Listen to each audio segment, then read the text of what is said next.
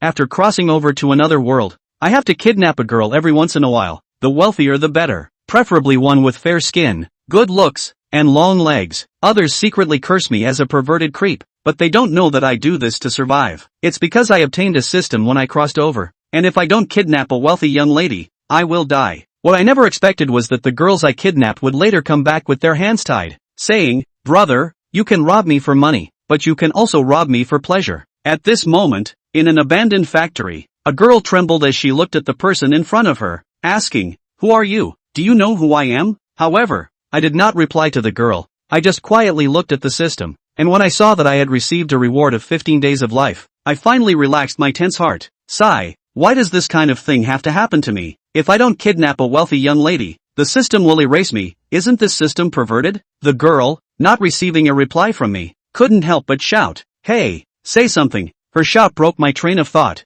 and I finally had the mind to look at the girl I had kidnapped. Upon seeing her stunning beauty, I was immediately stunned. She was just too beautiful. This system really isn't perverted. The girl, seeing the kidnapper, dared not move, and her momentum gradually became more arrogant. "What's wrong? Mute, you can't even speak. Go ahead and say something." In the next moment, before she could finish her sentence, a sharp wind sound was heard, and a dagger brushed past the girl's hair, then deeply embedded in the wall behind her. I said, "I see you haven't recognized your own position, Miss Li Shuhua." At this moment, she, who had always been spoiled, finally realized her situation and immediately began to tremble and cry. I shot Li Shuhua a cold glare and sat on a nearby box to check my status. Seeing the Charm Max section above, I was stunned. Charm Max? What use is charm to a kidnapper? Could it be that I have to rely on my charm to seduce someone when I'm caught? This so-called kidnapper system is really terrible. At this moment, the system chimed, "Ding, new task released. Task 1. Get close to Li Shuhua to obtain more information. Task 2. Complete the collection progress of the illustrated book. Task 3.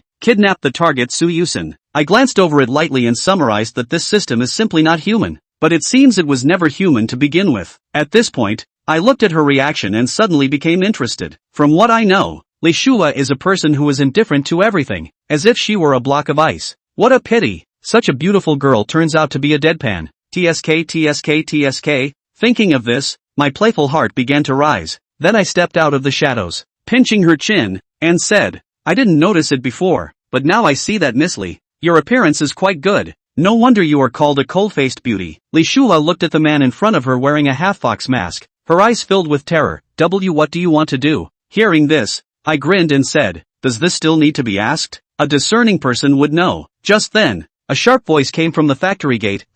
This really comes without any effort." Following that, several men holding weapons and looking arrogant walked out of the shadows. Are there still experts? I was slightly taken aback, turned around to look at the few people at the door, and asked, "May I ask what brings you here? Shouldn't we talk about the rules of the martial world?" The man at the forefront scolded, "What kind of nonsense rules of the martial world are there? To be honest with you, kid, we actually had our eyes on this woman a long time ago. It was you who intervened midway and took away what belonged to us. Now I want you to hand her over to me." Upon hearing this, I furrowed my brows in confusion and turned to the girl staring at me. "Do you know them?" Li Shuhua blinked and shook her head. "I don't know them. Shouldn't they be your peers?" Hearing this, I helplessly shook my head. "I don't have peers who look that ugly." This sentence instantly enraged the man at the forefront, making him smash the iron rod in his hand against a nearby cardboard box. "You little brat, you're asking for trouble. Brothers, get him." Seeing the boss give the order, the other little brothers also raised their weapons and shouted as they rushed towards me. "So troublesome."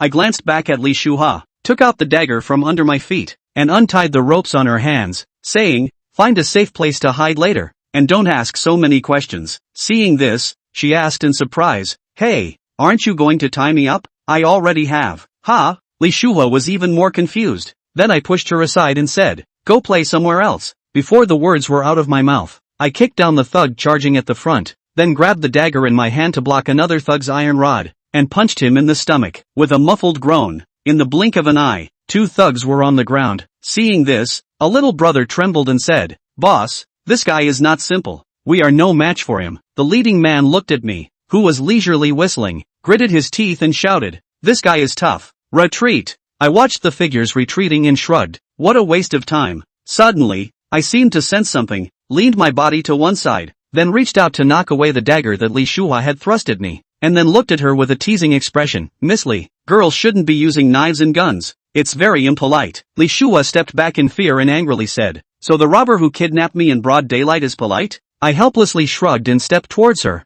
"I'm sorry, we couldn't reach a consensus. Don't mess around. My father's people and the police are already on their way, and the consequences will be very serious. But that doesn't stop me from educating you." After saying that, I picked up the knife from the ground and, under Li Shua's terrified expression, aimed it at her head and delivered a blow. "Ouch!" she cried out in pain, covering her forehead with both hands and squatting down, tears still hanging at the corners of her eyes. But when she raised her head again, she found that I had long since disappeared, leaving only a half-fox mask behind. She picked up the mask and looked into the distance. "You wait for me. I will not let you go." The next day, a piercing ringtone woke me from my dream, recalling the look on Li Shua's face last night, as if she wanted to tear herself apart. I sighed. "Sorry, Miss Li, maybe we will meet again. It's really an inexplicable fate." Then, I went to the Li family's villa to apply for a position as a tutor and part-time bodyguard. Thanks to the ultimate combat skills given to me by the system, I quickly passed the interview, and my monthly salary was actually 100,000. At that moment, as the phone rang, Li Shua walked out of the bathroom, her small feet gliding on the floor, and her round,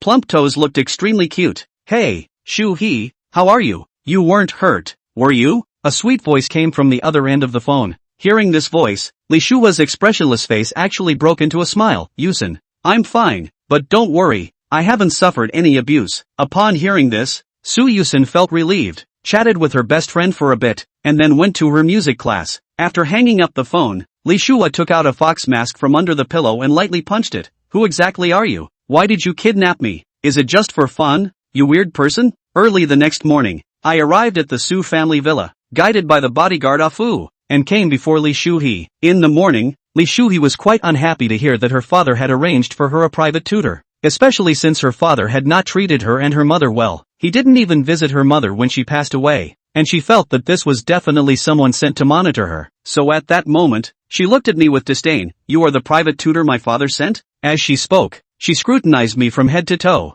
Strange, why does this guy give me a sense of déjà vu? Could it be that I've seen him before? I knew this was my chance to make an impression, so I stepped forward and slightly nodded. "Yes, miss, my name is Lin Feng. What can you teach me?" Before I could finish, Li Shuhi interrupted, as if she was eager to confront me. What she didn't expect was that I would retort without backing down. "I can teach you how to be a person." Interrupting others casually before they finish speaking really needs me to teach you a lesson. "You dare? Ah foo, get him for me." Suddenly, I changed the subject and interrupted her. "I read the reports. Miss, you were kidnapped not long ago, right? Don't you want to take revenge on the person who kidnapped you?" Hearing my words, Li Shuhi recalled the person in the fox mask who had threatened her, as well as that unforgettable blow to her head, and agreed. Subsequently, I led the young lady to the back mountain, while she maintained a relatively safe distance from me, with one hand resting on her lower back as if grasping something. However, I didn't pay much attention to it. It seems that after the kidnapping incident, this girl has become quite vigilant. When we reached a patch of jungle, in order to dispel her concerns, I said, "Young lady, you should know that if you lack the necessary survival skills in such a harsh environment, the consequences can be dire." I don't need to elaborate, do I? Li Shua didn't respond, but she recalled the feeling of helplessness during the kidnapping, looked at me, and said firmly, "Teach me." Hearing this, I smiled and said, "Of course, but you have to call me teacher." Li Shua bit her lip and turned her head away, struggling internally for a long time before reluctantly saying, "Oh teacher." Her voice was small but carried a hint of reluctance. "Speak more coherently," I reminded her. "You teach me knowledge. Teacher, that's how it should be. You should know that I am not your enemy, so don't look at me with such hostile eyes." Li Shua let out a soft hum, which was her way of responding. I picked up a life-saving herb and began to explain it. Seeing that I was completely focused on the herb, Li Shua relaxed her guard and turned her attention to what I was saying about the herb. She was clearly interested in the herbs I was talking about, and even reached out her hand to carefully touch the small grass. Yifeng turned his head sideways and looked at the wide-eyed Limu Orange, who was completely different from the original delicate young lady, and smiled for a moment. It seems that this girl is actually doing this on purpose, just like a hedgehog, to wrap herself up and not allow anyone to get close to her. In fact, she is still very cute. Limu Orange subconsciously realized that she was too close to Yifeng, and hurriedly turned back to pull out her gun and pointed at Yifeng. "You stay away from me, okay? I'll forget what I said." Just when Limu Orange pointed her gun at Yifeng, Yifeng suddenly threw a stone from his pocket and hit Limu Orange's wrist. Limu Orange suddenly retracted her hand in pain. Yifeng saw this moment and easily snatched the gun from her hand. You. Limu Orange reacted too late at this time, and could only watch Yifeng take the gun in his hand while preparing to press the button on his wristwatch. Relax, Missy. I just don't like it when someone points a gun at me. Yifeng took the gun and checked it, and even saw a few unloaded bullets in the magazine, which almost didn't scare his soul away. Precious, you're serious. Forcibly suppressing the nervousness in his heart, Yifeng handed the pistol back to Limu Orange, saying in passing, by the way, Missy, next time if you want to shoot and point at someone you have to turn the safety on first. Humph, it's up to you. Limu Orange took the pistol handed by Yifeng and put it back into his arms. Right, I'm sorry. Was that just something I heard? Nope, no, I didn't. Hurry up and keep teaching me. I haven't even finished yet. Deadly haughty. Yifeng cursed in his heart, but he still felt ridiculous. This is not a cold-faced beauty, so I really can't believe the rumors. Remember, Missy, the way to use this grass is. Yifeng has not finished speaking, suddenly noticed something. A grabbed Limu Orange waist pistol in one fell swoop to open the insurance. At the same time holding Limu Orange's hand to pull her behind himself, said to the opposite side of a thick tree, don't hide, my friend. Don't blame me if you don't come out, yo. I don't like guys who don't say hello. Chapter 8. I'm sorry, Yuxin. Under Yifeng's gaze, a person slowly walked out from behind the tree, and when he took a closer look he realized that it was Limu Orange's bodyguard. Ah Fu. Ah Fu smiled and raised his hand, seemingly satisfied with Yifeng's move. Yifeng, it's me, Alfred, why are you here? Before Yifeng could open his mouth, Limu Orange, who was behind him, poked his head out and asked curiously, Missy, you are fine. Originally I was planning to look for Yifeng to talk about what the master ordered, but suddenly saw Yifeng take Missy Yu towards the woods, slightly worried, so I followed him. It looks like Yifeng is a very competent teacher. Ah Fu naturally discovered that the two were holding each other's hands. What surprised him was that Limu Orange didn't reveal any antipathy towards Yifeng. Maybe Yifeng could really change Missy. Seeing that Ah Fu's speech and demeanor were natural, Yifeng also gradually lowered the gun in his hand. If you come out a few seconds later, maybe I'll shoot. Hey, I'll pay attention next time. But isn't it time you let go of Missy's hand? Let go? Limu Orange froze for a moment and looked down, realizing that Yifeng had been holding her hand since just now. For a moment she stiffened in place while pulling her hand out. Give back. Give me back my gun. Ahem. Sorry. Yifeng discharged the magazine and turned the muzzle of the gun towards himself to hand it to Limu Orange. Limu Orange took it and hid the gun in his arms, followed by saying to Ah Fu seriously, don't tell him about me having a gun, and about what you didn't see just now. Yes, I'll be right back. Missy, please be safe. Alfred nodded and turned to leave the woods. The two instantly fell into silence after Ah Fu left, and it was only after a while that Limu Orange opened his mouth. Today, I'll treat today as if it didn't happen, and in the future, if there's this kind of situation, remind me beforehand and don't take matters into your own hands. Got it? Yes, Missy. Well, that's enough for today. After Limu Orange said this, she didn't even look at Yifeng before walking towards the direction of the villa, while Yifeng slowly followed behind Limu Orange. Until they returned to the villa, the two still hadn't said a word. After sending Limu Orange safely into the villa, Yifeng also knew that his work for the day was over. According to the regulations on the contract, Limu Orange's class was held on the weekend of every week, which also meant that once tomorrow was over he would have to wait for another 5 days before he could meet with Limu Orange. But I don't have much time left. I have to get more lifetime tomorrow or I'll be very nervous. Yifeng stood at the entrance of the villa and stopped to watch Limu Orange enter the house. Just then Limu Orange suddenly looked back at Yifeng. Is there anything else Missy wants? Tomorrow. Remember to come on time. As you wish, said Limu Orange, walked into the villa.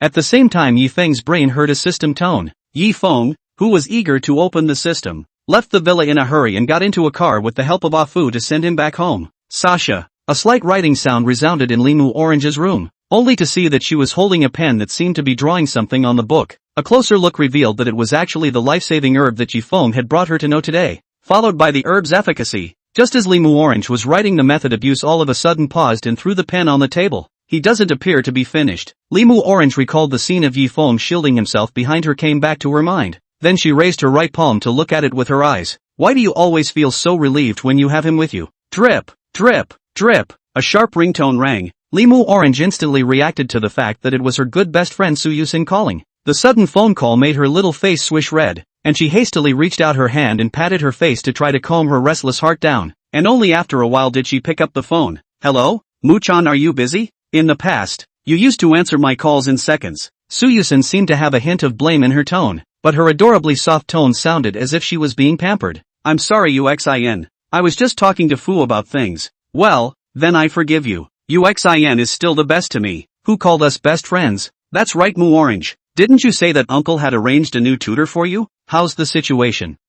Wait. Let me guess first. Is it because you're not happy with him? Moo Orange, so you're pissing off another teacher again? Yuxin, where did you say that about your good friend me? Am I that mean? Hey, after all, this is the fifth one. Moo Orange, perhaps out of concern for Yusen or perhaps not wanting her to continue on this topic, took the lead and asked, by the way Yusen, have you finished your piano lessons? The teacher just left my house after school. Speaking of this, Yusen's tone was visible low. Moo Orange, I actually don't like these so-called courses, but father and the others had to arrange them for me, and why wouldn't I be? But so long will pass. When we grow up in the future it'll be fine. Speaking of which, tomorrow is Sunday, so I can come and find Moo Orange for you to play with. Well, tomorrow? Yeah, well, it's Saturday. Moo Orange was about to agree when she suddenly remembered something, and Yifeng's face gradually appeared in front of her eyes. No, hey, why? Is it Moo Orange you have something to do? Right, I have something to do at home tomorrow.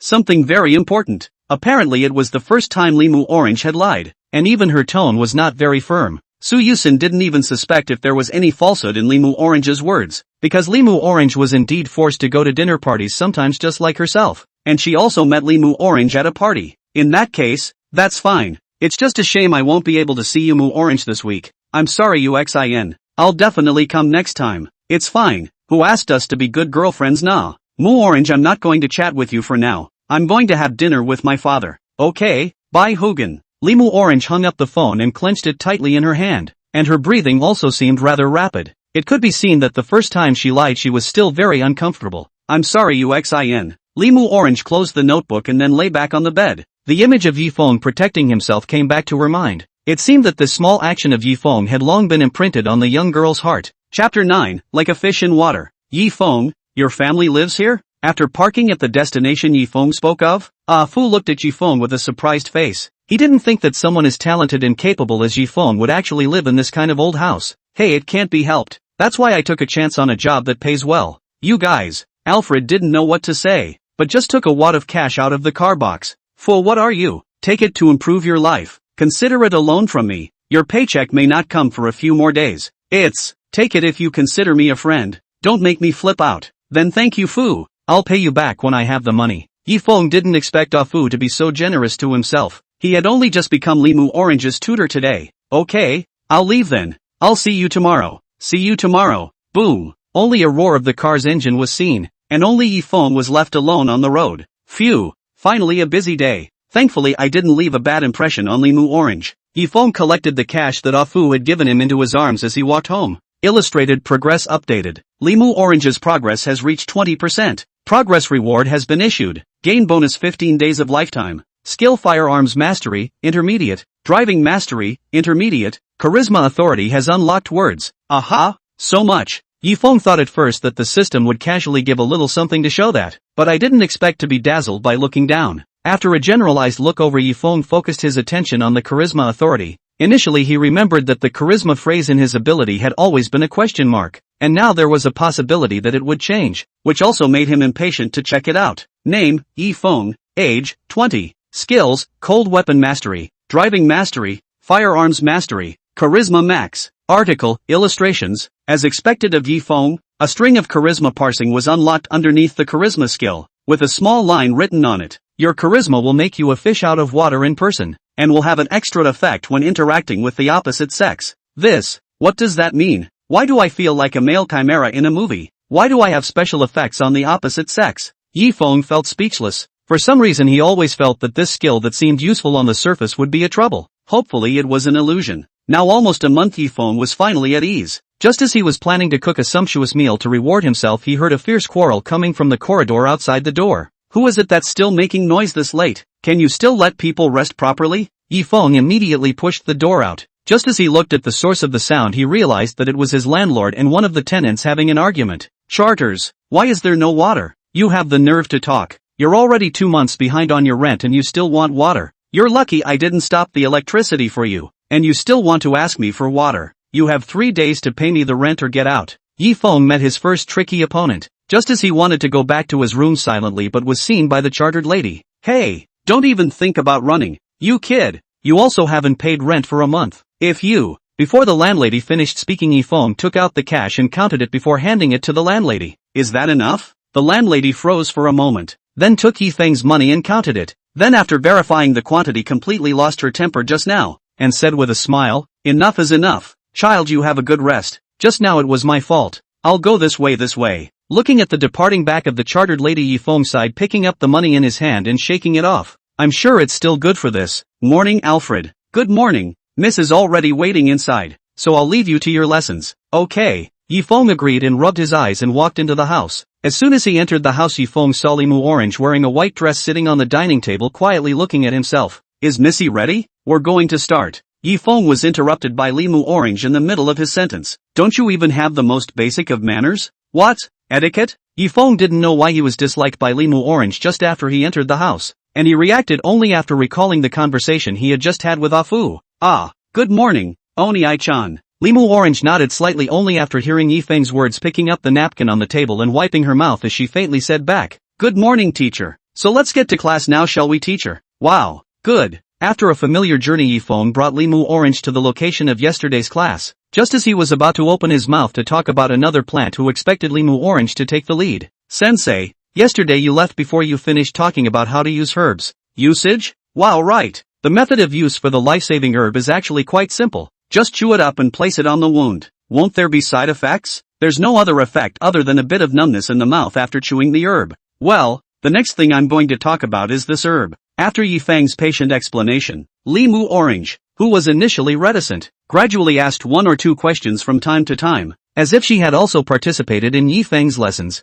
Well, today I'll put this many plants for now. If it's too much, I'm afraid you won't be able to digest it. No need. Please continue. Teacher. Limu Orange suddenly jumped ahead. Seeing Limu Orange like this, Yifeng was slightly stunned. He didn't think that Limu Orange would be interested in herbalism, but he still waved his hand and refused. Missy, rice is eaten one bite at a time. The road can be taken one step at a time. I admit that you are very smart, Missy, but I want you to know that life is not just about being busy. The most important thing is to enjoy these good lives, isn't it? It's not that nice. That's where you're wrong, Missy. Follow me. Yifeng knows that Limu Orange actually still retains the mentality of a small child. After all, the character of a child who has just reached adulthood is still different from that of a mature person. And now the most important process is to go and enlighten them. Where to? Limu Orange followed behind Yifeng despite her heart being full of doubts, not worrying at all about any accidents. After circling around the woods, Yifeng led Limu Orange to a green meadow. A gust of wind brushed by, like a slender warm hand caressing Limu Orange's cheek.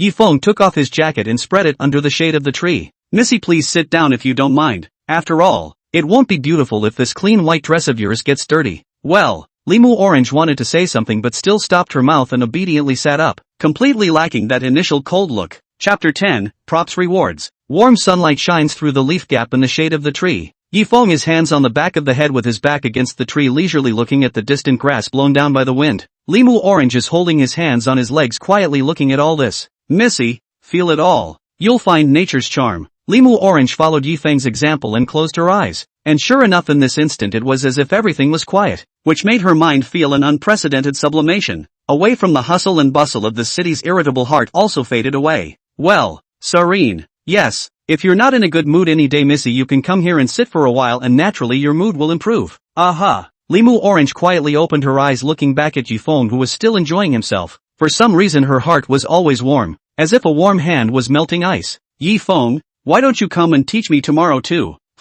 Yifeng's eyes snapped open when he heard this and looked at Limu Orange. He could tell that she wasn't joking from the serious expression on her face. You want me to work overtime? No way. It's true that all you nasty rich people like to squeeze the blood and sweat out of us poor people. Sorry, Missy. I'm only free on weekends, so no need to tell. I know. Limu Orange's previously stable emotions were instantly like a dynamite barrel that had been ignited. Go back. I'm tired. Well, look at it. I tore my face off straight after the original appearance. It's a good thing I've watched dramas about the workplace beforehand, or else I would have been victimized by a bad woman like you, who's shiny on the outside and dark on the inside. Luckily, I'm skilled. When Limu Orange and Yifeng came back, Afu was also standing at the door waiting. When he saw Limu Orange, he respectfully said, Missy, the master wants you to go to a party. No go. But Missy, I said no. Limu Orange crossed Afu's eyes and walked straight towards her room.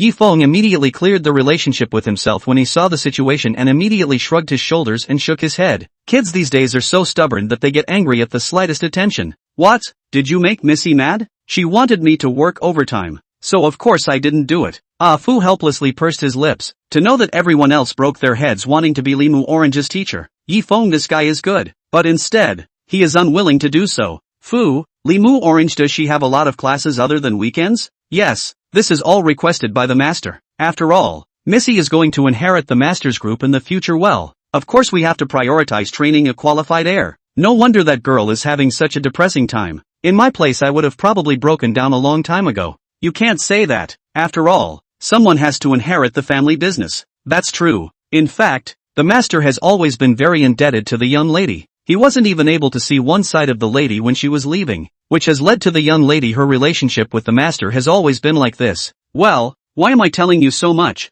I have to hurry back to reply to the Lord. I'll send someone to take you back later. No, Alfred, I'll just go back by myself. Well, just call me if you need anything. Here's my number. Yifeng took Fu's business card and waved at him before leaving the villa, unaware that all these actions of his were watched by a pair of eyes in one of the windows. I'm sorry, I didn't mean to. Limu Orange stared at the place where Yifeng had left and murmured softly until she confirmed that there was no trace of Yifeng before she returned to the table and continued to draw herbs. Only a few of the herbs had a brief description under their paintings. Anesthesia, pain relief, drowsiness. Woohoo! Back home, Yifeng lying on the sofa enjoying the beauty of his own time. If it is not, this system will force the end of his life. Otherwise Yifeng would have been alone in a peaceful and undisturbed place to start his new life, which is also his dream. Ding! The progress of the icon has increased. Please check it in time. No, it's really just going up one day at a time. Suddenly I think little Mu Orange is a lot cuter. Yifeng hastily called out the system and found the reward he had acquired at the system's prompt.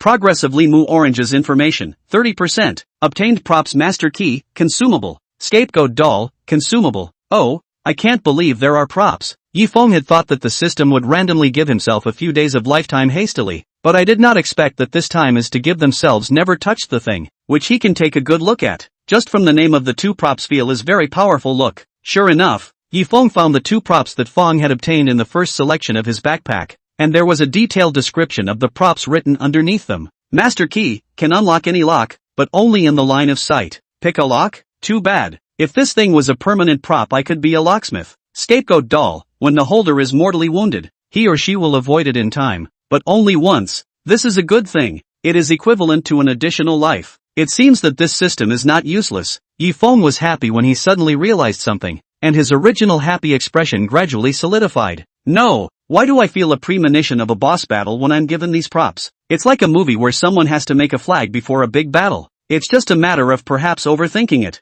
Anyway, Limu Orange is well protected now, and he doesn't need to worry so much about it. Finish the mission early, and declare himself free when he saves up a few decades of his lifetime. After turning off the system, Yifeng headed to the bathroom to take a shower. The next few days were all considered a vacation for himself. At this moment, in a high-end hotel in the city center, countless elegantly dressed and delicately groomed people gathered together to talk and laugh, looking like they were attending a party. Old Lee. Suddenly a loud voice rang out from the crowd, which caused the gazes of many people around them to be attracted. One of the waiters snorted disdainfully at the sight, as if serving these upper-class people seemed as if they themselves had been elevated. Who is this big old man? It's a disgrace to clamor at such an occasion. Before the waiter finished his sentence, a slap was slapped towards his face. The waiter was instantly slapped, confused, when he came back to his senses and realized that the person who slapped him was the hotel manager. Manager? I only saw their manager glaring at him with a displeased face, and reading indignantly in one mouthful. You can cut off this mouth if you don't want it. Do you know who he is? He is the recognized boss of Shu City's underground. Suani, if you let anyone hear this, our entire hotel will be finished. The waiter then realized that his blabbering almost caused a big trouble, and quickly bowed to show his mistake, but it was already too late. You don't have to come tomorrow. Now get the hell out of here. Yes, I'll roll. This way. Chapter 11, Su Yusen. Old Lee, only to see a stout, burly man jogging in a burst to the side of the man named Lao Li and hugging him excitedly. Hey, old Su, don't mess around. So many people have a bad influence. Hey, at least we're old war buddies. This is just pure comradeship. It's inevitable that there will be bad press on this, so it's better to err on the side of caution. How dare they? Su Wanli's brows suddenly tightened, as if he had turned from a benevolent Luo Han into a fierce and evil ghost. Old Sue, don't fool around. We still have to give enough face to the people above us in the open. Li Jing glared at Suani in order to calm him down. This old comrade of his was good at everything else, but his temper was still as impulsive as ever. Well, Old Sue, are you the only one here today? Where are your daughter and siblings? Suani, who had originally looked like an angry man, heard Li Jing talk about his wife and daughter, and in an instant, he changed back to his initial appearance of a kind face. My daughter-in-law, she seems to have gone to play mahjong with the wives. Yusen, she's eating cake at the party. She said she'd come over later. It seems like she still has something to tell you. Something to tell me? It's mostly about Mu Orange then. Niece Mu Orange is still angry with you? Have you explained to her? No, not being able to go and see Sin for the last time that day has always been a pain in my heart. Li Jing's eyes drooped as he said this, as if he had aged more than 10 years in an instant after finishing this sentence. Geez, it's not your fault. We had a mission back then. Old Sue, you're drunk. Oh, yeah, I'm drunk. Suani hastily nodded in agreement, as if he was talking about something he shouldn't be talking about. Father, at the same time a soft sweet tender voice rang out from behind the two, looking in the direction of the voice to find a young girl with blonde hair standing beside her. Yusen, you're here. This is your uncle Li Jing. There's no need for me to introduce you more. Su Yusen nodded her head obediently, flicking her hands up her light blue long dress toward Li Jing and gracefully bowing. Good evening, Uncle Li. Good evening Yuxin. I didn't expect you to come to the party today. Look carefully. Su Yusen's short hair just to the back of his neck, wearing a hat on his head with the same color as his own dress. Inside is a white long shirt. That pair of lovely and good-looking no matter who looked at it all for the heart. Actually, I wanted to see if Mu Orange had come, but I didn't see her. Su Yusen, who was still lively just now, was instantly depressed when she talked about Li Mu Orange, and her pathetic eyes were like a helpless little beast. Suani, who had always been a daughter's slave, saw his daughter like this where she could still stand, and hurriedly poked Li Jing with his elbow. Yuxin, don't be sad. Isn't Uncle Li in front of you? Wouldn't you just talk to Uncle Li? But I have classes tomorrow. Who said anything about classes? There's no class at all tomorrow. Your teacher just called me this evening to tell me she wasn't feeling well and told you to make your own arrangements for tomorrow. Really? Father is so nice. Su Yusen reached out and wiped her moist eyes, slowly revealing a sweet smile. This scene can be Suani. Look at the heart are melted. So many years he and his wife has been carefully cared for his pearl in the palm of his hand. No matter what she wants to own will also agree. But Su Yusen is very understanding. Since childhood has always been the existence of a good girl, which also allows Suani to save a lot of heart. Uncle Li, can I go to Mu Orange tomorrow? Looking at Su Yusen's large Kazran eyes, Li Jing had no choice but to loosely agree. No problem. I'll give it to my teacher tomorrow. Yes, thank you, Uncle Li. Thank you Uncle Li. Yusen remembered that there are still things to do. Father, you and Uncle Li take your time to chat, I'll leave first. Seeing her plan succeed, Su Yusen jumped up and left the venue. After not seeing Li Mu Orange for so long, she could go back and dress up properly. Hey old Li, is Mu Orange's mindset okay these days? After all, he just went through that kind of thing. Fu told me that Mu Orange is quite well, and is even more cheerful than before. Ha, how is this possible? You know that the real kidnapper hasn't been found yet. I'm afraid that there's something wrong with that kid, and now I've informed the entire underground level to look for him without any dead ends. It wasn't any of those reasons. It was a tutor Mu Orange that got better. A governess? Doesn't niece Mu Orange hate it when you set him up with nonsense? I thought so at first, but that kid has some skills. And now that Mu Orange kid has begun to follow along and has not revealed any impatience. It's that amazing. Why don't you lend it to my family Yusen to use? It's possible for even niece Mu Orange to learn in, even if it's a divine master. Oh, that kid has signed a contract with our family now, so you don't have the chance. What? You said he was young? Well, only just turned 20, not particularly well off at home. Parents can't seem to find out much, probably left early. So you're comfortable with this kid teaching your daughter? Aren't you afraid that something will rub off? Ahem. Suani looked at Li Jing's serious expression and immediately stopped his mouth. Fu said that the boy is very much looking at his career the way he is, and from the moment we met his attitude was also just looking at his status as a teacher. This kid has such a good heart? You have to know that niece Mu Orange's look several families have broken their heads wanting to marry you. I don't know. There's only one step to take. That kid is now the only good medicine that can cure Mu Orange. Achoo! Yi Feng, who was eating, sneezed once again. Hiss, why again? Is it hard to believe that I have a cold? But it shouldn't be this season. That's just it. I'd better take some cold medicine later just in case. Early the next morning Li Mu Orange was preparing to go to the study for class as usual after finishing her meal, but she was suddenly stopped by Afu behind her. Missy, please wait. The teacher said she couldn't make today's class and there's someone at the door looking for you. Someone's looking for me? Limu Orange blinked, recalling yesterday's conversation with Yifeng. In fact, as soon as she went back to the house she knew she was wrong. She shouldn't have said those words to Yifeng, but her own emotions were cathartic as if they were out of control. Is that guy really here? Limu Orange walked out of the dining room with brisk footsteps, and sure enough, she realized that there were voices in her room. This guy is so rude. How dare he enter my room without permission? Wait, the book is still on the table. Limu Orange thought of this, heart panicked, pushed open the door of the room and barged in, hastily opened his mouth. Who allows you to enter my room without permission? Quickly give me out ye. When Limu Orange looked clearly at the visitor, she was momentarily dumbfounded, because the person in the room was none other than her good girlfriend Su Yusen. Chapter 12, Perversion. Perversion. Rain. Yuxin? How come it's you? Ooh-hoo. Su Yusen was obviously frightened by Limu Orange. She thought she would give her best friend a surprise, but she didn't expect to end up giving herself a shock. Right. I'm sorry, Mu Orange. I didn't greet you before entering your room. I'm really sorry. Looking at Su Yusen, who was almost on the verge of crying out, Limu Orange hurriedly went forward to hold Su Yusen's hands and pulled her to sit down on the side of her bed. I'm sorry, Yuxin. I didn't even think it was you. If I had known it was you, I never would have done it. Really? Really? Su Yusen raised her cute little head, eyes rustling as she looked into Limu Orange's eyes, seemingly confirming whether Limu Orange was telling the truth. Of course it's true. We're best girlfriends. Limu Orange smiled and clasped Su Yusen's hand to change the subject. By the way, Yusen, how come you have time to come here today? Well, my teacher didn't come today, so I thought I'd come and play with you. Mu Orange. So, why don't we go out now? Limu Orange's afterglow intentionally glanced at the notebook on his own desk. It looks like there is no trace of being touched, which is why he let out a sigh of relief. Good, but Mu Orange has just entered the house, is not called someone else's name, It seems to be called Yi something. LOL. Limu Orange's heart stopped for a moment when she heard Su Yusen's words, and after blinking rapidly, she barely managed to put on an embarrassed smile. How could that be?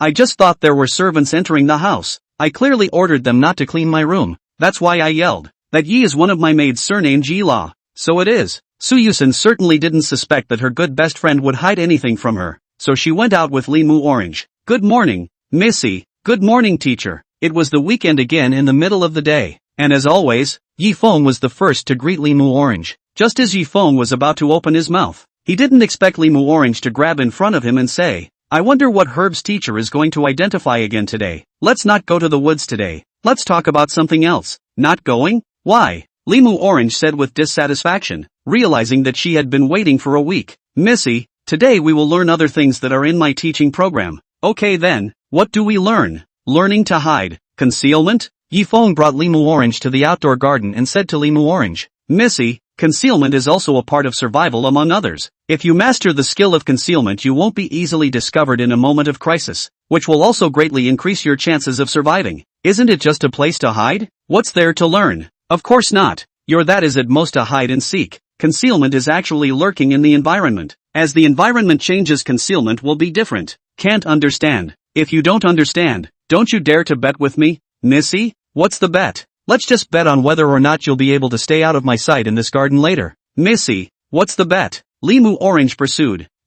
How about this? If I win, I'll do whatever you want, Missy, and conversely, if you lose, Missy, then how about listening to the lesson? Good, that's what you said. Limu Orange thought over Yifeng's words, pondered for a moment and realized that he didn't seem to have anything to lose, and immediately agreed. Then from now on the clock, I give you 5 minutes to hide. Missy, if I don't find you within the next 10 minutes, count me out. How? Yeah. Then the clock starts. As soon as Limu Orange heard Yifeng's words, he spread his legs and ran towards the depths of the garden. The huge garden was extremely hidden even when hiding in the flowers and grasses. Limu Orange's mind was already thinking of the moment when Yifeng admitted defeat. After finally picking for a long time, Limu Orange chose among the flowers that matched the color of her clothes. The young girls, breathing gently, blew the petals of the flowers, quietly waiting for time to pass. Limu Orange, who thought she was winning, suddenly heard a footstep approaching towards her. No way. How did he know I was in these flowers? It must have just happened to be here. It must have been. With the sound of footsteps sounding almost in front of her, Limu Orange almost held her breath and didn't dare to breathe. And in her heart, she had been hoping that Yifeng would leave the area where she was hiding. Don't hide, Missy, I know you're here. Who knew that Yifeng would suddenly open his mouth to break the silence? But there was still no movement in the flowers. Strange. Is it hard to believe that I'm in the wrong place? See no response. Yifeng scratched his head and slowly left. This action can let the stone in Limu Orange's heart fell to the ground. But also in the secret joy of Yifeng's technology is not as good as their own. Oomph. When I get back I'll make sure to humiliate you. Who told you to always put up a front in front of me? Just as Limu Orange opened the champagne early, a hand behind her suddenly patted her back. Who? Oh. Limu Orange was so startled that she immediately stood up from the flowers and looked back to find that at some point Yifeng was staring at himself with a smile. Sorry, Missy, you lost. The corner of Yifeng's mouth surfaced with a smirk of triumph, as if he was mocking Limu Orange. How is it possible? How did you find me? Limu Orange was incredulous. She didn't expect Yifeng to have discovered himself long ago, and figured that just now, his appearance was just pretending, and he had actually recognized his disguise long ago. You gave yourself away a long time ago, Oni-chan, from the beginning when there were muddy footprints on the floor tiles and, ahem, Yifeng coughed as he spoke. As well as what? As well as Missy you. Come on, you smell my flavor? Limu Orange first froze when she heard this, then suddenly reacted. The disbelief of being caught had long since disappeared. Instead a strange sense of shame and indignation, both sides of her face smeared with a layer of scarlet, stammered and shouted, change, pervert, Yifeng, you are a pervert. Yifeng also realized that there was a hint of molestation in his words, so he hastily put his hands up in apology. I'm sorry Missy, that was rude of me. I'll reserve what I just said though. It's one of the things I found out about you. Pervert. Don't get me wrong Missy, I wouldn't be interested in a little girl like you. Yifeng had thought of avoiding the danger in time, but he didn't know that he had stepped on Limu Orange's fuse. Roll. The atmosphere that had been quite interesting was suddenly chilled by Limu Orange's sentence of rolling, and for a moment it was as if she had changed back to the icy girl she had been at first. Missy, I told you to get out. Limu Orange hysterically roared, venting the emotions in her heart. To say why she changed so much probably only she knows. I don't need you as my teacher from today. You can stop coming. Yifeng opened his mouth and wanted to say something in the end, but still faintly answered with a good word and turned to leave the garden. Chapter 13. Limu Orange with a guilty conscience. Ah! A man's ripping roar echoed through the basement. Looking down he was tied to a stake covered in dried blood, and beside the man stood a few leisurely men, one of whom was holding a red-hot, white-smoking branding iron in his hand and said in a calm tone, Still won't talk? The bound man's head drooped with a disheveled expression and said in a dying tone, I've told you all I know, please let me go. It seems you're still unrepentant. The man administering the sentence gave a sardonic laugh and slowly approached the prisoner with the branding iron. I really don't know. It's also the first time we've seen that fox man. We really don't know who he is. So your employer doesn't know either? The man administering the sentence held the branding iron up in front of the prisoner's eyes, and the scalding heat scared the prisoner into shivering. The employer is in contact with our boss. We are just ordering things to be done. The boss just said that he wants the Lee family's daughter as a hostage, and nothing else is explained. There. Ah. Zip. Looked at the nourishing oil of the barbecue. Yifeng fell into a deep thought. He did not know exactly what exactly did today and accidentally stepped on the tail of Limu Orange. It seems that this time is to screw up the task, but if the task is failed but will be erased. Ugh. Yifeng thought about countermeasures as he took a bite of the roasted meat, but when he checked the system with nothing to do he was suddenly stunned by the data in front of him. What? Yifeng stood up excitedly, still holding the fragrant kebabs in his hand. The surrounding diners have cast a curious gaze towards Yifeng. Noticing this moment Yifeng hastily picked up the skewer in his hand and took another bite, saying vaguely, Hull times, *T is too roaring. The air suddenly fell into silence, and Yifeng finally chose to pack up and take it home to eat. Miss, you haven't eaten all night, please just eat. Limu Orange's door resounded with Afu's knocking, but what responded to him was silence. Miss, did something happen to you today to make you like this? Why don't you tell Afu and I about it? Maybe I can help you. Seeing that Limu Orange in the house still didn't move, Afu probably knew one or two things, so he slammed the wall in mock anger. I know. Missy, do you think it's that Yifeng who did something to you today? I've known for a long time that he doesn't have good intentions. I'll send someone to give him away right now. Ka.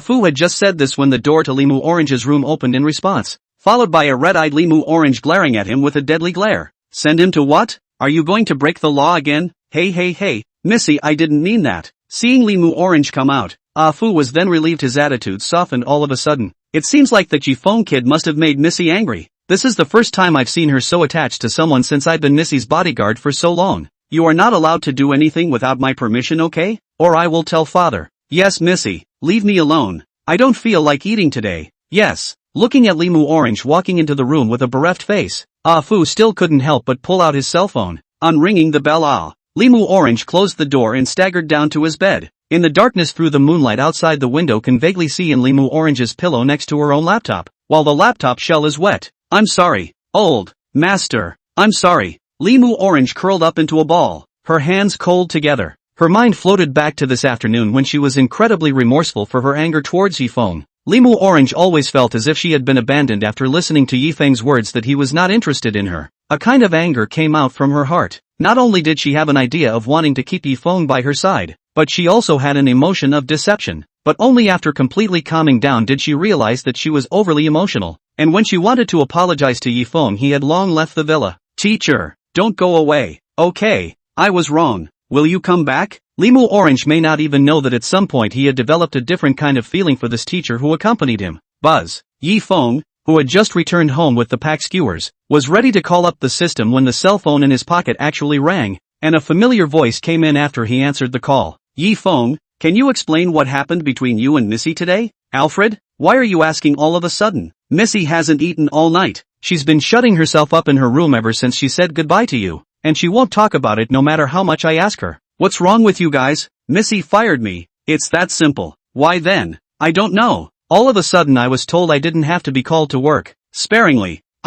What Missy actually said was all in anger. Just now I looked at Missy. She looked like she was very sad. What does this have to do with me? You're her teacher. Not anymore. Yifeng, count on me to beg you nicely. You'd better come back tomorrow to give Missy a lesson. What Missy said for a while was just angry. You mustn't take it to heart. Ugh. Okay, but I'll tell you in advance. If something like this happens again I won't be coming. I might think I've done something unconscionable. Well, then it's the same old time tomorrow. Aha. After hanging up the phone, Yifeng couldn't wait to call up the system. And sure enough, he saw that there was a new progress in his mission. And a closer look revealed that the progress of Limu Orange's iconography had soared from 30% to 50%. What is this? How did it improve so much? Didn't I not have much contact with Limu Orange today? Even though Yifeng was puzzled by this, he still received the quest reward issued by the system. Congratulations to the host for obtaining the life bonus for 30 days in the skill healing, low, nursing, low acquisition of simple skills such as medical treatment of wounds or checking the body for diseases. Well, is this treating me like a doctor? How come the reward this time around is so ribbed?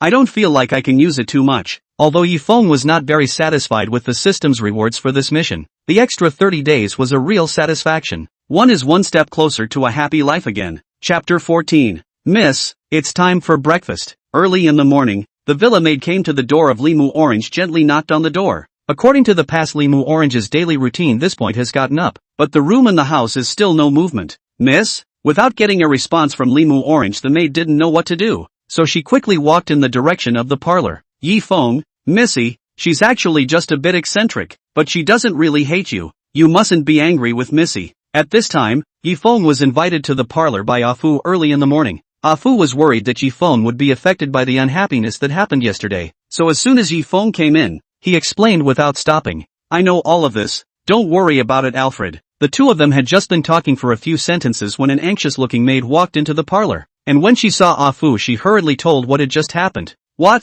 You're still awake after knocking on the door? Did you open the door? The door is locked. I can't open it. It's broken. Take me to the door. And by the way, ask the person in charge of the keys to bring them. Yes. Yifeng, who was sitting on the sofa on the side, also got up and followed behind Afu, to say that the most worried person among them is none other than Yifeng. If something happens to Limu Orange, then his mission can be finished. In a short while, the two of them came to the door of Limu Orange's room, and sure enough, there was still no movement despite Afu's calling and knocking hard on the door. Bad. Something must have happened to Missy. Yifeng, wait here for me. I'll go fetch the key. Don't you just bang on the door? The doors in the villa are different from ordinary doors. They are burglar-proof and crash-proof. Oops, I'll stop talking to you for now. Wait for me here. Afu finished his sentence and ran away in a hurry. Yifeng tried it as Afu expected, but he suddenly thought of the window. Maybe he could flip in through the window opening? Thinking of this, Yifeng hurriedly went around from the back, and through the construction of the house he did find the window of Limu Orange's room and immediately went over the fence to the windowsill.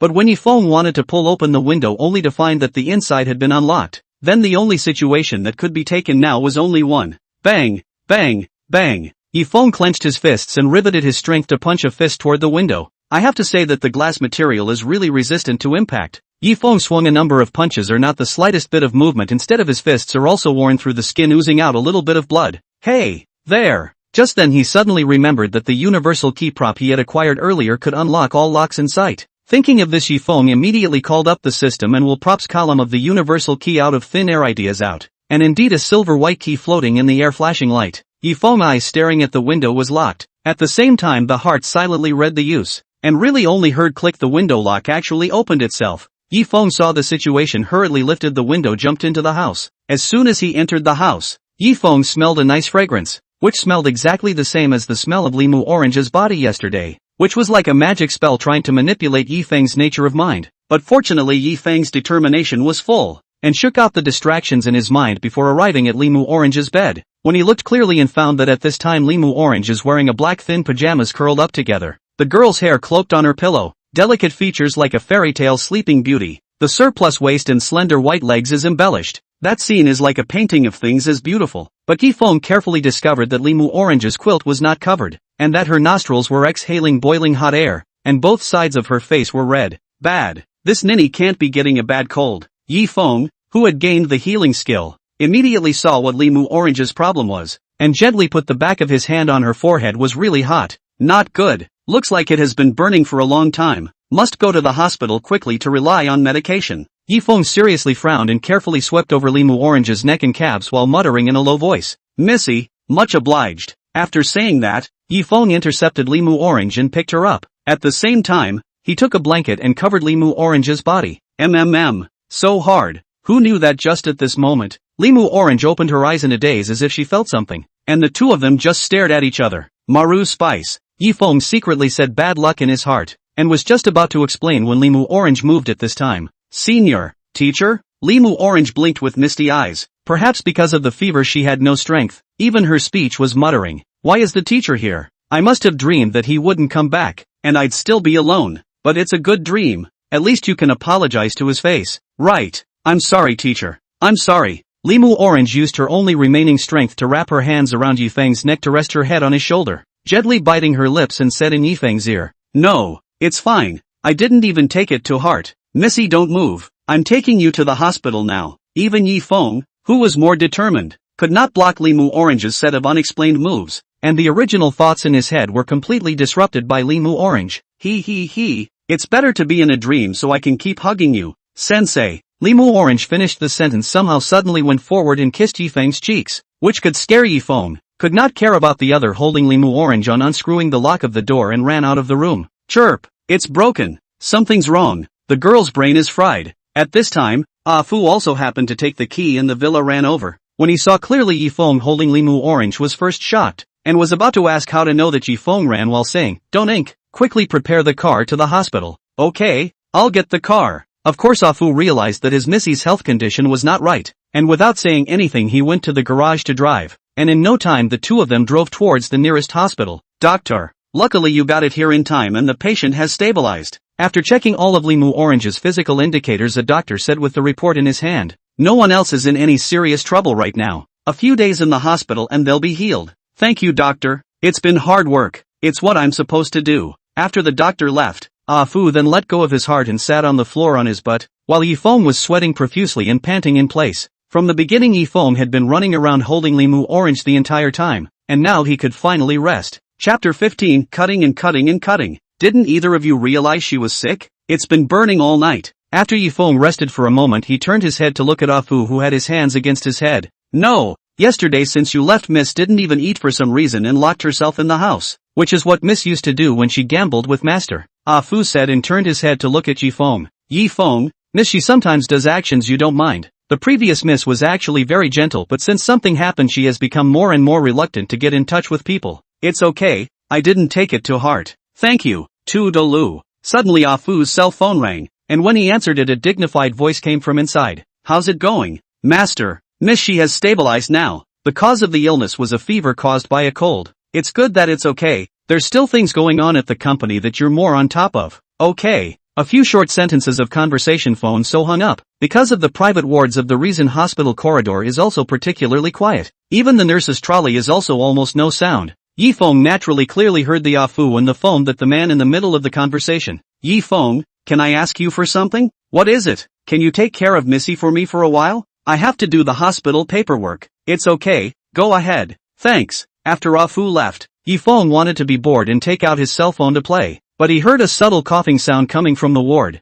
which made him rush into the ward to check the situation. As soon as Yifeng entered the room, he saw that Limu Orange, who was originally lying on the hospital bed, had sat up at some point, and the blanket on her body also fell down, revealing a flash of spring light. Hearing the movement of opening the door, the attention of Limu Orange, who had been sitting up, was instantly attracted by Yifeng, who came in. Limu Orange blinked dully, and then lowered her head until she saw her own thin pajamas and then raised her head to look at Yifeng again. Ahem, Oni-chan, you wake up. Before Yifeng finished his words, Limu Orange pulled the quilt with both hands and shrank in a blink of an eye to wrap herself tightly, and Limu Orange's voice rang out from the thick quilt. You, what are you doing here? You came in here so privately without my permission? Yifeng also knew that this embarrassing scene also on his own cannot get out of it, and quickly explained up. Missy, do not misunderstand. I heard you're coughing some worry, so did not say hello, I came in. Woo! A cute whimpering sound was emitted from the quilt, followed by the quilt slowly revealing two pitch-black eyes staring deathly at Yifeng.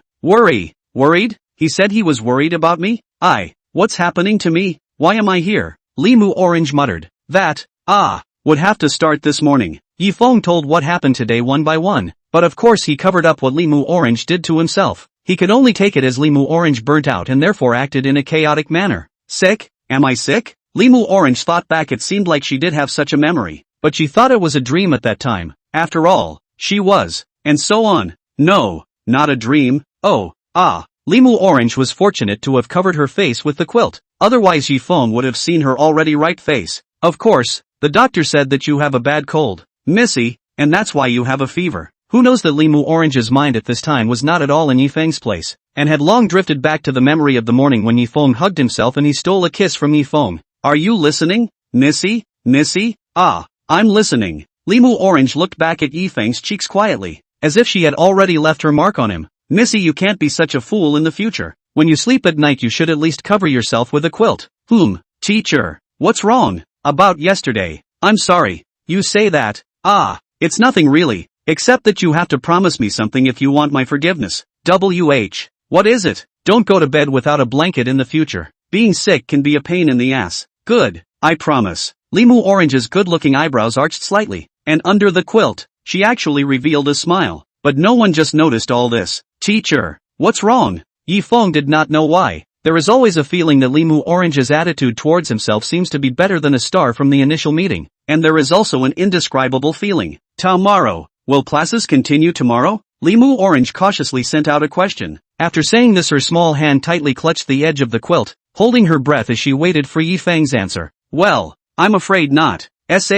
No, it's true that I brought this on myself. After getting Yifeng's reply, Limu Orange's eyes lost their luster for a moment, like deep, bottomless gullies, and she muttered something in a low voice. Because the doctor said you'll have to stay in the hospital for a few more days to heal, Oni-sama, so naturally the lessons will have to stop for now. Hey, suspension? Yes, Missy, how could you possibly be allowed to go to class outside again with this body of yours now? If Afu found out about this he would not peel my skin off. Hara, so that's how it is. Scared me to death. Limu Orange patted her small chest, turning her eyes back to her initial dainty appearance. Looking at Yifeng who was standing by her bedside, Limu Orange's eyes suddenly thought of some method, pursed her lips and said, Teacher, I'm a little hungry. Hungry? Then I'll call and ask Alfred to bring up some food. Don't! Limu Orange suddenly interrupted Yifeng with a voice, afraid that he would pull out the phone and really call Afu. We're in a separate ward now. There's a special dining area in another part of the floor. Can you get me something to eat, teacher? And this treatment? It's worthy of being an independent ward.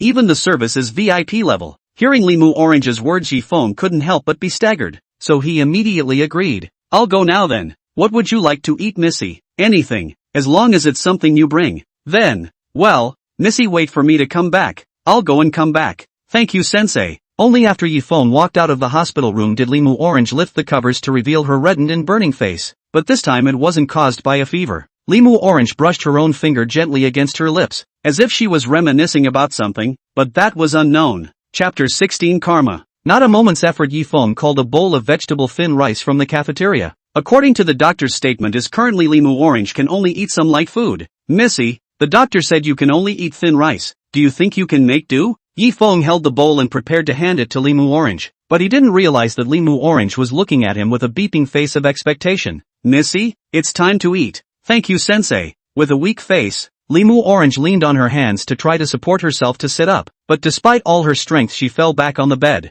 Missy? Teacher. I don't have the strength. Limu Orange looked at Yifeng pitifully. Can you feed me? Yifeng took a deep breath, knowing that just now when he entered the room for the first time Limu Orange was sitting up against himself, but by this time he started to act soft. It's not a good idea. In case someone with a heart of gold sees it, this is a separate ward. Teacher, so you don't have to worry about being seen by others. Ugh. Well then. Looking at Limu Orange's determined eyes, Yifeng knew that since he stepped into this ward he couldn't hide, and in the end he could only agree to finish earlier and get off work earlier. It's true that these rich people are really lazy. They need to be fed even when the food comes to their mouths. When can I enjoy this kind of treatment?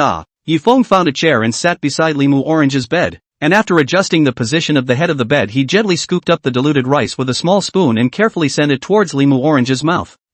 Limu Orange swallowed contentedly after containing the thin rice, and then even quietly stuck out her tongue and swirled it around the spoon before letting go of her mouth. I want more. Missy, watch your language. I'm going to eat again. Missy. Alright, hurry up. Thank you for your hospitality, sensei. After finishing her meal, Limu Orange took the paper napkin handed by Yifeng and wiped the corners of her mouth, returning to her ladylike appearance. Your hands, doesn't it move? That's because you have strength after eating. Despite the grooves, there seems to be a bit of truth in them. Looking at Limu Orange, whose mental state is gradually getting better, Yifeng is also ready to say goodbye. Anyway, the follow-up let Afu to do it is good. Missy, what's wrong? Well, it's getting late and I should. Yifeng quietly looked at Limu Orange's expression in the middle of his sentence. In case this niece went crazy again later, what should I do? It's better to wait and see. Oh, is this a teacher trying to leave early? What Yifeng didn't expect was that Limu Orange didn't show an angry expression. Instead, she looked at Yifeng with a confident face, as if everything was under her control. Early dismissal?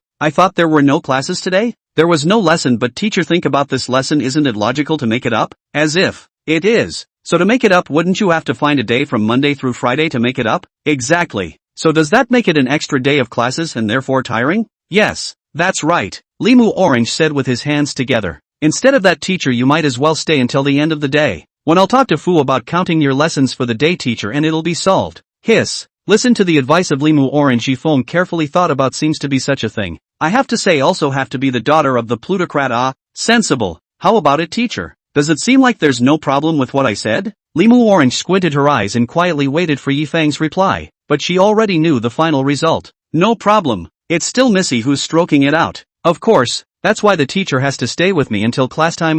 Okay then. As expected, after looking at Yifeng honestly sitting beside her, the corner of Limu Orange's mouth lifted up with a hint of a smile, and she just leaned against the bed and stared daggers at the side of Yifeng's face, as if she was enjoying the best things in life. Knock knock. Suddenly there was a knock on the ward door, followed by Alfred's voice. Yifeng, are you in there, Alfred? Yifeng heard this and hurriedly got up and went forward to open the door. Limu Orange bit her lip and hummed softly, seemingly scolding Fu for how he came back at this time. With the opening of the ward door, a sweaty Fu appeared outside. Well, is Missy awake? Much better already. Just ate.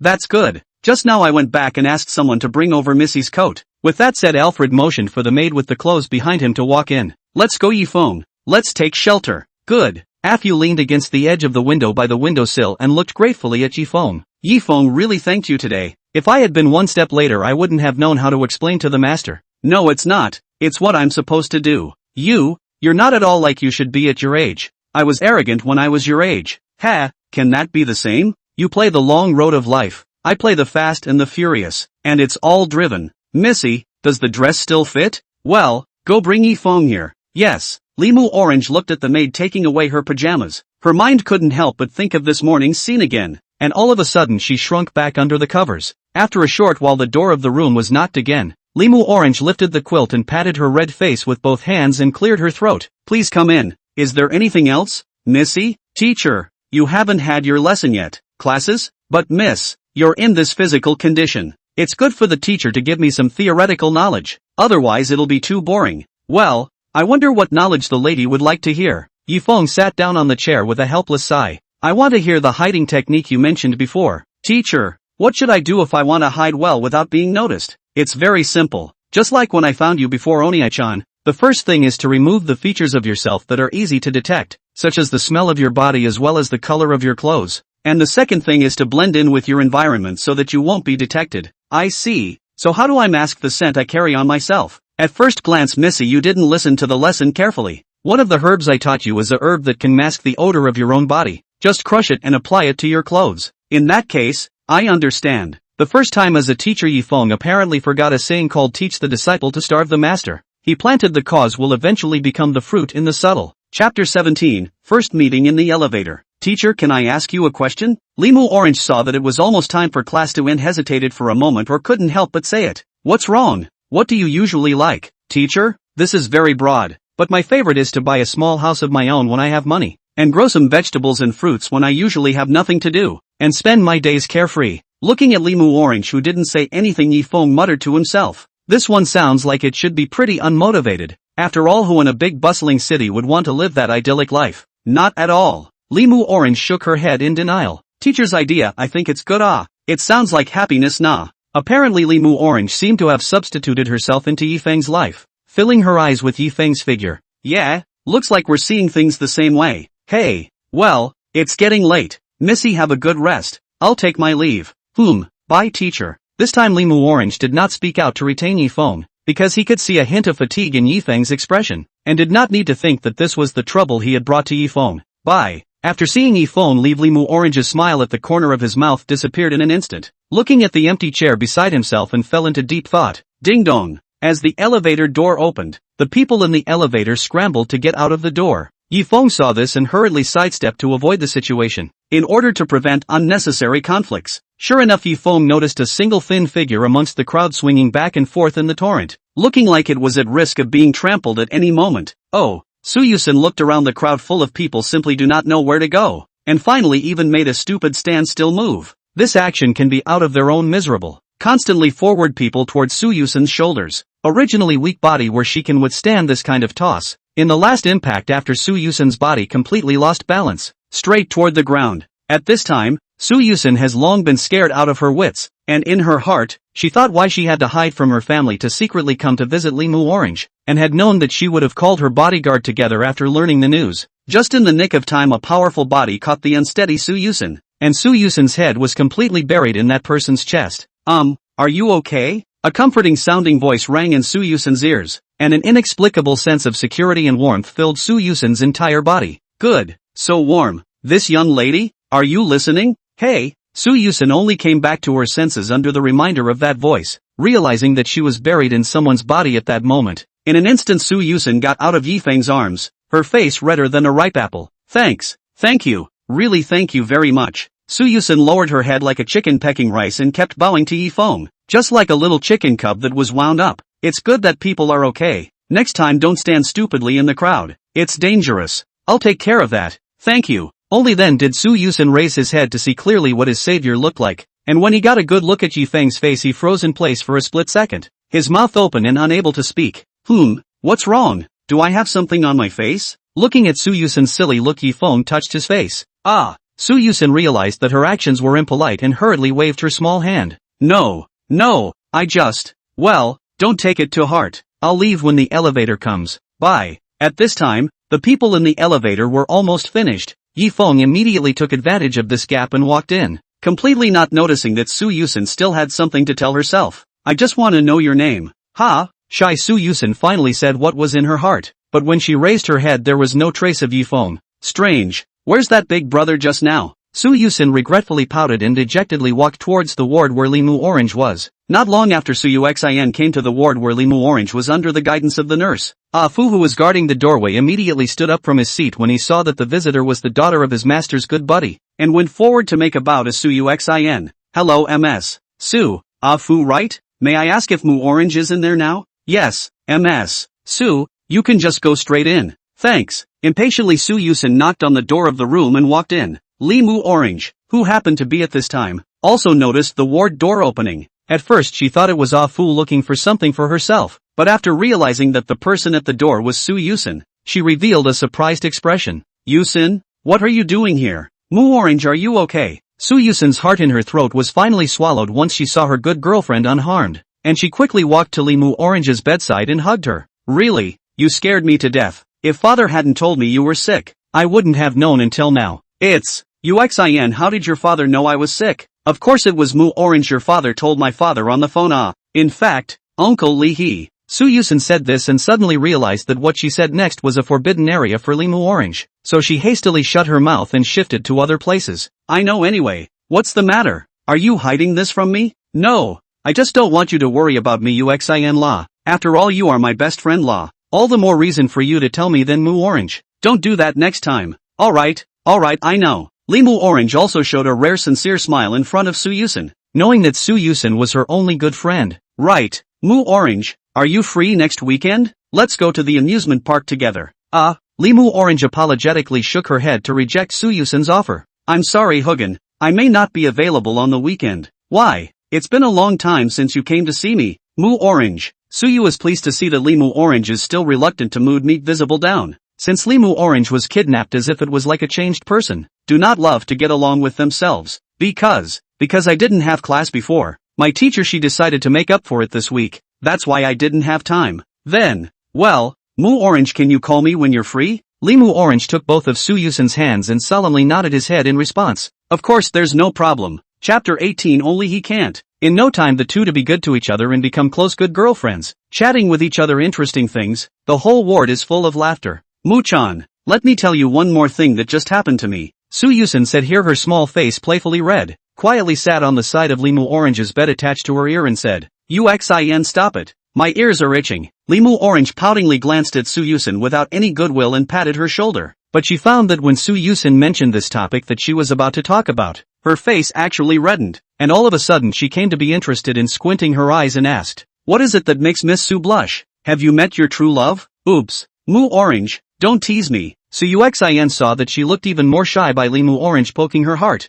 At the same time her mind recalled the handsome look of the man who protected her in the elevator. Ugh, what a shame we didn't keep him. I'm sure there's something in your eyes. Tell me quickly. Maybe I can even be a moon goddess to pull your strings? Mu Orange pulled Yusen's arm to listen with an expectant face, and her obsidian-like eyes lit up immediately. So, then you can't laugh at me if I tell you. How come? I can't wait for my best friend to find a handsome boyfriend. Nah. Okay, stop. I'll just tell you. Yusen's tone gradually became shy, and finally after taking a deep breath she began to recount what happened to her in the elevator. Originally I learned from Uncle Lee that Mu Orange you were sick, so I secretly came to the hospital wanting to take a look at you. After asking the nurse in front of the desk I took the elevator to reach the floor, but it was at this time that there was an accident. Yusen paused for a moment, turning to tell the follow-up in a sweet tone of voice, looking like she was telling a fairy tale. I was pushed out of the elevator because there were too many people, but I got lost in the crowd and a body caught me in the nick of time. Oh, typical hero saving the day scenario. Mu Orange also gave Yusen a joke like a melon eater, not knowing what will happen next. And then a gentle voice shone into my heart like a beam of warm sunlight in the cold winter. It was warm. Stop describing your psyche. Tell us the results. Yusen was interrupted, indignantly glared at Mu Orange, but still continued. When I looked up I saw that boy's appearance. He is the most handsome boy I've ever met in my life. And I don't know why it's as if he has a magical power that is attracting me. Mu Orange, who had originally smiled throughout her aunt's smile, felt a wave of pain coming from her heart as if she had been grabbed by something after hearing Yusen talk about her feelings. No, it surely can't be him. Obviously Mu Orange already has a rough idea in his heart of who the person mentioned in Yusen's words will be. Based on the point of time to calculate, then the probability will be Yifeng. Then he looked down at me and told me to be careful. But I was in a complete daze and he ended up taking the elevator. I don't even know his name. Yusen beamed with a face of regret. But after she finished her encounter she found that Mu Orange, who originally liked to chime in, didn't say a word up to this time, so she raised her head in bewilderment to look at Mu Orange when she found that her face had long since lost the smirk she had at the very beginning, and her gaze was dull as if she was thinking about something. Mu Orange, what's wrong with you? Mu Orange? Yusen gently put her hands on Mu Orange's shoulders and rocked back and forth. What's wrong, Yuxin? What did you just say? Humph. Mu Orange, you're not even listening to me. No, I was just imagining what the scene you just mentioned would be like. Yuxin. Because it sounds so dreamy. I feel the same way. It's like a prince in a fairy tale appeared in front of me. Mu Orange, do you think he will remember me? No, Mu Orange said decisively, but suddenly realized something and changed his words. Because neither of you know each other's names? Of course not. Exactly. It's my fault for not even asking for his name. Yusen feebly rested her head on Mu Orange's shoulder, as if everything was just a bubble. Mu Orange did not answer, but her eyes had long since not been as bright as they had been at the beginning, and her mood had become more and more complicated. Yusen, you've only met on one side of the fence. You can't rely on a person's looks to judge what kind of person he is. What if he's a bad person with ulterior motives for you? No, I don't think he is. He's just trying to trick you with this moralistic look so he can. Orange, you cannot rely on the appearance of a person to judge what he is. It is not through contact to slowly understand. So tell me what he looks like. This time Orange's tone became cold and incomparable, and her gaze at Yusen also became stern. Yuxin, I've already warned you, why do you keep making mistakes? Yusen got interested and chattered. He has a head of short, broken hair and is a head taller than me. The most characteristic thing is that his facial features are particularly handsome, as well as his voice. Okay, stop it. Orange immediately droned on, a higher volume, yelling back Yusen, who was still immersed. Orange? What's wrong with you? Not feeling well in your heart? Looking at the face full of displeasure Orange, Yusen asked cautiously. This was the first time she had seen Orange show such an icy expression to herself. Realizing that his emotions were too out of place, Orange hastily reached out and hugged Yusen tightly into his arms. Sorry Yuxin, I just felt like you were just about to leave me, so I was a little scared. Really didn't mean to throw you off. So that's how it is. Naive Yusen really took Orange's words seriously, hugging her good best friend while comforting. Don't worry Orange, you'll always be my good friend.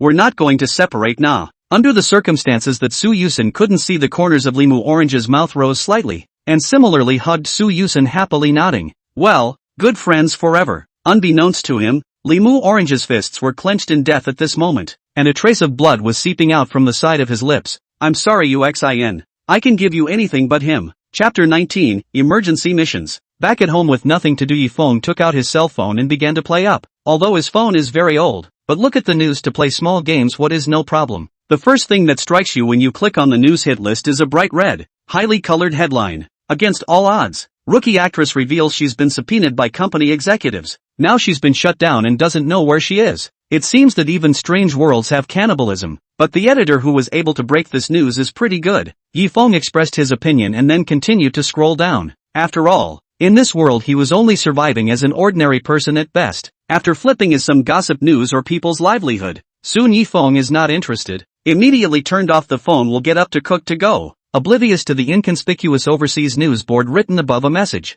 A notorious foreign mercenary squad has disappeared into thin air, with a suspected destination in an eastern country. Its purpose unknown. MS. Someone is looking for you. Just as Yusen and Orange had just finished hugging, there was Afu's voice from outside the door. Yusen of course knew who it was that had come to find her, so she looked fondly at Muqian. Muqian, I have to go. Father has sent someone to look for me. Go Yuxin, we'll get together when I'm better. Well, make sure you take care of yourself.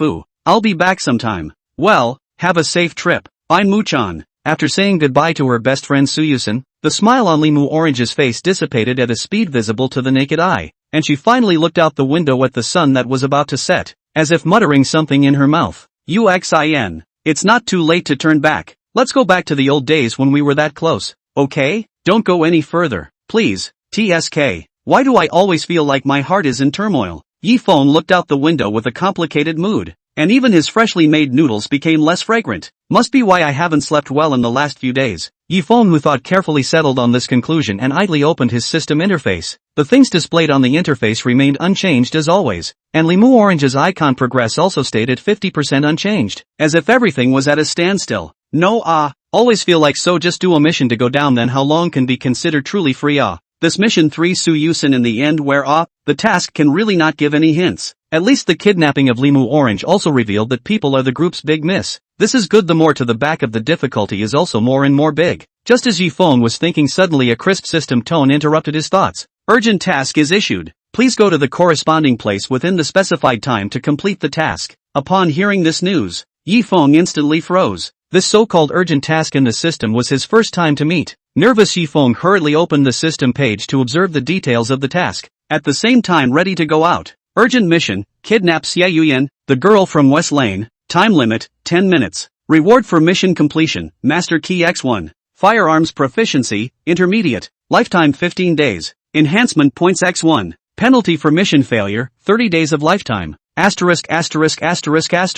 After browsing through the task, of Yifeng raises his heart and then calm or broken curses, combined with his hard work to get the time to be taken away again. How can this not let a person angry? Although the rewards of this urgent task is very rich, but the sudden release of the task is very let Yifeng passive. On the one hand, there is no preparation. On the other hand, there is a rush of time, not even the time to think, which if you go to a place where danger is high you will be finished. Seeing this, Yifeng took out a pair of half-faced rabbit masks from the closet, and incidentally took the dagger in the closet's compartment along with it, and quickly ran out the door. Pop! Accompanied by the sound of slapping, a man in a suit was looking angrily at the bald man across from him. Wastes, if you can't even look after a woman, what the hell is the use of having you? The bald man who received a slap did not hesitate at all and kneeled in front of the man with a bang. Boss, this is not my fault. That ninny had already been captured and brought to the car by all of us, but somehow her handcuffs opened on their own, and she even injured a few of our brothers. Handcuffs open themselves? You think I'm a little cutie? Do you think I'm a cutie? I told you she's a dangerous person in the organization who needs special treatment, and you think you're safe just because you're handcuffed? Boss, I'm sorry. It's me, Bald Head, who was negligent and careless. Our people hurt her. She must not be able to run far. At that time I will personally bring that woman to you. Seeing the man's face gradually gloomy, the bald man was so scared that he hurriedly knelt down and kowtowed a few times. I'll give you another 10 minutes to get her back. You should know that this is the old city center. If anyone finds out, you'll all be waiting to carry your heads to the president. Please don't worry, my lord. Remember, act low-key, don't get caught by ordinary people. Remember not to see any blood. The police department can always be on the lookout for us. Seeing this, the bald head was like an amnesty, and hurriedly got up and led the surrounding minions to chase in the direction that the woman had fled. Bah! What a bunch of make it or break it guys. Ha! Ha! Ha! At this moment, a figure on West Street was weaving inside an alley that was not illuminated by the streetlight, and it could be seen through the silhouette of the figure that it was approximately a woman. The woman gasped and looked back every few steps as if she was on guard for something. No, it's no good. The drugs are kicking in. Xiao Yian secretly bad. Just in the car, although he broke free from the handcuffs of the restraints. But in the car when the people fighting accidentally was cut by a knife in the abdomen. Although the wound is not deep, but the knife is coated with special anesthetic poisons. But all the cuts will gradually lose mobility and finally fainted on the ground. Damn it. Is this how it's going to end? I don't want to. I'm not happy. Xiao Yian bit through her lips in an attempt to try and clear her head while continuing to walk forward. Though she didn't know where to go. She just had to get as far away from the group as possible so she could survive. Xiao Yian? Just as Xiao Yian was about to leave the alley, the exit of the alley in front of her gradually came a man wearing a rabbit mask stopping her way. I'm sorry, I don't know this person you're talking about. Xiao Yian calmly answered the man in front of her without revealing any cracks. Really? But why is your hand touching the knife hidden in your waist? Chapter 20. Phew. With a cracking sound, in the blink of an eye, the seemingly weak and powerless Xiao Yian instantly drew out the bayonet at her waist and held it backhandedly in the palm of her hand, stepped forward, and stabbed towards the masked man with the last of her own strength. Don't! I definitely don't want to go back to that place. I want to live my own life. Oh, poisoned? Yifeng with his medical skills saw the wound on Xiao Yian's small abdomen with the weak light, and then combined with the symptoms she appeared to have, the probability was that it was related to the paralyzing poison, and it seemed that the people chasing her did not want to hurt her life. Die. He only saw that the bayonet was getting closer and closer to Yifeng's heart, but he didn't make any attempt to dodge at all, as if. Xiao Yian frowned slightly, sensing in a very short period of time that something was wrong with Yifeng. Although Yifeng was posing as if the portal was wide open, the always cautious Xiao Yian realized that Yifeng's body was slightly tilting to the side, as if he was trying to dodge his own attack. Who the hell is this guy? Is he one of the newly trained assassins? Who cares? Just kill them all. Thinking of this, Xiao Yian made an attack to rely on brute force to stab at Yifeng's heart, stepping and borrowing strength in the blink of an eye to stab at Yifeng. Just when the sharp bayonet was about to penetrate into Yifeng's heart as expected by Xiao Yian, the masked man in front of her gently sidestepped and dodged her attack. But this seemingly obvious attack was just a false move by her. Just as the two men's bodies brushed against each other, Xiao Yian's hand with the knife suddenly moved. Her wrist deftly rotated for a week to fling the bayonet out of her right hand, while at the same time stretching out her left hand to hold the handle of the knife, so that not only did she jam the masked man's position, but also she could give him a fatal blow when he didn't react to it. Go to hell! Xiao Yian snorted coldly. Her left hand clutched the handle of the flying knife, and she made a magnificent turn to stab at Yifeng's chest that was showing an empty space in a smooth manner. Just when Xiao Yian thought everything would be over, she only heard a clang sound, and she froze in place, with a bayonet spinning around and flying up into the sky, eventually landing at her feet. How? He reacted so quickly? No, he designed this trap from the beginning, and I'm the one who got into it. it was my own judgment that did me in. Bang! After using up the last of her strength, Xiao Yian sat down on her knees powerlessly, relying on her last ounce of strength to keep herself from collapsing. You, exactly. Who is it? Me? Under the mask, Yifeng retrieved his dagger into his clothes and took out a bundle of thick rope and pulled it outward with force. Well, with the quality of the rope she shouldn't be able to break free. I'm just a puppet following orders. Ha! Xiao Yian wanted to say something else, but the onset of the toxins in her body left her completely powerless, closing her eyes and falling towards the ground. In the first moment of Xiao Yian's collapse, Yifeng did not go forward until he looked at Xiao Yian's pale face and shortness of breath before he completely breathed a sigh of relief. In fact, just now in Xiao Yian's short two exchanges, Yifeng will feel a trace of tricky, and this is not her full strength state. Fortunately, he relied on Xiao Yian's injury plus the double pressure of the mind to gain the upper hand, or else just one blow. I'm afraid I've already become a dead soul under the knife. This TikTok system is really not taking my life into consideration, and I'm afraid I would have died long ago if I didn't have intermediate cold weapons and combat skills. Yifeng cursed the system while bundling the unconscious Xiao Yian, recalling the words that came out of Xiao Yian's mouth just now. Yifeng had already guessed an approximation. This Xiao Yian was most likely an assassin, and the reason she had become like this was most likely because she had been targeted by her own organization, which had reduced her to this state. No, we can't stay here for long. We have to go home soon. After tying a perfect hands and feet binding knot, Yifeng then used his coat to cover up Xiao Yian's conspicuous rope knot. Although it was already early in the morning, it would be troublesome if he met someone, so he had to cover up as sending his drunken friend home in order not to be suspected. Just as Yifeng was about to carry Xiao Yian away, he suddenly turned back to look behind him at the bayonet that had fallen to the ground and the small amount of blood on the ground. Where are the people? I asked you, where is everyone? Half an hour later, where Yifeng and Xiao Yian were originally located was standing a bald man and several men with their heads bowed. Boss, we lost information as far as here, and the traces left on the ground only left a puddle of blood and nothing else. You mean she grew her own wings and flew away? The man who answered the question looked at his own boss's face full of killing intent, trembled, no longer dared to open his mouth, but instead lowered his head even lower. 5 minutes. If you can't find a clue in 5 minutes, it's not necessary. Before the bald man could finish his sentence, a majestic voice came from the shadows seeping out of the alley, followed by footsteps from far to near. The little brother who was scolded for not being able to raise his head suddenly heard a strange sound, followed by the bald man's figure appearing in his buried head's vision. Flop! The bald man was kneeling on the ground with a horrified expression facing the alley, and his forehead was almost on the ground. Lord, please be generous and spare me. That suddenly arrived here and no whereabouts. I suspect that it is taken away by someone. This is not my doing. I have given you my full measure of mercy, and now I wait until I am impatient. As the footsteps approached, the shadows gradually came out a dignified man in suit who was looking at the bald man with the eyes of a mole. You have missed your only chance, and you will be punished accordingly, the man in the suit said lightly, as if the bald man was already a dead body from the unconcerned look in his eyes. Asterisk asterisk asterisk asterisk Q. The bald man on his knees, seeing that he was not forgiven by the man in the suit, no longer pretended to go on. You're nothing but a traitor sent by the pavilion. I've already given you enough face. I advise you not to give an inch. With that said, the bald man pulled a pistol out of his pocket and aimed it at the man in the suit. What do you think would happen if I killed you here and now? How powerful can you be to avoid the sub? The bald man hadn't finished his sentence when the pistol in his hand fell to the ground, followed by his hands pressing his neck in death to reveal a horrified expression. Cough. Ahem. A thin line appeared on the bald man's neck at some point, and as the thin line continued to expand, a stream of blood gushed out uncontrollably. In no time at all, the bald man fell to the ground staring wide-eyed, apparently too dead to die. The man in the suit, on the other hand, was greedily breathing in the strong smell of blood through his nose, while in his hand he held an eagle claw knife that was still dripping blood. Chapter 21, Like to be stubborn? Watching their own boss die like a dead dog, the remaining juniors no longer have a crooked mind, and have kneeled down to beg for forgiveness from the man in the suit. My lord, forgive me. The little ones are only his little brother. We have been ordered to act in finding the whereabouts of that woman. I hope that the Lord will be lenient. Yes,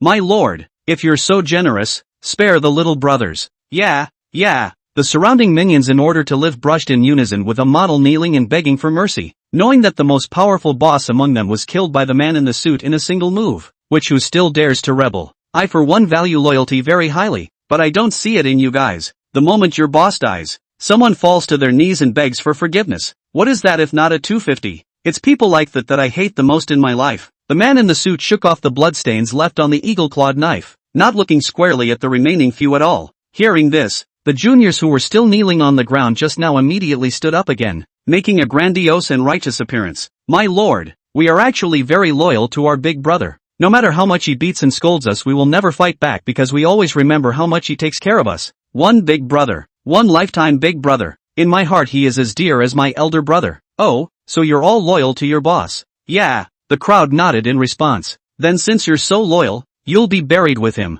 SH. The nearest junior collapsed to the ground in agony before he could even finish his sentence. A hard gash separating his throat, and in no time at all he was still. No! Help! Ah! Screams and wails resounded through the alley, but silence soon returned, and the air was thick with the scent of blood, which the man in the suit from the beginning was standing in the center of the crowd with an intoxicated look on his face, contentedly breathing in the smell. You're still as wicked as ever. A pale voice came out from the alley where the original man in the suit had passed. Did you find the woman? Lost? Supposedly rescued. Rescued? Does she know anyone? I don't know. Forget it. Hurry up and clean up this mess. The pavilion master is still waiting for us. He'll probably be furious again this time. Who?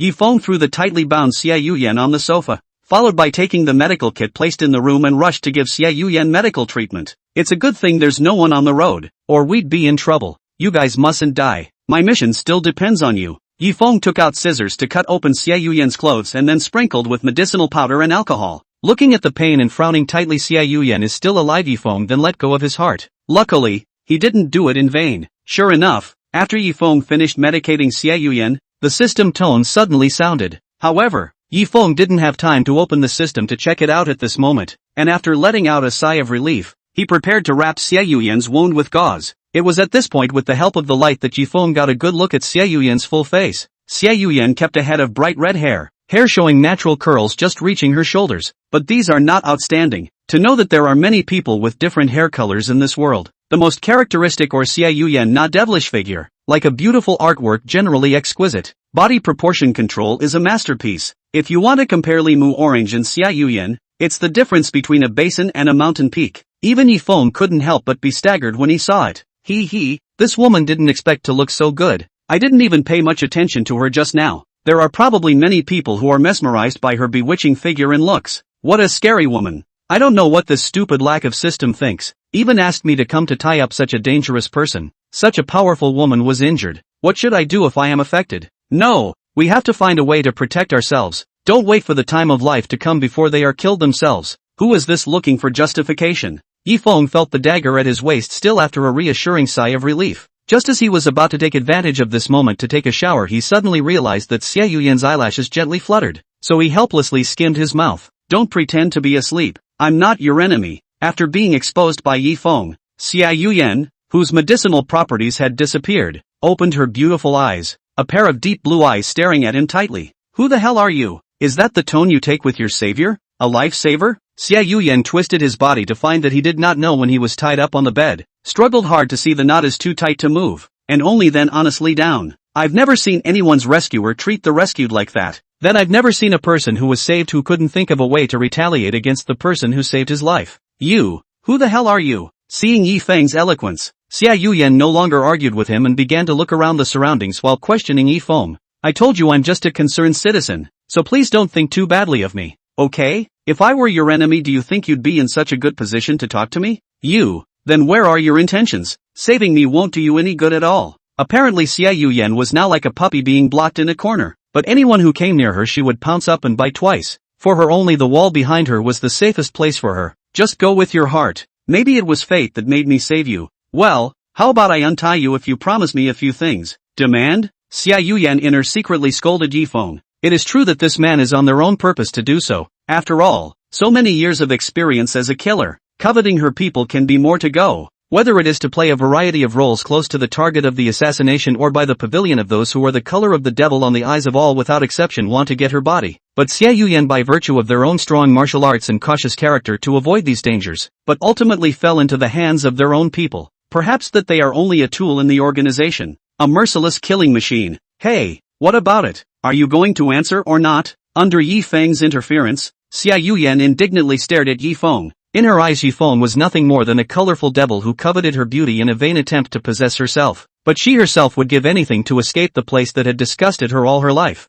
Looking at Yifeng, who was still wearing a rabbit mask that had yet to be removed, Xiao Yian immediately mocked. Making demands? You don't even dare to show your face and you still have the guts to make demands? You like to be stubborn, so why don't I carry you back to where you were and see if you're still tough? After Yifeng finished his sentence, the good-natured Xiao Yian no longer grabbed a chance to speak, and skimmed her head with a light snort. Chapter 22, Removing the Mask. Well, does the wound still hurt? Yifeng glanced at Xiao Yian, who didn't know what she was thinking about, and inquired. Hey, why are you giving me that look? It's not like I hurt you, so take it out on your enemies. Should the good guys be held at gunpoint? Only after hearing Yifeng's words did Xiao Yian turn her head around to stare at Yifeng's mask and said, You really aren't from the pavilion? What's in the attic and in the house? If you're going to say something, say it clearly. You. Xiao Yian clenched her teeth and struggled for a bit, apparently to no avail. From her angry eyes it looked like she was dissatisfied with Yifeng's attitude. You have the ability to untie me. I wish you could still speak so contemptuously. Looking at the gauze and seeping out a trace of blood, Yifeng helplessly sucked in a sharp breath, trying to calm himself down. Suddenly he felt in his heart that Limu Orange's strange temper was surprisingly quite good. Stay still. The gauze needs to be changed. Yifeng gradually approached Xiao Yian and decisively held down the constantly shaking Xiao Yian while using scissors to cut the clothes on her belly even more broken. Xiao Yian was obviously being treated like this for the first time. Her heart was about to explode with anger. But the force with which Yifeng held himself down was like an iron clamp, making her unable to move. Yifeng with his medical skills quickly rewrapped Xiao Yian's wound with gauze. Stop moving. I won't care if the wound bleeds again. Why did you save me? Xiao Yian slowly felt as if Yifeng had really saved herself only out of a helping hand, and she carefully observed Yifeng's micro-expression after she spoke out her organization just now. But the result was flawless. Then in the end there were only two results. The first was that Yifeng really didn't know who he was, and the second was that he was hiding very deeply, as his stance wasn't bad either. So it also made Xiao Yian more suspicious of the latter. Saving a life is better than building a 7th-floor pagoda. Haven't you heard? I saved you because I wanted to. Understand? You'll be in danger if you save me. Do you know what I am? You're nothing. You'll stay in my place and leave when you're healed. What? I said you'd leave as soon as you were healed, and I wouldn't think otherwise of you. You're weird. Xiao Yian thought for a long time, not knowing how to describe Yifeng, and finally could only use the word strange. Okay, now we're kind of on the same page, right? I won't do anything to you if you quietly recuperate here, so there's no problem leaving when you're healed, right? Good. Xiao Yian finally only faintly said good and then did not follow up. Then it's a deal. Now I'm going to untie you. Don't get any ideas. Saying this, Yifeng then drew the dagger from his waist and cut open Xiao Yian's rope. Just at the moment of breaking free from the bondage, Xiao Yian pinched Yifeng's wrist with one hand while snatching the dagger in Yifeng's hand and tightly aiming it at his neck. Tell me what your codename is or I'll slit your throat with a knife. Xiao Yian was filled with killing intent that was almost about to overflow. Almost the next second she was going to slit Yifeng's throat. You see another rush. Yifeng scared his mouth, not even caring at all about Xiao Yian's self-protective reaction. Throwing the gauze in his hand to the furious Xiao Yian, he turned around and walked towards the living room on his own. The gauze changes itself. Xiao Yian looked at the gauze that fell on her thighs and then to Yifeng, who was busy alone in the living room, threw the dagger to the floor and sat on the edge of the bed, burying her head, not knowing what she was thinking. Looking at the room with no movement, Yifeng knew that Xiao Yian had already put down her hostility towards herself. If she really dared to stab herself in the throat just now, Yifeng would have disposed of her without saying a word. He definitely would not give such a hasty account of his own life. And anyway, the task was already accomplished. Anyone who stood in his way of living would be taken care of by his own hand, because he just wanted to live. What's your name? During Yifeng's efforts to cook the noodles, Xiao Yian's weak voice sounded at the threshold of the bedroom, and a pair of deep blue eyes were gazing at him in the darkness. Just call me Yifeng. You're Xiao Yian, right? How did you know my name? Would you believe me if I said it was God's will? I never lie. Yifeng shrugged his shoulders. Seeing that Xiao Yian did not trust herself, also let her go. Go sit down at the table. Dinner will be ready. Xiao Yian still stood in the shadows without moving, just looking at Yifeng's back without speaking. Is the gauze tied? No. Ugh. Why are you as stubborn as a donkey? Can't you listen a little? I've heard it all my life. Then listen to it one more time. Cut. Hurry up and get the gauze retied. The noodles are about to rise. Yifeng's afterglow glanced at the bedroom and realized that the dazzling eyes were no longer there, so he thought that he had finally gone to tie the gauze. At the same time that Yifeng set the noodles on the table, Xiao Yian also walked out from the bedroom step by step. With the light irradiation, Xiao Yian's mature and beautiful appearance showed out. Her degree of beauty is no less than Limu Orange, especially in the delicate body above can be said to be the leader. But Limu Orange beauty on the beauty in the appearance like a work of art. It can be said that each has its own style. Is the gauze changed? Xiao Yian crossed Yifeng's eyes. then found the farthest chair and sat down. Let's eat the noodles, though I'm not very good at it is all. Xiao Yian looked at the noodles on the table and then at Yifeng, until Yifeng picked up his chopsticks and ate before she followed. Hissy, sucking. Well, anything off about the flavor? No, not enough to tell me. I'm cooking it is. Have I seen you before? I told you it's all God's will, and I only saved you out of my desire to save you. Get it? TSK. It's so hard to eat noodles with this mask on. As Yifeng said this he also removed his mask, while Xiao Yian took a bite out of her noodles at this point, staring unblinkingly at the true appearance of the man in front of her. A handsome face appeared in front of her. As a killer has seen countless good-looking men still remain as quiet as the lake General Heart, but after seeing Yifeng produced ripples, it's like a rock slammed into a lake rippling and causing it to be unsettled for a long time. The noodles are falling out of your mouth. Xiao Yian was awakened by Yifeng's words and hurriedly covered her mouth with her hand. This was the first time she lost her temper. It was really shameful. However, she didn't know why. After Xiao Yian saw Yifeng's real appearance, her heart always felt like it was being tickled by something. She couldn't describe what kind of feeling it was. In any case, she didn't hate it. Chapter 23, Who's That Kid? After a brief understanding, Xiao Yian's initial caution slowly dissipated as Yifeng's mask was removed. Well, I'm not bad at this, am I? After looking at Xiao Yian who ate the last bite of noodles in small bites, Yifeng got up and picked up the dishes to prepare to clean up. Not bad. Originally, he thought that he would be met with a cold look from Xiao Yian, but who would have thought that Xiao Yian would even praise Yifeng's cooking skills at this time? Yifeng did not expect Xiao Yian to even answer himself. What? Now you know I'm not a bad guy? Right? No. As much as I appreciate it, I'll still be watching your every move. Xiao Yian's words just reached her mouth and then paused, speaking the words that followed. What's wrong with me? How could I subconsciously want to apologize to him for my earlier unreasonable behavior? It's simply too strange. Xiao Yian shook her head in an attempt to shake these emotions that were clouding her judgment out of her mind. This guy. What's wrong with him? Why do I want to be close to him unconditionally? Why is that? Yifeng, who exactly are you? I won't bother you with that one. There's no need for us to cross paths too much. You can leave when you're healed. If this had been placed before, Xiao Yian would have been overjoyed. But for some reason after spending a short time with Yifeng, after hearing Yifeng personally say these words, her heart was in turmoil, and her chest felt as if it was being blocked as if she couldn't catch her breath. What's wrong with me? Why do I feel so strange? If you don't say anything, let's take it as your default. First of all, let's make it clear that this is my house. You can only hold back and sleep on the couch, no comments. It doesn't matter to me where I sleep. Not bad, you're quite aware of it. Call me if you need anything. I have to do something else. After washing the dishes Yifeng dried his wet hands and then glanced at Xiao Yian whose clothes were tattered. And at this time, Xiao Yian was also looking at herself with strange eyes. For clothes I don't have any women's clothes either. So see what style you like and I'll buy it for you when I have time. Are you like that with everyone? Like that? So, charitable? No.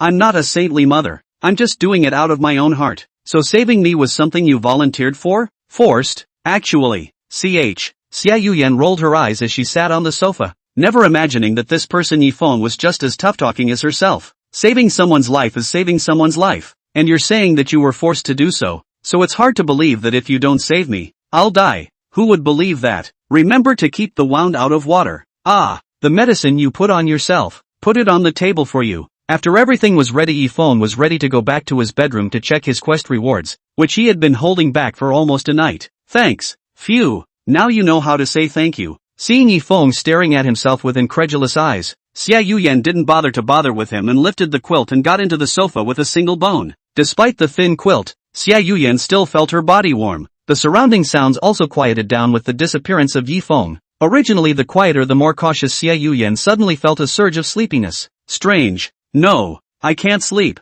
How can I sleep in this strange environment? Boost points. Which skill is better to boost with this thing? Yifeng, who was lying on the bed, was staring at the system page and was mesmerized. Just after harvesting the rewards except for a new firearms skill was the set enhancement points. After the system's explanation, Yifeng understood that the so-called enhancement points were nothing more than the ability to move one's skills up a level, such as from intermediate to advanced, which was the top level. This thing is quite useful. This is the first time I've seen such a rare thing. Looking at the skills he now held, Yifeng didn't rush to choose which one to upgrade, but instead saved the enhancement points. Who knows if this point is easy to get? It's better to save it for now and wait and see, just in case it's useful someday. After returning to the system page, Yifeng suddenly realized that his original 3 tasks had been increased by 1 task, and at a closer look it said approach Xiao Yian for more information. Please see the progress of the illustration for details. Ha! Xiao Yian made it into the iconography too? Yifeng hurriedly opened the illustrated book and realized that one of the messy pages had long since turned into Xiao Yian's information panel. Name, Xiao Yian.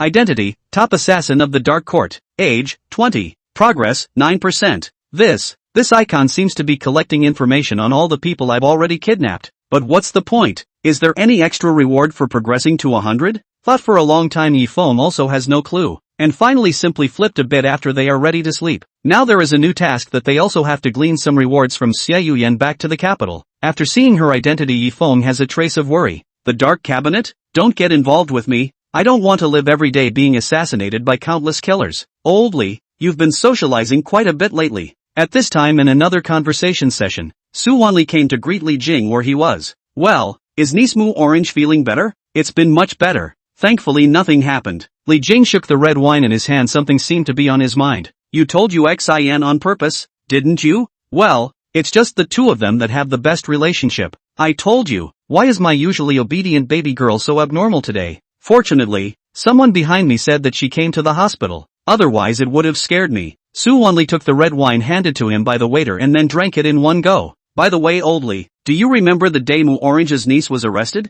Got a clue? No, they're not in cahoots. And with all the ways exhausted they still can't extract any useful information. It seems this kidnapper of my daughter is declaring war on me. Oh, what does that mean? Think about it. After capturing Mu Orange, that person didn't ask for anything in the first place. He just simply arrested and incidentally cleaned up the thief who had an evil intent. So there's no need to think about it to know that he had another purpose. What the wily Li Jing doesn't realize is that this time he's completely gaming the air, and is still taking all sorts of steps to find out where the kidnappers are. Ugh, it's a good thing that Kid is there. Mu Orange can relax on his side. Who? Suani all of a sudden, as if he had captured some keyword. As soon as he heard that kid in Li Jing's mouth, all of a sudden he extracted the keyword and repeated it. Who's that kid? Chapter 24, The Protest of the Belly. Oh, I forgot to tell you. Ever since Mu Orange was kidnapped I found her an athletic tutor. I was thinking of using the teacher as her bodyguard, but I didn't realize that this kid really has a pair of skills. You know that Mu Orange kid hates it when I hire him a teacher, right?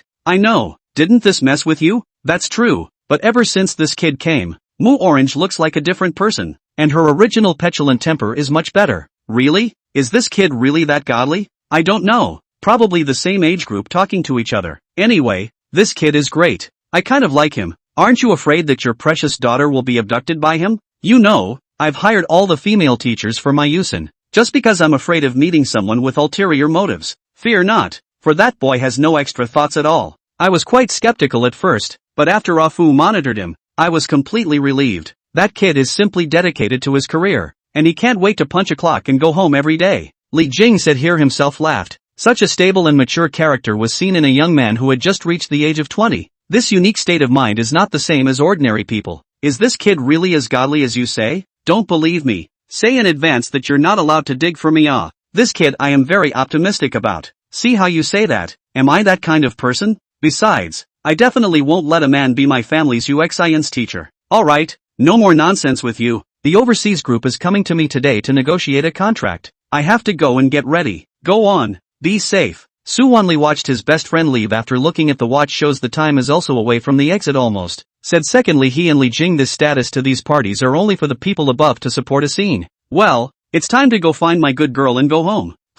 Suani was about to lift his leg to refreshments to find his daughter. Did not expect Yusen did not know when to stand in front of him. From her serious expression Suani saw a hint of wrong. Yusen, when did you get here? Didn't go for cupcakes? No. Yusen shook her head slightly and looked at Suani with a serious face and said, Father, was what Uncle Li just said true? When did Mu Orange find a tutor? And who is that brat you guys are talking about? And, Yuxin, you wait first. Suani was almost a little confused by Yusen's series of questions and hurriedly interrupted. One question at a time. Okay, good. First of all, Uncle Li and Father, is what you just said true? You mean the one where your Uncle Li hired a tutor for Mu Orange? Right. So Yuxin nodded her head with firm eyes and replied. Just now she originally came to say hello out of politeness, but it never occurred to her that just as she walked into the crowd, she heard Suani and Li Jing's conversation about Li Mu Orange, and Yuxin quietly eavesdropped at that moment. Well, I just heard a generalization in my party. So I'll tell you this.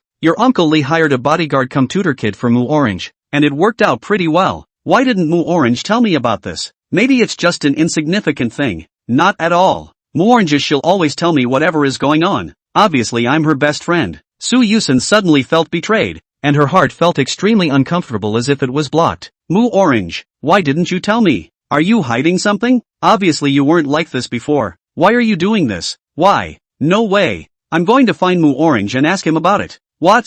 No. It's so late, you have classes tomorrow. Yuxin, you can't be fooling around. Then father, can I ask you something? What is it? I want to know who that tutor Mu Orange has for her. It's... Suani originally wanted to refuse, but looked at his lovely daughter's eyes full of tears. If one of their own did not agree, to the next second Yusen will be crying out of the appearance of difficult. There shouldn't be any problem just getting to know it, right? It's not like I'm digging up old Lee's corner anyway, so maybe Yusen will take one look and listen. Ugh, okay then. But Yusen, you have to be a good boy and don't do anything unauthorized again, or I'll have to ground you. Only after getting her father's consent did Yusen put away that pitiful face, turning to a sweet smile. Father is the best to me. Ugh, why do I have a bad feeling about this? Achoo, TSK. What's going on with me lately? Why do I keep sneezing? Lying on the bed, Yifeng tightened the quilt on himself, just as he was about to sleep, but he heard the sound of subtle footsteps coming from the living room. It's late and you're still up? That woman is crazy. Yifeng, who had intended to keep his affairs to himself, suddenly sighed after thinking that there was still Xiao Yian's mission and put on his clothes and walked out.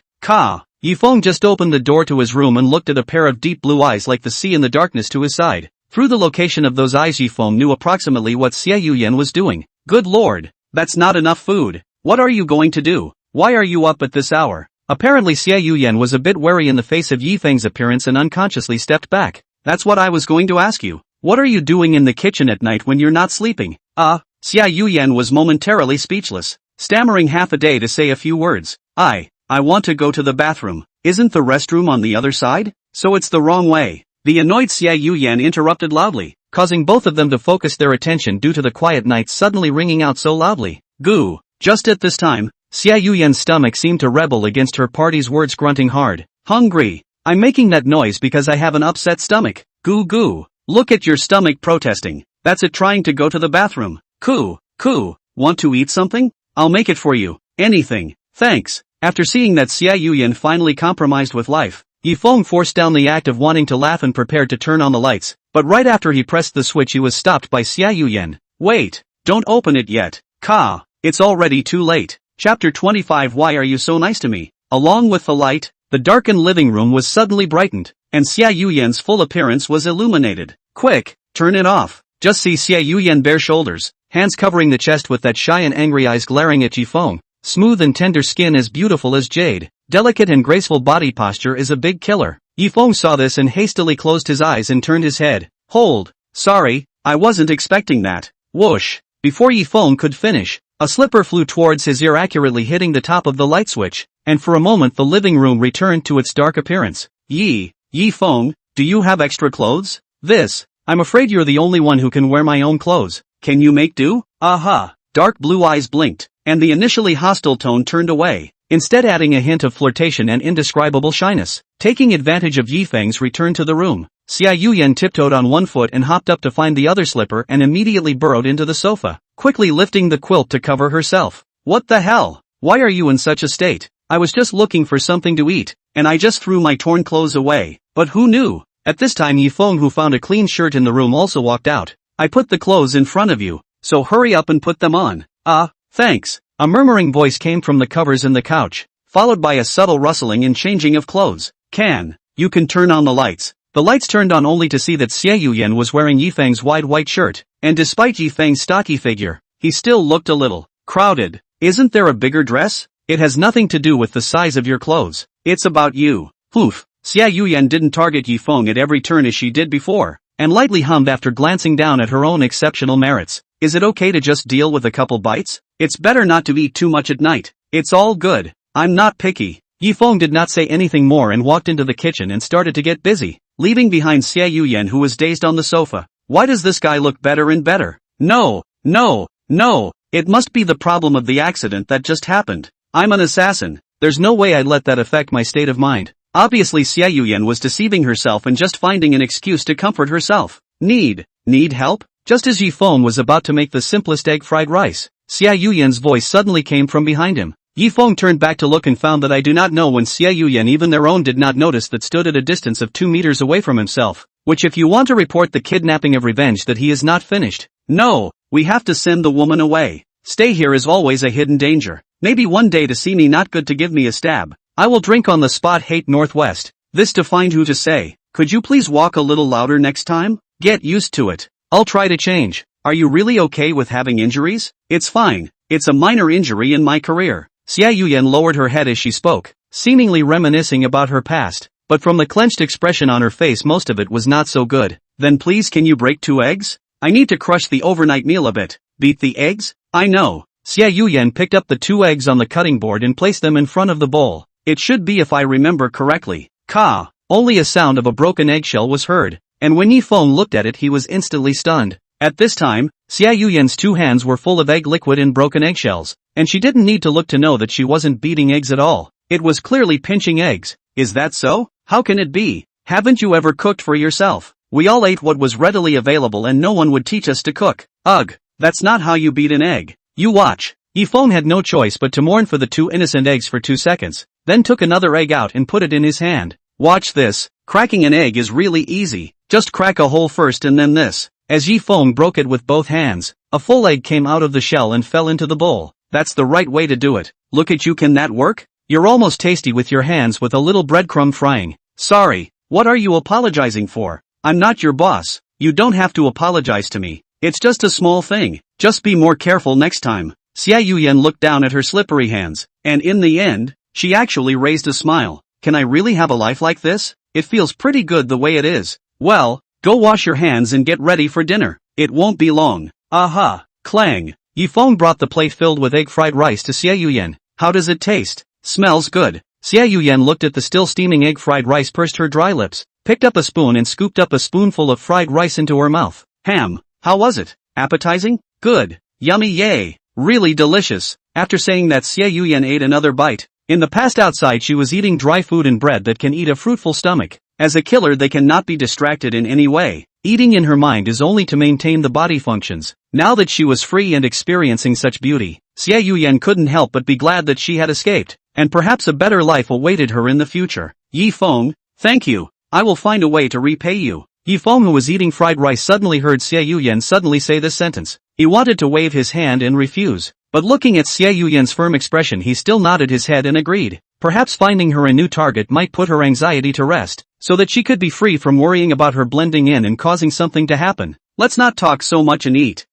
Soon after hearing the sound of the spoon reaching the bottom, Yifeng got up to clean up Xiao Yian's dishes, and the quick-eyed Xiao Yian was the first to snatch her own bowl. What are you doing? Give me the bowl and I'll go wash it. It's better if I do this. At least I can do what I can. You're injured now. It's fine if you want to help me, but everything has to wait until you're healed before you give me all this advice. Okay? Right now you just need to get some rest. Yifeng, why are you being so nice to me? Why? Chapter 26, She's nervous. Xiao Yian stood in the doorway of the kitchen looking at Yifeng, who was washing the dishes. For some reason she always had a strange feeling. Raised to be cold-blooded from a young age, she has no idea what family is or what happiness is. She only knows that home is a happy place, and her eyes are filled with longing whenever she sees a family playing outside or living in harmony at home. But she knew she didn't deserve anything so beautiful in her life because she had too much sin on her hands. She wouldn't say anything about the murderers' organization not being me either. And she even wanted to kill herself at one point to end this life of sin, but couldn't do it with the tip of the knife at her neck. Yifeng.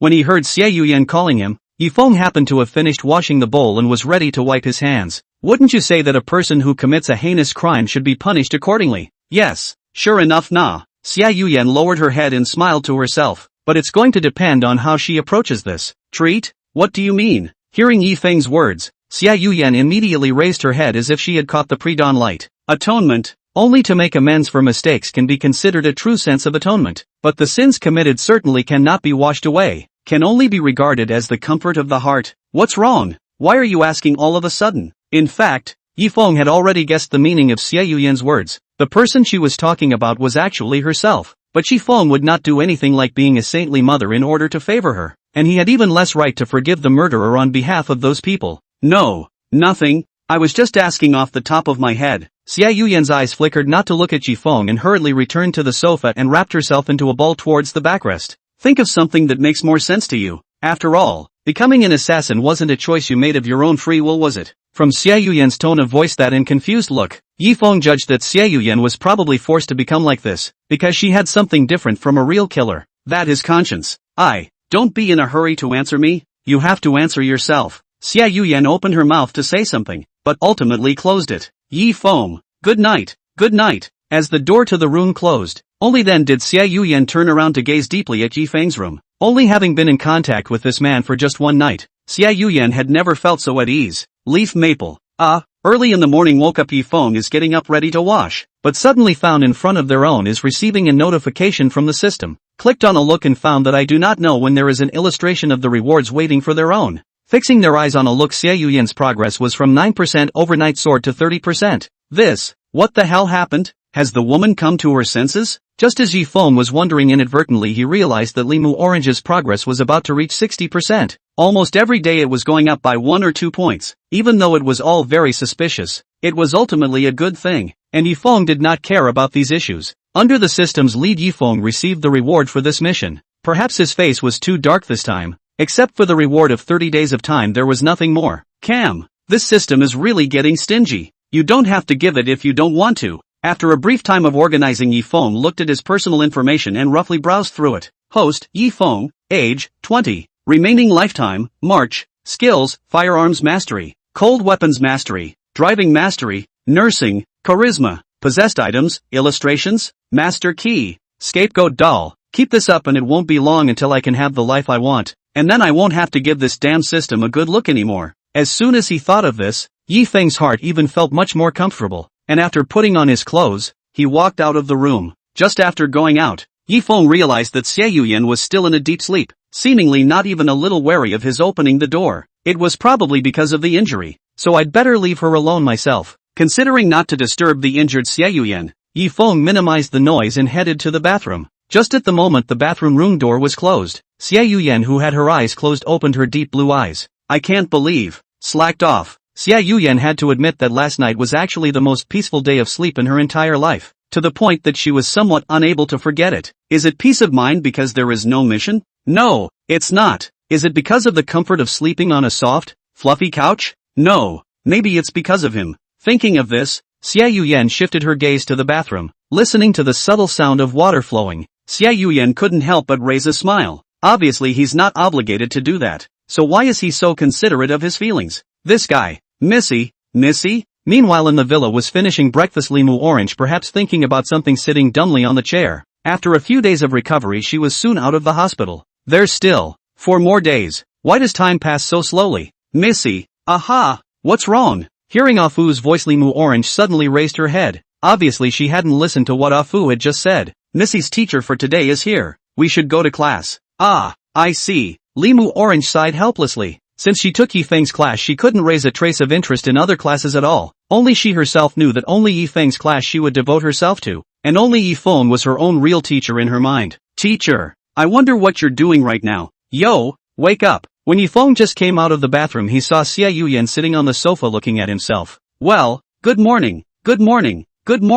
How's it going? Does the wound still hurt? That little injury doesn't feel like anything to me, but thank you. Xiao Yian smiled to herself. Standing on the tip of the knife, licking blood all year round, she was injured has been the norm, and now can survive intact has been a miracle. Oh yeah, this is for you. Yifeng picked up a glass bottle of white powder on the dining table and threw it to Xiao Yian. What is it? Xiao Yian took the glass bottle and looked at it carefully. Lest your wounds get infected. Nowadays you can't be in public, it's better to avoid some dangers. Just want me to leave when I'm healed? Xiao Yian laughed and jokingly uttered the words, but from her hand that clenched the medicine bottle tightly and her fluttering little eyes, one could tell that the one who was truly flustered was actually herself. Chapter 27, Girlfriends Against Each Other? That's not what I meant. So you mean I can stay here? Xiao Yian saw Yifeng state find the right time to jump ahead and said, from her impatient tone it is not difficult to see that she would like to stay in Yifeng's house. Although Yifeng would like to let Xiao Yian find a safer place. After all, this place is not far from where he saved her that day. But taking into account the follow-up, there is Xiao Yian's mission. In case one day and similar to save her this urgent task, and he could not arrive at the scene at the first time, is not to follow the disaster. I don't have a problem with you staying here, but do you mind the quality of life here? Besides, I'm a man, don't you think something embarrassing will happen? Oh, Xiao Yian raised her eyebrows and pursed her lips. For example? For example, oops, anyway, it's just that some kind of ordination or something like that will happen. Don't you feel diabolical? Xiao Yian wanted to immediately answer without diaphragm, but after careful thought she decided not to act impulsively first. Nowadays Yifeng's opinion is still unclear to her. It can't be helped. Why don't you? I'll go out and find a job after I'm healed? This won't work either. You have now become the most wanted target. You don't need to think about it to know that there must be many pairs of eyes staring at you, but wherever you reveal a hint of a horse's foot, then everything you've done before will all be for nothing. What can I do then? I can't keep dragging you down. Xiao Yian lowered her head in shame, looked like she was apologizing for the trouble she had caused Yifeng, but that was not what she was thinking inside. Yifeng, since your mouth said that we are arranged together by God's will, then does it mean that we will not be separated? It's as if we've been linked together like a script with a story already arranged. Don't worry, there's always a way. So, well, alright, I'll go to the mall later and buy you some clothes that fit and wear. It's not such a good idea to always wear my clothes. Actually, I feel quite comfortable in it. Yeah, you're comfortable, but it's all changed in the back if I want to wear it. The sizes are all yours. Wear it bigger. The corners of Xiao Yian's mouth raised in a bizarre arc, and in the end, she had to compromise. Okay then, but this dress will be your gift to me. Okay, I have a lot of body armor anyway. Right, Yifeng? There's something I want to ask you. Later, I'll get breakfast ready first. You go wash up. I've got all the necessities you should use. Good. Xiao Yian sat on the sofa and looked at Yifeng, who was heading to the kitchen, and always felt that this was the life she wanted to live, and perhaps for her this was her home. Missy, do you see a formula that should be applied to this change in value?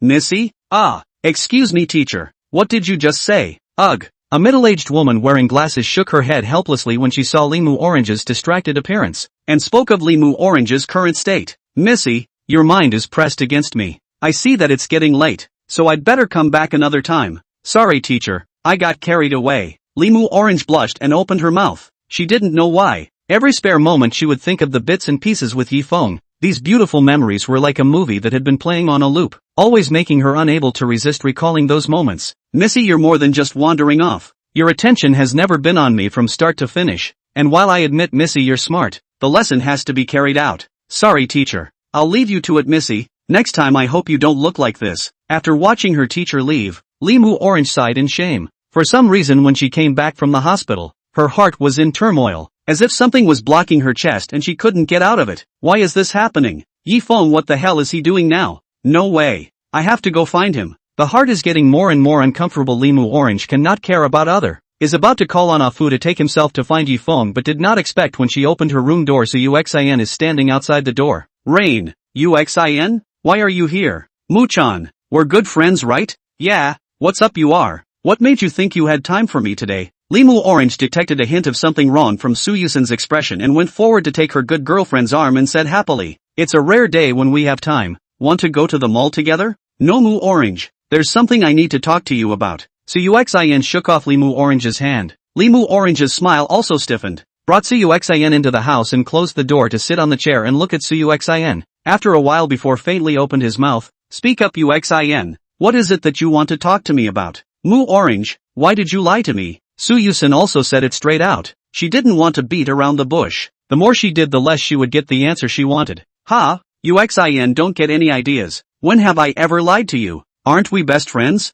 You're still lying to me after all this. Su Yuxin saw that Limu Orange was even more heartbroken in this manner and roared out. You obviously said you wouldn't hide anything from me. But you've changed lately. Changed so much. You're gradually becoming less like the Mu Orange you were before. Limu Orange was disliked by Su Yusen for no reason. Of course her heart is also uncomfortable. Originally her temper is not very good. If not the person in front of her is Su Yusen she would have long ordered people to expel. Yuxin, don't be unreasonable, okay? I've always been myself. Not at all. The old Mu Orange wouldn't have lied to me. And the current you I feel is deliberately distancing yourself from me. The old you wasn't like this. Su Yusen gazed deeply at Limu Orange with red eyes, as if she wanted to call her good best friend back through this act. Yuxin, don't you dare talk nonsense. I said I am who I am. I haven't changed before and I haven't changed now. If you're here to talk to me about this then forgive me. Limu Orange also had a temper and glared back unwillingly. You're still hiding it from me. Then I'll be frank and clear. So don't blame me for ruining our friendship.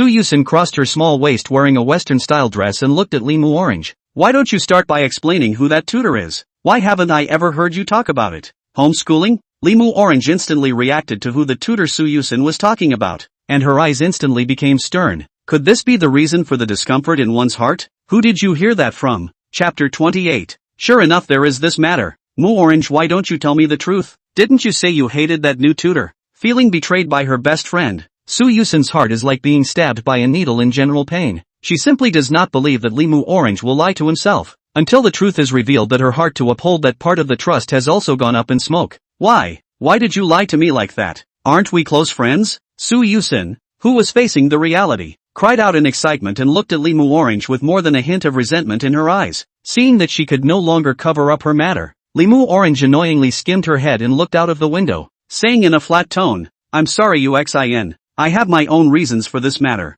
What on earth could make you betray our friendship? Was all the time we used to spend with each other a sham? Yusen desperately wanted to retain her good girlfriend, but from the expression on Limu Orange's face even she had a hint of impatience with herself. You like that governess of yours that much? Don't even care about the friendship we've both had for so long? Silence is often the most hurtful move. Yusen this time was considered to be a complete heartbreak, turned around and walked towards the outside of Limu Orange's room. Good, then in that case I won't say anything more, and I wish you well. Yusen, who had said this, wiped away her tears and took a step to leave Limu Orange's room, and Limu Orange didn't turn around, but instead held the notebook on the table tightly in her arms. Yi Feng, missed you so much. Actually, I don't think anyone should find me. On the other hand, when Yi Feng was about to go out to buy clothes for Xiao Yian, he was stopped by Xiao Yian and said that she also wanted to follow Yi Feng. No way. You can't expect this kind of fluke. Even if you have strong camouflage ability, do you really think that you can rest on your laurels? Just leave this matter to me. But, Xiao Yian's words were not good enough to come out of her mouth, and she swallowed them back hard. I'm afraid something might happen to you. Don't worry. Besides me, who would know who you are? The best thing to do is for you to hide here and not be discovered is all. Just think about the consequences if you are discovered because of today's outing. So, okay, but you have to come back early. Xiao Yian was ultimately convinced by Yi Feng and pulled on his coat and said, Don't worry, I'm not much of a shopper in the first place. I'll go. Careful. After seeing off Yi Feng left, Xiao Yian momentarily fixed in place. Lonely, she looked around for some reason. After Yi Feng left, her heart gradually produced a feeling of fear. The heart was also born a kind of Yi Feng will not run away, never come back illusion. Yi Feng. At this time, Yi Feng did not know what kind of life he should face next. The mall wasn't too far away from Yi Feng's house, and just as Yi Feng passed a piece of the road, a man wearing sunglasses walked towards him. Yi Feng naturally noticed the man, but he continued to walk by himself as if he was an ordinary person going out, and in no time the man blocked in front of Yi Feng. Who are you? What are you doing in my way? Yi Feng raised his head in shock and looked at the man in front of him, staring at him with a more frightened tone. I'm going to call the police if you don't explain why you're here. Don't be afraid, little brother. I actually don't mean any harm. The sunglasses man saw Yi Feng move out of the police station and quickly removed his sunglasses and waved his hand and smiled. Can I have some of your time on my end? There isn't much time, so I'll ask you 2 questions. Okay, you ask. Yi Feng impatiently agreed. Okay, may I ask if you've seen this woman recently? Speaking of which, the sunglasses man took out a photo from his arms, and the person on it was exactly what Xiao Yian looked like. Yi Feng put his hand on his chin for a moment in thought and shook his head. Haven't seen it. But well. The sunglasses man was delighted and hurriedly asked, But what? But this woman looks so pretty. Brother, can you give me the photo? Roll. The sunglasses man immediately chided the voice. The party he thought he had found a clue, did not expect to ask a lonely. Hey, why do you people still curse? There is no quality, you still. I said get the outta here. You really think you're handsome with a pair of sunglasses, but after all this time, you're no different from a flyer. Yi Feng walked away while his mouth was broken, but in reality, he secretly memorized the sunglasses man's looks and left the place. Didn't I tell you not to start a conflict with the common people? Have you forgotten what His Excellency told you? In the sunglasses man's anger at the time, a woman dressed in urban beauty walked to his side, whispered, What's the use of asking these ordinary people? Maybe the woman ran away a long time ago. The sunglasses man impatiently put his sunglasses back on. There will always be clues. Didn't His Excellency say that as long as these civilians are offered a good price that they can access in their lifetime, there will always be new discoveries, and there will only be more and more eyes, and that woman won't be able to run away. Waste of time. Looking at his departing companion, the man in sunglasses adjusted his demeanor again and refound a passing pedestrian to inquire. TSK. Looks like it's really as I expected. What kind of role does that woman have that makes so many people look for her? Is a top assassin that sought after? Came to the shopping mall. Yifeng also sent a difficult. This is actually not a thing. It seems that they have to find an opportunity to change a place to live. At present, it is better not to act rashly. Never mind. Let's go buy herself some clothes to confuse her first. Who knows if there are any more ears in this mall to catch her. Mr. Su, please take a look at the summary of recent business. In Su's group of finance is handing the list in her hand to the tall man in front of her. Has anything big happened lately? Suani inquired as he flipped through the statements. As the underground hand of Shu Chang, he naturally needed to keep an eye on these things. While Li Jing looked at the things on the bright side, he was in charge of the things on the dark side. This was also the fundamental reason why the two groups stood. Recently there seems to be an influx of people from outside the city, from outside our city, all with varying identities, as if they are working for some purpose. Oh, find out for me. This is a sloppy matter. Suani saw no problems with the summary submitted to the finance in front of him. Find out for me in 3 days and use all the power you can. Yes, Mr. Su. Originally the expression of the majestic Su Wanli suddenly saw a familiar figure outside the office. Immediately widened his eyes, put away that kind of momentum. Not for anything else, only because the person who came is his own Pearl Su Yusen. Chapter 29, Su Yusen who suggested a little scheme. Yuxin. Why did you think of coming to Dad's company today?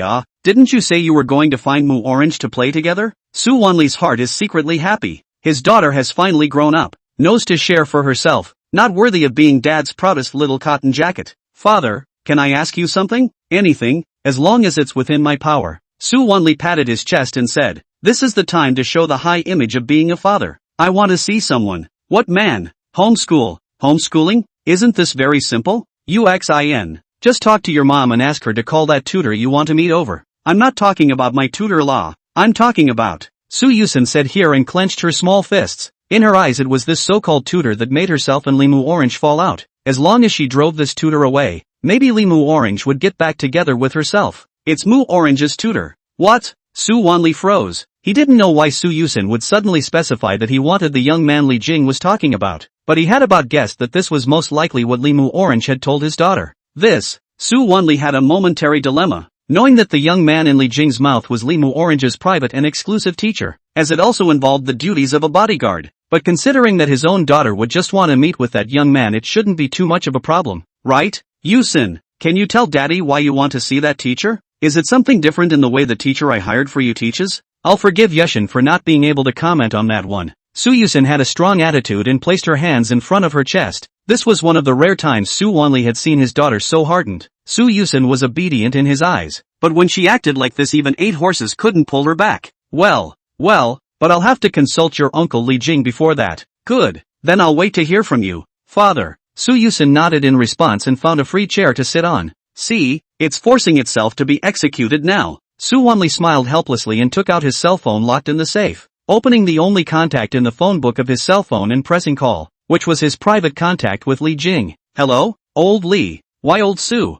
You sound like you have something for me. Hey, you're really right. Indeed I have something to discuss with you. Su Wanli said this, suddenly felt that his daughter was looking at herself with an expectant look, and finally helplessly set out his request. Didn't you tell me about the Mu Orange tutor boy at the party before? I'd like to ask you to let me meet that kid. What? Old Su, what's wrong with you? What are you looking for that kid for? This has nothing to do with you at all. I know that kid has nothing to do with me, but my girl's pole hit me. Li Jing's voice on the other end of the phone was silent for a moment, and one could faintly hear him exhale deeply. You mean, Yusen the kid? That's right. Somehow I heard about Mu Orange hiring a tutor, and today I had to find me to meet that young man in person, so you can't say no to me as a father. You mean you want me to be the bad guy? How can I? I'm not discussing it with you. Come on, don't think I don't know what's in your mind. Doesn't Yusen just want to meet that kid? No problem. I'll just give him a greeting. You name the place and I'll call him over tomorrow. Hey how troublesome. It's a good thing it's oldly. I feel better when I talk to you. Line don't nonsense. I still have things to do here. Later I will send you the contact information of the boy. Remember, you cannot give me a corner. This kid I am using it. Don't worry oldly. The thing I hate most in my life is people who dig their heels in. Yusen, she's just curious and wants to meet. There won't be any misunderstandings. That would be best. Well that's it then. I've got to get busy with the company. Okay, then oldly you busy. I do not bother. Once the exchange was over, Suani hung up. Father, have you and Uncle Li discussed everything? Don't worry Yuxin. It's all been discussed. That kid will come over tomorrow if nothing happens. Great. It's finally time to meet this teacher that Mu Orange takes so seriously. Suani looked at his daughter's smiling expression, did not know what to say. In the end just patted Su Yusen's golden hair, gently said, Yusen, make sure you talk to me and your mom about anything, okay? Don't worry father, I understand all this. Suyu was glad that the plan was successful and turned back to her good girl appearance, while in her heart, she had already begun to calculate what method she should use to treat Li Mu Orange's tutor on a daily basis. Mu-chan, we'll make up, for sure. Hello, please can you help me pick out some clothes? After buying 1 or 2 pieces of his own clothes, Yifeng came to a store selling women's clothing, and the salesman was still slightly stunned when he saw that the customer who came in was Yifeng. Hello guest, how may I help you? It's like this. My girlfriend is out of town on a business trip for work, but I wanted to buy some nice clothes to surprise her. Looking at the handsome Yifeng, a moment salesman actually froze. After the reaction, hurriedly greeted Yifeng into the store. It seems like you really love your girlfriend, guest. She's really lucky to have such a good boyfriend.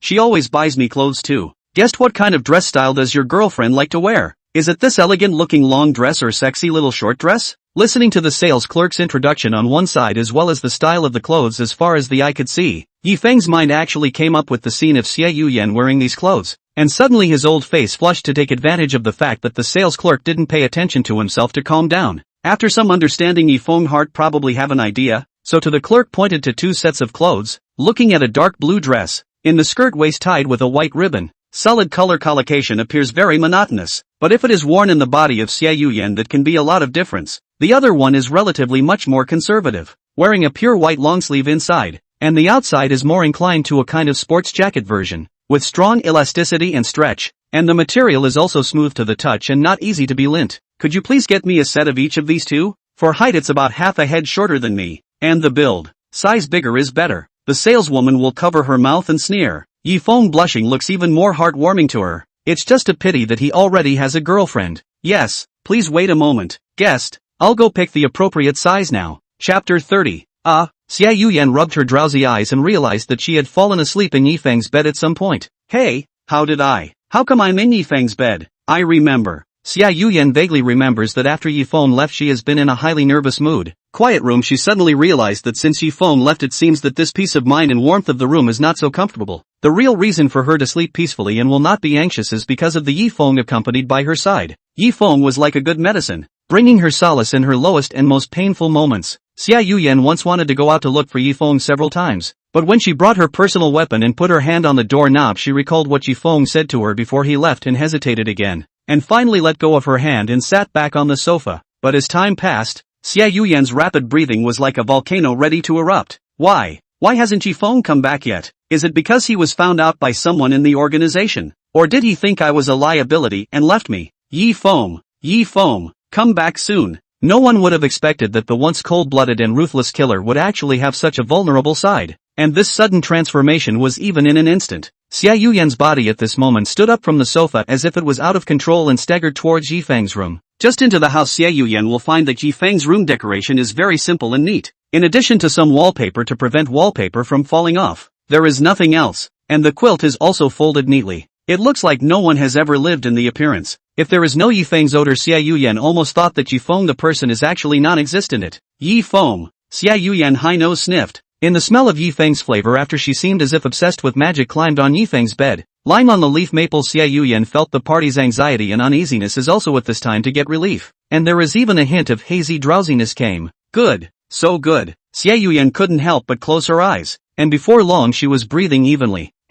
Pulling her thoughts back, Xiao Yian sat up from the bed with her messy hair. Through the curtains of the gap, a little light sprinkled in Xiao Yian's smooth white shoulders. Because Yifeng's clothes are too wide, a body shirt in her body almost into a strapless dress. A pair of muscles and elastic thighs smooth and tender. Exudes a healthy luster. Just at this moment the threshold of the room unexpectedly came from Yifeng's voice. Phew, awake? Surely it's better to fall asleep in bed, right, Yifeng? Xiao Yian turned her head to look at Yifeng at the threshold, actually suddenly laughed foolishly, and then groped the edge of the bed and got out of bed. Her feet stepped on the floor and gradually walked towards Yifeng. Hey, hurry up and change your clothes. You're dangerous in that state. Looking at the spring light leak, Xiao Yian, Yifeng hastily turned his head away. Although he will not be tempted by the beauty, but he is at least a man. Looking at Xiao Yian, he would of course blush. Do you hear me, Xiao Yian? Don't be walking towards me. Yifeng has not finished the words. Thought Xiao Yian to go out of the door, also deliberately gave a seat, but did not expect Xiao Yian not only did not go out but also hugged up. Duong. Yifeng first felt his chest being squeezed by a heavy object, followed by Xiao Yian's petite body sticking up. The hot and burning breath constantly beat on Yifeng's neck. Xiao Yian closed her eyes and wrapped her head around Yifeng's neck and kept rubbing it. Hey, this Yifeng is so realistic. The illusion turns out to be so real too. Hallucinations? This silly woman doesn't think she's dreaming. Xiao Yian, you're not dreaming. Can you please control yourself? Nonsense. If you're real, how could I not notice when you opened the door? I'm a killer. Ouch. Xiao Yian covered her head in pain and realized that Yifeng was clenching his fist and knocking his head. Does it hurt? Kind of. That's not right. 2sh. Hey. Xiao Yian blinked and raised her head to look at Yifeng, who she was hugging, and then looked down at the pressure she was exerting on Yifeng. Now you finally know. Before Yifeng could even finish his sentence, he told that a strong and powerful force pushed him out from the threshold, followed by the door of the room closing with a bang. Hey, this is my room. I know. I got your clothes back for you. I know. Remember to make up my sheets later. Please stop talking. I want to be quiet. Who is Jing? Bang. Only to hear the door of Yifeng's room issued a violent sound. Even the door shaft was loosened a bit with it. Yifeng hastily stopped his mouth and stopped joking. Ahem. That punch just now would have killed someone if it had hit them. Right? At the same time Yifeng's cell phone vibrated at this time. Picked up and found that the caller was actually Afu. No way. Is Missy in a mood again? She's trying to make me work overtime. Even though Yifeng was reluctant in his heart, he could only pick up the phone when he thought that Limu Orange's task had not been completed. Hello? Yifeng, I have something important to discuss with you. It can't be that Missy is sick again, can it? Can't you say something nice? Besides, Missy thinks so highly of you that other people can't wait to be happy, but you can't wait to get off work early. Alright, get down to business. His lordship has ordered you to meet someone somewhere tomorrow. Who? I can't tell you that. Just go. What the hell can't you tell me? Why do I feel like you guys are going to set up a hangmen banquet? Quickly give me clear or I will not go. Ugh. Okay, then when the time comes, don't say I told you so. Alfred on the other end of the phone spoke in a much lower voice. Miss Sue wants to see you. Miss Sue? Who is it? I don't recognize. Yifeng inquired in a puzzled manner, as he quickly went through his mind to confirm that there was no such person. I don't know. They asked you to go there by name. I sent you the address. Remember to go tomorrow. Perhaps afraid that Yifeng will ask questions again, Afu quickly hung up the phone, leaving Yifeng standing in place alone, not knowing what to say. TSK, how come another Miss Sue family appeared out of nowhere? What an ass. Wait a minute. The Sue family? Chapter 31, The Most Beautiful Smile. Could it be that the Sue family's eldest lady that Afu was talking about was Sue Yusen from the System Quest? Thought of here, Yifeng hurriedly took out his cell phone and began to search up. Sure enough, through the news on the understanding found that there is such a Sue group, and the group's president Sue Wanli's pearl is called Sue Yusen. It seems like a very necessary trip for myself, and I'll be moving tomorrow. Squeak. When Yifeng didn't notice the movement of his bedroom door opening, a dark blue pupil appeared in the doorway. His eyes looked around as if he was looking for something, and in no time Xiao Yian found the plastic bag that Yifeng had placed in front of his door, which looked like it contained clothes.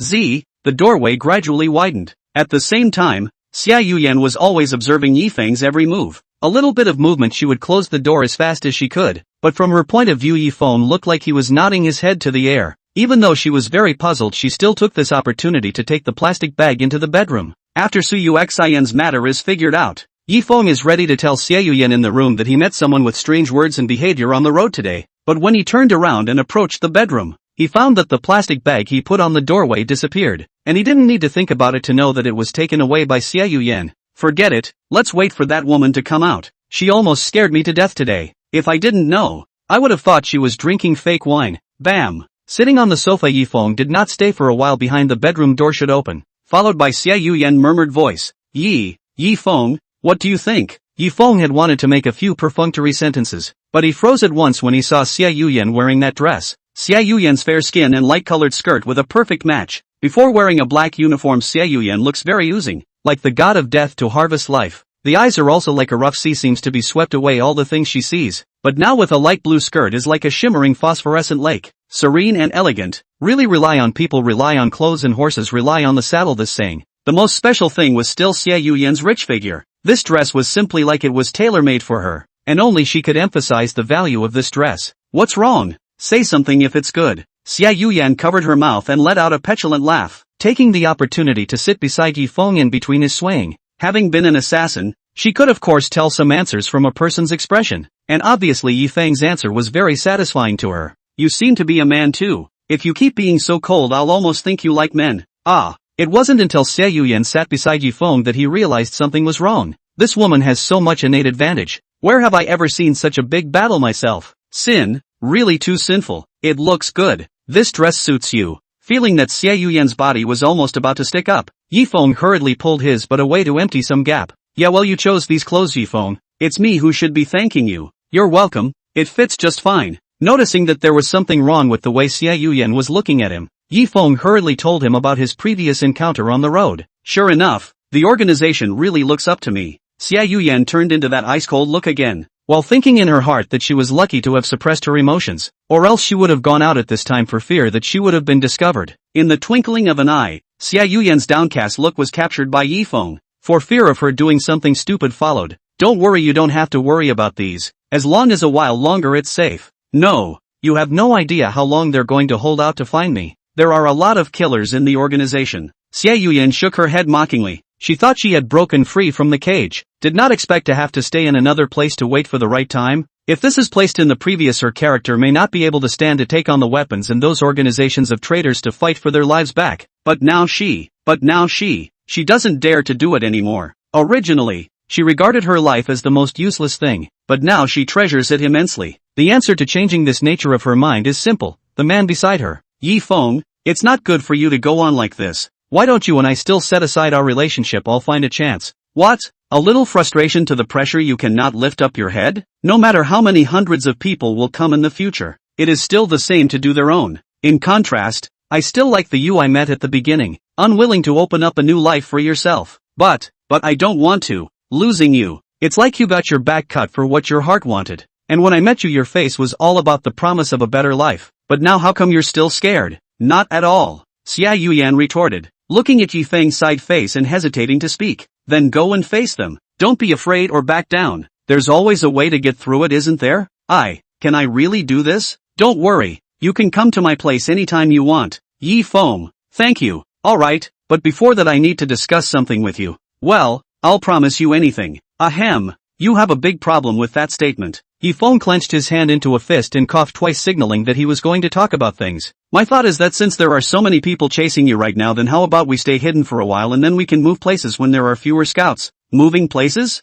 Us? Yeah. Think about it, you sleeping on the couch every day isn't such a good idea. You always have your own room. Well, you mean you and I can still live together? I know it must be a bit diabolical for you, but it's the optimal solution for now, and I'm afraid you'll do something stupid if you're alone, to put it bluntly. Are you worried about me? Xiao Yian, as if as a change of character, on the surface seems to be expressionless, in fact has long pinched their thighs signaling calm. Sort of. After all, Xiao Yian was an important person on Yifeng's mission. She couldn't afford to have anything happen to her. I promise, but you have to tell me first if there's any danger. I don't want to drag you down. That's what you are, isn't it? Yifeng smiled lightly without answering her, which made Xiao Yian anxious to come closer to Yifeng's face. Her own body almost pressed towards Yifeng again. Hey, I promise you, don't keep threatening me. Who threatened you? Xiao Yian blushed and lifted her skirt with a sweet smile, revealing the most beautiful smile she had ever seen in her life towards Yifeng. Thank you, Yifeng.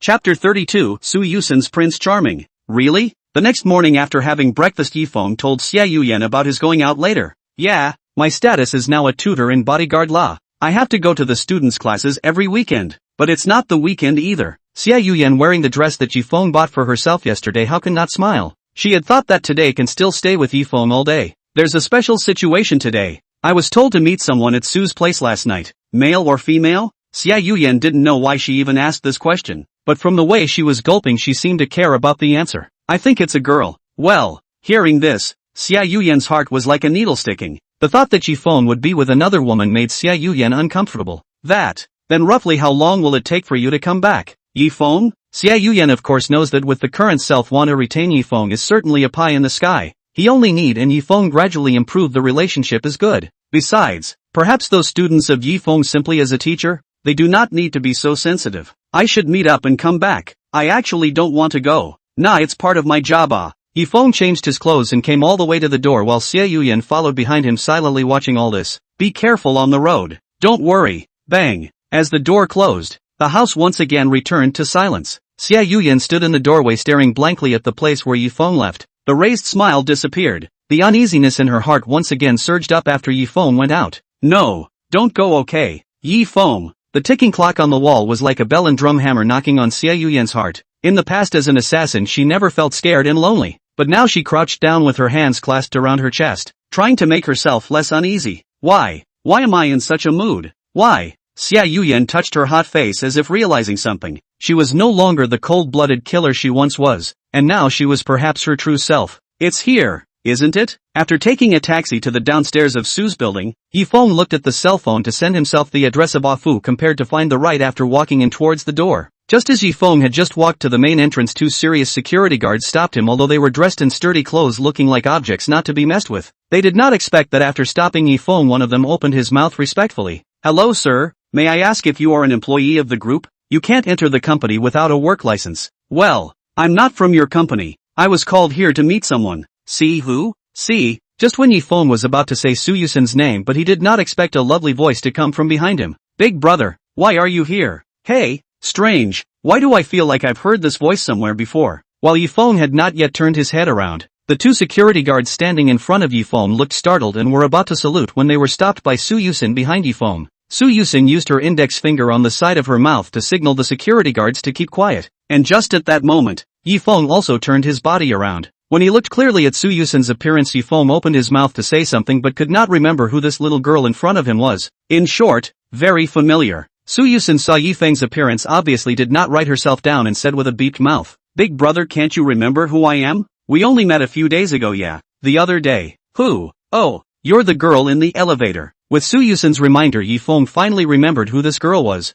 In fact, it was not that Yifeng had a bad memory, but he was now only focusing on the mission objective. The rest of the things would be covered up by him. Looks like you don't have a bad memory either. Big brother. Su Yusen was happy when she heard that Yifeng still remembered her and pinched the hem of her skirt with her small hand. Luckily she dressed up and went out today. Otherwise she could lose face. Looking at the blonde loli in front of him, Yifeng also couldn't help but sigh at how all the girls he knew were so good looking. Unlike others, Su Yusen has a head of short blonde hair, 2 strands of pigtails tied with butterfly hair ropes on each cheek, bangs on her forehead just up to where her eyebrows are, and her petite and delicate height. Without knowing it, she thought she was a small child. But the only feature that directly killed Yifeng's judgment was a feature that Limu Orange didn't have, and that was the difference between a small hill and an airfield. Looks like the kid is a picky eater, and the nutrition is growing elsewhere on the bias. Why are you here, big brother? You're here to apply for a job. Su Yusen couldn't help but come to Yifeng's front. Looking at Yifeng's delightful handsome face made Su Yusen happy and bubbly. Well, I'm not really sure. I just came over to look for someone. Looking for someone? Then just leave it to me. I can help you with whatever you want to find. Brother. Su Yusen removed the big word in 3 words, and the word brother was much more affectionate, and her heart would pause fiercely whenever Su Yusen called Yifeng brother. Ugh, I never thought I'd meet my brother here. I'm so happy. That asshole Yifeng. Get lost. I don't care about him today. I want to stay with my brother. Obviously Su Yusen has long taken Yifeng as her Prince Charming since she experienced the elevator, and meeting again can only make her heart even more determined that this is all destiny, and she and Yifeng are destined to meet together again. Since it's fate that brings us together, of course we should accept it. Is this really okay? They can let us in? Don't worry about it. Brother, come with me. Su Yusen, who has read many romance novels and TV dramas, of course knows that chances are reserved for those who are sure of themselves, and underneath the original mask of a good girl is a little devil with a spade tail. In an instant Su Yusen went up and pulled Yifeng's hand, and in front of the security guards 2 surprised expressions under the red face will Yifeng brought in. Bad.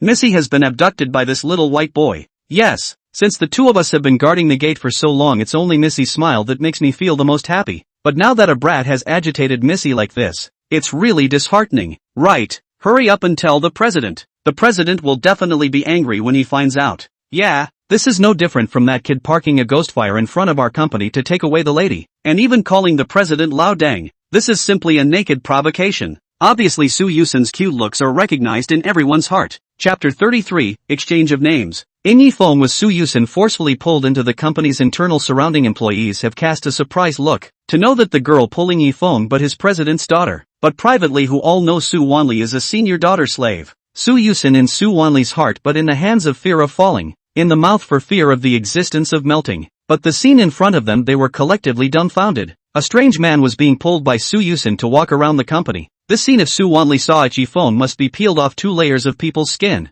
Big brother, this is Su's group in here. Su Yusen stopped when she brought Yifeng to the door of a manager's office, but the hand holding Yifeng perhaps intentionally did not let go. Which position do you want to apply for? Big brother? I'll take you directly to the manager. Looking at Su Yusen's lovely smile, Yifeng of course also discovered something wrong along the way. Since this little girl in front of him brought herself into Su's group, the surrounding people's gaze on himself has not moved away, which made Yifeng feel very wrong at once. What are you good at, big brother? I will call the manager's sister. Su Yusen was like a little follower circling around Yifeng. Just as she was in the middle of her sentence, Yifeng interrupted her. Excuse me, little sister, may I ask what your name is? Ah. Only after hearing this did Su Yusen retract her hand, resting her hands on her chest, realizing that she hadn't properly introduced herself to Yifeng from the time they met until now. Su Yusen, why are you so stupid? Obviously the first time, because of their own carelessness, did not and big brother left each other's names, and even now are still so sloppy appearance. This let big brother how to look at their awe. Su Yusen hurriedly bowed back and forth towards Yifeng and apologized up. Right. I'm sorry big brother, I haven't been able to introduce myself to you until now. I'm really sorry for being so rude. It doesn't matter, there's no need for you to be so formal. Little sister. Yifeng hastily waved his hand to stop it. At the same time, Su Yusen's small face was slightly red as she looked at Yifeng's face. I can't get enough of seeing you looking so handsome. I want to see you forever. Big brother, please allow me to introduce myself first. Su Yusen cupped the sides of her skirt with both hands and slightly squatted down towards Yifeng and made a salute. Her almost perfect and elegant posture couldn't help but make Yifeng approximately have guessed the identity of this little sister. My name is Su Yusen. I'm the daughter of the president of the Su group. Please show me more. Sure enough, Yifeng heard the 3 words. Su Yusen's heart was happy. Not surprisingly, this little girl in front of him was Su Yusen in the system mission. Hello Su Yusen, my name is. Yifeng was about to introduce himself when a violent roar suddenly came from behind him. Yusen, Yuxin, where are you? This middle heavy voice resounded throughout the company hall, and Yifeng followed the sound to find a man with a huge body and a fierce face looking anxiously and constantly looking around. Father? Father? Su Yusen saw Su Wanli after a delicate body trembled. She did not expect their father will become this panicked look. Has always been Su Wanli as to the image of a loving father appeared in front of her. This is the first time she saw her father so out of sorts look. After suddenly hearing his baby daughter's voice in the quiet hall, Su Wanli turned his head and found Su Yusen, who was staying with Yifeng. Even though he was wearing leather boots, he quickly ran over. Looking at such a burly Su Wanli, Yifeng also realized that things were not right, so he hurriedly withdrew backward a safe distance. He did not want to get into an argument with such a dangerous-looking person. Yuxin, you scared the hell out of me. Su Wanli first glanced impatiently at Yifeng beside Su Yusen, and only after confirming once again that Su Yusen was safe and sound as an old father did he let out a sigh of relief. How can you just bring a stranger into the office? Have you seen him before? Seen. Big brother is very nice. Su Yusen wanted to cross over her father to see Yifeng. After all, she still didn't know what his name was, but Su Wanli seemed to be intentionally blocking in front of her to prevent his daughter from going forward, looking at Yifeng with a wary face, until he saw his calm as water eyes and then breathed a sigh of relief. This kid, is he as calm as old Lee said? You're Yifeng? Yes. Hello Mr. Su. Yifeng saw Su Wanli's hostility towards him plummet. He didn't know why, but it was a good thing. If there was an additional dispute, it certainly wasn't good news for his mission. Not bad, you're an interesting kid. Su Wanli's eyes and Yifeng stare at each other, but Yifeng did not move away in vain, but looked at Su Wanli squarely. From his body is not afraid of the shadow slanting appearance, will probably know whether his person is really reliable. Old Lee, this guy from where to dig up the treasure. I even wondered if this kid is not the people here. This kind of state of mind ordinary people do not have. Hey, Yifeng? Originally excited, Su Yusen heard Yifeng's name first to joy, so that he is even in Yifeng big brother officially no. But in retrospect, Su Yusen suddenly noticed that something was wrong, because wasn't Yifeng Li Mu Orange's tutor? Su Yusen's smile to this stiffened. Looking at Yifeng's eyes also became blurred. How did this happen? How did today called you over no other meaning? Is that I want to meet you? This kid is really oldly, he said. So God, now it really seems that heroes come out of the youth. Mr. Su, you're joking. I'm just a part-time worker. It's all about living. Good boy. In that case, you young people talk. I have a meeting here that needs to be called urgently. How about we talk later? No problem, Mr. Su. Yifeng nodded his head in agreement. At least he could set aside some time to communicate with Su Yusen, as a way to make a good preparation for the subsequent kidnapping mission. The goal now was to make a good relationship with Su Yusen. Then I'll leave first. Yuxin? Weren't you so happy just now? Why are you acting like a little sulk now? Suani looked at his daughter's dumbfounded appearance, felt strange, but still assuredly explained a few sentences and left the hall. As for whether he would be worried about his daughter having an accident, how can I be worried about the person Lowly personally examined? It's hard to believe that this kid can still tie up my daughters? You're kidding. After Su Wanli left, everything returned to the normal order. Yifeng is looking at Su Yusen, crooked head, looking at his own look, feel a hint of seepage. This expressionless Su Yusen, and just that the sunshine lovely look is too much difference. Chapter 34, I'm sorry Mu Orange. Yifeng, he's mine. Seeing Su Yusen staring straight at herself so blankly without saying a word, Yifeng had to take the lead and open his mouth to greet her. Hello Miss Su. I'm sorry, I don't know your identity yet, and I apologize for my presumptuous behavior just now. Listening to Yifeng's gentle tone, Su Yusen's face only gradually slowed down, then opened her mouth to Yifeng and faintly said follow me, then turned her head towards the elevator room. Just entering the elevator, Yifeng saw that the atmosphere was a bit off and said with a smile, the last time you met with Miss Su was on the elevator, and now it seems to be a kind of inexplicable fate. Su Yusen's petite body shook after hearing this, but still didn't answer Yifeng's words.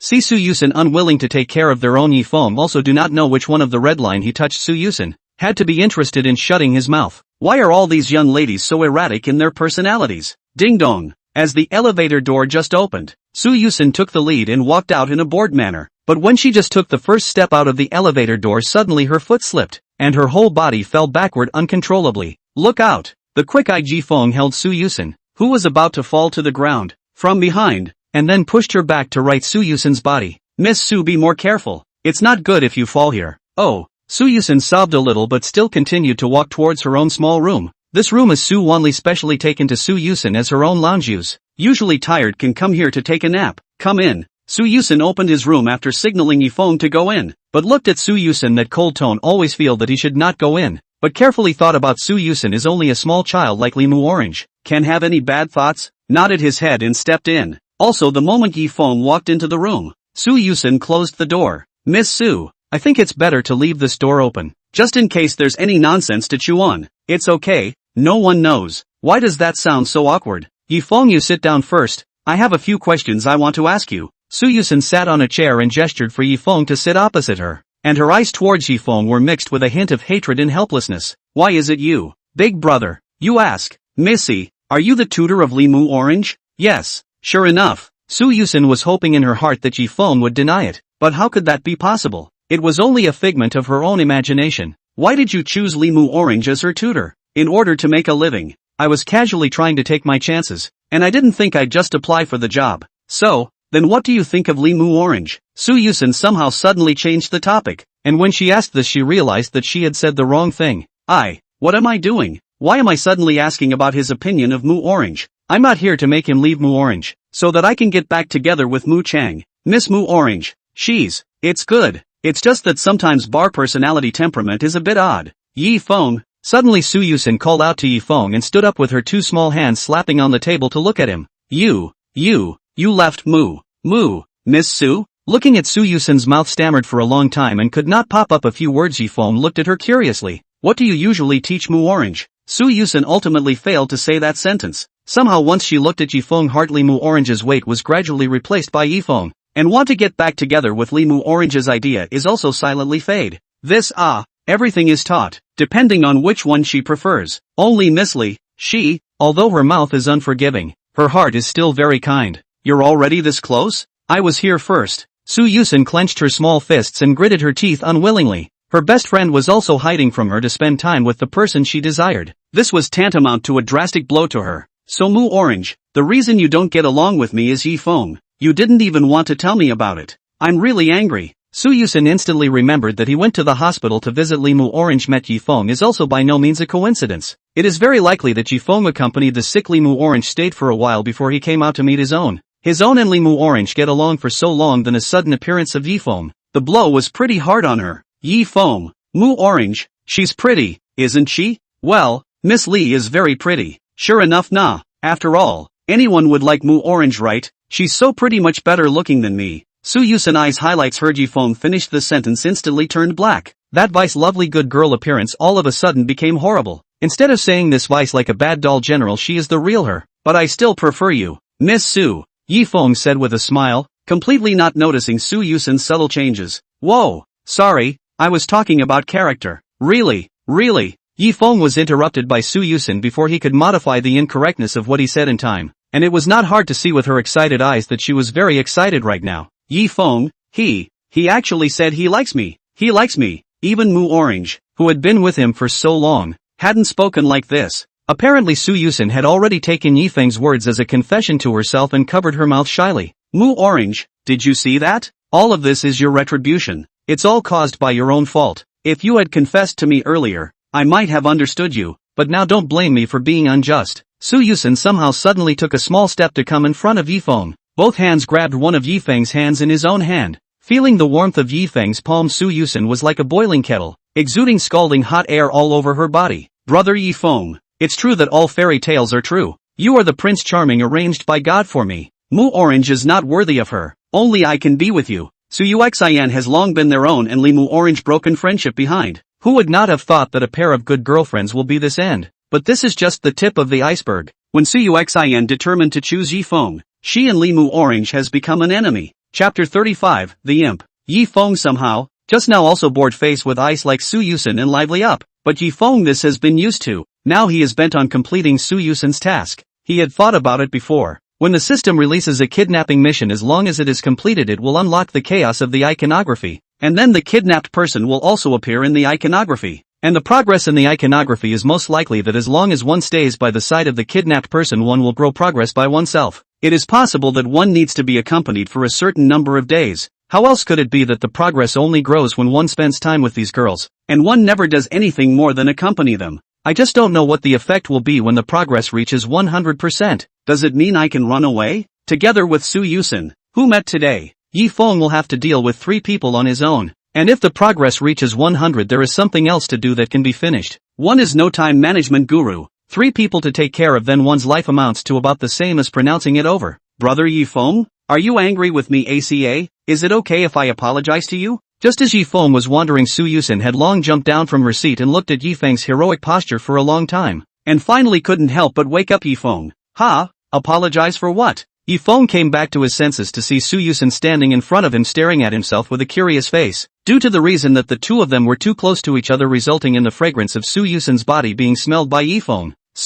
Miss Su, do you usually like strawberries? Hey, why are you suddenly asking about this? Brother Yifeng? Su Yusen was stunned at his words, but still answered obediently. I love strawberries. That sweet flavor is my favorite. Do you like strawberries, Brother Yifeng? I didn't mean that. I just smelled strawberries, so I guess that you like strawberries. Miss Su, strawberry flavor? But I didn't eat any today. Su Yusen muttered here and suddenly realized something. Because she liked strawberries, so even the body wash she usually used was strawberry scented. The strawberry smell that Brother Yifeng said couldn't be that he just smelled me. It must be. Oh, so shy. Because in the morning I ate a few strawberries. Big. It's probably because of this now. Su Yusen lifted her butt and sat on the desk. Due to her low height, her 2 little legs were hanging in the air, swinging up back and forth. It could be seen that she was very happy with Yifeng. So, Yifeng's gaze was drawn over to Su Yusen on the desk. Brother Yifeng, do you have a favorite girl? I'm just asking because I'm curious. The sunlight outside the window made Yifeng look at Su Yusen will be extra harsh, so did not notice that at this time Su Yusen is looking at himself with an excited gaze. A favorite girl? How could there be? I don't have that in mind right now. Yifeng but said the real words, because he now has no heart to love on this. They are half a step into the death of the people, still have what qualification to seek love it? This counter is not harmful to others. Really, I mean, what a shame. What's the pity in that? Isn't it good to live alone? Instead, look at Miss Su, you should focus your mind on your studies. My academic performance. Su Yusen just wanted to prove to Yifeng that she had good grades, but then she turned her head and thought that this might also be a good way to get Yifeng. My grades were not good. Father, he also hired many teachers for me, but the final result was almost nothing. Oh, Yifeng was delighted in his heart. Initially, his purpose of bringing this topic out was to see if there was any opportunity to get close to Su Yusen, and finally kidnap her without anyone knowing. With Su Yusen saying that her grades were not good, Yifeng knew that his opportunity had come. Miss Su, Brother Yifeng, you wait first. Su Yusen suddenly called out to Yifeng, who was about to open his mouth. This interruption made Yifeng's heart tighten. No way. Did she see my intentions? Brother Yifeng, don't you call me Su something, Missy. It doesn't sound good. Su Yusen leapt down from her desk, both hands crossed at her waist, and pouted in dissatisfaction.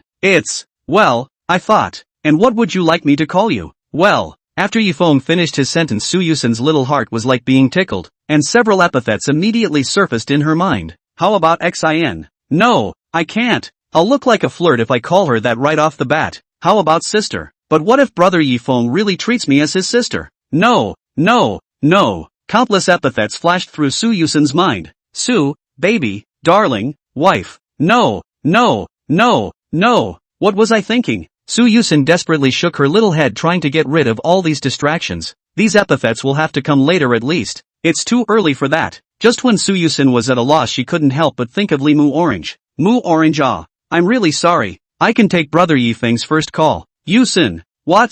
Call me Uxin. Su Yusen narrowed her eyes and gave a crooked smile. Yusen? It's okay. Then maybe I can help you if you want to improve your grades. Uxin. He. Actually, I've always trusted you, brother Yifeng La. Teacher, you also have a student who is my good girlfriend, Limu Orange. Su Yusen's tone was flat when she said the three words Limu Orange, and she simply couldn't tell that they had a fight just before. Such a coincidence? Can't it be that you met in the hospital that day to visit Limu Orange? Yes, day. I didn't expect to still be able to meet you here with brother Yifeng. It's really a great fate, nah. Just like it was meant to be. Uxin, ah. Actually, before this I always had a question. That is, will your father accept this one thing of me being your teacher? I think it's still necessary to talk to President Su about it.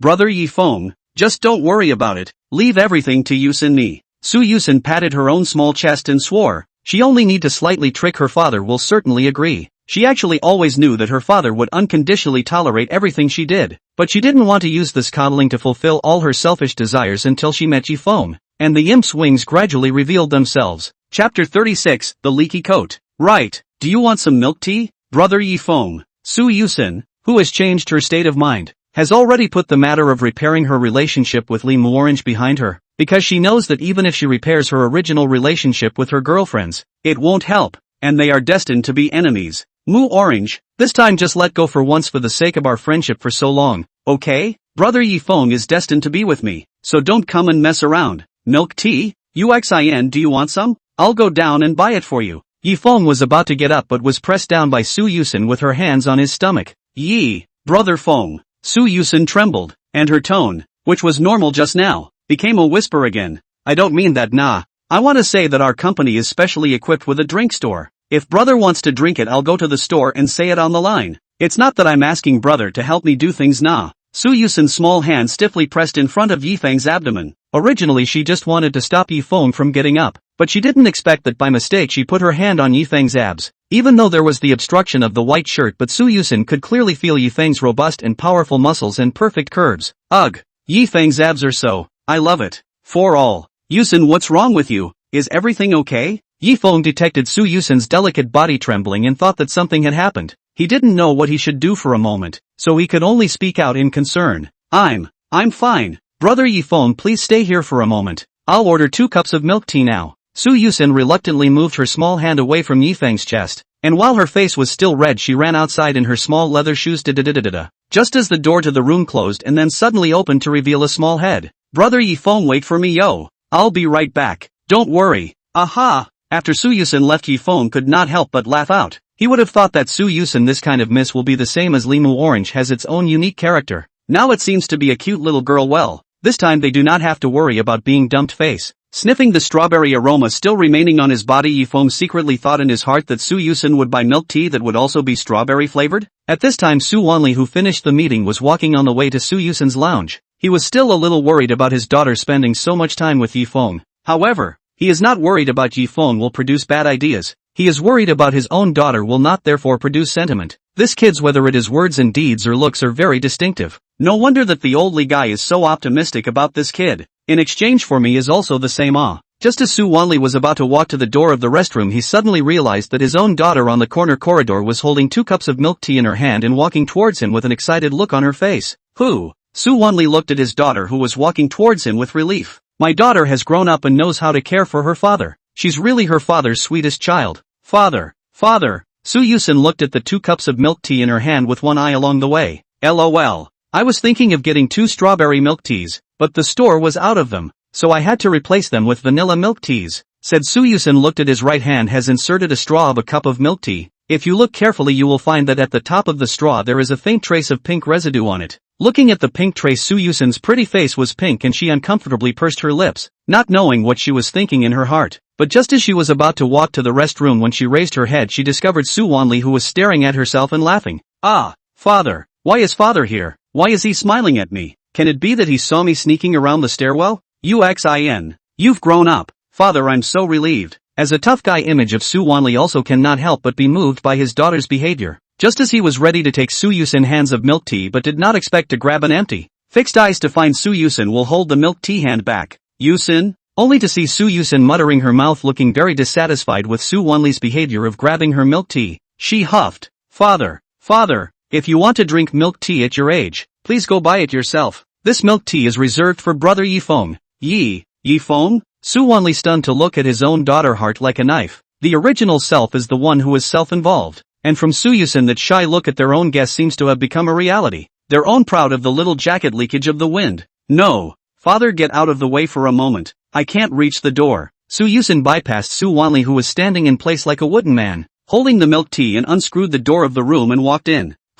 Listening to the sound of the room door opening, Yifeng, who was sitting on the chair, then saw Su Yusen who walked into the room. Brother Yifeng, I bought the milk tea back. Su Yusen looked down at the milk tea in her right hand before taking the lead and handing it out. Shivering. Yifeng, brother, please, while it's hot, drink it. If it gets cold, it's no good. Drink it. Ah, thank you Yuxin. Yifeng took the milk tea in Su Yusen's hand. Although he didn't know Su Yusen would talk like this, but Yifeng still thanked Su Yusen for her kindness and held the milk tea in his hand. Right Yuxin, did I hear President Su's voice just outside the door? No, father. He's still on his way here. Brother Yifeng, don't think so much. Su Yusen swallowed her saliva and looked straight at the milk tea in Yifeng's hand, and urged Yifeng to drink it after seeing that he still didn't drink it. Brother Yifeng, aren't you going to take a sip to taste the flavor? Ah. Looking at the face of the expectant Su Yusen, Yifeng also had to do as he was told. Opened his mouth and held the straw and drank it. Boing. Su Yusen's entire body made a strange sound after seeing Yifeng drink the milk tea, and then forcibly pressed down her inner excitement not to be discovered to inquire in a low voice. Well, is it good? Also, not bad. Sure enough, I wasn't wrong, nah. Yusen, you even drink milk tea that is strawberry flavored, nah. But this cup of strawberry flavored milk tea is a bit light in flavor. It can't be that you've cut corners. Oh, maybe it's because the strawberries are too small. Don't worry about those details. Ni. Chapter 37, Signing of the Contract. Looking at Yifeng drinking the milk tea he prepared without any doubt, Su Yusen also happily drank her own milk tea. Ka. Just then the sound of the door opening came from outside the door, and following the sound he actually found Su Wanli walking in. Finally, we can get down to business. Yifeng, who had waited for a long time, was much more comfortable in his heart. He was also very uncomfortable after staying here for so long. He was not willing to take his precious time to do meaningless things. Mr. Su, you're finally here. Yifeng stood up and looked at the lost and fought Su Wanli. Somehow he always felt that Su Wanli was completely different compared to when he saw him before. One was a domineering president with a majestic presence and an imposing appearance. But now how did he look? Like a wilted cucumber.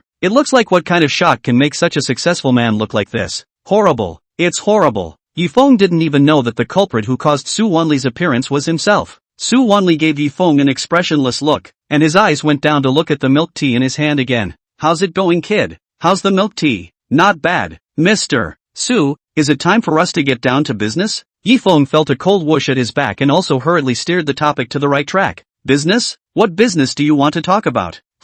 It's like this, Mr. Su, after my understanding of what about Yusen, I think that in order to make her even better, I can give her some help in her studies. What? Su Wanli was Yifeng. This sentence said some angry. To know their own daughter's performance that is quite excellent, whether in the theoretical knowledge or music and dance and other courses are deeply loved by the teachers. But Yifeng suddenly a sentence of their own daughter needs to be promoted, which makes Su Wanli is very dissatisfied. Just as he was about to speak out and stop, Su Yusen, who was standing behind her, poked Su Wanli's back and said in an extremely whispered tone, Father, please, I want brother Yifeng to be my teacher, but Yusen your class. I believe that just with Yifeng's brother's knowledge mastery must be very powerful. Besides, father, you haven't tested Yifeng to let him go is simply unreasonable. Su Yusen countered Su Wanli's point of view, a move that was tantamount to another hole in the cotton jacket Su Wanli was wearing. Ugh! Forced by the threat of his own daughter, Su Wanli could only sigh and sink his teeth into talking to Yifeng. Yifeng, what is the form of the contract you signed with Oldly?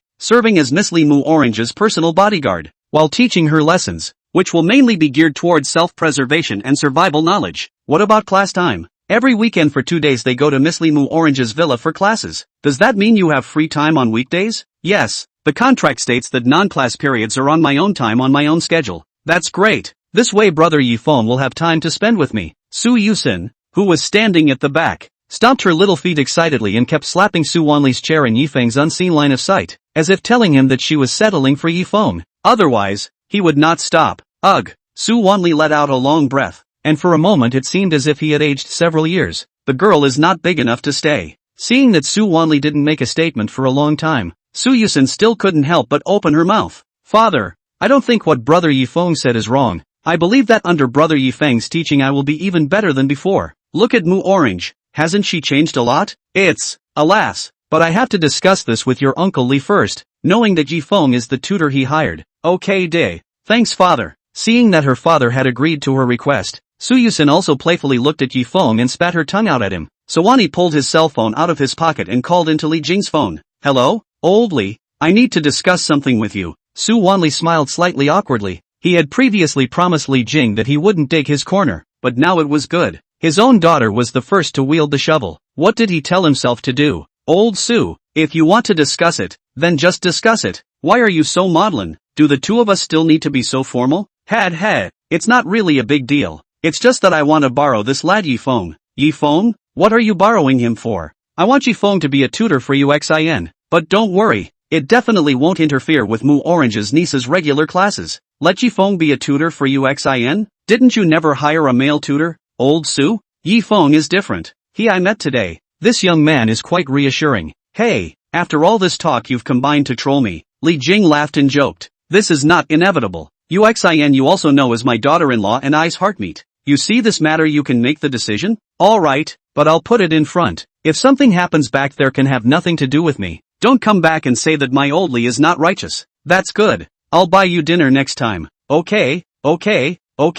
Hang on. Su Wanli hung up the phone and then looked at Su Yusen's nearly glowing eyes and said, Alright, your Uncle Li said there's no problem. Thank you father. Su Yusen excitedly jumped into Su Wanli's arms and pouted. I knew father was the best for me. Ugh. Su Wanli already didn't know how many times he had sighed, and could only hold all his helplessness in his stomach. Then Yifeng, what time do you see as the approximate free time for teaching Yuxin? Thursday and Friday then. That's good. Later I'll have someone print the contract and sign it for you. The salary is the same as Lao Li's side. Do you think it's acceptable? No problem. Yifeng readily accepted. He didn't care much about the salary at all. As long as he could get close to Su Yusen, it was enough. Soon a contract was signed and Yifeng officially became Su Yusen's tutor. Mr. Su, I see it's getting late. I'll take my leave. I'll be here on time and on point next week. Okay, so it's. Su Wanli was about to leave with Su Yusen, but he didn't realize that Su Yusen at this time trotted to Yifeng's side and said to Su Wanli, Father, I'm going to send brother Yifeng off. Before Su Wanli could make a statement,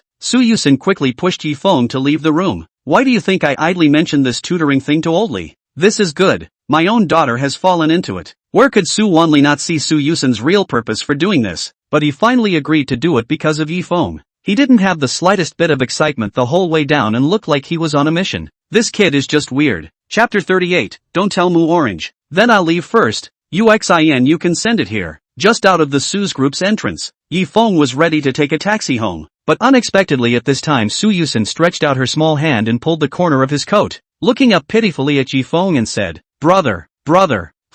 What's wrong Yuxin? Just, can brother not tell Mu Orange about this? This thing? You mean about giving you lessons? Su Yusen nodded and immediately explained. Brother must also know that Mu Orange has a bit of stubbornness in her personality, so if she finds out about it she will definitely be unhappy. So, please also ask brother Yifeng to never tell Mu Orange. Okay?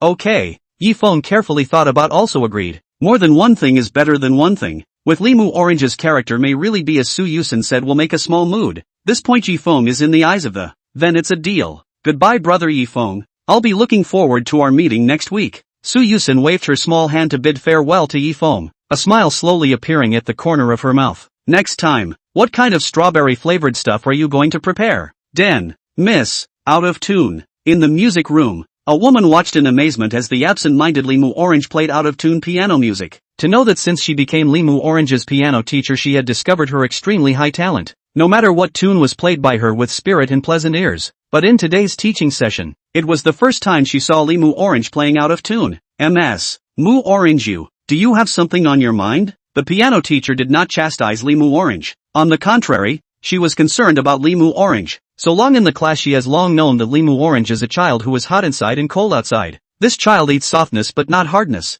Limu Orange withdrew her hand on the piano and placed it on her chest, lowering her head for a long time before speaking. I don't know. It just feels like my chest is stuffy and hard to bear. It looks like the cause of overwork. Let's stop here for today's lesson. Miss, do you want to go and rest? Limu Orange is still expressionless nodded. No matter in front of whom she is that a bland look. Except for one person. After returning to her room Limu Orange recalled the moment when she and Su Yusen had an argument. This moment her heart also hurt. She also did not want to get into this situation with her best friend. But, when Su Yusen knew about Yifeng's existence, her heart was particularly uncomfortable, as if her most precious thing had been snatched away by someone else. Limu Orange covered her chest with one hand and picked up the notebook placed on the table with one hand. Until then her uneasy heart gradually stabilized, as if Yifeng was accompanying her. Teacher, I want the weekend to come soon, so I can see you soon. Teacher. Holding the notebook in his arms Limu Orange actually revealed a happy smile. Phew, home at last.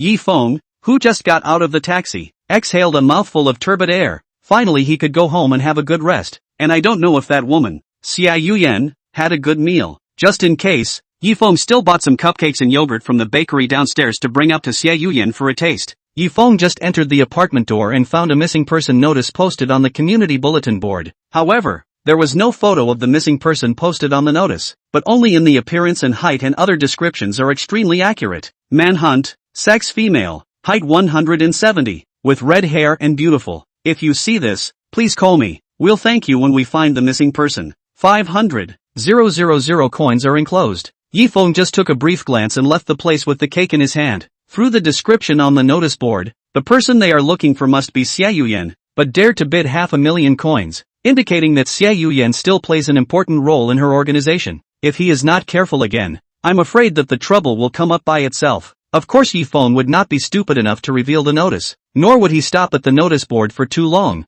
Since the notice had been posted here, it meant that those in the organization had already infiltrated this apartment, so he had to be careful at every step from now on. It's taking responsibility for the mission while also taking responsibility for your own life. It seems necessary to go back to Xiao Yian to explain, although now it seems that this woman is not as cranky and nervous as the first time I saw her, but the more she is that calm and collected when she suffers a blow may completely collapse. One has to keep an eye on her not to do something stupid. Thought of this Yifeng expressionless on the elevator toward their homes. At the same time outside the building of a tea pavilion, several dressed as middle-aged men are playing chess with the old men in the community. When Yifeng stood on the public display board when they seemed to use the afterglow to observe Yifeng's behavior until he stayed for a few seconds to leave the look of the way they took back their eyes. Ding dong. Outside the door Yifeng took out the key in his pants humming a little song unscrewed the door ready to walk in. But just as he had just unlocked it he did not twist the door handle. Ka. Only heard a lock ring. Yifeng perceived in the door came after the subtle footsteps moving sound, which let Yifeng momentarily into a deep thought.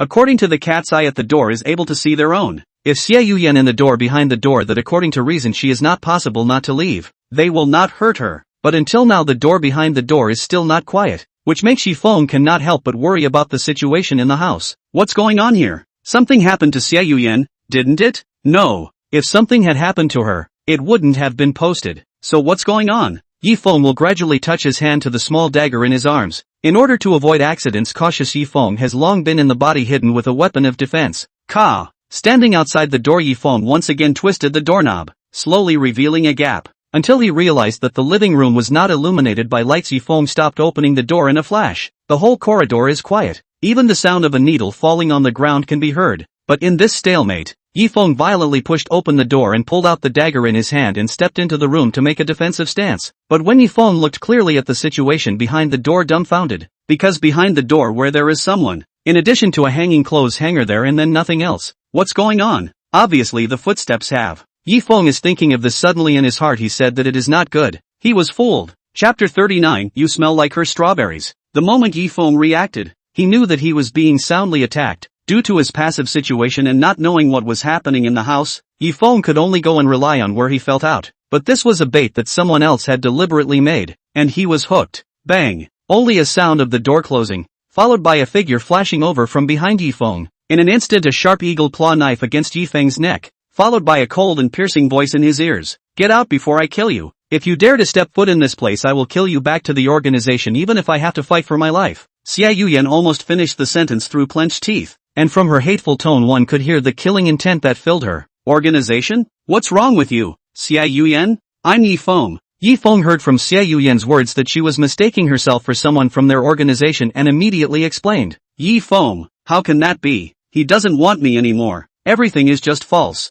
Xiao Yian choked on the word Yifeng, and her eyes gradually became mesmerized as she muttered to herself. Xiao Yian, take a good look at who I really am. Aren't I back? Those who don't know would think I've abandoned you. Back? Are you? Yifeng? Xiao Yian's lax pupils gradually contracted, blinking to look at Yifeng, who had been hijacked by himself with a knife, apparently still somewhat unable to accept the reality that Yifeng had returned. Who else could I be if not Yifeng? You quickly put down the knife. Yifeng, are you really Yifeng? After Xiao Yian confirmed that the person in front of her was Yifeng, the knife in her hand also fell to the ground, and those eyes of deep blue gemstones also flooded with a little bit of tears. It's really you. I thought you weren't coming back, leaving me alone in this place. Yifeng, who broke free, rushed to take a deep breath, knowing that the knife in Xiao Yian's hand had been precisely placed against his neck. As long as Xiao Yian exerted force, he would immediately bleed to death. Didn't I say I'd be back? Why do you look like I haven't been here in years? And it's only been an afternoon. Back. You're back.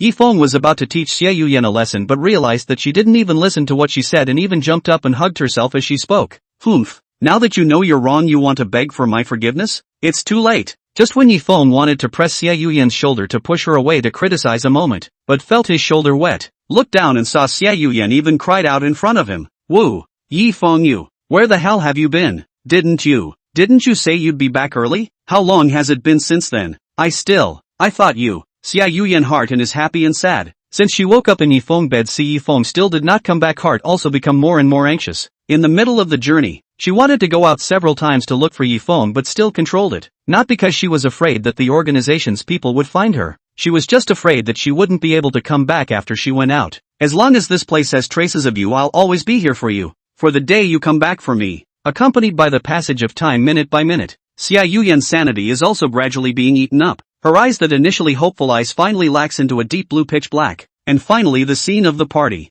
I'm sorry, it's been a really busy day and it's taken a long time to get through things. Yifeng also knew that he had gone back on his word and apologetically patted Xiao Yian's back as a sign of comfort. Next time I'll never make that mistake, okay? Don't ever put a knife to my throat again. I'm sorry, I just couldn't help myself. It's okay, I know that's not your intention. I just want you to trust me, okay? I'll never go back on my word when I say I'll give you the help you need to live your life in peace. I believe you. Xiao Yian nodded slightly and put her head on Yifeng's chest, quietly enjoying the short and beautiful time. In fact, she just wanted to drag her feet for a little while longer so that she could stay on Yifeng for a little while longer. But just as Xiao Yian was enjoying this good time, a strange strawberry smell that did not belong to Yifeng's flavor stuck to Yifeng's clothes. Yifeng, what exactly did he do? Why does he smell like another woman? Didn't you say you were taking care of business? How come you got strawberries on it? When Xiao Yian thought of the scene of a strange woman drilling into Yifeng's arms, she felt as if her heart was being cut by a knife, and at the same time, she also felt angry at the fact that Yifeng had said that he would accompany her. Nah, Yifeng, why does your body smell like strawberries? Did you fall into a moldy strawberry trash can? Or, is there a wildcat trying to steal fish? Originally looked at gradually calmed down Xiao Yian, Yifeng are relieved. Now how suddenly become strange again, so have no choice to open the mouth to explain up. You said the strawberry flavor should be Miss Sue. She prefers strawberries to me, to buy a cup of strawberry milk tea only. Is that all there is to it? Or what? What else do you want? That's good. Only after getting Yifeng's answer did Xiao Yian feel relieved. But the strawberry odor on Yifeng's clothes was too uncomfortable for her, so she started to take off Yifeng's coat. Yifeng had thought that Xiao Yian leaned on herself to relieve her of that uneasiness and fear of being alone at home. But how did she relieve herself of her clothes to begin with? Seeing this, Yifeng hurriedly stopped this behavior of Xiao Yian and inquired, "What are you doing? Why are you starting to undress me? It's not that you don't smell right. Smell that rotten strawberry smell on you yourself." Rotten strawberries? Ah, you mean this? Maybe my new student accidentally got a little taste of it when he hugged me. That kid loves strawberries. So take your clothes off then. It's hard to wash with such a heavy smell. Okay, I'll do it myself. Yifeng had just removed his own clothes when Xiao Yian stuck up again. while also intentionally rubbing her face on her chest with her face, making a purring sound. Xiao Yian you. Just a little while. Just a little while. It's just a way to make it up to her. Yifeng did not think that he was still so tired even after returning home, which made him want to go back to the initial period of time when there was only Limu Orange in him, and that period of time was considered to be the most relaxed and leisurely time. Chapter 40, Cake-flavored finger food. After a short while, Xiao Yian left Yifeng's arms. Well, it was only after Xiao Yian's mood had completely stabilized that Yifeng was able to rest. Tiredly, he sat down on the sofa and handed Xiao Yian the cake he was carrying. No, I don't need to guess that you must not have eaten. Fill your stomach. Xiao Yian did not say anything when she saw that Yifeng was right. She threw the coat that Yifeng took off to the washing machine and then sat beside Yifeng, took the cake in his hand and ate it with satisfaction. And you're still laughing. You almost sent me away with a knife just now. Yifeng glared at Xiao Yian without any good reason. This guy does not reflect on the good, and now he is still eating the cake he bought to leisurely laugh out. I'm sorry, I didn't mean it. Xiao Yian took a bite of a cupcake. Since Yifeng left in the morning she hadn't eaten a single bite of food. Her heart was completely thinking about the departed Yifeng, but he came back as the best result. I have something important to tell you. Just as Xiao Yian was engrossed in looking at Yifeng's side face, Yifeng looked at her with a serious expression. Xiao Yian swallowed the cake in her mouth, picked up the water cup on the table and took a sip of water. You're going to say something about those in the organization, right? How do you know? Don't tell me you've been sneaking out? Yifeng instantly tensed up. Now can be said to be the most dangerous time. If the slightest attention will be found by those killers. You should know that for the two skills of stealth and detection is handy. Geez, don't get so excited. Xiao Yian pulled down Yifeng who was getting up, while picking up a cupcake and placing it by Yifeng's lips. Here, have a cupcake. No. Well, Yifeng was about to refuse but did not expect that Xiao Yian did not give him a chance to refuse at all, and violently stuffed her index finger into Yifeng's mouth, during which she did not forget to turn around in Yifeng's mouth. Xiao Yian you. Yifeng covered his mouth when he watched Xiao Yian do this, realizing that he had just inadvertently licked her finger. Look at you. Just eat it earlier and be done with it, causing my hands to get dirty. I'll go wash my hands. Xiao Yian did not give Yifeng the opportunity to continue. Her eyes stayed on her slippery index finger, while Yifeng did not react to stand up and quickly walked into the bathroom, leaving his mouth still wrapped in the cake. Froze Yifeng alone. Wow. It wasn't until the sound of running water from the faucet came out of the bathroom that the frozen Yifeng was pulled back. This woman, is she always this bold? She just put her hand. Alas, after about half a minute, Xiao Yian walked out with an expression as if nothing had happened. Yifeng, you don't worry. Well, I haven't been out of the door since today. The reason I found them is because I saw people with abnormal behavior through the curtain gap. Is that so? That's good. Do you know that there are posters all around the neighborhood looking for you? But anyone who finds you will give $500,000. Hey, $500,000? So little? Xiao Yian shook her clean hands, but there was not a single drop of water visible on them. I thought I could be worth $3 or $5 million. And you're smug about it. Yifeng skimmed his mouth breathlessly. Anyway, you shouldn't make any noise lately. Just get through these days safely and you'll be safe. Yifeng, why don't you give me up? At least there's a $500,000 bounty. Xiao Yian sat down beside Yifeng and happily ate the cupcake in the bag again, calculating in her heart whether she should do what she just did again. She had just cleaned her fingers carefully in the bathroom. Yifeng of course knows that she is joking. From her leisurely appearance can be seen completely on their own will give her out. This matter did not take it seriously. That's not a funny joke. You look like you trust me? Are you really not afraid that I'm trying to gain your trust? Said Yifeng will be a bad smile. Make a wicked look. Oh. Xiao Yian just faintly returned a no word, then picked up another piece of cupcake and placed it at Yifeng's mouth. Good point, rewarded with a cake. Yifeng sensed that Xiao Yian was setting herself up for a sneak attack in order to get herself to open her mouth and take advantage of the opportunity. Yifeng immediately reached out and snatched the cupcake that Xiao Yian had placed at her mouth. I said, where's that vigilance you have as an assassin? Didn't you think I was a spy at first? Seeing that her plan did not succeed, Xiao Yian ate by herself again, looking at the side of Yifeng's face and smiled. Whatever, you are the organization's people or not. As long as I can accompany you by your side I'm satisfied. Ding! Just at this time Yifeng's mind rang a familiar system tone. No need to guess, also know that this is the probability that the progress reward has arrived. I believe you. That's my answer. Xiao Yian once again picked up a piece of cake and placed it at Yifeng's mouth, tilting her head to reveal a flirtatious look. Reward you with another piece. I've been inseparable from you since the moment you pulled me out of that bottomless abyss of no hope. Looking at Xiao Yian's appearance that was as vivid as a blooming delicate flower, Yifeng was all shaken. So beautiful. Come on, my hands are getting sore. Can't you do me a favor? Xiao Yian's words woke up Yifeng, who was still dazed. so he hurriedly opened and ate the cupcake. Hey, that's right. Hey, Yi Feng, why is your face red? I have a little stomachache and I need to go to the bathroom. Looking at Yi Feng, who was looking for an excuse to scurry away, Xiao Yian looked at the finished cupcake in the bag and pursed her lips. The cake tastes so sweet, nah. I wish I could keep eating it like this. Who? Washed a handful of cold water. Face Yi Feng looked at himself in the mirror. Just now Xiao Yian, the charming look, even if it is a strong determination of him, also broke the power. In order to calm himself down, Yi Feng immediately called out the system to check up on the mission's prompts. But right after he took a good look, he was surprised to find that not only Xiao Yian's progress had increased, but even Li Muqiang's progress had also increased a bit. Li Mu Orange progress, 60%. Xiao Yian progress, 60%. The progress of the two had unexpectedly leveled off. It wasn't clear why it was growing so fast. Xiao Yian herself was understandable. After all, the two of them spending time together would naturally grow in progress. But Li Mu Orange himself wasn't accompanying her. Forget it, let's just claim the quest reward first. Yi Feng put the matter of progress behind him and immediately clicked on the mission interface. Chapter 41 Props with Side Effects. Progress awards have been issued. Gay lifetime 30 days. Antidote. Skill strong body. Charisma privilege unlocked. Limit capsule. Antidote. Drinking the potion will remove all negative statuses, but there will be extremely unstable side effects. Stronger body, stronger stamina and perseverance. Less fatigue. Limit capsule. After taking the capsule, it can break all the human body functions and maximize the ability. However, the price at the end of using it is extremely dangerous and will cause great harm to the human body, so use it with caution. This time's mission reward. Yi Feng had spent a full 10 minutes to roughly understand the details of some props. Both of these bonus props end up indicating that there will be side effects, but this limit potion looks like it will be dangerous, so it should be used as a last resort. Throw in the known skills and times, and it looks like it unlocks access to the charisma skill. Thinking of this, Yi Feng hastily clicked on his personal information and saw that there was an extra row of small words under the charm word. Because of your special charm, it will make in the relationship with the opposite sex subconsciously change the attitude of the opposite sex to you. The attitude of execution on what you do to the opposite sex.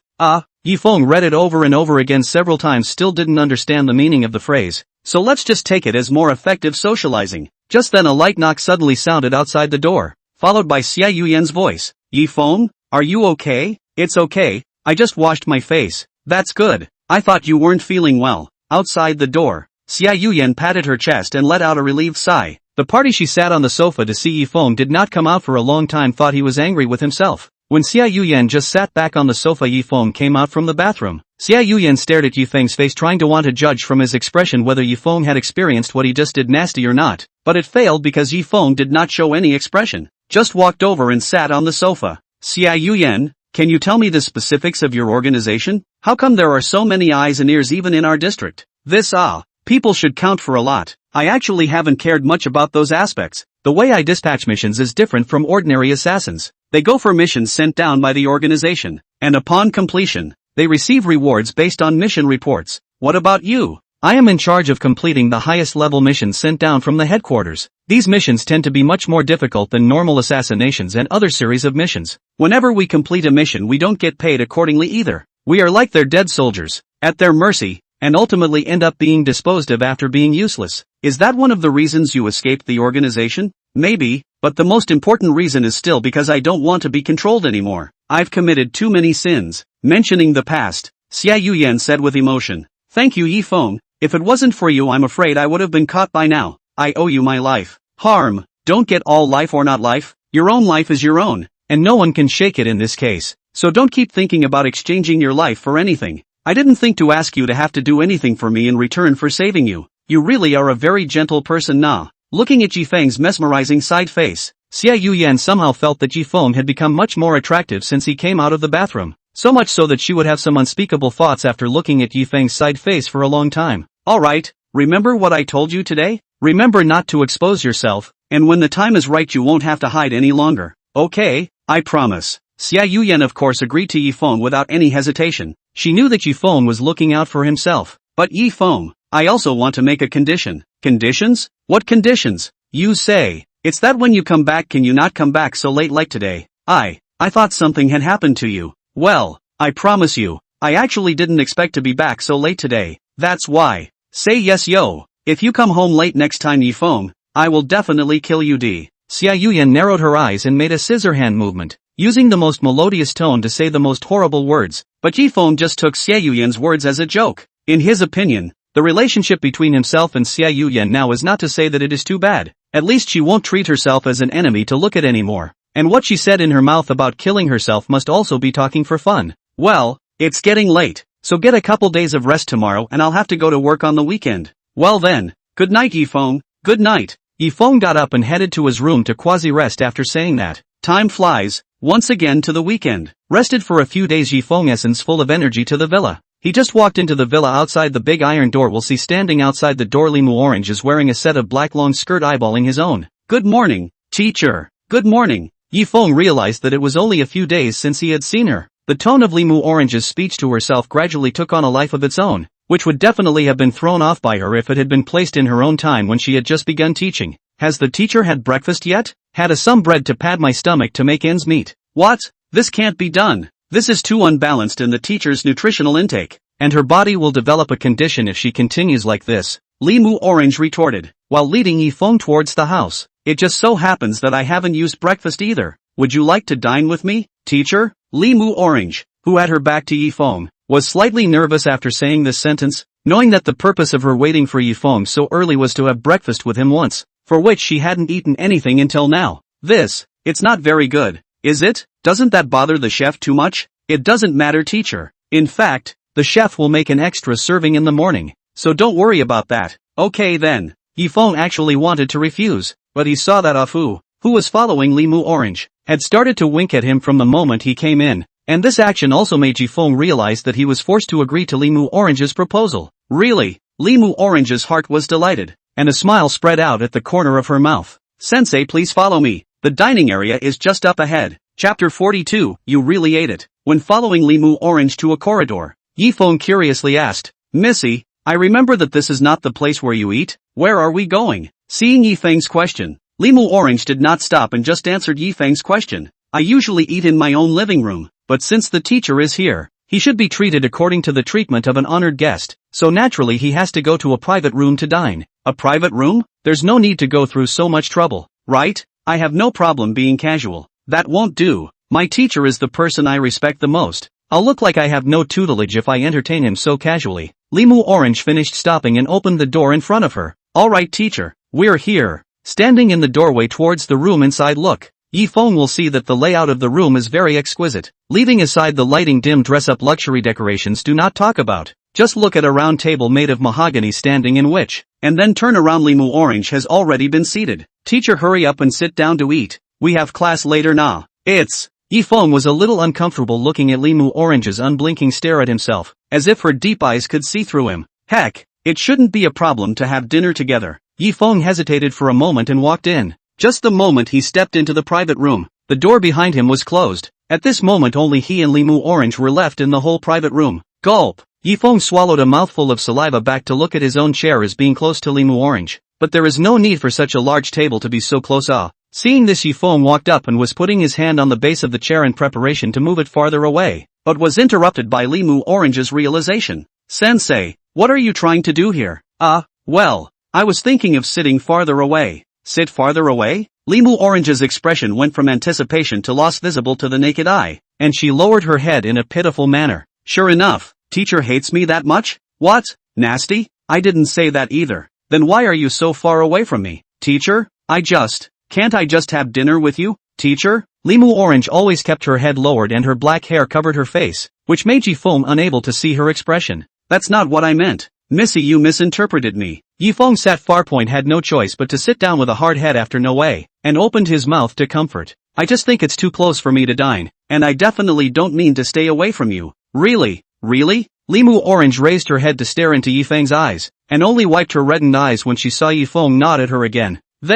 Well then, I'll trust the teacher. So, Missy, you mean I can sit farther away? Not at all. I mean since that's not what the teacher meant then that's how you eat. Perhaps because she felt that she was still far away from Yifeng, Limu Orange gamely raised her chair towards Yifeng's place. She didn't stop until she was almost shoulder to shoulder with Yifeng. Missy, you, what are you? Eat. This is a punishment for the teacher. Whoever told the teacher to want to move the chair so badly is now just not allowed to move. Limu Orange red face said so, while the side of the speechless Yifeng is worried about whether there are people around to see. which if to Li Jing with a small report of their own is not finished well. Jingle bells. Just then, Limu Orange pressed the bell in front of the table, and immediately after, the door to the room opened and Afu pushed the food cart in. Yifeng looked at Afu's look of admiration towards himself. In his heart he said that he was finished. He should know that Afu was Limu Orange's housekeeper. Every day what happened he would report it to Li Jing. A plate of sumptuous and luxurious food was placed on the table, but Yifeng didn't even look at it. At this moment, his heart had already begun to calculate what suitable excuse to find to leave the private room.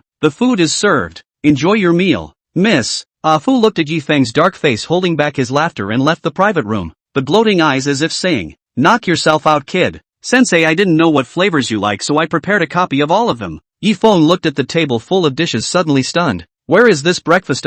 This is simply a banquet. Okay. Missy, are you sure we can finish all these dishes? Teacher, just choose what you like to eat. The rest of the meal will be disposed of for the animals in the manor. Oh, so, with one hand propped up on her chin, Limu Orange picked up a piece of peeled king crab meat and put it into Yifeng's bowl. Teacher, taste how this dish tastes? Thanks. Yifeng was flattered and held the bowl. He did not expect that the arrogant Limu Orange would actually give himself food, which was really a bit scary. Teacher, you eat this again. Looking at Yifeng's appearance, Limu Orange seemed to have awakened some strange state of mind, as if she squinted her eyes with a look of enjoyment and continued to clip dishes for Yifeng's bowl. It didn't take long for Yifeng's bowl to pile up a small mountain, and Limu Orange didn't give up until he couldn't put anything down anymore. Teacher, after all the food I've been chucking for you, don't you think about returning the favor? Yifeng held the chopsticks and looked at Limu Orange's triumphant look, not knowing what to say, and finally could only compromise. Maybe that's the bad taste of the rich. I wonder what you'd like to eat, Missy? Want to eat anything, as long as it's a dish you're pinching. Teacher, oh,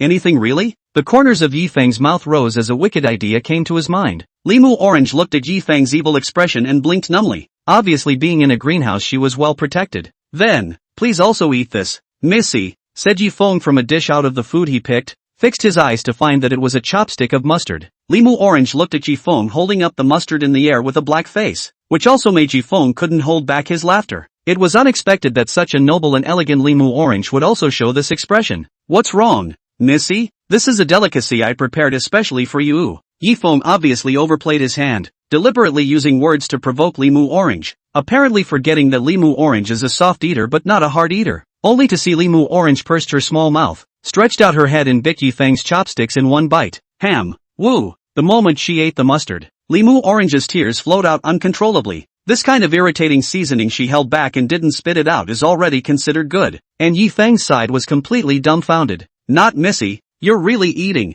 Chapter 43, Seasoning on the Chopsticks. Missy, don't eat it. I'm just kidding. I didn't tell you to really eat it, Yifeng said as he picked up the water cup filled with water on the table and handed it to Limu Orange's side. Quickly drink water. No. Limu Orange covered her mouth with one hand to try not to spit out the mustard in her mouth. Her eyes were already so irritated that she could hardly open them. My little ancestor, yeah, please just spit it out quickly, okay? If this was known by Li Jing, he would definitely put himself on the charge of teasing her daughter. Yifeng realized that it was a big deal and hurriedly urged Limu Orange to spit out the mustard in her mouth. Well, Limu Orange forced herself to endure the discomfort, eventually eating the mustard cleanly, not forgetting to smile towards the end. Sensei, I've eaten everything. I'm done, said Limu Orange, opened her small mouth, and sure enough the mustard inside had long been swallowed. I know. Hurry up and drink the water. Where did Yifeng care to see if there was mustard in Limu Orange's mouth? He hurriedly handed the cup in his hand to Limu Orange. Limu Orange also took the cup and gulped down the water, finally sniffling before slowing down. Why are you so stubborn? You're really eating mustard when you see it. I'm really not afraid of eating myself out. Listening to Yifeng's reprimand, Limu Orange looked at Yifeng as if he was a nobody, and said in a flat tone, as long as it's what the teacher says, I'll listen. What? Missy, you can't say that. What do you mean that you will listen to everything I say? People have to have their own judgmental thinking. I am your teacher is also only to propose planning for your learning. The real executor is you yourself, is right. Then, teacher, will you harm me? Limu Orange looked straight at Yifeng with her dark eyes. How could a teacher harm you? Then isn't that right? Since the teacher won't harm me, I naturally have to listen to him. Oops.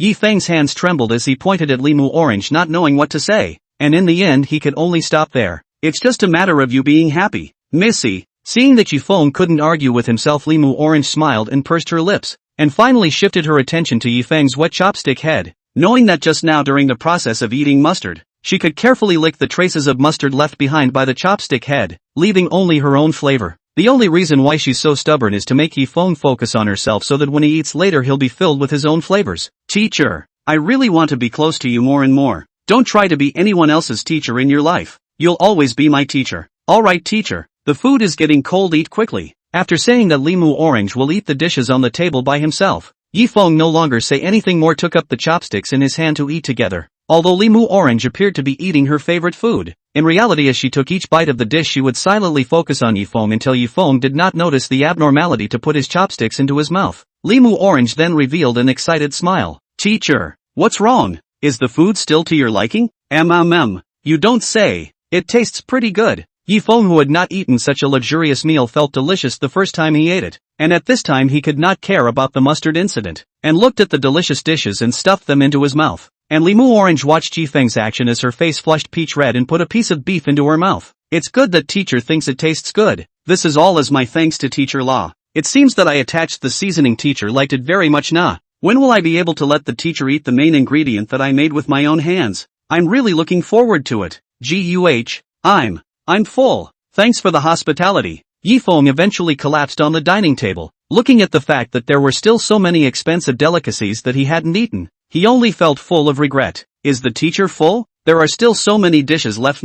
I'm so full I can't eat a bite anymore. Yifeng waved his hand and breathed deeply. The party's eating too fast had made him a little too braced. Now he just wanted to have a good rest. Limu Orange also didn't urge Yifeng to start the class quickly. She just quietly accompanied Yifeng, and even quietly moved her body a little bit closer to Yifeng's chair. To her, classes and whatnot had long since not been the main thing. What she really cared about was staying with Yifeng. Even if she didn't do anything, she was happy. Teacher, can you teach me other skills? Other skills? What do you want to learn? I want to learn counter-stalking, anti-stalking? That's not a problem, but what are you learning that for? Missy, concealment I think would help you a bit more. This one is because better protection. Limu Orange nodded affirmatively. Teacher, think about it. If at some point in time I'm being followed but am unaware of it, that's very dangerous. If I mastered concealment alone, I'm in the light and the enemy is in the dark. There's no room to use it at all. That's true. Yifeng listened to Limu Orange some explanation, thoughtfully nodded his head. Think back, really Limu Orange words quite reasonable. Alright then, we'll start by learning counter-surveillance from today. Yes. Seeing that Yifeng agreed to his request, Limu Orange immediately pressed the bell and couldn't wait to stand up. Sensei, let's go to school now. Someone will clean up the rest of the meal. Whoa, oh. Although he didn't know why Limu Orange was so impatient, Yifeng still followed Limu Orange's steps. Whatever, it's part of what I'm going to teach anyway. Maybe people just want to learn these skills in case they can use them later. If Yifeng looks back from his own teaching progress, he realizes that from the time he started to talk about herbs to counter-detection, there might be a subtle connection between them, and the reason why Limu Orange really changed her mind is in it. Phew, a hot bath is really cozy. On the other hand, just finished showering, Xiao Yian drilled out of the bathroom. Thanks to Yifeng specially prepared to be able to waterproof the wound sticker to let her have the opportunity to take a shower. Otherwise Xiao Yian themselves do not dare to get too close to Yifeng, or smell the smell of sweat on their own body can be bad. Transparent droplets of water flowed slowly down Xiao Yian's fair skin, and she was using a bath towel to carefully wipe her smooth body. If Yifeng was here now he would find that this bath towel was exactly his.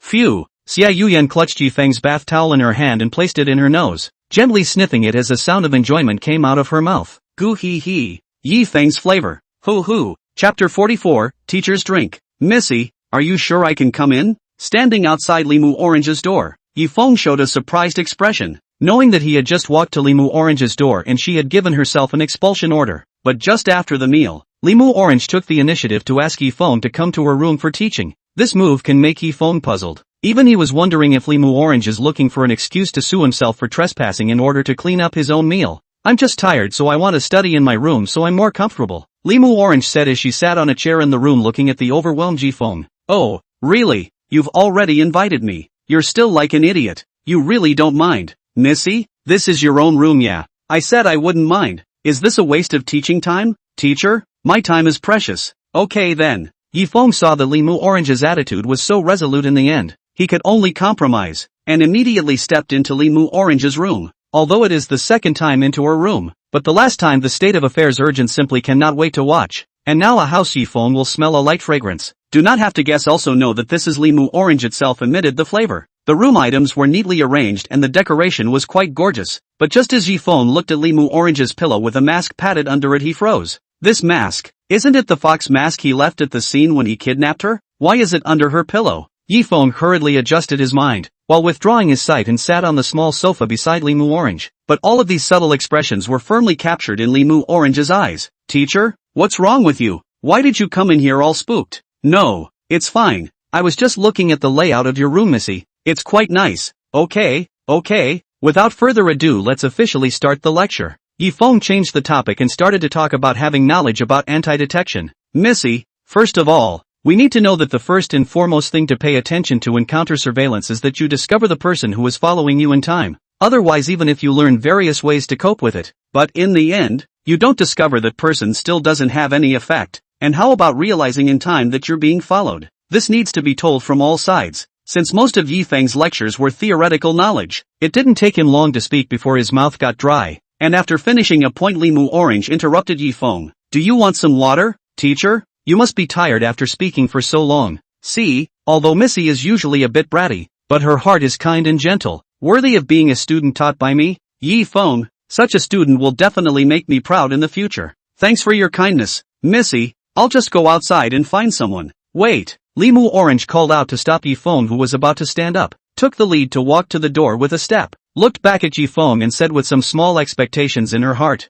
I'll go, teacher. It just so happens that I've been sitting for a long time and want to walk. Then please, Missy, said Limu Orange, then hurriedly walked out quickly. Yifeng also took this time to get up and stretch. Suddenly he unintentionally found Limu Orange placed on the table notebook. Does Limu Orange usually have the habit of writing in a diary? No. Why is there a picture on it? Yifeng, close to a look, immediately found the content of Limu Orange notebook is what? This page is exactly before the story of a variety of herbs when one of the herbs can sleep. It seems that Limu Orange is very interested in this kind of knowledge. She even drew it out. I now announce that she is the most outstanding student in this class. She has a very positive attitude towards learning. Watching his knowledge teach his students, Yifeng's heart was born with a sense of accomplishment, oblivious to the fact that Limu Orange outside the door was walking in with 2 cups of water in her pursed smiling mouth. Teacher, drink water. Thanks a lot, Oni-chan. Yifeng was about to casually take a cup, but he didn't realize that Limu Orange handed over the water cup in her left hand, and he passively got it in his hand and drank it. Looking at Yifeng's refreshingly free-flowing drink, Limu Orange quietly watched all this and moistened her own lips with a small mouthful herself. Sensei, let's continue. Good. I can't believe you can take notes. Missy, notes? You're talking about my notebook. Teacher, Limu Orange heart secretly bad. Just when she walked to the door, she saw Yifeng is looking at their own desk. Their notebook page must also be Yifeng saw. Heart secretly, I was too excited this morning, forgot to pack up the notebook. However, looking at Yifeng's appearance, fortunately he didn't think in other ways. After all, in his eyes he was just a student. I was afraid I would forget this knowledge later, and a good memory is better than a bad one, so I simply wrote it down. Not bad, you're commendable for this habit, Missy. Just as Yifeng had just finished saying this, his head always felt drowsy, as if it had been filled with water. Hiss, teacher? Seeing this, Limu Orange revealed a surprised expression, and the corner of her mouth raised a wry smile, but she quickly put it back. Won't the teacher continue the lecture? Speak. Definitely need to speak. Missy, you wait a moment. I guess I'm a bit dizzy from not sleeping well last night. I'll go wash a cold water face. Yifeng was just about to go out when Limu Orange grabbed the corner of his coat. Teacher, since you want to rest, then rest. The body is more important. No, the class has to keep up. We've only covered a little bit today, and we haven't finished what we need to cover. How about this then, teacher? How about you take a break on the lounge chair on the balcony? I'll call you when it's time. Take a break? Yifeng only felt that his body gradually started to get tired, and a sense of exertion permeated his entire body. Well then, Missy, can I use your recliner? Sure thing. You rest your case, teacher. I just have to tell Alfred about the banquet next week. Limu Orange said this, making an appearance of being unconcerned about Yifeng being sleepy, closed the notebook and put it into her drawer and walked out the door. Go, Missy, can you call me in 10 minutes? Okay, bye teacher. I'll be back in 10 minutes. Limu Orange left Yifeng's field of vision after waving her hand towards him at the door. Bye. Yifeng sat on his butt on the recliner and could no longer resist the feeling of exhaustion, closing his eyes and passing out. Before he was about to go to sleep, Yifeng was still thinking in his heart that Limu Orange's character had become better and better or something like that. Who?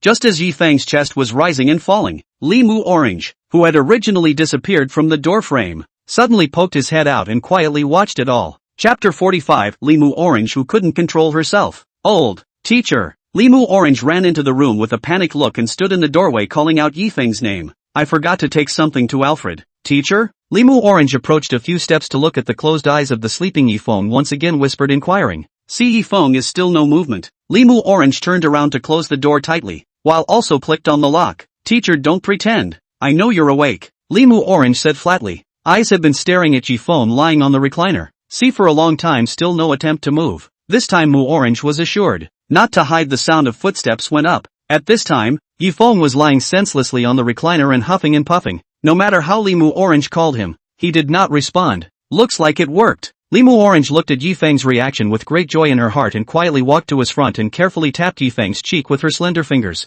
Teacher's face is so strong. I really want to see this handsome face for the rest of my life. The once haughty and elegant Miss Limu Orange had now turned into a demented girl face look, and the excitement in her heart had reached its peak when she saw Yifeng's handsome face. Teacher, can I touch your face? If you don't say anything, I'll take that as a yes. Limu Orange's eyes were mesmerized as she looked at the sight of Yifeng's face, nearly falling into a frenzy. Originally she was still in a more rational situation and still able to make subtle movements, but just as she stroked her hand on Yifeng's cheek, her inner adoration had already reached the extreme point. Nah, sensei. Limu Orange gently caressed Yifeng's side face with that smooth and soft little hand. You know what? At first I actually didn't like you, teacher. I thought you would be a halfwit with a mouth full of words. But when you protected me, taught me knowledge, and saved my life, I've grown to like you more and more. Teacher, nah. Limu Orange boldly raised her leg across one of Yifeng's feet and pressed her entire body onto Yifeng's body. Ah. Limu Orange closed her eyes and let out a soulful sound. Her body trembled slightly as she placed her head diagonally on Yifeng's shoulder, revealing a happy expression. Teacher, really like to stay with sensei like this now. When the flavor of the fruit is tasted,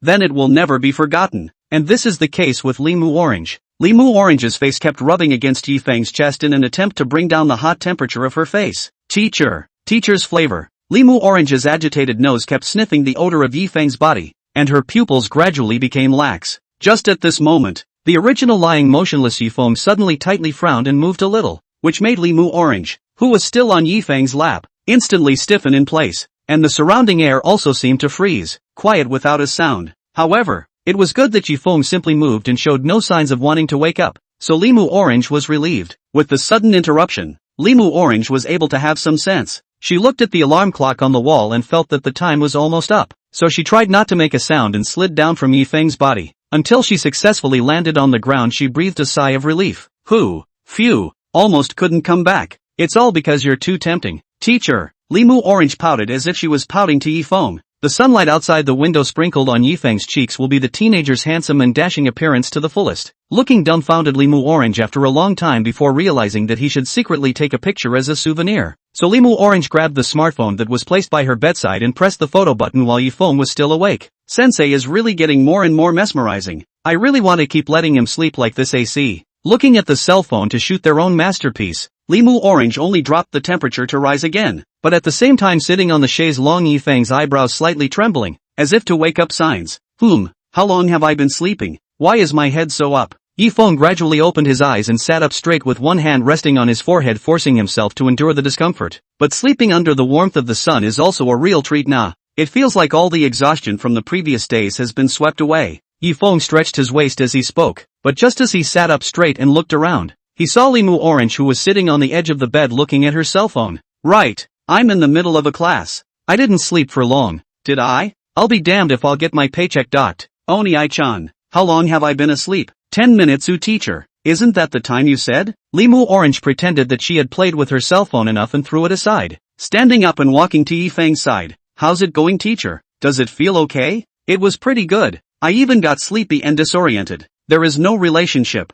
The teacher rests while the quality of teaching, which also raises awe. That said, Yifeng had just sniffed the odor of his body when the words reached his mouth. How come my clothes are covered with that nice fresh scent from Limu Orange's room just now? Could it be that this girl Limu Orange? Is Limu Orange's body so fragrant? I just lay down in the room to sleep for a while and I got the smell. Don't worry, sensei. The matter of rest is something that is definitely needed. So, don't push yourself whenever you feel tired. I don't want you to hurt yourself physically when you teach me knowledge. It was true that this girl's character was cold on the outside and hot on the inside, and once you got acquainted with her, it was easy to get along. Alright then Missy, let's go ahead and start the questions. Yifeng rested for a few moments before continuing to tell Limu Orange about the lessons on anti-detection. Missy, if I were a psychopathic stalker, for example, what would you normally do to see if your surroundings were safe? Teachers are perverted stalkers? And this well, and this, it's unbelievable, Limu Orange said indignantly. No, I'm not a psycho stalker. I'll just give you a single example. An example.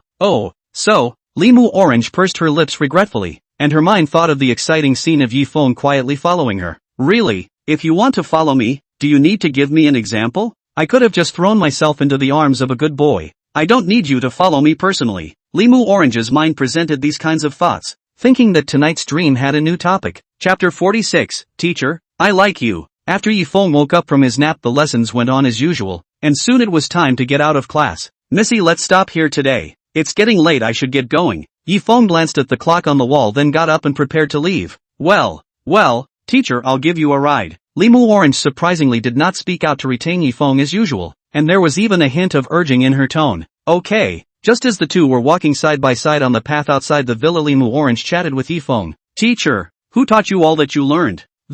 Most of it is collected from books, and some of the experience tips and such are from my own experience. Yifeng didn't think that Limu Orange would ask himself this question, but on second thought it was right. After all, at his age, he showed skills and knowledge reserves that he shouldn't have. I'm afraid that anyone else would have asked this question. I can't believe Sensei is so smart. Nah. Limu Orange didn't feel surprised. Instead, she was very satisfied in her heart, thinking that really her favorite man is always so perfect. Everyone has their own strengths. Well, for example, you, Oni-chan, have your own unique characteristics. Really? And what does the teacher think are my characteristics? Limu Orange raised her eyebrows lightly. A hint of flirtatiousness was mixed in her tone of voice. Obviously she was eager to hear Yifeng's evaluation of herself from his words.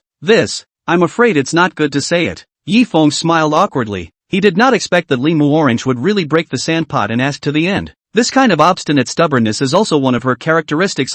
Why can't you say it? Teacher, you have to make it clear. Limu Orange stopped taking steps forward and stood still waiting for Yifeng's answer. Ugh. Well, Oni-sama, you are a person who is cold on the outside and hot on the inside. Initially when Oni-sama and I met, didn't Oni-sama develop a great deal of resistance and aversion towards me? But in the later contact I realized that you, Oni-chan, are not cold and heartless as the outside world says. Instead, I think you are a smart and clever person who treats the people you know very attentively. Really? Do I look like this to the teacher? Limu Orange inquired with some disbelief. Knowing that the previous time she had lost her temper with Yifeng, even she felt that it was a bit too much. But Yifeng continued to tolerate everything about herself and accompanied her with the most gentle attitude. I don't mean to compliment you, Missy, but there are some bad things you need to change, Missy. If I change, wouldn't the teacher be happier with me? Limu Orange murmured and asked. You can't think like that, Missy. You can't change yourself based on how one person judges you. No one is in a position to sway you from yourself, including me. Originally thought to finish quickly, Yifeng heard Limu Orange say so, then faced her and spoke in a serious manner. You are not obligated to live your life for someone else. You have to live your own life, and change will always come from your inner self. I see. Go on, teacher. Yifeng could tell from Limu Orange's demeanor that she was now thinking about her words, which was a good start. When she first saw Limu Orange, she could tell that Limu Orange had become numb to her current life situation and was living in the world with an extremely negative mood. But fortunately, she was now interested in her class, and she could slowly guide her onto the right track from that point on. I'm going to say what I just said to you. Missy, please live for yourself, okay? Teacher. Limu Orange's tears actually fell in unison at this time. A drop of teardrops slid down her cheeks, and the young girl's long frozen heart completely melted at this time. Thank you, teacher. Thank you. Limu Orange stepped forward and hooked her hands around Yifeng's neck and hugged him. The fragrance from the young girl's body once again drilled into Yifeng's nose. Don't do that, miss. This will be the end of me if I'm found out. Despite how much Yifeng tried to persuade Limu Orange, she still hugged Yifeng like a little sloth and wouldn't let go. Alas, not only as a teacher, but also as a psychiatrist. Shouldn't Limu Orange's father give me more pay as an incentive?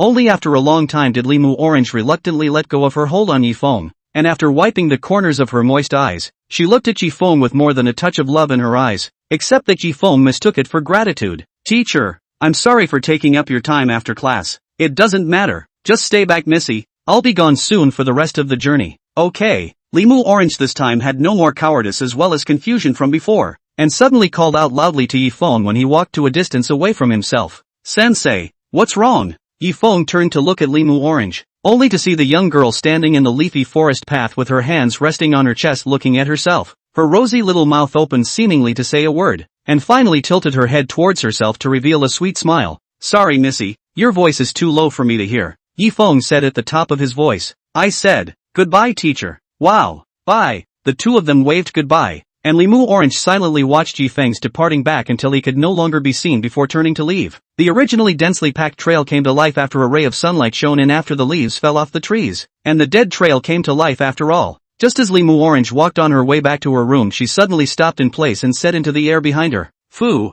Missy?" True enough, not a moment later, the corner of the corridor walked out of Ah Fu's figure. At this time he was rubbing the back of his head awkwardly with an embarrassed face and laughed awkwardly. "I'm sorry Missy, I'm just a little worried about Missy's safety." "You saw it all? Oni I-chan. This, I didn't mean to." "Prepare the car." "Prepare a car? Where to?" Ah Fu looked at Limu Orange's ice-cold face, and the Limu Orange who was still shy just now were not the same person at all, and his heart even got a little scared. "Missy, you're not going to bury me to silence me, are you?" "Don't. I'm just following orders. Go to father. Father's company." "Don't. Missy, I have an old man and a young man." "Hey, going to the president's company?" Alfred reacted with a slight but instant excitement. "I understand. Wait a moment. Missy, I'll go prepare the car now." This is the first time Missy has taken the initiative to meet the president. This is a breakthrough. Chapter 47, Father-Daughter Meeting. Everyone, this business venture will be very important. Every step we take from now on is destined to determine whether or not the company will be able to be part of a larger market platform later on. At this time Li Jing is in his own conference room held an urgent meeting on the matter. The executives under the table also nodded in response. As long as the company's future is better, their salary and wages will also increase. Who do not mind the money? So I wrote out a program myself last night, and here it is. Just as Li Jing was about to make his remarks, the door outside the office door suddenly knocked. "Who?" Li Jing frowned tightly and growled in displeasure. No one wanted to interrupt at the most crucial time. "Master, it's me, Ah Fu." "Alfred?" Hearing this, Li Jing instantly understood that he had something urgent to tell himself about Limu Orange. Otherwise he wouldn't have come to interrupt the scene at such an important time for him. "Sorry folks, I have more important things to do than that. The following program is for my secretary to present the program." Li Jing explained a few more important nodes of the program towards the male secretary beside himself, then got up and left the conference room. As soon as Li Jing stepped out the door, he saw Ah Fu was sweating profusely and looking straight out of breath. "What's wrong with you, Alfred?" "Old Master, eldest Miss, Missy, Mu Orange?" "Mu Orange, what happened to her?" "You quickly say ah." Li Jing's rare loss of temper in public. To know that he is a well-known entrepreneur in Shu City, Li Jing's two hands pressed down on Ah Fu's shoulders in death. His emotions instantly agitated. The scene of Limu Orange's accident appeared in his mind, and his entire body was lost as if he had lost his soul. I vaguely remember a message she entrusted to his wife when she left him due to illness. "Hubby, I must take care of Mu Orange after I'm gone. I'm sure he'll understand what you're doing one day. I also know you love me. I won't blame you for the fact that you didn't come to see me, because we made a promise that we'd give Mu Orange a good life. Since that day, Li Jing has plunged himself headlong into his career, aiming to be able to let Limu Orange live a carefree life, but he has neglected his own company as a father to his daughter. So much so that Limu Orange hasn't been kind to himself since her mother's death, and even thought that he had killed her mother at one time. "Master, hear me out." Ah Fu assisted the powerless Li Jing hurriedly swallowed a breath to tell it smoothly. "I mean miss, she came to see you." "My daughter." "What?" Li Jing's heart was aching when he suddenly heard Ah Fu's words behind him and froze for a moment. "The lady has come to the office." Li Jing's face instantly became stiffened down, and it seemed that Limu Orange's face-changing kung fu was also more or less influenced by Li Jing. "If you don't finish your sentence properly next time, you'll be waiting for a month's punishment of washing the company's toilet." "Master, I am wronged. By the way, where is Mu Orange her?" "I'm here." A cold and piercing voice sounded behind Li Jing, and when Li Jing turned back to look, Limu Orange was standing not far away and looking at himself with his hands clasped in front of his chest. "Mu Orange? You're here." As soon as Li Jing saw his daughter, he didn't know how to speak. Once he also wanted to explain all this, but when he got close to Limu Orange, he didn't have the chance to speak at all, and she didn't want to listen to his explanation. Father. Li Jing, in listening to his daughter so called himself almost on the spot after the old tears, to know that in addition to the previous wife is still alive at that time Limu Orange will be good and lovely, called his name. Today is the first time he heard Limu Orange so called himself for such a long time. Mu Orange, you're here." Limu Orange didn't know how to face her father. She also didn't know why she wanted to come to see her father after hearing Yi Feng's words. Could this be part of the change? Li Jing's rushed and uneasy appearance obviously didn't know what to communicate with his own daughter. But in order to be able to ease the relationship between himself and his daughter, he took the lead and said, "How's your health these days?" Of course, Limu Orange knew that Li Jing was talking about his previous hospitalization, but he didn't know how to go about communicating, and in the end, he just nodded lightly. "It's good that you're physically okay. Is the kid done with his class? His name is Yifeng." Limu Orange immediately frowned when she heard Li Jing call Yifeng a brat, and the atmosphere, which had only just eased a little, became tense again. "His name is Yifeng. It's my teacher. Please call him by his name." "Father." Limu Orange's eyes were tinged with a slight anger, as if Yifeng had become the existence of a reverse scale in her heart. "I'm sorry, it's father, I said the wrong thing. Yifeng. Yifeng." Li Jing didn't expect Yifeng to carry such a heavy weight in Limu Orange's heart and immediately changed his words to apologize. "That little. How is Yifeng's teaching?"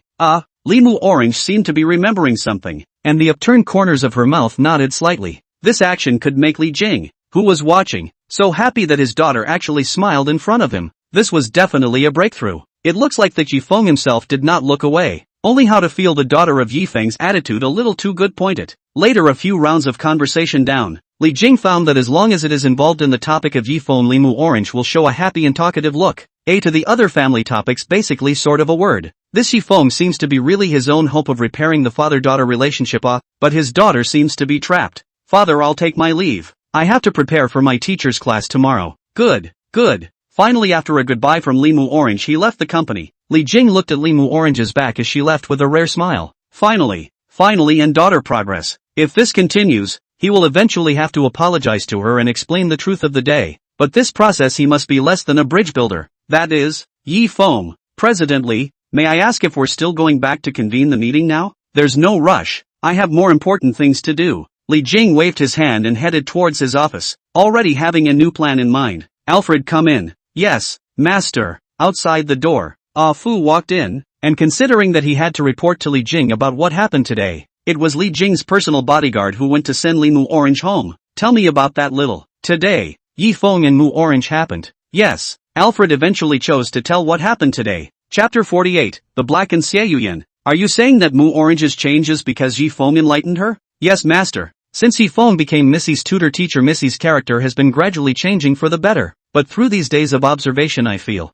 Fu dared not continue to speak after he had gotten his words out. He was afraid that he would upset Li Jing if he said it. "Are you trying to say that Mu Orange has a crush on Yifeng?" Li Jing looked from Matthew's difficult expression and voiced his guess. "Yes, master. Miss looks like she likes Yifeng." "Ugh." Li Jing sniffed inside, all of a sudden seeming to have aged several years. "Master, what do you think should be done about this? What's your opinion?" "I will only do as you command, master."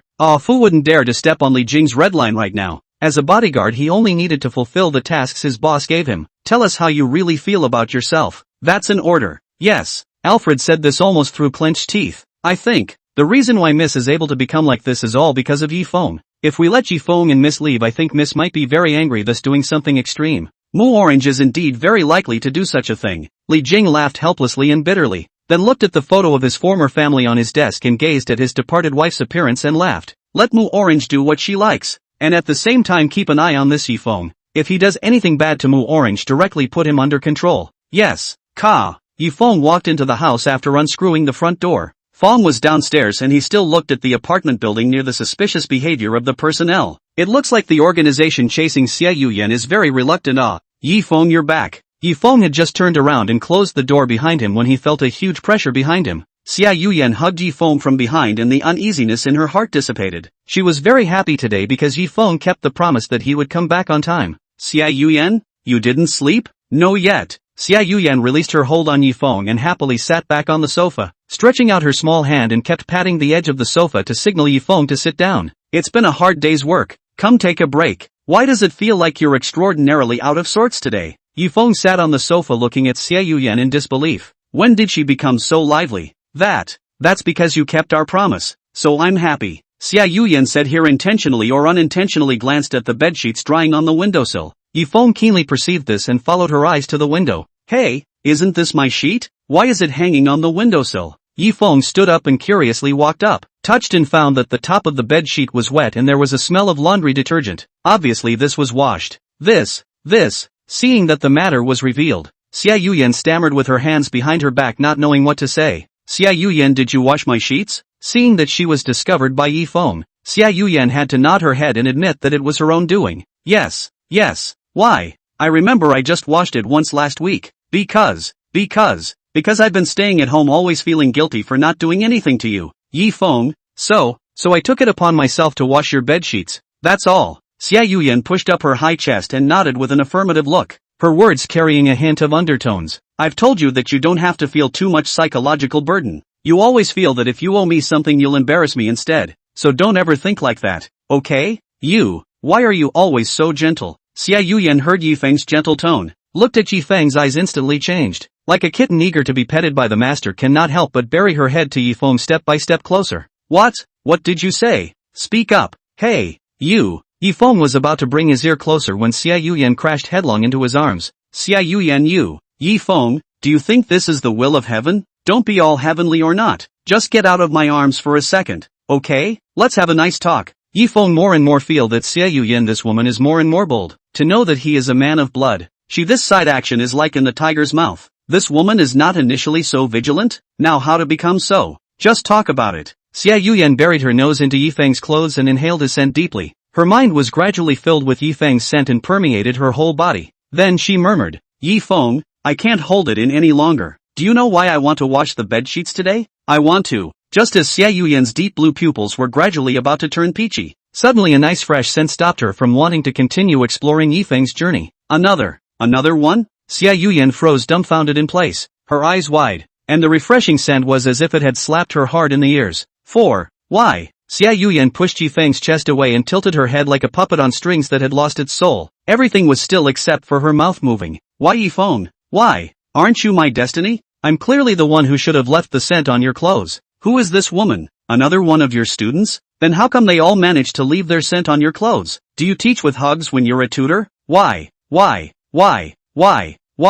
It was as if Xiao Yian was like a robot who would only say this one sentence. Xiao Yian? What's wrong with you? Yifeng saw the scene a cold spine. Always felt that the Xiao Yian in front of him was like a different person. It's obviously me. I'm the only one who should be smelling. Xiao Yian's dark eyes were like a puddle of stagnant water, unable to see anything. Yifeng saw this and decided to take advantage of this time to take the lead in subduing Xiao Yian before making any plans, knowing that he was not her opponent at all in the open. Just as Xiao Yian reached out to pull out something in her arms, Yifeng also struck at this moment, immediately stepping forward to clamp down on Xiao Yian's wrist. But Yifeng didn't notice the water stains that accidentally dripped down when Xiao Yian hung the bedsheet on the windowsill earlier, and wearing slippers, he fell down at the point where he was about to touch Xiao Yian's wrist. Wooing. Chapter 49, Progress Bug? Put. Along with the sound of a collapsing sound, Yifeng could no longer control his body as he fell towards the ground. But when Yifeng once again reacted to his lack of control over Xiao Yian's hand, realized that it was already too late. According to Xiao Yian's ability, I'm afraid it has been. Hey, why? I can't see? Yifeng opened his eyes and realized that it was pitch black in front of him, and that his breathing was particularly bad, as if his face had been planted inside a ball of cotton. What the hell? Just as Yifeng was wondering, he heard Xiao Yian's convulsions again. Boing. Xiao Yian? What's wrong with you? Yifeng wanted to get up from his collapsed state, but just as he was about to raise his body, a pair of hands tightly wrapped around Yifeng's waist while pulling hard into his body, as if he wanted to melt Yifeng in his arms. Xiao Yian, what are you doing? Let go of me. Yifeng struggled hard, while reaching out his hand, constantly trying to untie Xiao Yian's bonds. What am I in for? It was only when Yifeng's hand unintentionally slapped Xiao Yian's face that her eyes snapped back from pitch black. Hey, my arms. Xiao Yian looked down and realized that Yifeng was making whimpering noises as he was locked tightly in his arms. Yifeng? Right. I'm sorry. I'll untie you now. The nervous Xiao Yian immediately spread her hands to release Yifeng from her arms. Phew. Rescued. Yifeng sat on the ground straight, gasping. Just if they are laid out a second, maybe smothered, fainted. What is it shielding air effect so good? This woman's head body also has a pad? Yifeng looked along Xiao Yian's body and realized that there was no such thing as a handkerchief in her hand, and instantly understood exactly where that cotton-like thing just now came from. Sin. It really is so sinful. Xiao Yian, what are you doing? Xiao Yian looked down at her breasts, red-faced, blocking her hands in front of her body, skimming her head. She said to Yifeng, right. I'm sorry, Yifeng. I don't know how I suddenly lost consciousness. No consciousness? What the hell is going on? I don't know. Xiao Yian lowered her head and didn't dare to look at Yifeng, and her heart was filled with guilt. She only remembered that she felt very angry when she learned that there was another woman in Yifeng's scent and she was unconscious immediately after. Anyway, get up first. Let's sit on the couch and talk slowly first, okay? Xiao Yian nodded numbly. She only knew that just now Yifeng had buried his head into his. Ugh, it's so embarrassing to think about. But, why is my heart beating so fast? Yifeng helped Xiao Yian up and sat on the sofa. At this time, Xiao Yian still had a face of self-reproach and lowered her head. Are you okay? No, it's okay. I think it was just thinking about the bad old days. The bad old days? Yifeng carefully thought about this possibility. After all, Xiao Yian before the killer will inevitably have a heart cannot pass. Maybe just her stress reaction. From now on everything is back to normal. So, then how are you now? Is there any discomfort in your body? Yifeng, I'm sorry. Xiao Yian's just now shy mood was instantly brought to tears by Yifeng's words. Why are you so nice to me? I wanted to do something bad to you. Ugh, oh, Yifeng. Xiao Yian kept wiping her unstoppable tears with the back of her hand. Her heart filled with the guilt of deceiving Yifeng as well as having unfeasible thoughts about him. It looked like a lot of bad things must have happened to her in the past, and she had to have this thorn in her heart removed, or else something was going to happen sooner or later. Looking at the bawling Xiao Yian, Yifeng secretly made up his mind to overcome Xiao Yian's psychological difficulties, and if this situation occurs again in the future he won't be as lucky as he is today. It's okay, you've got me with you now. Everything's going to be okay, isn't it? Yifeng stretched out his hand to caress Xiao Yian's crimson red hair. His warm palm at the same time stroked away the distractions in her mind. Yifeng. Xiao Yian called Yifeng's name out of her mouth and leaned her head on his shoulder, and her tears gradually stopped at this time. Said yo, you'll be there for me when I need you. Definitely. Yifeng. What's wrong? Nothing. I just want to hear your voice one more time. Yifeng, who had taken care of everything in the evening, quietly lay on the bed and looked at the ceiling in deep thought. When exactly did this progress occur? Yifeng looked at Xiao Yian in the iconography and realized that there was another row of progress under Xiao Yian's 60% progress, which showed 10%, and he vaguely remembered that he hadn't seen this progress before. And in Su Yusen and Limu Orange's progress is a bunch of messy code. Only Xiao Yian has this progress. The system also did not explain the reason to himself. Is it possible that there is a bug? Thinking about it, Yifeng still did not find any clues about this progress, and finally had to treat it as abnormal data. It's just a matter of going to bed early. I still have to go give Limu Orange a lesson tomorrow. Yifeng just closed his eyes. His mind came back to the scene of his head accidentally stuffed with cotton today. Suddenly his old face flushed his heart as if he was pricked by a kitten scratching his itch. It's really sinful and vicious. Meanwhile Xiao Yian, who was sleeping on the sofa, was curled up under the quilt in the darkness of the night, trembling slightly, and the sound of her gasping for air could vaguely be heard. Yifeng, like you so much. Ha. Not a moment later Xiao Yian lifted his own quilt. A hot air along with wafted out. A closer look found that it was she was holding Yifeng teaching today back to where the jacket held in his arms trying to dye the jacket with his own flavor. This should be about right. That's what I call a dress. Those shameless brats want to take away my providence? Dream on. After those who are in my way are gone, I'll make sure you're all properly cleaned up. The oldest of them has taken a fancy to my man. Don't even think about it. Chapter 50, Xiao Yian's request. I'm out the door. Be careful on the road. Early the next morning, Yifeng and Xiao Yian finished their meal together and then set off to Limu Orange's residence. After last night's events, Xiao Yian is no longer as emotionally unstable as yesterday. Just as Xiao Yian sent Yifeng to the gate, Xiao Yian suddenly opened her mouth. Yifeng, come back early yo. Well, is there anything you want to buy? I'll bring some back for you. Really? Xiao Yian smelled happy. In the time of Yifeng's absence she cannot think of other ways to eliminate the uneasiness of the heart in addition to sleeping in Yifeng's bed. Cannot be changed once a day sheets it, which will certainly be detected out of place.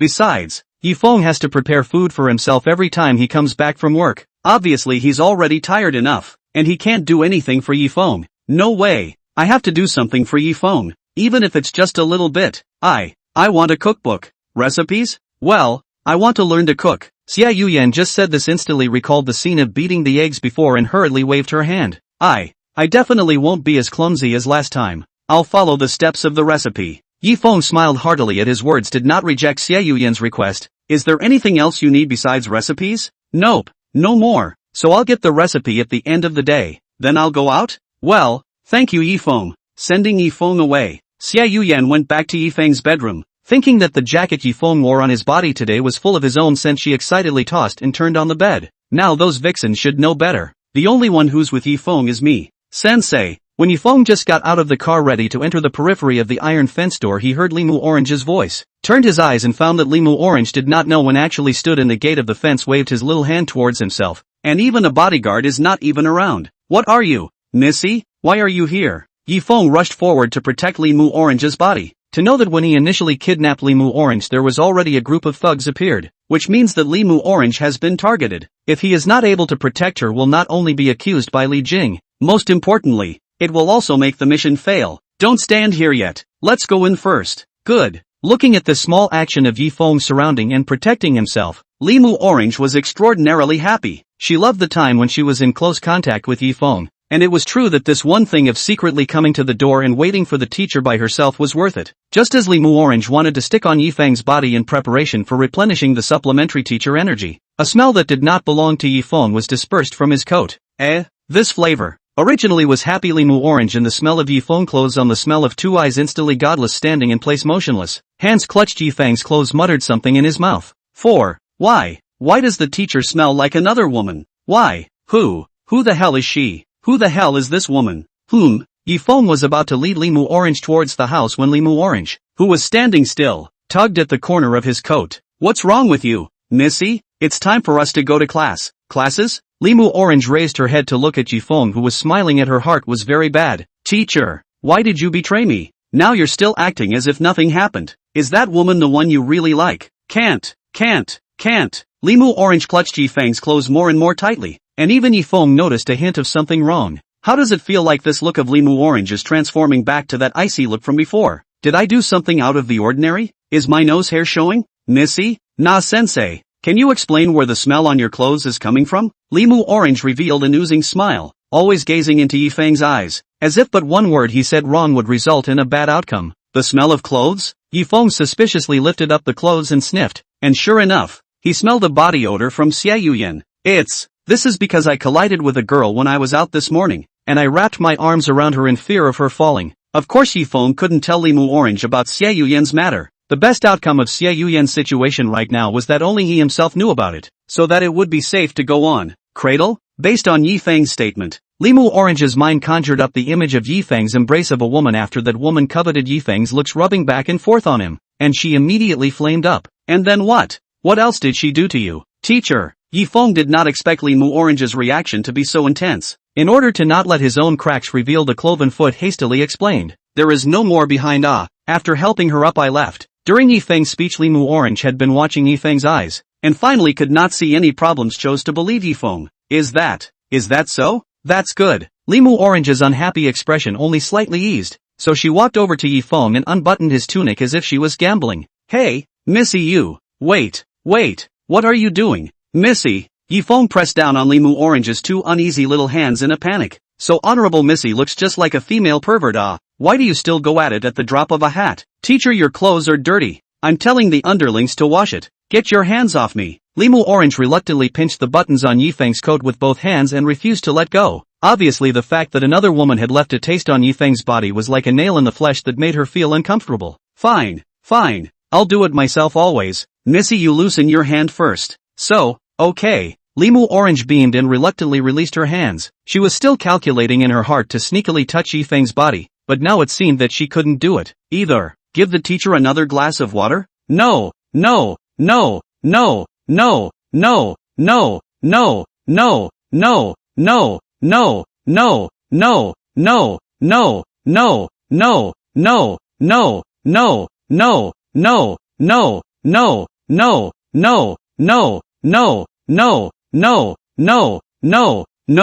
Yifeng of course could not have imagined that the knowledge she taught Limu Orange she would all use on herself. Yifeng slowly unwrapped his tunic and folded it over his arm, but Limu Orange grabbed the clothes. She wasn't going to let Yifeng hold this disgusting thing in his hands. She was going to personally have someone take care of this garment properly. Chapter 51, Burning Clothes. Is Mr. Teacher still going to share breakfast with me today? Limu Orange held Yifeng's clothes in one hand and walked into the house side by side with Yifeng. I'm sorry, Mu Orange. I've already had breakfast today. If you haven't, I can wait for you.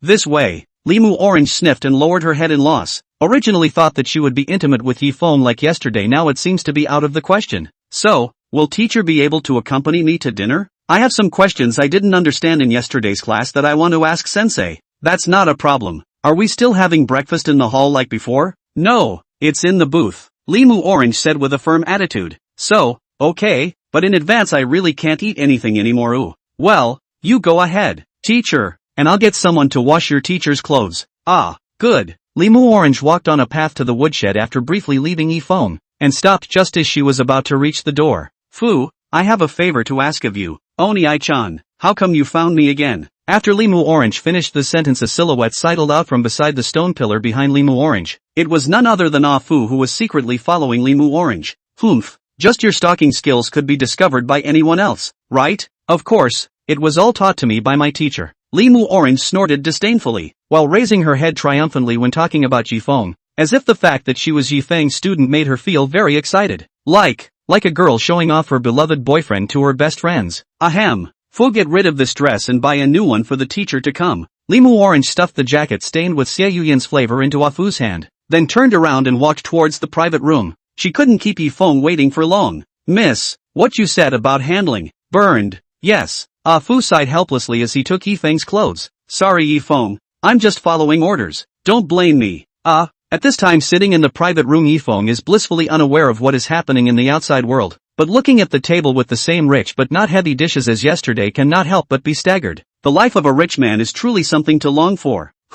Just at this time, Yifeng's ears were blown by a warm wind. The itchy feeling immediately made Yifeng cover his ears and stood up in panic, and when he looked back he found that it was Limu Orange who was covering her mouth and laughing secretly at herself. Oni-chan, when did you get here? The extremely nervous Yifeng's heart was also full of surprise. He actually did not notice the first time when Limu Orange approached him. It is reasonable to say that with Limu Orange's knowledge is not enough at all to have such a great stealthy movement. Could it be that she is a genius? No, how could it be possible? He is the one who owns the system. It's hard to believe that he will still be surpassed by his own students? Joking, this is not. Must be Fong just saw so many dishes out of focus. Hey, I came right when the teacher was just fuming. Limu Orange turned back and closed the door of the private room, once again sitting on the seat beside Yifeng. Alright teacher, it's breakfast time, but are you sure you don't want some, teacher? Even though there were 2 sets of cutlery on the table, Yifeng refused because he was truly unable to eat any more food. Not for me. You eat,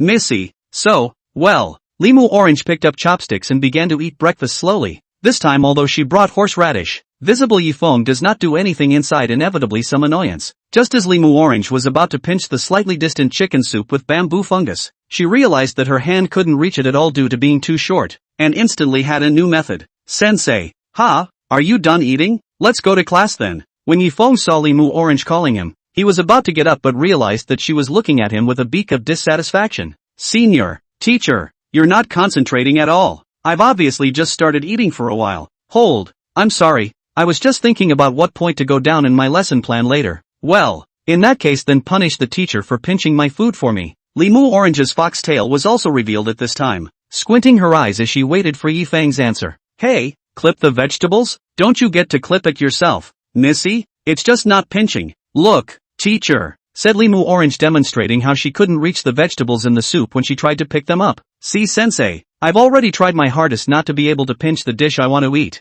It's fate, but can't you stand up? Ugh, is it possible that sensei isn't even willing to help me with this small favor? I thought there wouldn't be these barriers between me and sensei. Limu Orange overly pompous performance spare Yifeng seems to be speechless, to do not know what to say. It looks like their position as a teacher really have to do some servant's work. Okay, missy, you say what you want to eat and I'll put it in a bowl for you. I'm sure teacher is still the best to me. Limu Orange pressed down the excitement in her heart after her plan succeeded and pointed her finger at the vegetables in the chicken soup. Teacher, I want to eat bamboo fungus. Bamboo fungus it is. Yifeng stuck his unused chopsticks into the chicken soup. Not a moment later he picked up a piece of bamboo fungus and moved it towards Limu Orange's bowl. But just as the bamboo fungus was about to fall into Limu Orange's bowl, Limu Orange opened her mouth in front of Yifeng with her face upwards, in which a crystal clear spider silk slowly pulled open. Ahem! Cough! Yifeng saw Limu Orange's strange look. The hand holding the chopsticks instantly fell on the table, and the bamboo fungus also naturally fell to the plate of other dishes.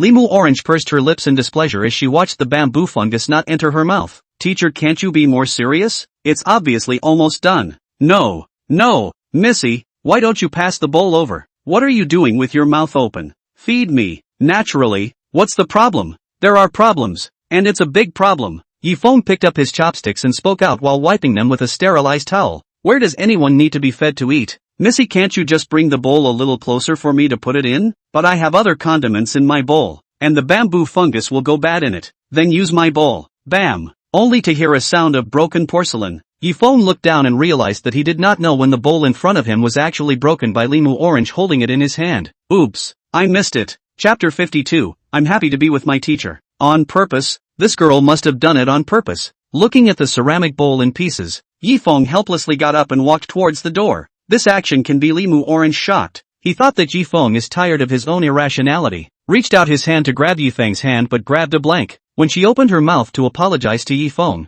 standing in the doorway Yifeng but spoke first. Missy, sit where you are and don't move. I'll get a broom over here. Sharp splinters can easily hurt someone. Teacher. Limu Orange didn't think that Yifeng's action was actually for himself. Smelling, his heart warmed up, and at the same time, he also felt deeply guilty for the behavior he did just now. Better apologize to the teacher. In no time Yifeng came into the room with a broom, sweeping all the porcelain tiles on the floor clean before dumping them into the trash can on the side to wash his hands in the process. After Yifeng sat down in his seat, Limu Orange squeezed her small hand tightly and looked at Yifeng. Teacher, I'm sorry, I shouldn't have been so willful. Yifeng did not count Limu Orange anything, but instead was pleasantly surprised to think that Limu Orange would actually apologize in this matter, which if placed in the past was something he would not even dare to think about. It's okay. There's nothing better than to learn from your mistakes. Yifeng rearranged his chopsticks to clip on a piece of bamboo fungus and carefully placed it at Limu Orange's mouth. This is a reward for Missy. Reward? Limu Orange looked at the bamboo fungus handed over by Yifeng and his eyes brightened up,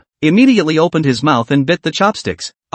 Without doing any thinking at all, Limu Orange ate the bamboo fungus. Yifeng chucked with a red face, and then loosened her mouth obediently, contentedly savoring the delicious taste in her mouth. Thank you, sensei. No, it's okay. For some reason Yifeng actually had a slight expectation in his heart after feeding Limu Orange once, and even wanted to feed her another bite, just like feeding a carrot to a bunny, but this thought was hastily thrown out of his mind by his reasoning. Teacher, I'm full. Let's go back to class. After Limu Orange greedily swallowed the last trace of bamboo fungus one bite at a time, she picked up a napkin and wiped her mouth while sneaking a peek at Yifeng's dull gaze with her little eyes. What is the teacher thinking? The chopsticks in your hand haven't been put down. It seemed that Yifeng didn't hear Limu Orange's call and was still thinking about himself, which caused Limu Orange to instantly reveal a playful expression. If you're so inattentive, you should be punished. Limu Orange quietly circled around from her seat to Yifeng's back and bent down to bring her face to Yifeng's ear. Hey, what kind of way should I scare the teacher? Should I blow your ear like I did just now? Or, kiss you on the cheek? Limu Orange looked at Yifeng's side face in a daze and exhaled a burning nostril. Now she knew what she should do. Slowly moving closer toward Yifeng's face, just when Limu Orange's cherry mouth was about to touch Yifeng's cheek, Yifeng suddenly felt a warmth on the left side of his face and instantly realized that there was someone behind him, and when he turned his head to look at it, the lips of the two of them were almost close to each other. Duh! Missy! Limu Orange's brain was as hot as a boiling kettle when she saw this scene, and her body fell behind her in an uncontrollable and weak manner. Look out! Quick eyes and hands. Yifeng hastily held Limu Orange's back, which did not let her fall to the ground. Just Limu Orange's mouth in front of their own. Yifeng brain is also a muddle, thought that can easily control their own desire. But in Limu Orange really close to their own, Yifeng cannot even move the body, but fortunately did not cause a big trouble. Senior, teacher, Limu Orange's shy face was almost dripping with water. The small hand that had nowhere to rest on her chest didn't dare to look at Yifeng's eyes, and in her heart, she was also chagrined why she didn't have a good grasp of the situation at this time. Obviously she could have picked up with Yifeng. Kissing, eldest miss, let's get up first. With the help of Yifeng, Limu Orange stood up again, but her legs were trembling back and forth as if they were not listening to her. In the end, she did not have any contact with love affairs, and she did not know how to cope with this scenario for the first time. Oni-chan, we should get to class. Limu Orange nodded her head and buried her head like a quail and walked in front, pursing her lips not knowing what she was thinking. Along the way the two men followed each other without words, until after walking into the room Yifeng coughed twice with the majesty of a teacher signaling Limu Orange to get ready to listen to the lesson. Just then Limu Orange suddenly raised her head, a subtle blush on her white neck, just like a pure-hearted girl in a comic who fell in love. Old teacher, today, the thing, I didn't mean to. Limu Orange's voice became smaller and smaller as the words ended, her head almost on the verge of being buried in her arms. Yifeng would have seen the shy look of Limu Orange. The party has long been as Limu Orange's mischief, so become cheerful and lively. She is not a good thing. although Yifeng was only instructed to teach Limu Orange all kinds of theoretical knowledge. But after these days of contact, he realized that Limu Orange was gradually changing herself. No longer as arrogant and cold as usual, perhaps the current her was her true self. It doesn't matter. Of course I know you didn't mean it, Missy.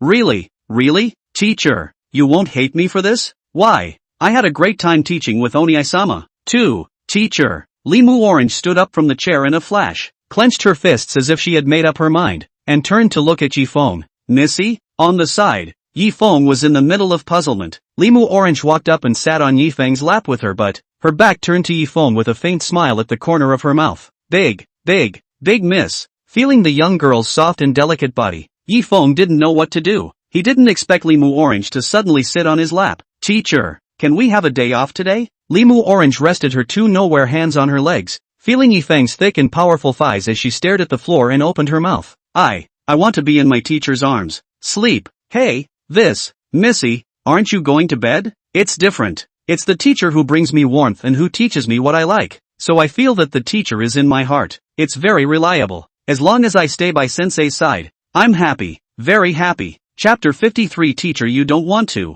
Please sensei. That's all I'm asking. The tension in Limu Orange's heart after she finished the sentence had reached the extreme point. Her palms clenched into fists were oozing with a slight fine sweat, and her breathing had become so rapid that even her own heartbeat could be heard extremely clearly. Okay, I promise. Yifeng was silent for a moment, eventually gave his answer. Really? Limu Orange even wondered if she had heard wrong. She had thought that this kind of rude request Yifeng would reject it on the spot, and she had already prepared herself to be lectured by Yifeng. But what made her unexpected was that Yifeng had agreed to it. Well, but only for a little while. Yes, Limu Orange immediately agreed, her heart overflowing with joy, and she stammered. That teacher. I'll just, going to sleep. Oh, well, go to sleep. With Yifeng's consent, Limu Orange's body slowly fell backward, and she didn't relax until she touched Yifeng's chest. Feeling the warmth of Yifeng's arms, Limu Orange breathed deeply, trying to calm herself down. Old teacher, am I heavy?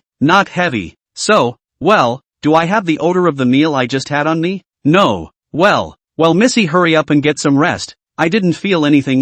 Limu Orange's slender figure is more inclined to the beauty of a class of visual enjoyment, like a fine work of art. When her soft body into the arms of Yifeng, even Yifeng are inevitably some hold. Perhaps because of Limu Orange Xiao Yian, these girls' contact with the edge of the cause of the Yifeng now have some control over their own experience, not by the so-called temptation of the beauty. That's good. Limu Orange leaned her head against Yifeng's chest, originally talking about sleeping on Yifeng, but after actually smelling Yifeng's flavor and making physical contact without a trace of sleepiness. Sensei, then, I'm going to sleep. Aha, said Limu Orange, slowly closed her eyes. Hot body work can let her settle down. The blush on her face is getting bigger and bigger as time goes by. This kind of not being able to open her eyes to make a move is making her suffer a lot. Hold on. The teacher's arms are intoxicating. But in order to remove the teacher's concerns one by one in the future, I have to hold on. Otherwise, if I fail, the teacher might not let me do this in the future. Looking at Limu Orange closed her eyes and let out the sound of even breathing. Yifeng thought that Limu Orange might have fallen asleep. This is not a way to go on.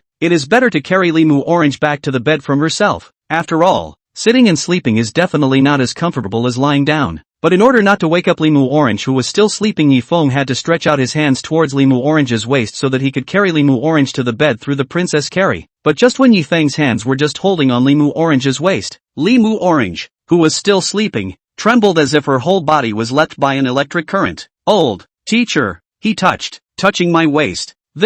What's he doing? It's hard to believe. Can't it be that the teacher can't wait to let out his inner beast too? It's okay, teacher, as long as it's you. Please feel free to bully Limu Orange, as long as you like it. Limu Orange waited expectantly for Yifeng's subsequent behavior, and sure enough, when she was breathing for the third time, a thick and powerful hand wrapped around her back, and the other hand held her thighs, and in an instant the whole person was held in the air. Limu Orange didn't expect that she would be suddenly picked up, and the conjecture in her heart became more complicated. Teacher, what is he going to do? Is it hard to believe that it will be like the knight who saves the princess in the fairy tale, who gives her a deep kiss in the ending? Old teacher's kiss. Good. I'm looking forward to it. Wait a minute. If you sneak up on me while you're asleep like this, should I open my eyes and catch you at a critical moment? That way the teacher will be at my mercy, right? Teacher, you don't want the rest of me to know that you kissed me in secret, do you? Limu Orange almost laughed with excitement at the thought of this solution, but fortunately realized that her situation was critical. so she continued to stand guard and wait quietly for Yifeng's bait. After Limu Orange was picked up by Yifeng, he didn't expect Yifeng to take a step and walk. This behavior confused Limu Orange in his heart. Hey, why? I'm moving? Where is he taking me? Sensei? Limu Orange momentarily did not dare to open her eyes to confirm what Yifeng was doing now, which if she was found to be fake sleeping would definitely be hated by her beloved teacher. She did not want that. At the same time, she also noticed that the movement caused by Yifeng during the period from picking himself up to getting up to his current step was extremely subtle, and the meticulous care made her more expectant of the things that were going to happen behind her. After a few bumps, Limu Orange felt Yifeng stop moving forward while his own body was slowly descending. Could it be that the teacher's body is approaching me? What should I do? Should I open my eyes and respond to the teacher if she kisses me secretly? Or should I just pretend to be asleep and act like nothing happened? So torn. The heart is like a deer in the head of Limu Orange at this time. The atmosphere does not dare to come out. Just as she felt her body is getting closer and closer to something when her back unexpectedly touched a soft place. Hey, what's this? As the contact surface of the back enlarged, Limu Orange's sensations became clearer. This feeling is my bed? It wasn't until Limu Orange's body fell into the soft mattress that she realized that her body's transition from floating to moving and finally to lying on the bed was deliberately done by Yifeng, which instantly turned the expectation in her heart into a bubble. What the hell? Teacher's action turned out to be just putting me on the bed. I was so excited about what was going to happen. Limu Orange only felt unusually disappointed in her heart. Instead of this, she would rather sit on Yifeng's lap and chat with Yifeng. Bad teacher. To think nothing of himself. Simply bad. No way. Definitely can't end this hastily. I'll lose money if I don't even get to the last class of the week like this. The unwilling Limu Orange instantly thought of an extremely wonderful method. Just as Yifeng put himself down and was about to raise his body to leave, Limu Orange suddenly opened his arms and wrapped his arms around Yifeng's neck, taking the opportunity to hold Yifeng tightly, and said in a frightened tone, "No, don't kill me. My teacher will definitely not let you go." Yifeng, who was about to leave, was hugged by Limu Orange. And immediately after listening to Limu Orange's words, his body stiffened and became motionless. Chapter 54, Growing Strawberries. No, don't leave me, mother. Although Limu Orange muttered in a small voice, it was still heard by Yifeng's ears. Mother? Could it be that Mu Orange dreamed of her mother? Before kidnapping Limu Orange, Yifeng also know her a little bit. In Limu Orange very young when her mother died due to illness. Her mother's departure is the same as a painful blow to her, but also make her completely changed a person. Yifeng reached out his hand and gently stroked the back of Limu Orange's head. Since Limu Orange was in the state of hanging upside down on his neck, Yifeng had to lower his body in order to let her body touch the bed. Old mother, Mu Orange misses you so much. Limu Orange's lips hovered between Yifeng's neck intentionally or unintentionally, and this slight itch also made Yifeng uncomfortable. Placing Limu Orange's head slowly on the pillow before reaching out to untie Limu Orange's hand. Just then Limu Orange's small mouth suddenly opened and bit down on Yifeng's neck. Hiss. Although it does not hurt, but feel their neck as being a strong and powerful suction pull. Yifeng hastily took course of measures to know that this picture was seen by other people, then even if they jumped into the river cannot be washed.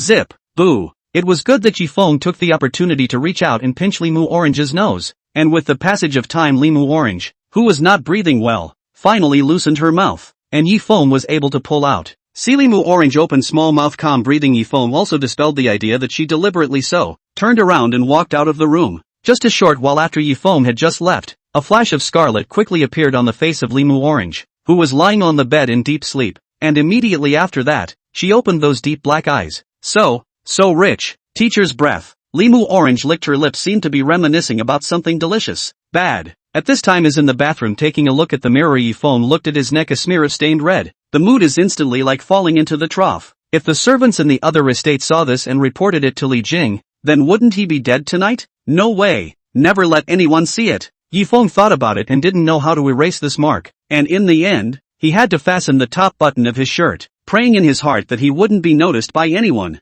Yifeng, why are you here? Isn't Missy in class? Just as Yifeng had just organized his clothes and was about to go out, Ah Fu walked in. Alfred? Yifeng didn't expect someone to come in the bathroom at this hour. Fortunately, he had already fastened his button before this. In order to make it look like nothing had happened, he felt like making a preemptive strike. Did Missy not sleep well yesterday? Why are you talking about going to bed before class even starts today? No way. Hearing Yifeng's words, Ah Fu firmly shook his head. Oni-chan's work schedule is very accurate. Generally at 10 p.m. Will be bathed and go to bed. Yesterday is still the same.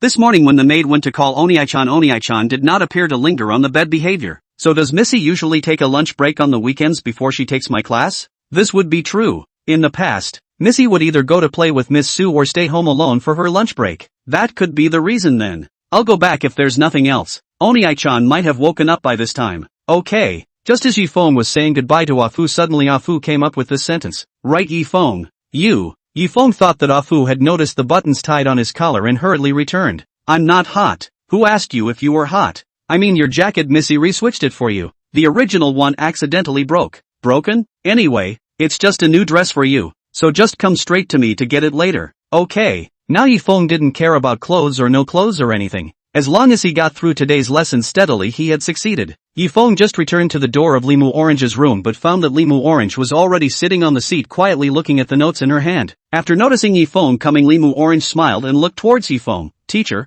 you're here. Well, did Missy get any sleep? Thanks to Sensei, I slept peacefully. But why is it that when I woke up I wasn't on my teacher's lap? Limu Orange took the initiative to explain that her memories were only at the beginning, which also made Yifeng feel much more at ease. It's not like I went to the bathroom, so I carefully carried you back to bed. Miss, that's right, Sensei is a real gentleman. Seeing Yifeng's silence, Limu Orange patted the chair beside her and said, Teacher, let's go to class. Time is precious. Good.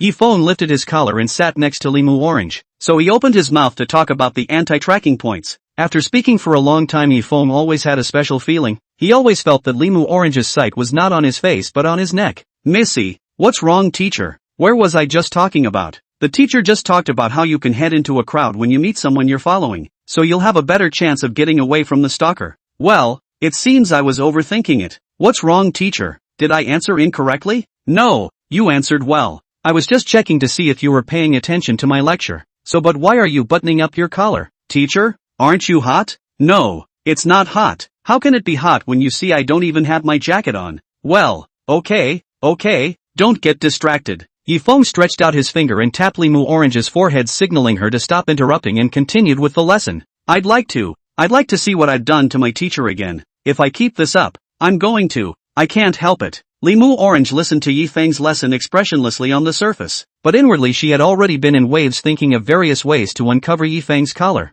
Hey, teacher, your collar is dirty. Let me wipe it for you. No need. Teacher, your buttons are about to fall off. Why don't I go change your shirt? Sit down. Teacher. Missy, can't you ever settle down? Hey. Sorry.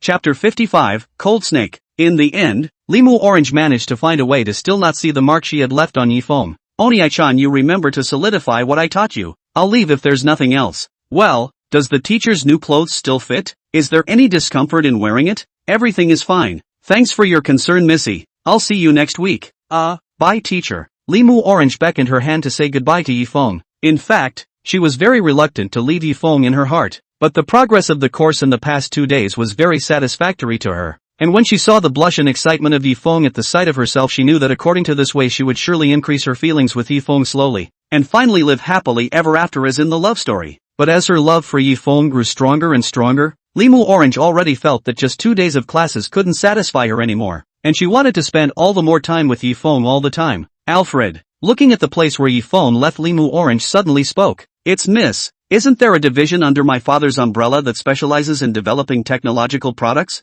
Well, I'm not really sure. Limu Orange looked at Afu's difficult expression when he immediately heeded his meaning. This is not a clear obviously is afraid of what he caused to cause him to become the so-called accomplices. Looks like this is something you'll have to do yourself. Ugh, get the car ready to go to the office. Okay. When Yifeng sat in the car just driving to the apartment near, suddenly remembered that this morning said to buy recipes for Xiao Yian, immediately called the driver to change the route towards the nearest bookstore to drive. Jingle bells. After one of the doors opened, the bell behind the door also rang out crisply, and the store's female clerk rose from her seat. Welcome. Yifeng didn't expect such warm hospitality when he casually entered a bookstore, nodded in response and walked over to the female clerk. Hello, may I ask if there are any cookbooks to buy here? Recipes. Recipes? Do you need to practice your cooking skills, sir? Yes. Of course Yifeng wouldn't reveal everything about Xiao Yian. Every time he went out he would raise 200% alertness. Well, we certainly have a wide variety of recipes here, which you can find in the third counter. Sir,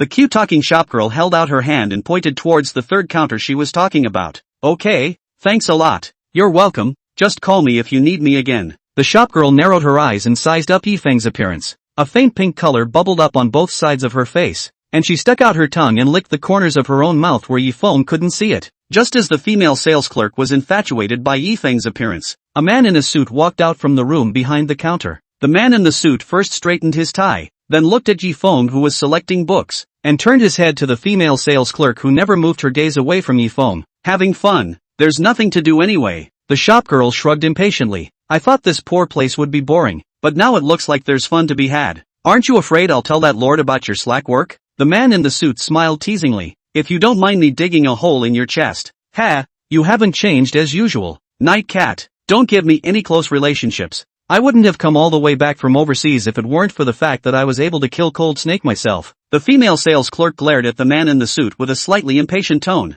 Why don't you get out of here? I can smell a foul odor from you staying here. The man in the suit didn't get angry at the words of the female clerk. He just elegantly reached out and held up his black-rimmed frames. Don't be so grumpy. I think we can cooperate appropriately, can't we? After all, the reward for capturing Cold Snake is not something anyone would be willing to refuse. I don't need anyone's help. I can find her on my own. TSK.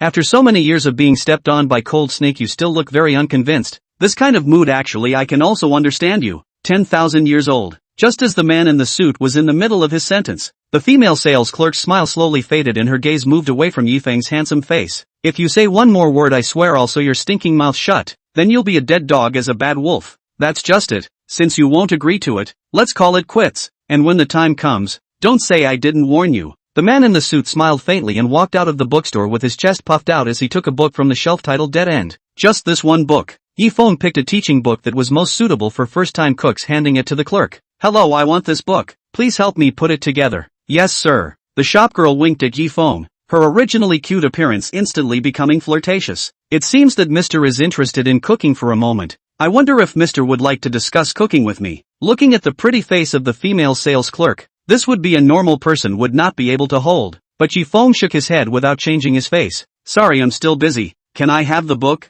Humph. What a lack of sass. Sir, or is this just a case of lusting after you? The female sales clerk stared at Yifeng with a bad smile on her face. It was hard to meet a man who was very much to her liking. She would not let him run away easily. Just when she thought she would slowly seduce Yifeng with her looks and figure, she didn't expect him to snatch the recipe and throw out a coin with the largest denomination in front of the shopgirl. Keep the change. I have urgent business to attend to, but thank you. After saying that, Yifeng took the cookbook and left the bookstore, leaving the shopgirl alone and messy in the store. Walking on his way home, Yifeng's mind floated back to the encounter he had just had in the bookstore. Although he couldn't see the secret of the people behind this bookstore, he had a guess in his mind that this clerk must be the same kind of person as the man he had encountered searching for people in the department store plaza. What kind of existence does that woman Xiao Yian have in this organization? So many people want her dead? It seems like we need to find some time to ask Xiao Yian properly. Meanwhile, the woman in the bookstore walked up and closed the store door behind her, heading straight for the warehouse behind her. Cold Snake. As your name suggests,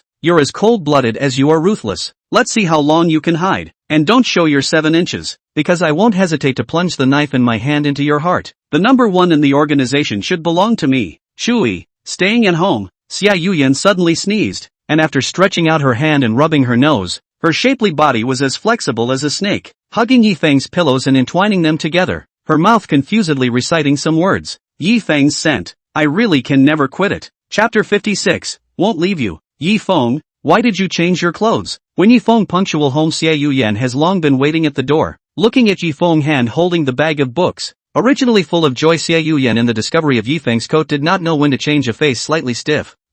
Was there an accident? I'm not really sure about that. That student of mine took it upon himself to change it for me, saying it was a bad dress or something. Yifeng also did not have to focus on the clothes above. For him, clothes and other things can be worn on the line. By the way, I promised you a recipe this morning. Ah, Xiao Yian, who was still angry when she saw that her dismount was not a threat to Limu Orange, immediately smiled with joy when she heard Yifeng's words and took the recipes handed over by Yifeng. Thank you, Yifeng. The thought that Yifeng would promise himself to keep in mind Xiao Yian's resentment also dropped. I'm so close to Yifeng that I'm with him every day. Why should I be angry with a child? I might as well put more effort into researching recipes. After all, the TV says that if you want to capture a man's heart, you have to capture his stomach first. At first, Xiao Yian didn't really understand this sentence. If you have to grab the heart first, then wouldn't a person just die? Then what's the use of grabbing the stomach again? Luckily, she understood the meaning later. Hiss. Why does it feel like my back is cold? Yifeng shivered uncomfortably and looked back at Xiao Yian,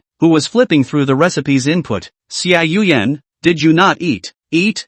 How can I not eat? Xiao Yian raised her head and blinked her eyes quickly twice, before Yifeng and her agreed that they would eat properly. But as soon as Yifeng left, she couldn't get off of Yifeng's bed. If it wasn't for the fact that Yifeng would come back every day to check if there were any traces of movement in the food he left for himself in the refrigerator, she would rather lie on Yifeng's bed until she starved to death. However, today is an exception. Due to the overly coveted Yifeng's breath on the pillow when Xiao Yian slowed down, she had heard the sound of Yifeng open the door. In a hurry, she had to sort out the messy hair and wrinkled bed sheets out of the bedroom. Oh, well. Seeing Xiao Yian's trembling appearance, Yifeng had already guessed a generalization and took a step in the direction of the refrigerator. Yifeng, seeing as you've worked so hard to come back, aren't you going to take a shower first? Xiao Yian could not let Yifeng get close to the refrigerator, and after placing the recipes in her hand on the shoe cabinet, she hurriedly jogged and blocked Yifeng's path. I'll take a shower myself, but right now I'd like some milk from the fridge. I'll take it for you. Yifeng, you go sit on the sofa, just leave this small matter to me.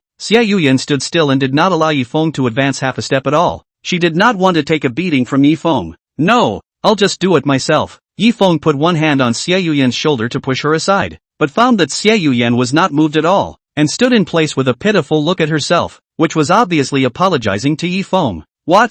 Still trying to play the emotional card on me? Right. I'm sorry. This time Xiao Yian sidestepped and stopped obstructing Yifeng. She knew that this would not help. It would be better to apologize earlier. Sure enough, after Yifeng opened the refrigerator and saw the plate of lunch intact, he closed the refrigerator door back after a moment of silence. Right. I'm sorry. If you're so reluctant to eat my cooking, then I won't do it. It's a waste of food instead. Yifeng did not even look at Xiao Yian and said with his back to her, No. Xiao Yian instantly panicked when she heard Yifeng's no longer gentle tone. Like a person who fell into the water and couldn't breathe, she walked around Yifeng and walked to him. I definitely don't mean that. I love eating the meals you make. Yifeng, come on. You didn't even touch the lunch I left you in the fridge and you're still here to weasel out of it? I'm afraid that's why you bought the cookbook too. Not at all. Xiao Yian tried her best to explain up, those deep blue eyes wrapped in tears as if they were going to cry out in the next second. I only bought the cookbook because I wanted to learn how to cook to relieve some of your burden for Yifeng. I definitely didn't mean what you said.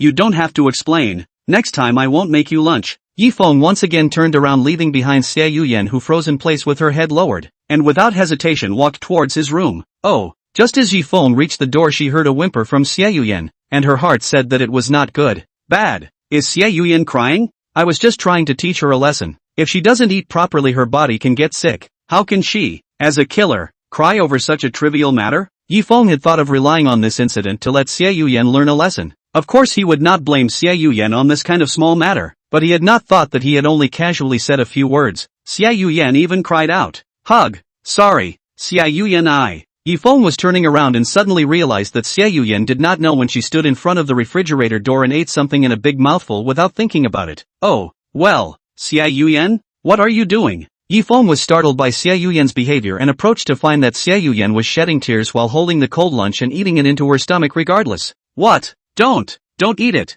Yifeng was shocked by Xiao Yian's behavior. At best he thought that Xiao Yian would stand still and wait for his lecture, but he didn't expect this result. Yifeng dissuaded Xiao Yian several times. She still ate the food on her plate, which made Yifeng rush to reach out and grab the plate from her hands, but Xiao Yian still held onto the plate and stuffed her tears and lunch into her mouth one bite at a time. Seeing this, Yifeng could no longer look at it, and used all his strength to snatch Xiao Yian's plate over, but it was already too late, and all the food in the plate was eaten into Xiao Yian's stomach.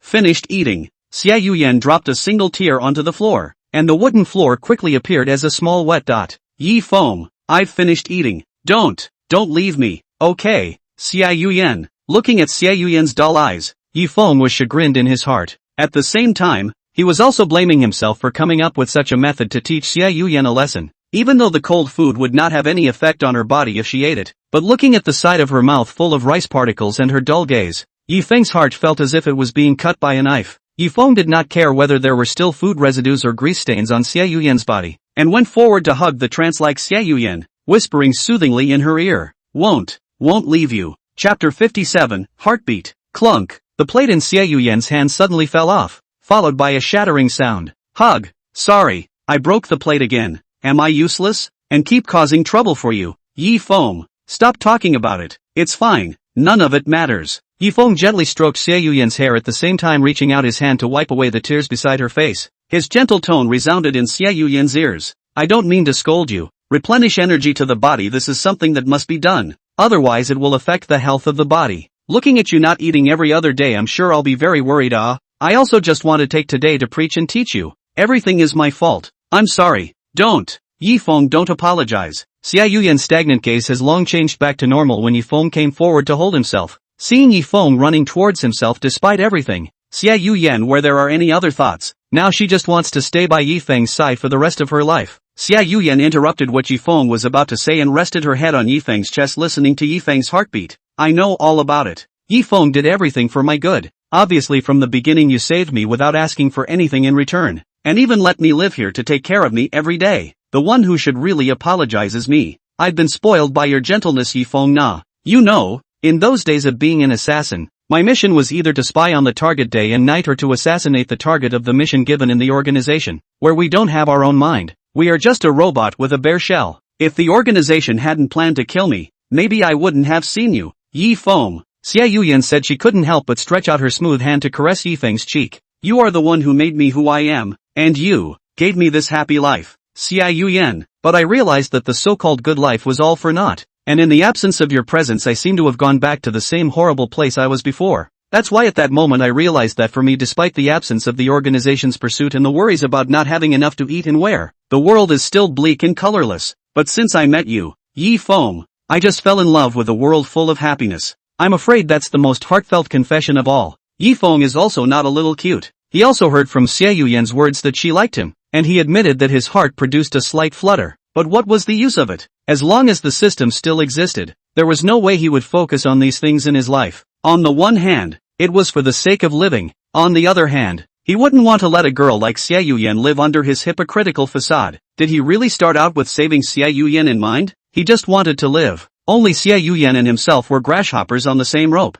Xiao Yian, I'm sorry. Xiao Yian's originally expectant eyes instantly dimmed after hearing Yifeng's answer. She did not expect Yifeng to reject her confession without hesitation. It's true. It's true that it's because of my own identity that I'm like this, isn't it? If I had a beautiful family like Yifeng's students, maybe he'd say yes. Who would want someone who's covered in filth? You are the most unseemly profession. On the surface it looks like Yifeng is apologizing for rejecting this act of Xiao Yian, but if you listen carefully you will find that Yifeng's tone is more like an apology to Xiao Yian than a rejection. Well, okay. Xiao Yian took a deep breath and eased away from Yifeng's chest, her relaxed tone like she was easing the awkward atmosphere she had just experienced. But Yifeng, you have to be ready at all times. I'm not the kind of person who can just give up at will. Now this girl is going to take a good bath. Before that, give me your shirt. Shirt? What do you need my shirt for in the shower? Of course it's to help you wash your clothes. After all, your clothes have already been stained with oil by me. This is as my compensation to you. Perhaps to take care of Xiao Yian's emotions, Yifeng did not reject her request and nodded in agreement. Then, alright. Immediately after, Yifeng was about to undo the buttons on his shirt when he suddenly remembered something. Right, the mark on my neck. This mustn't be seen by Xiao Yian, or else it'll be over. If she gets the wrong idea that I rejected her while leaving someone else's mark, that wouldn't be a matter of emotional stability. Anyone else would go crazy. No, wait. I'll go to my room to change into a set of clothes first. So Xiao Yian, you just go ahead and wash. I can't imagine that you'd still be shy in this scenario, Yifeng. Well then, you can just leave your dirty clothes next to the sink later. I'll go get them myself. Good. Just like that, Xiao Yian quickly packed up her toiletries and walked into the bathroom. Only after Xiao Yian's figure disappeared did Yifeng let out a sigh of relief. And only after sweeping the broken plates on the floor into the trash can did he return to his room to change up his clothes. Wow, really? You're so heartless. I thought I could hold on to you for dear life. Yifeng. Xiao Yian let the shower herself, not moving at all. But why is it that the moment Yifeng hugged me,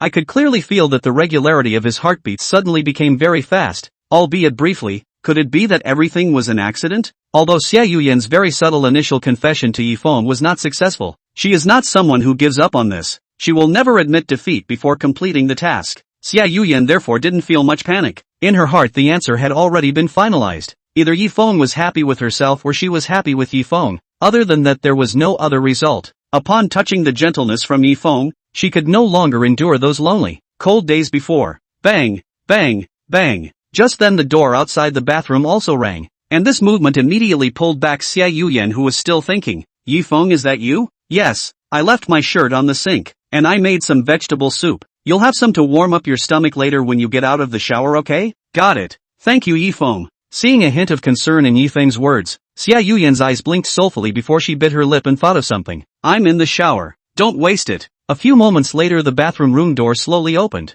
From the doorway poked out a jade hand, grabbed the white shirt on the edge of the sink, followed by the shirt was quickly grabbed into the bathroom. Chapter 58, Kissing. Yifeng, who was sitting on the sofa playing with his cell phone, looked at Xiao Yian, who had wet hair and trembling legs, and sat beside him with a slight flush on her face, leaning helplessly on her shoulder. What's the matter with you? You can take a shower and still deflate yourself? Washed too long, so I'm a little groggy, Xiao Yian said breathlessly. If she hadn't moved to the sofa step by step by her own will, she probably would have passed out in the bathroom by this time. Feeling Xiao Yian's wet hair, Yifeng hurriedly stood up, while Xiao Yian looked at him with a puzzled look. Yifeng, where are you going? Get you the hair dryer. Look at your hair. Ugh, that's because there's no strength left, nah. Xiao Yian was like a puddle of soft mud leaning against the sofa making lazy sounds. I should have known. I should have restrained myself, but I can't stop when I smell Yifeng's scent. In a short while, Yifeng took out the hairdryer from the bathroom and walked over to Xiao Yian. Sit a little to the side and I'll blow dry your hair. Give. To me? Xiao Yian had thought that Yifeng would just bring the hairdryer over, but she didn't expect him to take the initiative to say that he wanted to give himself a blow dry. A move that would have given her powerless body an instant boost. Or what? I thought you said you had no strength left. Come and sit down on my side. Good. Xiao Yian scooted over to Yifeng's side immediately afterward. He heard a buzzing sound, and a warm breeze blew from the back of his head. Really? I'm afraid you're the only one in the whole world who can wash yourself out of the bath, and you're still a killer. You didn't see you so tired when you fought with me before? It all depends on the situation.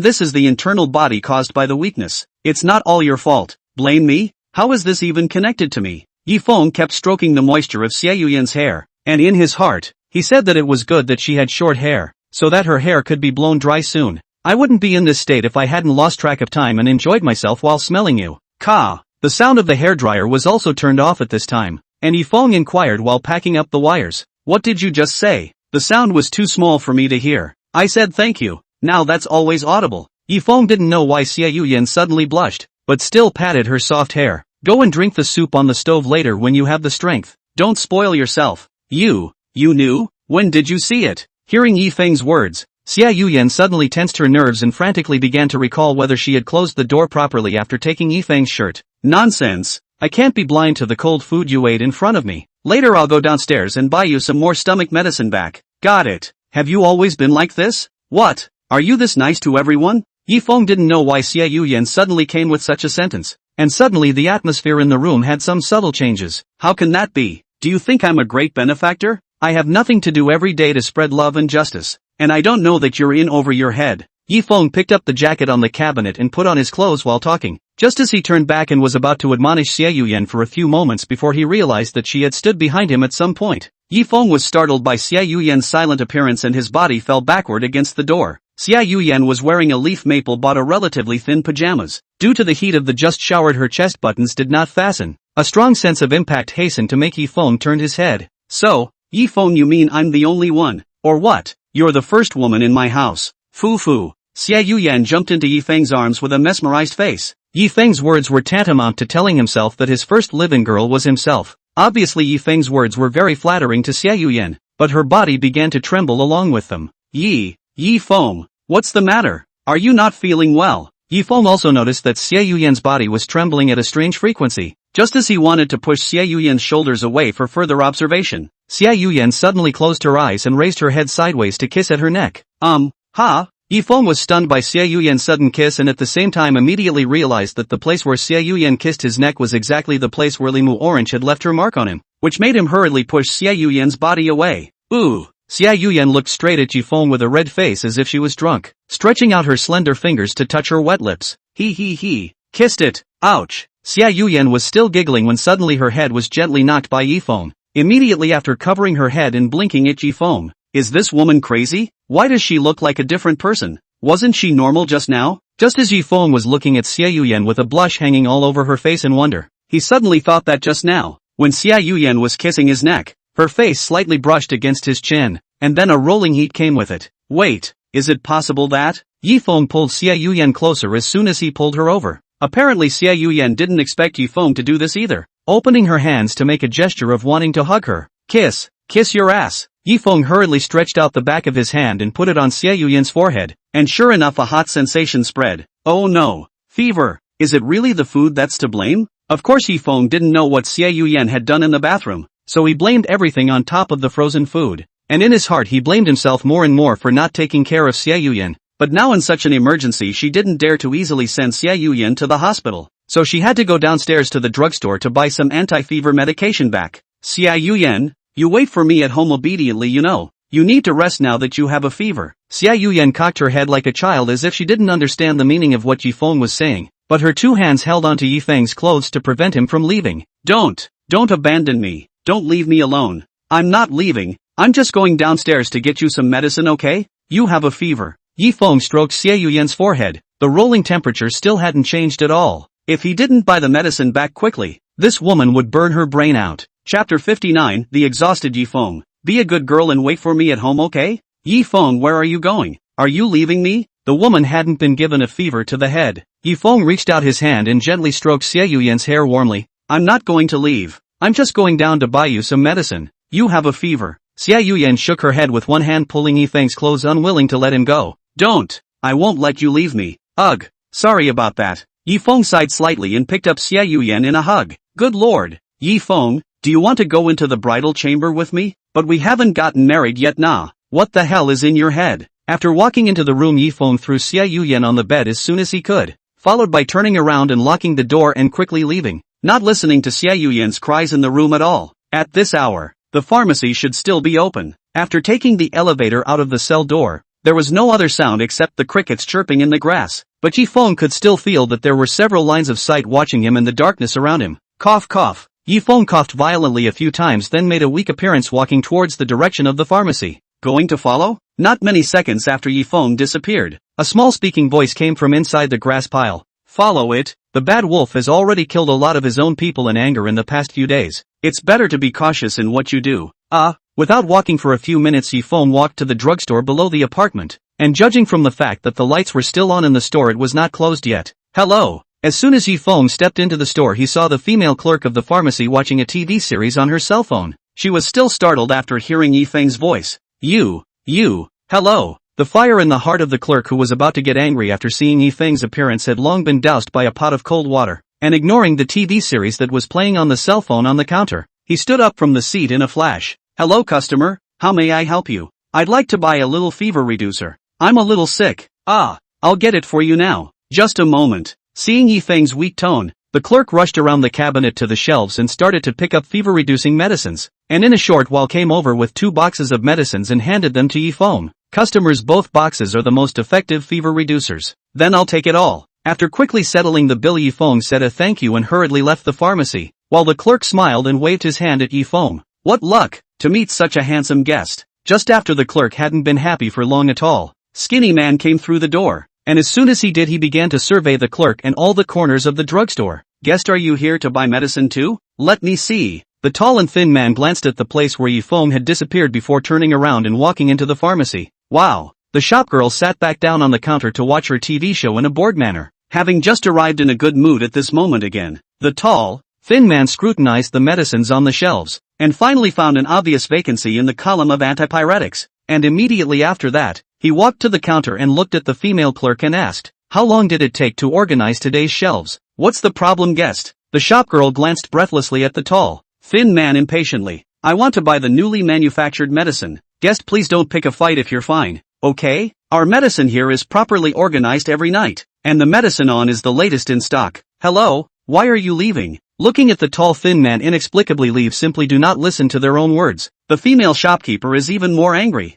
muttered a few sentences and then ignored. Well, is that guy a suspect? Nope, just got fever reducers. Ugh, when will it end? How can there be a target in a place like this? Cut the crap and stay hidden. Yes, ding. When the elevator door opened, Yifeng walked out, but after he just took a few steps he stopped and looked back at the elevator. Until after more than 10 seconds the elevator still didn't show downward before Yifeng turned towards the stairway. He hadn't pressed his floor from the start. Though it didn't make a lot of sense for him to do so, he wouldn't be able to escape in this building if anyone really noticed anything unusual. He was only doing it to make sure there was no one behind him, and it looked like he was still relatively safe for now. After another 2 floors down, Yifeng returned home. When he just entered the house and looked at the closed door after this relaxed breath, fortunately Xiao Yian did not have any accidents. Pulling out the key, Yifeng then opened the lock of the room, and sure enough, Xiao Yian was lying on the bed at this time making uncomfortable whimpering noises, her mouth still muttering Yifeng's name. Gotta take the pills first. Yifeng from walking back to the living room to pour a cup of water after the fire came to the bedside. Touching Xiao Yian's still hot forehead will be her limp body to help up, but Xiao Yian seems to have lost consciousness as soon as she sits up to fall down. Yifeng had to let her lean against his chest. Sniff, sniff. Xiao Yian opened her beautiful eyes an instant after smelling Yifeng's scent and muttered, "Yifeng, you're back. Well, let's not talk so much about it. Come and take your medicine." Yifeng tore open the bag of fever-reducing pills and took out a fever-reducing pill and placed it by Xiao Yian's mouth. "Open your mouth and take the medicine." "Good." Xiao Yian opened her mouth and took a bite after hearing Yifeng's words. "Hiss. I told you to take your pills, I didn't tell you to bite my hand." Yifeng forced himself to endure the pain coming from his fingers to deliver the pill into Xiao Yian's mouth before pulling his hand out. "Oh, well, drink water.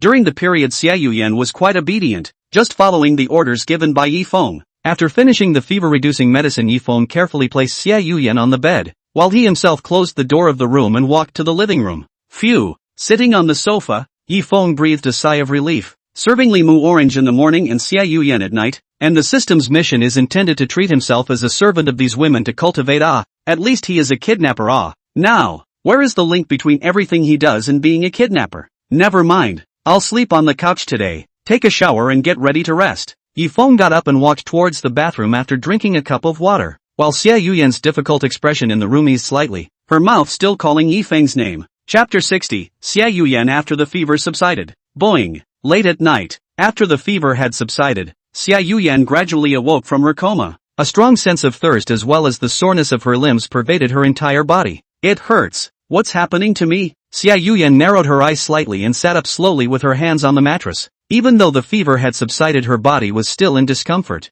Xiao Yian used her memory to try to pick up the water cup on the table when she realized that she didn't seem to be on the sofa in the living room. It's. Xiao Yian touched the quilt covering her body and inhaled deeply before realizing that she was in Yifeng's room. "How did I sleep here? And where is Yifeng?" Xiao Yian put on her slippers and stood up to turn the bedroom light on, and in an instant she saw the glass of water and pills on the bedside table. "It's antipyretic? Am I sick?" Xiao Yian gradually had some memories in her mind after looking at the name of the medicine. It looked like Yifeng had gone downstairs to buy medicine after feeling sick, and then even fed himself the medicine. "Where's Yifeng?" Xiao Yian picked up the cup of water and drank it all in one go. Her dry throat gradually got a little better, but she didn't see Yifeng's figure immediately opened the door and walked out. With the help of the bedroom light, Xiao Yian saw Yifeng lying on the sofa asleep. At this time he was using his jacket to cover his body, while Xiao Yian's own quilt was folded by him and put aside. "It's really here. You're such an idiot for not making a quilt." Although Xiao Yian's mouth was broken, her eyes looked at Yifeng with a little more love. Yifeng's jacket gently lifted aside. Xiao Yian took her own quilt unfolded to cover Yifeng's body, and then squatted on the ground and looked at Yifeng's sleeping face. The body's pain suddenly eased a lot. "I wish I could look at you like this forever." Xiao Yian rested her chin quietly looking at Yifeng flooded with a smile. Just then she suddenly saw that Yifeng's neck actually had a little stained red. Seeing this, Xiao Yian immediately came a few points closer and pursed her own lips after scrutinizing for a while. "It's true that the veins in the neck are very fragile, and it was only yesterday that I only kissed them just a little bit and they turned into this. But it looks really good nah. I really want to leave my mark on every part of Yifeng's body again. But why does this mark look so dark in color? Hasn't it only been one night? Or is Yifeng's blood clotting function too good?" Obviously Xiao Yian didn't think in other places and still thought that this mark was left by herself on Yifeng's neck. "Good night Yifeng." Xiao Yian softly said good night to Yifeng. Although she wanted to hug Yifeng, but she knew that Yifeng was too tired today, she wouldn't bother him anymore. After saying that, Xiao Yian returned to Yifeng's room and turned off the lights. Yifeng, who woke up from his morning sleep, was confused and wanted to get up but realized that half of his body was suspended on the sofa. The strong sense of stagnation scared him. If he had just rolled over, the probability that he would have fallen under the sofa. "That's not right. Isn't the sofa quite big? Why am I sleeping on the edge?" Yifeng's body first to the sofa squeezed. but this should have a vacant place has become very congested like a wall blocking his back, and even the most basic action of turning over he cannot do. What the hell? Bewildered Yifeng raised his head to probe towards the inside of the sofa, and when he saw what was going on clearly his brain cleared up in a flash. Xiao Yian, why is she sleeping here? Didn't she sleep in my room last night? And I thought there was a wall behind her. Yifeng lifted the quilt, was about to get off the sofa but found that Xiao Yian's hand had long been tightly wrapped around his arm at some point. If he were to forcefully break free, he would certainly wake her up, but this is not a way to go on. Just when Yifeng was at a loss, another strong compression came from his back, followed by Xiao Yian's voice from behind him. Good morning Yifeng. Good morning. Nope. What are you doing? Yifeng saw Xiao Yian woke up, also do not care what the movement, grabbed her hand and broke it as a way to break free. Really? What's with the big reaction? It's not like I'm going to eat you. Xiao Yian saw Yifeng leaving in a panic and yawned like a nobody, continuing to lie motionless on the sofa. What do you mean you won't eat me? Why are you suddenly sleeping on my couch? Didn't I give you all the beds? Isn't it your own problem? Why are you blaming me? Xiao Yian looked at Yifeng pitifully as if Yifeng had done something wrong. My problem? Come on, you tell me how it became my problem. Yifeng was also exasperated and laughed. He did not expect that Xiao Yian would still blame himself. He was so busy that he ended up being wrong himself. Yifeng, do you usually sleep in the room you sleep in? Yeah, but what does that have to do with my question? That's why you should be sleeping in your room. I'm the one who should be sleeping on the couch. So you're the one who really took my bed. Hey, that makes sense now. Understand you my ass. I think you're really brain fried. That's not because you didn't come back in time. Xiao Yian said here, reaching out from the quilt and grabbing Yifeng's pants. Beaming. So you're responsible for me, oh, you woman. Yifeng didn't have the good sense to stretch out his hand and popped a heavy brain crash on Xiao Yian's forehead, which hurt Xiao Yian's two hands to cover her head. If you hadn't eaten cold food last night and didn't blow dry your hair earlier, how could you have gotten sick? Next time pay better attention to me, understand? I know. Xiao Yian knew why she suddenly had a fever, and it wasn't because she stayed in the bathroom for too long, and more or less she was still a little embarrassed in her heart. By the way, take your own temperature later. The thermometer is in the medicine bag in your room. I'm going to make something light. Don't. I have the recipe now, it should be me doing it. Xiao Yian stood up when she heard Yifeng trying to steal her job by lifting the quilt. Told you were getting well. It's not like I'm not going to give you a chance to cook. Yifeng turned around and prepared to tell Xiao Yian to sit back, but looked at the pajamas she was wearing because she didn't fasten the buttons and even a touch of spring light leaked at first. Get your pajamas on properly, you hear me? Okay, I know. Don't be so angry this early in the morning. Xiao Yian curved the corners of her mouth as she looked at Yifeng's shy look and smiled as she fastened her buttons. Chapter 61, Feeding Kanji. Yifeng, do you hate me? What are you muttering about all by yourself? Sit down and eat your meal. Xiao Yian stood at the dining table and first glanced at the diced meat fried rice in Yifeng's bowl, and then looked at the greaseless white rice in her own bowl, pouting and looking at him with dissatisfied eyes. What are you looking at me for?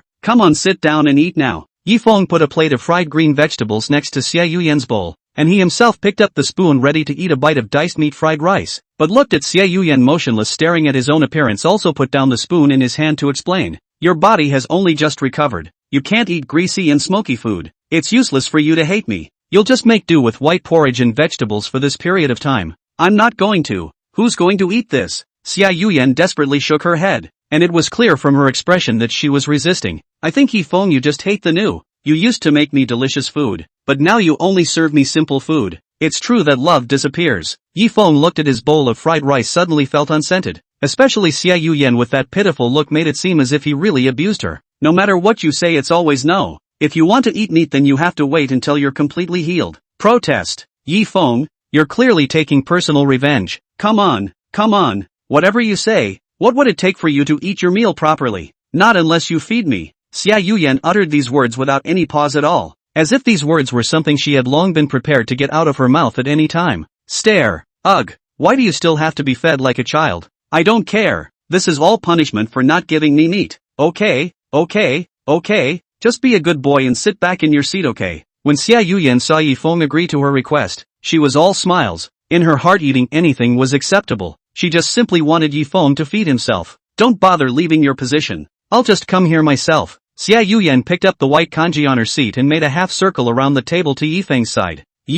Aren't you going to move your chair over here? How am I supposed to feed you if you're standing? Of course you have to sit down. Xiao Yian said and turned her back to Yifeng, followed by sitting on his lap with her but under Yifeng's puzzled eyes. Hey, Xiao Yian, Yifeng, Don't move. If you spill the kanji, you'll have to do the laundry again. Sure enough, after Xiao Yian finished this sentence, Yifeng stopped any movement. Xiao Yian twisted her body again until she found a comfortable position before she was satisfied with the white porridge. I'm ready.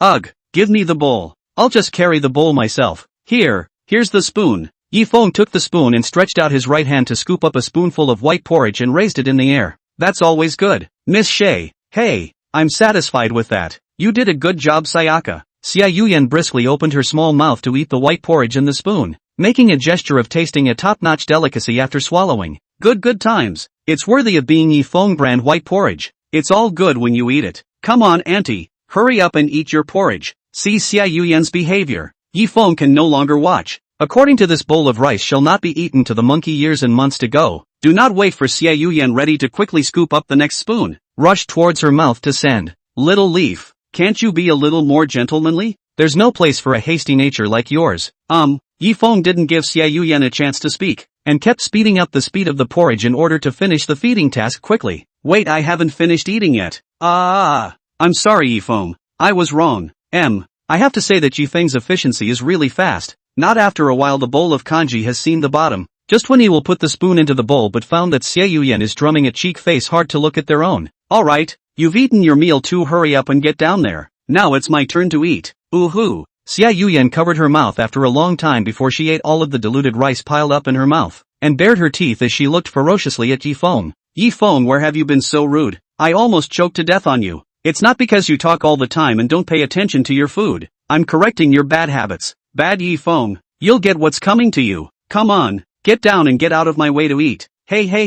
Xiao Yian, what are you doing? Yifeng was about to push Xiao Yian off of himself, but he found that she was lying on his chest like an enraged puppy and making movements that might attack at any time. Xiao Yian bit down on Yifeng's neck and clutched Yifeng's wrist tightly with her own hands. No matter how Yifeng turned his neck, she would follow along. Hiss. Stop. Shut up. Xiao Yian, you're a dog. Ooh-hoo. Don't you want to explain? Afterwards, Yifeng touched the red and swollen teeth marks on his neck and looked at Xiao Yian, who was sitting on the sofa and looking at himself, and said, "This is revenge for me. Now we're even." Although Xiao Yian was sitting on the sofa looking like she was reflecting, her gaze always lingered on her teeth marks, and every time she glanced at them, the corners of her mouth would unconsciously rise slightly, except that Yifeng, who had his head in the air, didn't even notice these subtle changes. Don't worry, I have a sense of proportion. Look at your neck, except for the mark, is there no wonda? According to you, I still have to thank you? Hey, it's what I'm supposed to do. I wasn't complimenting you. What on earth is going on? Didn't the previous information say that the Li family's daughter would take a car to the Li group's manor on weekends? Why is it that the latest scouts are saying that the Li family's daughter has been in the manor and has never left the house? Is the information reliable or not? In a basement somewhere in Shu City, a man with a heavy face was looking at the messy documents on the table and browsing through them. If you look carefully, you will find that the documents are all information related to Limu Orange. Outside his door stood a few fierce and vicious men. The group of trash sent for the first time is also even managed to let the other kidnappers get there first, and in the end, people still safely evacuated until now have not been discovered. The boss said he's not satisfied with our behavior. If this operation still doesn't succeed in kidnapping the Li family's daughter, they'll all be waiting to be thrown into the sea and fed to the fish. But boss, how can we carry out the plan without any information? It's very simple. Before this, I looked at the topographical map of the Li's manor. There is a high mountain at the back of the manor. As long as we take advantage of the cover of the night to use climbing tools to reach the top, we can enter the manor from the back. At that time, while all the people are not paying attention to the situation, to kidnap the Li family's daughter and leave the scene, so that we can get out of the way. The plan is all clear? I hear you, several people said in unison. Then set the operation for 2 weeks from now, and in the meantime continue to gather intelligence that isn't there. Yes. Chapter 62, Volume King Su Yusen. Yifeng, who had spent a few days in an ordinary manner, had again reached the time when he had to give Su Yusen a lesson. Sitting in the taxi, Yifeng's mind gradually floated back to the images of the past few days. You have to know that Xiao Yian, who served as the chef spooning 3 meals a day in the past few days, could have tortured his stomach pouch. A no longer simple but fried shredded potatoes. Yifeng would have thought it was a very good start. At first looked at Xiao Yian's superb knife, Yifeng even thought of this dish will actually be how delicious. But as he sat at the table and watched a blackened, shredded potato dish being served, he realized how serious the situation was. Xiao Yian, what's this blackish thing? Shredded potatoes. I made it according to the recipe.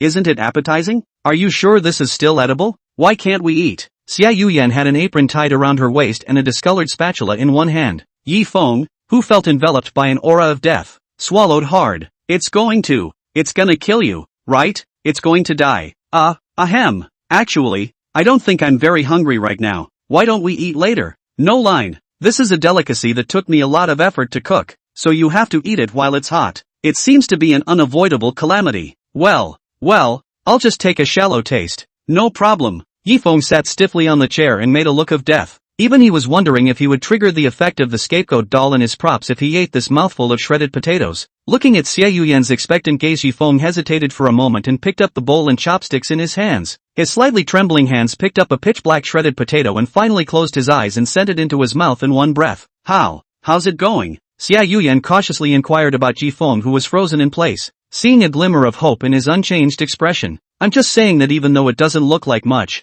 it actually tastes pretty good. Just as Xiao Yian thought of this but found that Yifeng stood up from the chair, slowly walked to his body and reached out his hand on his shoulder. With a tone of voice like in the aftermath of the consolation, there is no relationship. Although there is no talent in the cooking above, we can also try other skills. There is no need to hang on a tree to die. Ugh. Looking out of the car window, Yifeng's eyes had a lingering feeling. Although he said this way, Xiao Yian still did not give up their cooking dream. Vaguely remember after that, Xiao Yian with a serious expression looked at himself and said, what will let you eat the most delicious dishes and so on. Well, in the effort does not fail. Xiao Yian in these days of cooking practice finally made it can eat the shredded potatoes. Although the seasoning put too much lead to the whole dish seems to be salt deliberately pickled except, passenger, the destination is here. Oh, okay. Back to God's Yifeng and the delivery of the fare after the car came to an upscale single-family villa community. This is still the first time Yifeng came to Yusen lessons. Life is not familiar with the place. He was about to pick up the cell phone to check his memo left in the address.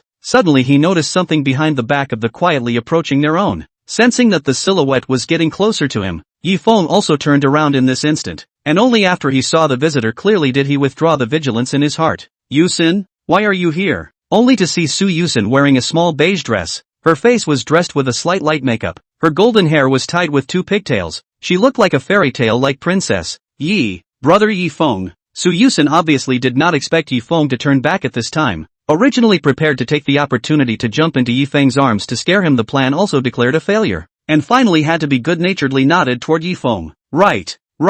Brother Yifeng, this is for you. After saying that, Yusen handed Yifeng the strawberry juice she was holding. Strawberry juice? That's for me? Aha! I specially used the juicer this morning when I thought Brother Yifeng would come. Yusen's face was covered in blush as she spoke, and the volume of her speech became lower and lower. If Limu Orange was here, she would know that whenever Yusen made this face, it meant she was lying.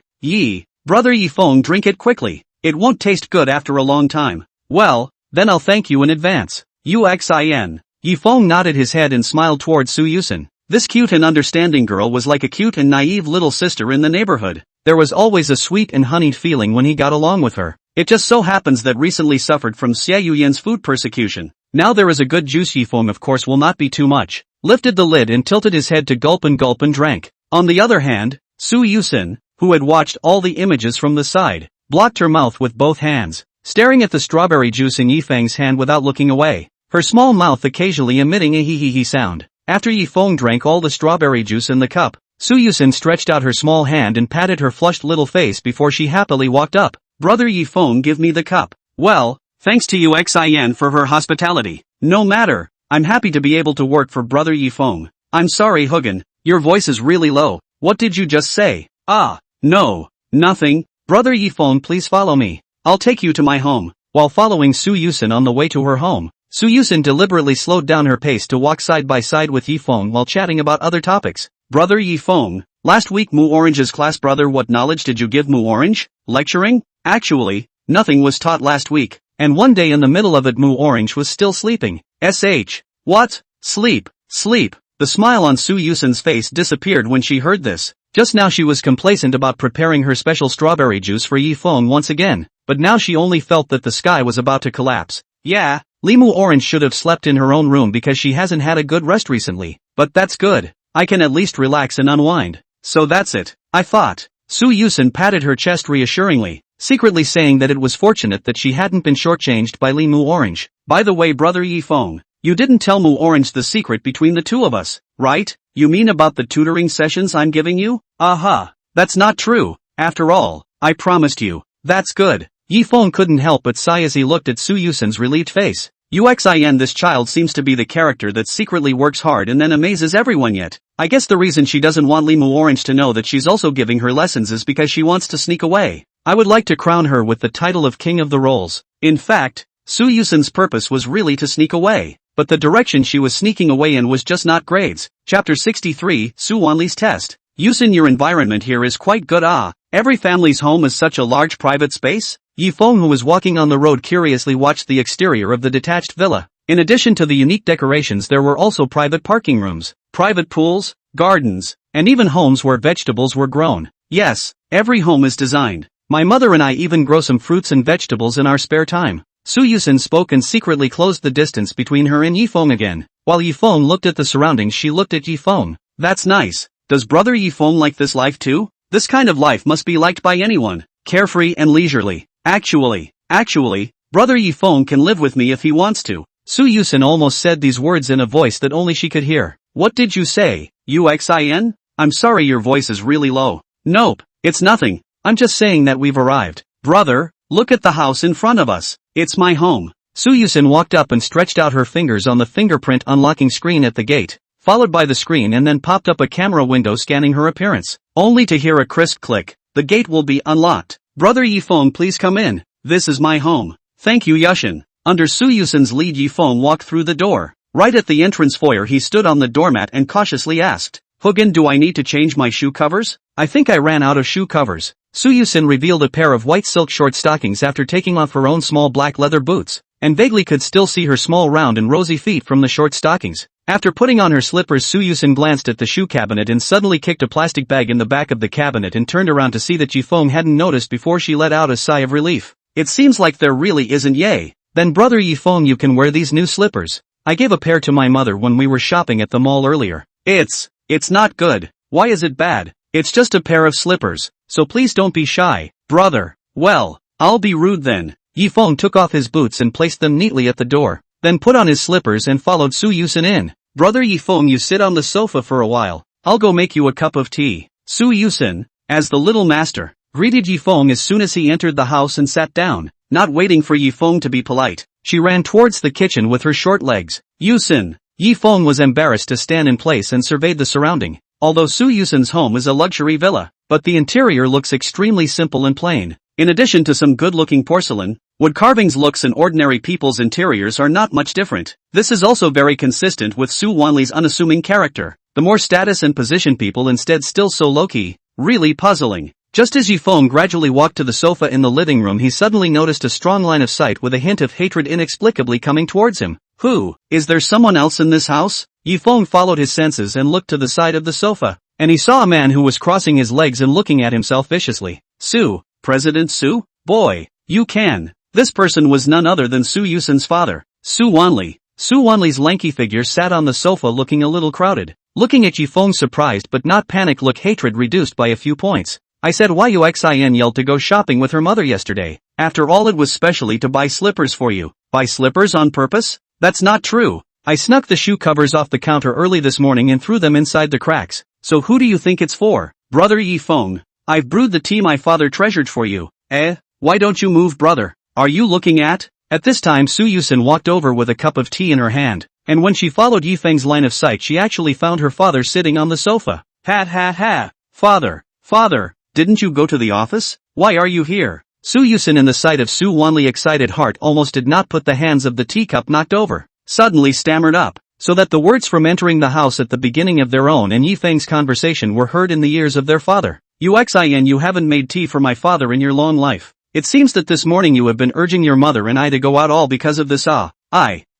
Well, alright, Yifeng, just hurry up and start the lesson for Yuxin. I came here today for no other purpose but to verify if you are as good as Oldly said the teaching is that good. But let me say in advance, if you don't have the quality of teaching that I expected, I won't let you come to this house anymore. Oh, father. Su Yusen was instantly anxious upon hearing this, and was interrupted by Suani when she wanted to say something. Yusen, you go and bring the textbooks. This matter is not negotiable. Me giving Yifeng this chance is already the best indulgence for you. Poof. Su Yusen huffed and puffed as she walked up to the attic heading to her room. After Su Yusen briefly left, Suani beckoned Yifeng to sit down. and his tone of voice was also a lot milder from the harshness at the beginning. Kid, I hope you won't let me down. This child, Yusen, is the apple of my eye, so I hope you can do your job well. Don't worry, President Su. I won't have any other ideas. I'm just in the capacity of a governess. Aha. Suani nodded and then did not say anything else, looking to Yifeng in front of his own tea-heart some meat pain.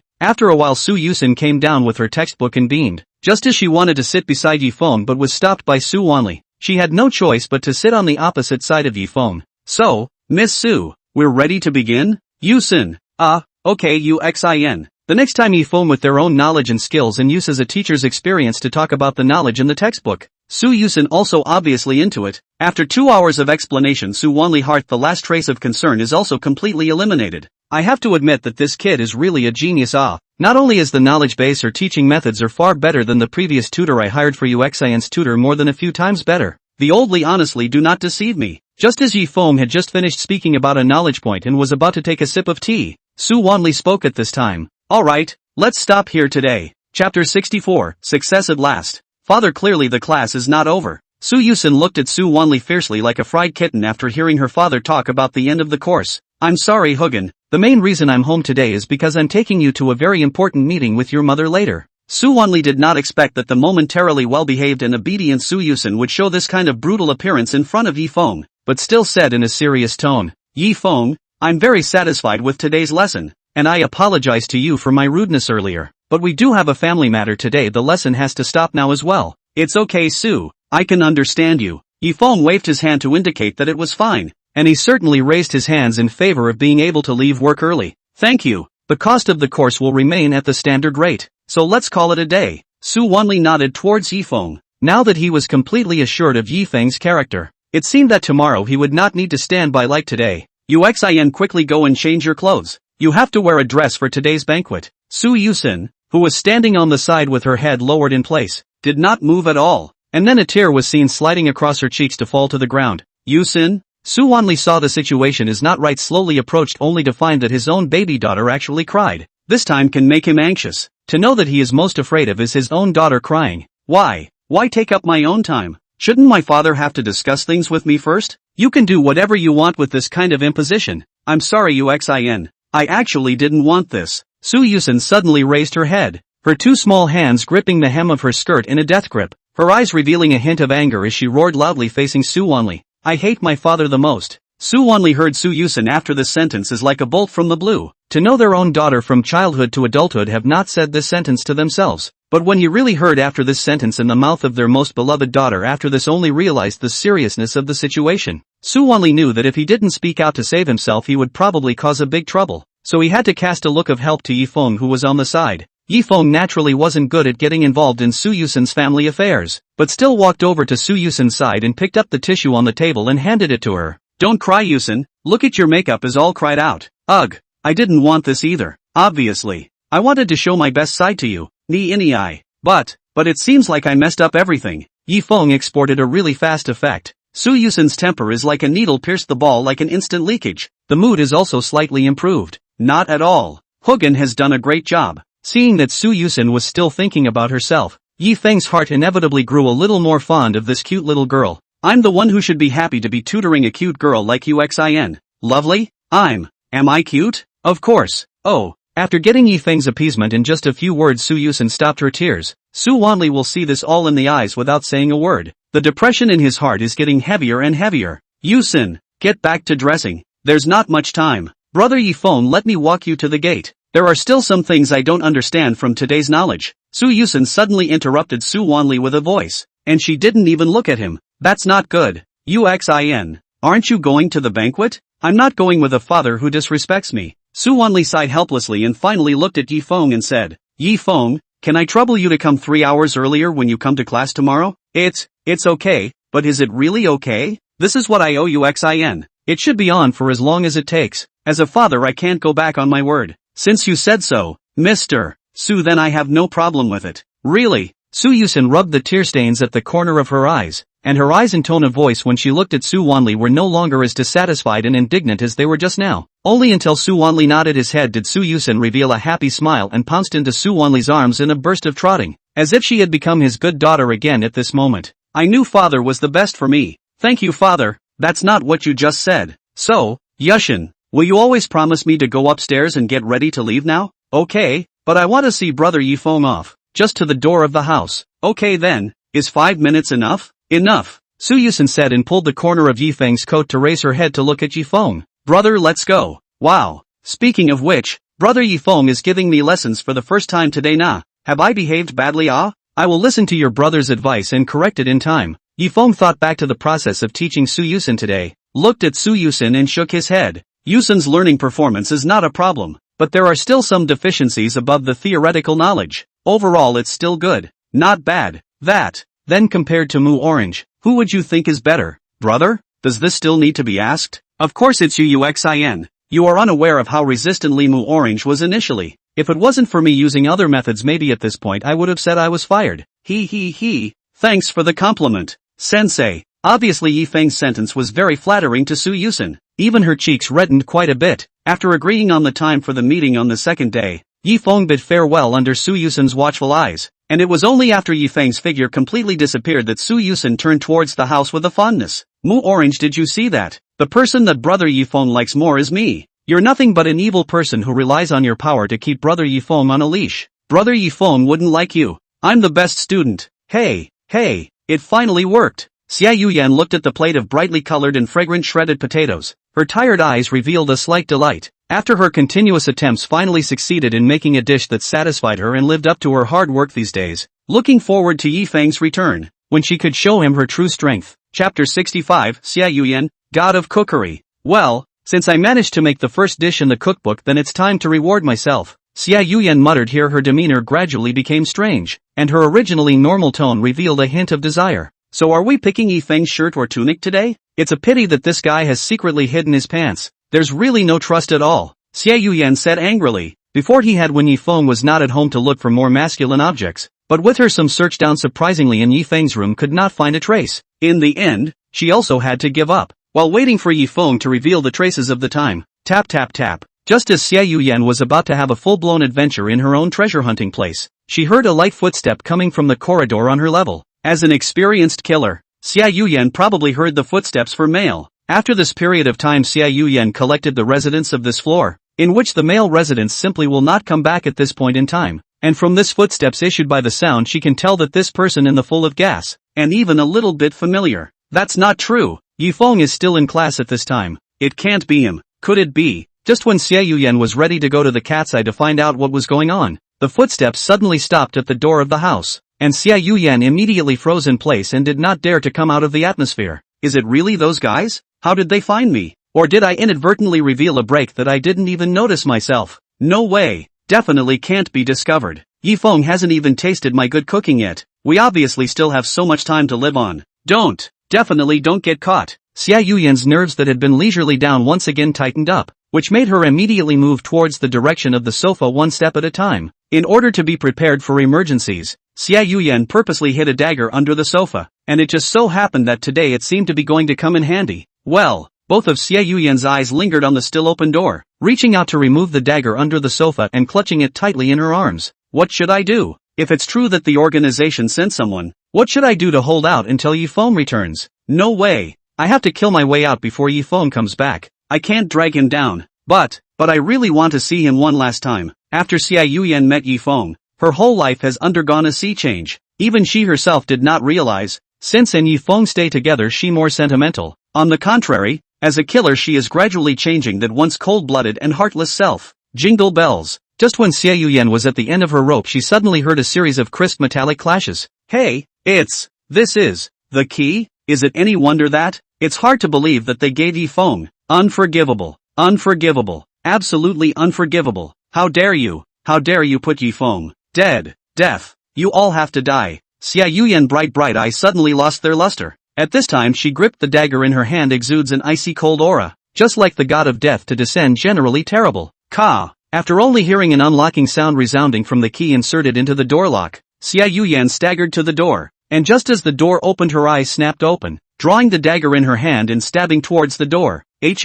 What's wrong with you? Xiao Yian, it doesn't look like you're looking too good. The one who opened the door and walked in was none other than Yifeng, who got off work early. When he just opened the door of his room his cerebral nerves instantly tingled him. which made him instinctively take a few steps backward. Strange, why did I just feel a sense of foreboding? Yi-Feng, you're alright? That's great. Looking at standing in front of the body flustered Xiao Yian with her hands behind her back looking at herself in surprise, Yi-Feng always felt that there was a hint of something wrong. I do not know what this woman is smoking crazy again. After seeing Yi-Feng safe and sound, Xiao Yian hurriedly closed the door, while taking this opportunity to put the hidden dagger into the shoe cabinet by the door. This subtle action was not detected by Yi-Feng, which allowed her to put her heart down in the real sense. What can I do? I'll be back after class. But didn't you say you were going off into the sunset? Why are you back so early today? That student of mine came back early today because of a family emergency. Didn't expect that. Really? Xiao Yian said as she walked up and straightened out Yi-Feng's wrinkled clothes from the rush.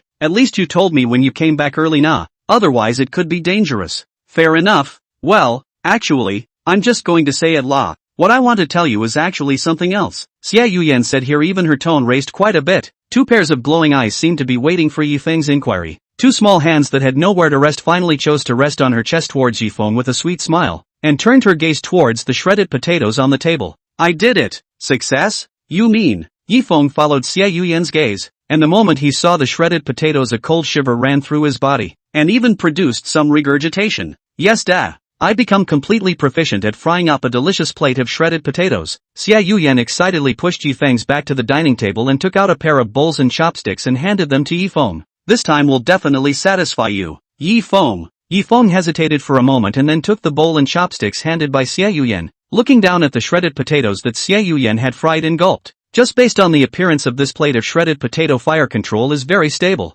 It can be seen that Xiao Yian, this is a lot of effort. The most critical thing is that Yi-Feng can smell the light flavor of vegetables from this plate of shredded potatoes. This flavor instantly washed away Yi-Feng's fear of shredded potatoes for a period of time. So, taste? After making up his mind, Yi-Feng took a deep breath and picked up a chopstick of shredded potatoes and put it into his mouth without any hesitation at all. Well, Xiao Yian didn't dare to utter a single breath when she saw the scene, and had been gazing at the scene and holding her breath quietly waiting for Yi-Feng's feedback. How's it going? Is it appetizing? Yummy! Yi-Feng looked at Xiao Yian in surprise. This was even better than my own frying. The potatoes were sliced to just the right thickness, the texture was crisp and delicious, and the flavors were mastered to a very high standard. So I can say that this was one of the best plates of shredded potatoes ever made. Really? Finally.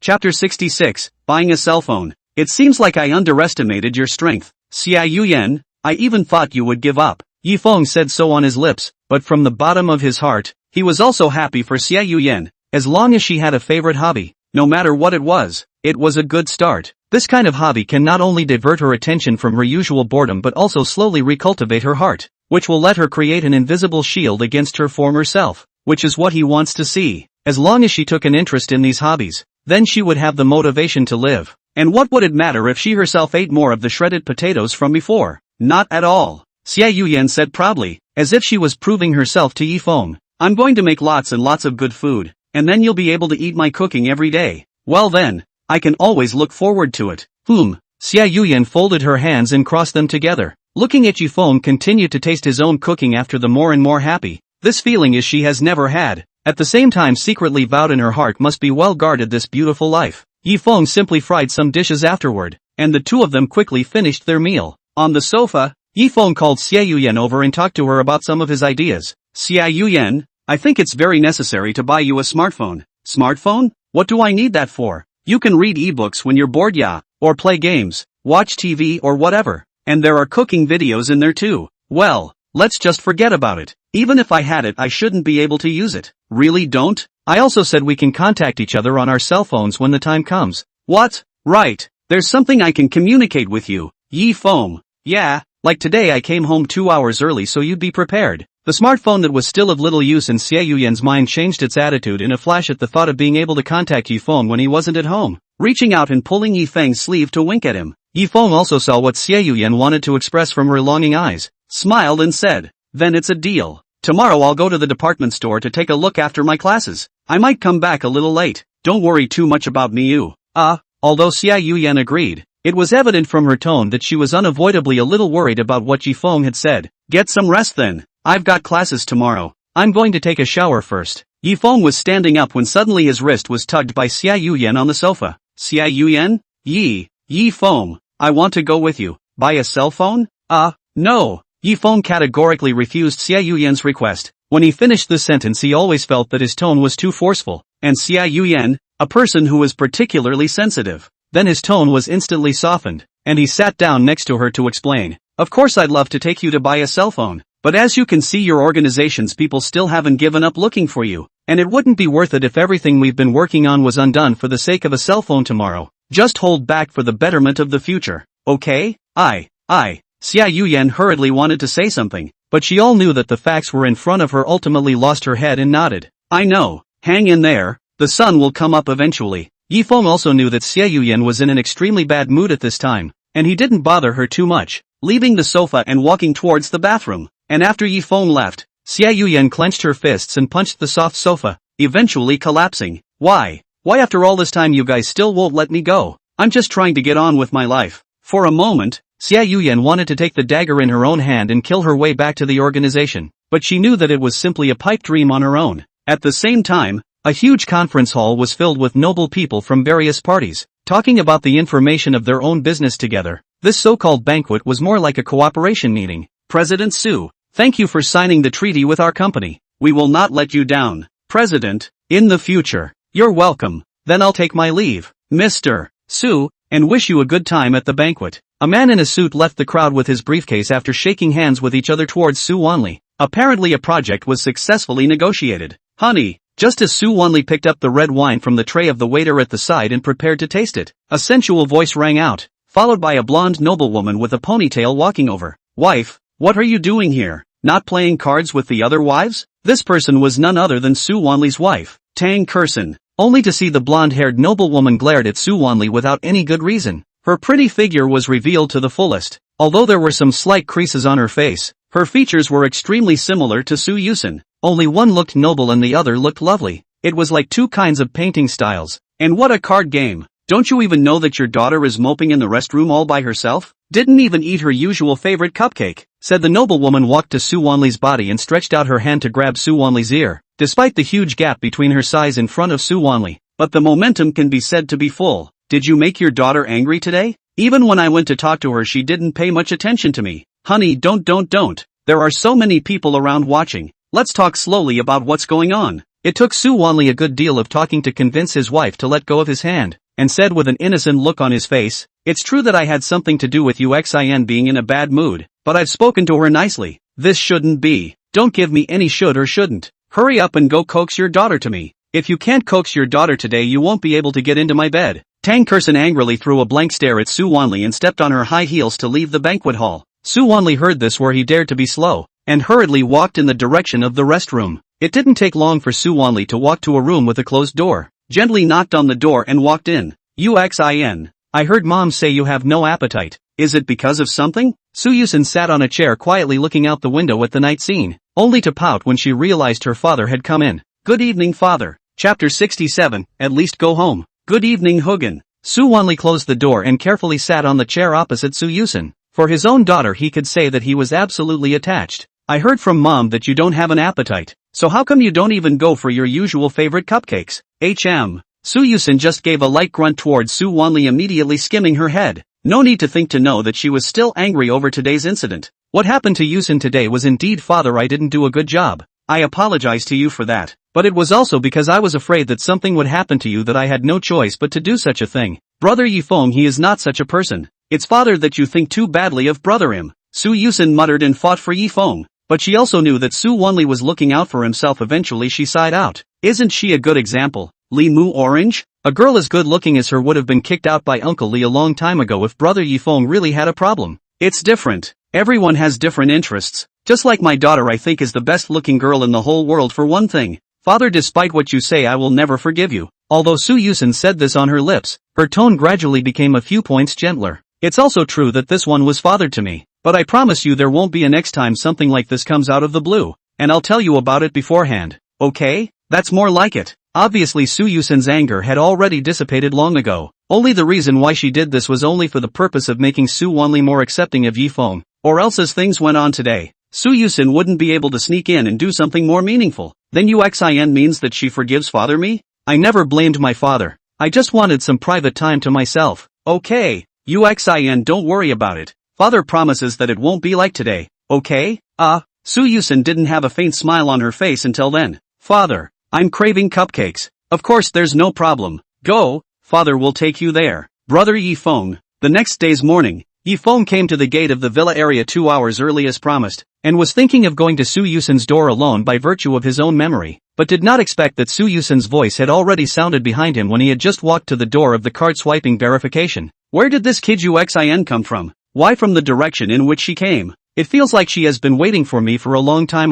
Not a moment later Su Yusen trotted to Yifeng. An excited smile appeared on her face. Long time waiting brother Yifeng. Just now I went to the convenience store to buy 2 ice creams so I just came over now. I see. The sun does seem to be a bit too much today, and it's already a bit hot just standing here. Yifeng looked at the sorbet in Su Yusen's hand that was still emitting a cold chill and asked, judging from the color of the sorbet you bought, Yuxin, it's strawberry flavor, right?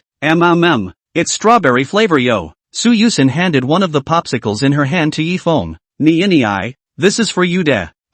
Thanks Yuxin. Seeing that the sorbet was gradually melting, Yifeng had no choice but to accept Su Yusen's meet and greet gift. Speaking of which, yesterday Su Yusen also prepared strawberry juice as a gift for herself, and those who didn't know thought she was feeding herself. Brother Yifeng eat it quickly. It might have melted a little bit after bringing it all the way here. Su Yusen took a bite of the ice cream in her own hand, and the icy coolness spread out in her mouth, seemingly cooling her hot face. Why is this ice cream melting so fast? I haven't even started eating it yet. Yifeng just held the ice cream in his hand. The water on the ice cream flowed down the surface. In order not to let the ice cream melted down the water dripping on the hand, Yifeng had to take a bite of it and chewed it quickly. The only way to avoid melting the sorbet is to eat it as fast as possible.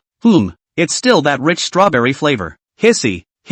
On the contrary, Su Yusen's side of the food is relatively slow, because Su Yusen's eyes have been stuck in the body of Yifeng's sake so that the ice cream below the ice cream has long been turned into water droplets in her hands. Until this moment she reacted to hastily open the mouth to eat up one bite at a time. Brother Yifeng, he eats really fast. It seems that he likes strawberry flavor as much as I do. Don't worry, I'll prepare more strawberry love for you in the future. By the way Yusen, is your father still home today? No, father left for the office early in the morning. Is there something wrong with my brother asking about this all of a sudden? Nah, I'm just asking off the top of my head. Is it really just a casual question? Hey, what are you doing looking at me with that skeptical look on your little one's face? Do I look like that kind of bad guy? Of course not. Brother is a very good man. It seems like you really trust me. Yuxin. Yifeng ate the last mouthful of sorbet into his belly, and the words suddenly turned his face began to look terrible. But since you've said so, Yuxin, I'm going to show my true colors. Yo,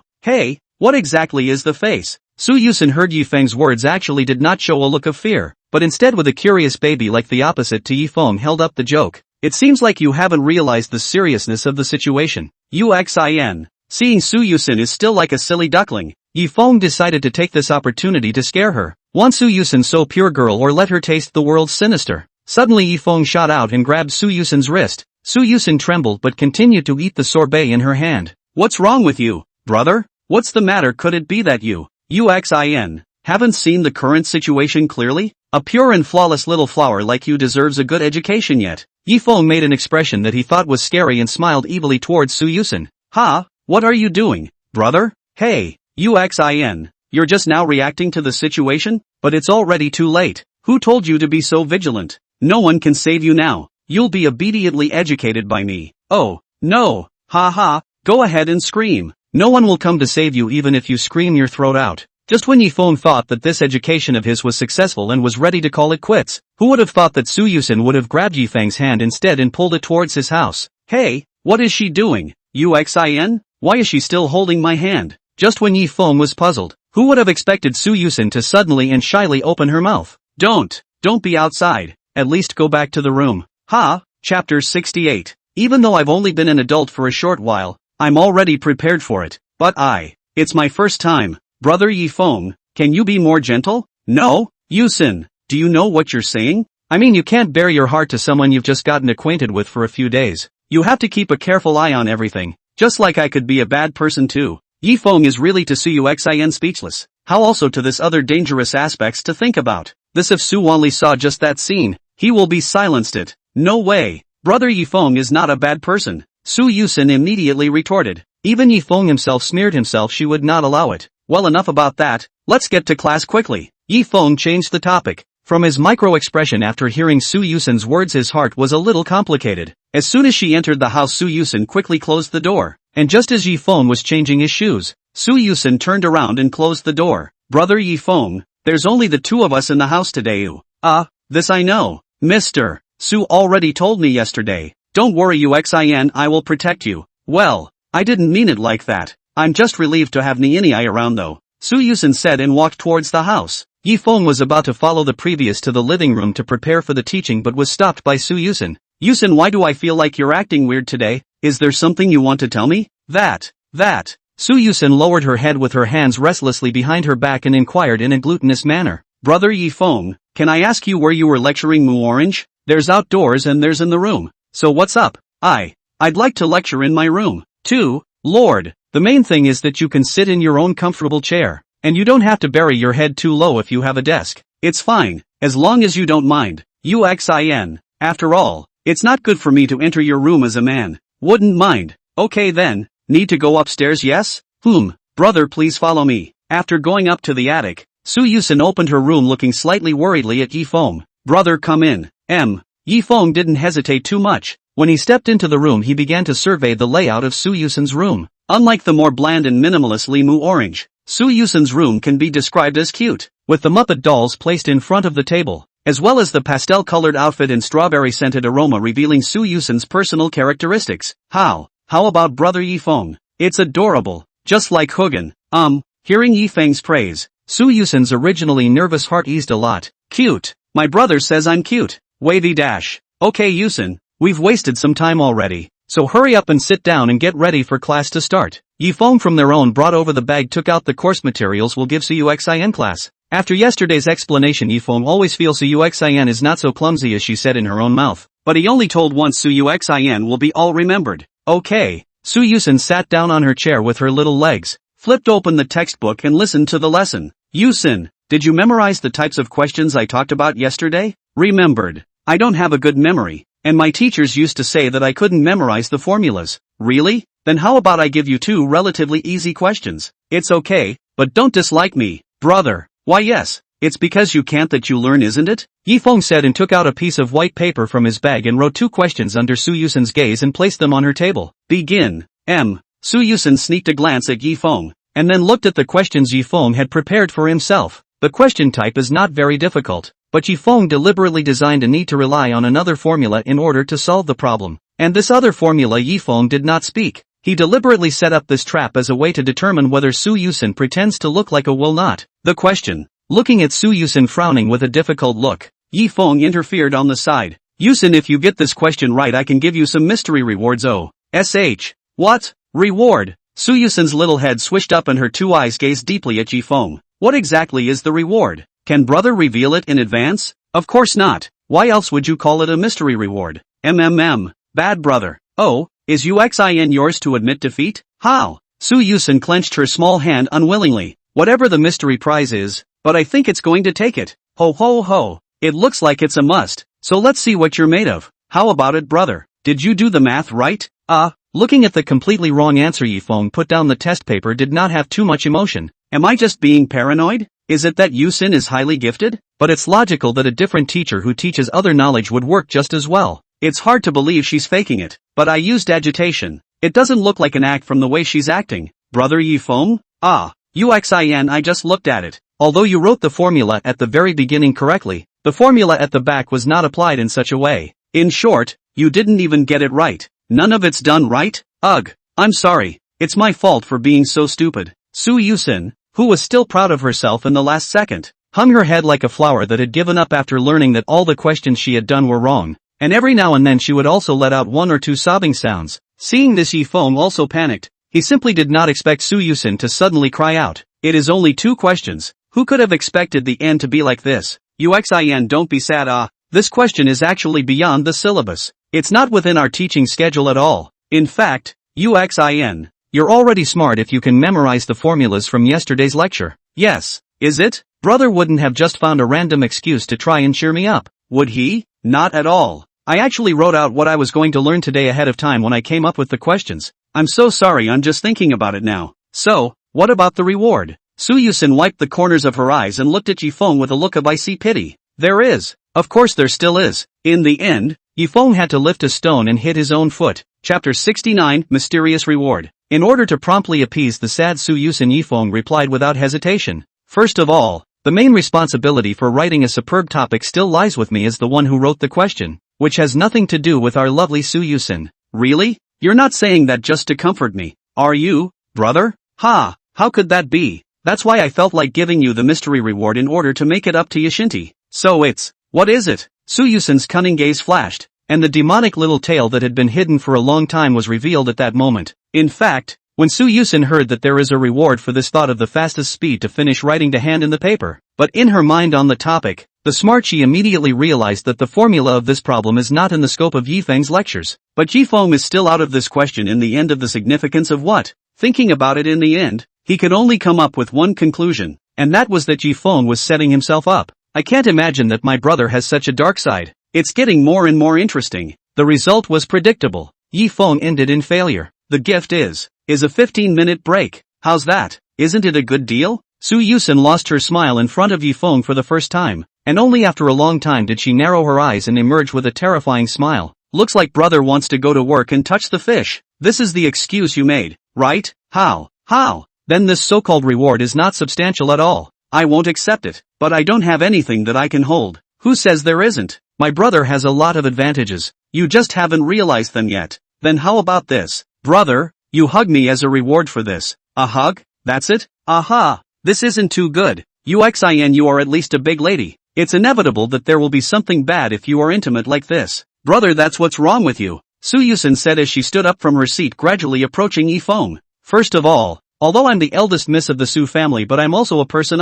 It's no different from you, brother. And secondly, where is hugging a little bit of intimacy? This is clearly from the love and care of seniors to juniors. As long as the heart is clean, there will be no dirty thoughts. Why does it feel like you girls are brainwashing me? I'm telling the plain truth. The more Su Yusen said, her body was getting closer to Yifeng, and Yifeng, who noticed it, also hurriedly fell backwards. Yusen, a little too close. Brother, don't change the subject. Tell me if what I said makes sense. Yes. Will you sit back down first? No way. It's too perfunctory. I've been very serious in answering you, but I don't feel your heart at all, brother. After saying that, Suyu was glad that the time had come. She pounced her body towards Yifeng, and then only heard a muffled grunt, and she herself was attached to Yifeng's body, soft jade in his arms. Yifeng first froze for a moment. He did not expect the always well-behaved Su Yusen to behave like this. Then he hastily patted her back and said, Yusen, what are you doing? Quickly get off of me. No, I'm asking for a reward from you, brother. Su Yusen squinted her eyes and enjoyed this brief moment of beauty, as if just staying on Yifeng's body was already a very intimate move for her. Moo Orange, you haven't experienced this kind of treatment before, have you? Only I can be this close to brother Yifeng. If you had recognized the reality earlier, maybe I would have reconciled with you face to face, but it's too late now. Brother Yifeng has already lost his embrace to me.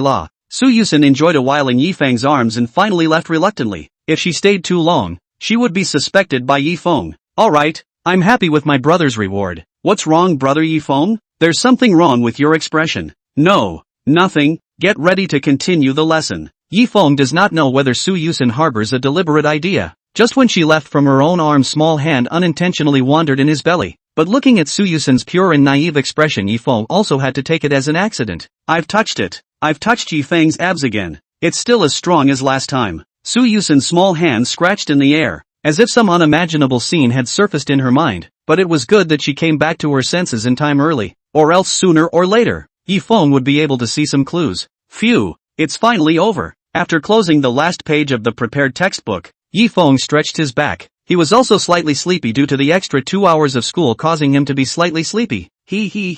Hard work, brother Yifeng. No matter. As long as you remember what I taught you, Yuxin, it was all worth it. Su Yusen smiled and nodded, while looking at the hourly clock in front of her desk, and suddenly stood up from her seat when she realized that there were still 5 minutes left for class to end. Seeing this, Yifeng instinctively retracted his big grinning posture to prevent Su Yusen from jumping into his arms again. Brother will be leaving class soon. Why don't you rest in your room for a while? I'll go get you a glass of water. It's still Yusen who knows what she's doing, so I'll trouble you. It's okay. Su Yusen hummed a little song and walked out of the room, looking like she was in a good mood, and Yifeng also checked Su Yusen's room at this time. he did not forget that he still had the most important task that he had not accomplished, and he had purposely made some investigations during this period of time. Since Limu Orange experienced the kidnapping case, whether it is Su Yusen or other rich kids, the security force around them has been raised by a full grade. If you still follow your own old way to kidnap Su Yusen, then although it can be successful, but you will definitely be found out. After all, Su Wanli's identity cannot be underestimated.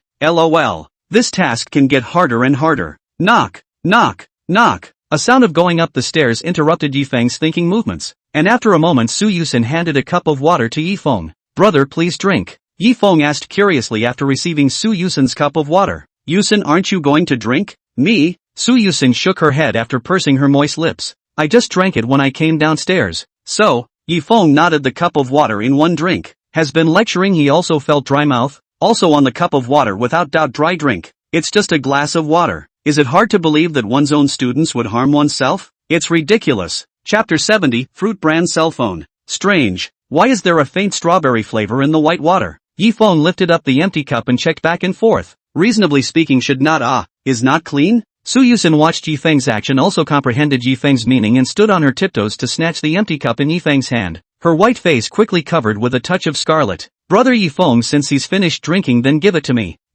But Yuxin, this cup seems to be a bit unwashed, and there's still a bit of faint strawberry flavor left inside. Su Yusen froze for a moment, her eyes fluttering as she looked around. No good. Maybe I added too much and my brother noticed. Ugh. It's all because you're so attractive. I can't stop thinking about you drinking water filled with my love. But, it's probably because I've squeezed strawberry juice from this cup before. I drink it every day at home. Well, time. It's getting late. Brother, I'll send you back. Su Yuxin saw that Yifeng was looking at him with a slightly skeptical look, and hurriedly interrupted his thoughts. Alright, it's time, so I'll go back first. Yuxin, you don't have to see me off. No way. As the master, I must entertain you, brother. Just let me drop you off at the outside door. Seeing Su Yusen with such a strong attitude, Yifeng naturally couldn't say anything more, and after nodding their heads, the two of them walked towards the door. Brother, are you going to give Mu Orange a lesson tomorrow? Su Yusen suddenly asked as the two walked side by side. Even her usual cute tone was reduced by a few points. Yes, Mu Orange's class is on the weekend. You know this, Yuxin. How long will brother have to give Mu Orange lessons? As far as I know, Mu Orange's academic performance is much better than mine. The image of Yifeng giving Mu Orange a lesson gradually appeared in Su Yusen's mind, and her heart felt very bad. Yeah, I didn't really teach her about learning or anything like that. Most of what I taught her was related to life skills. Life skills? Also, after all, Mu Orange probably wouldn't even be able to take care of herself if she was separated from the servants, and her kind of condescending personality wouldn't allow her to learn such skills. Su Yusen thought of this mood are a lot more comfortable. Only she can endure Mu Orange, that strange character before. I think Yifeng must also be more or less annoyed with her. Well then, Yuxin, you can drop me off here. I'm almost ready to go home. Okay, then be safe on your way home, brother, and I'll see you next week. Bye. After waving goodbye to Su Yusen, Yifeng took a taxi to a large digital products mall. He did not forget to buy a smartphone for Xiao Yian today. Hello, how can I help you? After Yifeng just walked into a fruit brand smartphone store, the enthusiastic clerk came up. Hi, I'm looking to come in and buy a smartphone. Do you have any recommendations? I wonder if you, my guest, have any requirements for cell phone performance?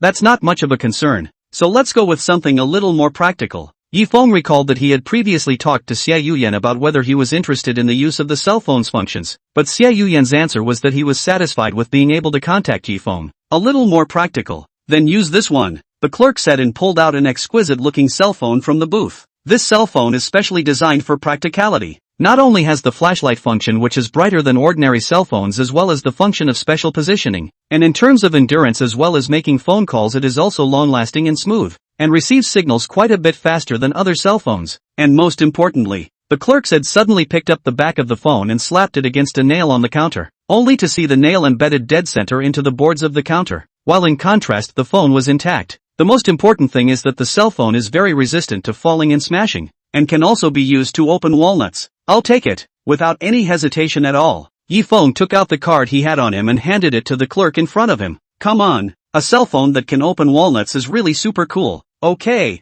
welcome to your next patronage. After buying a smartphone, Yifeng couldn't help but sigh as he walked home, enjoying his own good time. Speaking of which, since he kidnapped Xiao Yian, most of the mission has not progressed yet. Limu Orange and Xiao Yian's progress is stuck at 89%. There is no movement. and Yusen himself seems to have not kidnapped her, so he can't see any content. Recalling the kidnapping content announced by the system, at first Yifeng thought that the kidnapping it mentioned would be as vicious and ruthless as a terrible outlaw. But after he found out that as long as the kidnapping on the physical level is also counted in the task completion, as if the system's real intention is not to kidnap these girls, it is more like a kind of invisible hand is linking itself with the kidnapped girls, so the so-called kidnapping is equivalent to a connecting link. So why would the system associate itself with these girls? After thinking for a long time, Yifeng also did not come up with a reason, and ultimately can only take a step to see the mentality of this doubt over the page. Yifeng was walking down the apartment building when he suddenly saw two men wearing maintenance-lettered uniforms walking out of the gate of the building next to his own. Thought it was an ordinary household inspection. Yifeng did not care. When he stepped into the elevator, naturally pressed his own floor.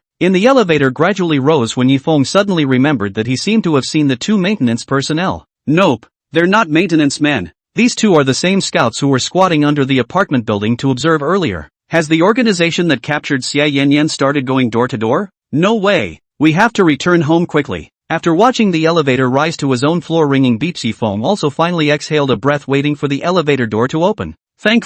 Luckily, it's not too late. As the elevator door slowly opened, Yifeng suddenly saw two maintenance staff were communicating with a householder. When Yifeng appeared in the elevator, the two maintenance staff also looked at Yifeng warily, but quickly withdrew their gaze. Anything else to check? No sir, thank you for your cooperation. What a pain in the ass. The male head of the household mumbled impatiently and closed the door, while the two maintenance men continued to check up on the next head of household. Yifeng looked at the order of their lineup and realized that there were still two more to reach his house, and in his heart, he was glad that he came back in time while also carefully walking towards his room.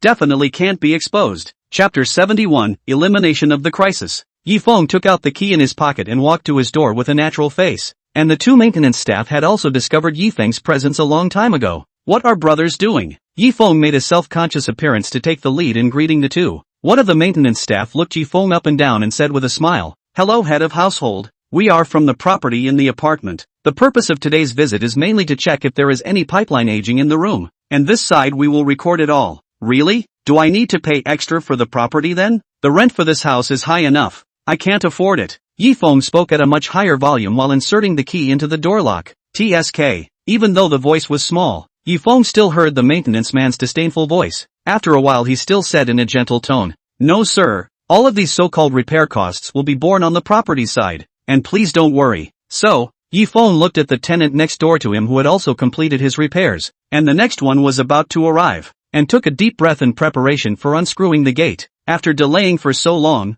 Xiao Yian should have enough time to hide, right? As long as she can avoid this inspection, I believe those people will leave completely, right? Okay sir. This side needs to inspect your house, and please cooperate with us. The two maintenance staff slowly walked to Yifeng's doorway with a book of room numbers of all the residents of that apartment in their hands. Well, then you guys need to hurry up. I'm tired enough just going to work. Yifeng turned the door handle and the back door was also completely open, making a calm expression as he walked into the room. After turning on the lights in the bedroom, the darkened living room also finally had light. Yifeng walked inwards while keeping an eye out for Xiao Yian. Fortunately, everything was as he expected. There were no traces of someone's presence either on the sofa or in the kitchen. Everything was so clean that it did look like Yifeng was the only one living there. Hurry up. The kitchen and toilet are here respectively. Yifeng pointed in two directions and sat down on the sofa tiredly, not caring about this one thing that the two maintenance personnel entered the house. One of the maintenance men answered the door and walked into the bathroom, while the other headed toward the kitchen, listening to the sound of the clock ticking away on the living room as if the whole world had gone quiet. "Hello sir, everything is normal. No safety hazards have been detected at this time. I'm really sorry for the trouble." A repairman walked over and bowed towards Yifeng. "It's okay, just close the door on your way out. I don't feel like moving anymore." I know sir. Have a nice life." The two repairmen walked out of the room with expressionless faces, and knocked on the door of another occupant after closing Yifeng's door. Phew! Yifeng completely breathed a sigh of relief, and the panic in his heart was much more solid. Luckily, Xiao Yian, this woman was smart, or else she would have been in trouble. Yifeng took off his jacket and walked towards his room. He didn't need to think about it to know that Xiao Yian must be hiding inside his room. The moment the door to the room opened, Yifeng saw Xiao Yian in her pajamas holding a dagger in her hand, hiding behind the door with a serious face. After discovering that the person who opened the door was Yifeng, the dagger in Xiao Yian's hand was also withdrawn from her hand. At this time can be seen from her forehead there are still some slight fine sweat. Her mouth is also spitting out burning breath. Even her pajamas buttons are also buttoned up in the wrong position. It seems that the sudden inspection can be put her nervous bad, but why are the pajamas buttoned up wrong? Did you just change your clothes? They're gone? It was only the moment Xiao Yian saw Yifeng that her icy expression finally had a bit of blood color. Go. So, does that mean we're safe? For now. Great. Xiao Yian loosened the dagger in her hand and walked up and jumped into Yifeng's arms, and in no time Yifeng felt the shirt at his chest gradually getting wet. Yifeng did not stop Xiao Yian as usual, but let her vent the negative emotions that had accumulated inside her. Even her crying was a silent sob, about being afraid of being found out if she was loud. It's okay, already. Yifeng reached out his hand and gently patted Xiao Yian's hair as a sign of comfort. Yifeng, great. Xiao Yian pulled her head out of Yifeng's arms, and the corners of her moist eyes were still faintly red and swollen. I'll be able to continue to cook you many delicious dishes in the future. Is that why this woman is crying? This girl. I've got your cell phone back for you. Want to try it now? Really? Xiao Yian raised her eyebrows lightly, and with a slight joy in her surprised expression, she stepped forward and hugged Yifeng once again. Thank you, Yifeng. Now it was finally possible to contact Yifeng when he wasn't at home. Otherwise those stinky brats would always stomp on their noses. You're welcome. Let's go out then. I always feel a bit stuffy in my room. This is probably because I was so nervous just now. Okay, let's get out of here. I want to use my new cell phone quickly. The corner of Xiao Yian's eyes looked towards Yifeng's bed until she realized that there were no obvious traces before she pushed Yifeng's back and walked out.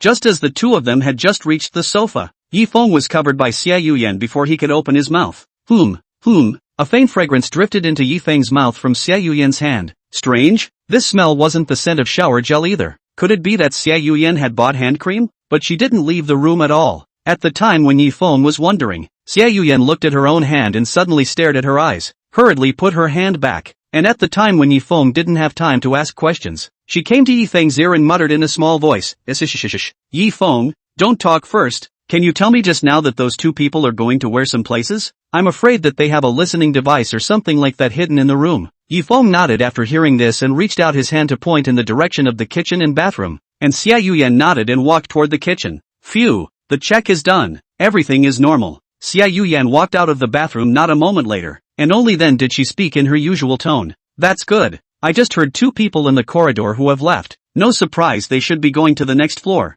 Xiao Yian sat beside Yifeng and said with an expectant face. Alright, now it's time to talk about business. Hurry up and take out your cell phone. Good. Chapter 72. Well, looked okay. Looking at Xiao Yian who kept playing with her cell phone, Yifeng could also see how much she liked her cell phone. This phone is so functional. It's even capable of being used to smash walnuts. Who uses a cell phone to smash walnuts? Originally holding a cell phone could not help but be moved to tears. Xiao Yian after listening to Yifeng's sentence snorted out a laugh. Yifeng, why don't you give me your cell phone? How about you use this new one? It doesn't matter. Besides I'm getting attached to this old cell phone, so you can use it. Well then, I'll buy you a new cell phone too when I make some money later. Alright, Xiao Yian said sharply as she held her cell phone next to Yifeng's shoulder all of a sudden. Now it's time to give me your phone number. And what's with that social media program we need to friend each other too? Okay, I've already bought the phone card beforehand and put it in your cell phone. Give me your number. Yifeng completed a series of operations in 3 clicks and finally returned the phone to Xiao Yian. Here, everything's done. Xiao Yian took over the cell phone in front of Yifeng's face to press down the button to dial the phone. In an instant Yifeng's cell phone ringing, until here she was relieved to take back the phone. Aren't you going to keep playing with your phone for a while? Xiao Yian ruffled her hair that was resting on the side of her ear and smiled as she stood up from the sofa. It's not a game. As long as I can use this cell phone to contact you, it's already enough. Hearing this sentence from Xiao Yian, Yifeng was slightly stunned, but looking at her action of pursing her lips and sneaking a smile, he knew that she was waiting to see her embarrassment. You Xiao Yian, is this how you treat your savior? I think you've been here long enough. Feeling that his authority was disappearing bit by bit, Yifeng took advantage of Xiao Yian's turn to prepare to clean up after her. Well, I've learned a new dish today, so I'll make it for you to try. Xiao Yian only felt her waist being lightly caressed up by a pair of hands, and she suddenly winced, instantly understanding what was going on, and collapsed in the direction behind her. Hey, Xiao Yian, you flop. Yifeng did not expect Xiao Yian to suddenly fall straight down, so he had to hold her firmly in his arms. Well, a delicate body in the arms, feeling Xiao Yian's slender waist and refreshing aroma, as well as her that turned back to look at his pair of soulful eyes with affection. Yifeng admitted that at this moment his heart panicked. Xiao Yian is also like a flower waiting to bloom. Her face has long been covered with red, an astringent look gazing at Yi Feng. Her eyes also gradually become confused. Yi Feng. Hugs. Sorry. Yi Feng suddenly loosened his hold on Xiao Yian at this point, revealing a confused look. When he was about to leave, but Xiao Yian turned around and hugged him. It's okay. I'll just hold the back for a minute, okay? Just for a little while. Xiao Yian's tone was no longer as blushing as the party. She just quietly hugged Yi Feng without uttering another word. The sharp Xiao Yian of course saw that Yi Feng's eyes looked like he was hiding the truth of something. That confused and entangled look she had experienced until Yi Feng appeared in her life. Yi Feng, what is it that's been bothering you? Aren't we close enough for you to tell me? But I'm not giving up. You pulled me out of the abyss, and I won't let go of your hand. Absolutely not. Yi Feng, thank you. I'm going to cook, so sit down and rest for a while. I'm sorry. There's no need to apologize for that, but just so you know. Xiao Yian suddenly came close to Yi Feng's face and revealed a bright smile. I'm not going to give up. After saying that, Xiao Yian hummed a little song and walked towards the kitchen, leaving Yi Feng standing alone as if he was thinking about something. In the evening,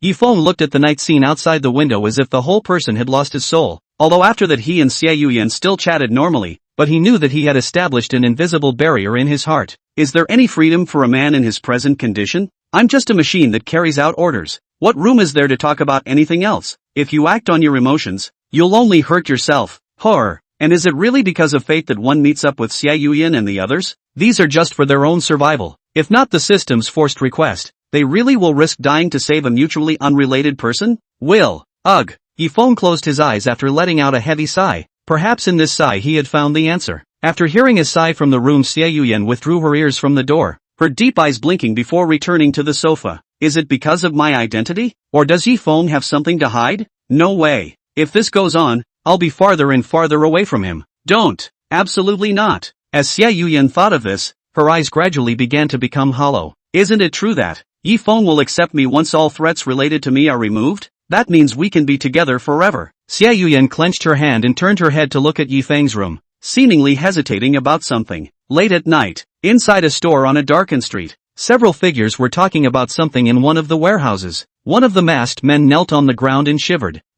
Sir, now that the surrounding precincts have been thoroughly investigated, there is still no whereabouts of that woman. Perhaps she has already run away? Run? Where can she run to when she's injured? So many assassins from the Dark Pavilion were deployed yet they couldn't even find a single hair on her head? What a bunch of losers. An old man with a goatee was smoking a stick of tobacco and exhaled thick white smoke after saying this. Goat, don't be so angry. There's always a way, isn't there? We all know what Cold Snake is capable of. The fault lies in the fact that the people up there are too self-righteous, thinking that they are in control, and only letting us wipe their asses for them when things go wrong. A flirtatious tone rang out from the side. And if Yi Feng was present he would be deeply familiar with it, because this person was exactly the same shopgirl that he had encountered when he had bought the recipes. Chapter 73, Familiar Brain Crash. Nightcat, you're talking a little too much. The old man with the goatee looked unkindly at the woman in front of him, only to hear the Nightcat grunt and say nothing more. Well, this time specially called you here mainly for the Cold Snake. This thing, through the exhaustion of this area, has no traces of her possible existence, but in order to prevent it from happening,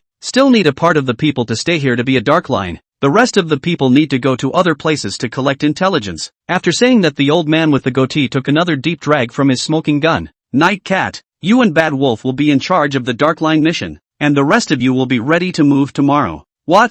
How dare you make me stay in this boring as hell place, and stay with this dead dog? Nightcat had no qualms about voicing his dissatisfaction in the crowd, and Bad Wolf, who originally had nothing to say, pulled out his eagle claw knife from his pocket after hearing this and gazed at Nightcat with a meaningful look. Nightcat, don't think that you can do whatever you want just because Cold Snake is gone. I won't hesitate to slit your throat if you dare say anything bad about me again. Ha? Just you? That's really the funniest joke I've ever heard. Just as the two men were drawing their swords, the pale voice interrupted them again. That's enough. You two want to prove yourselves, then personally bring back Cold Snake. What's the use of just moving your lips? The matter is settled. If anything goes wrong again, I will personally bring you to the Pavilion Master to receive your punishment. The two instantly stopped their mouths after hearing the word Pavilion Master here, and skimmed their heads after looking at each other. There is one more thing. Recently Shu City is surging with dark currents. According to the intelligence, there is a professional criminal gang coming here. Currently it has already caused all parties in Shu City to pay great attention to it. Our Dark Pavilion should remember not to be too open.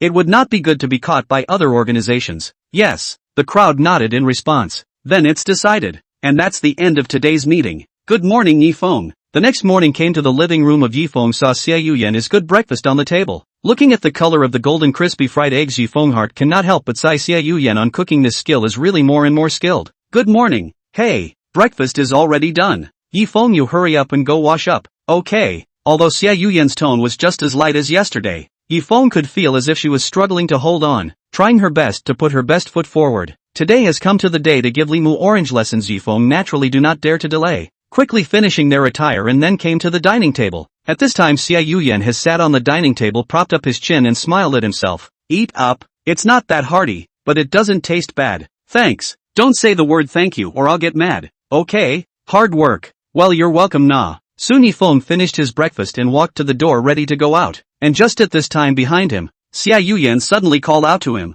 Yifeng, what's wrong? What happened yesterday? I'm sorry. I might have been a little confused in the head lately, so it's okay. You're a very nice girl, is what I. Yifeng said this to an abrupt end and turned around after standing still and gazing into Xiao Yian's eyes. No, it's nothing. Contact me on the phone if there's anything, okay? Good. Then I'll be off. Take care of yourself. Good. Bang. After the door to the room closed once again, Xiao Yian stood still and hung her head, her crimson bright hair covering her eyes, only to see her slowly advancing towards Yifeng's bedroom with heavy steps, as if that place was the only place that could make her dejected mood slightly better. Since the experience of last night, she could clearly feel that Yifeng was getting farther and farther away from her, and if she didn't take a little something, she might lose him. Yifeng, what is it about? Please tell me, okay? Sensei. As usual, Yifeng just got out of the taxi and saw Limu Orange waiting for himself at the door. Nowadays Limu Orange will always show a little smile whenever she gets along with herself. Maybe this girl is really changing slowly.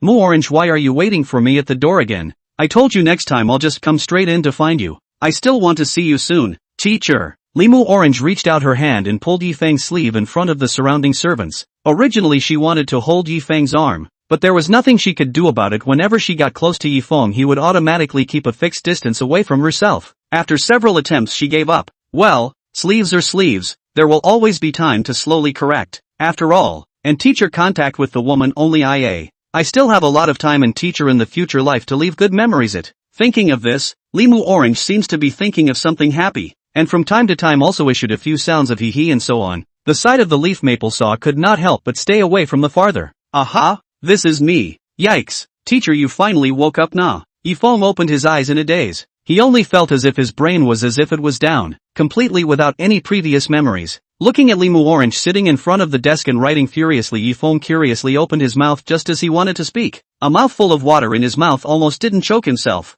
Cough cough. Yifeng wiped the wet corners of his mouth after swallowing a large amount of water with difficulty, while Limu Orange on the side was quietly watching all this, reflecting Yifeng's figure in his dark eyes. Would you like some water, teacher? I'll go pour you some? No need. Missy, how did I fall asleep? Why is it that I don't have any memory of it in my mind? Poof. Limu Orange heard Yifeng say this and pouted, her little mouth curled up high, clasping her hands in front of her chest and said in a displeased tone, teacher recently did not rest well? Just now when I was speaking, teacher slept on the recliner. Seeing teacher you look tired, I naturally can't be bothered to disturb you again. I'm sorry. It seemed that there was this one thing. A vague fragment emerged in Yifeng's mind. He vaguely remembered that he did feel sleepy and fell asleep. Could it be that he was like this because he thought about Xiao Yian all night yesterday? But obviously his body is very healthy.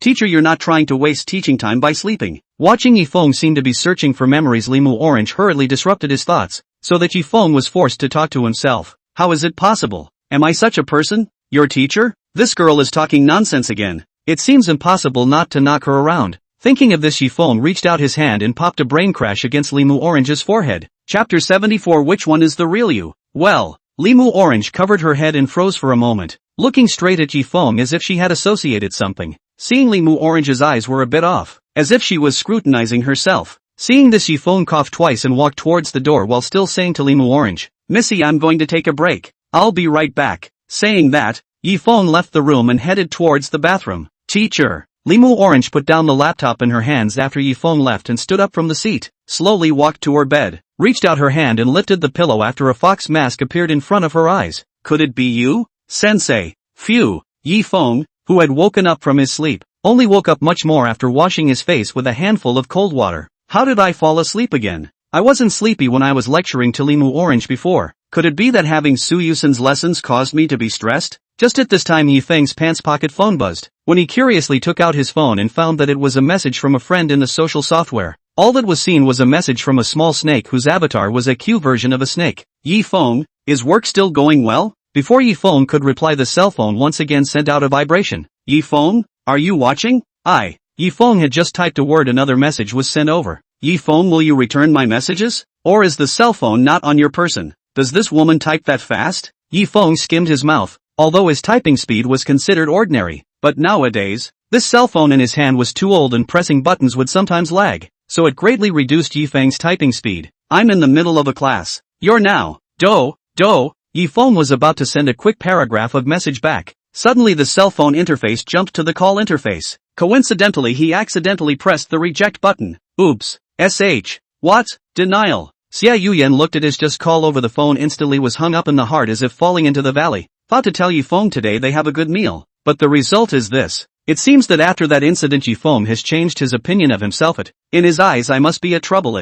At this time, Xiao Yian's mind gradually surfaced the scene of Yifeng and that big lady he talked about happily teaching together. That icy face as if it was going to drip out oozing blood. Leaf Maple, you pulled me out of the abyss. Are you going to push me down again with your own hands?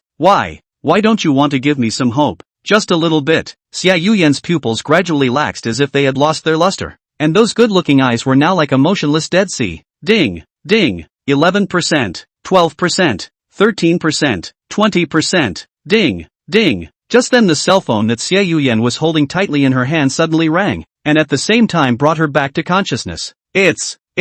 When Xiao Yian picked up her cell phone to see the caller clearly, she realized that the person who called was actually Yifeng, and despite the resentment in her heart, she still picked up the phone. Hello? Xiao Yian, are you there? Yifeng's hasty voice came from the other end of the phone. I'm sorry, my phone was so laggy, typing was slow and I accidentally hit the hang up button. Hello? Yifeng. Listening to Xiao Yian called his name, Yifeng body all over the body tingling for a moment. In order to cover up to go flustered, he hastily snorted. Xiao Yian, what's the matter with you calling now? No, I just wanted to see if you were there. As soon as Xiao Yian heard Yifeng's voice, the whole person seemed to be soaked in a honey pot. At this time she was sitting on the sofa. Suddenly her mind turned, stood up and walked towards Yifeng's bedroom. So, I'm still in class. I'll be back in about another hour or so. Did you have a good lunch today? Eat miles? Ha? Xiao Yian suddenly let out a delicate voice, almost didn't scare Yifeng's cell phone off. Ahem. It's good to eat. Then I'll hang up if there's nothing else. No. Wait. Xiao Yian spoke out and interrupted Yifeng, followed by a few deep breaths, and continued. Yifeng, can you call me my name a few times? I want to hear it. Call your name? Why? Oh, please. So, okay. Yifeng helplessly shrugged his shoulders, not knowing what this woman Xiao Yian was up to again, so he kept reading her name. Xiao Yian. Xiao Yian. Well, Xiao Yian. Ha. Xiao Yian. After calling a few more times in a row, Yifeng heard no movement in the cell phone and said into the phone, it's almost time for me to go to class. I'm hanging up. There was still no movement on the phone, and Yifeng guessed that maybe Xiao Yian was no longer by the phone at this time, so he hung up and walked out of the bathroom. Unbeknownst to the other end in her room, Xiao Yian was covering her mouth with one hand, looking at the ceiling with misty eyes, her mouth softly calling out Yifeng's name over and over again. Well, Missy, let's go ahead and start the lesson. As soon as Yifeng entered the house, he saw Limu Orange looking at himself with unblinking eyes. Teacher, I have a question for you. Say it. What does the teacher think of me? Hearing this question from Limu Orange, Yifeng visibly froze for a moment. He had thought that Limu Orange would ask questions related to the course, but he didn't expect it to be about himself. How do you look? Of course you're my student. No, that's not the answer I want. I want the answer that's inside you. Sensei, I'm sorry Missy, I didn't catch your drift. It's okay, I'll find it myself. After Limu Orange finished speaking, she stood up and walked towards Yifeng, who was beside her. Just when Yifeng realized that they were too close to each other and wanted to back off, he didn't expect Limu Orange to jump into his arms. Missy? Shoo, teacher, don't talk, I'm looking for the answer. To Limu Orange's sudden embrace, Yifeng did not understand the situation at all. Can't it be that she argued with her father again? Then as a teacher, it was very necessary for him to enlighten his student. Yifeng gently placed a hand on Limu Orange's head and stroked the silky black hair, gently saying, Missy, have you encountered another bad thing recently? If you don't mind telling me, maybe I can make some suggestions? Teacher. Limu Orange looked up at Yifeng, who was smiling at him and didn't know what he was thinking in his heart. Which one is the real you? Chapter 75, Going to the Company. Alright, Missy, you can just send it here. Go back now. Just after walking out of the door, Yifeng said to Limu Orange behind him, but Limu Orange still followed himself. Yifeng always felt that today's Limu Orange had a trace of extra curiosity about herself, as if she had discovered some secret, with a winning look in her eyes. Missy, didn't I say it would be fine to send it here? Hurry back. I didn't say I was giving you a ride, teacher. It's just that we're on our way. Well, with that the two were heading in the direction of the outside of the manor when they were stopped by a voice behind them. Missy. The two of them turned around and realized that it was Ah Fook, who was running over with great strides. Alfred, what are you doing over here? Limu Orange raised her eyebrows lightly at the sight of Ah Fu's arrival, and it was clear that she was very unhappy in her heart at his arrival. Duh, great miss. I'm here by order of the master. Father? He has something to say later. Right now I'm going to walk the teacher to the front door. Sure enough, you were saying it was a side trip, but now you're not even going to act, are you? Missy, that's not what you just said. Yifeng suddenly interrupted. Humph, I'm just doing a good job of being polite as a student. Where's the sense in letting a teacher leave on their own? Missy, actually I'm here to explain things to Yifeng. Please just be accommodating. Ah Fu anxiously ran to the front of the two men, shifting his gaze to Yifeng, who was on the side. Yifeng, master actually has something to look for you.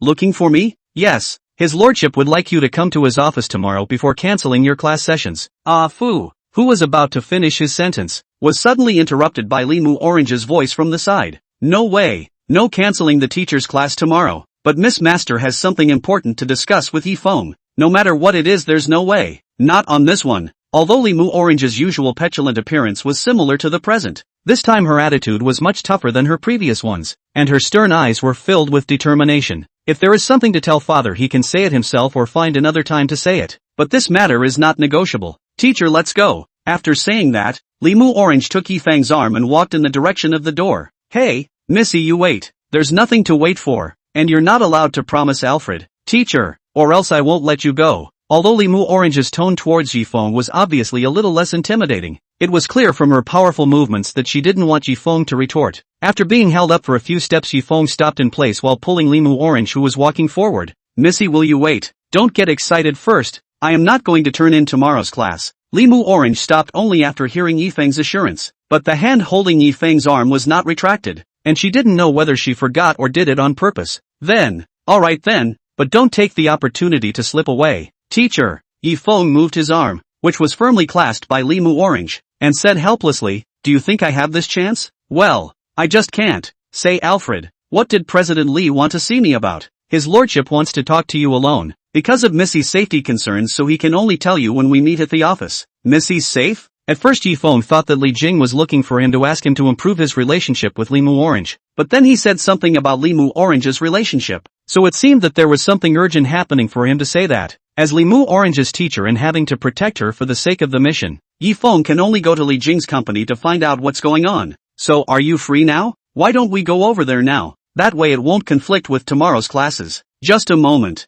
Alfred pressed the portable headset that hung from his ear and nodded after a moment. Master said it's okay. Yifeng, you can get in the car with me now. Well, I'm going too. Limu Orange, who hadn't spoken to indulge in Yifeng's arm, spoke up at this point. Missy, Master told Missy to stay at home because it's safe. Well, why don't you go tell him it's safe to have a teacher with him, or is it safe for me to be alone in the house? After a while Alfred spoke up. Miss, please follow me to the car. That's more like it. Let's go. Teacher, looks like teacher will have to work overtime today. Look, this is the ugly face of the capitalists. Their faces are smiling once they see me working overtime without pay. Miss, you can let go of your hand now. Teacher, do you think the cloud in the sky looks good? I think that cloud looks a lot like a blade of grass. Yeah. Miss, where are the clouds in the sky? Isn't it cloudy today? Geez, don't worry about that. Get together and get in the car. Seeing that Limu Orange was unmoved, Yifeng naturally had no choice. Considering that he might have to give Xiao Yian a word, Yifeng took out his cell phone and prepared to contact Xiao Yian. Limu Orange couldn't help but think of something as she looked at Yifeng's cell phone after he pulled it out and looked at the broken case. Teacher, the cell phone of yours should be very old,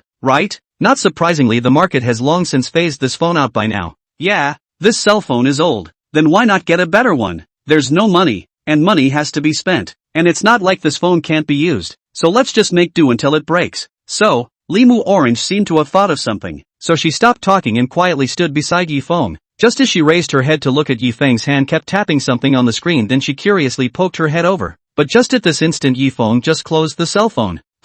What are you looking at? Missy, I'm looking at what the teacher is doing. Staring intently at the phone, It is difficult to send messages to his girlfriend, right? Limu Orange looked at Yifeng as if she was joking, but from the way she was smiling, it was not hard to tell that at this moment, her heart was already tense to the extreme. Girlfriend? Where would I get a girlfriend? A guy like me? Probably never will have one. Yifeng smiled like a self-deprecating smile. He was the least qualified person to pursue happiness, let alone a girlfriend. Only. No way. Limu Orange suddenly red-faced desperately retorted. Looking at Yifeng's lonely side face, hate to tell him his own heart now. Someone as nice as Sensei will surely be liked by many girls. No, I'm not good at all. Actually, I. Just then a car stopped in front of the duo, the window revealing Ah Fu's face. Missy, Yifeng, get in. Okay, Missy, let's go. Limu Orange was silent for a while before speaking faintly. Alfred, you lost your bonus this month. Chapter 76, Protect Mu Orange. Aha! At this moment, Limu Orange was still hugging Yifeng's arm, happily humming a little song. She was very happy to spend more time with Yifeng today. Missy, could I trouble you to loosen your grip a little? My arm is getting numb. Yifeng said helplessly as he looked at Limu Orange, who had almost put her entire weight on herself. Originally he was going to sit in the passenger seat, but Limu Orange insisted on sitting in the back seat himself, saying that it was better to protect himself, and Yifeng had no choice but to do it. But now it seems like this is not protection. It's clearly using yourself as a cushion. Buzz. Just as the car was moving, Yifeng's cell phone placed in his pants pocket suddenly vibrated. The probability is that it is Xiao Yian's reply. But in the way of the right hand was confined by Limu Orange, Yifeng also had to wait to get off the car and then make a reply. We're here. Yifeng, you and Miss get off first. I'll come when I go park the car. Okay. Yifeng nodded his head in response. When he looked out of the car window, he realized that when the car stopped at the gate, a group of bodyguards had actually surrounded the car while being alert to every move in the surroundings. Sure enough, something had happened, and it looked like it should be related to Limu Orange. Yifeng looked at Limu Orange seriously and said, Missy, later you must follow me closely, okay? It looks like something has happened. We have to get off quickly to go to President Li's office. Limu Orange also let go of Yifeng's arm and seemed to have sensed that something was wrong, but she felt inexplicably relieved when Yifeng was by his side. So, teacher, you have to protect me. Don't worry, pinch. Hey. Limu Orange and Yifeng is about to get off the car when suddenly held his hand in tightly interlocked fingers. This action let Yifeng for a moment did not react. Duh. Missy, what are you doing? Quick, teacher, let's go. Didn't you say that you want me to follow you closely? I'm going to be able to protect you closely. Limu Orange's other hand pushed Yifeng, wanting to try and get Yifeng to focus his attention elsewhere through his movements. And Fu in the driver's seat was staring intently at his steering wheel, muttering something to himself. If this steering wheel was made with airplane-style grips, would I be able to fly? In the end, Yifeng could only be forced to walk into the company building with Limu Orange holding hands with each other, looking at the clearance gate that was even more heavily guarded than the last time and even had various instruments to check. Even the calm Yifeng couldn't help but frown. Likely Jing so much power even have to be vigilant like this, and combined with the treatment of Limu Orange's attitude, Yifeng's heart already has a rough idea. Put aside the silly pursed lip smile, Limu Orange blissfully unaware that they are in danger. In her heart, Yifeng has long become their most trustworthy people. Teacher, wait, I'll dig out your secrets bit by bit, and then, we'll switch roles. As Yifeng was about to pass through the security gate with Limu Orange under the serious gaze of the surrounding security, Yifeng was stopped by a tall bodyguard. I'm sorry, Missy, but the one next to you needs to go through the detector. No problem. Yifeng was about to let go of Limu Orange's hand that was clutching his own when he was pulled back by Limu Orange. He's my teacher. He doesn't need to check. The bodyguard on the side made a mistake. After all,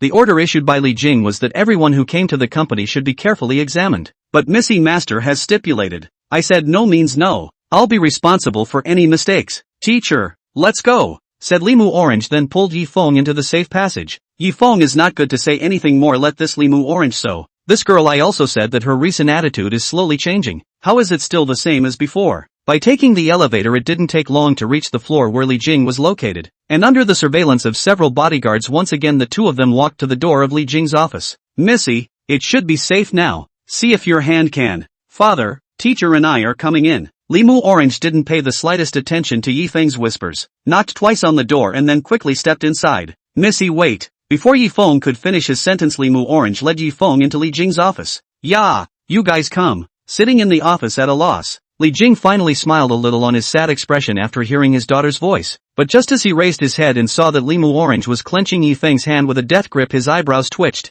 and the words he wanted to say stopped at the edge of his mouth. Okay, Missy, now you should let go. Yifeng looked at Li Jing's reaction and said in a hurry. He had already detected a hint of a wrong atmosphere. Well, okay then. Limu Orange also realized that there was no reason for her to continue holding Yifeng's hand, so she readily agreed. But she didn't forget to cut her index finger on Yifeng's palm when she finally let go. Ahem. Mu Orange, why don't you sit on the couch next to me? I have something I need to talk to this kid about. Oh, it wasn't until Yifeng sat down that Li Jing spoke seriously. Yifeng, in fact, I'm looking for you to come over today because something very important happened in Shu City. I think this has something to do with Oni-chan. Exactly. Li Jing cast an appreciative glance towards Yifeng, and Limu Orange, who was originally sitting on the sofa and secretly looking at Yifeng's side face, also focused her attention when she heard that this matter was related to herself. You do realize that Mu Orange was kidnapped once before you were Mu Orange's tutor, right? This, slightly heard. At that time, I investigated with the old Su went down, but whether the seen fingerprints or other evidence of the left samples have not been able to find out that person a trace, which can be seen that this person is extremely good at kidnapping the matter. Until now we are also tracking down. But in the process of tracking down that mysterious man we inadvertently found another group of evil gangs from outside the country.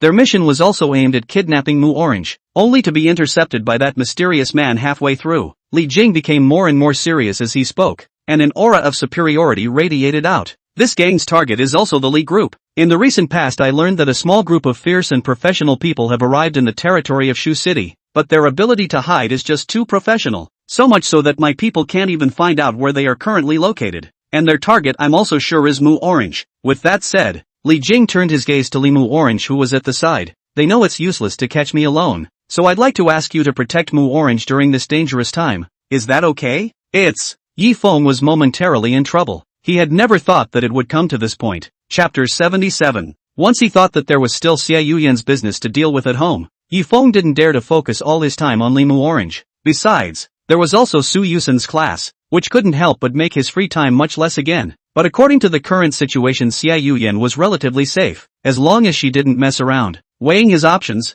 Yifeng nodded under Limu Orange's expectant eyes. President, I will do my best to ensure Missy's safety, but this is only limited to the course of the lesson. I can't do anything if it's not in the scope of my work. No, I don't mean that I need you to guard Muchan around the clock, just can you come when you're needed? Well, rather no problem. That's good. I can rest a little easier with you protecting Mu Orange. Getting Yifeng's promise, Li Jing breathed a long sigh of relief. What he valued was not how strong Yifeng's own strength was, but that as long as his daughter was with him she would not do anything stupid. Realizing that Yifeng was also just an ordinary person with a high level of physical fitness. Hearing this Limu Orange, who was sitting on the sofa, came over excitedly. Hey, so teacher can come anytime, anywhere? Oni-sama, you should have misunderstood the meaning. Just now it clearly said in case of need. I've always needed a teacher, isn't that so? Muchan, stop it. Li Jing suddenly spoke out from the side, which had to make Limu Orange put away his playful eyes. Poof. Then,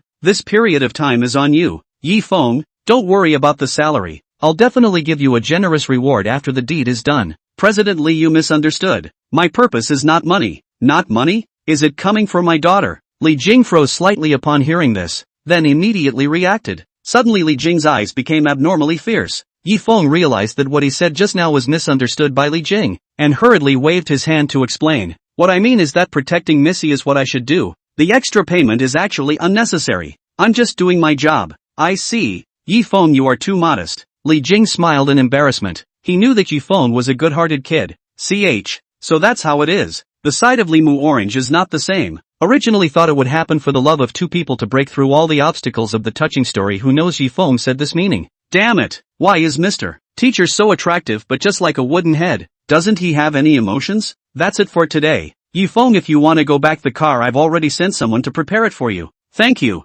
President Li. Then I'll take my leave. Yifeng turned around and nodded towards Limu Orange again after saying this, but Limu Orange followed. Mu Orange, I'll see the teacher off. Ugh. Looking at Limu Orange who quickly pushed Yifeng to leave, Li Jing sighed heavily. It looks like his own daughter has been completely and utterly trapped up, and I do not know if it was a correct choice to call Yifeng in the first place. Missy, you know the situation now. I hope you can protect yourself, okay? When you encounter a dangerous situation you must first ensure your own safety. When he walked to the security gate, Yifeng turned to Limu Orange and said bitterly. He knew that his preaching might not be very useful to Limu Orange, but he always had to educate her.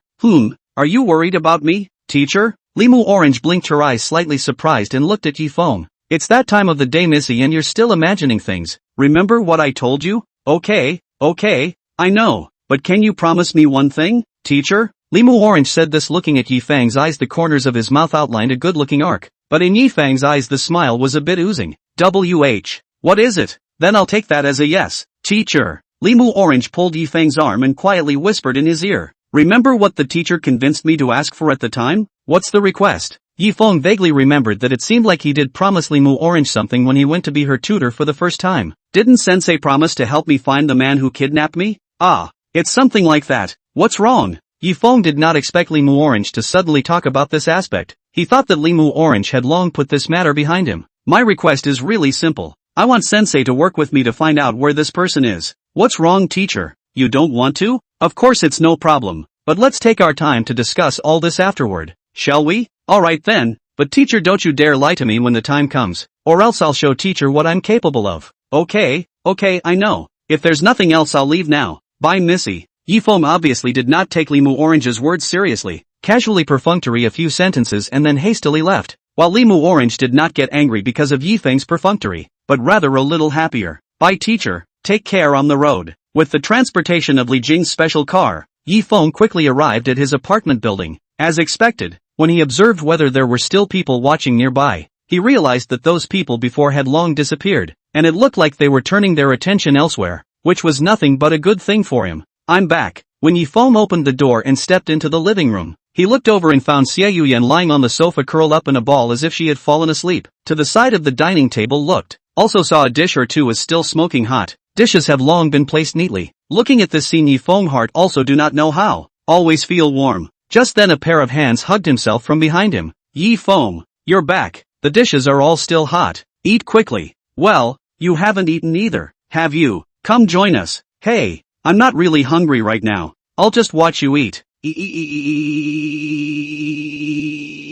Xiao Yian was burying her face into Yifeng's back before she could breathe when Yifeng dragged her to the dining chair. There's no such thing as being hungry. Just eat together. After saying that, Yifeng took the bowls and chopsticks and hit the rice and put it in front of Xiao Yian. Let's eat together then. But why did you suddenly say you'd be back later today? Yifeng, did something happen? When Xiao Yian saw that Yifeng's attitude towards himself was no longer as cold as last time, a smile finally appeared on his face. Finally, still a chance? Chapter 78, repeatedly jumping across the edge of blackness. Yifeng's eyes lit up after taking a bite of Xiao Yian's well-done tomato scrambled eggs, while giving her a thumbs up and praising her. Xiao Yian, your cooking is really getting better and better. So you have such a high talent? Ah hey. Xiao Yian bit her chopsticks and looked at Yifeng with a smile. It's good that it's to your liking. I'm just doing little things that can help you la. Immediately after Xiao Yian's words, narrowed her eyes and looked at Yifeng. Seeing Yifeng burying his head to eat also could not bear to disturb him. Finally had to put down the chopsticks, quietly waiting for Yifeng to finish eating.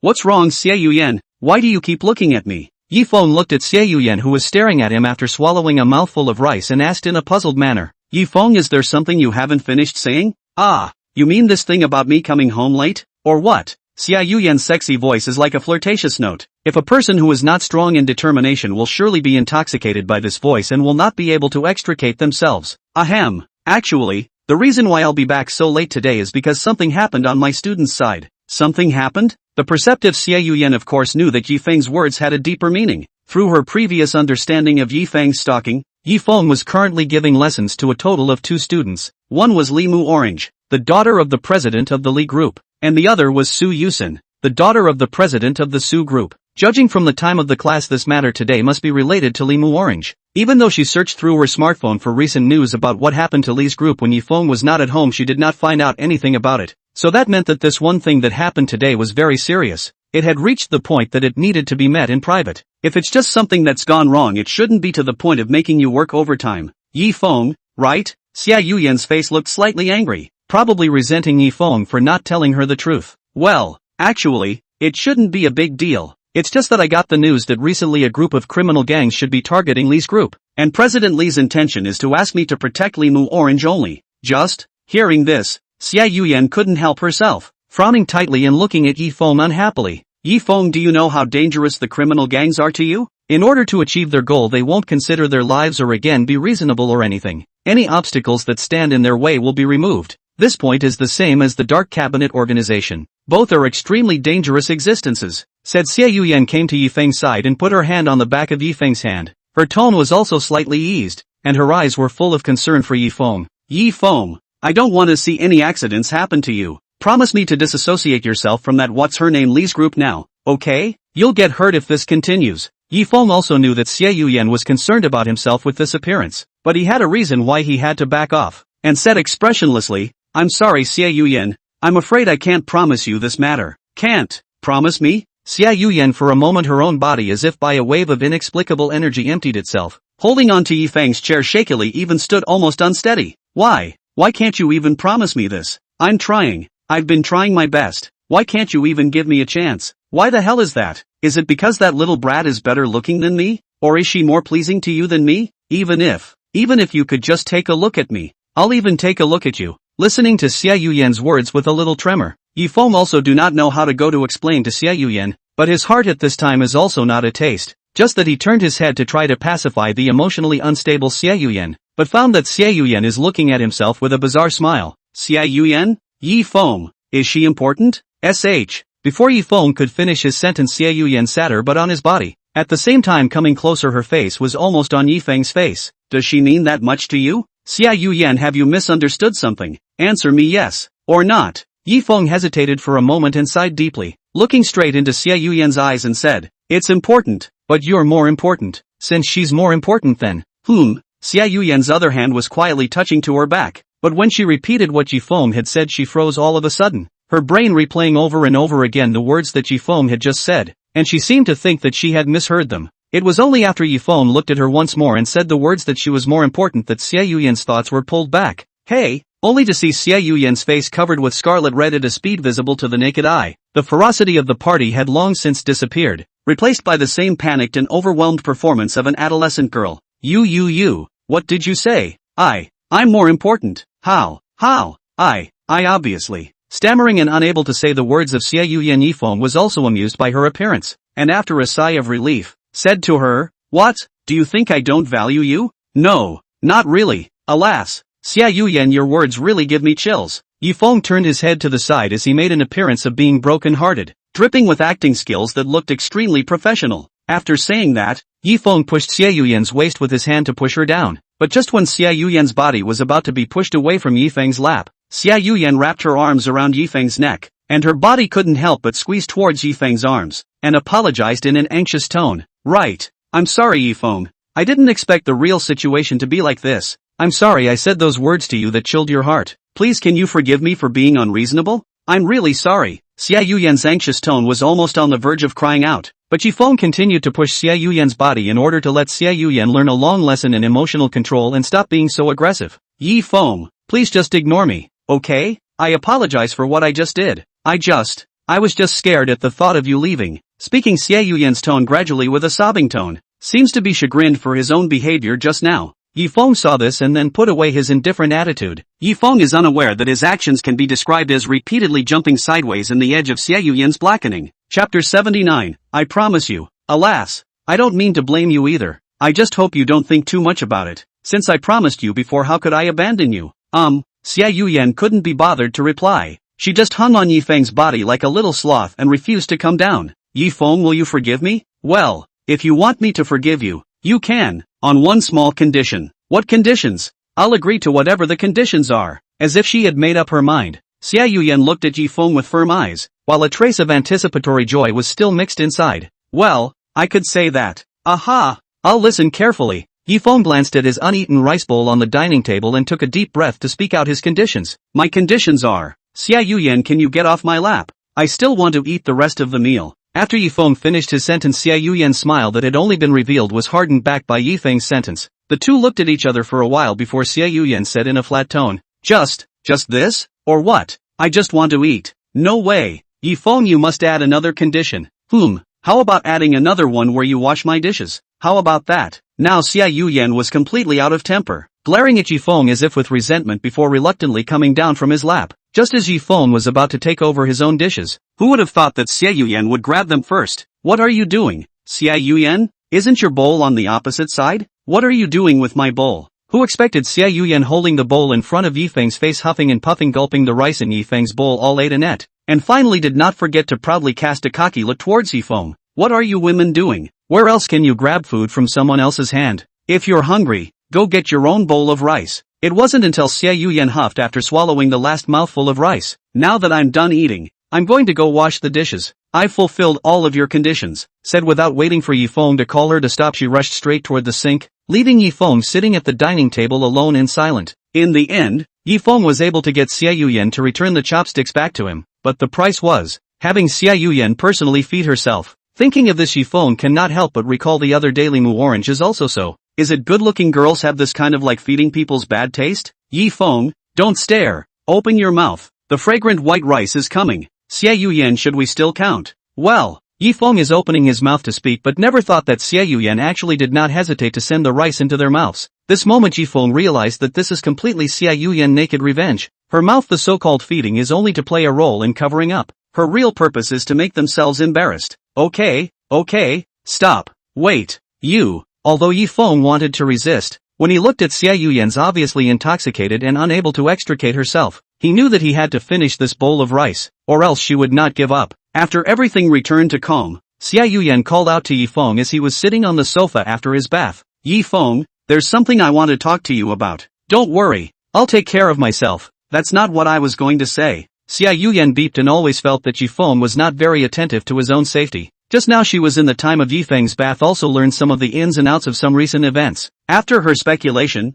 this time was sent to the mission will be a group of mercenaries who are good at field combat. Although she would like to hope that Limu Orange will be taken away in this operation, it is best not to come back forever. But the same as Limu Orange bodyguard Yifeng must also be in danger. And finally she thought of the safest way. That is, what? Follow me? No way. Definitely not. After listening to Xiao Yian's suggestion, Yifeng righteously refused, not even giving Xiao Yian a chance to explain. I've turned a blind eye to everything else and done as you please, but definitely not on this one. Xiao Yian saw Yifeng getting up and wanting to leave, got up and followed, saying seriously, I won't expose myself. Those people are simply not strong enough for me to stuff my teeth. No way. Even if you are powerful alone. So what? It's still not planted in my hands. It was planted in your hands. But so what? If you really meet that gang Yifeng, you can't deal with them on your own. You need my help. I'm sorry Xiao Yian, there's no way I'm backing down on this matter. You just stay here obediently and don't set foot out of the door even one step. You are illegally imprisoned. I protest. It's useless to protest. Even if your organization's people withdrew, but who dares to make sure that they didn't make a trap? Or maybe there are some people left behind to continue scouting? I need to ensure your safety first. I'll be distracted instead if you're still messing around at this point. Xiao Yian also knows that Yifeng is for his own sake, but she is not willing to see Yifeng into a desperate situation. For her, her heart only left Yifeng's position. If Yifeng really accident, she will not have the idea of living again. For her, Yifeng has become the world in her heart. But I don't want to see you have an accident. After Xiao Yian finished the sentence, Yifeng also stopped talking, just quietly looking at her. After a long time he opened his mouth. Xiao Yian, in fact you don't have to do this for me. You should have your own better life instead of making a single-minded attempt to repay me. Then why did you go this far for me? Isn't it contradictory to have pulled me out of danger while advising me to learn to let go for the sake of danger? Let's put it this way, Yifeng, it's fine if you want me not to go, but there's one condition. On what terms? The condition is, defeat me, just like the first time we first met. If you defeat me I'll be obedient to you, but on the contrary if I defeat you, you let me secretly follow you around. It seems that the only way to convince Xiao Yian that she will be willing to listen, but the full bloom of her own really is her opponent? Okay, I promise. In the end, Yifeng still agreed to Xiao Yian's conditions. Chapter 80, The Duel. Yifeng, I won't let go of the Wataru. After clearing the field, the two stood opposite each other. Xiao Yian was still wearing loose pajamas and stretched out a lazy waist, as if in her eyes this game has been divided into winners and losers. The reason why Xiao Yian was so frivolous was because in her previous fight with Yifeng she knew exactly how many kilograms Yifeng had, and she had to know that her fighting skills had been practiced in that grim environment. So when Yifeng agreed to the request for a duel she knew that Yifeng had stepped into the trap he had set for himself. Yifeng's expression was solemn. He also knew that Xiao Yian's strength wasn't weak, and was even stronger than himself, but in order to make her stay obediently, he had to agree to it. And this was also Xiao Yian's young plot. Seeing that Yifeng did not speak and made a good defense posture, Xiao Yian pursed her lips and smiled. Yifeng, do not be so serious. Although the end is not going to become more laughter, maybe transit it? Xiao Yian, Yifeng is trying to retaliate. But when he said the words of the moment, Xiao Yian like a change of appearance as if 2 or 3 kung fu will be in front of him.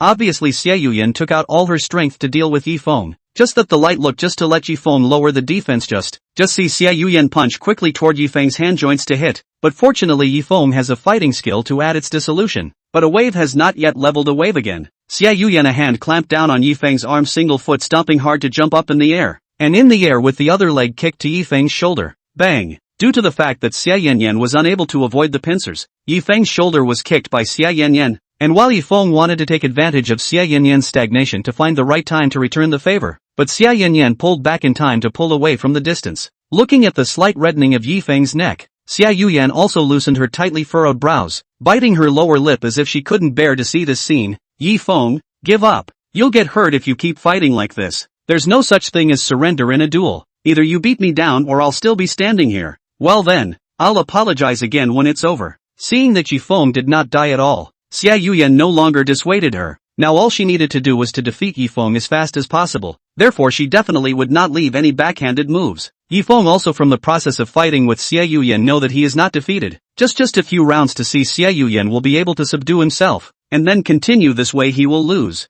Guess I'll have to use that up. Yifeng used his consciousness to quickly open the system and added one of the skill points gained from the previous quest on top of fighting mastery. And a hot current immediately surged through Yifeng's entire body. Upgraded fighting mastery, intermediate, to fighting mastery, top. After hearing the prompt of the system tone, Yifeng noticed that Xiao Yian had already arrived in front of him, but her action moves were slow and obvious as if she had been penetrated by herself. Unlike the party that could only take a beating from passive defense, now it was time for him to counterattack. Xiao Yian on the side of the completely unaware of Yifeng has been in just a few seconds a huge change. When she came to the front of the Yifeng ready to give him a final blow, found Yifeng stupidly stood still like a log. Heart thought Yifeng this is to give up, but in the next second their fists are going to fall on the abdomen of the Yifeng when a chill like an ice pick drilled into their back. What's going on? Why do you feel this way? Before Xiao Yian reacted, Yifeng stretched out his palm and caught her fist. Xiao Yian saw the situation is not good to lift her leg and kicked at Yifeng's wrist to get rid of the bondage. But the next second Yifeng's other hand clamped down on her ankle. What?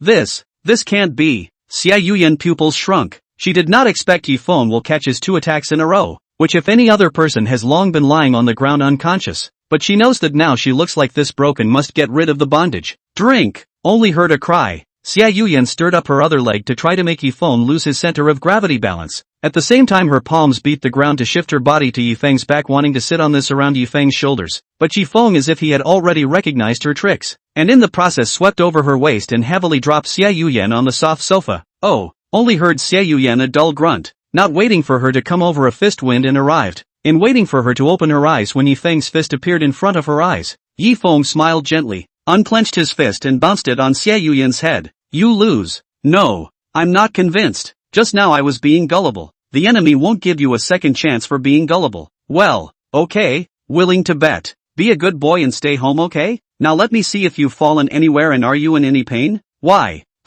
What for? Xiao Yian looked straight into Yifeng's eyes and asked in a flat tone. Why is it that you move as if you've changed into a different person? Just now your reactions and moves were not the same as you before at all. That's what you don't understand. I'm hiding my clumsiness. Only now you and I can only use our true strength to deal with it. You're full of, come on, be honest and tell me if you're on some kind of stimulant or something. I'm sorry, I'm turned on. Xiao Yian sat up from the sofa. Obviously the defeat of the duel just now made her very unconvinced. It was as if the situation of a sure win had been flipped in an instant. This impossible situation made it even harder for her to believe. How can that be? All this time we've been in the same place, okay? And how could I possibly have this? You can't be a sore loser. Who can't afford to lose? Just stay. I don't want to help you yet. Xiao Yian said and then fell silent, lowered his head in a very bad mood. Yifeng saw the situation can do. Had to coax the chant. I don't just want to prove to you that I have the strength to protect myself, so you just stay at home and wait for this period of time when the winds and waves are calm.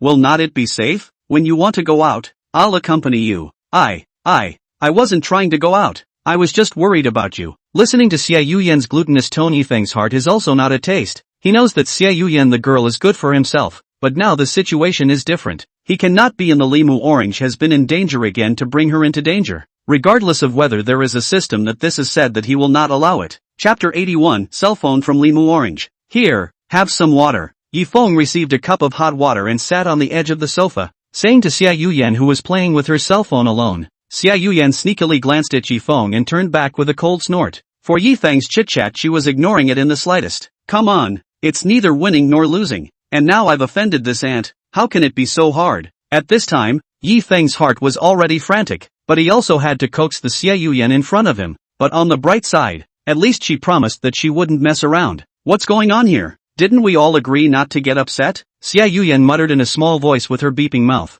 I'm not angry over that incident just now. And what was that about? It's still not about you hiding your clumsiness. Did you secretly hide your strength just to humiliate me? Thanks to that, I thought I could beat you. Ahem. I didn't mean for this to happen. You didn't ask me before. I don't care. Xiao Yian dissatisfiedly turned her head to look at Yifeng and said with a strong attitude, Yifeng, you're not allowed to hide these things from me anymore. The two of us should just be honest and open instead of hiding it and not daring to show it. I've already given you all I have. Hey, speak clearly. Don't act like I'm some kind of bad guy. Then you promise me you won't hide anything from me. Okay, then I promise to tell you everything except my own personal problems when you want to know. Well, Xiao Yian heard Yifeng said this sentence always feel where the strange, but on second thought everyone has their own must not say the secret, then also relieved. So, well, it's a deal. Those who violate the rules will be struck by heaven. That should always make you happy. I'm the one who's not happy. Seeing that Xiao Yian is willing to talk to herself, Yifeng is also relieved. He now has to properly channel Xiao Yian's psychological condition. He knew that Xiao Yian's anger had subsided a lot, but in order for her not to do anything stupid, he had to give her a good shot in advance. I observed the area when I returned today, and there are still people watching around, but there are far fewer of them. I suspect they've moved on to other areas, but one possibility is, they're drawing out the snakes? Xiao Yian snatched the answer. Yes, I suspect they're setting a trap. This will create a false message that we've left, but maybe it's true that they've left. But intuition can tell me not to take any chances. Xiao Yian also knew that the deeper meaning of Yifeng's words was to let herself stay at home and be at peace. After today's duel she was also a little more at ease with Yifeng's self-protection ability, but that kind of dangerous situation can change at any time. Even though she was very worried about it, but at the same time she agreed to Yifeng. She had to be wary of the dark cabinet's surveillance, which in turn made it difficult for her to go in and out. Yifeng, do you still have to go to Limu Orange's class tomorrow? Xiao Yian didn't know when she had brought herself closer to Yifeng, and if she wasn't afraid that Yifeng would notice, Xiao Yian wanted to rest her head on Yifeng's shoulder. Of course I'm going to take it. I still have to have my usual classes when I should. I just have to focus on the safety aspect more than usual. Well then, you must take care of yourself, but if I see a single wound on you I will never let you go. Okay, don't worry. Don't forget that I'm the Yifeng who subdued you in one move. Don't say that. That was me being gullible. It's you, Yifeng, who did the sneak attack. You're not a martial artist. Okay, my bad. Yifeng smiled and looked at the clock on the wall. It's getting late. I still have to go to class tomorrow. Xiao Yian, you should also take an early rest. Don't put today's incident on your mind. Okay? Everything will be fine. That's it for today then. Good night.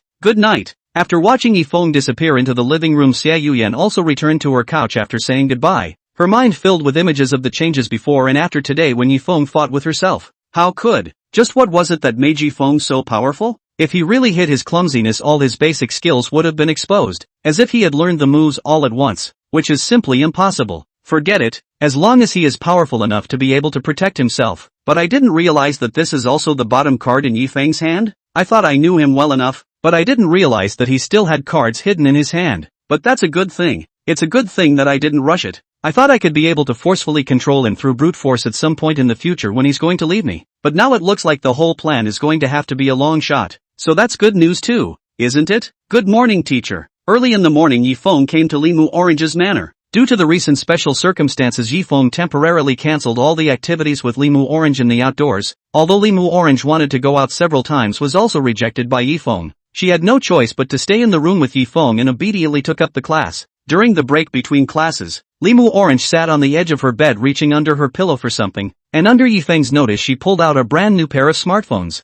Sensei, this one's for you. Cell phone? What are you giving me your cell phone for? Missy, I already have one. Teacher, that one of yours isn't even called a cell phone. Okay, that one of yours is obviously just a flashlight starter. Maybe one day it won't even be able to light up the flashlight system. Missy, you're making my cell phone sound too useless too. I don't care. I've already bought it anyway. And it's for you. Teacher must take it. No, this is too expensive. Yifeng waved his hand and refused. If he really accepted the cell phone that Limu Orange gave him, that would be the same as he owed her a big favor. You know he hated returning favors. Teacher, if you treat me as your student, take the cell phone. This cell phone is just as a token of appreciation for your mentoring me. Teacher, if you insist on not accepting it, then I'll be stalking and prodding you every time you come around until you take it. Teacher, alas. Miss, where are you such a strong buyer and seller? Besides, who does business at a loss? Aren't you giving me money in disguise? That's a testament to you too. Teacher, take it. Yifeng really couldn't argue with Limu Orange, and finally had to take the phone as a reason to buy it with his own salary. Just as Yifeng was looking at the exterior model of the cell phone, Limu Orange suddenly came with an irrelevant remark. By the way, teacher, this cell phone can't touch the water, or otherwise it will break.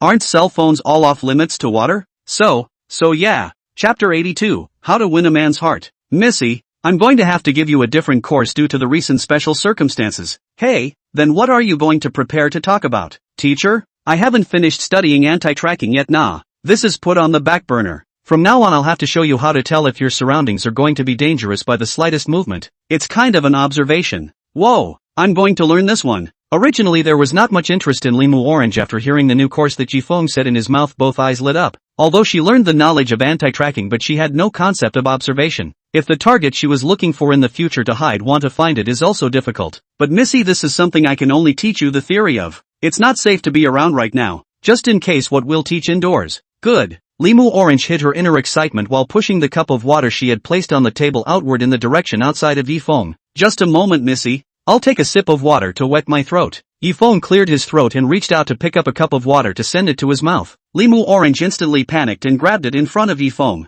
Missy? Yifeng looked at Limu Orange with a surprised face. Obviously he hadn't understood why Limu Orange would do this. This cup of water is a bit cloudy. It should be because the water purifier cartridge wasn't replaced in time. So teacher, you can just drink the other cup. This one looks clear. Limu Orange took away the water in Yifeng's hand by pretending to be calm, and handed Yifeng another cup of water by the table, and immediately added, I'll go and pour this glass of water. Really, Afu didn't call for a timely inspection of the utensils. Later I'll ask father to dock his salary. After saying that, Limu Orange put on her slippers and quickly ran out of the room. From her expression it looked like she was in a panic. Is there such a thing as being so particular? Isn't water and stuff just as much to make do with as it is? Yifeng shook his head and lifted his glass of water and drank it in one go, then focused his attention elsewhere. A few moments later Limu Orange walked back with a clean cup of water and sat back in her seat after taking a sip in front of Yifeng. Alright teacher, let's start the lesson. Wow. Bah. In an unknown abandoned warehouse, a stocky man spat out a mouthful of thick phlegm,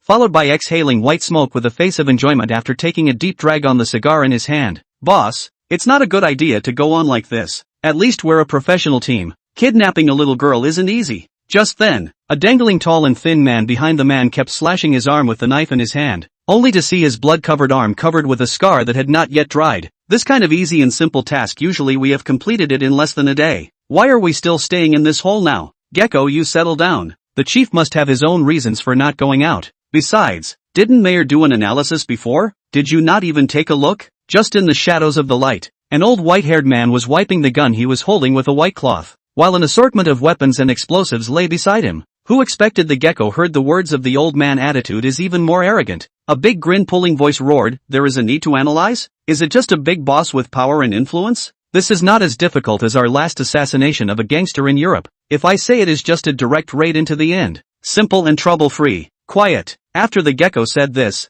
the stocky man dropped the cigar in his hand on the ground and looked at the gecko in front of him with a serious face. Ugh. No fun. The gecko shuddered for a moment, but made a show of returning to his position as if he was not afraid of anything, but the knife continued to keep cutting his arm. Hey, this is still the most fun. The stocky man looked towards the back of a woman standing outside the window and took a deep breath. Mayor, tell us what you've analyzed so far. After listening to the man's words, the woman named Mayor stared blankly at the scenery outside the window, speaking in a calm tone. This Li Jing is not an idle person. His brother Suani and he is the resounding figure of Shu City. A white road and a black road, which is why we have to hide. If we were to kidnap the Li family's daughter, that would mean that there would be the forces of both families fighting against us, and the danger factor isn't normally small, but the quality of their personnel is not high, and there are hardly any characters who can hold their own, and there is no additional news except that the Li family's daughter changed her governess the other day. A governess? Is that great? It's just a little white boy. It should be just a male favorite of the Li family's daughter.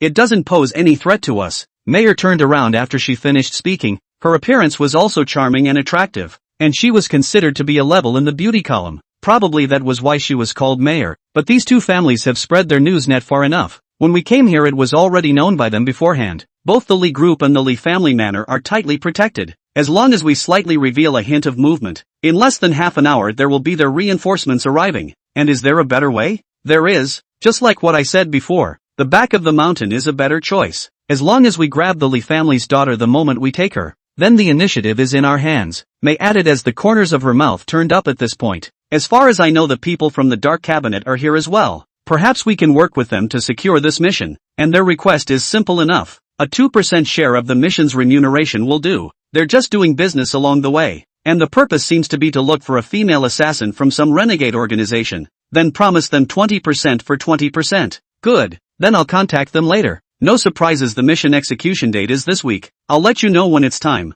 Chief, aha. The robust man looked to the side of the gecko that was still mutilating itself without changing his color and spoke faintly. Gecko, go tell the brothers to get ready. The mission will start in a while. Okay boss. Finally, is it finally going to start? Ha ha ha ha ha ha. Ugh. Xiao Yian's face was slightly grave after looking at a column in her cell phone titled How to Get a Man's Heart. Whether it's anything like going to the playground together, shopping together or talking about going to the cinema together, she can't do it. The only thing she can do is to prepare a hot meal for Yifeng when he's off work. Really? Obviously there are still a lot of things have not done with Yifeng so hide down the day in the end. When is the end Chapter 83, I hate you like a log. So that's it for today's lesson. I should almost go check on something. Limu Orange glanced at the clock on the table. Obviously there is still an hour before the end of the class, Yifeng said on here, which seems to be clearly want to leave early. Limu Orange of course cannot agree. What just went up here? Don't you watch the time, teacher? There's obviously still an hour before class ends. Limu Orange was very angry. Even she was wondering if Yifeng didn't want to go to class and said that on purpose. Yeah, I'll have to check the security of the neighboring estates in the next hour. Yifeng stood up from the chair. Although the manor where Limu Orange is now living can effectively avoid the loopholes being drilled by the bad guys due to the large number of people, but the sparsely populated manor is also a very dangerous place, even though the manor is full of security nowadays. But if a group of professional team really comes, all these so-called security are not enough to look at. As a precautionary measure, Yifeng decided to spend some time looking around to see if there were any places that could be easily exploited, so that he would still have a chance to react if something really went wrong. Checking security? Teacher, why should you be in charge of these things? Father sent a specialized security team, they will take care of it. Let's just continue. No way. Yifeng seriously interrupted Limu Orange's words and in a serious tone. He put his hand on Limu Orange's soft black hair and gently patted it. Security checks alone are not enough. The fact that they were able to silently feel their way in under the tight control of the territory's gate speaks volumes about their strength. These people live a life of licking blood from the tip of a knife. Don't take any chances, Missy. In fact, I'm very worried about you in this state. Missy, it's you who should be the most vigilant at this point in time. You have to know that if anything really goes wrong I won't be able to come in time. So Missy, you must wait for me to come, okay? I will protect you well no matter what. Teacher. Limu Orange reached out her hands to grab the large hand that Yifeng had placed on her head after hearing Yifeng's words and placed it on her cheeks and smiled slightly. I don't know why. If I had been in the past, if I had heard that a bad person would capture me, I would have been so scared that I would have locked myself in my room and waited for the last moment. But now it's different. Limu Orange closed her eyes, seemed to think of some scene in her mind, and the frequency of her heartbeat gradually stabilized as she said one word at a time. Since I have teacher by my side, I always feel at ease no matter what I do as long as I have you with me. Even though my temper sometimes hurts, teacher, but I really want to be with teacher forever, whether it's in class or lying on that lawn feeling the wonderful nature. Missy. Yifeng also did not expect Limu Orange will suddenly say these words. In his eyes Limu Orange is like a small child with a heart disease, but today it seems that she has long been in their own company to slowly recover. In time will certainly be cured it. Missy, you've grown up. Humph, don't look at me like I'm a child. You and I aren't more than a few years apart. Teacher. Well, I actually want to say something to you. Oni-chan. Originally also intended to teach Yifeng a good lesson, to teach Yifeng contempt for their own. Did not expect Yifeng suddenly came to such a sentence, which made Limu Orange suddenly stopped, only to rest down the heart and thumped again, just like a small rabbit that was startled and fled in fear. Could it be that the teacher has finally noticed my feelings for him? It seems that the teacher is not so dull. I thought it would be in the Scarlet Sunset. Teacher hugged me to say this, but it does not matter. I and the teacher there are more worthy of the time to be remembered. Nah. Sorry. Yifeng brewed for half a day before he said these 3 words to Limu Orange. This opening Limu Orange originally radiant, she was like a black and white cartoon lost color. Yes. No. Up? What's that supposed to mean? A new form of confession? But it's too easy to be misunderstood. Don't you think, teacher? 4. Why are you apologizing, teacher? Because. Sort of a guilt trip inside me. Yifeng recalled the memory of when he kidnapped Limu Orange. A set of intimidation down really scared Limu Orange. And he was reluctant to do so. But in order to live he had no choice. So until now Yifeng also feels that he owes Limu Orange an apology. Ah. I don't know why you're apologizing, sensei, but I accept. Limu Orange suddenly looked like she understood why Yifeng was apologizing and smiled brightly, while holding Yifeng's hand tightly again and laughing. Sensei is the best person for me. So I won't blame you for whatever sensei has done to me because I know that everything sensei does is for my own good. Missy. Yifeng took a deep breath. At this moment he made up his mind to tide over this difficult time for Limu Orange. This is a fulfillment of the promise to Limu Orange, but also an explanation to the real self within himself. So does sensei have anything else to say to me, D? The atmosphere has been baked up to this point, so I don't think there's any need to hide it anymore, right? Limu Orange blinked twice rapidly at Yifeng like she was hinting at something, but Yifeng didn't understand what Limu Orange meant and laughed twice awkwardly.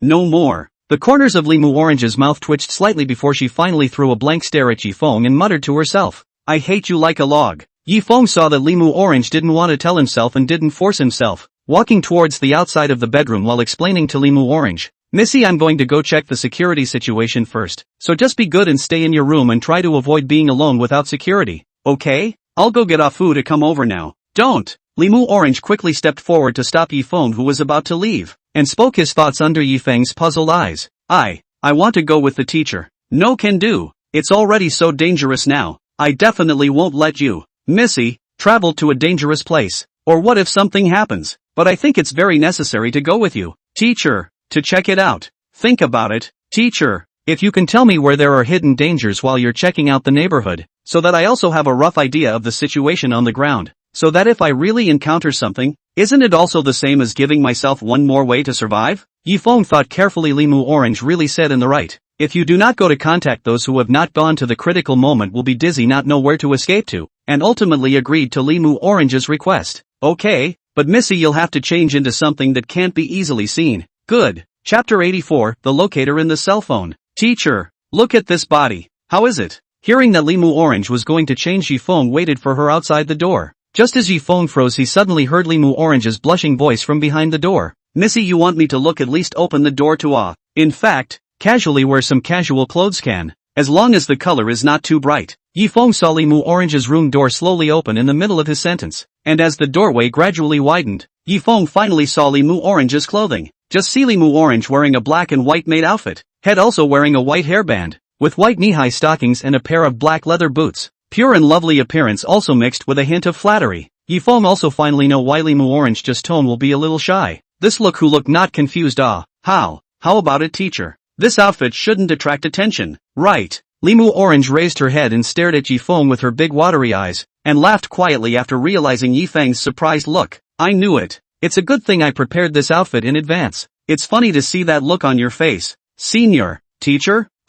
Only after the second time Limu Orange call Yifeng came back to God. How could he not think that the clothes Limu Orange said would be a maid outfit? Although it is very good just. Ahem. Yifeng clenched his fist with one hand and put it to his mouth and coughed twice, trying to cover up the embarrassing scene he just had. That's not appropriate for you to wear. Missy, is it? How is it inappropriate? Teacher, think carefully. If I wear a maid outfit it won't be too much noticed. After all, the servants in our manor are all dressed like this. And the color tone of the clothes is also monotonous and not easy to be noticed, as you said, teacher. This is the best choice. Well, that's fine then. I'll go get Fu and we can get going. Yes, master. Limu Orange obediently nodded her head, and the sudden sentence almost didn't break Yifeng's waist. Lord, what are you babbling about? Missy, don't talk nonsense. This will go horribly wrong if the others hear it. Yifeng was so scared that he hurriedly folded back and looked at Limu Orange with a panicked face. Where could he have expected Limu Orange to suddenly say such words? Ugh, isn't that how you address people when you're a maid? Sensei, you are now my. Without waiting for Limu Orange to finish her sentence, Yifeng had already stretched out his hand to cover her mouth, his two eyes gleamingly glaring at Limu Orange. Missy, you can't call me like that. I still want to live for a few more years. Yifeng had already associated himself with his feet being filled with cement followed by a stone sinking into the sea, and a chill went down his back spine straight to the sky. Ooh-hoo. Limu Orange stammered and couldn't speak due to Yifeng covering her mouth. Yifeng saw this and reminded her again before finally letting go. Ha! Ha! Teacher, you almost bored me to death. Limu Orange beeping, obviously very dissatisfied with Yifeng cover their own actions. But Yifeng does not know is actually Limu Orange party and Yifeng cover their own quietly outstretched tongue licked Yifeng's palm. Just Yifeng, too nervous, did not notice it. Teacher's flavor. So delicious. Sorry, Missy, you remember not to call me that, okay? Just call me what you always call me. Got it. Looking at Yifeng's hurriedly fleeing appearance, Limu Orange's mouth gently murmured the word master again. From her flirtatious smile could vaguely see that she seemed to have thought of some obscure picture. How about it, sensei? I'll say a lot about the security in the manor. Limu Orange walked side by side with Yifeng on the outdoor road, looking at the heavily armed men vigilantly observing the surroundings every few dozen meters away. It was obvious that the security force Li Jing had set up here could be described as very strong. Yifeng looked around and always felt that something was wrong. After checking in all directions, it seems that on the surface it looks foolproof, but one of the most fatal loopholes lies in the woods in the back of the mountain. Fuck. Is there anyone watching in the back of the mountain? Hearing Yifeng call his name, Fu walked up and thought about it and replied, we didn't set up a defense in the back of the mountain. Taking into account that the back of the mountain below is a high cliff, it is unlikely that anyone can come up from the bottom of the circle. The soil there is simply not enough to support the person to climb. But we have also done defense measures. Not only the mountain body is planted with anti-climbing spikes, there are also alarm detectors and anti-climbing wires. And finally, in the exit of the woods there is a secret sentry staring. I see this group still dare to hit the idea of the big lady not, Alfred said under his breath. That shouldn't be a problem. But I think that the back mountain piece should never be taken lightly. Their gang must not have many personnel and they definitely won't fight as hard. Don't worry, Yifeng. I'm clear on this point. Well then, contact me if you need anything and I'll keep an eye on my cell phone. Good. Yifeng looked back at Limu Orange after his explanation. Then Missy, you also pay more attention to your safety. I will leave first. Okay. Teacher, be safe on the road. Limu Orange did not like the usual that stalking to send Yifeng, but instead waved his hand towards Yifeng to say goodbye. This action Yifeng see in the eyes also slightly feel gratified. Missy is really growing up. Already gradually have a big picture, know when to do what should not do what. It seems that the teacher's education is very successful. After Yifeng's back gradually disappeared in Limu Orange's gaze, Fu on the side cautiously reminded, Missy, let's go back first. It's not safe outside. Well, I'm going back to change, so don't call me until dinner. Okay. Limu Orange reached out and removed the maid's hairband from her head, returning to her fairy-like icy cold and clear appearance. Bang! In Limu Orange returned to her room the moment she could not care about changing the clothes on her body. Instead, she took out a black screen from the desk. As the screen lit up, a road as well as the model of the high-rise buildings appeared in the screen. The most conspicuous among the screen is a glowing red dot is in a car model. He. This way I know where the teacher is every day. But it's a pity that I can't hear the teacher's voice. Or next time I'll give the teacher a string of necklaces, so that the teacher's every move will be under my control. Limu Orange's pretty face gradually revealed a sickly smile, unaware that the locator installed in Yifeng's cell phone would one day allow her to discover the truth she didn't know. Chapter 85, I'm going to die of cold. After dinner, Xiao Yian came to the sink and looked at Yifeng, who was washing dishes, and asked with concern,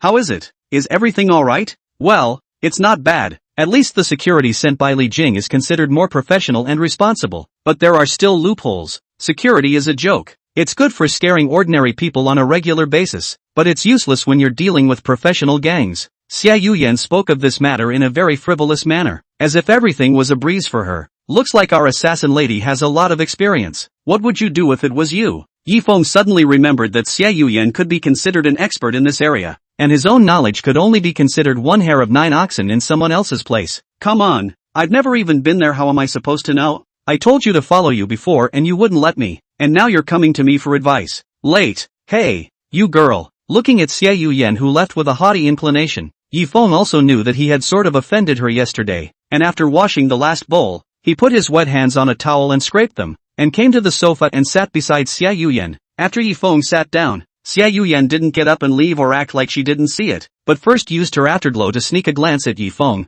and then muttered, now you know to look for me. Am I just an existence that can be thrown anywhere? How can you say such a thing? I'm still looking out for your safety. Gee whiz, I just think you're so smug. Xiao Yian glared viciously at Yifeng, as if she was afraid that Yifeng would misunderstand and continue to explain. You can look out for my safety, so why can't you let me look out for yours? Don't think I'll thank you if you do. I'll just hate you for not keeping our previous promise. Obviously Xiao Yian had lost a bit of control of her emotions when she spoke here, and it could be said that nowadays her worries about Yifeng had long exceeded her own. I'm sorry Xiao Yian. Yifeng did not dare to look directly into Xiao Yian's eyes. If he was sincere about Xiao Yian wanting to save her, that is certainly not. But in the slow contact with her, Yifeng's heart is also silently changing. From the beginning of the temporary promise to take in her that helpless to now sincerely want to think about her safety, has changed a lot. It could be that Yifeng was feeling guilty that he was reaching out to her with a purpose, or it could be that his time with Xiao Yian had allowed him to find his true self. This depended on Yifeng himself. Apologizing doesn't work. If apologizing worked, I wouldn't feel sad and scared every day because of this identity. I can understand how you feel, but isn't yours slowly changing now? Now all you need to do is to put the old you behind you and remodel into a brand new you. You are not a killer or someone with no identity. You are yourself. You are Xiao Yian. You're hopeless, holding the hand of a person like me. What an idiot. Xiao Yian looked at Yifeng without saying a word. Although it was clear from her expression that she didn't look like she was reacting in any way, Xiao Yian's hand firmly grasped the corner of Yifeng's coat and never let go of it, as if holding onto it gave her an inexplicable sense of security. Well, I'll just help you out. Don't say so many melodramatic words. I'm not going to cry because of these clumsy words of yours. Definitely not. Hey, thanks a lot then. When Xiao Yian said this sentence, Yifeng knew that things are considered to be a success. With Xiao Yian as his own military staff, at least to be able to more comprehensive analysis of some of their own did not notice the place. Humph. All this counseling comes with interest. No problem. You can have as much as you want when your paycheck comes in a few days. Aha. Yifeng did not even finish his sentence. Xiao Yian leaned over and lay on his knees, closed his eyes and pretended to be resting with a soft tone and said,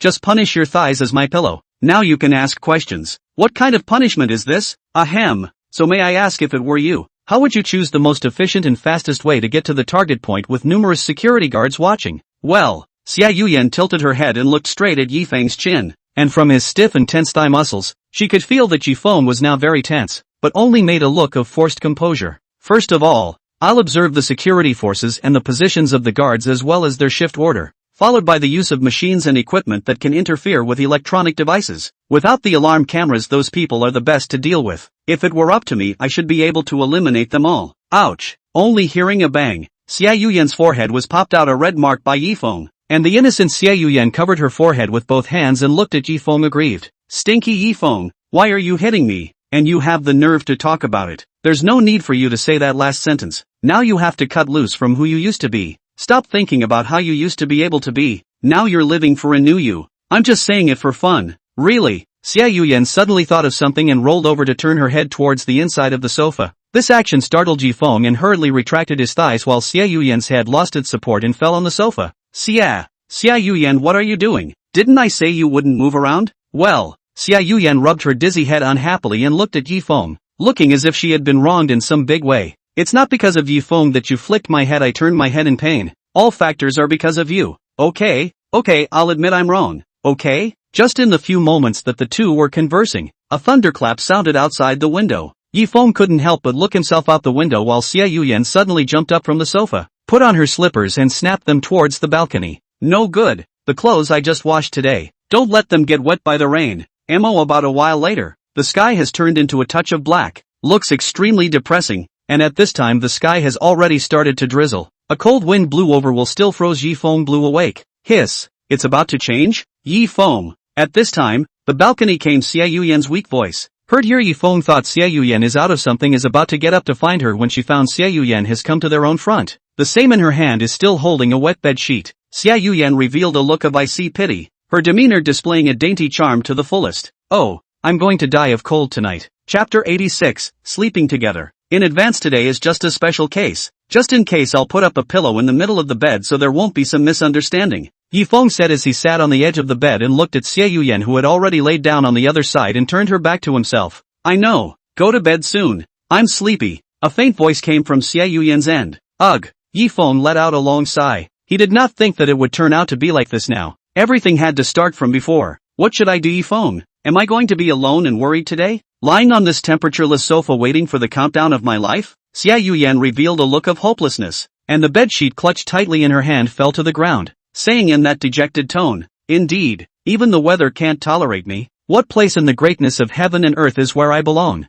Don't worry, Yifeng. Even if I die of cold in the cold living room, I won't be like a robber taking over your room. I just Just wish I could see you more in your last moments. Why do you feel that there is something in this woman's words? It's a shame she's not an actress. After Xiao Yian finished her carefully prepared lines, she sneaked a glance at Yifeng with her little eyes, and saw that Yifeng was still indifferent and continued to sell her misery. Being able to make a fragrant dish for you every morning is the happiest thing I've ever done, and I'm going to lose this opportunity before I've even finished learning the recipes. I'm so upset. I'm so upset. After all, Yifeng couldn't stand Xiao Yian's monologue anymore, and he would be crushed by Xiao Yian if he continued like this. How about, you come over to my bed tonight and make do? Yes. Without waiting for Yifeng to finish his words, Xiao Yian retracted her exaggerated performance. Under Yifeng's gaze she grabbed the pillows on the sofa and the single thin bedsheet as soon as she arrived in front of Yifeng. I'm ready. You don't even act now, do you? Xiao Yian, why don't I make do on the couch for the night? It shouldn't be a problem for me to stay for a night with this physique. Yifeng then thought of another way, but the corner of Xiao Yian's mouth in front of him visibly twitched, but it quickly returned as before. It seems like you hate me, Yifeng, don't you? You don't want to stay with me even when there are special circumstances? Since I annoy you so much. Wait. Stop. Yifeng hurriedly interrupted Xiao Yian's spellcasting. He also realized at this time that Xiao Yian seemed to be not sleeping in the same bed with himself tonight. She would not give up. It's always okay if I don't sleep on the couch. Pinch hey. Xiao Yian saw Yifeng helplessly compromised also revealed a triumphant smile, stepping on slippers cheerfully striding towards Yifeng's room, until she walked to the door also did not forget to say a word to Yifeng. Thank you kindly, I'll repay you. Okay, I'll go wash your sheets. Hard work. Although Yifeng usually acted like a calm and collected person, when he actually sat on the edge of the bed and watched Xiao Yian lying on his bed it would definitely be a lie to say that he wasn't nervous, but it was good that Xiao Yian hadn't done anything out of the ordinary, so perhaps she was really just borrowing her bed for a night. Xiao Yian. Yifeng gently called Xiao Yian's name to make sure that she wasn't asleep. By all rights she should be quite sensitive in terms of movement, but there wasn't a hint of movement after Yifeng shouted her name. Did you really sleep? This woman's sleep efficiency is so fast? I don't think so. I had to be careful when I opened the door before, but now she's asleep with all the commotion? Yifeng recognized at a glance that Xiao Yian was pretending to be asleep, and walked to the other end of the bed to see for himself what Xiao Yian was doing, only to see that Xiao Yian was gazing at the closet in front of her with her eyes wide open without saying a word. What were you thinking? I just called you, why don't you answer me back? Yifeng, have you fallen? Xiao Yian stared at Yifeng and muttered. Fallen? What do you mean? Xiao Yian? Humph. Looks like you'll have to show proof before you'll face reality? I thought you would explain. Under Yifeng's doubt, Xiao Yian slowly took out a new style smartphone from her bosom and waved it in front of Yifeng. Well, the evidence is overwhelming and ironclad, so I'll see what else you have to argue about. Speaking, Xiao Yian's eyes became more and more wrong, and her mouth was muttering words to herself that Yifeng could not hear clearly. I've been thinking about it all night and I can't think of any reason to fool myself. I wanted to treat it like it didn't exist, but this cell phone is like a thorn in my heart. I must be a liability in your eyes. Can you not be so sensitive? This cell phone is actually Limu orange hard stuff to me. At that time I did not think to be hopelessly I had to put it away. Is that so? Of course, otherwise you'd see me coming home on my own cell phone. Yifeng sighed helplessly, but on second thought how did Xiao Yian know that he had another cell phone in his pants pocket? Well then, don't accept anything from her next time. If someone like that gives you something, it must be for the purpose of getting something from you. I'm the only one who has no bad intentions, okay? I'm afraid you don't believe that when you say it yourself. Well, I don't care. You're not allowed to use the cell phone she gave you anyway. Okay, then you can always sleep in peace after dealing with this, right? Aha. Only after clearing the misunderstanding did Xiao Yian nodded her head in satisfaction. In fact she had found this phone long ago when Yifeng took a shower. But when she looked at the clean phone interface and didn't even pass the start experience page she knew that Yifeng was most likely forced to accept this phone. The frothing she did just now was just in anger at Limu Orange's behavior. Yifeng, I'll buy you a cell phone later too, okay? Could be. Then it's a deal. Oh, I can only buy you your cell phone. Well, go to bed now. Well, good night. With the lights off and the room extinguished, Xiao Yian quietly lay on the bed sniffing the strong scent on Yifeng's bed sheet, heart full of joy. I'm finally sleeping with Yifeng. It's only temporary, but it's a big step towards a better life. Chapter 87. I'll wait for you. Forever. Phew.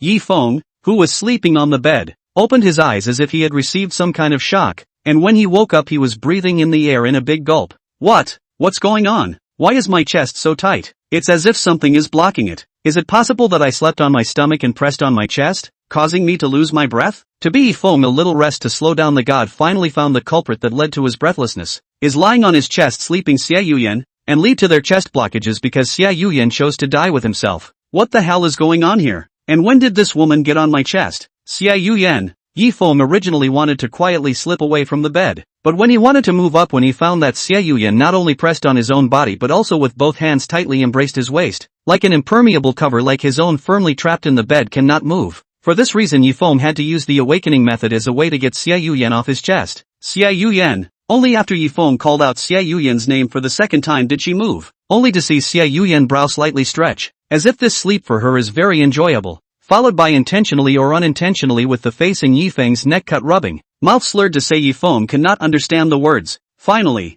after Yifeng called out Xiao Yian's name for the third time, she reluctantly sat up from in front of Yifeng, lifted the quilt covering her back along with her, and waved at Yifeng after rubbing her bleary eyes. Good morning Yifeng. Good for you. Look what you've done. Ha, I didn't see what I did. You're still trying to weasel your way out of this. Didn't we agree last night that you couldn't cross the pillow? How come this morning you jumped on me instead? Yifeng said and looked at himself and Xiao Yian. At this time the action is slightly out of place. His heart was stunned, like he felt something lifted his leg and shook Xiao Yian down. Yikes. Yifeng, what are you doing? Almost lifted me off the bed. Xiao Yian, hands grasping the bedsheet to stabilize the body. During the period also did not forget to sneak a look at the flustered appearance of Yifeng. Recall that Yifeng, just that action must have his intention. It seems that Yifeng's body is very robust now. You first explain why you're in this current state. Didn't we agree not to violate each other's territories? Who said I didn't follow the rules? It's clearly you, Yifeng, who violated the rules. Xiao Yian stretched her waist while reaching out and pointing to Yifeng's right side. Look, here's proof you broke the rules. Ha! Following the direction of Xiao Yian's finger, suddenly Yifeng realized that next to his head was the very same dividing line that he used to divide the territory last night. But why would this pillow be in this position? You see, the pillow is on your right hand side, which means the territory on the left hand side is mine, right? So it's also correct for me to fulfill my duties on my own territory, right? Instead, the one who violated the law is you. See if that's what I'm saying? Hiss. That makes sense. No. Do you want to hear what you're saying? Listen to Xiao Yian's sophistry. Yifeng did not react for a moment. Good guy. You, this is not abide by the rules. You are equivalent to overriding the rules. Hey, don't worry about so many details. I forgive you. Let's just forget about what happened today. Xiao Yian also knows that she is in the wrong. The reason why she wants to do this is because since it is not easy to be in the same room with Yifeng, if you don't do something meaningful that is not meaningless, then let's shake hands and make peace. As compensation, how about I go make breakfast for you, Yifeng? Just as Xiao Yian was about to get out of bed, Yifeng, who had suffered a bellyful of anger, suddenly pulled Xiao Yian's wrist and yanked her towards the bed. Xiao Yian's body planted back uncontrollably. Xiao Yian, did you really think you'd be spared? It seems that indulging you all this time has made you forget who is the master of this room. Right. I'm sorry, Yifeng. I was wrong, alright. Xiao Yian looked at the furious Yifeng like a frightened white rabbit, hands in front of her body trembling up. But from her pair of cunning eyes can be seen Xiao Yian on their own situation is now very enjoyable. Apologize? It's already too late. After Yifeng finished the sentence, he immediately stretched out his hands to scratch Xiao Yian's waist and kept scratching her itchy flesh. Just when Yifeng thought that Xiao Yian would laugh uncontrollably and beg for forgiveness, he realized that Xiao Yian was staring at himself with her big dark blue eyes dumbfounded. You, not afraid to scratch? Ha! Ha! At that moment, the entire room was plunged into a deathly silence, and only after a long time did Yifeng faintly open his mouth. Well, let's just pretend what just happened didn't happen. Put. Xiao Yian also couldn't help but laugh out listening to Yifeng's frustrated tone. For some reason her excited heart hadn't stopped during the time she spent with Yifeng. Just when she wanted to go and prepare a fine breakfast for Yifeng to make it up to him properly, she realized that just now Yifeng was putting his body extra close to herself in order to tickle himself at the moment. Seeing Xiao Yian suddenly did not speak, Yifeng also realized that he was now using both hands to support the bed, while Xiao Yian was between his hands with a shy demeanor looking straight at himself. Hold. Sorry, I'll just as Yifeng raised his hand and prepared to leave, Xiao Yian suddenly took advantage of his inattentiveness and stretched out her hands to wrap her arms around Yifeng's neck, her head slightly forward towards the side of Yifeng's face, and gently kissed him, and then immediately put her head on the side of Yifeng's shoulder to speak out a sentence in a tone that had never been seen before. I will wait for you, waiting for you forever. In the moment Xiao Yian kissed himself, Yifeng's brain is like a roar, generally stunned motionless. He did not expect Xiao Yian will say such words to himself, but feeling Xiao Yian hit on his neck that burning nostrils, Yifeng opened his mouth do not know what to say. After a long time, Xiao Yian smiled and pushed away Yifeng in front of her, pretending as if nothing had happened and said, I'll go make breakfast. Wait for you, said Xiao Yian. Red-faced Tao like left Yifeng's room, leaving alone as if turned into an ice sculpture like Yifeng a person. Chapter 88 Xiao Yian's new idea. How about it, Yifeng? This dish is a new one that I just learned recently. Let's see if it's to your liking. Looking at Yifeng, who was still in a daze as he sat at the dining table, Xiao Yian propped up her hands and stared at him, as if nothing had happened just now. Xiao Yian, just now?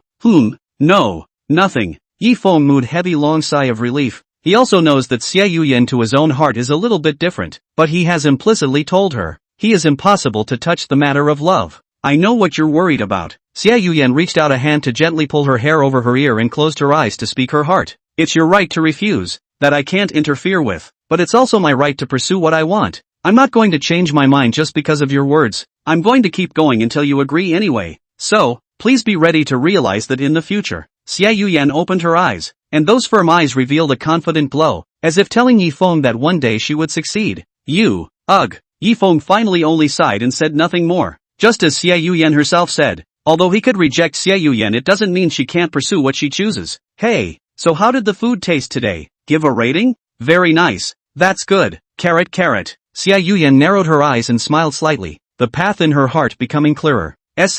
What the hell? Difficult to get a rest of the day. Yifeng opened the systems panel at his leisure. After a glance at everything is as calm as usual, but just when he once again saw Xiao Yian progress bar below the numbers do not know when it actually turned from 20% to 30%. Exactly when is it the case? Watching the progress has changed. Yifeng also gradually realized that it seems that this progress that he thought was a bug before seems to be normal, and it is very likely that it represents a certain item, although he does not know as now. It looks like it's progressing slower than the progress bar above. That shouldn't be getting along before it spawns, and it's 30% and there's not even a reward. So does that mean it takes 100% to get the appropriate reward? That should be the case. It looks like it's an awesome prize. Yifeng, what are you looking at? When Yifeng was muttering to himself, Xiao Yian came over towards the direction of the sofa. She looked at Yifeng's two eyes empty and lax look and thought that something had happened, but when she called out to Yifeng, he came back to his senses, and this action made the meticulous mind of her slightly suspicious, and put this behavior in her heart.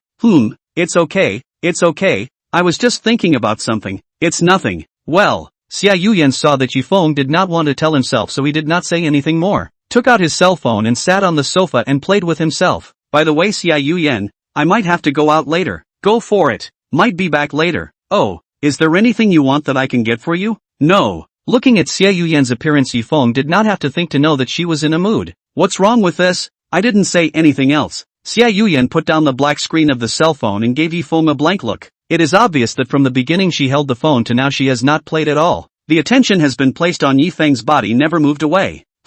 It's okay, I was just thinking about something. It's nothing. Listen to Xiao Yian's words. Yifeng felt familiar. A careful thought to realize that he just said this sentence. Do not have to think, also know that Xiao Yian this is to take just what he said to choke himself. Sorry, I did have a bit of a bad attitude just now. Yifeng looked at Xiao Yian, who was playing with a black screen cell phone on the side, and opened his mouth. It's not because of your attitude. Yifeng, I just wish you could lean on me a little more. Xiao Yian put down the cell phone in her hand and whispered with her head down. Actually, I know that Yifeng, you also have things you don't want to talk about, and I can understand all of these. But I don't want to see you with a sad face. No matter what kind of difficulties you can tell me. Now that you're no longer alone, I can also help. So that's how it is. I thought it was my bad attitude that made you angry. Yifeng didn't expect that Xiao Yian would even care for herself to this extent. Even her own sad expression was captured by her. I'm a bit angry. Who told you not to tell the truth? And, what are you doing out of the house all of a sudden?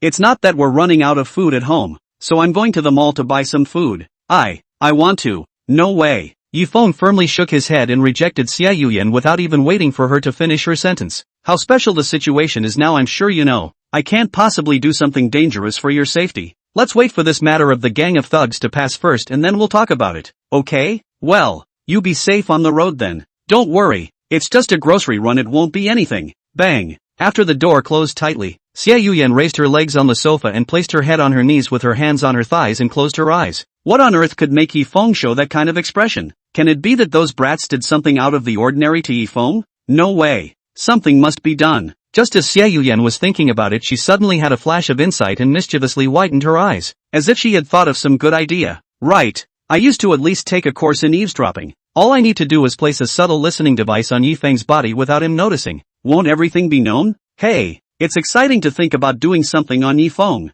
Wait, Yifeng, since you're not willing to tell me the truth, I'll dig it out myself. Phew, these dishes should be enough to deal with for a week. Yifeng from the mall came out of the Yifeng carrying a variety of ingredients. Now with the support of the paycheck, Yifeng can also buy a little bit of delicious meat and fish ingredients. Occasionally to improve the meal is still quite good. Just as Yifeng was walking home, he suddenly thought of something. Why don't we buy Xiao Yian a piece of cake to try? There should be more girls who like it if desserts anyway. Chapter 89, Encountering Su Yusen. Ugh, I can't see my teacher again. Limu Orange sprawled on her own bed, while her face wore a fox mask, staring blankly at the ceiling. I wonder what Mr. Teacher is doing right now? You're not staying at home today, are you? If I had known that, I would have signed a lifetime contract with you, so I could be with you every day. Thinking of this, Limu Orange lifted the mask and quietly placed it inside her locker while taking out the monitor that was monitoring Yifeng's position. And I wonder what the teacher has been doing staying at home all this time. Isn't it boring to be alone? Suddenly Limu Orange realized that Yifeng's location wasn't where he lived. Instead it was in a store slightly away from his house, which according to the map was a dessert store. A dessert store? Does Sensei like desserts? But he didn't show any interest in desserts when we ate with Sensei before. It's really strange. Welcome. Yifeng just entered the store, saw the shelves are placed on a variety of exquisite desserts. Cakes and breads have everything. From the bakery also came out a rich milk flavor. The bakery is also a rich milk flavor. The bakery is also a rich milk flavor. Only to see a uniformed clerk came to Yifeng and said enthusiastically, "What kind of dessert would you like to order? We may have more than you can handle in a moment." Yifeng put his hand on his chin and thought about it. It seemed that Xiao Yian did not have a picky eater when it came to food, but each of the dim sums here looked very good. So can you please help me pick out two that relatively everyone likes to buy? No problem, guest. Please wait. The clerk nodded, then turned toward the cabinet where the treats were displayed. And in no time the clerk came over with two cakes on dinner plates. One of the cakes on the plate is chocolate mousse. The rich aroma of cocoa powder with buttercream can't help but be mouth-watering. And the other is ice cream cake with strawberry embellishment. Cold sweet ice cream wrapped around the fragrant cake as if the aroma is stored. When a bite of the scent will explode in your mouth. Coupled with sweet and sour strawberry flavor, no matter who would probably want to try a bite of it. Can you look at these two cakes? These are the best-selling cakes in our store. And this strawberry-flavored ice cream cake is often bought by a cute rich lady. Yifeng heard the key words from the clerk's mouth. Suddenly a clear silhouette of a person appeared in his mind. Strawberry. Cute. Miss Rich. This can't be Su Yusen, can it? Jingle bells. At that moment, the store door suddenly opened, and then a girl wearing a pink and white color skirt walked in, happily walking with small steps to the front of the store clerk and said, "Hello, sister." Still the same as always. The clerk was also startled by the appearance of the girl in front of her. Obviously she didn't expect the person she was talking about 1 second to appear in front of her the next. "Hello, Ms. Su, as usual, but today you came too late. The last cake has already been bought by this gentleman." The clerk smiled apologetically towards Su Yusen, knowing that this had happened before, when Su Yusen had spent more than 10 times the price to buy it from that customer's hand. It was evident that Su Yusen was obsessed with this cake. She had also specifically told the clerk before that she wanted to hire a baker to supply her exclusively, but was ultimately turned down, seemingly on the grounds that her parents didn't allow her to eat sweets on a regular basis. Whether or not this was true is unknown. What? It's been bought. When Su Yusen heard this news, it was like a bolt from the blue. The whole person froze in place, just when the store clerk thought that a scene like the last high-priced purchase would happen. Who would have expected? Su Yusen with her small mouth suddenly opened her hands and jumped headfirst into Yifeng's arms. Ha! The clerk's entire body was dumbfounded at the sight. She didn't expect Su Yusen to make such a move towards a strange man. "Joe." Su Yusen hugged Yifeng in front of her and inhaled fiercely. Her face was still slightly flushed. From the corners of her upturned mouth it was as if she had already known that the person beside her was Yifeng. "Rain, Yuxin? What are you doing now? Quickly loosen up. What's decent in this public?" Yifeng also did not expect Su Yuxin will be in front of the face of the clerk to make this operation. He thought Su Yuxin will focus all the attention on the cake, is ready to scare him a jumpet. Who knows, was scared of a jump as their own. Poof. Su Yusen loosened her small hand that was holding Yifeng, during which she even greedily took the opportunity to touch Yifeng's back, and immediately after that, she crossed her small waist and beamed. "Bad brother. It breaks my heart that you're the one who bought my favorite cake away from me and said I wasn't. How can you blame me for this? How did I know that you would buy a cake in this store? Yuxin. Besides, this is at least about a first-come first-served basis. It's you, Yuxin. Who came late? Poof. Yusen grunted ostentatiously and turned back to the store clerk and said, Sister, can I trouble you to get me a coconut pastry? Ah, okay ms. Please wait. The clerk came back from her surprise and took out a coconut pastry for Yusen while telling Yifeng to go pack it himself. Only after watching the clerk leave, Yusen came back to Yifeng's heel and asked in a curious tone, Brother Yifeng, why are you here? I didn't buy some vegetables to go home to make some meals, and I smelled an aroma by the way and came here. Yes. This store is so good for dessert. It's a shame my father and mother only allow me to eat it once or twice a week. Yusen, don't you have class today? Why are you here? Yifeng digressed. I sometimes come to my father's company to study, and I just came back today. But can one person eat all the food you bought? Ah, I bought some extra and put it in the fridge to chill, so I can just take it out when I want it. So, Yusen did not doubt Yifeng's words. After nodding, she jumped into Yifeng's arms again, knowing that there are not many chances to meet the person she wants to see the most when she is not attending classes. She can take advantage of this time to replenish her energy. Yuxin, stop it. So many people are watching. You are at least the Su family's eldest daughter. Pay attention to your image. I don't care about that much. I want to hug my brother when he's nice to me. I don't care what others say. Yusen narrowed her eyes and said to herself, Brother Yifeng, I like you. Yusen likes you the most. Chapter 90, forget it. I'm tired. After Yusen ruthlessly replenished Yifeng's energy one more time, she was willing to let go of her hold on Yifeng's hand. Just at this time, a man wearing a black uniform with white gloves walked in outside the door. After seeing Yusen, he breathed a sigh of relief with peace of mind. Are you okay, Missy? I see you haven't been out for a long time. It's fine. I'm chatting with my teacher together. Please uncle, will you wait for me outside for a while longer? Okay. The driver nodded and turned his head to look at Yifeng, followed by saying hello Mr. Yi and left.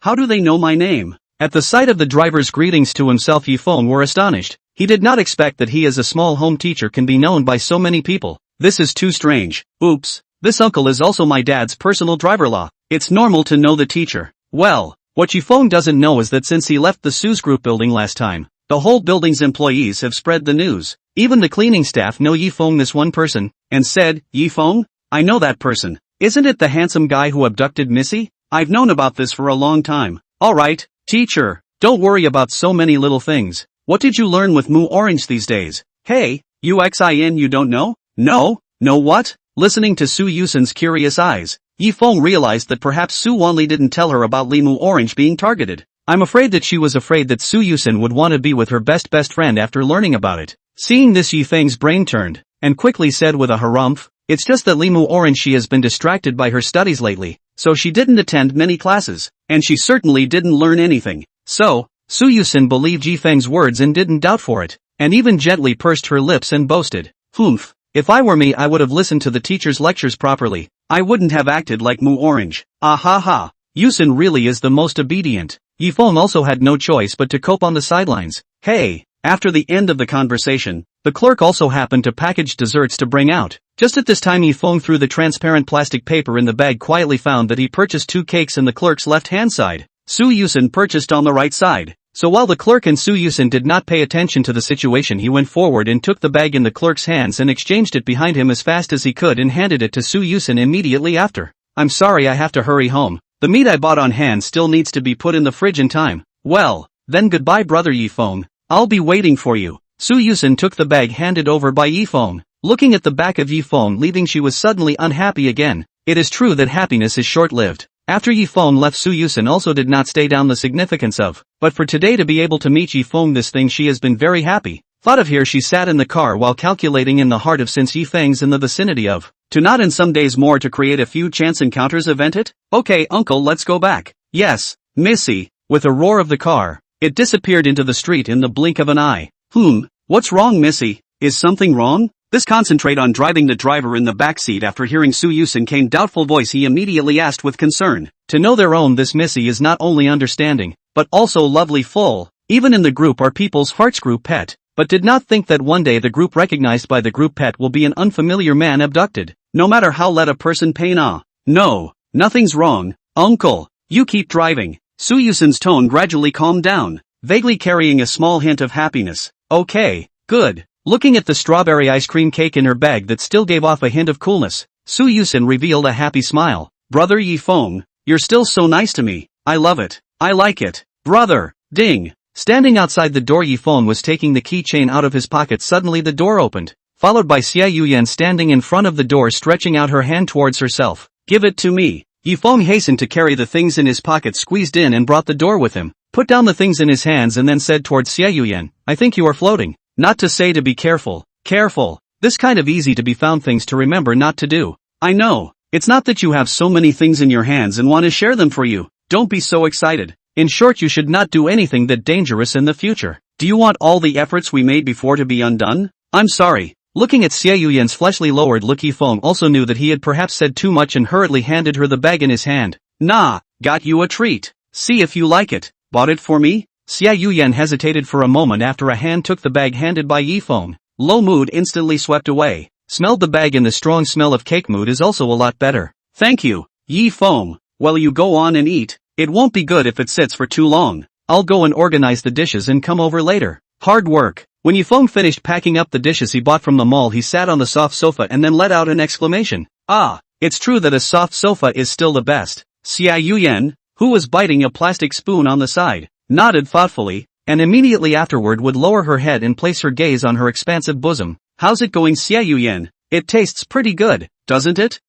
It's delicious. Yifeng, you try it too. Xiao Yian said and scooped up a piece of chocolate cake with a spoon and placed it at Yifeng's mouth. Yifeng quickly leaned his body back and shook his hand to reject it. I won't eat it. Xiao Yian, you eat it. Yifeng had not expected that Xiao Yian would not give him any right to refuse at all, stretching out a hand to pinch his chin and at the same time stuffing the spoon hard into his mouth, forcing him to eat the cake with no choice. Xiao Yian, you should at least pay attention. This spoon is the one you used. What's wrong? It's not like I have poison in my mouth. What's wrong with eating a cake? Said Xiao Yian, unashamedly scooped up the cake and brought it into her mouth, not forgetting to sip the small plastic spoon during the process. What are you looking at me for? Do you want another bite? Forget heartburn. Chapter 91. I am not going to give up. Tap tap tap. Accompanied by a sound of footsteps on an abandoned deserted road, a group of people with serious expressions walked towards an abandoned factory in front of them. If you look carefully into the crowd, you will find that this group of people are the Dark Cabinet members who captured Xiao Yian,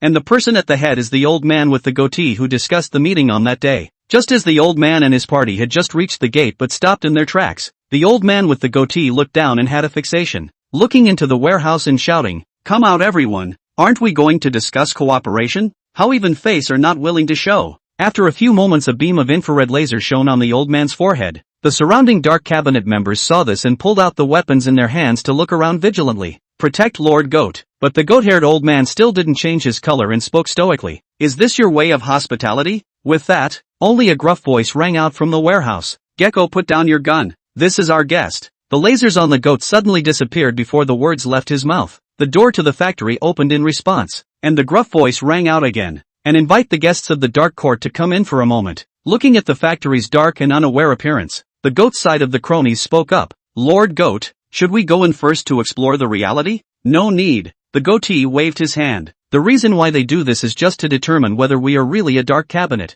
Don't worry about going in, that is. Yes. With that said, the goat lifted his leg and stepped over the tripwire at his feet and idly walked towards the gate. The members around him lifted their legs and stepped over as well. Apparently they had all noticed the traps laid at their feet as well. Upon walking inside the abandoned factory, Goat saw several mercenaries standing at various points with weapons looking at them, while in the center area was a large man sitting on a crate looking at them. Upon seeing the old man with the goatee, the big man stuck the saber in his hand back into his stash and slowly walked towards the goat. I'm sorry to have missed you. I've heard of the Dark Pavilion's name for a long time, but when you're out and about, you have to be careful in order to live a long life. So I hope your excellency won't be offended. There's no harm in it. All of you brothers are doing the life of licking blood from the tip of a knife, so it's normal to keep an eye out. The goat had a breezy look on his face and didn't seem to take offense to the man's words. Then I won't beat around the bush. The reason why I want to invite all of you from the Dark Pavilion to come must be that you all have an understanding. Our purpose is very simple.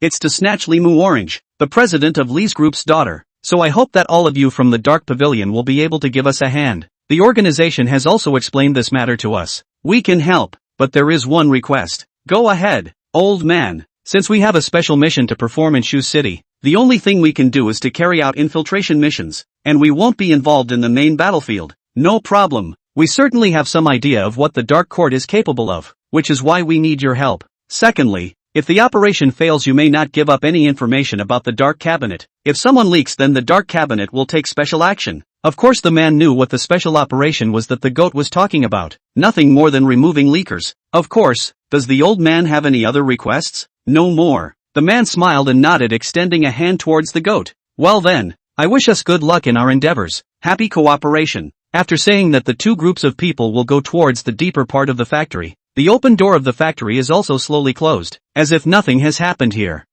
In the evening, Yifeng looked at the system bar without any progress in the task, fell into contemplation. Now a day-by-day time has passed, but everything seems to have stopped. Whether it is Xiao Yian or Limu Orange's progress is stuck at 89%. Leaving aside the following, do not know what the progress of not to talk about. In such a way down the road they will be alive to consume awe. Although one of the tasks was to kidnap Su Yusen, but at this juncture Yifeng didn't dare to act rashly. Just Xiao Yian and Limu Orange's situation at this stage already made it hard enough for him. But fortunately now Xiao Yian's organization was fading out of view. It wouldn't be long before he himself would be able to relax a bit. Looking at their own item bar: antidote, limit capsule, scapegoat dolls, Yifeng always feel that there is a trace of concern. The system will give themselves these things may also have its reasoning, but the description of each item sounds like it is used under more serious circumstances. I do not know what side effects it said in the middle of what exactly is. Squeak. Just at this time, after the bath, Xiao Yian wiped her hair from the bathroom, came out. When she saw Yifeng wandering appearance, always feel that Yifeng is like a soul out of body general, only left an empty shell. Plus before Yifeng inexplicably know themselves and suddenly become powerful fighting skills, she always feel that she in front of Yifeng more and more mysterious up. Yifeng. Ha! After hearing Xiao Yian's call, Yifeng instantly came back to his senses and turned his head to look at Xiao Yian, who had wet hair. Xiao Yian, you're done washing? Then I'm also going to take a bath and go to bed. You take an early break. Yifeng. Xiao Yian suddenly pulled on Yifeng's coat corner, followed by a whispered mutter. Tonight can I sleep with you again? Ahem. Before it was purely because of special circumstances. Sorry, I can't promise you. But Xiao Yian, don't worry. I'll help you identify a safe place when things are over, and you'll have your own room by then. It's not because of the question of whether there's a room or not. Since Yifeng you do not agree even if it's okay, you quickly go wash up. I'm going to blow dry my hair. Xiao Yian see Yifeng did not agree, mood is very frustrated. If again like before deliberately wet the sheets, then Yifeng will certainly be suspicious. It seems that the idea of sharing a bed with Yifeng is considered a failure. In fact, in the time with Xiao Yian, Yifeng also had a heart-touching time, but he understood his own situation, so he also deliberately avoided too much contact with Xiao Yian. After watching Yifeng enter the bathroom, Xiao Yian stood in the doorway and stayed for a while before leaving with the hairdryer. The fists in her hands clenched slightly, her mouth muttering up in a small voice, I'm not going to give up. In this life, I'm going to eat you up, Yifeng. Don't want to escape from my hands. Yifeng's evasive measures instead did not dilute the passion in Xiao Yian's heart, and even more so, it made her ignite her fighting spirit, and one day Yifeng would set himself on fire because of it. Chapter 92, Secret Meetings. Good morning, Yifeng. Early in the morning, Yifeng saw Xiao Yian in her pajamas on the sofa playing with her cell phone. It looked as if she was watching a video that was being broadcast on the screen of her cell phone. Good morning. What's this to look at with such fascination? Hey. Xiao Yian flipped the cell phone in her hand and presented the image from the phone to Yifeng. When Yifeng looked closer, he realized that the video playing on the phone was a step-by-step instruction on making food. Making a tutorial? I can't imagine you'd be looking for that to read. What do you mean by that look of surprise? Xiao Yian was not happy on the spot after hearing Yifeng's words, and raised a small mouth. Well, at least I've been around electronics before, so maybe there are some high-tech products that even you haven't seen before. Hey, I'm just saying. Humph. Then you'll be punished for preparing breakfast today. I'm going to have a good rest and relaxation. No problem. Just get some rest today. Hey. It didn't take long for the two of them to finish their breakfast together. Just then the phone in Yifeng's pocket suddenly rang. Hold on a second. I'll take a call. Yifeng stood up and took out his cell phone and walked to the balcony. Besides, Xiao Yian's good mood instantly disappeared. Her mouth muttered in a low voice. Really? You don't even let Yifeng go on his day off. You really think he's your servant? Hello? Excuse me. Before Yifeng could finish his sentence, Li Jing's voice came out from the phone. Good morning, kid. President Li? Is there something you want to talk to me about this early in the morning? That's right. I'd like you to come to my office today. I have some things I'd like to discuss with you. I've sent someone to drive down to your apartment, so let's meet up later. Wait. Li Jing seems to be determined to Yifeng to go over. Simply do not give him the opportunity to refuse, and even have prepared the car in advance. Even his own retreat is sealed dead. These higher-ups play power games with dirty hearts. You just fight. Who can fight you in this? Ugh. Yi Feng sighed helplessly. He thought that today he could still rest and relax at home. It seems that he is a life of drudgery. Just as Yi Feng had just turned around and was ready to go out, he was startled by Xiao Yian, who was hiding behind him, and if he hadn't reacted a little faster he would have almost kissed him. Xiao Yian, you scared me. Why are you walking without making any noise at all? Xiao Yian didn't answer Yi Feng's words. Instead, she looked at Yi Feng's cell phone with a displeased face and said, "Who called over just now?" "The president of Li's group. Called me over now saying that he has something urgent to discuss with me. I guess it's because there's been a progress in the news of the recent surveillance," Yi Feng said and picked up the jacket on the back of the chair and put it on himself. "I must go as well. If I can root out the crisis at this time I won't have to worry about any changes that may occur later." Xiao Yian heard Yi Feng's words and thought for a moment that it was right, although she did not care about the death of that Limu Orange. But the potential danger of that so-called mercenary corps is very big. If it can be eliminated in advance, then it is also a good thing for himself. Now she has vaguely felt Yi Feng's heart of his own resistance has been gradually become smaller. It won't take long to take down Yi Feng in one fell swoop. Then, okay, but Yi Feng, you have to promise me that no matter what you have to put your own life as your first priority, you know. I'm worried about you. Don't worry, I'm a bigger fan of life than anyone else. Yi Feng smiled and patted Xiao Yian's shoulder while walking towards the door while urging her again and again not to go out. I know. No need to repeat yourself so many times. Be safe on the road. Good. With the sound of the door closing, Xiao Yian then quickly locked the door, listening to the sound of Yi Feng's departing footsteps until the elevator door rang before withdrawing her head, followed by her eyes instantly becoming mesmerized as she slowly unbuttoned her pajamas and walked towards Yi Feng's room. Then it's time for dessert after breakfast. Yi Feng just walked out of the apartment. Then on the road he saw a man in a suit wearing white gloves standing next to the car door. The moment the man saw Yi Feng, he respectfully walked up. "It's Mr. Yi Feng, right? The president has an invitation. Please also ask Mr. Yi to get on the car." "Well, this is directly blocking the doorway of the house. I'm afraid that if you do not agree to think that this guy must stand on the dais. Go." Yi Feng did not say anything more, opened the car door and drilled in. Now he only hoped to be able to finish these troublesome things a little faster, so that he could carry out the next step of the system mission earlier. After all, it's not a thing to be so stagnant all the time. Along with the passage of time, the car eventually stopped in the parking lot of the Li's group building, and just when Yi Feng thought that the driver would take himself to the elevator to Li Jing's office, he did not expect the driver to say to Yi Feng, "Mr. Yi, please follow me. The meeting place is in a more hidden place." Good. Yi Feng did not have suspicions, but rather is the feeling that the situation is likely to be more serious. Even Li Jing is now in a safer place to meet with their own? Immediately after, the driver brought Yi Feng to an inconspicuous utility room. Just then the driver took out a blue card from his collar and swept it on the doorknob, only to hear a click. An electronically sensed secret door suddenly opened, followed by two bodyguards armed with weapons standing behind the secret door, and beside them was a security sensor door. It seemed that this place was a secret space that Li Jing used to hide from danger.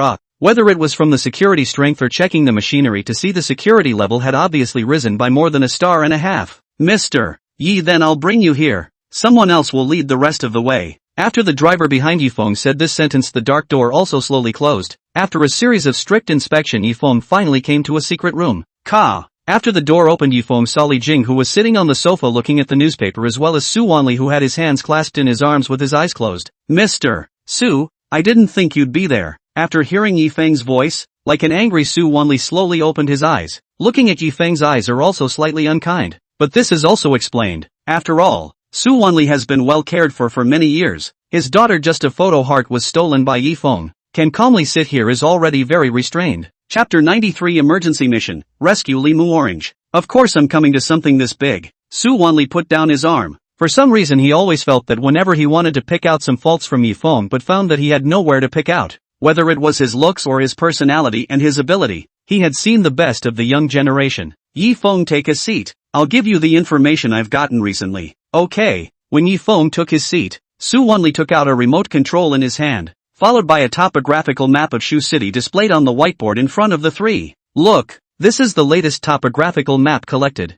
As soon as I received the report of an unruly element entering the country, I already set up a covert outpost at every transportation point, but after several days of reconnaissance, the feedback I received was that there was no movement at all. That's why I think there's a high probability that the current group has already hidden somewhere in Shu City, considering that their target would be Nismu Orange. So I purposely searched to find out if there were any empty or abandoned areas in the area where Nismu Orange is located. But the result that I got was that there was nothing at all," said Suani. Stood up from the sofa, slowly walked towards the whiteboard. and purposely zoomed in on the place where Limu Orange was, and found that the surrounding area was a big road spreading to the city except for a back mountain. This place where Mu Orange is staying can be described as easy to defend and hard to attack. Old Li and I have already deployed a large number of defenders in every corner of the manor, but whenever they dare to come in, it will be hard to escape. Li Jing, who was listening attentively on the sidelines, glanced back at Yi Feng, who was frowning tightly, and seemed to have sensed something, reaching out his hand to signal Suani, who was speaking, to stop, and at the same time said to Yi Feng, what do you think? I think, chances are they won't come by land. Not by land? Are you kidding me? Are they going to come down from the sky? Is it possible that they'll come from the sea? Suani is talking about the word sea above. Suddenly found in the distance from the place where Limu Orange lives toward the outside of dozens of kilometers is a road near the sea. If the lawless elements really sneak up from the seaside, then perhaps no one will notice. And so on, reaction to the time has been too late. Quickly go and send a group of people to guard the mouth of Linhai. And if there is any abnormality along the road, directly control it by force. Su Wanli immediately said to the personal bodyguard standing at the door. Yes. The bodyguard nodded in response and turned to leave the room. Hearing Yi Feng's words, Li Jing also nodded with some appreciation. It seemed that specially inviting Yi Feng over today was the right choice. Su Wanli stared at the whiteboard for a long time and finally sighed, alas. From the beginning to the end of his attention has been focused on the land. After all, the coastal place is not at all connected to Shu City. But after listening to Yi Feng's words he noticed that are now peaceful. His own vigilance has also weakened along with it. Luckily everything is still in time. They certainly won't be hitting that at this point in time. As long as we get control of the waterfront before nightfall, we'll be a lot safer relatively speaking. It actually feels like they don't have to have it until the evening. Li Jing and Su Wanli were listening to Yi Feng's explanation, only to see that he froze in the middle of his speech, and then stood up from the sofa in a mischievous manner. And the bodyguards on the side also looked at Yi Feng with a wary gaze when they saw this, fearing that he would do something. What's wrong, Yi Feng? Li Jing was sitting up. In his eyes Yi Feng is a very calm person. He can make this look of panic. Must have happened something big. Something's happened. Mu Orange is in danger. What?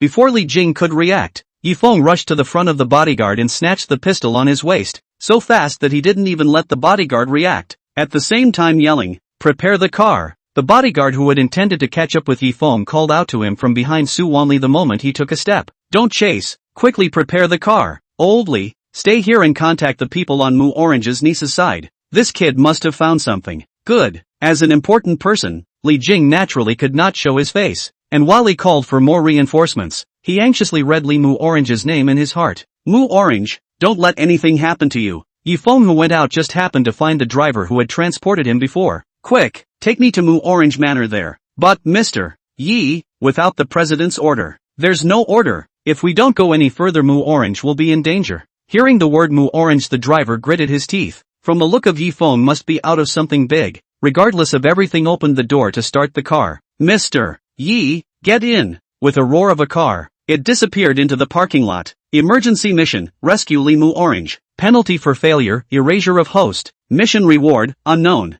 Looking at the system panel surfaced rows and rows of red fonts. Yi Feng has never been so nervous and urgent. When he sat on the sofa and saw this line and line of words surfaced, he first saw the words rescue Li Mu Orange, and realized that something is not right. Most likely now that the gang has entered the manor. And even the people in the manor did not have even the slightest ability to resist. Considering that Li Mu Orange was dangerous, Yi Feng didn't even make a stop and walked out of the secret room. Until now in the car he saw the punishment for failure. Ha! System, you're really ruthless. No mission for a long time. Once you do, it's a big one, right? Teacher. Li Mu Orange's melodious voice rang from Yi Feng's ears, and Yi Feng, who had returned to his senses, looked to his left and right before realizing that he was hallucinating. Recalling the time he spent with Li Mu Orange, Yi Feng's fists clenched even tighter. Even if there wasn't this failure penalty, he wouldn't hesitate to save Li Mu Orange, not for any other reason but because she was his student. As a teacher, if you don't save your own students, do you still deserve to be a teacher? Boom! At this time, another explosion occurred in the manor. The ground is full of debris and burn traces, and from time to time will be accompanied by a few gunshots. The whole manor momentarily plunged into the end of the general. Well, did you make contact? Alfred asked, pistol in hand, to the butler who was dialing away. I can't get through. All the signals around us have been cut off, and none of the people who tried to drive out to call for reinforcements succeeded. This group has special equipment to prevent us from signaling for help. The butler at the side was shivering and whimpering. Obviously this scene really scared him. Fu. Just then a glutinous voice came from beside Ah Fu. Ah Fu turned around to look and hurriedly said, "Da, quickly continue to hide. Don't let anyone find you. The president is already on his way here. We will protect you. Old, where's the teacher? Yifeng must be on his way here as well, so don't worry. Chapter 94 Yifeng's Arrival. Limu Orange was curled up in her room with her hands clasped around a fox mask, trembling as she looked out the window at the smoke. To say that it was impossible not to be scared when encountering this at her age. But when Limu Orange's mind conjured up Yifeng's appearance, her fear lessened by a few points. Sensei, make a day too. I'll be waiting for you. Limu Orange suddenly thought of something. The locator she used to locate Yifeng's position was in her cabinet. But whenever she wanted to find Yifeng's position, she only needed to go and get the locator to see it. Thinking of this, Limu Orange stood up shakily and took a step in the direction of her bookcase. The sound of gunshots as well as explosions outside the window rang out from time to time, even accompanied by people's shouts and cries. Every sound that rang out was a mental torture for Limu Orange. In the end, under Limu Orange's insistence, she finally walked over to the bookcase, and just as she reached out her hand to pull it open, the balcony door was suddenly kicked open, followed by a man covered in wounds looking maniacally at Limu Orange, who was frozen in place in shock. Yoo-hoo-hoo!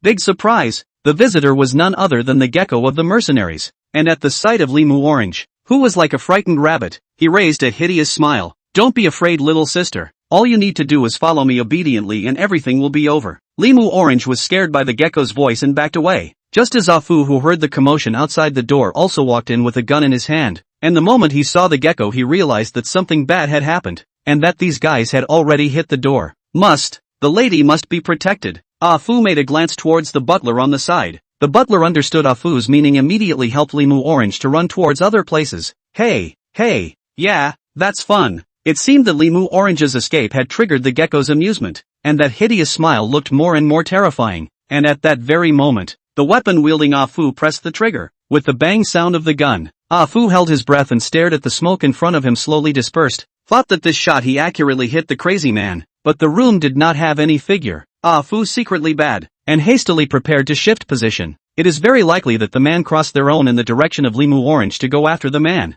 Just as Fu had just run a few steps, he only heard a gunshot ring out, and his ears heard a bullet's cracking sound. Not good. Fooled, Afu wanted to roll over to avoid the next bullet, but when he found that he wanted to move his feet when his body was as immobile as if he had no strength, then Afu looked down. Until he found that his abdomen was seeping blood, he realized that he had been shot. Bad. Afu said to himself in a weak tone. The feeling of powerlessness in his body also came at this moment. At this moment he thought a lot in his head, but in the end, he still helplessly collapsed on the ground and lost consciousness, and at the end of his mouth murmured some words. Yi foam, please, tap, tap, tap. A footstep slowly swept past Alfred. The person was none other than the gecko who had just disappeared. Ch. So what's next for a pleasurable ordeal? Just as the gecko pulled out the dagger in his hand and probed towards Afu's neck, an old voice behind him rang out instantly. Gecko, almost done. Mission critical. The originally excited gecko instantly lost any further interest in continuing after hearing the old man's voice, and stood up to look at the old man with a crooked head. Old man, do you know that the last thing a hunter wants when he's hunting is to be disturbed? I wouldn't mind making you one of my prey if you keep chattering like a repeater next to me. Oh, looks like the chief needs to be informed about you letting your target go for fun. The originally arrogant and domineering gecko's body instinctively trembled for a moment after hearing the old man say the word leader, after which he completely lost the arrogant flames at the very beginning. Okay, I'll just go after it. Don't tell the chief. Hurry up. The signal shielding on Miss May's side is about to fail. We need to evacuate quickly.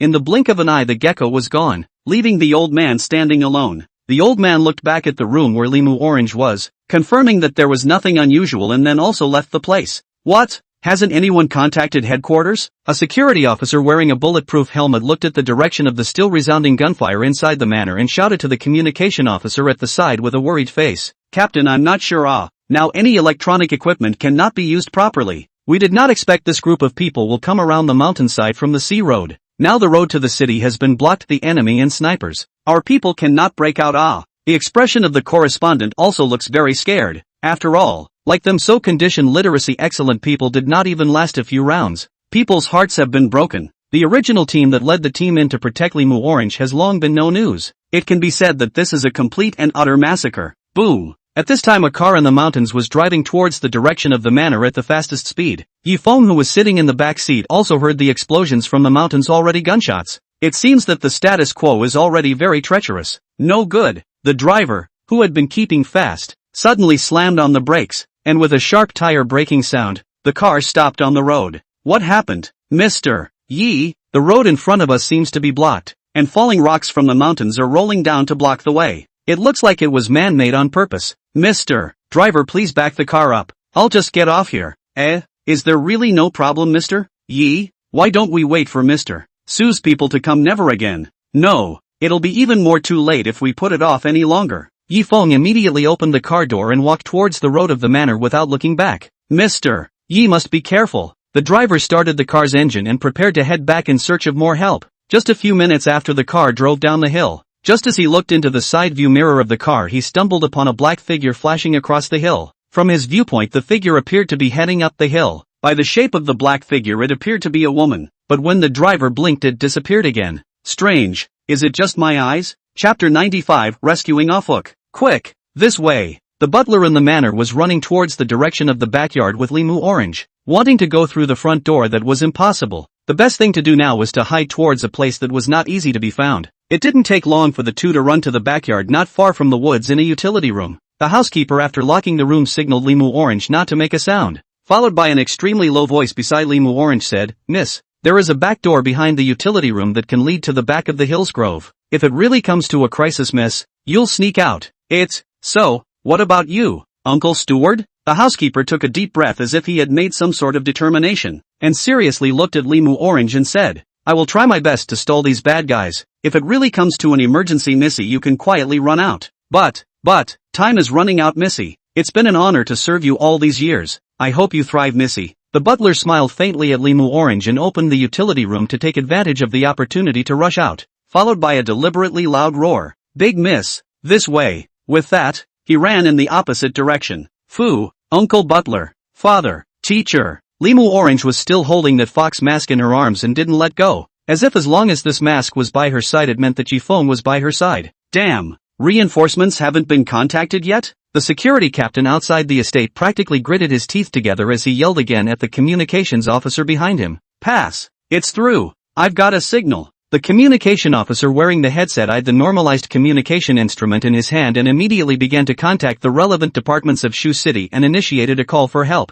"That's good. Hold on, guys. Reinforcements will be here soon." Just as the security captain was speaking, he spotted a man in casual attire walking down the road. "Hey, kid, you go quickly. It's dangerous here." Hearing the security captain's voice, Yi Feng, who had come to the entrance of the manor, walked over and looked at the surrounding wreckage with an increasingly serious expression. "Where's Miss Lee? Missy?" "Inside it." When in several waves of people who want to rescue Missy did not come back. "I advise the kid you better wait for the support to arrive and then think long and hard." Hey, where are you going?" Watching Yifeng step by step toward the interior of the manor, the surrounding people have all looked at Yifeng with amazed eyes until his figure disappeared in the smoke outside the manor. Cough. Ahem. Awakened from unconsciousness. Fu looked at the shaky ceiling. All over the body cannot make strength. Pungent smoke also makes him breathing difficult. At the same time, a mercenary wearing a smoke mask seems to be ordered to clear the area, holding a rifle slowly toward Limu Orange's room. Just as the mercenary had just reached the doorway of the room, he spotted Fu, who was staring viciously at him with his eyes wide open. Underneath the mask he smiled coldly. "There's still a struggling little mouse.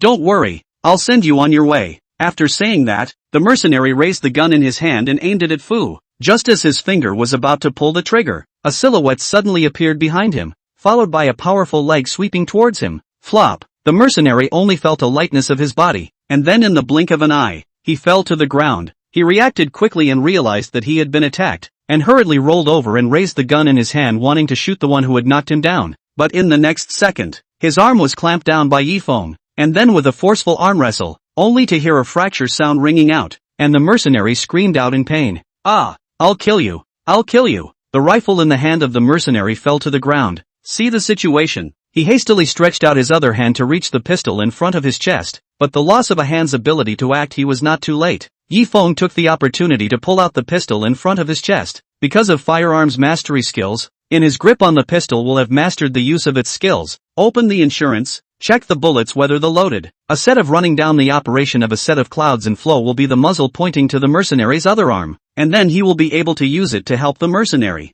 The other arm of the mercenary. "No, don't shoot." Bang! Where would Yifeng give him a chance to explain? A shot hit the mercenary's arm, which rendered him completely incapacitated. An intense pain filled his entire body. You're finished, our leader won't let you go. Before the mercenary could finish his sentence, Yifeng kicked towards his head, and with a muffled grunt, the mercenary fainted completely. Yifeng, you're here. Ah Fu looked at the extraordinarily clear Yifeng in front of him and let out a soft sigh of relief. Alfred, you're hurt. No, it's fine, just got shot in the small of my back. I had a bulletproof vest on beforehand, so it shouldn't be a big deal. Alfred gasped. Quickly go and save Missy first. She left with the housekeeper. It's all up to you, Yifeng. Then, fuck, I'll help you out first. You can't stand the smoke here. Yifeng don't care. Yifeng all of a sudden to help up the shot Ah Fu, running in the direction of the main gate, until he saw his own people feel relieved to put down Ah Fu once again into the manor. Still no luck? Time is running out,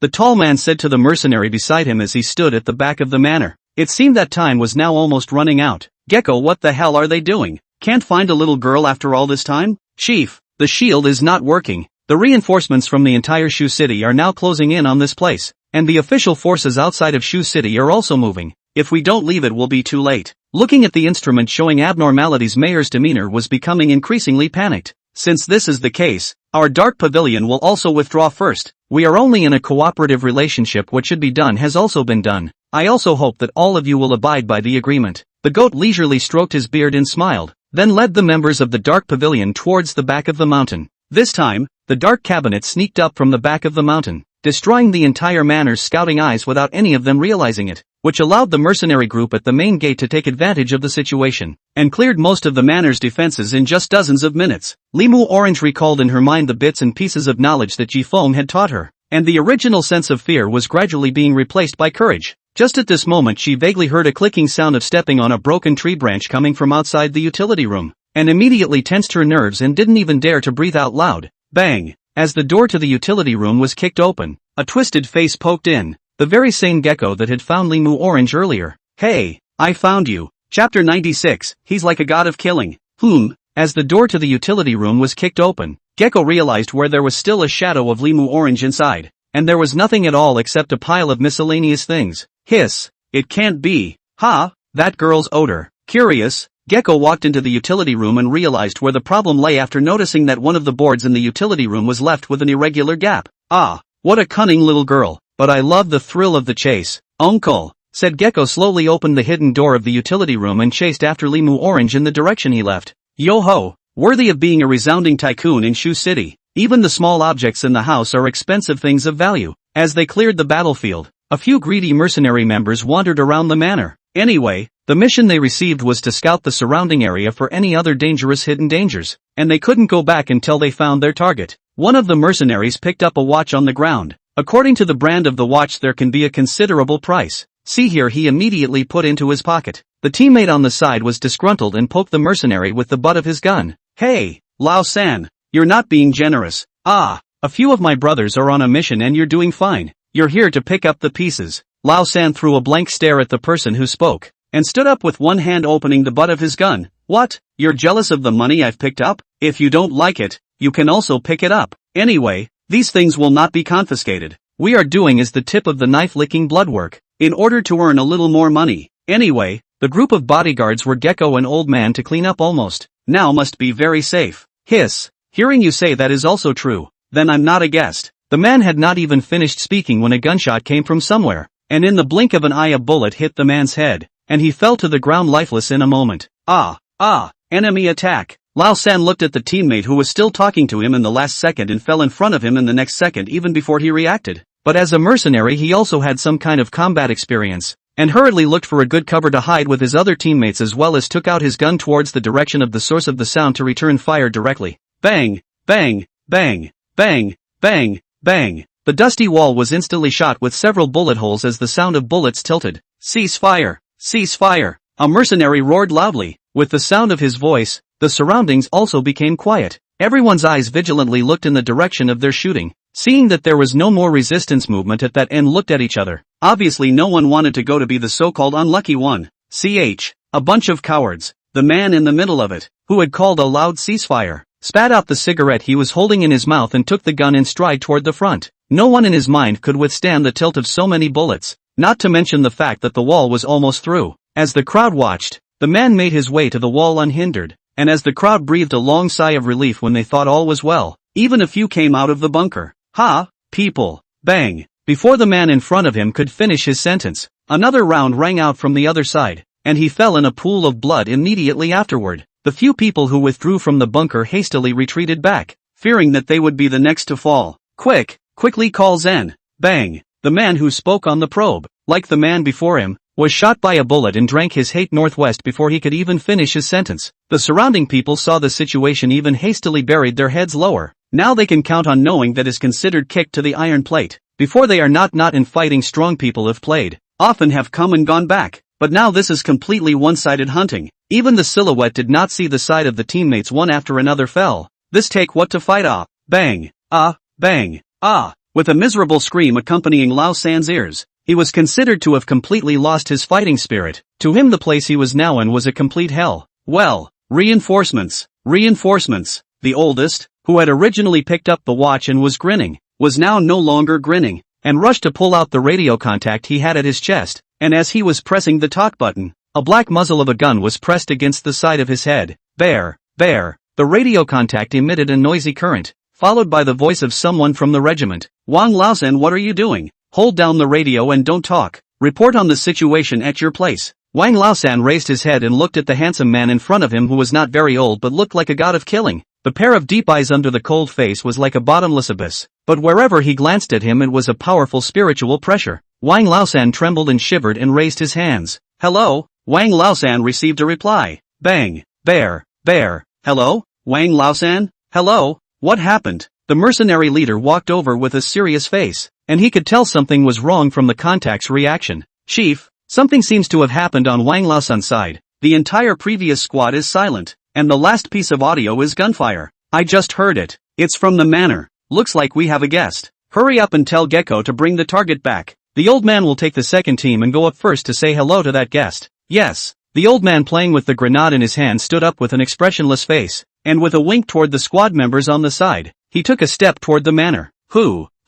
Yifeng looked at the bodies on the ground, expressionless, breathing. For some reason when he first saw someone fall in his hands his heart was not afraid of nervousness, instead of more calm and collected. Although these people are also deservedly bad people, but he always felt that under the system he became more and more strange, as if it was gradually being wiped out of the human nature, as a machine that will only carry out the task in general. No, we have to go to Limu Orange first. Yifeng, who had rested for a moment, was taking a pistol from Wang Laosan's hand when a flash shock bomb rolled down to his feet. No good. Buzz. Along with a burst of white light appeared. Yifeng hurriedly rolled to a bunker next to the tinnitus in his ears delayed to dissipate. Fortunately with his strong body hard to carry this discomfort over. Really, it never ends. Chapter 97, Yifeng's injury. Clear the area. With a commanding voice, a well-organized team walked into the area holding each other's shoulders, while the old man at the head of the group still had the pull tabs of his shock bombs in his hand, and a revolver in the other. Looking around at the corpse of one of his own people, the old man let out his words towards a bunker with bloody footprints. Your Excellency must have been entrusted to come here, although I don't know exactly who you are, but the people who can exterminate our entire scouting team are only a handful of existences here. But I don't think there's any need to send your life away for nothing for the sake of a little girl.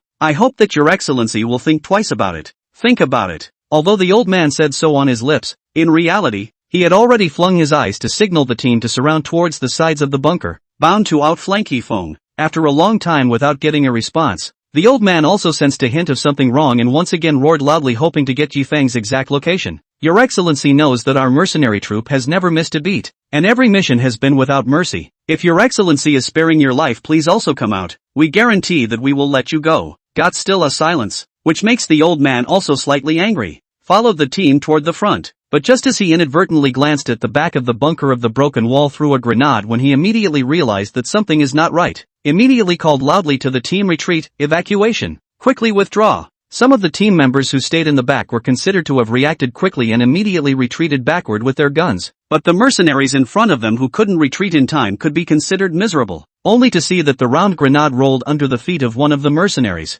and not waiting for that mercenary to pick up the grenade and throw it out before it exploded in the same place, and with the roar of an explosion the whole area was almost turned into a piece of rubble. Ah, my hand! Help me! Help me! After the explosion, wailing and screams echoed in the ears of the surrounding people, The old man reacted quickly and took out his pistol, immediately resulting in several incapacitated and shouting mercenaries, while saying sternly to the people around him, "Whoever is disrupting the military is this end. No one will want to live until that is uncovered." Around the thick smell of blood accompanied by the pungent smell of nitrous smoke all around the people to bring great psychological pressure. This kind of people have not yet seen the loss of several members of the situation where they have seen, although they have a very high combat quality, but the people have not seen what they take aim at? This is completely one-sided slaughter, and they are the lambs in the slaughterhouse. The old man, who was extremely experienced in fighting among them, also realized that something was wrong. This person knew the surrounding terrain very well and brought them a heavy blow, as if he came to this manor very often. But according to Mei's intelligence,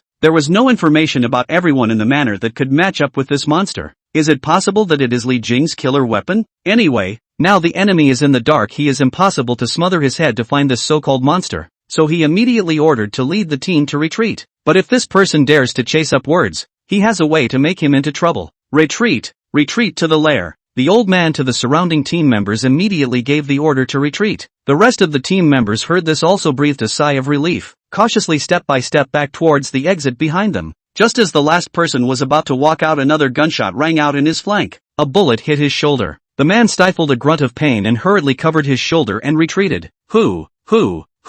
Yifeng hid in the dark corner watching the withdrawal of the mercenary group, finally had the opportunity to rest up against the wall. A long time to transfer and focus on the spirit of the battle has made him physically and mentally exhausted. So on them, their physical strength will sooner or later be depleted. They must find Limu Orange's whereabouts as soon as possible. But in this huge manner, want to find Limu Orange is like looking for a needle in a haystack. Just when he was at a loss, he suddenly thought of something. Since they haven't captured Limu Orange now, it means she is still hiding somewhere. Leaving aside the manor, there is only one place that can delay those people's capture, and that is the woods in the back of the mountain. Chief, Gecko found it. Miss Li is in the woods at the back of the mountain. Mayor picked up the message from Gecko and told it to the head of the mercenary troop first. The head of the troop squinted slightly at the direction of the manor, slightly puzzled. Why isn't the old man back yet? Is it hard to dispose of someone? Forget it, let's focus on the little girl first. Mayor, you immediately take the personal guards to help Gecko. Within a limit of 10 minutes I want to see the Li family's daughter.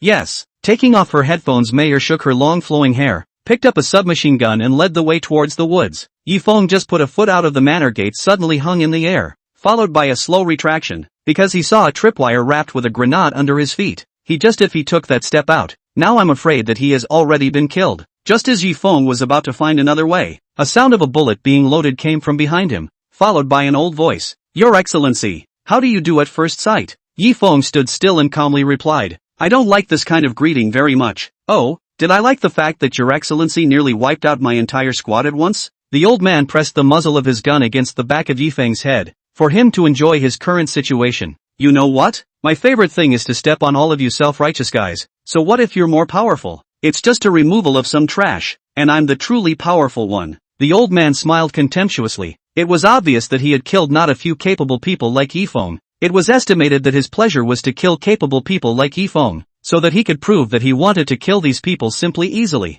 Turn around and I'll make you remember what the man who killed you looked like. Hearing this, Yifeng took a deep breath and slowly turned around to face the old man. Whom are you? And the old man was surprised at the time when Yifeng saw the time to reach out and grab the old man's muzzle up a lift. With a bang, sound of the bullet hit the ceiling, followed by Yifeng around the old man's body with the other arm of the arm clamped on the old man's neck, wanting to make the old man through the locking of the throat to lose the ability to resist. Cough, cough. The old man clutched the pistol in his hand and wanted to break free, but Yifeng's strength was really much greater than his, and all kinds of fighting techniques to restrict his movements were also very flexible. Whenever he broke a move himself and wanted to shoot, he was again entangled, and in this way his consciousness was gradually passing away. Little kid, you've got a lot to learn. Who expected that? The old man even laughed out at this time. His other hand touched the dagger on his thigh, and immediately drew it out and stabbed towards Yifeng's abdomen. Stab. Chapter 98. This is what you get for hurting him. Well, accompanied by a sound of a bayonet entering the flesh,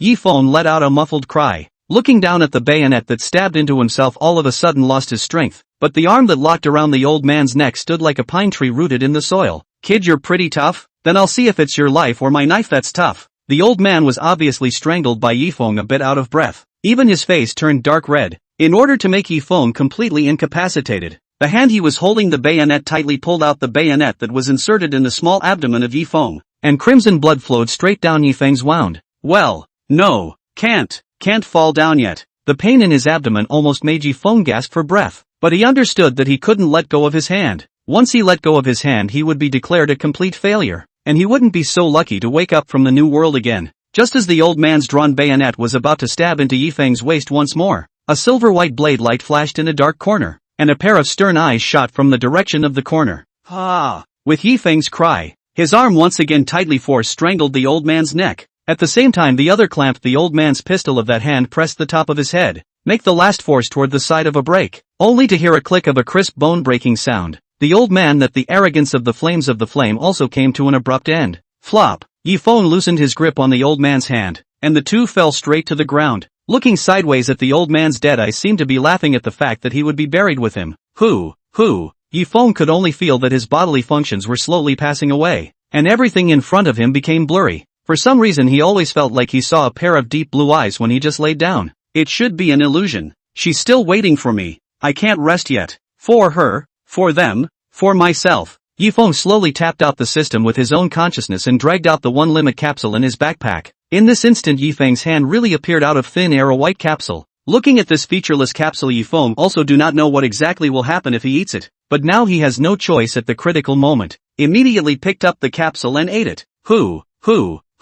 Limu Orange was still running towards the depths of the woods. Her original white dress had long been soiled by the mud, and she had deliberately picked some herbs that could remove the smell and smeared them on her body in the process of escaping. Perhaps not paying attention to the thick vines under her feet, Limu Orange accidentally tripped and fell, let out a cry of surprise and slumped to the ground. In waiting for her to try to get up to find that her ankle had been twisted, unable to move half a point. Oh, get up!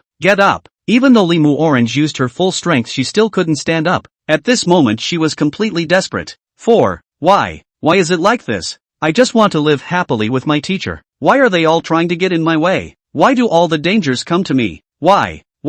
Limu Orange raised her head and realized that the place she was currently lying on her back was the very same lawn that Yifeng had brought himself out to enjoy the scenery at that time. Looking at the familiar picture, the extinguished candle in Limu Orange's heart rekindled its flame, and she just lay quietly on that piece of grass feeling the coolness of the breeze, muttering in her mouth, "Sensei, I believe teacher will come to me. I will wait, forever waiting for you teacher." Limu Orange held Yifeng's mask tightly in her arms with both hands and raised a happy smile. Report. Speak. The head of the mercenary group frowned and looked at the manor for a long time without movement, and his heart was anxious. Just when he thought the old man took care of the uninvited guests, the mercenary beside him ran over with a nervous expression. The perimeter posts couldn't be contacted in any case. Their disappearance was almost instantaneous. It's unknown who did it. It's still under investigation. What? Where did all these mysterious people come from? What is the information intelligence gathering? The regimental commander angrily grabbed the mercenary by the collar, then scattered and threw him out again. Tell everyone to prepare for a centralized evacuation and retreat as soon as the target arrives. Yes. No need. Just as the chief had finished speaking, a cold voice came from behind him. The mercenary was about to pick up his gun to counterattack. A flying knife was precisely inserted into his neck, only to see the mercenary fall to the ground with his eyes wide open and unwilling. The head of the regiment looked towards the silhouette outside the stronghold with a grave expression. Without having to think about it, he knew that just in the time it took to have a conversation, all of his own people outside had been cleaned up by this person, and not even a single sound had been made. Who the hell are you? Just know that you deserve to die, the woman said in a cold voice immediately after taking out the hand to seize the pistol toward the head of the chief pulled the trigger. But engaged in many years of mercenary chief has been prepared, rolled to a tree trunk, also pulled out the hand of the gun in the direction of the woman to return fire. Bang, bang, with the sound of a single shot, the two men engaged in battle right at the cliff. Ding, ding, just as the two men's pistols were pointed at each other's pistols ran out of bullets. Mother asterisk. The regimental commander cursed angrily and was about to pull out his sidearm when a flying knife attacked and stabbed him in the palm of his outstretched hand. Ah, woman, I'll kill you. The head of the group pulled out the flying knife in his hand with force, and quickly stepped forward to stab towards the woman. Just as the tip of the knife was about to slice through the woman's navel, her delicate body nimbly dodged away from the head of the group's unwieldy attack, and then swiftly struck out like a venomous snake, and slashed the head of the group's thighs with a knife. Ah! Before the headmaster could react, another slash was made at his wrist, and with the wound, the artery in his wrist was completely damaged, and hot blood gushed out. But the woman still didn't stop until after the headmaster collapsed to the ground. The wounds on his body could be described as a horror-level artifact.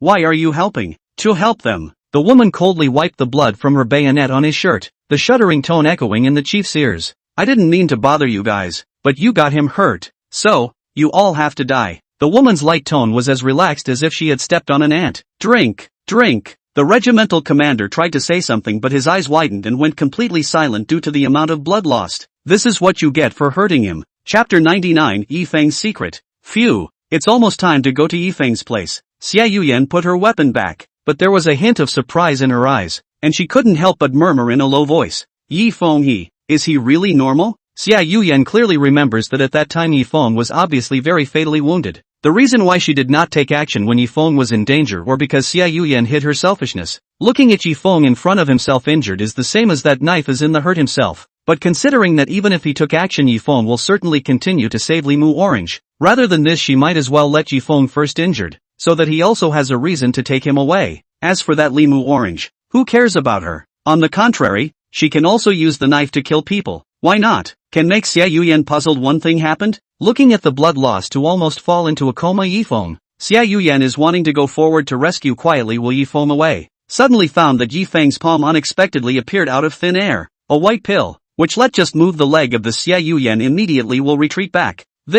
What is this? What exactly is that thing in Yifeng's hand? Did that thing really appear out of thin air? Under Xiao Yian's secret gaze, she saw Yifeng slowly feeding that pill into his mouth. Immediately after that, a scene that made Xiao Yian feel incredible appeared, only to see that the wounds on Yifeng's body were healing at a speed that was visible to the naked eye. The eyes that were originally about to be closed opened in a mischievous manner, and a powerful aura pressed her to the point where she could barely breathe. Looking at Yifeng who was completely like a reinforced soldier in a sci-fi movie, Xiao Yian's gaze was full of disbelief, to the point where she was wondering if she had fallen asleep and was still awake.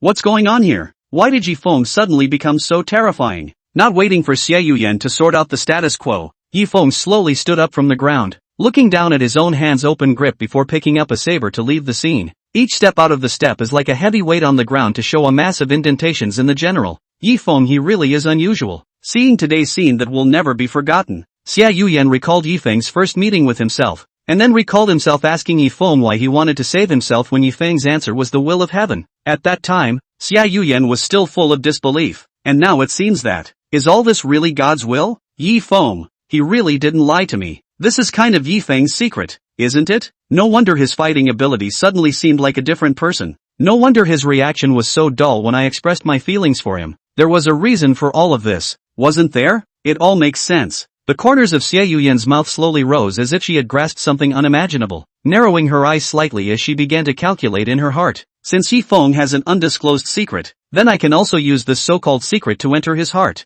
When he produces a kind of to cannot leave me, it means that I am the final winner. A good hand of cards cannot be broken. Yifeng's secrets have to be more digging. Fortunately they did not make any reckless behavior before. Otherwise it will be a loss of a lady and a soldier.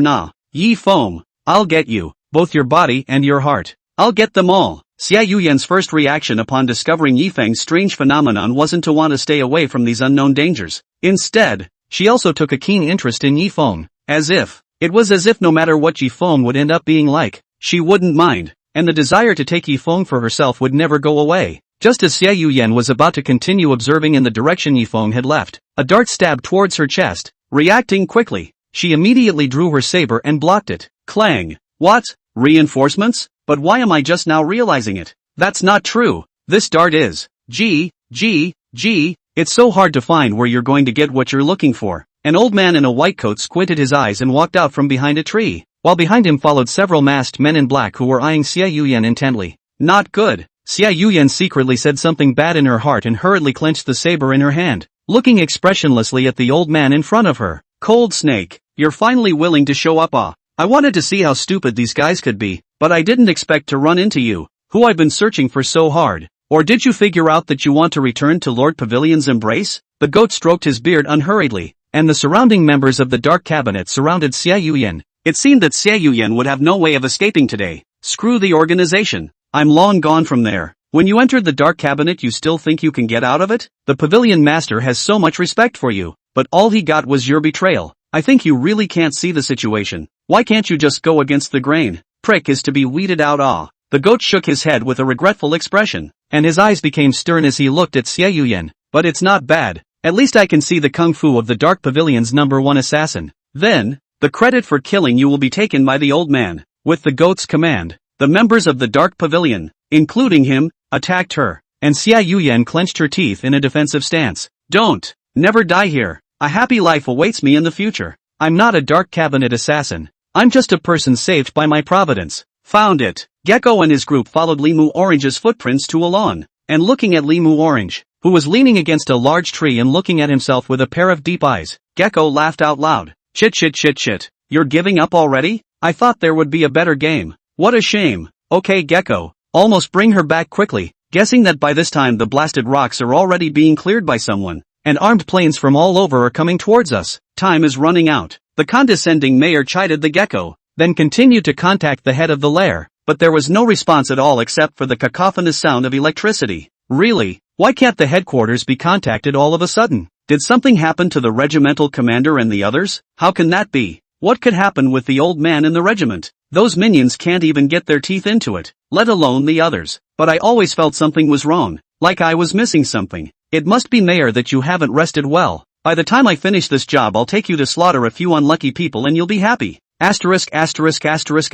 Off. Old me isn't as perverted as you. Hurry up and go bring Miss Lee here. We have to go. Chapter 100 Rescuing Limu Orange. The Gecko slowly walked to the front of Limu Orange looking down at her. Originally like a proud white swan, Limu Orange is now in this sorry state, which is what the Gecko wants to see. Looking at Limu Orange's icy cold eyes, Gecko grinned and laughed in her face. Why do you need to be like this, Miss Lee? In the end the result will be like this. It would be better for you to surrender obediently. There will still be less tossing and turning. Limu Orange clenched her silver teeth and didn't say a word, but her small hand was behind her back quietly wiping out a pair of scissors, which she still took out from her room to defend herself while the chaos was going on. But at this point Limu Orange heart still retains a glimmer of hope. She firmly believed that Yifeng will definitely come to their side, but now she doesn't have the strength to run any further. If she is caught by these people just like this, Yifeng will definitely be in danger if he wants to save himself, right? Don't! I'm not going to put my teacher in danger. Maybe. This is my destiny. I'm sorry teacher. Orange didn't stick around until you showed up.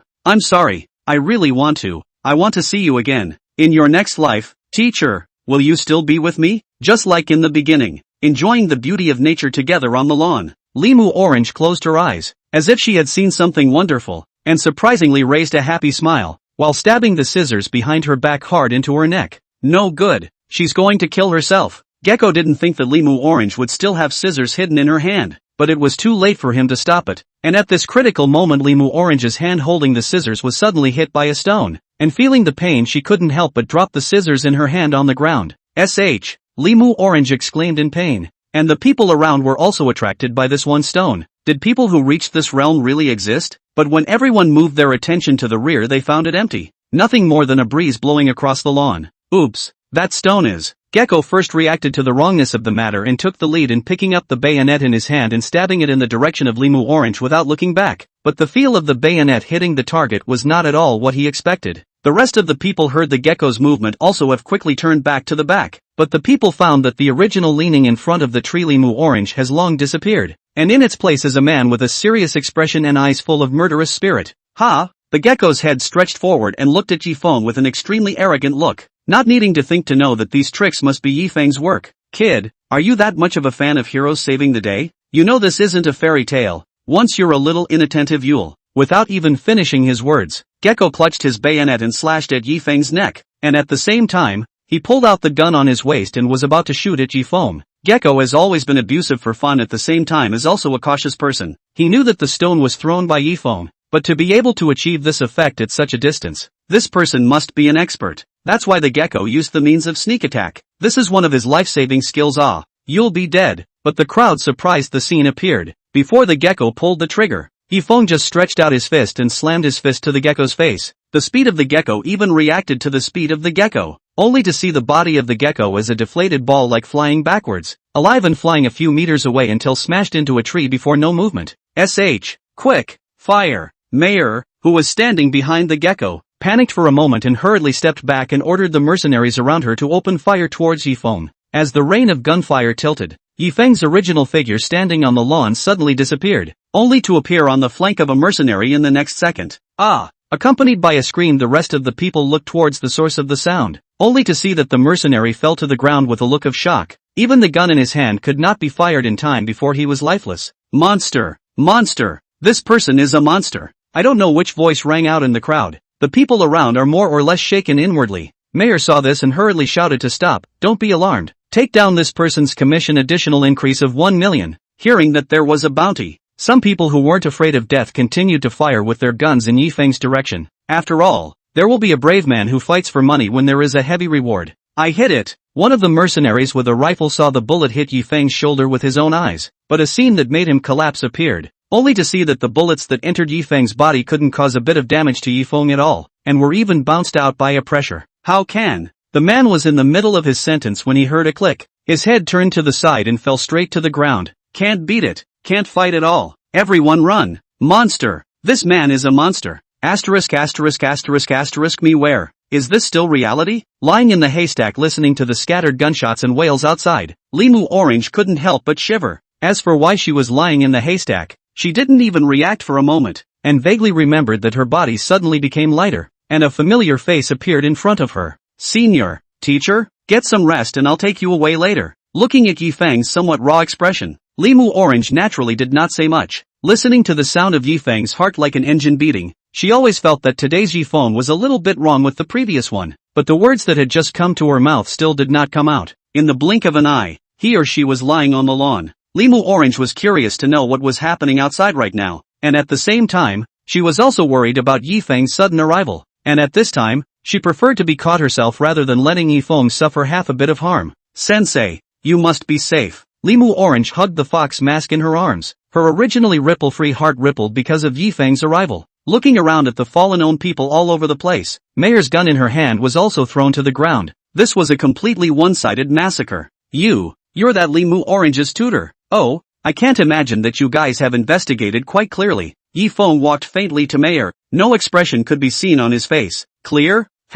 We definitely wouldn't have taken this mission had we known of your existence. Mayor lamented and closed her eyes as if she had resigned herself to her fate. The chief will avenge me. Yifeng didn't say anything and reached out his hand to press May's head, and in the next second she fell to the ground. Gov? Why haven't I seen? Forget it, let's escort Limu Orange out first. I can already feel my body. It's getting harder and harder. Yifeng looked around for a week to make sure that this appearance of his had not been noticed before turning towards Limu Orange. It's a good thing I wasn't found, or I'd have been sent to some kind of institute in this state, right? Chapter 101, Comatose Yifeng. Rustling, accompanied by a sound that crossed the grass. Limu Orange then watched as the face that made her unable to forget day and night appeared in front of her. Teacher, Limu Orange silently called out to Yifeng. Originally there were many words that she wanted to say, but when Yifeng appeared in front of her, she could not say a word, or rather all the words and emotions were contained in the word teacher. Missy, no. Limu Orange shook her head and gazed into Yifeng's eyes, and after a long time she slowly opened her mouth. Call me Mu Orange. Teacher, that's not good.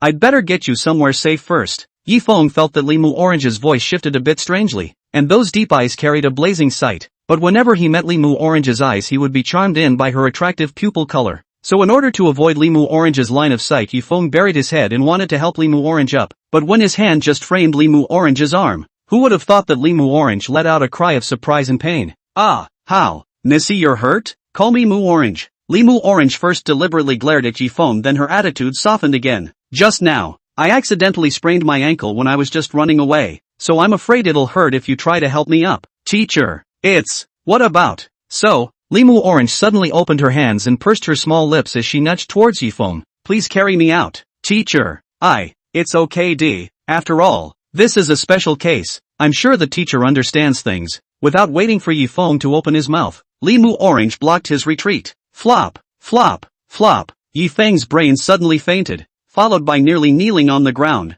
and finally took a breath helplessly. If he no longer took Limu Orange to go out quickly, it would not be good if their leader came behind him. Missy, much obliged. Yifeng buried his head and embraced Limu Orange in a princess hug. Limu Orange seemed to be prepared for this and wrapped her arms around Yifeng's neck and stuck her head on Yifeng's chest. Teacher really does feel the most secure now. Well, I'll take you back now.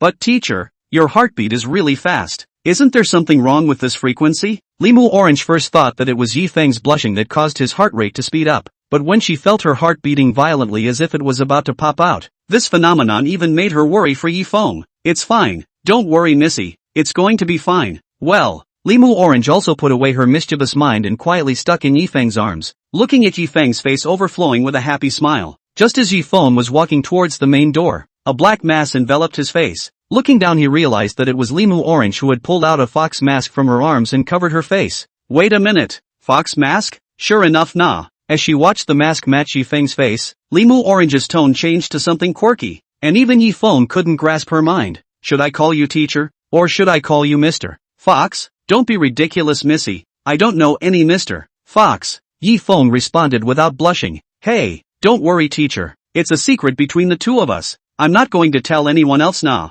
Limu Orange said here, wrapping her hand around Yifeng tighter, stretching her neck to put her mouth against Yifeng's ear, and gently murmured, I don't know why you kidnapped me in the first place, Fox-san, but I know that you've always protected me from the beginning to the end, Sensei, so, please stay by my side from now on, okay, Fox-sensei. Limu Orange, that full of seductive flirtatious breath, pounded in Yifeng's ears, which made Yifeng not only suffered from the burden of the body and the spirit of the double damage, the most critical of their own identity was also recognized by Limu Orange, which made Yifeng even more bitter. Seeing that she was about to arrive at the main entrance, Limu Orange could no longer endure the emotions within herself and stretched out her head towards Yifeng's face and kissed her, which made the walking Yifeng almost not stumble. Duh, what are you doing, Missy? Yifeng could not have expected that Limu Orange would suddenly kiss his cheek, and for a moment he did not know what to do, so his feet walked a few steps faster towards the door. Hey, so teacher has moments of panic. Limu Orange was also 50 steps ahead at this time. After kissing Yifeng a mouthful, her face had long turned peach color, something that happened almost instantly. Teacher, call me Mu Orange. Eventually Yifeng looked at the main entrance, which had long been filled with people from all sides, whether it was the official family or the security personnel, as well as the late arrival of Suani and the others. Even Li Jing had come to the scene with a grave face. It seemed that it was safe so far. Yifeng gently placed Limu Orange on the stretcher bed, looking at the surprised expressions of the people around him, as well as Suani and Li Jing's appreciative glances, and finally Limu Orange's strong affection towards himself. In this instant his heart began to ache violently. Teacher? Limu Orange originally wanted to hold Yifeng's hand to prevent him from escaping, but looking at Yifeng's frowning look, all of a sudden panicked, wanting to reach out to grab the wrong Yifeng, but in the end it was still a step too late. Yifeng almost instantly his body fell into a downtime look. Even the sound of his heartbeat almost stopped. Before he lost consciousness, he even saw Limu Orange's eyes wide open and shouting at himself without any regard for his image, and he wanted to pacify her by saying that he was fine, but it looked like something had really happened. Bang! With the sound of Yifeng falling to the ground, he completely lost consciousness. Senior, teacher? Limu Orange tone all of a sudden, no strength, hanging in the air, hand slightly trembling. Looking at Yifeng fell in front of her while she cannot do anything, even the pupils have shrunk. Quickly, call the paramedics. Hurry! As Yifeng fell to the ground, the atmosphere around him started to get tense again. Suani yelled for the gathered people to make way and arranged for the paramedics to take Yifeng to the car and drive towards the hospital. Li Jing, on the other hand, calmed down Limu Orange, who was about to collapse, trying to calm her down. The scene was thrown into chaos for a while, but this time the riot also announced the end, and everything seemed to return to the way it was in the beginning. Yifeng, please, don't let anything happen to you. A pair of dark blue eyes were watching the area closely from a distant hillside, and then disappeared with them a few seconds later. I'm sorry. Chapter 102. Now it's my turn to protect you. Drip, drip, drip. The sound of the instruments echoed in the ward, and through the window of the intensive care unit, Limu Orange looked at the hospital bed that was occupied by a group of doctors in white coats with her face filled with sorrow. After she witnessed Yifeng unconsciously fall to the ground, Limu Orange almost fell into a collapse. If not rushed, Li Jing told Limu Orange that Yifeng still has vital characteristics and needs to be sent to the hospital urgently. I am afraid Limu Orange will faint on the spot. Mu Orange, you have to believe in today's modern medical technology. Yifeng, he will be safe and sound. Behave yourself. You're also injured. Go back and rest properly, okay? Li Jing, who was standing beside Limu Orange, opened his mouth and said in relief. Limu Orange didn't open her mouth. She just put her hand on the glass window and quietly watched Yifeng. It was obvious that she had already made a reply. Ugh! Li Jing sighed deeply, and at the same time Suani in the corridor came over in a flaming rage. Old Li, the inside of the manor has been cleared. But surprisingly, Suani glanced towards Limu Orange by the window in the middle of his sentence, and Li Jing immediately waved his hand. It's okay, go ahead. Good. Surprisingly, all the people inside were taken care of, but they couldn't have any damage before Yifeng went in. You mean Yifeng alone gave all the mercenaries? That's unclear. But I don't think this kid is an ordinary person. Li Jing glanced back at the stagnant Limu Orange. In fact, when he first learned that Limu Orange was in trouble, Li Jing had already been unable to sit still. It was impossible for him to be able to sit in peace in the middle of a secret room when his own child was in danger. In fact, Li Jing has made the final preparations, and even all the information of their own enterprises are ready to exchange for their daughters. But what he did not expect is that Yifeng was willing to risk his own life to save their daughters. We must know that they are just purely for him to open up a home teacher and bodyguard contract. According to reason, he does not need to be so risky. To say that Yifeng coveted his daughter's looks? That was of course impossible. From Afu's previous surveillance, his own ice-cold daughter had even taken the initiative to express her feelings for Yifeng. But Yifeng still maintained a modest appearance, which was one of the things that Li Jing saw in Yifeng. That or Yifeng is greedy for his own property? That is even more unlikely. The previous argument alone has already disproved this question. What else can one think? One cannot say that someone is blackmailing Yifeng's life to ask him to save his daughter? Joking, this is not. Yifeng this little. Ahem. Yifeng I think is very good. To be able to do this for Mu Orange, I naturally won't treat him poorly. I will do whatever it takes to heal him. Li Jing coughed twice in the middle of his sentence and immediately changed his words. Yeah, let's just hope Yifeng he can make it through. As time passed by, Limu Orange had been standing by the window and never moved her eyes away, which made it hard for Li Jing to leave. She just quietly stood in the corridor and looked at her daughter. As for Suani, he went to do the aftermath. This time at least he was considered to have captured sporadic a few mercenaries who had suffered lighter injuries when they attacked the manor at the very beginning, but it was a good thing that at least they had saved their lives. Drop. I don't know how long it took. Limu Orange's feet had long since stood unconscious, and finally she saw the doctors surrounding Yifeng start to walk in the direction of the doorway with heavy faces, which made Limu Orange instantly open her eyes wide to look carefully at Yifeng lying on the hospital bed. Seeing Yifeng's face a little pale, the frequency of beating on the heart rate instrument is also lower than normal. This kind of state at a glance feels that at any time there is a life-threatening situation. Limu Orange's heart immediately panicked, stumbling towards the door of the ward. Good thing Li Jing's sharp eyes and hands fast in time to help Limu Orange, who almost fell down. Mu Orange, why don't you go ahead and rest? No, I'm going to see the teacher. Limu Orange's messy hair looks a little messy, but from her agitated look Li Jing knows that his daughter is trapped.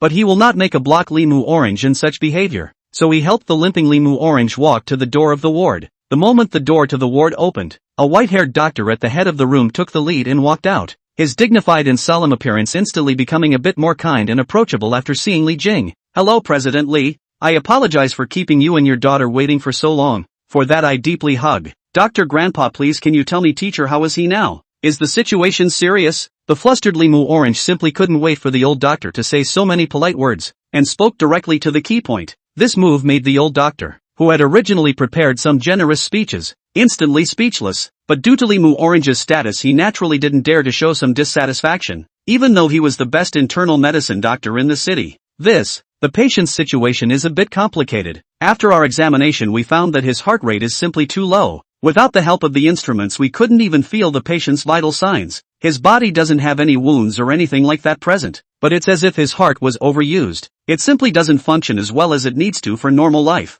The old doctor also sucked in a breath of cold air when he said this. This kind of condition he had never seen in his many years of medical practice. According to my judgment the patient needs to recover, and for a long time. If we don't take good care of him in the middle of the process, I'm afraid I'll be in danger of losing my life. Life? You mean Sensei will? Limu Orange said to the end of the mouth cannot send out any sound, crossed the door of the doctor and other people, staggering alone toward Yifeng's bed, looking at the eyes closed wearing a respirator Yifeng. Limu Orange's heart is like a knife cut like pain. Teacher, please, don't leave me, okay? Obviously there are still so many lessons that I haven't finished. Obviously I still have a lot of things in my heart that I want to say to you. And I haven't even been able to properly express my feelings to you. Limu Orange stretched out her soft little hand and gently clutched Yifeng's hand. Until she felt a trace of Yifeng's body temperature she felt a lot more at ease. Teacher, you've been protecting me since the beginning. Now it's my turn to protect you. I'll stay with you until the day you wake up. Limu Orange lifted Yifeng's hand up and placed it on her face. Looking at Yifeng's appearance with a slight smile, the teacher's hands are still as warm as ever. Chapter 103, Recognizing Leaf Maple by Scent. Flop, flop. Flop. After a violent heartbeat, Yifeng suddenly opened his eyes, and when he opened his eyes there was always a feeling like he had regained his life. Ha! Ha! Ha! Yifeng gasped for air, but only realized that he seemed to be wearing something on his mouth after realizing that the air he had exhaled had turned into a mist. Where is this? What happened to me? Yifeng stretched out his hand towards the thing that covered his mouth to touch. After he took it down, he found that holding in his hand is a respirator, and he seems to be lying on a hospital bed somewhere. I'm alive? Yifeng stretched out his hand and touched his still beating heart, vaguely remembered that after saving Limu Orange his heart was like a rotating gear stopped as if a violent tearing sensation spread from his heart. Yifeng did not have time to react and was fainted by the pain. Now it seems that this must be the side effects of that capsule. Looking back, it seems to be really consistent with its name. Extreme capsule is quite extreme, although now his breathing is smooth, but the body is like a cell phone without electricity, cannot use the force. Perhaps this is also a side effect of it. I do not know that he woke up after this as a few days. Looking around, Yifeng looked at the luxurious single-person wards around him as well as the various instruments that were specially equipped, and he couldn't help but feel a physical pain. It must cost a lot of money to live in this place, right? Although money is not important, but don't deduct it from my paycheck. I'm already in a race against time. Don't put me in debt in the end. Just as Yifeng was adapting to the surroundings, the door of the ward suddenly opened, followed by a silhouette that appeared in front of the ward, and when Yifeng took a closer look, he found that it was the haggard Limu Orange who walked in from the door. Good afternoon, teacher. The aura on Limu Orange's face was as stiff as if it was coated with a layer of wax, and from the language of her behavior it was as if she was a walking corpse, and although she muttered something on her lips, her spirit was already on the verge of collapse. Looked at Limu Orange, greeted, slowly walked in after sitting on the chair next to their own bed. After seeing Yifeng got up, Limu Orange did not feel surprised, as if in her eyes this look she has been very familiar with it. Had. Once again there's a hallucination of Sensei waking up, but that's good, at least you woke up, Sensei, didn't you? Limu Orange giggled as she looked at Yifeng. Her lax eyes could see that her current body load was already super serious. If she didn't rest properly her body would definitely be in trouble. Missy, are you okay? Yifeng stretched out his two hands to gently hold Limu Orange's arm and shook it once or twice, but Limu Orange still giggled and looked at Yifeng. Crap, Limu Orange is totally confused. If she is not pulled back from her godly wanderings again it will damage her mind. Yifeng suddenly felt bad, hastily patted Limu Orange's shoulder, but no matter how hard he exerted Limu Orange still did not have the slightest reaction. It seems that this girl has already fallen in too deep. Must take a little stimulating action to let her consciousness back here. Sighs. Mu-chan, are you okay? Mu Orange? Hey, teacher, you finally called me that. I'm really happy nah. The corners of Limu Orange's mouth rose like she liked the way Yifeng addressed himself, and her tone of voice shifted slightly. Mu Orange, wake up. I'm your teacher Yifeng. I'm fine. I'm still alive. Teacher. Alive. Limu Orange's mouth murmured Yifeng's name and repeated it a few more times, and finally that pair of dark eyes finally gained some luster. Teacher is alive? Teacher. A few moments later, the mouth murmuring Limu Orange seems to hear Yifeng's voice, gradually conscious awake. After looking at Yifeng as staring at her eyes, she jumped up from her seat, until she opened her mouth and stretched out a trembling hand on Yifeng's hand before completely awake. This is teacher's hand. It's real, teacher? Limu Orange couldn't believe what she saw in front of her eyes. She couldn't remember how many days it was since that day she stayed by Yifeng's side and watched over him. Until now she hadn't even closed her eyes. Missy, it's me. I'm awake. Yifeng also spoke out to comfort Limu Orange. Really awake. Teacher, you're finally awake. Limu Orange jumped into Yifeng's arms a split second after saying these words. 1 second she was in a state of elation, the next she was bawling her eyes out. Oh, teacher, you're finally awake. Do you know how worried I was about you? Ever since the moment you collapsed at the entrance of the manor I didn't dare to close my eyes. I was afraid that if I closed my eyes, you would leave me. Oh, Yifeng looked down at the heart of Limu Orange, who was crying more than tears. He did not expect Limu Orange to do this for himself, and a warm feeling surged to his heart. I'm sorry for making you worry for me. Yifeng finished his words and suddenly felt that Limu Orange did not move. Heart trembled and looked down towards Limu Orange, until he found that she was breathing evenly and did not make a sound when he realized that Limu Orange, which was obviously mentally strained and led to overexertion, slept through the night. Missy, Yifeng bent down and wanted to hold Limu Orange on the bed, and he got off the bed to make room for her, but when he exerted himself, he felt that he had no strength in his hands, so he had to keep still and let Limu Orange hold himself, and at the same time reached out his hand and touched her dry hair, knowing that Limu Orange's hair can be maintained very well, in order to own her what has been left behind. This silly child. At sunset in the afternoon, Limu Orange's eyelashes may have been slightly fluttered by the setting sun, slowly opened his eyes, and what came into his eyes was Yifeng, who smiled at himself under the setting sun, and this scene was like a freeze frame that will always be remembered in Limu Orange's mind. Old, teacher, am I dreaming? Where do you wake up and dream? Yifeng smiled and flicked his hand towards Limu Orange's forehead until Limu Orange blinked as if recognizing reality before he put his hand back. Sensei, you're finally awake. After pinching his arm and feeling the pain, Limu Orange's dark eyes finally had a bright light. Stretching out his hands to hug Yifeng's waist, while burying his head into Yifeng's arms to take a deep breath before accepting the reality of Yifeng waking up. Sure enough, it's Sensei. What smells like a teacher? Are you a puppy? 104. Specialist consultations. Grandpa Doctor, is there really nothing wrong with his body, teacher? After Yifeng woke up, Limu Orange did not just to satisfy his own desire to stick to Yifeng, but immediately and sensibly called a team of experts to come to Yifeng diagnosis. Until a group of white-haired old man will Yifeng surrounded and through a number of equipment checks, almost the whole body of the Yifeng to the whole body to check. This action let Yifeng can be said to have been a small shock. Imagine suddenly came a group of old men will be surrounded and put him as a mouse-like observation. Think who will be afraid of it? Miss Lee, I have to say that Mr. Ye's physical quality and other aspects are really good.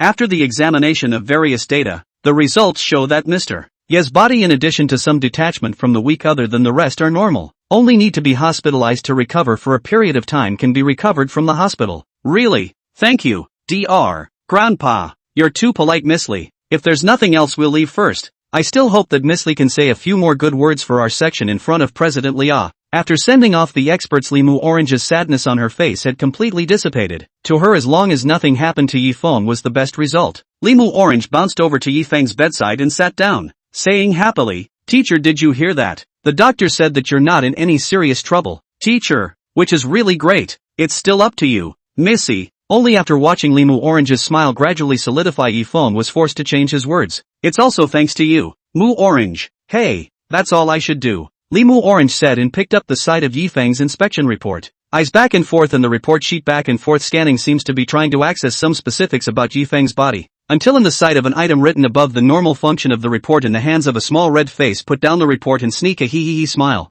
Duh, ahem. Mu Orange, what are you laughing at? Why does it look like you have such a strange expression? Nope, it's nothing. I just wanted to make sure your report was accurate. Sensei. At this moment, the door of the ward suddenly opened, followed by the anxious Li Jing walked in, and after seeing Limu Orange's face look much better, he also breathed a sigh of relief. Li Jing originally intended to ask a specialized medical team to always observe Yifeng, but Limu Orange insisted on day and night to guard Yifeng. Even rest time is almost no. Eat and drink only casually on 1 or 2 mouths will return to the ward on the grounds of lack of appetite. Even then Li Jing would like to take coercive measures to bring Limu Orange out, but fortunately Yifeng is considered to have awakened. Father, Limu Orange lowly addressed Li Jing. From Yifeng came to the hospital what Li Jing did Limu Orange also saw in the eyes, so the attitude towards Li Jing also improved a lot more than the initial vice. I'm concerned. Mu Orange, do you want to eat something? With Yifeng? Not. Together? Limu Orange was about to refuse but heard the second half of Li Jing's sentence, all of a sudden stopped his mouth and turned his head to look at Yifeng, who shook his head towards himself and immediately replied, Teacher, he says it's okay.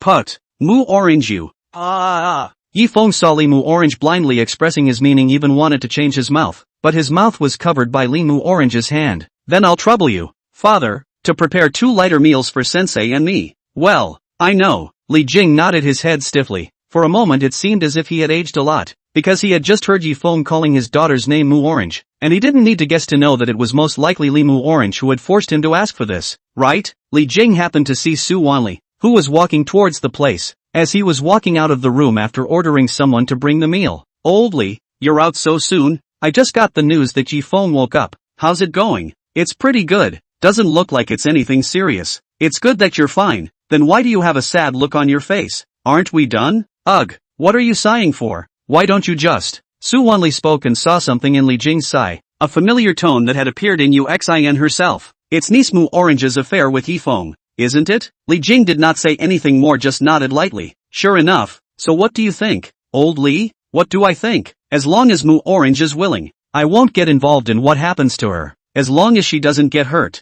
But I'm also quite relieved about Yifeng, so there's no need to consider those. Then why are you frowning? It's a good thing. I frown partly because Mu Orange has grown up and she has her own ideas. More importantly because Yifeng. Yifeng? What do you mean? Didn't you just say that you were relieved about him? You didn't get my point. I was trying to say that Mu Orange is interested in Yifeng, but not necessarily that Yifeng is interested in Mu Orange. You mean Yifeng didn't fancy Mu Orange? How could that be? Mu Orange's niece is so good looking, and you've repeatedly overturned the matchmaking of those powerful families over this matter. Then you don't feel that Yifeng doesn't value this aspect of love affairs at all? Yes, this one I can see too. That's right. What I'm afraid of is not that Yifeng is bad to Mu Orange. I'm afraid that Mu Orange will be sad because of Yifeng. That's true. It's true that my Yuxin is more or less the same as Mu Orange as well. Which worries me. What?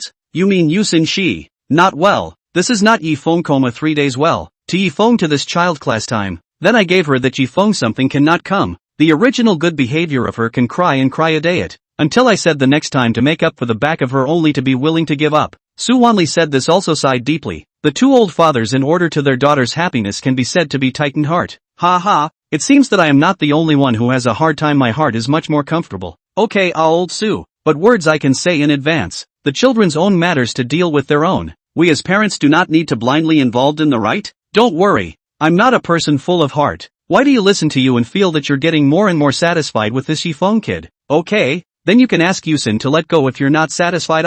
Li Jing joked from the sidelines. Forget it then. Yifeng I can see is much better than other men. I'd rather have Yuxin and Yifeng together than let the pigs outside to provide for my family's little cabbages. Chapter 105. What the hell's coming in? Back then when the children were just born they were still thinking that if it was a boy and a girl we could still become in-laws. Now it's good. Not only did they give birth to 2 daughters out but they both fell in love with the same person. This kid is really capable of doing it. Li Jing smiled and patted Su Wanli's shoulder. At the same time he saw the servant carrying 2 bowls of corn porridge and some fried veggie dishes coming towards this place, and immediately said, "Alright, Mu Orange and the girls have to eat too, so let's go for a walk as brothers. And by the way, tell me the information you got." "Good, please enjoy yourselves, both of you." After entering the ward, the maid put the dinner plate on the dining table and retired. Mu Orange saw this and picked up a bowl of corn porridge and picked up some vegetables and came to Yifeng's side. "Sensei, you haven't eaten for a long time. It's time for you to eat something." "Ah, thanks Mu Orange, just leave the bowl to me." Although Yifeng didn't have much strength, but he still had the effort to eat a meal. At the time he was reaching out to take Mu Orange's bowl but was taken back by Mu Orange's hand. "Mu Orange? Why don't you give me the bowl?" Yifeng looked at Mu Orange with incomprehensible eyes, but saw something wrong from her innocent eyes. Wavy dash. Pinch hey. Mu Orange slightly blushed as she held the bowl, followed by scooping up a spoonful of corn porridge and placing it to her mouth and gently blowing on it. "Mu Orange, what are you?" "Of course it's to help teacher dine." "Teacher, haven't you heard the doctor say that you need to get some rest? It seems like you really don't take your body seriously." "Teacher, wait. Yifeng didn't expect Mu Orange to take the lead in launching a hard at himself. How is it that in Mu Orange's mouth he is similar to a person with limited mobility? "Mu Orange, you've misunderstood. I'll just have a meal, it doesn't really take much." "No way. The doctor's advice is the best help for your teacher's physical recovery, and I won't allow her to experience any more physical discomfort," said Mu Orange to simply not give Yifeng the opportunity to explain the spoon to Yifeng's mouth, and quietly raised the corner of his mouth and said, "Alright, teacher, just eat quickly. It's just a meal. What's the big deal?" "Mu Orange, you haven't eaten either, or we can both eat our own." "Well." Yifeng had just opened his mouth to say a word when Mu Orange roughly sent the porridge and the spoon into Yifeng's mouth, almost choking him. "Mu Orange, what's wrong, teacher? Is the polenta hot?" "It can't be. I've been blowing cold air for a long time." Mu Orange couldn't wait to take out the spoon and scoop a spoonful of corn porridge from the bowl by himself, and sent it into his mouth without blowing on it at all. "Well, it's not that hot." Cough. Yifeng was shocked by this operation of Mu Orange and didn't know how to speak, knowing that this spoon he himself had just eaten.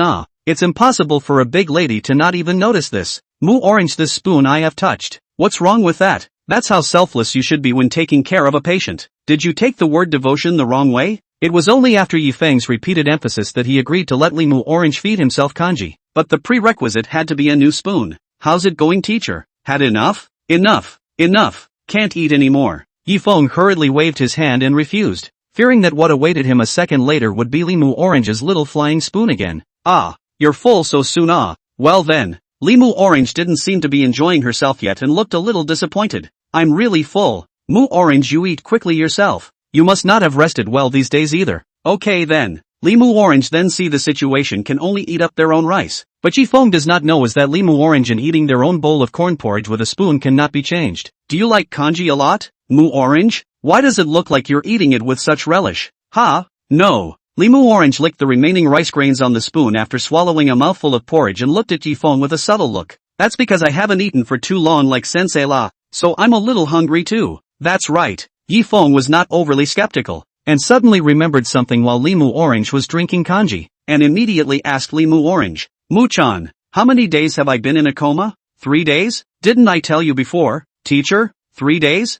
Bad. Yifeng suddenly remembered that there was still a Xiao Yian at home, not to mention that he hadn't gone back for 3 days and didn't know how she was doing. Cell phone. Where's my cell phone? Oh, teacher, your cell phone is on the locker. Limu Orange pointed to the smartphone she had prepared for him at first on Yifeng's cabinet. Hey! Yifeng suddenly remembered his original cell phone at home and forgot to take it out. The cell phone that came with it happened to be the one that Limu Orange had given himself. But the key is that this cell phone he has not used much, and even Xiao Yian's cell phone number has not been preserved. So now he can only go back to take a look at it after he recovers. And I hope that this woman won't do anything stupid. What's wrong, teacher? You don't look too good. It's okay, Mu Orange. I thought I dropped my cell phone. It's good to find it. Aha. But in a while Limu Orange will be his bowl of corn porridge drank all. Originally she did not eat a lot of things, but with the help of Yifeng's spoon, every mouthful of corn porridge Limu Orange feel extraordinarily sweet. If it is not the bowl of porridge to drink up, she felt that she can also be enough to drink a big bowl of it. After calling the maid to take away the dishes,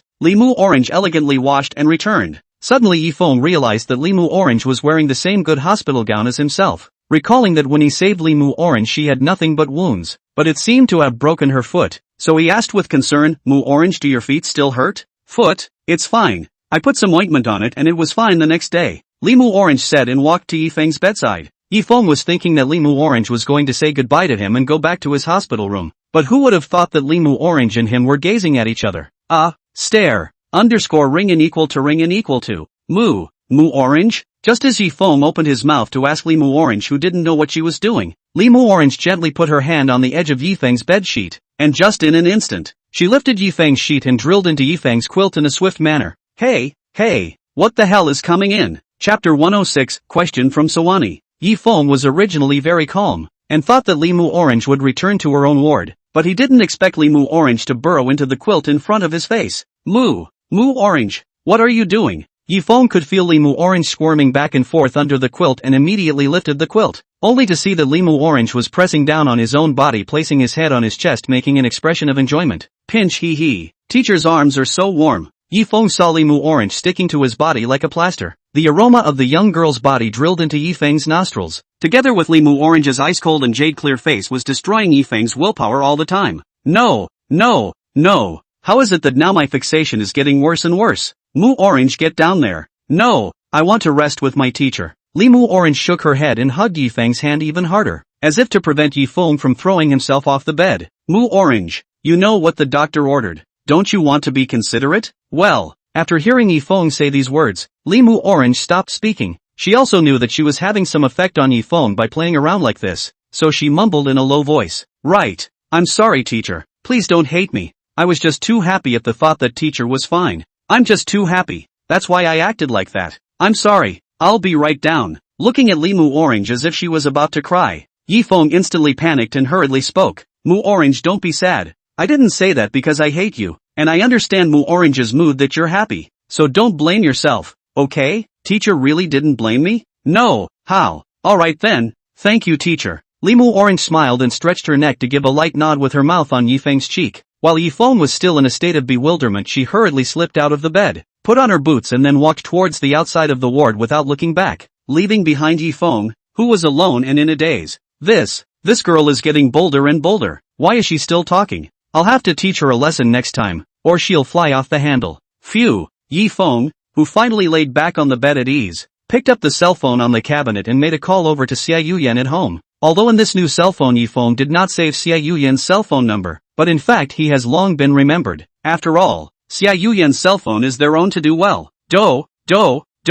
After listening to the phone has not been connected, Yifeng slightly puzzled. It is reasonable to say that Xiao Yian usually pick up their own phone is very fast, but this time there is simply no one to answer. It's not like the woman's asleep, is it? Just then the door of the ward was suddenly knocked. Yifeng hurriedly hung up the call and then shifted his gaze to the direction of the ward door. Come in, Kata. After the door handle was twisted, the person at the entrance of the ward walked in, and at first sight, Yifeng realized that the visitor was actually Suani. Mr. Su, what brings you here? Hey, look at what your kid said. I can't come to see you at least Mu Orange niece, I also watched her grow up. You saved her, I can't come to thank you That's not what I meant. I just didn't expect you to come. Hey, how's it going? What did the doctor say? Let's just say I'm in good health and I'm just fine with the conditioning. It's good that it's nothing serious. Su Wanli's expression turned serious as he spoke. Yi Feng, next I have some questions I want to ask you. I hope you won't hide anything from me.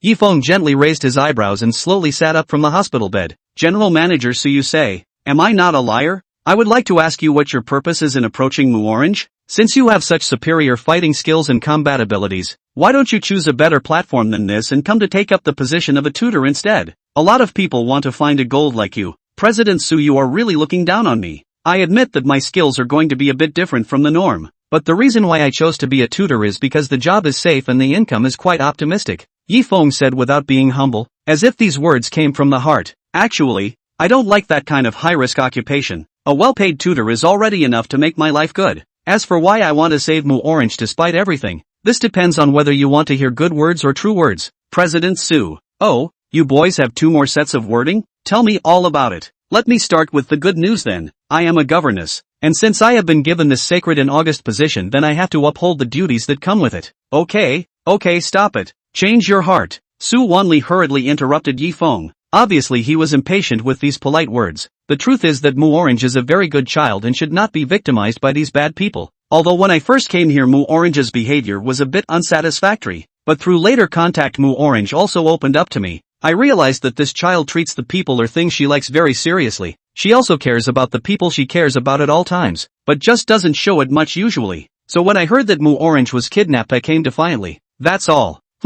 I know. Su Wanli nodded his head, sort of recognizing this answer from Yi Feng quite well. Then the second question. After Yi Feng you fell unconscious, we cleared the whole scene. We saw the main characters of the mercenary group on the cliffside of the back mountain, as well as some other members, but they were identified and shown to be the work of another person. And there were also the rest of the traces of the fight at the scene. I would like to ask if this was all done by you, or did you arrange it? I was completely unaware of the matter of the mercenary group leader. I was only focused on sending Mu Orange out. That means a stranger did it, but why would he help us? Can't you find some fingerprints and footprints or something? No, this person is very professional and purposely masked these features, so it seems we'll just have to take our time investigating. Well then, I'm done with my questions. Yi Feng, just rest. Don't worry about the follow-up. Oldly, he's already taken care of it for you. This time you can be considered our benefactor. Mr. Su, look at what you're saying. I just did what I had to do. Okay, I won't bother you anymore. Have a good rest.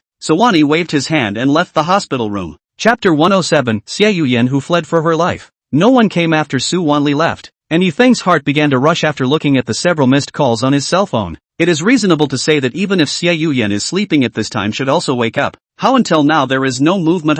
Will not be out of something, right? Yi Feng very much wanted to go back and take a look. After all, Xiao Yian was now being watched by the dark cabinet and was in danger at any time. However, this body of his really did not have the strength to go down to the ground, which also made him very helpless. By the way, I should be considered to have completed the urgent task of rescuing Mu Orange that the system told me to do earlier. Let's see what happened to the rewards given for the task. Yi Feng thought of here hastily called out the system. Sure enough, after opening the panel received 2 rewards. Opened a careful look and found that were rescued Mu Orange distributed emergency mission rewards. There is a Mu Orange progress breakthrough 89% reached 90%. To know that 89% of this progress of their own but stuck for a long time Great. Finally some payback. Yi Feng is also considered a breath of relief. At least now finally completed a few tasks. Before although has been safe and sound but watched his lifetime and the day-to-day reduction of his heart is also very bad taste. So Yi Feng obtained the quest reward for rescuing Mu Orange without stopping. Ding!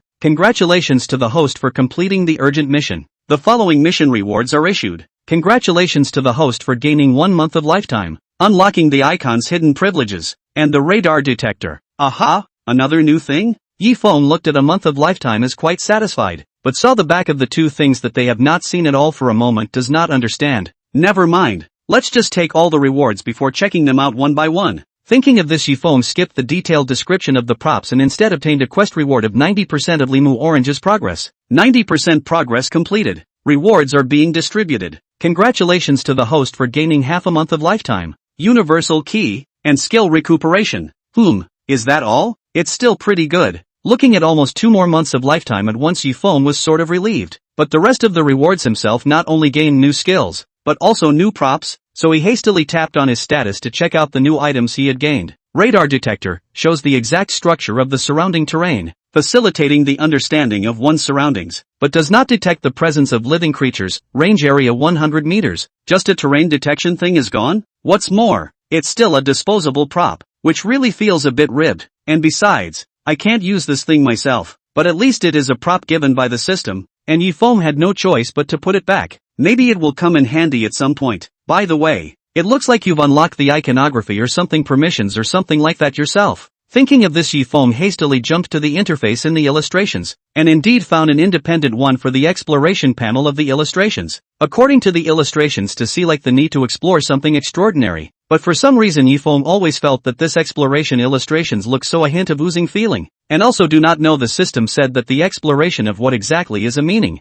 The last new item is a skill called recuperation. Click on it to realize that this skill is to regulate their own body functions faster. Just like the cultivation of immortality and the spitting out of the old and the new, it looks as if it is a skill to regulate their own body. Well, this skill is not bad, although he has the skill of strengthening the body to add, but it is only considered to raise the upper limit. If the recovery cannot keep up, then there will still be times of exhaustion. It is just that this conditioning can slowly replenish the lost energy for himself. That's a good skill. Yifeng thought for a moment. He happens to be now not very good physical condition. With this skill to enhance the speed of recovery will certainly be a little faster. Really want a sleepy to send a pillow. The system is quite humanized well. Yifeng then roughly organized himself to see if there were any omissions, and after checking, he closed his eyes and equipped himself to rest for a while. Let's hope nothing happens to Xiao Yian. Ha, ha, ha. At this time in Yifeng's apartment building, a person dressed tightly wearing a duck-tongued cap looked back at the apartment door. His eyes filled with endless sadness and anger, turned his head and disappeared in the same place. After about a while, a few more people came to this place, and after checking the vicinity followed in the direction of that person's departure. There, with the flash of a knife, a bayonet cut the arm of a dark cabinet member. At the same time a bullet traveled past Xiao Yian's cheek. If Xiao Yian had been a second later there would have been one more bullet in her head. Stop, did you not hear the Lord give the order? Don't, chided one of the members around him. Your Honor said we need to take her alive. What are you doing shooting her in her vitals? Hold, I'm sorry my lord. That dark cabinet member hurriedly apologized, but he was still taken aback by Xiao Yian's extremely fast reaction speed. Is this what top killer Cold Snake is capable of? It's really scary. Who expected that? At this time the goat looked at the surrounded in the middle of Xiao Yian contemptuous laugh. Cold Snake, you really old. Even bullets have left traces in your face. This if you previously cannot have such a mess. Ah, Guh. Xiao Yian did not answer the words of the goat. She knew that the reason why the goat did not make a move was in order to let himself hand over his physical strength to these minions, and then he had the certainty to make a move to capture himself. To go on like this, he would be caught in a moment. After all, Yifeng does not know how his condition is now. He must not have any accidents again. Don't. I'm not going to lose him. Lose anything anymore. Drink. Xiao Yian found an angle and launched a fierce attack towards one of the members, and just as she slashed the member's abdomen, a square-shaped throwing object appeared at the goat's feet. A smoke bomb? How could that woman have that? It's hard to believe it's those mercenaries. What a bunch of make it or break it guys. When the goat realized that Xiao Yian had left a backhand, it was already too late. Xiao Yian had long disappeared, and the rest of the team wanted to follow up and continue the pursuit, but was stopped by the goat. There's no harm in letting her escape. Now that all the dark cabinet members are closing in here, she can't escape anymore. Eliminate the trail and prepare for evacuation. Yes, run away Cold Snake. I'll see just how long you can run away. No one will save you. Chapter 108, Unique Couples Clothes. Although Yifeng's physical condition is recovering, but mentally it is still in a more exhausted state. So after consulting the system panel Yifeng fell asleep, and it was at this time that the door of the ward suddenly opened quietly, revealing a pitch-black eye from the doorway. I said, does this need to be reported to the president? Standing outside the special ward, one of the bodyguards looked at their own lady first began to look like a pure and clean appearance towards them, just as they opened their mouths to greet Limu Orange but was prohibited by Limu Orange with a look,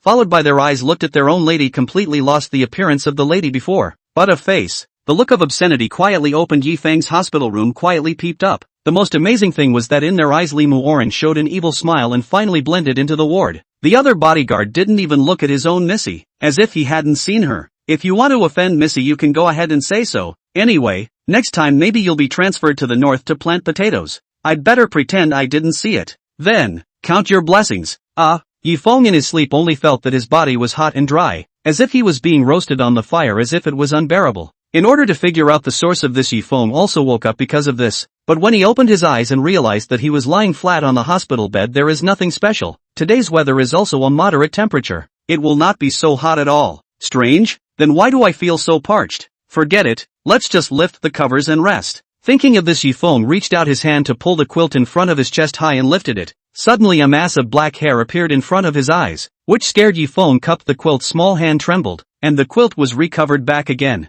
Wait a minute, what did I just see? That's not my chest hair. Look again. Gulped Yifeng and relifted the quilt. When he fixed his eyes, this so-called black hair turned out to be because of their own body lying on a person, but because the thighs were pressed numb, so did not feel out just. The scent. It's Limu orange. Immediately after, Yifeng completely lifted the quilt, really as he expected. Wearing a hospital gown, Limu orange, and an octopus like sticking to his chest is sleeping sleep. Isn't this girl hot? That said, when did she come in front of me? Why didn't I feel it at all? Although Yifeng has too many questions in his heart, but now it is imperative to wake up Limu orange on his chest. I do not know how long this girl has slept. If it is Xiao Yian, then I am afraid that he has long been awake because he cannot breathe it. Yifeng seemed to associate it with a bad image and hastily shook it off. Immediately after, he reached out and shook Limu orange's shoulder, trying to wake her up. Mu-chan, wake up. Oh, after being shaken by Yifeng for a few times, Limu orange, who was lying in Yifeng's arms, finally showed signs of awakening, and after rubbing her drowsy eyes,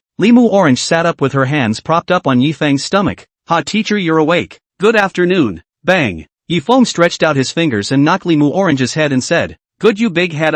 Didn't I tell you to go back to sleep in your own room? Well, teacher, calm down. It's not a big deal. What's the big deal? If the paparazzi or your father sees this, it's going to affect your reputation. Get down. Gee, it won't, and it's not like my father would say anything more. Limu orange stared at Yifeng's handsome face. For some reason, the more she looked at Yifeng in this way, the more her heart stirred up, as if Yifeng's body had a special ability to seduce the most primitive desires in his own body. Hey, looking at the silly smile up Limu orange where there is before the appearance of cold jade girl, Yifeng also do not know this girl is not drink what soul soup and other things lead to with a person like a change. Before, not quite proud? Although this appearance of their own does not hate, is it? Well, stop giggling. My legs are numb from you. Under Yifeng's good persuasion, Limu orange finally sat back to the bedside. It seems that Limu orange was too hot because she buried her head in the quilt for a long time. So much so that the top two buttons of her hospital gown were unlocked, and through the collar that was lifted, Yifeng saw Limu orange's white neck, which was just like a piece of flawless sheep's milky jade,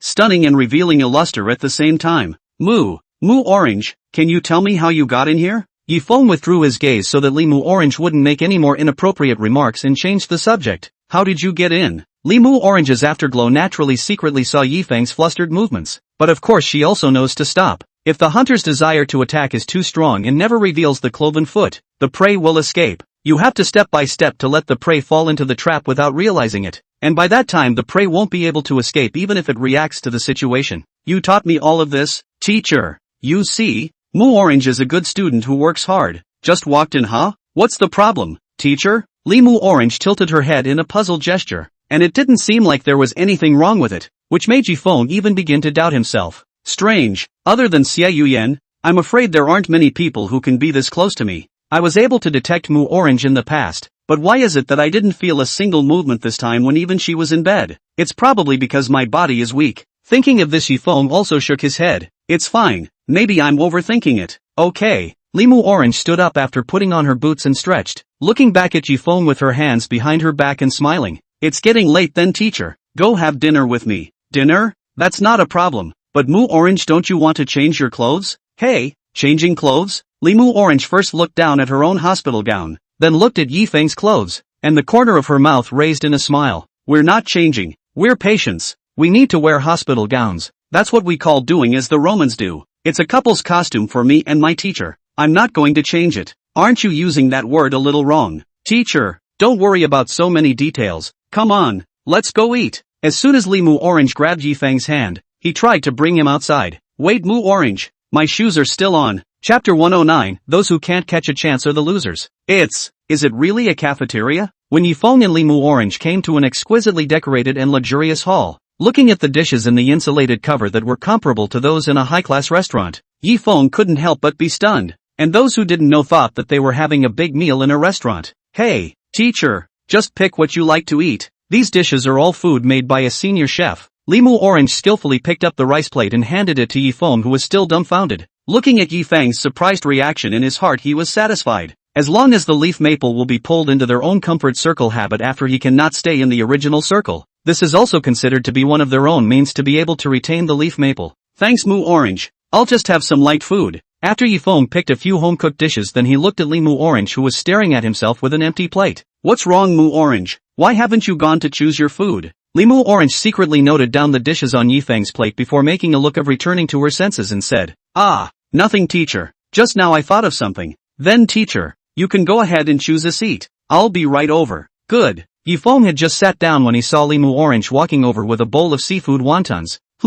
Don't you eat rice, Mu-chan? Yifeng is eating a piece of eggplant will look at Limu Orange from the empty plate into a bowl of wontons. A moment is still relatively puzzled. I suddenly felt like eating some pasta or something like that, so I ordered a seafood ravioli, but there aren't many dishes in it. Teacher, can I have some food on your plate? Good Ayumu Orange. Intending to plate all the way to my dinner plate. Isn't there so much fresh food over there that you don't go to hit it? Instead you come to clip the food in my dinner plate? I'm not afraid of wasting food if I eat too much, and I'm only taking a few small bites. You don't mind, do you, teacher? Then how about Mu Orange, you clip first? The rest of the dishes will be mine by then.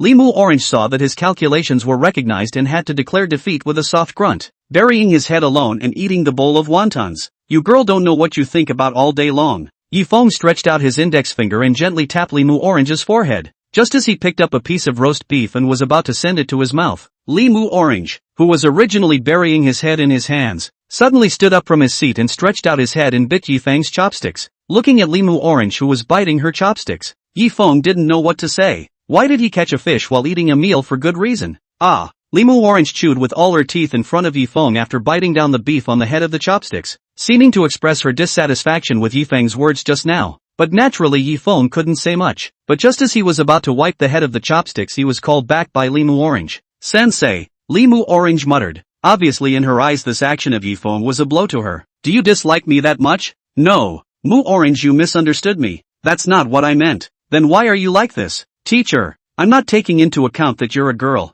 After all, it would definitely be bad for a girl as good looking as Mu Orange to be seen like this. Yifeng didn't expect Limu Orange's reaction to be that big, so he quickly opened his mouth to explain. In fact, he didn't dislike Limu Orange or anything, but his own identity was her teacher, and besides, such an intimate behavior shouldn't be there, so he was deliberately keeping his distance from Limu Orange.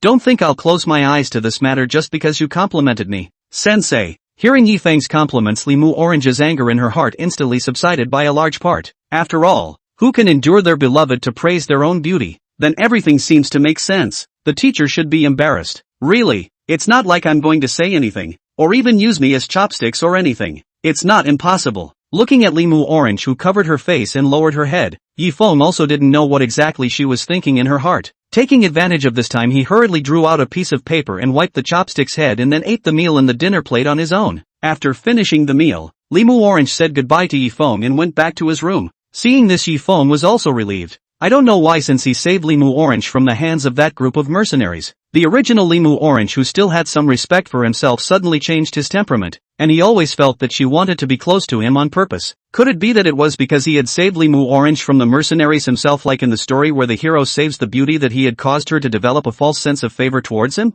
It was probably because of that. No way. I have to find a chance to correct Mu Orange's thoughts, or else this girl will get bolder and bolder the further back she goes. Yifeng thought in his heart, happened to walk back to his ward. At the same time, he also still did not forget to give Xiao Yian call, but still no one answered the call, which cannot help but let Yifeng heart more worried. Xiao Yian, she will not really have something happened, right? Why don't you just go back and take a look for yourself now? I should have almost recuperated this body as well. Just as Yifeng was about to move to leave the hospital bed, his head gradually started to become dizzy, and this feeling always felt somewhat familiar to himself. Hiss, what's going on? Why are you getting more and more immobile? Is there some side effect of that capsule that isn't finished? Yifeng slowly walked towards the bed by his willpower, finally collapsed on the bed after taking a few hard steps. The tiredness of his body swept over his whole body, but in a few breaths, he let out an even breathing sound. Limu Orange slowly woke up from her room, and when she regained consciousness, the first thing she looked at was the clock hanging on the wall. 5 minutes. It seems that the effect of this little dose is also so powerful. Just sip the chopsticks for 5 minutes wasted. But this is also a way to eliminate a suspicion. Had to do it. Limu Orange took out her cell phone and looked at a message sent before dinner, only to see that it showed the words, "Rice has been specially treated. Do not eat," before deleting it, and then finally tidied up and organized her hair around her ears as well as her clothes before heading towards Yifeng's room. "Teacher, I'm sorry, I don't want to be like this, but after today's contact at noon, I'm addicted to staying with you all day long, thinking that you're going to recover tomorrow, so I have to seize my own opportunity, just like you said at the beginning. Those who fail to grasp the opportunity are the losers." Chapter 110 Death of the Night Cat. Tap tap tap. A woman's voice rang out from inside an old building along with a light footstep. "Cold Snake, don't hide. You won't be able to escape. Instead of hiding in such a wretched and miserable manner, why don't you honestly come back to the organization with me? And maybe the pavilion master will still deal with you leniently, remembering your old feelings." After a little while, the stairway slowly emerged a silhouette, through the moonlight under a delicate face from which drilled out, under the cold and serious face, the pair of deep blue eyes like a deep unknown deep sea generally full of mystery. "I didn't realize you were here, Night Cat, so it looks like I'm popular. I didn't come here to catch you for a reward." The Night Cat saw Xiao Yian's appearance. Heart is very bad taste. To know in the Dark Cabinet organization Cold Snake's name is loud and big, even in the whole ranking. In addition to the first Cold Snake, the rest of the people are just in order to set off her awesome. She who had been ranked behind Xiao Yian's tail for many years was naturally filled with endless hatred for this person who had stepped on her head. The Night Cat walked up to Xiao Yian without the slightest bit of fear, and the two of them just gazed at each other with their eyes, a strong smell of smoke permeating the air. Xiao Yian didn't show the slightest expression on her face. She just looked at the Night Cat in front of her and faintly spoke. "You've already lost. Ha! Now that it's all over and you're still maintaining that disgusting look, I'll prove to everyone that I'm the top assassin in the Dark Court." The Night Cat's eyes narrowed slightly. In an instant several darts were thrown out of her hand. Each dart flew towards Xiao Yian's vitals at an extremely fast speed. It was obvious that the Night Cat's aim was to put Xiao Yian to death, so that was probably why she was the only one in this place. Xiao Yian had long felt a strong killing intent from the Night Cat's emotions. From the beginning she was alert to the Night Cat's every move. When the Night Cat threw the darts she reacted quickly and dodged away. The dodging action was sharp and dry without a trace of superfluous behavior. The moment Xiao Yian dodged the dart, a dagger stabbed towards her neck. But Xiao Yian had already prepared for this. As if she was aware of every movement of the Night Cat, she immediately drew a bayonet out of her sleeve to ward off the Night Cat's attack. Clang! The sharp surface of the blade issued a crisp collision. The Night Cat gritted its teeth and clutched the dagger towards Xiao Yian and continued to exert force. It looked like it wanted to rely on brute force to force Xiao Yian to reveal a break. "Cold Snake, you're really getting weaker and weaker." The corners of the Night Cat's mouth suddenly spread into a smile, looking at Xiao Yian with a hint of mockery in her eyes, immediately closing her hand and jumping out a distance towards the back. Xiao Yian heard the Night Cat's words, seemed to notice something wrong, looked down and found that his feet did not know when a rounded object appeared, fixed his eyes and found that it was before the Night Cat threw the darts when the occasion of the attack towards his own intention to leave a dart. Until now only noticed this object. This is micro-detonated bombs. Familiar with the Dark Pavilion weapons, Xiao Yian immediately saw the role of this object. Looking at the object flashing red light, Xiao Yian hastily blocked his hands in front of his face, at the same time curled up his body backward, but in the way of the detonation of the time is approaching, but not yet wait for her to leave a few steps of the bomb rose up into the air and instantly burst open. Boom! There was a sudden detonation in the silent night sky, and the birds in the trees outside the old building were awakened by the explosion and flew out of this abandoned area in flocks. Cough! Ahem! Xiao Yian was pushed against a wall by the aftermath of the explosion, and instantly her entire body fell to the ground. She only felt a sweetness in her throat, and instantly a mouthful of blood was spat out from it. It's really as the Night Cat said. His consciousness is no longer as sharp as his previous self. This is probably because he has lived with Yifeng for a long time, and it's natural to indulge in it. The happy moments with Yifeng gradually surfaced in Xiao Yian's mind, and the corners of her mouth involuntarily rose. But I don't regret it. Compared to that, I'd rather be a chef for Yifeng for the rest of my life, and with him I can really feel like a living human being. Leaf Maple. Just as Xiao Yian's consciousness was gradually lost, the face of Yifeng appeared in front of her eyes, followed by the gradual appearance of a silhouette behind Yifeng. And when Xiao Yian fixed her eyes on it and found that the person standing beside Yifeng was actually Limu Orange, which made the drowsiness in her body instantly disappeared, and the pair of deep blue pupils contracted fiercely, and stood up with her hands supporting her. I can't imagine you'd be in such a sorry state too. The Night Cat was blissfully unaware that Xiao Yian had already treated herself as a different person, and at this moment she was still complacent about injuring Xiao Yian. Just you or number one? The mission you accomplished before was probably the back door that the pavilion master opened for you, right? I thought it was so impressive. You're only good enough to beat the goods of lone wolves and goats. The swollen night cat looked at Xiao Yian with a face of contempt. When she felt bored she was pulling out her pistol ready to result in Xiao Yian. Although the order given by the organization is to live, but one can completely find a reasonable excuse to fabricate Xiao Yian's death, so that the name of the Dark Pavilion's real number one assassin will be one's own. You don't even deserve the title Cold Snake. Just as the night cat was about to pull the trigger, the injured Xiao Yian's hand holding the bayonet moved, and the sharp blade swiftly drilled into the night cat's throat like a hissing viper. The night cat's eyes were instantly filled with surprise when she realized that she had been stabbed and wanted to pull the trigger. Who would have thought that Xiao Yian's hand nimbly wrapped around the night cat's arm? The powerful twisting force almost prevented her hand from exerting any strength at all, and finally with a click, her hand was dislocated. How can? A flicker of regret flashed in the night cat's eyes, but it was too late, and he collapsed to the ground without even finishing his sentence. She had underestimated Xiao Yian, underestimated the title of Cold Snake, and even more so, underestimated the identity of the Dark Pavilion killer, and arrogance was always an assassin's deadliest weakness. Looking at the corpse of the night cat, Xiao Yian did not react too much, her icy gaze gazing at the moon in the night sky. No one is allowed to get close to Yifeng. He's mine. I absolutely can't admit defeat in this place just like that. Early in the morning from the hospital bed woke up Yifeng could not help but yawn. A day's rest now his body has felt abundant power, although last night somehow just passed out, but the effect is still very good. At least their spirit is very good. Chapter 111, Don't Let Father Know. When Yifeng turned over somehow he was holding something in his hand when he opened his eyes again, but what was reflected in front of his eyes was a head of dark and shiny hair, on which there was still a faint hair fragrance. The smell. Moo Orange? Why is she in my bed again? Yifeng hastily withdrew the hand that was holding Moo Orange and sat up from the bed with a mischievous click, and saw that Moo Orange was sleeping with her back to herself and her eyes closed. When exactly was this one again? Does it mean that she was already in bed last night? This girl really is beyond the pale. Rao is a good-tempered Yifeng at this time, also slightly angry. He is angry not because Moo Orange secretly on his bed, but if this one thing was intentional, people see the girl of her age will be out of a big thing. The power of public opinion is enough to destroy a person. He does not want to because of their own momentary carelessness and harmed Moo Orange.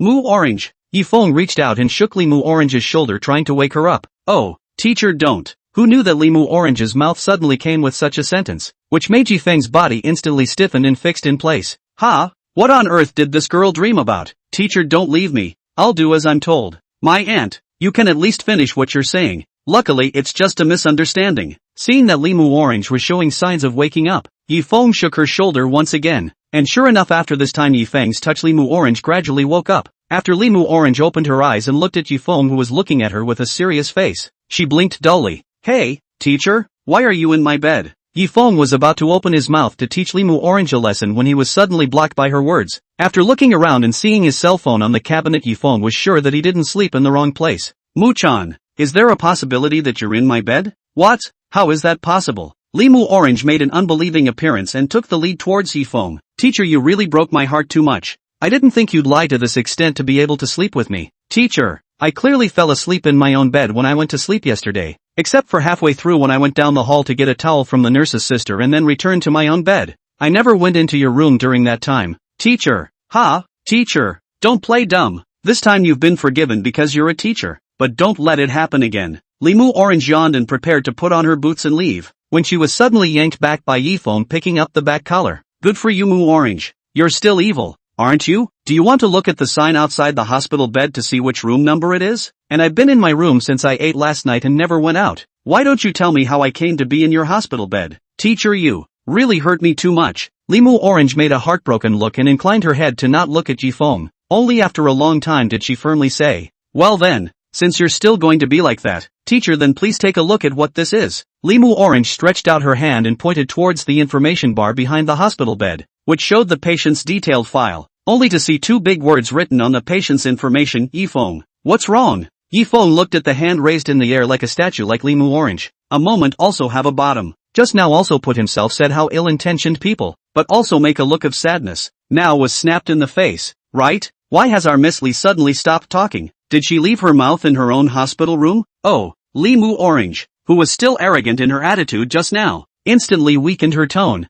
turning from a sly fox into a soft and well-behaved rabbit, pulling over Yifeng's quilt to cover her nose, only revealing her two dark eyes. Sensei, I'm sorry, now you know to apologize? Indiscriminately framing your teacher? I, Yifeng, am that kind of person. Ugh, I'm sorry. Limu Orange let out a delicate and pitiful voice, as if she wanted to gain Yifeng's sympathy by acting pitiful and cute, and therefore let herself go. Don't get the whole apology routine. Let's start with the whole thing about how you got laid last night, which I distinctly remember wasn't the first time. Teacher, this time it really was an accident, Limu Orange said seriously. I clearly remember being back in my hospital bed by myself last night, but then I don't know why I woke up again in my teacher's bed. Does that mean that you're colluding with the idea that I had nothing better to do in the middle of the night than to carry you to my bed? Is that so? It's not impossible. I think you owe it to your girl. Looking at Yifeng's forehead with a face of black lines, Limu Orange also knew that her joke had gone too far. But the good thing was that it diverted a large portion of Yifeng's angry emotions that were there at the beginning. I'm sorry, teacher. Actually, it was probably because I was too sleepy last night, so I came to your room in a daze. Teacher. Limu Orange looked aside like a child who had done something wrong and muttered as she hid most of her body under the covers. You see, I brought back the towel last night. It was on the cabinet as well. And I'm really very sorry for accidentally coming into your room, teacher. After listening to Limu Orange's words, Yifeng also saw Limu Orange's towel on the cabinet. It seems that this time it was really the wrong room, as she said. But there's still something wrong. Just then, the door to the wardroom was suddenly knocked gently, followed by Li Jing's voice from outside. Yifeng, are you awake? Bad. It's father. After hearing Li Jing's voice, Limu Orange had a jolt. She had forgotten that Li Jing would come to visit her in the morning, and all of a sudden, she panicked and looked at Yifeng with a look of help. Muchan, why don't you tell it to your father? No way. Teacher, guess if my father heard this reason, do you think he would believe it after being in the business world for so long? That's true. What then? I can only ask you to commit yourself a little. Teacher, commiserate? What do you mean? Without waiting for Yifeng to finish his question, Limu Orange rolled over Yifeng's body and lay on the other side, followed by burrowing into the quilt, putting one hand on Yifeng's chest and burrowing her head into Yifeng's arms. Mu Orange, what are you? Shoo, Limu Orange, who was under the covers, whispered, Teacher, don't be so loud, just avoid father, don't let him know I'm here, please. Chapter 112, Victim Yifeng. Yifeng, did you hear that? Outside the door Li Jing's voice sounded again, this time apparently a few decibels louder. Looking at Limu Orange, who had firmly covered the quilt, Yifeng had no choice but to do as Limu Orange wanted. After all, if this was discovered by Li Jing that his daughter was in his room, then something would really happen. Maybe someday I'll be walking home and get knocked out by a bunch of men in black and abducted into a car, and wake up again to a bunch of philosophical muscular men looking at me with smiles on their faces. Ahem. Yifeng seemed to be associating bad images and hurriedly pulled the horrible images out of his mind. Sorry, President Li, I was just getting dressed. Yifeng looked at the doorway of the ward and said loudly, followed by swallowing a mouthful of saliva to turn back and look at the quilt to see if Limu Orange was hiding well. Is it convenient for me to come in now? There's something I want to ask you. Of course, President Li, please come in. The door of the ward opened in response to Yifeng's words just after he finished speaking. Li Jing looked around the ward seemingly searching for something and slowly walked to Yifeng. Looking at the natural-looking Yifeng, Li Jing also found a stool and sat on it. Yifeng, did Mu Orange come to your room just now? No. What do you want with her? Yifeng replied without blushing. It's not much. Just now I was going to go say hello to Mu Orange, but I didn't see her in the hospital bed. I thought she ran to you.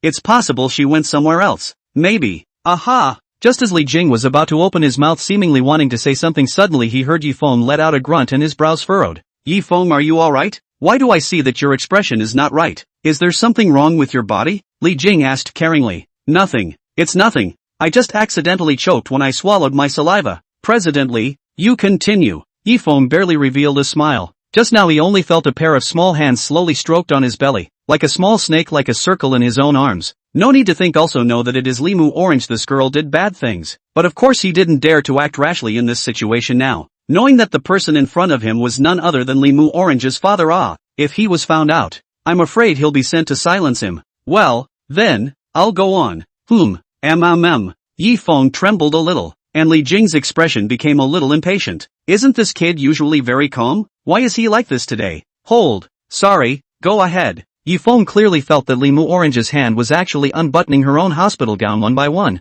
even though he wanted to stop her now. But now he guessed that if he made a little noise, Li Jing would find out, right? In the end, Yifeng could only pray that Li Jing would finish quickly. If he didn't stop Limu Orange, she would get more and more aggressive. Teacher's abs. Limu Orange's sharp nostrils pounded on Yifeng's clothes, and due to being buried under the covers for too long, coupled with the fact that Yifeng's strong smell was drilling towards her nostrils, her head became dizzy and her mind was already full of Yifeng's scent. Hey, I just want to keep exploring. Father, please tell me more. I won't hesitate to eat you up. Li Jing took a deep breath before rearranging what he said and finally spoke. First of all, I'm very thankful to you for saving Mu Orange. I originally said that I would thank you face to face on the day you woke up, but considering your physical condition I postponed it until today. No, I just did what I was supposed to do. Yifeng's speed of speech became slightly faster because he could feel that Limu Orange was about to unbutton all the buttons of his hospital gown, and his forehead was covered with a slight fine sweat. You brat. Never mind. I actually think so. Now that you've just recovered, I do. See if you can accept it. President Li, you say, considering that you've just recovered from a serious illness, so I would like to temporarily suspend Mu Orange's classes for the time being, and continue them after everything recovers for a period of time. Do you think that's okay? Of course, the salary will be as usual. Before Li Jing could finish his sentence, suddenly Yifeng's quilt suddenly arched up, and the sudden scene startled both of the talking men. Li Jing was first startled, and just as he thought there was an assassin, he suddenly heard a cry of alarm from under the covers. I disagree. Mu Orange. Father, this I can actually explain. When Li Jing saw clearly that his daughter was sitting in Yifeng's arms under the quilt, and at the same time Yifeng's clothes buttons were all open, it was as if he understood what was going on in this instant, and he turned around in a hurry. The rising morning light poured through the window onto Li Jing's back, and he, who still had relatively thick black hair, became incredibly mottled under the glow. Yifeng opened his mouth and wanted to say something, but looking at Limu Orange in his arms, whose hair was messy and who was still breathing heavily, he realized in an instant that he was afraid that whatever he said now would be useless. All the platitudes seemed to pale in the face of this scenario. President Li. Yifeng was about to speak out but was interrupted by Li Jing, who had spoken with a lot of energy just now, but now he was as powerless as a frosted eggplant. Yifeng, pills are spicy. Pills seem spicy. Yifeng was thinking that his corpse would be found in some unknown alley tomorrow, but he did not expect Li Jing to say these next words. You must be good to Mu Orange. Yeah, Li, President Li? Yifeng looked at Li Jing, who stepped out of the door for a moment without slowing down, even to the point of wondering if he was hallucinating. But just then Limu Orange in her arms suddenly cheered and said excitedly towards Li Jing in the doorway. Thank you, Father. Father is so nice. Said Limu Orange did not wait for Yifeng's reaction to pounce on Yifeng, who was sitting on the hospital bed. Clunk. Ouch. No, what's wrong? Yifeng looked at Limu Orange, whose forehead was almost about to smoke from his own flick, and his heart was speechless. Where did I go wrong? And sophistry. Looking at the beak swore not to admit fault Limu Orange. Yifeng only felt that he was too good to her, so as a teacher's majesty is not set up at all. On the other hand, Limu Orange, who was enduring the pain and resisting, glared back at Yifeng with a stubborn face. I'm pursuing the happiness that I belong to myself. Teacher, you don't have the right to stop me. How could I not stop it? I'm a victim. Chapter 113, Residual Bloodstains. In the end, Yifeng had to end the farce by saying that he would continue to teach classes for Limu Orange. Remember to explain properly to your father later what happened, okay? I know. I'll tell my father thank you for your trust, and I'll work hand in hand with you. Teacher. Yay. Looking at Limu Orange, who was looking at herself with a beak of dissatisfaction, Yifeng sighed deeply. I see that you didn't listen at all. I know. I'll tell my father it's a misunderstanding. It was only under the threat of Yifeng's stern eyes that Limu Orange finally muttered unwillingly. That's right. Well, it's about time. So Missy will ask you to go back first. Humph. Bad teacher. Limu Orange stomped her foot angrily, but on second thought, the events of today were enough to make herself conjecture for many days and nights, before slowly quieting down. Nah, sensei. When Yifeng raised his head to see what other tricks Limu Orange wanted to play, suddenly two small slender hands held his waist and a soft little mouth kissed Yifeng's face. Mu Orange. Ha. Limu Orange hurriedly fled under Yifeng's surprise and finally ran to the door before turning back towards Yifeng with a smile. Thank you, teacher. Mu Orange. The young girl's smile was full of complex feelings, but the face that was like a delicate flower in full bloom made Yifeng's eyes freeze at this moment, and when he came back to his senses again there was no longer Limu Orange's figure at the door. This girl, really, alas. After the second comprehensive examination, the reply was that it was safe to leave the hospital. Yifeng put on his clothes and walked towards Li Jing's place in order to return home quickly to see how Xiao Yian was doing. Bang, bang, bang. With the bodyguard's lead, Yifeng came to an office space in the private area of the hospital, and after Yifeng knocked on the door, Li Jing's voice came from inside. Who? President Li, it's me, Yi Feng. Yi Feng heard Li Jing's voice coming from the room after a sigh. Come in. Good. As soon as he entered the house, Yi Feng saw that Li Jing was lying on a chair with his eyes closed, and from his expression it seemed that he had not yet come out from the storm in the morning. That, President Li actually. I know Yi Feng, it's Mu Orange on purpose, isn't it? Yi Feng did not answer, but Li Jing already knew the answer. He knew that Yi Feng could not have done that kind of thing. It was just that seeing it was still a bit unacceptable. Say, what's up? I think I'm healthy enough, so it's about time to leave the hospital. Yi Feng replied as such. There's nothing wrong with that. Are you unsure about the cost? I've already done all that for you on this one. That's not what I meant. I came here because I wanted to talk to you. President Li, about Mu Orange. About Mu Orange? Yes, Mu Orange may have been frightened by this incident, and although on the surface it looks like everything looks normal for her, I still see a hint of panic in her eyes in it, which is probably why she came to me despite being discovered by you. Is that so? I can't believe I didn't notice. That's why I want to talk to you. President Li, about trying to ask the doctor to prescribe some tranquilizing medicine or medicinal food for Mu Orange before she goes to sleep, so as to help her recover later on, so that she doesn't fall sick. I see. Thank you, Yi Feng. Li Jing didn't expect Yi Feng to be so considerate. Perhaps Mu Orange being with him was really a good choice. It's fine. By the way, Mr. Li, I wanted to ask Fu if he's doing better. Don't worry, Fu is out of life-threatening condition. It won't take long for him to be discharged. That's good. I still owe him money, Yi Feng said with a smile. Then President Li, I will go home first. Please inform Mu Orange when she asks. Okay, do you need a driver to take you? No need to labor. Goodbye, President Li, Yi Feng said and left Li Jing's office. Li Jing looked at the doorway and laughed out in a rare manner, muttering something under his breath. Should I tell this kid to call me Uncle Li next time? Drip, drip.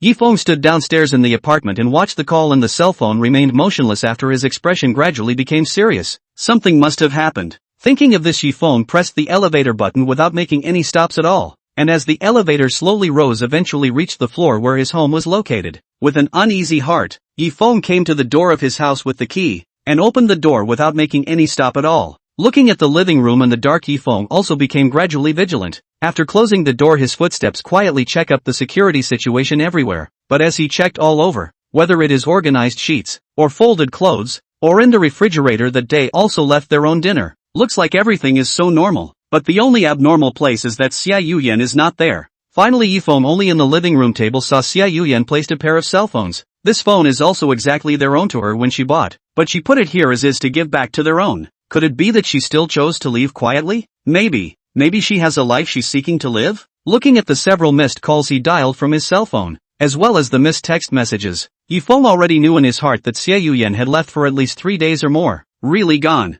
Well, at least she'll be happy, right? It's naturally impossible to live with someone like me. I'm already destined to have no future. Yi Feng heart mixed feelings. Somehow with Xiao Yian's time together has made his life more colorful. Now she disappeared, everything seems to have changed a lot. This system, it's really bad. Just as well. Maybe this is my destiny. After putting down Xiao Yian's cell phone, Yi Feng headed to his bedroom to prepare for a good rest. Just as he was lying on his own bed sheets, he suddenly smelled a familiar odor. That smell, is it Xiao Yian? It shouldn't be. It's been 3 days. If there was a smell, it should have dissipated long ago. Then it also means she's been back within the last day or two. Yi Feng snapped up and carefully examined his bedsheet, and sure enough, under his observation, he saw a faint trace of blood remaining on his bedsheet. Chapter 114 Life with You. This blood. Yi Feng tightened his brows, seeing something strange. If Xiao Yian really wanted to live her own life, then this bloodstain was a big part of the problem. It seems like something must have happened to her. Could it be that she was found out by the people in the organization she was talking about? But this shouldn't be. How could something happen to her if she stayed at home and was fine?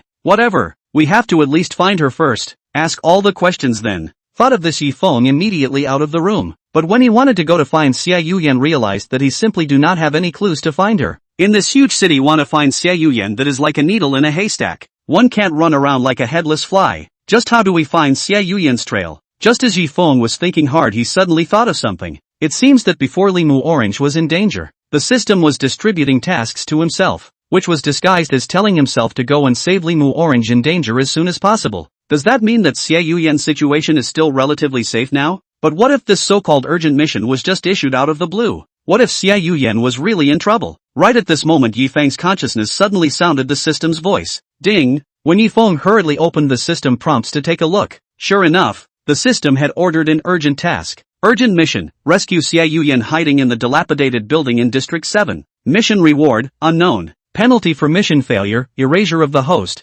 Gotta erase again. Why don't you just adjust my lifetime to one day? I'm either dying or on my way to dying. Even though Yifeng was spitting in his heart, the speed at which he stepped out of the gate didn't change at all. Even if there wasn't a penalty for failing the mission, he would have saved Xiao Yian without hesitation. After all, he had promised her that he would let her lead an independent life. This was his promise to Xiao Yian. After taking the elevator out of the apartment, Yifeng immediately called a taxi and sped towards there according to the location suggested by the system. At the same time in the old building, Xiao Yian was hiding in a safe passage full of wounds. In less than an hour after she killed the night cat, the members of the Dark Cabinet organization came one after another, and she knew that this must be related to the tracking device on the night cat. But all the assassins who become the Dark Cabinet will place a tracking chip in the body of the person concerned, and Xiao Yian didn't suffer a lot in order to take this thing off at the beginning. Hiss. Moving her injured body caused Xiao Yian to suck in a breath of cool air in pain. She knew that she could no longer walk away and it was only a matter of time before she was caught.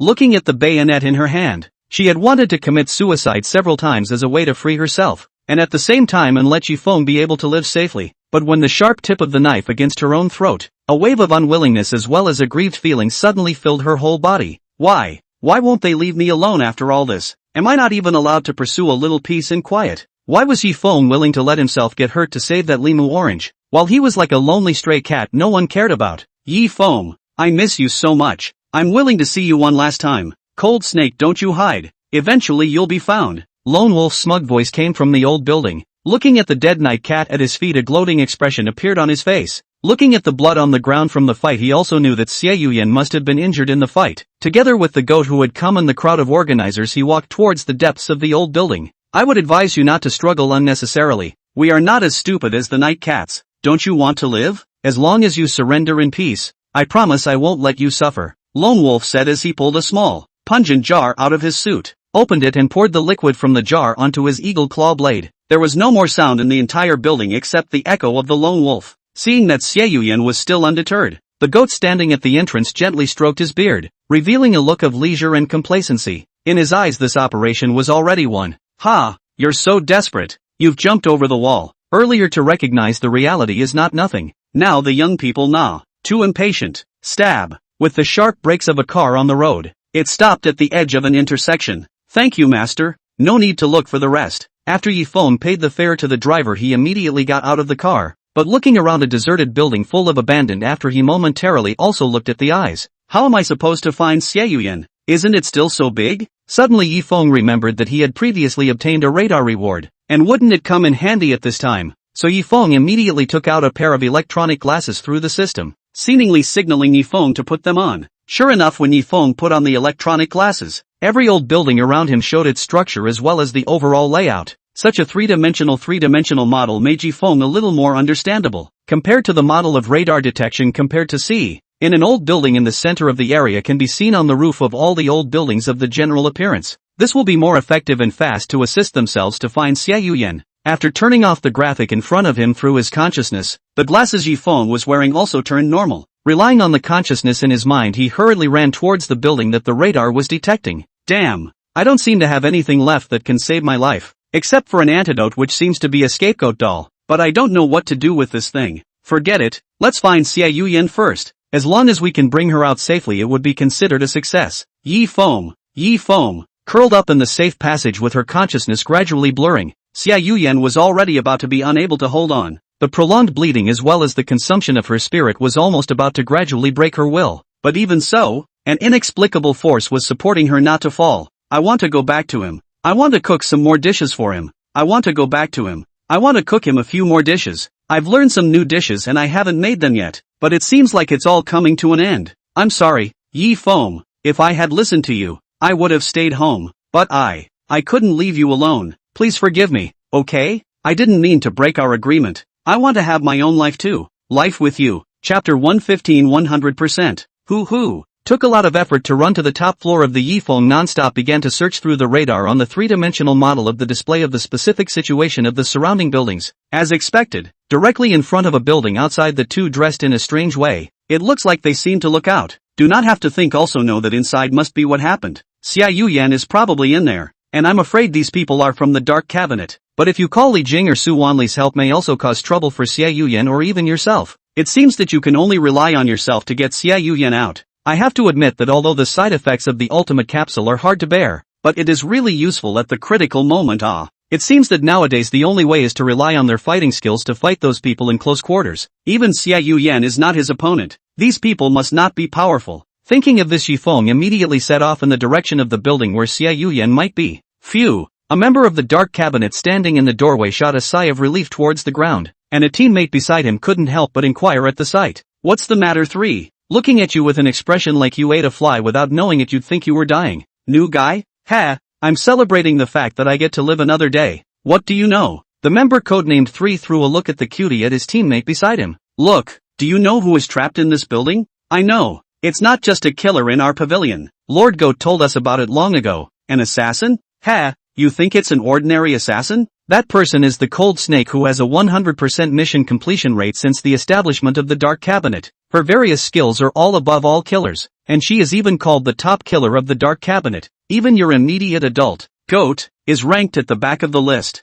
This man is so powerful? That's why you're so uninformed. The reason you weren't told was so you newbies could be used as a shield. But you're lucky you were at least sent on a slightly cleaner and safer mission. So from what you've said, it looks like it's very safe. The man hadn't even finished speaking when suddenly a silhouette appeared behind the two men, and immediately after, in the blink of an eye, the man was knocked to the ground with a punch. Flop. The third is quite quick to react. Looking at the ground unconscious newcomer hastily took out the pistol from the pocket. To know this time they performed the task of the place's Shu City. Due to the control is too strict, so they can only bring some small equipment and firearms apparatus and other weapons. In addition to those adults who have a good thing on the body outside of the ordinary killers like them have a pistol is considered a very good.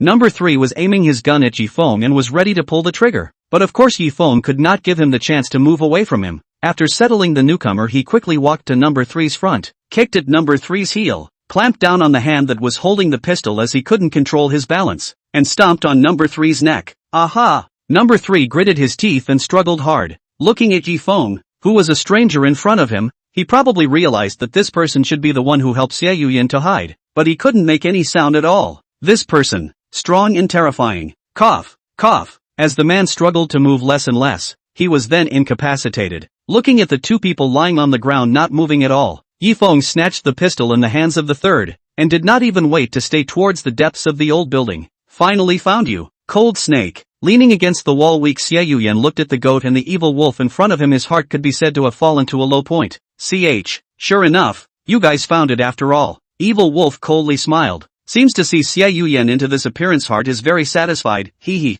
I said you are impossible to escape in my hands. Originally wanted to invite you back properly. It seems you are toast to the wine but not to the penalty wine. Xiao Yian didn't pay any attention to the evil wolf's words at all, but instead recalled the bits and pieces that she and Yifeng had experienced over leaf maple. Alright, evil wolf, hurry up and take Cold Snake back to avoid any complications. We've stayed in this place for too long. It's not too late to leave quickly. Got it. Evil wolf faintly sent people forward to tie up Xiao Yian. Just then, a few rounds of bullets were shot out from the shadows, instantly knocking down those who approached Xiao Yian. Bang, bang, bang. There are others. Take cover. The fastest reacting bad wolf immediately backed up to find a place with cover while touching his hand to a smoke bomb at his back waist. The goat also took out a small bomb of the same type as the night cat from his pocket and threw it in the direction of the source of the gunfire. And the rest of the Dark Cabinet members also took out their pistols ready to shoot. Noticing that something strange was happening, Xiao Yian clenched her teeth and held onto the wall as she catwalked towards the corner of the passageway. Although she didn't know who the source of this gunshot was, she was at least able to take advantage of the chaos to escape, and as long as there was the slightest chance she wouldn't give it up. Xiao Yian, are you there? Just as Xiao Yian heard a familiar voice drilling into her ears, her footsteps instantly stopped. Looking at Yifeng, who was a wall away from her, she couldn't wait to punch through the wall and then jump into his arms. He's coming. He's really coming. Yifeng, is it you? Am I not dreaming? It's already this time. You still have the mood to dream. Later on I'll go and help you stall this group of people. You take the opportunity to escape. Got it? It really wasn't a dream. A smile surfaced on Xiao Yian's cold expression, as if she had seen the most beautiful picture. Don't dream or not dream. Do you hear me? Just then Xiao Yian suddenly heard the sound of a small object crashing to the ground behind the wall. It sounded exactly like the bomb that Night Cat had used at that time, which made her shout out in a hurry. Yifeng, run! What is this? Before Yifeng behind the wall reacted, he only heard an explosion coming from behind the wall. The strong gunpowder blew the wall apart, and in an instant, the whole passageway was covered with dust and emitted the smell of nitrous smoke. No! Xiao Yian yelled back at the ringing in her ears from the explosion, her pupils trembling as she walked towards the area behind the wall until she saw a bloody hand exposed in the rubble, her eyes instantly losing their luster. 50%, 60%, 90%, 100%. Well, any movement in there? After the goat finished dropping the explosives, the surrounding members were on alert as they walked towards the gap that had been blown open. The gunpowder smoke billowing out from inside momentarily blocked their vision, and just as one of the dark cabinet members was walking towards the gap, a bullet sprayed out through the smoke and dust, striking the man precisely in the vitals. Retreat! Pull back! The goat, who was hiding behind the bunker, immediately commanded orders down, and the members who were ordered to do so fired indiscriminately towards the gap, while retreating in the direction behind them. But their actions seemed to be taken as if they had been fully penetrated, and as a bullet was fired from the gap, they were killed by a single shot wherever they fled to, until the last member fell, and the sound of a pistol empty and hanging up rang out from the gap. Chapter 116. Great, you're fine, she's out of bullets, go on. The goat hiding behind him looked around in the middle of his words and realized that other than the evil wolf behind the pillar, he was the only one left in the entire Dark Pavilion team. The reason why they could be so arrogant just now was because Xiao Yian was seriously injured, but the sudden change of events made them momentarily unable to defend themselves, and in just a few breaths the people they brought with them had already been annihilated by Xiao Yian with very few left. Damn! Is this woman a monster? How come she's still alive and kicking? Evil Wolf tensed his nerves and stared at the gap, always keeping an eye on Xiao Yian's movements. The smoke bomb in his hand had already pulled the pull ring, but if there was the slightest mishap, he would use the technique he was most proud of.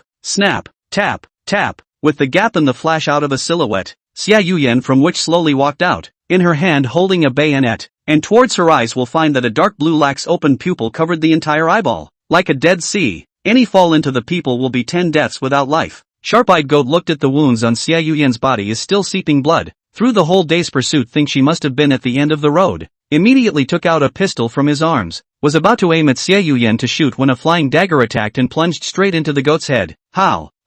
The goat looked at this scene incredulously. How could he think but he couldn't understand why Xiao Yian threw flying daggers that even he couldn't react to, and collapsed to the ground with wide eyes. After watching the goat fall, Xiao Yian moved her gaze to the evil wolf in a suit and spoke as if looking at a dead man. You're next. The bad wolf didn't say much, but from the terrified look in his eyes it was clear that he was already fearful of this terrifying appearance of Xiao Yian, and the goat's gun was too far away from him. If he insisted on picking it up instead, he would be actively exposing his weakness. No way. You'll die if you keep this up. I have to fight. Bad Wolf glanced down at the venom-stained eagle claw blade. As long as he could inflict wounds on her, he himself could escape. Those who had been poisoned by this poison would be in pain like a million worms devouring their hearts for a short period of time, and would eventually bleed out of their 7 orifices and die. As for the antidote, there is none. Yeah. The bad wolf threw a smoke bomb towards Xiao Yian's feet, and as the smoke gas exploded from the concrete floor, Xiao Yian was immediately enveloped in smoke.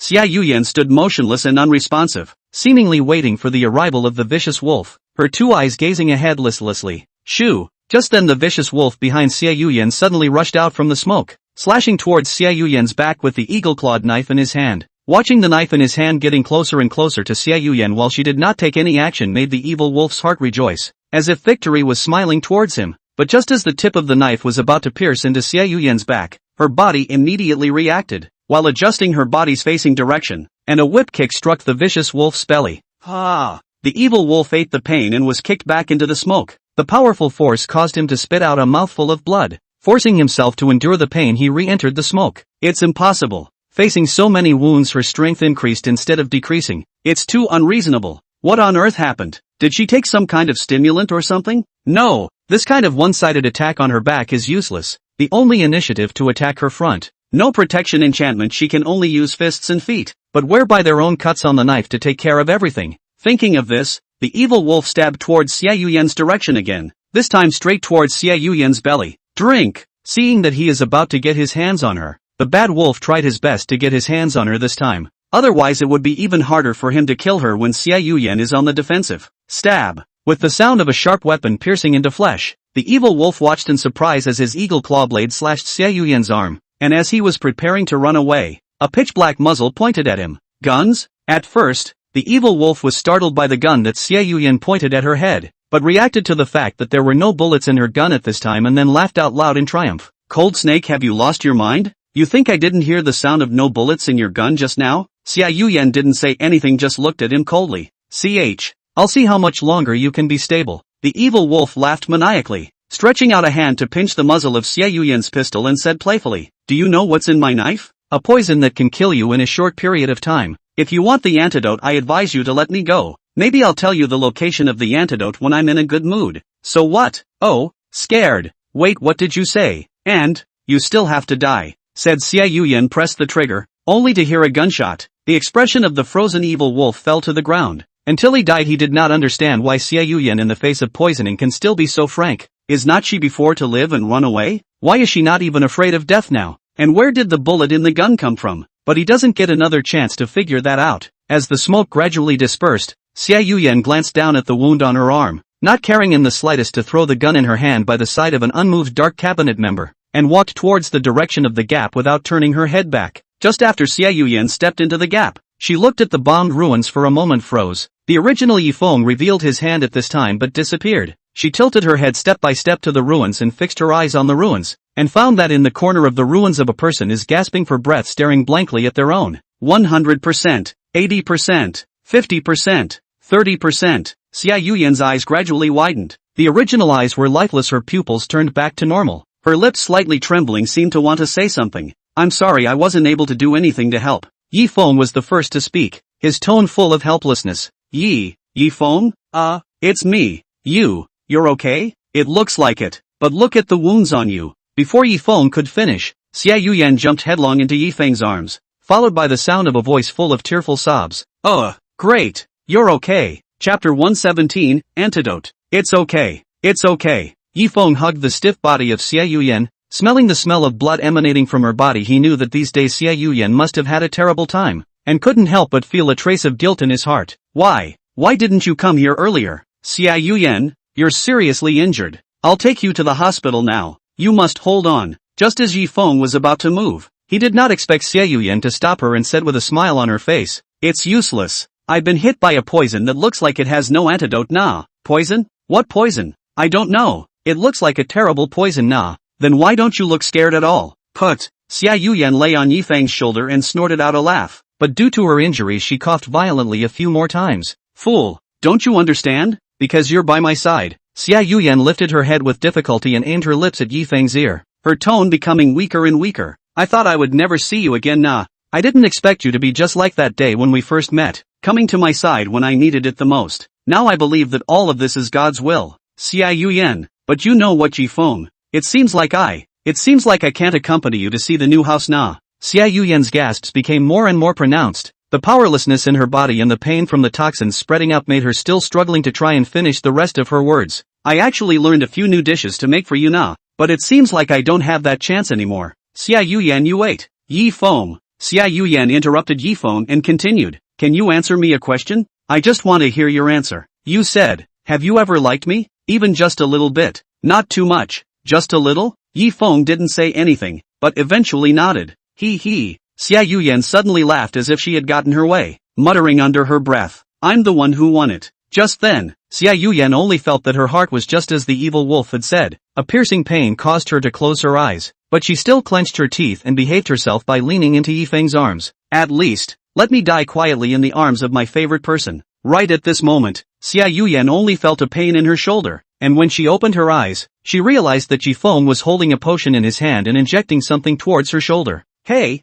Yifeng, what's this? This is the antidote. I just picked it up off the ground, Yifeng said without blushing or jumping. The ground? Picked it up? Then why do you know this is the antidote? Xiao Yian suddenly felt a coldness in her heart. The original intense pain was rapidly dissipating, and her wound stopped oozing blood, solidifying at a speed visible to the naked eye. It has the word antidote written on it. Oops, whatever. Yifeng threw the syringe in his hand out of the window and wrapped Xiao Yian in his arms. Well, feeling better now? It doesn't hurt anymore. But this antidote, why do you still think so much? Maybe they dropped it out of carelessness. Well, let's go home quickly. Xiao Yian blinked her eyes, seemingly understanding something. So that's it. I'm sure this is your handiwork too. Yifeng, just how many more secrets have you left undiscovered? Well, alright, you can rest for a while. Are you alright if these people don't care? It's okay. Xiao Yian's face suddenly changed, and a large portion of the joy she felt just now was suddenly missing. Someone will wipe their ass for them.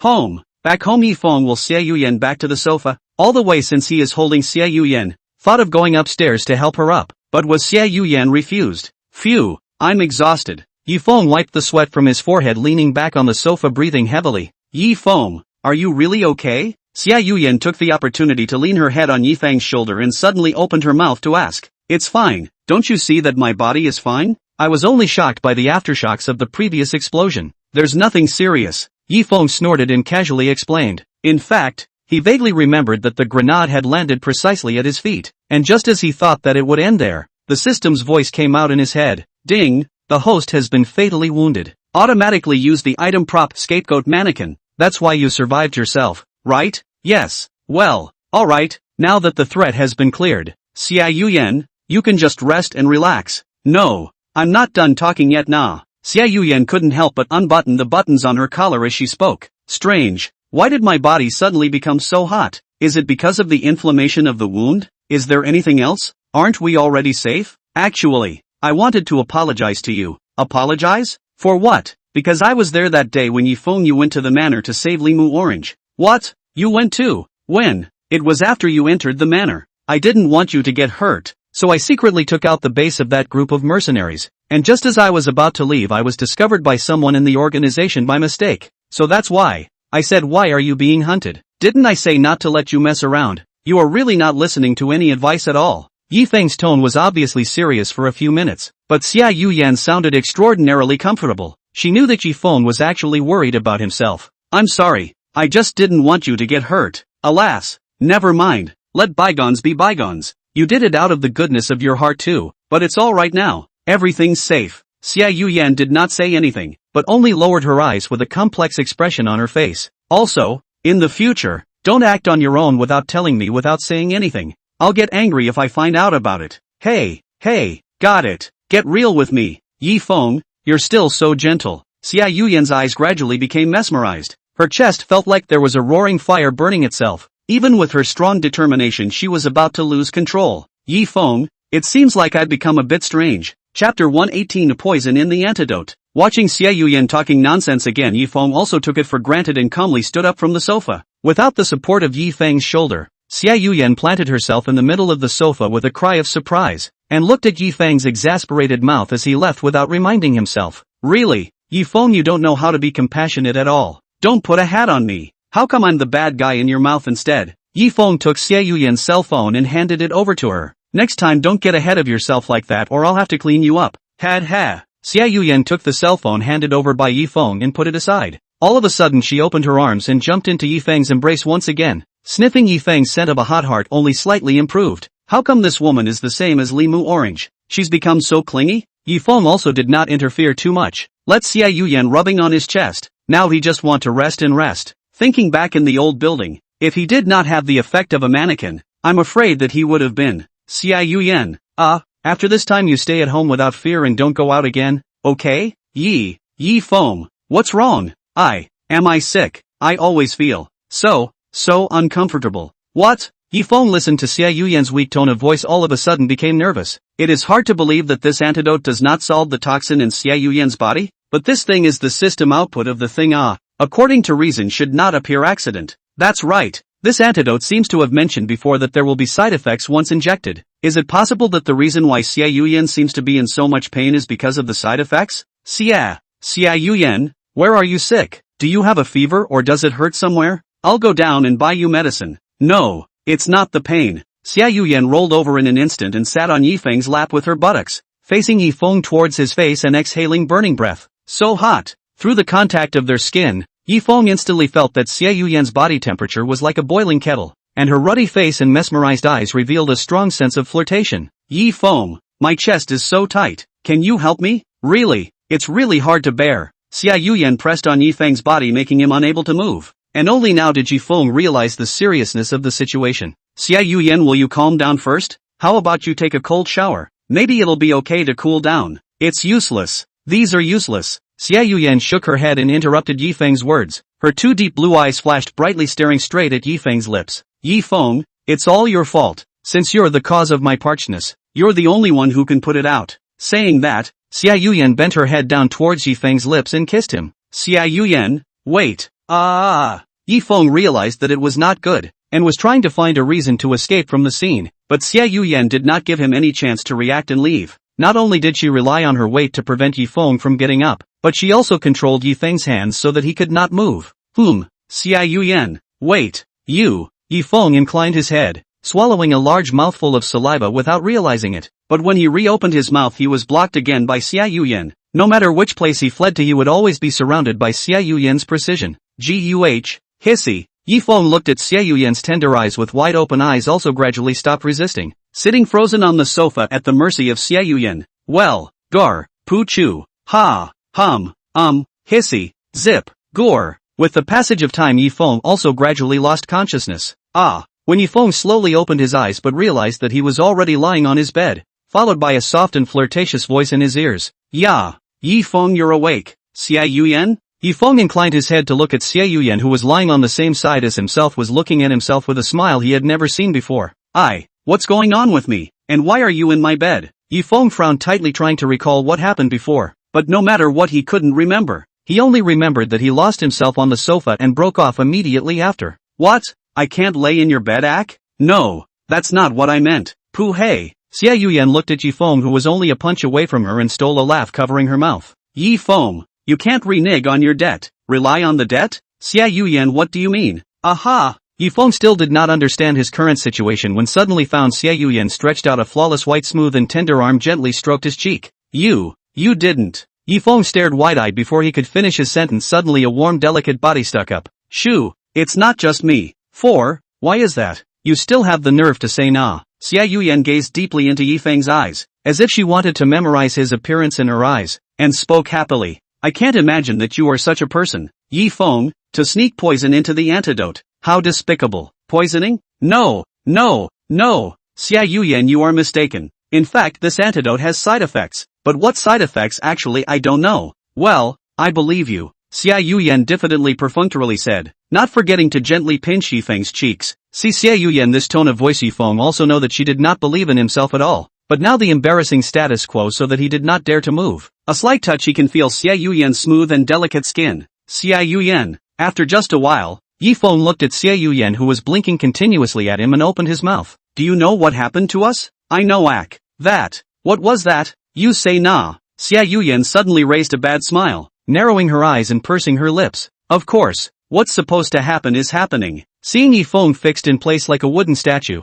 Xiao Yian also pouted until she pinched Yifeng on the face and woke him up before she was satisfied. Really, it's hard not to forget such an important time by this nerd. This guy can't be pretending to deny it. Chapter 119, The Unwilling to Let Down. Hey, Yifeng, don't think about reneging on the debt for me. This matter is all because of you. I'm the victim. Xiao Yian, wait, I haven't reacted yet. Reaction? What reaction do you want? Xiao Yian was also angry by Yifeng's words. Combined with half a day they have been diligently plowing, Yifeng is like a nobody, now even know nothing. This where she can stand. So Xiao Yian will caressing Yifeng's face, hand smoothly pressed his chin. In Yifeng surprised when a mouth kissed up. Well, Yifeng was startled by the sudden kiss from Xiao Yian. Xiao Yian, you, what's wrong with me? Me? Xiao Yian beamed with a lot of dissatisfaction in her heart, and even developed a lot of resentment towards Yifeng. You're the kind of negative person who eats water and scolds the one who digs the well. Thanks to me trusting you so much. No. Xiao Yian, will you let me run through it first? My mind is really messed up right now.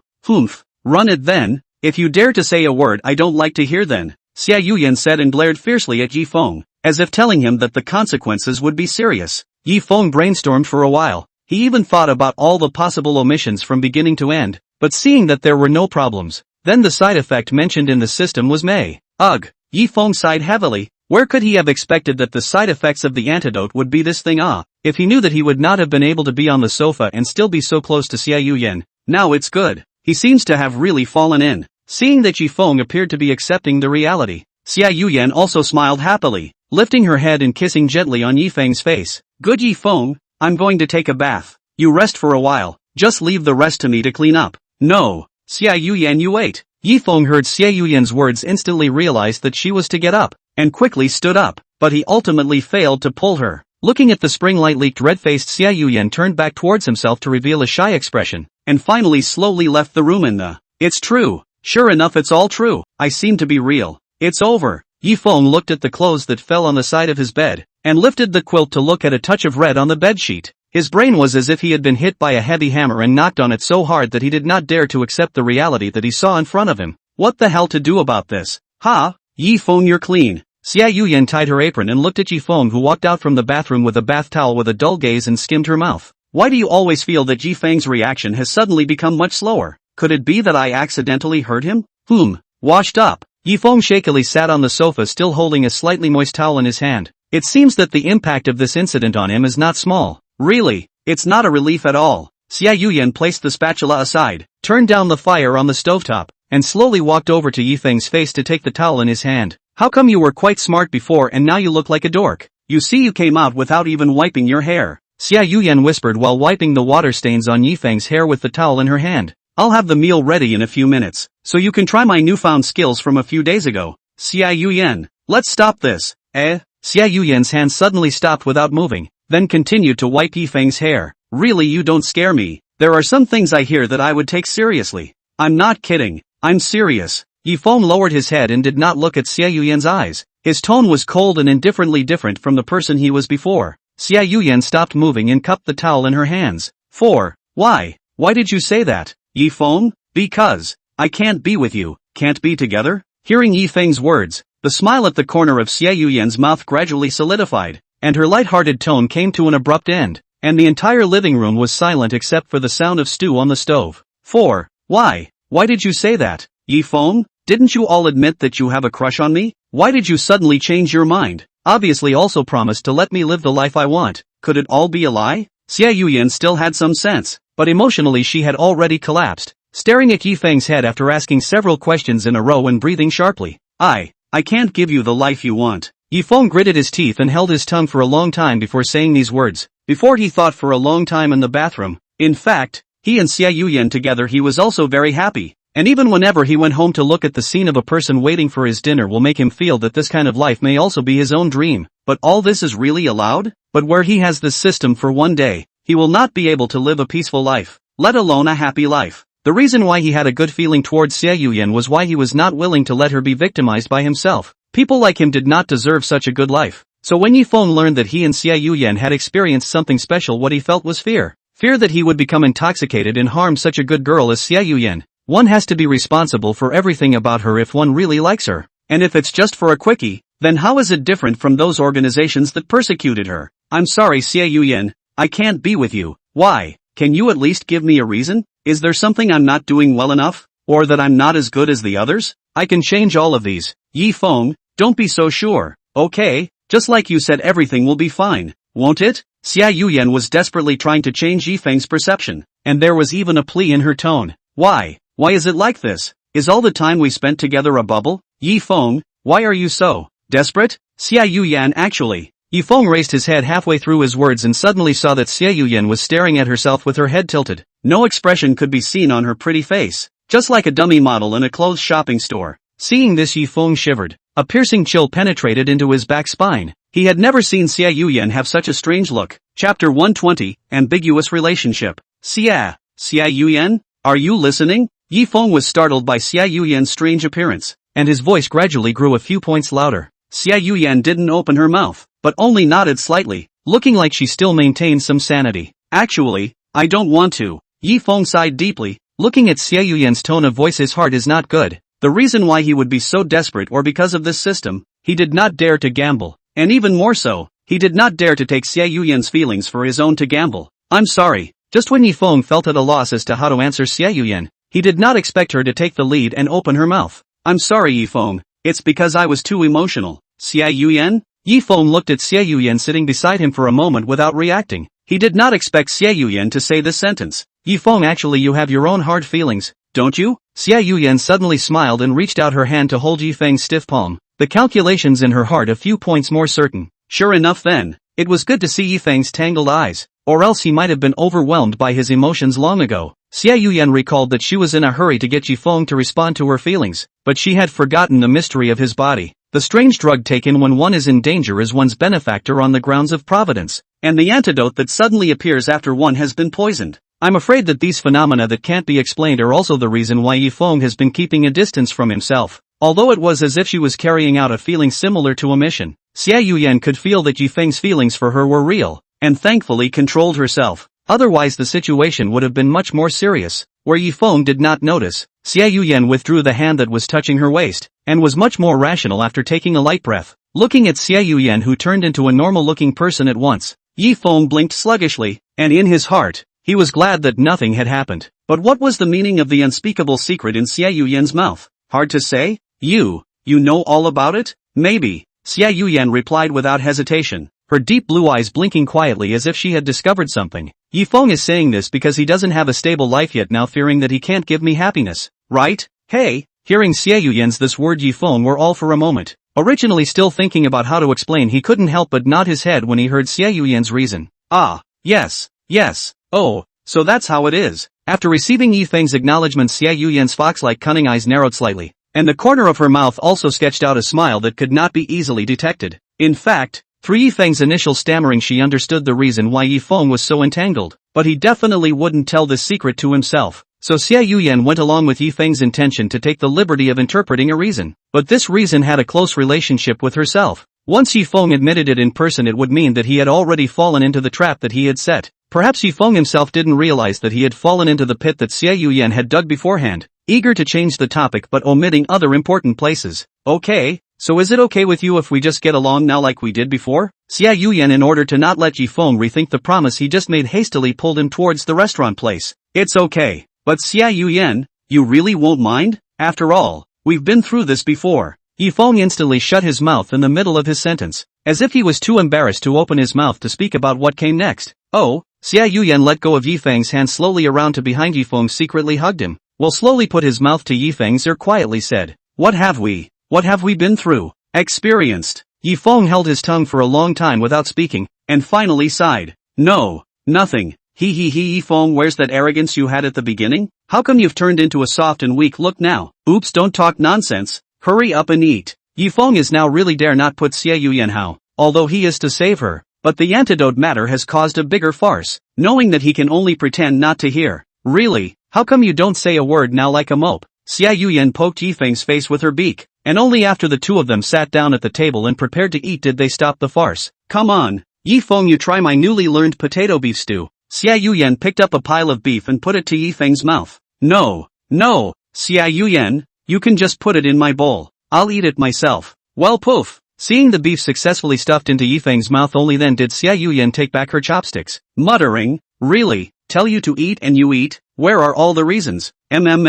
Coo. Yifeng helplessly chewed for a long time before swallowing the beef and said after pursing the sauce from his lips, Xiao Yian, you should at least give me a greeting in advance. You're trying to choke me to death. It's not because you're dragging your feet. Yifeng, how nice to be more straightforward. Xiao Yian rested her chin on one hand, and with the other hand, she took out another carefully selected piece of beef from the pot and put it into Yifeng's bowl. Well, it tastes okay, doesn't it? Well, you don't say. Yifeng ate the beef in the bowl into his mouth while also giving a thumbs up towards Xiao Yian. Xiao Yian, the flavor of your cooking is really getting better and better. The sauce you mix is also very tasty. I just don't know why this beef is so hard to chew. It can't be helped. This piece of meat can't be stewed, so I had to cut it into small pieces and cook it a little bit. Saying that, Xiao Yian picked out another piece of beef and put it into Yifeng's bowl. Alright, Xiao Yian, don't clip food into my bowl. I'll eat it myself. Yifeng hurriedly interrupted. He always felt that now Xiao Yian in his life gradually some ambiguity. At first he did not feel out. Now looking back and thinking about it, he found that she is much bolder than before. After that kind of thing happened, is she not embarrassed? At least that's, alas,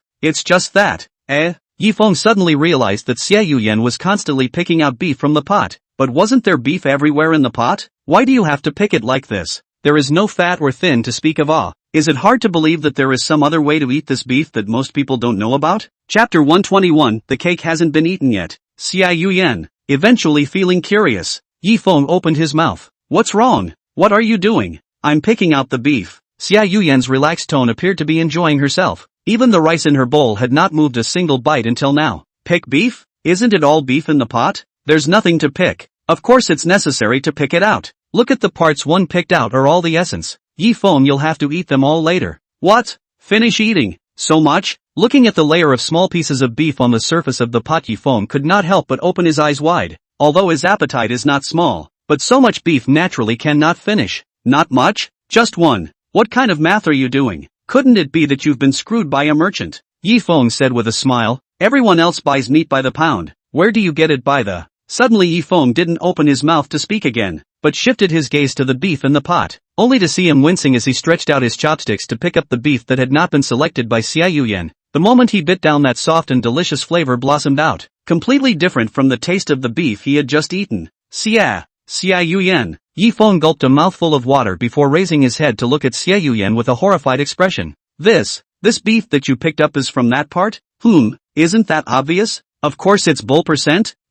#la. Clunk. A pair of chopsticks slipped from Yifeng's hand. Xiao Yian, who was still carefully selecting for Yifeng, raised her head to look at Yifeng suspiciously when she saw this. Yifeng, what's wrong with you? What did you just say? What am I eating? Beef. What part of the beef? Of course it's a cow. #la. What's wrong? What's the problem? Big problems. Yifeng stood up from his chair with a slap of his hands on the table, rubbing his hands together. Where did you get this thing? Of course it was purchased online before, and it was delivered to your doorstep with free shipping. How is it? Don't you feel energized after eating it? Oh, Xiao Yian said as one of Yifeng's hands pinched both sides of her face. My auntie, yeah. Can't you get some normal ingredients? Wouldn't normal beef stew with potatoes be enough? Why are you adding all this weird stuff? What the hell? Xiao Yian spread her arms and opened Yifeng's hand, disgruntledly pressing Yifeng back into his seat. I think Yifeng, you are the farmer in the snake. I obviously spent so much money to buy it from the internet. Who knows that you even dislike it? If it wasn't for the sake of your body, I wouldn't be willing to buy it. In the end, you're still not satisfied with it. It's too disappointing to me. Xiao Yian had confused Yifeng with several words in a row, and only after a long time of reaction did he faintly speak. This money, how did you get it? I used your cell phone to transfer it to me. Isn't it still my money in the end? Isn't that the equivalent of using my money? This is what I deserve. I've paid so much for you. Yifeng, washing sheets and cooking, don't I deserve my fair share? I can't imagine that you're such a shameless person. You really are. Too disappointing to me. Is this like that? Only after being forcefully forced to finish her own unique portion of beef did Xiao Yian return to her normal attitude, sitting on the sofa right next to Yifeng.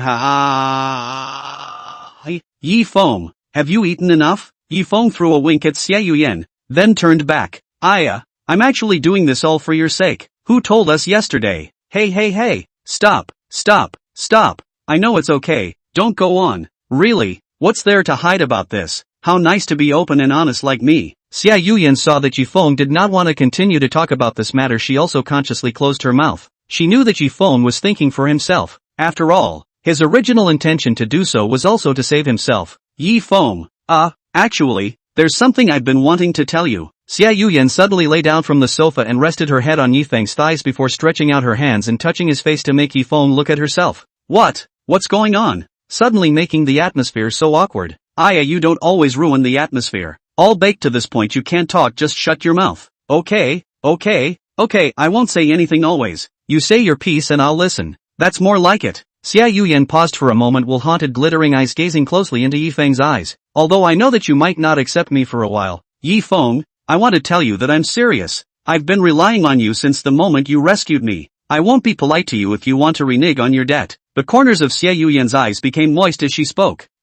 Although I haven't experienced an ordinary life before, I've only felt that such a life is so wonderful since I met you. You're the one who brought me into this colorful world, so it's up to you to take me along for the whole journey. I don't know how to live every day of my life, but I know that being with you makes my heart happy. Maybe being with you is the single most meaningful thing I've done in this world. The eyes of Xiao Yian looking at Yifeng were full of reluctance. At this time, Yifeng had long been stunned by Xiao Yian's words, and was simply unable to answer her words. I won't regret whatever I've been through with you. I just want you to know that no one can change what I've decided. After saying that, Xiao Yian grabbed Yifeng's head and wrapped his arms around him, only to hear a muffled grunt as their lips overlapped. This time Yifeng didn't resist. Instead he opened his eyes and looked at Xiao Yian, who had tears in her eyes and showed a sad look while kissing herself. Why is she crying? Is it because you're not being honest about what you went through with her? Time seemed to stand still at this moment. After a long time Xiao Yian let go of Yifeng's head. After revealing a happy smile towards Yifeng, she slowly opened her mouth.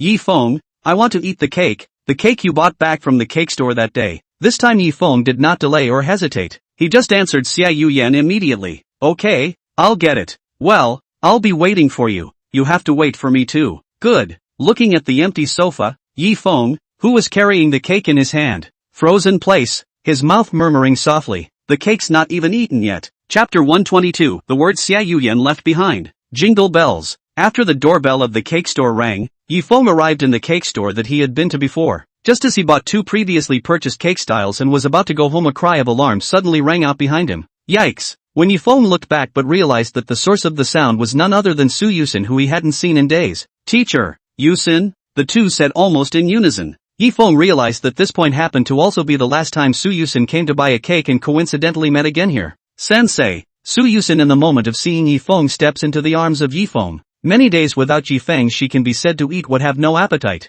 and even launched a small temper in the home, well in Suani and her mother under the appeasement to be considered safe. Now Su Yusen, after seeing Yifeng, where can still endure this kind of temptation. Long ago will be a lady of the house and such etiquette left behind. Holding Yifeng dead, not let go. Woo, why don't you go to class? Teacher, you know how sad I was last week. That. Yusen, can you let go first? I'm still holding the cake in my hand. Yifeng, in case the cake in his hand was touched by Su Yusen, to spread his hands raised above his head to look at the Su Yusen, who touched around on his body and hastened to stop with a voice. This is at least a public place. Listen to me slowly explain to you if you don't understand anything, okay? Su Yusen secretly touched a hand on Yifeng's abs after discovering that the clerk behind the counter was looking at the scene with a red face, which made her also realize that there were more or less some bad influences as well. So she was forced to let go of her hand that was holding Yifeng. Su Yusen took a few steps back and performed a princess salute towards Yifeng, and then apologized. Right. I'm sorry, teacher. I was rude. It's okay, Yuxin.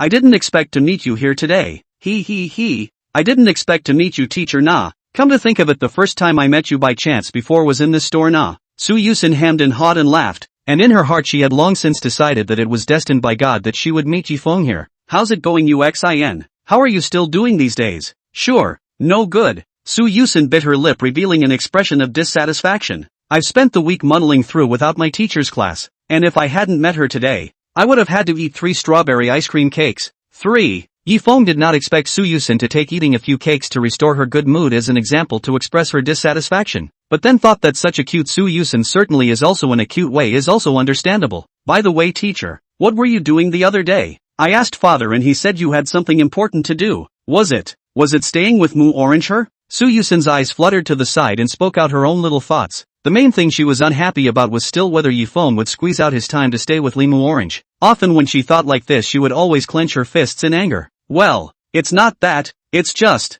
I was sick so I didn't go to class. Ugh, sick? Is the illness you have? Sensei, a serious one? Hearing this, Su Yusen hurriedly inquired in a concerned tone. From her eyes one could clearly feel the worry for Yifeng. Thank you Yuxin kindly. Now my body has completely recovered. There is no big disease. Is a cold or something like that? This is not afraid of infecting you, well please Mr. Su postponed. Yifeng followed Su Yusen's words to add Su only told Su Yusen's words. Obviously naive Su Yusen immediately believed in Yifeng's explanation. When she heard here the resentment in her heart has been better than half. When she heard this, the resentment in her heart was already halfway gone. Instead, she was worried about Yifeng. Is it really alright? Teacher, do you need me to call our family's professional medical team to give you another diagnosis? This way I can also rest assured.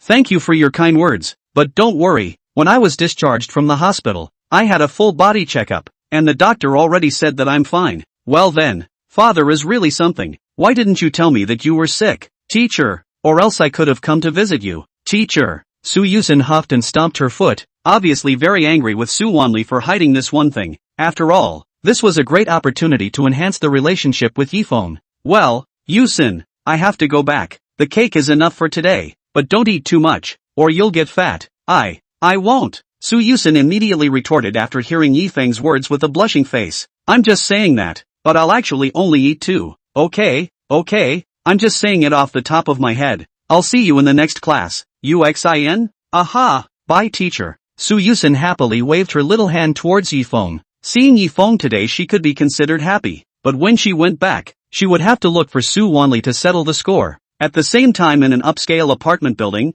Limu Orange is drinking a mouthful of brewed chocolate milk, walked into the room and opened the monitor from the manor. After the kidnapping incident a moment after the manor but cannot go, they are also in a private building purchased by Li Jing temporary residence. Well, teacher is really something too. You didn't even send me a message to communicate with me for the past few days. So let me come and see what exactly you're up to. Limu Orange looked at the dim sum store shown on the map and froze for a moment. It seemed that Yifeng had stayed here before, but how long had it been and where had he gone? It was really suspicious. Nah. Why don't we just send someone to investigate? No. Investigate the investigation yourself. How? In every corner of the house Yifeng has checked still did not find traces of Xiao Yian. Immediately after he checked the traces in the room presumed that after he went out Xiao Yian has left the place. Looking at a cell phone on the sofa, Yifeng remembered that this is exactly what he gave Xiao Yian to buy, which a cell phone. Looking at the phone below the cover of a convenience sign when he slowly walked forward to take it in the hand, to be fixed eyes carefully looked found that Xiao Yian left his words. Fingerprints will unlock the door. I recorded your fingerprints while you were sleeping.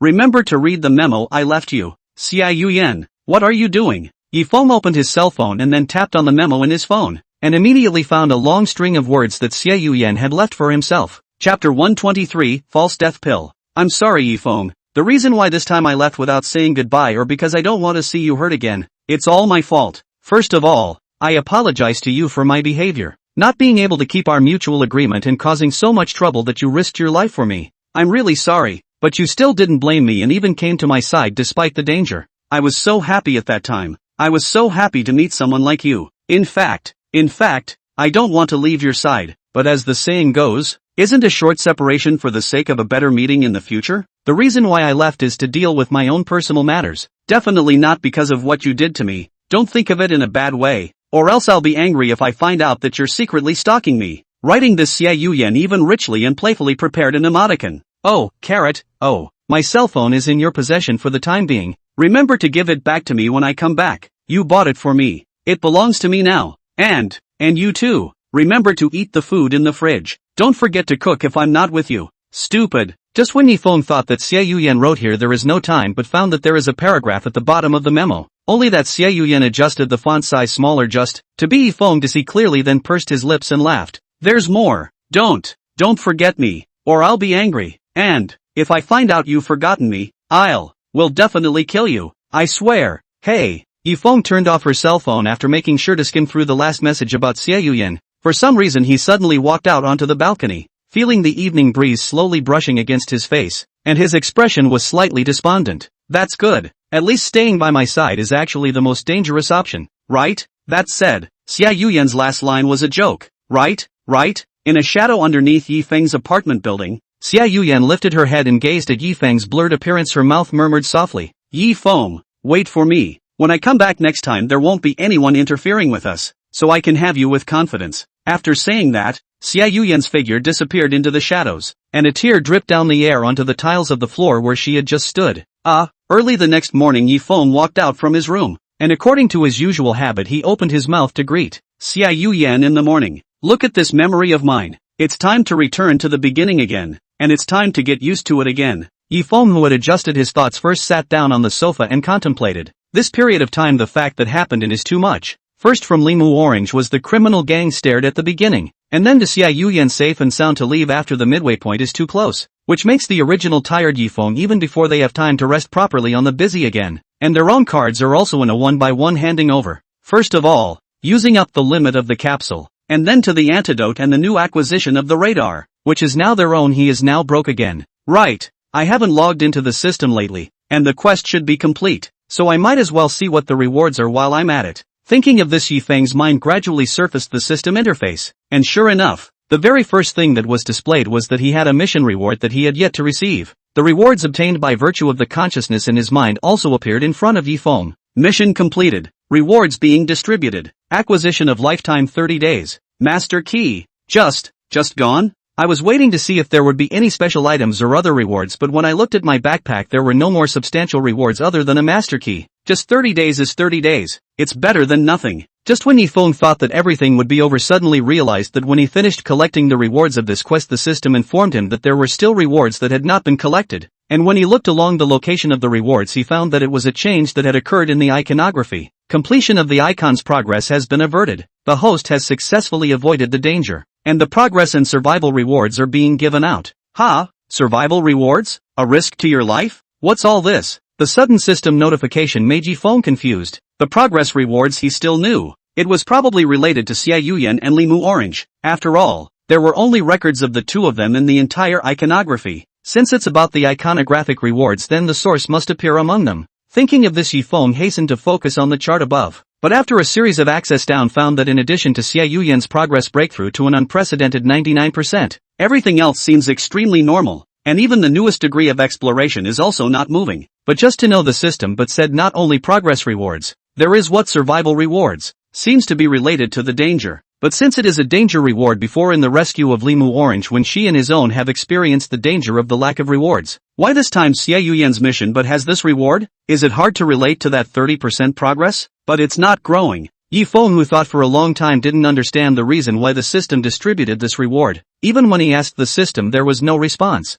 Seeing that he couldn't find any useful clues, Yifeng also had to give up the idea of continuing to search for the time being, and had to return his attention to the task rewards. After collecting both the progress rewards as well as the survival rewards, Yifeng also roughly did a tally. The total reward is about 3 months of lifetime, which is more than half a year after counting the previous time, and the days are getting better and better. In addition to the known scapegoat dolls, there is also something called the false death pill or something like that. Pill of false death. After taking it, the user will be plunged into a day-long false death behavior, during which he will not wake up no matter what he has experienced, and the effect is large, so please be careful when using it. After reading the efficacy of the false death, Dan Yifeng couldn't help but be jolted. Although this thing sounds quite powerful, but it seems that there is no need to take this, right? Why would I fake my own death for a good reason? I'm not comfortable with it. I don't know what the system always give these strange things. Might as well give myself a few more fake death dolls, so that he is also considered to be more of a guarantee. Chapter 124, Some Deviations. Just as Yifeng was organizing his thoughts, suddenly his cell phone rang, and only after he picked it up to see the caller clearly did he realize that it was a Fu.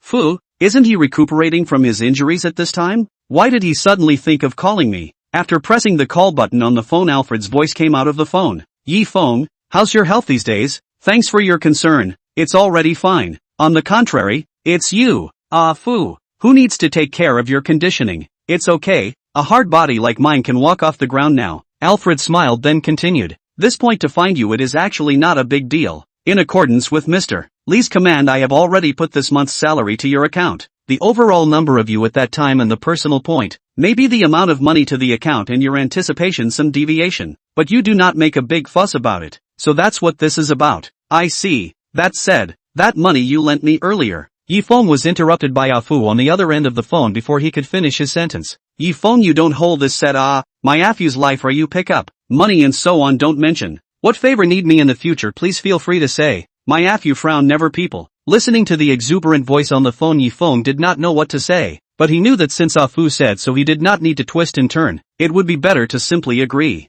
Okay, I appreciate your kindness. Don't say anything about helping or not helping, just recuperate from your injuries. Alright then, I won't disturb your rest much. After the two exchanged a few pleasantries and then hung up the phone, Yifeng remembered that just now Afu said in his mouth that his account salary some deviation. Although I do not know how much the deviation is, but since he said that it must be more or less different from the original salary, it's probably because this kidnapping has caused some problems with the Lee Group's money. Plus the amount of money needed to maintain the estate and deal with the media and all the other aspects of it has caused his own pay to be a bit lower. But that's okay, after all, I'm not aiming for the money. I don't care about the salary or anything else. Yifeng said, then opened the cell phone network account. Thought to look at their expenses this month by the way to take a look at the salary. Yifeng instantly stupid eyes. Why are there so many zeros in front of my money? Has the currency of this world been devalued? Wait, this seems... When Yifeng fixed his eyes to see but found that this is not at all the so-called what the devaluation of the currency, but in their own original amount of more than 2 zeros. 10 million and 1,000.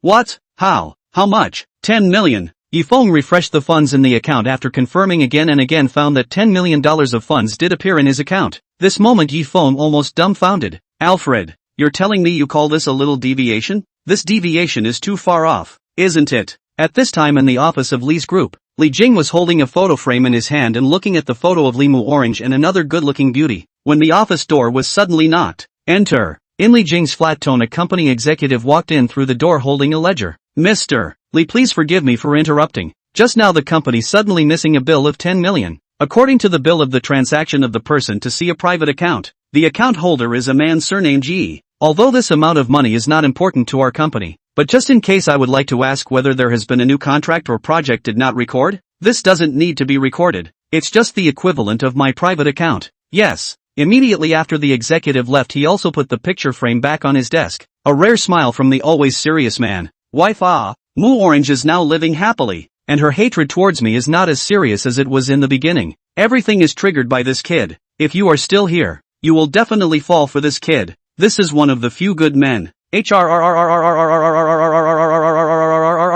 In one of the dessert halls, the clerk was humming a little song as she cleaned the store, when suddenly a doorbell rang at the front of the store. I thought I put a closed sign? The clerk raised her head curiously until she realized that a stunningly beautiful and cold woman had walked in the doorway, and then she immediately straightened up her uniform and jogged to the front of the woman and bent down slightly towards her. Hello guest, I'm really sorry, we've already closed. Please come back tomorrow if you want to purchase refreshments. After the clerk finished speaking, she saw that the woman in front of her still did not move at all, but her eyes were looking around as if she wanted to look for something. Guests? At the clerk's call, the woman then turned those cold eyes on her. Hello, may I ask one thing? Sure guest, but what would you like to know guest? Wasn't there a good-looking man who came here this afternoon who was about this tall? The clerk blinked rapidly at the woman's description, then replied with a slight apology. I'm sorry guest, this range you've given is a bit too big then. Our store has a lot of traffic every day, so if you, guest, are trying to find someone it might be a bit difficult. What about the surveillance? Can I see it?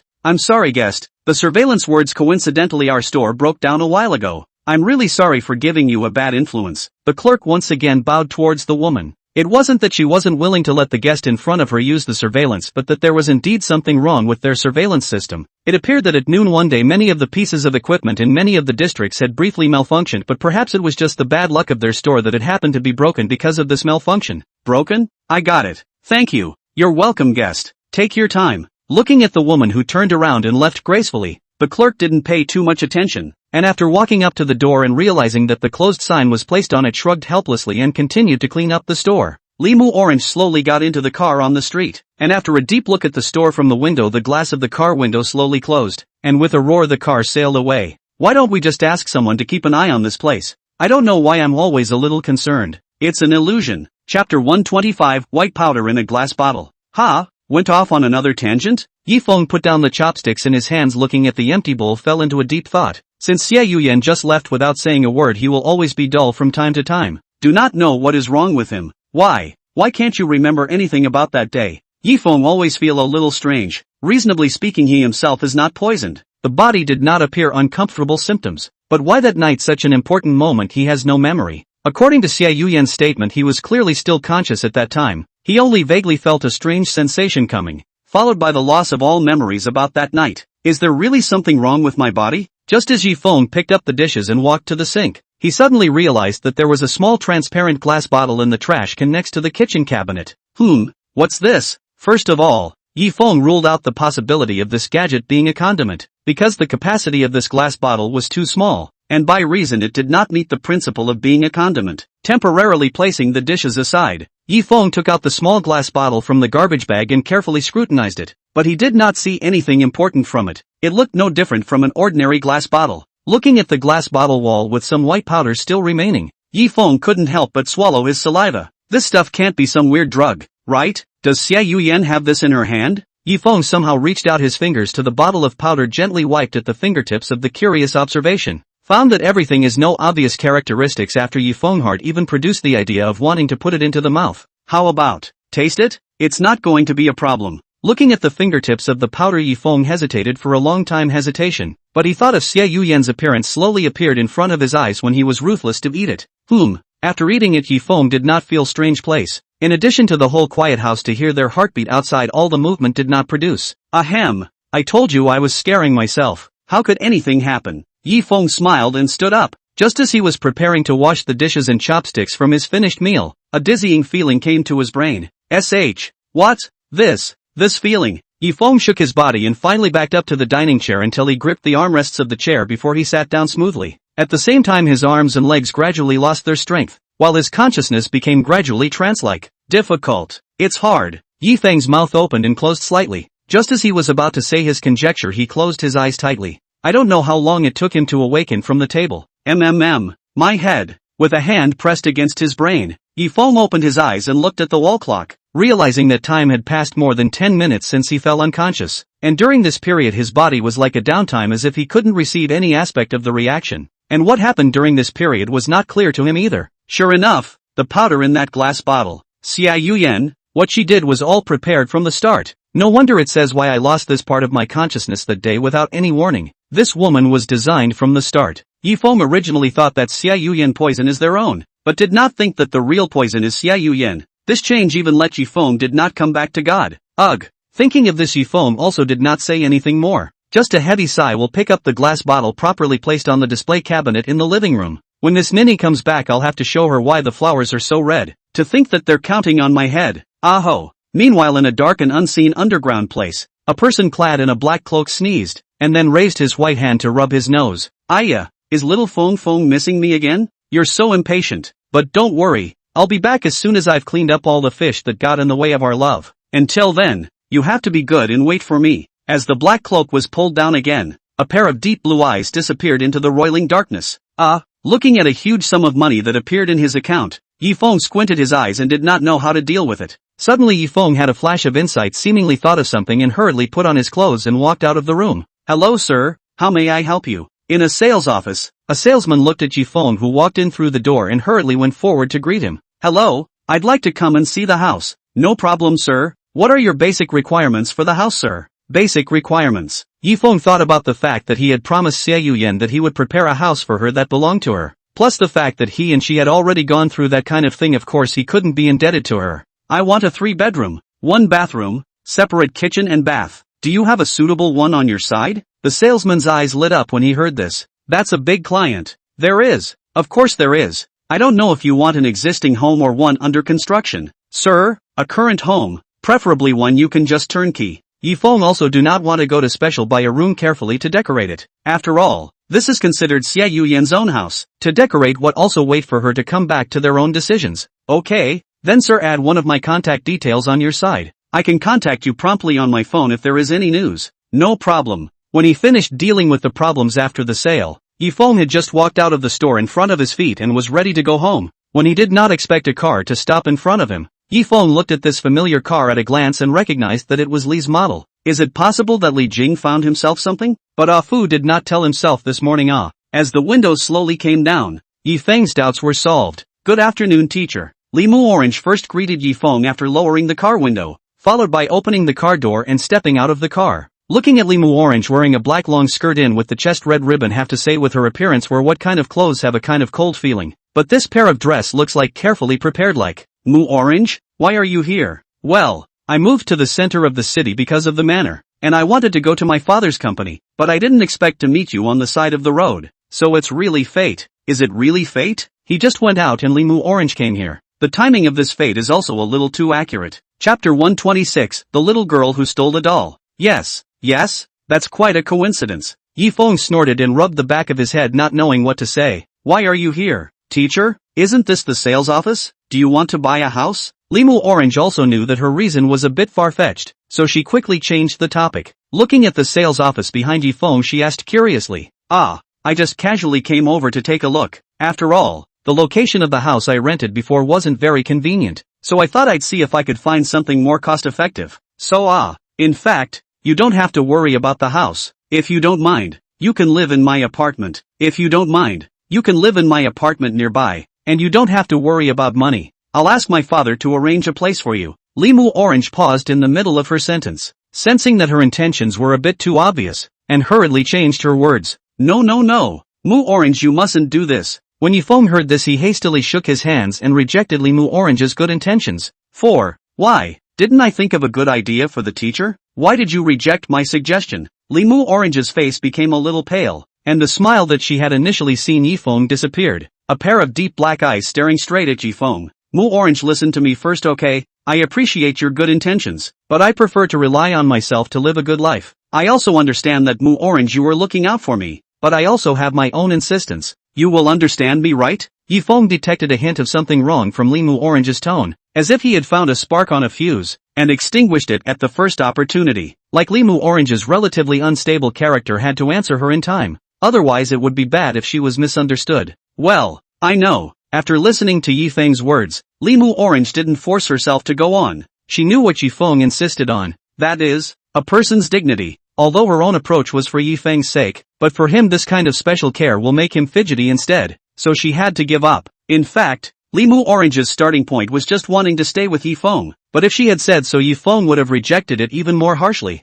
probably still because of this status of her own. Really, I want to be under the same roof with my teacher, but there's no need to rush. Now I'm the only woman with my teacher. As long as my teacher keeps in contact with me, he'll get used to my presence in his life, and if this continues, he'll win eventually. Now he just needs to wait quietly. Right, this week teacher, remember to come to class yo. I'll be waiting for you at home teacher. Classes, but isn't the manner still? Even though the practical lessons are hindered, it's a good option to listen to the theory once in a while nah. You'll come, teacher, won't you? This one since of course, then it's happily settled. I'll send you the address in your cell phone if you're a teacher. Well, there's no problem. Then Mu Orange I have to say goodbye first. I have to go buy some ingredients in the market. Ah, okay then. Although Limu Orange would like to follow Yifeng to his home and taste the dinner that Yifeng personally made, but from the fact that he took the initiative to go to the chance encounter with Yifeng today, he has already had some caution. If he insisted on forcing himself will only attract Yifeng's dissatisfaction, and this way will not be the purpose of his own.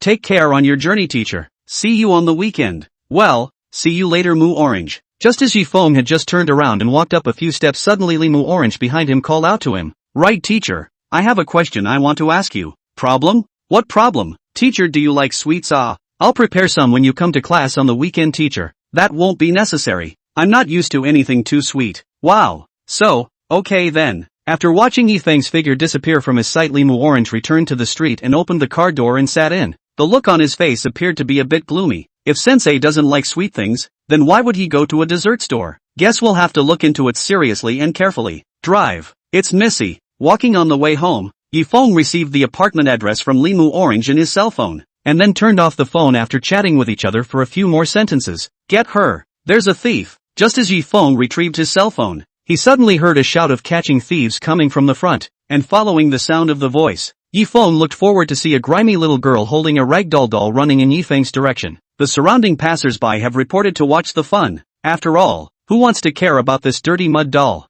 Might as well stand on the side of the road and watch the fun. Yifeng looked at the little girl almost about to cry out of the appearance then stood in front of her to stop her. The little girl's head after hitting Yifeng's thighs raised her head to look at Yifeng. After seeing clearly Yifeng's appearance, her mouth slightly trembled and said, Big brother. Right. I'm sorry. Why steal? Yifeng faintly opened his mouth and inquired. Ah, because I wanted to give this as a birthday present for Sister Shin. But I don't have any money. The little girl's voice became smaller and smaller as she spoke, and it was clear from her weak voice and the movement of her head down that she actually knew that her behavior was very bad. But why would she still act like this? Little brat, why don't you run away? At the same time, the clerk behind him also ran over angrily, looking at the little girl with eyes that looked extraordinarily angry, as if he was going to reach out and teach this little girl a lesson the next second. Just at this time Yifeng had no qualms about stroking his hand on the little girl's head, and tenderly said to the little girl, So you want this thing ah? I said why you slipped away and ran out of sight. Next time, remember not to do so. It's not good to be misunderstood.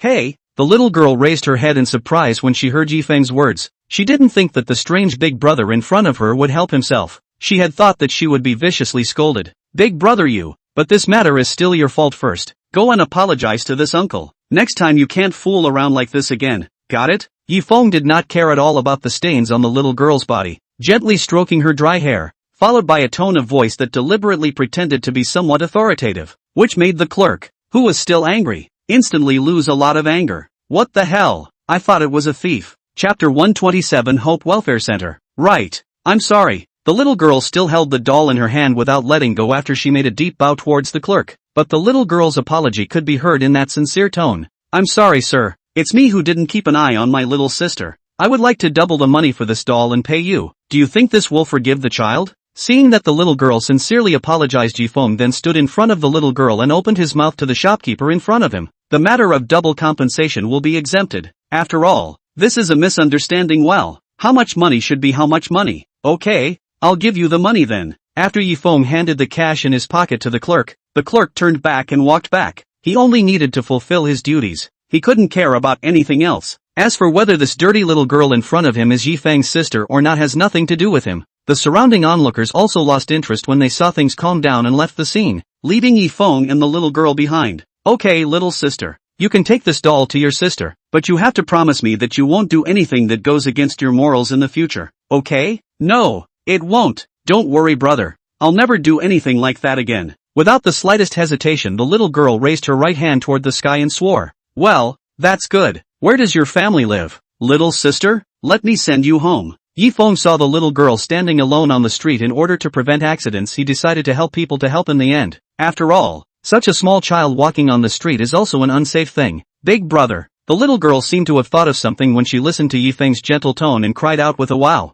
Ai. Little sister, you do not cry. There is something you can tell me. See, the little girl inexplicably cried out. Yifeng wanted to stop when it was already too late. Hastily took out a packet of toilet paper from his pocket to wipe the teardrops on her face, not knowing that Yifeng's actions made the little girl cry even more sad. Big brother. Here. Watching Wen happily run into one of the orphanages in front of her, Yifeng also understands why this little girl is like this. Originally, after pacifying the crying little girl, she told Yifeng that her name was Xiao Yian, and then requested Yifeng to go to her home as a guest. Looking at Xiao Yian's appearance, Yifeng could not bear to refuse her, and at the same time curious about why such a cute little girl would turn into this appearance, so he nodded his head to agree. After several kilometers of travel, Xiao Yian gradually brought Yifeng to an old street far away from the business district until she saw a courtyard house called Hope Welfare Institute. Ding! A new mission has been detected. Please check it in time. Yifeng, who had just walked to the bottom of the steps of the courtyard entrance, was dumbfounded the entire time he heard the system's voice coming out of his head. Why is there even a mission?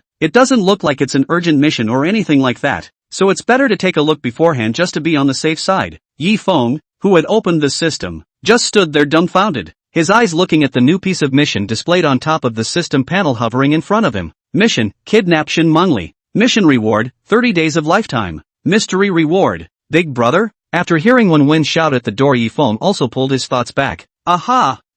Sorry, I just got carried away. Is this Shizuku's house? Ta-da! Xiao Yian happily jumped in place for a bit, but perhaps again. She thought of something. Her face suddenly became scared. Ugh, it's over. If Dean's mom finds out, she'll be blamed. Blame? Yifeng also walked up slowly through the steps and looked at Wen like a scared little hamster, reaching out and stroking her head. Why would you blame Raven? Because I snuck out. Raven's voice got smaller and smaller as she spoke, to the point where her voice was only audible to herself. This one, when you don't worry about it, okay? Brother, I will help you to explain to the dean. But you have to promise, brother, first in the future can't appear like this to sneak out of the action. Okay, I promise, brother. Xiao Yian's little head shook like a rattle drum, and it was easy to see that she could be very trusting of Yifeng. Then I'll ring the doorbell. Yifeng slowly got up and looked at the electronic doorbell by the courtyard door and hesitated for a moment before reaching out his hand and pressing it, while in his mind he was also thinking about the system's task in the party. Yusen's mission has not been completed. How now? There is another kidnapping mission. Since it can suddenly receive this mission, could it be that the target of the mission is in this orphanage? Yifeng wanted to ask Xiao Yian,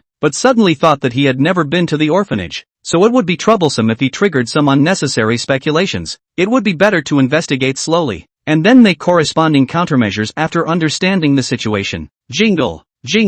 After the doorbell rang, after about a while the courtyard door slowly opened and a middle-aged woman with a sad face appeared in front of Yifeng. Hello, sir, may I ask you? The middle-aged woman saw Yifeng slightly stunned. Why would such a young man come to this place? Just when she wondered, suddenly saw Yifeng thighs behind the hiding a small body. Looking at the slightly out of the head of a cautious look Xiao Yian, women suddenly excited, squatting down, a hand pulled Yian will be her into the arms. Agu, where the hell did you kid go? I searched all over but didn't see you in person, but it scared me to death. Mother Superior. Shizuku was also infected by the dean's care, and at her already young age, she let out a woozy cry, all the while mouthing apologies. I'm sorry, Dean's mom. I'm sorry. Yifeng saw all this in his eyes, and in his heart he couldn't help but be a little moved. Listening to Yian's words, it seems that this middle-aged woman is the dean of this orphanage. Looking at her appearance to these children is very attached. After a while, Yian's crying also gradually stopped. The dean also reacted to the sight of Yian when Yifeng reached out to hold Yian's little hand after a slight bend towards Yifeng. Excuse me, sir, I believe you're the kind man who gave Raven a ride home. Yifeng nodded when he heard this. Yes, when she got lost on the street, so I brought her back. Really, this child was originally very obedient. I don't know why she suddenly sneaked out today. I and several other adults searched for her for a long time but couldn't find her. It almost gave me a rush. It's okay, it's good to have the baby back. When Yifeng looked at the woman's anxious expression and her dead hand clutching Wenwen's hand, Yifeng could tell that her words were all from her heart. He's a good man. Chapter 128, Being Rebuffed by Your Kindness. Wen, why don't you thank this brother? After discovering that his child is not in any way serious, the dean's face changed from worry to seriousness, and the speed of this change of face spared Yifeng was also startled. Zhao Wenwen didn't explain because she had already said thank you, but continued to open her mouth towards Yifeng. Thank you, big brother. Geez, didn't I say I didn't need to? Just as long as one remembers what I told you today. I'll definitely remember that. Then it's a deal. Oh,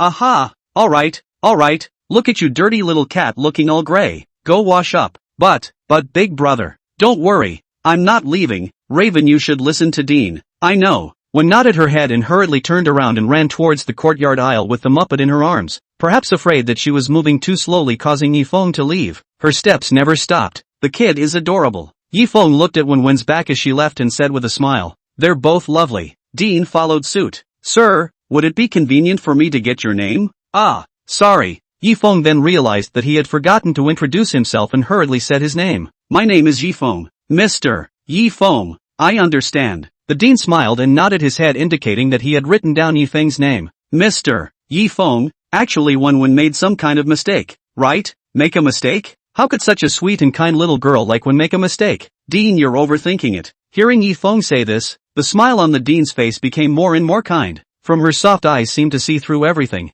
No, the truly kind person is yourself, Mr. Yifeng. You were able to choose to protect Raven when she was in trouble without any concern for yourself, even preferring to lie and harbor her, am I right? How did you know this? It's very simple. The reason why Mr. Yifeng was discovered by me was all because of the way you treated Wenwen. If I'm not mistaken, the bear doll in Wenwen's hand was stolen by her, right? No, absolutely nothing. Raven, she just kept staring at that bear at the booth. That's why I bought it for her. Don't say that, Dean. Mr. Yifeng, you're still lying. Although it's all good intention lies, but you still have to be sincere. Dean, The dean interrupted Yifeng's next words and opened the door to make way for a seat, inquiring at Yifeng. Is Mr. Yifeng interested in coming in for a look? Well, walking down a long aisle, Yifeng followed behind the dean, curiously looking at the surrounding appearance. Although the walls are very worn but cleaned, even the floor is reflective presence. Although you have a kind heart, Mr. Yifeng, you can't take your own kindness to cover up this seemingly unproblematic mistake. You'll end up getting your kindness backfired on you if you keep going like this. But aren't these things a very small thing? I think it would be better to guide them children patiently instead of scolding them harshly. They deserve to be treated with kindness. Mr. Yifeng, this point you are wrong. Kindness to people, this point is not wrong. But you have to know that kindness is to bring hope, to bring warmth. If you have been giving these things at first, these children will be grateful to you. But with the passage of time they will be your kindness to the spoiled. Spoiled after you know what it means? Is it really that bad? It seems that you still don't understand. Mr. Yifeng, that's just it. Maybe one day you'll understand. And when that time comes you'll realize where your mistake is. Here we are. The dean brought Yifeng to a room similar to a classroom outside, only to see the room came out of the melodious and pleasant singing. To be Yifeng walked to the glass in front of the door to look towards the inside, then looked at a woman dressed in clothes similar to the dean is holding a music book to teach the children to sing. These children are the children of our Hope Orphanage. Every year there are unfortunate children who come to this place. In order to be able to avoid the pain and sorrow of these children, we take care of their eating, sleeping and learning, and after these children reach adulthood they are sent out to integrate into society and the lives of normal people. What a marvelous thing to do. Looking at the lively atmosphere in the classroom as well as the children whose faces were overflowing with joy, Yifeng couldn't help but be moved by the dean's sense of responsibility. We're also just trying to make these kids' lives better in the future. Are these the only people in the classroom? There are also different classes that some of the children take. After all, there are so many children in the home, and the classes will be separate. So, Yifeng was momentarily in a dilemma. On one hand he was really touched by these children's desire for life. On the other hand he was also sidetracking trying to inquire about the whereabouts of this person named Shen Mengli. Big brother, just as Yifeng and the dean had just left the classroom not long before they saw Zhao Wenwen, who had cleaned her face, bouncing and running in Yifeng's direction. When you run slower. Yifeng hurriedly caught Zhao Wenwen, who pounced over. The dean, who was watching from the side, did not say anything more and had a slight smile on his face. Hey, where's your Muppet? Shizuku? Why is it suddenly gone? Yifeng, after catching Wenwen, suddenly saw the party all the way to be covered by her tightly. The Muppet has long disappeared. It is difficult to be given to the sister in her mouth before. I've already given the Muppets to my sister, and she was so happy to receive them that she even smiled at me. After Zhao Wenwen mentioned the word sister in her mouth, The dean, who was originally wearing a smile on his face, also converged his smile, and turned to look slightly depressed, more of a regretful expression. That's good. I'm satisfied to see you so happy, Raven. Just when Yifeng didn't find any clues and decided to come back next time, he didn't expect Zhao Wenwen to suddenly reach out her small hand and pull Yifeng. Big brother, can I ask you one more thing? What is it? Sister, she said she wanted to see you. Your sister? Yifeng was slightly stunned. He did not think that the sister in Zhao Wenwen's mouth would want to see him. Just when he did not know what to do, the dean actually spoke suddenly from the side. Wenwen, Mr. Yifeng is a guest. You've caused enough trouble today. Don't be so aggressive. It's okay, Dean. It's just a meeting. I've got plenty of time. No harm done. Chapter 129, Strange White-Haired Girl. Dean, Mom, Big Brother, he has already agreed. You just accommodate it. Zhao Wenwen saw that Yifeng promised himself, immediately made a pitiful look, opened a pair of big eyes and beeped her little mouth and hugged the dean's thigh with a milky voice and pouted. Alright. Since Mr. Yifeng has already agreed, then we'll call it quits this time. But next time, when you can't be so capricious. The dean didn't have the good sense to stretch out those calloused fingers and gently tapped Wenwen's forehead, his eyes full of uncountable favor. Looking at this scene, Yifeng couldn't help but remember that the dean of the party had told himself that he couldn't be too kind. But wasn't the current dean's actions kindness? Big brother, Mother Superior promised. Let's go see sister. After saying that, Zhao Wenwen's little hand pulled Yifeng up and ran towards the end of the corridor. And the dean couldn't help but smile as he watched this scene. With such a gentle and kind person, Monique should be a little happier. After passing through a long corridor, Zhao Wenwen then led Yifeng to a quieter backyard garden. The surrounding blooming flowers emitted a faint fragrance, adding a touch of mystery to this originally tranquil place. Through a flower bush, Yifeng vaguely saw a small and delicate figure sitting in a fountain pavilion. But below that figure was an old wheelchair. A wheelchair? Could this kid be physically challenged? Yifeng curiously looked towards the pavilion, and after following Zhao Wenwen around several bends in the road, he arrived at the center of the area at the fountain. Big brother, we're here,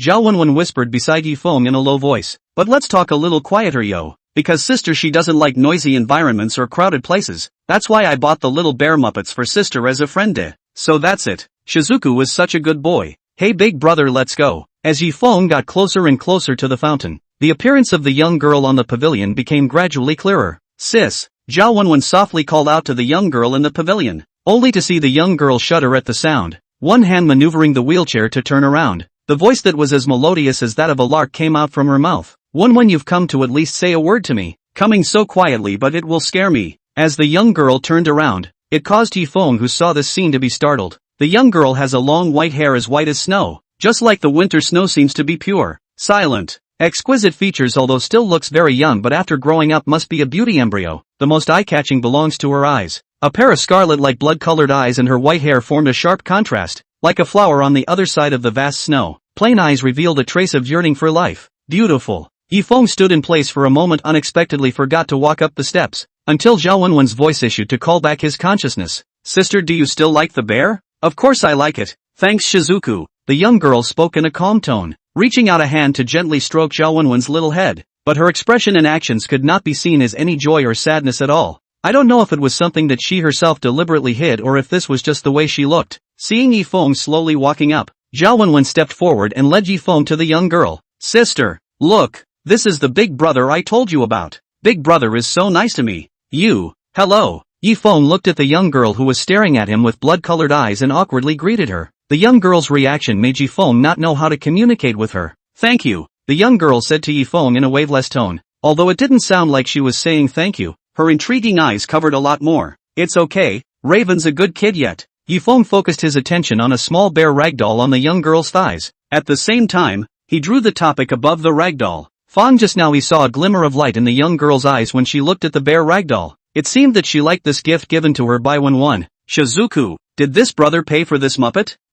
Hearing the young girl's question, Shizuku instantly lowered her head and stammered after a long time. Yes, it was big brother who bought it for me. Really? Do you know how much you owe people for bothering them like that? I'm sorry sis. I just wanted to give you the teddy bear so badly. The young girl touched Wenwen's head and eventually didn't blame her. But her gaze went to Yifeng, who was looking at her. I'm sorry sir, my sister has caused you trouble. I'll pay back the Muppets. No, there's no need. It's just a Muppet, there's no need. Yifeng wanted to refuse but was interrupted by the young girl's next words. I'm sorry sir, it's my principle, and while my words may make you feel angry, I stand my ground. I'll pay you back for the Muppets. looking at like a hedgehog will be their own burrs to outsiders. Yifeng did not feel embarrassed. After all, everyone has their own principles, is not it? Okay then. Thank you, sir. Sister. Brother, he's good. Raven looked at the tension and tried to explain from the sidelines, but her voice was just too small here. I know that this gentleman is a good person, but when you have to know that we are not allowed to owe favors in our lives because favors have to be repaid. We can't be a heartless person. But if you want to repay this favor, you have to be clear about whether or not you have the ability to repay this favor. Raven was clearly overwhelmed by the young girl's sermon, and in her haste her tears were welling up at the edges of her eyes. Okay. Just then Yifeng interrupted everything and squatted down to hold Wenwen's hand. Raven, what you did wasn't wrong. You did this for your sister and that's a good thing. But you also have to realize that we have to do what we can, right? If it's beyond our ability, it's easy to do the wrong thing. Ugh, Shizuku didn't do anything wrong? Of course not. Don't you see that your sister has the gift that Raven brought to her sister close to her lap? That means your sister loves Raven's gift. So that one thing is a good thing. Mister. The young girl slightly frowned, was trying to refute Yifeng's point of view but did not expect Yifeng to take the lead to interrupt her. Just a sentence will be asked by the young girl's silence. Did you like Raven's gift? Chapter 130, a young girl like a hedgehog. Like, but that doesn't mean, since you like it, isn't it? Shizuku, her initial starting point was also because she thought you would like this Muppet, so she brought it to you. Sir, you are being sophomoric. Since you have received favors from people, you must pay them back. I know what you mean, but if we're going to go by your words, that's the Muppet I bought for Raven, which means there's no problem with the fact that Raven is the owner of this bear Muppet, right? Yes, no problem. Then it's okay for Shizuku to want to give you this bear because you're her favorite sister, right? No problem. Isn't that right? It means that this bear wasn't a favor from the moment I turned my hand to Raven, because the doll was a gift. Well, the still young one obviously didn't understand the conversation between Yifeng and her own sister. She just stared blankly at her little head as long as whoever opened her mouth she would turn her face towards the other. The white-haired girl fought for a while, although it was right to say it like Yifeng, but she didn't have any rebuttal to say this time. In the end, she just stared straight at Yifeng with the expression that was still as calm as water. Why? Why is Mr. doing all this for Shizuku? It's obvious that we're just kids from the orphanage. That's probably because of Shizuku. It's certainly not right for her to make the move she did today, so to make her better so I did it. But Shizuku, she has nothing to do with you, sir? You have no obligation to discipline her so kindly. That's probably because I'm more of a self-mutilator. The young girl was momentarily choked by Yifeng's words, and in the end, she could only hitch the bear ragdoll on her thighs, and her two small hands held the ragdoll's waist to hold it tightly. By the way, girl, although my words will be a bit presumptuous, can I inquire about your name? Raven can call you sister instead. I can't just follow suit. The white-haired girl's eyes blinked rapidly twice, as if hiding some emotion. It was only immediately afterward that she spoke one word at a time. Shun Mengli. Sure enough, Yifeng instantly knew that this white-haired girl was the target he wanted to kidnap after hearing Shen Mengli's self-introduction. Thinking back to the previous in the street when one unintentionally said the words of Sister Shen, at that time also gave a moment to forget. What's the matter, sir? Is my name weird? Why are you looking sad? Shen Mengli sounded like she was initiating a question, but her tone was not really easy to understand out without going over it in her head herself. Of course not. I was surprised that your name, Miss Shen, would be so nice. It has a very poetic feel to it. And your name, sir? Shen Mengli clenched her small hand around the bear ragdoll a little tighter and steered the conversation elsewhere. Sorry, I haven't introduced myself after all this time. My name is Leaf Maple. Of leaves, maple of maple trees. Yifeng, I remember. Big brother Yifeng, one, who was on the side, finally interjected, bouncing up and down with Yifeng's name on her lips. Hey, did Shizuku remember what I told you? Be a good boy from now on. I see. Just then a silhouette came from the fountain behind a few people. Mr. Yifeng, so you and Wenwen are here. When the silhouette came over, Yifeng saw the smiling Dean walking over, and she also saw Shen Mengli in the wheelchair carriage. Mengli, you are also here. How is it today's body has no uncomfortable place? Thank you, Mother Superior, for your concern. I'm still as fit as I was before. That's good. It's getting late. Time to get some lunch together. Need a push? No, Dean. I can do it myself. Shen Mengli said and reached out his small hand, began to push the wheelchair cart ready to slowly down the slope from the side of the pavilion. And will be this scene in the eyes of Yifeng always feel some danger, so the first to go down the steps, if it is an eventuality that they are at least able to react to it. Perhaps the conversation with Yifeng said too quickly. It is also possible that Shen Mengli, in listening to Yifeng's previous words, behavior is a little hasty. Fluctuations in the speed of the wheelchair slightly faster. Just when the wheel slides to the slope suddenly airborne for a few moments. The loss of the center of gravity of the Shenmengli is also obviously frightened. The original pair of ripple-free red eyes tightened. Seems to see their next ugly. With the wheel in the air, Shenmengli's body due to inertia fell toward the ground. Hands covering the face of the dean as well as the fear of the Wunwun are exposed to the performance of panic. While in this point Yifeng early warning, hastily toward the direction of Shenmengli fell first to catch. Look out! Bang! Soft jade into the bosom. Yifeng only felt his arm came light feeling. Scenes in the imagination. Shenmengli's weight is not judged to look like so heavy. Did not even make a buffer action to catch Shenmengli who nearly fell to the ground. It's okay. Yifeng did not have too much reverie after catching Shenmengli, but just held Shenmengli in his arms in a princess hug position. Mengli, sister. It was only after the wheelchair had slid down the ramp that Dean and Wen reacted by calling Shenmengli's name. Is everything okay? Yifeng stabilized his body after looking towards Shenmengli, although he knew that Shenmengli's body had some problems, but it was hard to say whether something would happen to him if he hugged her like this, so he hurriedly inquired about Shenmengli's physical condition. I'm fine. Shenmengli paused for a while before shaking her head to indicate that she was fine. Phew, it's good to be okay. Yifeng let out a long sigh of relief at the sight, so he placed his gaze on the Dean on the side. Dean, could you please push the chair that slid out back in here? Okay.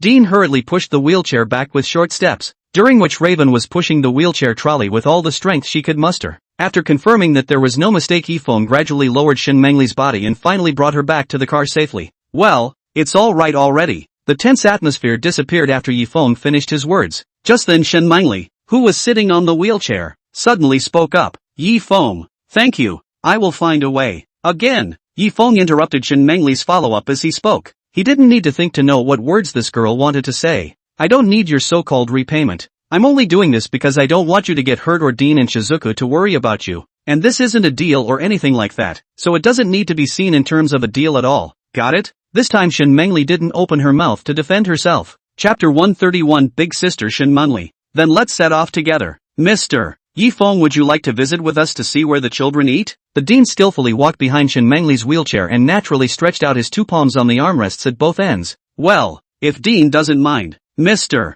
Yifeng, you're joking. I'm already grateful that you're willing to come and stay with the children, the Dean always said with a smiling expression, while Wenwen was held by Yifeng's small hand, and the few people slowly advanced towards the corridor. Along the corridor soon arrived at the dining place. At this time the children have long been sitting on the rows of benches quietly waiting for the arrival of the Dean. The Dean pushed Shenmengli came to the free table on the side of the Dean before slowly walked to the center of the cafeteria. Children, this afternoon's snack is cupcakes and milk, so be sure to drink all the milk you can, okay? I'll be angry if the Dean's mom finds out that the bad boy doesn't want to drink the milk. Looking at the children's faces of anticipation, the Dean also smiled and instructed the other teachers in the institution to arrange for the distribution of the next lunch point. And suddenly the dining room overflowed with happy smiles from the children. Yifeng couldn't help but be a little moved as he watched the scene. At this age it should have been a time for them to be happy at home with their own families, but they encountered something that shouldn't have happened. The kids are cute, aren't they? The Dean did not know when he came to Yifeng's side and asked with a smile. Of course, the kids look like they adore you, Dean.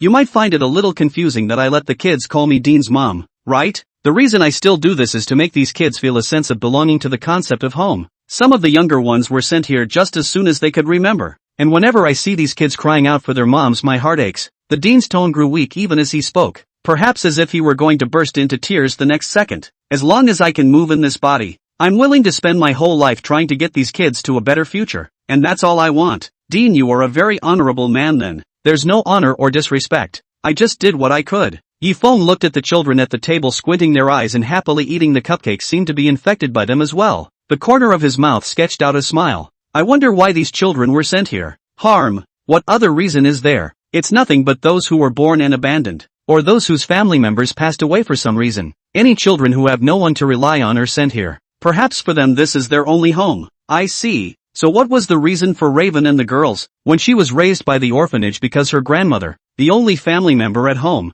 passed away suddenly. Her parents had passed away one after another due to illness when they gave birth to her, and without relatives to rely on she came here. After saying that, Dean paused for a moment and then continued. It's even worse with Monique, who was living in a happy and fulfilling family. Unfortunately, the good times didn't last long. One day when she was a child, her parents took her on a drive home by a drunk driver collided with a car. Her parents went long judgment death, and Meng Li's legs also lost consciousness because of the car accident. Until now she is also living in this orphanage by wheelchair. The twine is designed to be broken at a fine point. Yifeng couldn't help but sigh. Maybe this is fate. Who would have thought that the next second would end up like this? Alright, Mr. Yifeng, why don't you go eat some too? I see one has been looking your way the whole time. Not for me. I'd rather leave these for the kids. Yifeng quickly waved his hand and refused. Then could you please get another cupcake for Monique? That child's favorite thing to eat is dessert. Saying that, the dean took out a piece of cupcake from the basket and handed it to Yifeng, and his eyes also revealed that he was full of love for Shin Mengli. Sure. Yifeng took the cake and then walked towards Wen and Shin Mengli's table. When he just approached the table, Wen excitedly greeted Yifeng. Big brother Yifeng, you're finally here. I thought you were leaving. Don't worry, at least not now. Yifeng also felt that Wen, this girl, was very pleasing to the eye and reached out his hand to gently stroke her head. Immediately afterward, he passed the cupcake in his hand towards Shin Mengli. Shin Mengli obviously did not expect Yifeng will hand her the cake. At this time she is under a mouthful of milk with surprised eyes staring at Yifeng. Don't worry, okay? The dean told me to give it to you. It's not my debt. Thanks. After listening to Yifeng's explanation, Shin Mengli put down her heart, briefly thanked him and took the cake handed by Yifeng, peeled off the layers of packaging and opened her mouth to bite down. Wen, who is this big brother? How come we've never seen him before? That's right. Sister Mengli also knows. Why don't you give us The curiosity of the surrounding small children was also aroused, and they looked at Yifeng with a look of wonder. This is big brother Yifeng. He's very nice to my sister and I. I'm telling you, today, big brother Yifeng just caught me in a princess hug. Wen was stretching out her small hand to block her mouth and quietly said something. Suddenly a small slender white hand pulled Xiao Wen back. Before she reacted, a cupcake was stuffed into her mouth. The surrounding children looked back and found that the person who did this kind of thing was actually Shin Mengli. Aha! Wen stammered to say something while eating the cake in her mouth, but she was aborted by Shin Mengli, only to see Shin Mengli put her eyes away to look at the surrounding children and spoke in a flat tone. It's meal time, no mingling. Oh, Sister Mengli is on a roll. I don't think so. Sister Mengli must be hiding something from us. I think I just heard Raven say something about a princess hug. I wonder if it's like the storybook where the prince hugs the princess. The surrounding small children also followed the commotion, and Yifeng could clearly see a rare flash of pink on Shin Mengli's pale face. So it's not facial paralysis. If you all cross your fingers again, I'm not going to tell you any more stories tonight. Ultimately forced to do so, Shin Mengli made her killing move. It was only after hearing these words that the small children around them shut their mouths in unison and buried their heads in their own business, and Yifeng, who had watched the scene in his eyes, couldn't help but sneer. I can't imagine that this Shin Mengli is still a very intimidating big sister. Chapter 132, will it come again? Yes, it will. After looking around to see all the children honestly burying their heads in their cupcakes, Shin Mengli blinked rapidly, seemingly calming her nervousness. But just as she was about to eat the cupcake that Yifeng handed to her, she suddenly realized that Yifeng was staring at himself with a dull expression. The two of them just stared at each other until Shin Mengli was defeated and took the lead. Don't you eat cake, sir? Thanks to Miss Shin's kindness, I'm not very hungry right now. Aha! Shin Mengli nodded slightly before raising the milk in her hand and drinking it, but her eyes didn't dare to look towards Yifeng again, just when Shin Mengli wanted to put down the glass containing milk. For some reason, the original always calm and quiet her when she loosened the glass in her hand accidentally touched Xiao Wen's glass on the side with the back of her hand. Just as the milk glass was about to fall on Shin Mengli's thigh, Yifeng hastily reached out his hand to hold the tilted glass in time. Is everything okay? Yifeng turned his head to look at Shin Mengli, who was still in a daze, after confirming that the milk had not spilled. No, it's okay. Shin Mengli slowly withdrew her hand and finally placed it on the little bear ragdoll. Although her words, actions, and behavior had always been so normal, those rapidly flickering eyes had long since revealed the true emotions within her heart. I'm glad it's okay. Be careful next time. Yifeng felt a shock in his cell phone, so he took it out, and after seeing clearly who the visitor was, he realized that it was the clerk from the sales office who had sent a message to himself today. Ah, it's already this time. Is this the way to go, sir? Shin Mengli suddenly spoke.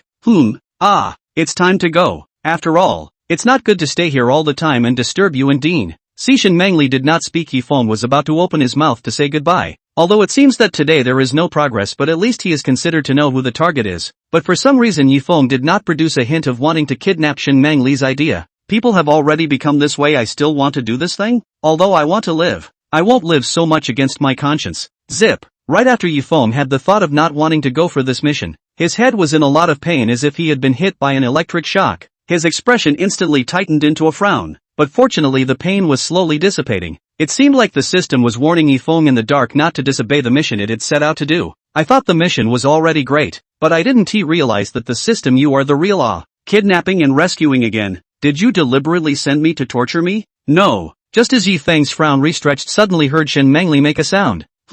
I said no. Sir, you didn't disturb us. On the contrary, it's with you and today that Shizuku is so happy. Is that so? Yes. The strength of Shen Mengli's pinching of the bear ragdoll became a few points heavier, and the pair of crimson pupils stared tightly into Yifeng's eyes, like a flower on the other side of the river blooming in front of Yifeng. Beautiful. Thank you, Mr. Yifeng. It's fine. Then I'll leave if there's nothing else. I have slightly more personal matters I have to attend to. Just as Yifeng had just turned around and was ready to leave, behind him once again sounded that euphonious voice. Although the surroundings were very noisy, but that unique timbre was extraordinarily clear to hear in the ears. Will Mr. Yifeng still come?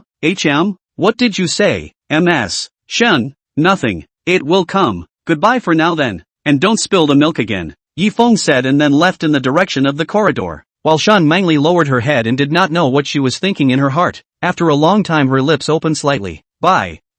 Sister. Where did he go? Big brother? Mr. Yifeng, he's gone home, but don't be sad when he said he'd come back to see when. My parents have said this to me before. Mr. Yifeng, it's really thanks to you today. If Wen hadn't met a kind person like you, I'm afraid something big would have happened. When Yifeng informed the dean that he had something to leave, the dean was adamant that he wanted to personally send Yifeng away, and the two chatted with each other on the way to the outer gate. Dean, I've already said I don't need to say thank you, and I'm happy to have met these lovely children today. By the way, Dean, can I ask you something? Mr. Yifeng, you may speak. There's no problem with the orphanage's expenses, right? After all, there are so many children that need your special care every day. Can you cope with so many expenses? Actually, everything is kinda saying the same thing, I guess. Dean grudgingly smiled. On the one hand, there are occasional concerns from caring people or businesses, and from time to time there are material and monetary donations. On the other hand, the children who are growing up to be independent sometimes beat the money towards the orphanage, although I have repeatedly told them that they don't need to do so, but you know the result. But none of this should be enough, should it? Sometimes when it wasn't enough we would take out our own salary to make ends meet, and that's how it went. We never wanted anything from the children.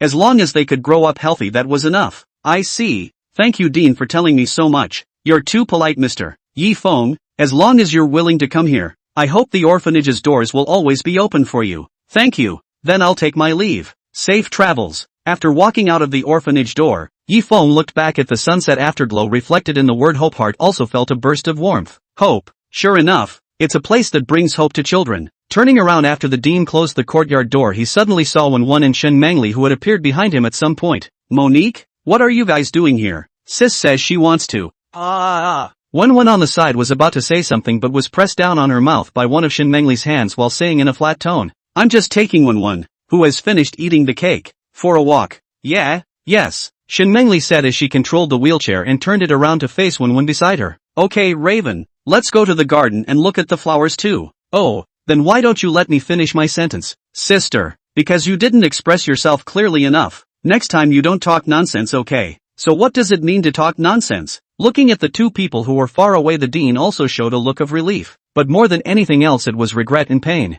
Alas, why did the heavens make a good boy like Mengli turn out like this? Chapter 133, she really wants to learn knowledge too much. Yifeng, who had returned home, took out his cell phone after organizing his emotions. Although what he had experienced at the orphanage had touched him a lot, his own side of the matter could not be left behind. First he had to purchase a house for Xiao Yian, so that he could be considered to have honored one of his promises to her. After the contact of the cell phone, Yifeng successfully set up a meeting with the staff of the sales office on Monday. Laboring for half a day, Yifeng lying on the sofa, for some reason his mind actually appeared Shen Mengli's appearance. It's really special. That girl's appearance. It's like a white lotus flower out of the mud. Holy and pure. If she hadn't experienced that kind of pain, I'm afraid she's living happily with her family now, right? Fate is such an indescribable thing. Drip. Suddenly the ringing of Yifeng's cell phone interrupted his thoughts, and only after he sat up and picked up his old cell phone did he realize that the person calling this time was actually Suani. No, Yusen's class is the day after tomorrow. What's he doing calling me here at this hour?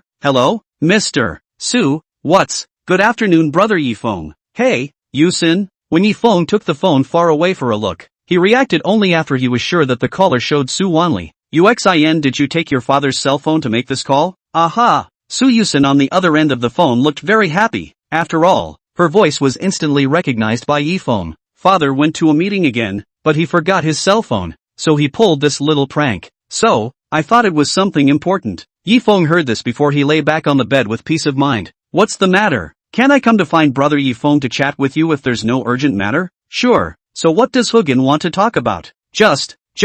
Su Yusen became squirmy as she spoke, holding her tongue for a long time before speaking. Thursday and Friday's class. Can you come a little earlier, brother Yifeng? Same as last time? It's not a problem to be 10 minutes early. Not 10 minutes, brother Yifeng. You owe me for the lessons you haven't taken yet, but if you go back and find the time to make up for it, you'll find it very troublesome, right? That's true. It's hard to believe that you have a better solution. Yuxin? Is just my proposal as long as the leaf maple brother you early time to come to class. So 2 days counting then just can be poor to go to class time to make up for. So you cannot have to worry about finding other time to make up for the class It's not impossible. Really? Then it's a deal. I'll come find you then. Ni ini. Bye. After saying that, Su Yusen hung up the phone, not giving Yifeng any time to react. Wait a minute. Find me then? How? Yusen isn't kidding. And yeah, besides, she didn't know where my house was, so she was probably just trying to convey that she was waiting for me at home. Yifeng nodded self-consciously, but also thought of Su Yusen himself does not seem to have kidnapped, only in through more contact and then find an opportunity. After all, recently out of so many things, now out of the words will be some of the target. Or to be safe,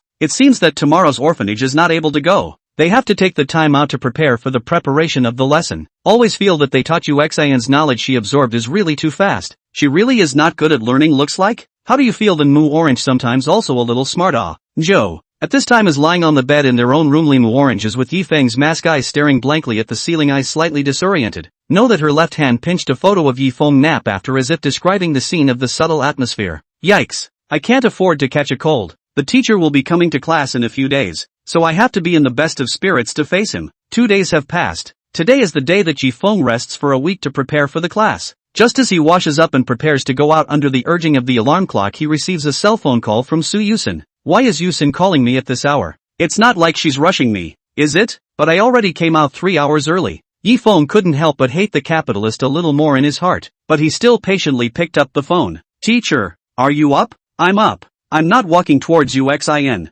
Don't worry, I'll be there soon. Wow. Yifeng said and ran all the way to the elevator at the same time hanging up Su Yusen's phone. But for some reason Yifeng seemed to have heard a familiar elevator notification tone on the phone.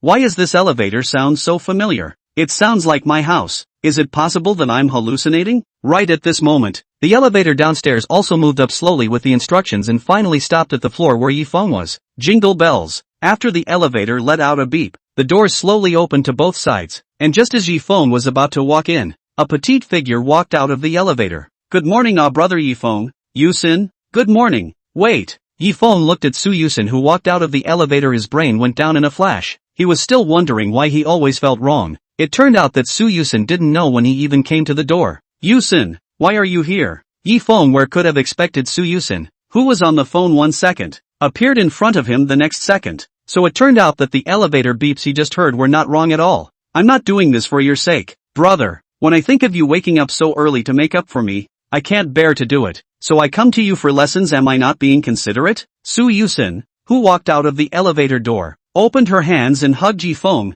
who had an incredulous face, and at the same time, she kept sniffing her breath in Yifeng's arms like a puppy. Hey, Yuxin, can you wait first? I'm not very clear in my head right now.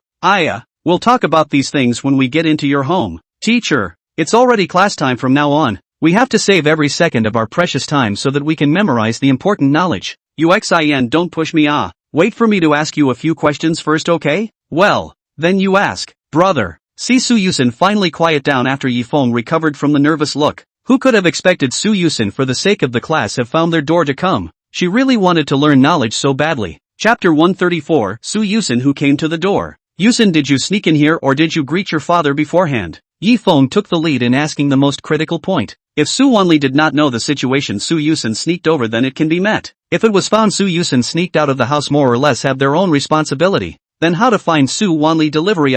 Don't worry teacher. I've already talked to my father beforehand. And today it was the driver sent by my father who specially sent me here. Is that so? Yifeng always felt that this matter could not be passed so lightly. put Suani there is also absolutely impossible to let his daughter go to other men's homes. However, what Yifeng didn't know was that Su Yusen did talk about this matter with her father long ago. At first Suani did not agree, until Su Yusen used the method of playing poor, which made Suani, who was a daughter's slave, was forced to agree to Su Yusen's request helplessly. Really? If you don't believe me brother Yifeng you can call and ask my father. Seeing Su Yusen since she had said this Yifeng also finally believed her some, and finally helplessly led Su Yusen towards her room. Say, Yuxin, how did you know the address of my house? That's easy, just ask your father. It's like this. Yifeng skimmed his lips, took out the key from his pocket and was about to open the door, when he looked down and saw Su Yusen, who had almost written her anticipation on her face, hesitating again for a moment. What's wrong brother Yifeng?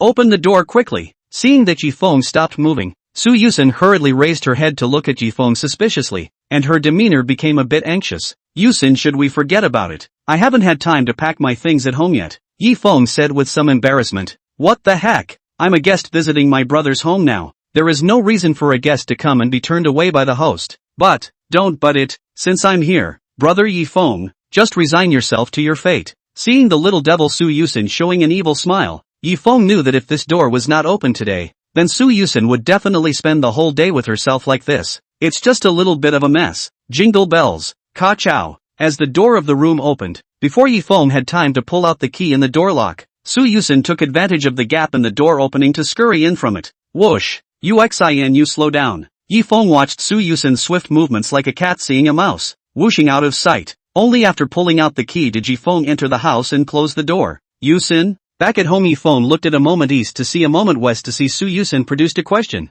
Their own home is so big, what to see? Stop it Yusen. Hurry up and sit down. We have to get ready for class. Brother Yifeng, your home is so clean. Can I go and have a look in the bedroom? No. Yifeng categorically rejected Su Yusen's proposal. At least some of their own personal clothing in the bedroom. And which girl is strong want to drill to the boys' room? Even if it is Xiao Yian is usually on the sofa waiting for their own home. Others do not have a good habit of drilling towards their own bedrooms, in addition to the usual washing of their own bed linen washed more often than not. What the heck? Brother Yifeng is also too stingy. Obviously I'd let you come to my room, brother. Su Yusen pouted her little mouth looking dissatisfied with Yifeng's refusal. It's not the same, and I didn't ask to go, did I? That's not important. What's important is honesty. See how honest I am with you, brother. Looking at Yifeng with a black line, Su Yusen also realized that she had to admit that she had obeyed. Otherwise her image of a good girl in Yifeng's eyes would be greatly reduced. I'm just a little curious about brother Yifeng's home law. Su Yusen good behavior is sitting on the sofa, two small hands on their skirt thighs to make a good student image, which makes Yifeng ease a lot. Yusen, do you have your textbooks with you? Just now I saw you seem to come without something in your hand. Brother, won't you just have the lesson plan here? That's true, but can you understand me if I speak directly? Of course. There are some obstacles, but as long as you speak a little slower brother Yifeng I can react. Well then, sit down for a while and I'll go get the lesson plans. Good. Su Yusen sat obediently on the sofa rocking her short legs. Today she was dressed as usual in a brightly colored princess dress and a pair of white knee socks in her little leather boots. Ah, so happy. Su Yuxin tilted her head and sniffed the smell of Yifeng's breath in the room and her heart was as sweet as eating candied fruit. She even had an idea that she didn't want to go home and live here forever. Being able to live every day in a life full of brother Yifeng Sen I'm afraid is the best time in this world blah. What are you muttering about there all by yourself? Yuxin? At this time Yifeng who brought the lesson plan from the doorway looked at Su Yusen who was alone with her eyes closed as if she was enjoying something, but from the way she was almost dripping with her rump it always felt like it wasn't a very good thing. Aha,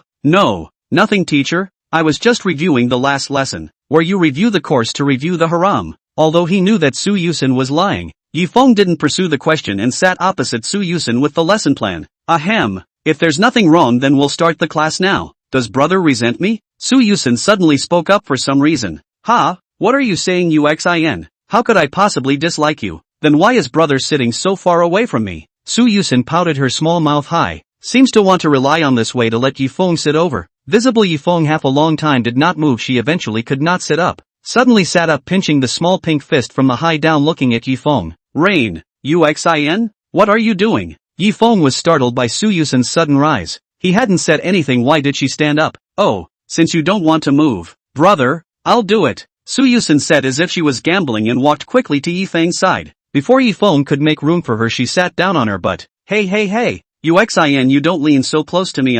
It's not because you have to stay so far away from me, brother, making it seem like I have some kind of odor. That's not what I meant. Then the class will begin now. Su Yusen interrupted Yifeng's words and at the same time moved her but to squeeze in Yifeng's direction again. Chapter 135, Request from Su Yusen. Yuxin. You could at least leave a little bit of space for me. Yifeng looked at the good end of the quite long sofa. Now their own space is only half of the ass. For a moment do not know what to say. Well, who told Brother Feng to alienate me? Su Yusen eventually slowly retreated back, making enough space for Yifeng. Alright, I won't bother my brother anymore. I'll listen carefully. Well, that's a good boy in search of knowledge. See Su Yusen no longer messy toss himself. Yifeng finally began today's course. The course of the lesson it is also very smooth. Not a moment to the noontime to eat. Did you understand this question Yuxin? You missed it in the last quiz, so remember it this time. I know. Su Yuxin nodded thoughtfully as she brought her head closer for a look.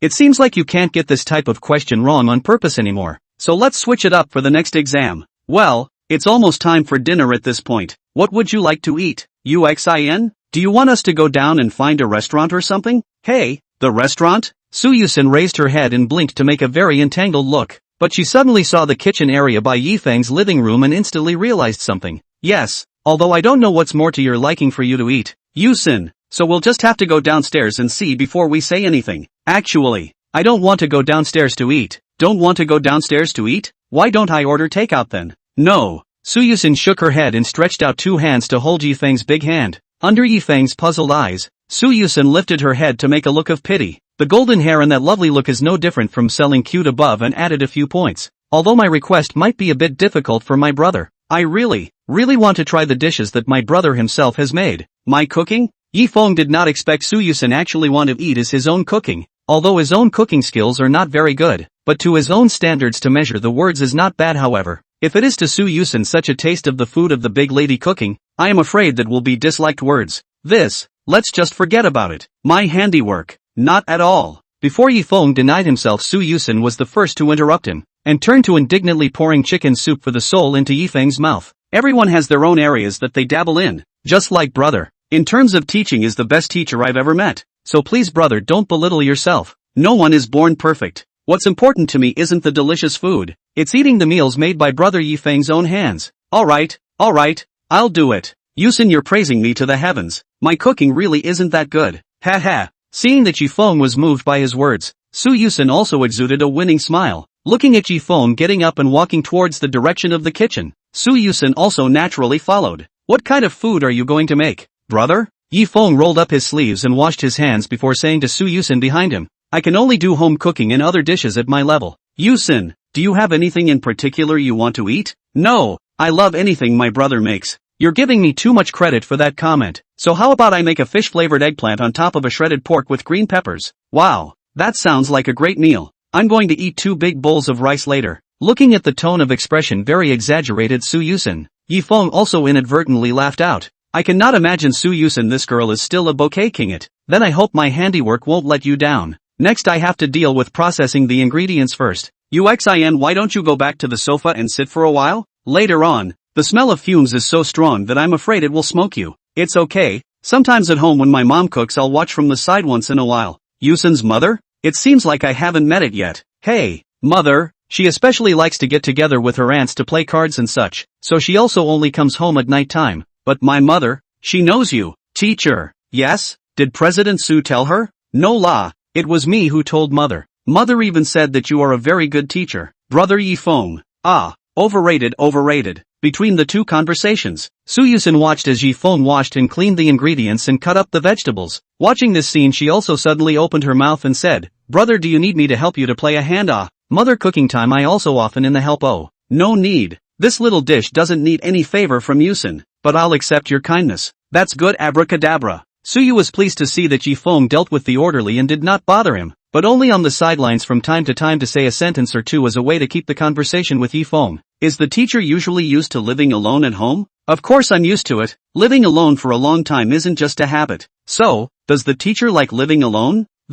Each has its own benefits. At least sometimes it's not lonely if you have company. Being alone is a bit more peaceful. I still prefer sometimes 2 people are pretty good too. Su Yusen listened to Yifeng's tone, suddenly became a bit emotional, and even thought that Yifeng was expressing his inner emptiness, so she hurriedly asked after him. Then what brother Yifeng means is that you prefer two people living together? That's not clear. It mostly depends on who the people living together are, I guess. Is brother Yifeng hinting at me? Sure enough, I'm the favorite student in the eyes of that brother Yifeng na. Mu Orange, this kind of temperamental person really won't be deeply loved by the teacher. Really teacher, even though I want to live together with you, it seems that it's not possible at the moment, at least until we tie the knot. Tie the knot. After that, Yusen? Yusen. Ah. Su Yusen gradually realized under Yifeng's call and replied with a shudder. What's wrong, brother? Can I please ask you to turn on the rice cooker once it's raining? It will cook rice automatically after you press the switch. Ah. No problem. Su Yuxian came to the location of the rice cooker with a red face. After pressing the start button, she waved her hands and kept fanning the wind towards her two cheeks, as if this could make her agitated heart quickly calm down. Chapter 136, Drawing a Big Pie. Well, taste my handiwork to your liking?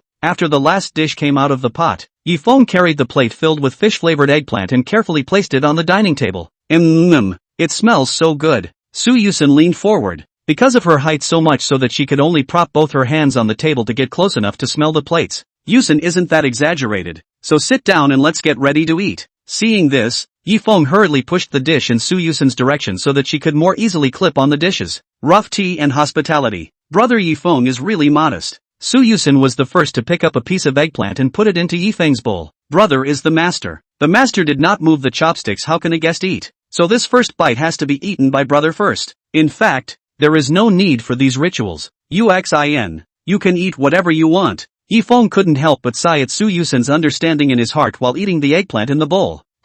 It's not bad. I hope Yuxin won't hate it. Hey. Seeing Yifeng eating the eggplant in the bowl, Su Yusen also put her chopsticks into her mouth to sip the flavor of the juice of the eggplant. Brother, can I ask you a question? Yuxin, you say. Is there something wrong with the flavor of the food? No, my brother's cooking is delicious. Suyu was glad to see the opportunity to pick up another piece of eggplant and put it into Yifeng's bowl, knowing that just now she had a good taste of the chopsticks, and now this action was not intended to be indirectly with Yifeng. Goohehehe, let me add some of my scent to your bowl. Brother, thanks Yuxin, but just now you seemed. What I want to ask brother is, apart from me, has Mu Orange ever come to your home brother? Su Yusen interrupted Yifeng's words that were about to come out of his mouth, and instead brought in another question. Mu Orange? She hasn't been here. Yeah. Su Yusen's tone was very excited when she heard this. In Yifeng's answer she was certain that she was the first girl to come to Yifeng's house. Her emotions were of course unusually excited, but she neglected to mention one point. The object of her question was limited to Mu Orange alone, and it was certainly impossible to think that Yifeng would have contact with women other than them. That means MS. Teacher's first time is mine. Ouch. Suddenly a fist fell from the sky and gently knocked on the top of Su Yusen's head, and when she looked up, she realized that it was Yifeng who had a serious expression. Watch your language. Now be a good boy and eat no more questions. I know. Su Yusen had tightened up a lot after getting the answer she wanted, and happily ate the meal Yifeng had prepared for her. I don't know why. Originally, these home-cooked food themselves will eat some from time to time, but the taste of Yifeng's cooking is so sweet and delicious. Probably this is the taste of love. Well, thank you brother Yifeng for entertaining me. I'm full. Su Yusen leaned on the back of the chair with a satisfied face and stroked her round little belly. Originally she was all about the staple food supplemented by the dessert-based meal, but today it was a solid meal of a big bowl of rice. Well, after eating so much Yuxin, you take a break. We'll continue the lesson later after I clean up the table. Okay. Hard work, brother. Su Yusen obediently cleaned up her dishes and handed them to Yifeng, who took them and nodded toward her, then turned around and walked to the kitchen to wash up the bowls. Su Yusen, on the other hand, put her hands on the dining table and propped up her chin to look at Yifeng's busy back with strong affection. This is the happiest life. It's like a couple's daily life. It's so nice. If only I could stay like this for the rest of my life. Now I'm way ahead of Mu Orange, and it won't be long before I'm even closer to my teacher. When Yifeng cleaned the last bowl in the sink, he who wiped his hands clean turned his head just in time to meet the eyes of Su Yusen, who was eyeballing herself on the table. Yusen? What's wrong? Brother Yifeng? Nothing. I thought you were back on the couch. Hey, it's the same everywhere, as long as you have brother Yifeng. Alright, after the break we should continue with the teaching task. Did you understand all the previous points? Probably, right? Probably? What else don't you understand? Yuxin? Just, how many bites of rice should I serve with fish-flavored eggplant? Ouch. Alright, that's all for today's lesson. Yifeng looked at the clock on the wall and stretched before standing up from the sofa. Oh, is it time for class to end already? How did it go by so fast? Su Yusen's small face instantly collapsed when she heard this. Obviously she was also very sad when she heard that she had to leave with Yifeng. Not bad, not bad. Yuxin you can feel, so that means today's lesson is very effective. I believe it won't take long for your academic performance to become very good. That's all thanks to your teaching. Brother Yifeng, if it were any other teacher, I wouldn't be able to do it. Yuxin you also think too highly of me. I'm only guiding the general direction in your learning process. It mainly depends on your own understanding. Yifeng said, then picked up the jacket folded by the sofa. Since it was time for the class to end, then he also had to send Su Yusen to the car safely and unharmed. But he was curious about why Suani didn't call over to inquire about the situation until now. Couldn't it be that he was so assured of himself? At least he is also a blood and vigor of a normal boy, and Su Yuxin so cute girl get along under one roof, or more or less still some bad it. Brother Yifeng, that, I can come back tomorrow. No way. Yifeng guessed what Su Yusen wanted to say and hurriedly interrupted her words. Today's arrangement is frankly an accident. For Su Yusen's sudden arrival he was completely unprepared. To be able to take classes in his own home has been considered the greatest tolerance. No matter what, he will not happen again. Perhaps afraid that Su Yusen would get into a little mood, Yifeng took the opportunity to add a sentence. If you perform well in the future Yuxin, I might consider it at my discretion, but let's forget about it now. Today is already a broken record, you know? Well, then blah. If I behave well, then brother Yifeng, can you really agree to my request? Sure, Yifeng immediately promised down, drawing a big cake. Who will not when the time to find a reason is. Chapter 137, Su Yusen playing the victim. Then it's a deal. Yo. Su Yusen reluctantly stood up from Yifeng's sofa, and there was also a disappointed look on her face. I wish I could stay here forever. As Yifeng was preparing to send Su Yusen downstairs, a flash of light suddenly flashed through his mind. It seems that Su Yusen's kidnapping task has not been completed by himself, so should he take advantage of this time to kidnap Su Yusen? And although the system is said to be kidnapped, then they casually find a rope to tie her, and then untie the rope will not complete the task? Even do not need to take risks. After the completion of the matter only need to give Yuxin apologized on the line. This method seems to have not tried it, whether it was Limu Orange or Xiao Yian themselves or moving the real sword. Thinking of this method that seemed to be able to seize the loopholes of the system to complete the task, Yifeng's heart was delighted, decided to implement it immediately. So he immediately called Su Yusen, who was ready to leave. Yuxin, wait, did you have something to say when you called me, brother? Su Yusen looked back in confusion.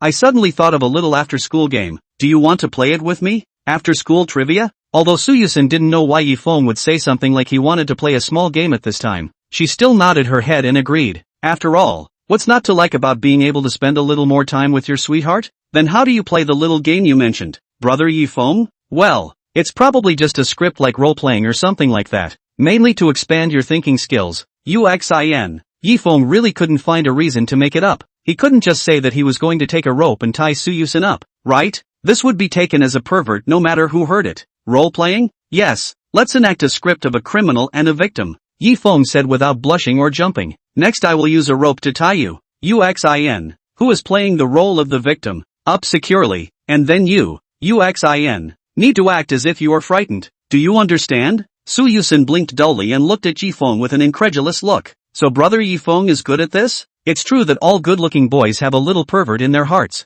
but it sounds so exciting. I don't know why my heart is beating so fast. Su Yusen's heart at this time had already set off huge waves, but in order not to let Yifeng notice it, she only made an appearance of not knowing anything, quietly looking at Yifeng. Then, well, since brother has said so, I'll try my best to cooperate with you, brother. Su Yusen nodded her head obediently. Yusen, worthy of being a good student for your teacher. After receiving Su Yusen's permission, Yifeng nodded down excitedly. Yusen, maybe my next maneuver will be a bit strange. I hope you can cooperate with me well, okay? Good. Su Yusen sat back on the sofa under Yifeng's guidance. Although Su Yusen looked like a good girl sitting on the sofa looking up at Yifeng, unbeknownst to her, her heart had long longed for Yifeng to act quickly. What exactly is the technique that the teacher is talking about? I'm looking forward to it. If I'd known the teacher was going to be like this, I would have told my father I'd come home for dinner. But this is not enough time. Yusen, can you wait a little while? I'll go get a rope and come over to make do. And later you try to act like you're scared. I can't imagine that you have such a weird mood, but since you said so, then as the victim, I have to behave properly. I'll do my best. Well, it's really hard for you. Yifeng also knows that he said so more or less strange. At the same time, his heart is also apologizing for such a pure Su Yusen. This behavior of his own is if it is known by Suani that he will be so to his baby girl words, I'm afraid I'll be chopped to pieces by a random knife. Right, brother Yifeng, can you hurry up? We don't have much time. Okay, I'll get the props now. Yifeng turned to the usual pile of miscellaneous storage box. Will be a thicker hemp rope to take out? For some reason he always felt that Su Yusen just the tone of voice is not the slightest bit surprised. On the contrary, is a kind of urging as well as looking forward to. Is it your own fault? I guess so. Who would expect this? In a few efforts, Yifeng came to Su Yusen's front with a hemp rope in his hand. Slightly embarrassed, he said to Su Yusen, Yusen, are you ready? I'm ready. Wait. Just as Yifeng was approaching Su Yusen, suddenly she called out to Yifeng. What's wrong? Just as Yifeng had just finished asking about the situation, he saw Su Yusen reaching both of her hands to her golden-colored double ponytails on both sides of her head, and in no time at all she had changed her hairstyle to a pillhead hairstyle, and at the same time smoothed out her princess dress a little bit before she looked at Yifeng. Okay, that way it won't disturb you, brother Yifeng. Yuxin, she really I cried to death. Yifeng looked at such a well-behaved and lovely Su Yusen himself even heart cannot bear to, but considering the task and not let Su Yusen suffer behind the bitter own also had to be cheeky so do down. So, I'll get started. I'll do my best to hold back the noise. Ahem. In the twine round and round winding in Su Yusen's body, Yifeng also always feel a little strange in his heart. Originally kidnapped Limu Orange or Xiao Yian he was not hesitant, but now in front of Su Yusen's face kidnapping people, but he was not at all so easy. Feeling the strength of the twine slowly tightening itself, Su Yusen's body emitted a strange feeling. At the same time her small face flushed at a speed visible to the naked eye. Originally psychologically prepared, she really came to this time but still leaked.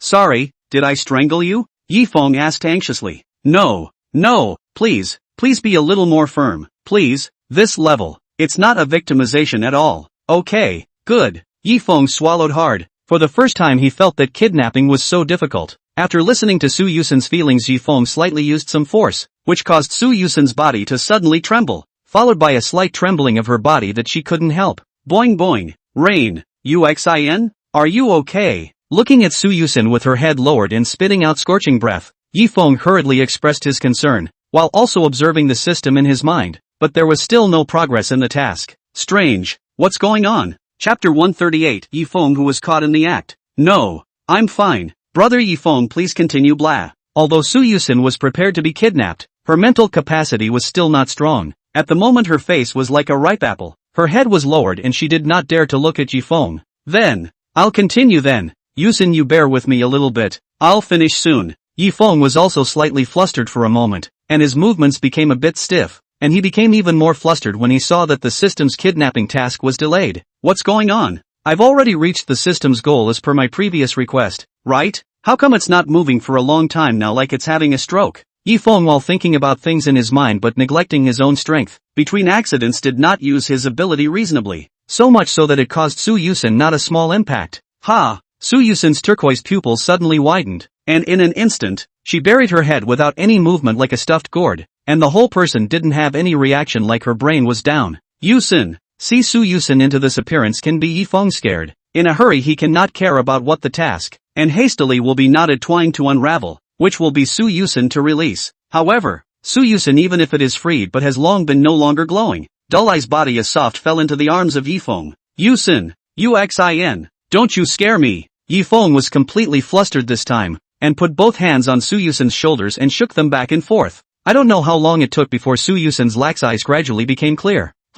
Brother Yifeng. Su Yusen slowly raised her head to look at the flustered Yifeng, stretching out her soft and sticky hand to hold up the side of Yifeng's face, and smiled foolishly. Yusen, are you alright? Do you need me to take you to the hospital now? Yifeng was really scared this time. Where would he have expected Su Yusen to become like this? And at the same time, he was secretly complaining about why he had to act like this. A hospital? No, it's not necessary. Brother Yifeng don't be anxious, just now Su Yusen's eyes fluttered as she said this and looked around, finally speaking in a very small voice. I just felt a little weird, so it was a trance, but it's okay now. Really, is it really okay? It's really fine, Brother Yifeng doesn't have to worry about me. Su Yusen said and opened her hands to integrate her entire body into Yifeng's arms, feeling the warmth of the young girl's body, like an active bunny, and rubbing so much against his chest every now and then. although Su Yusen's body type was relatively petite, but her characteristics that defied common sense could be described as a one-of-a-kind existence.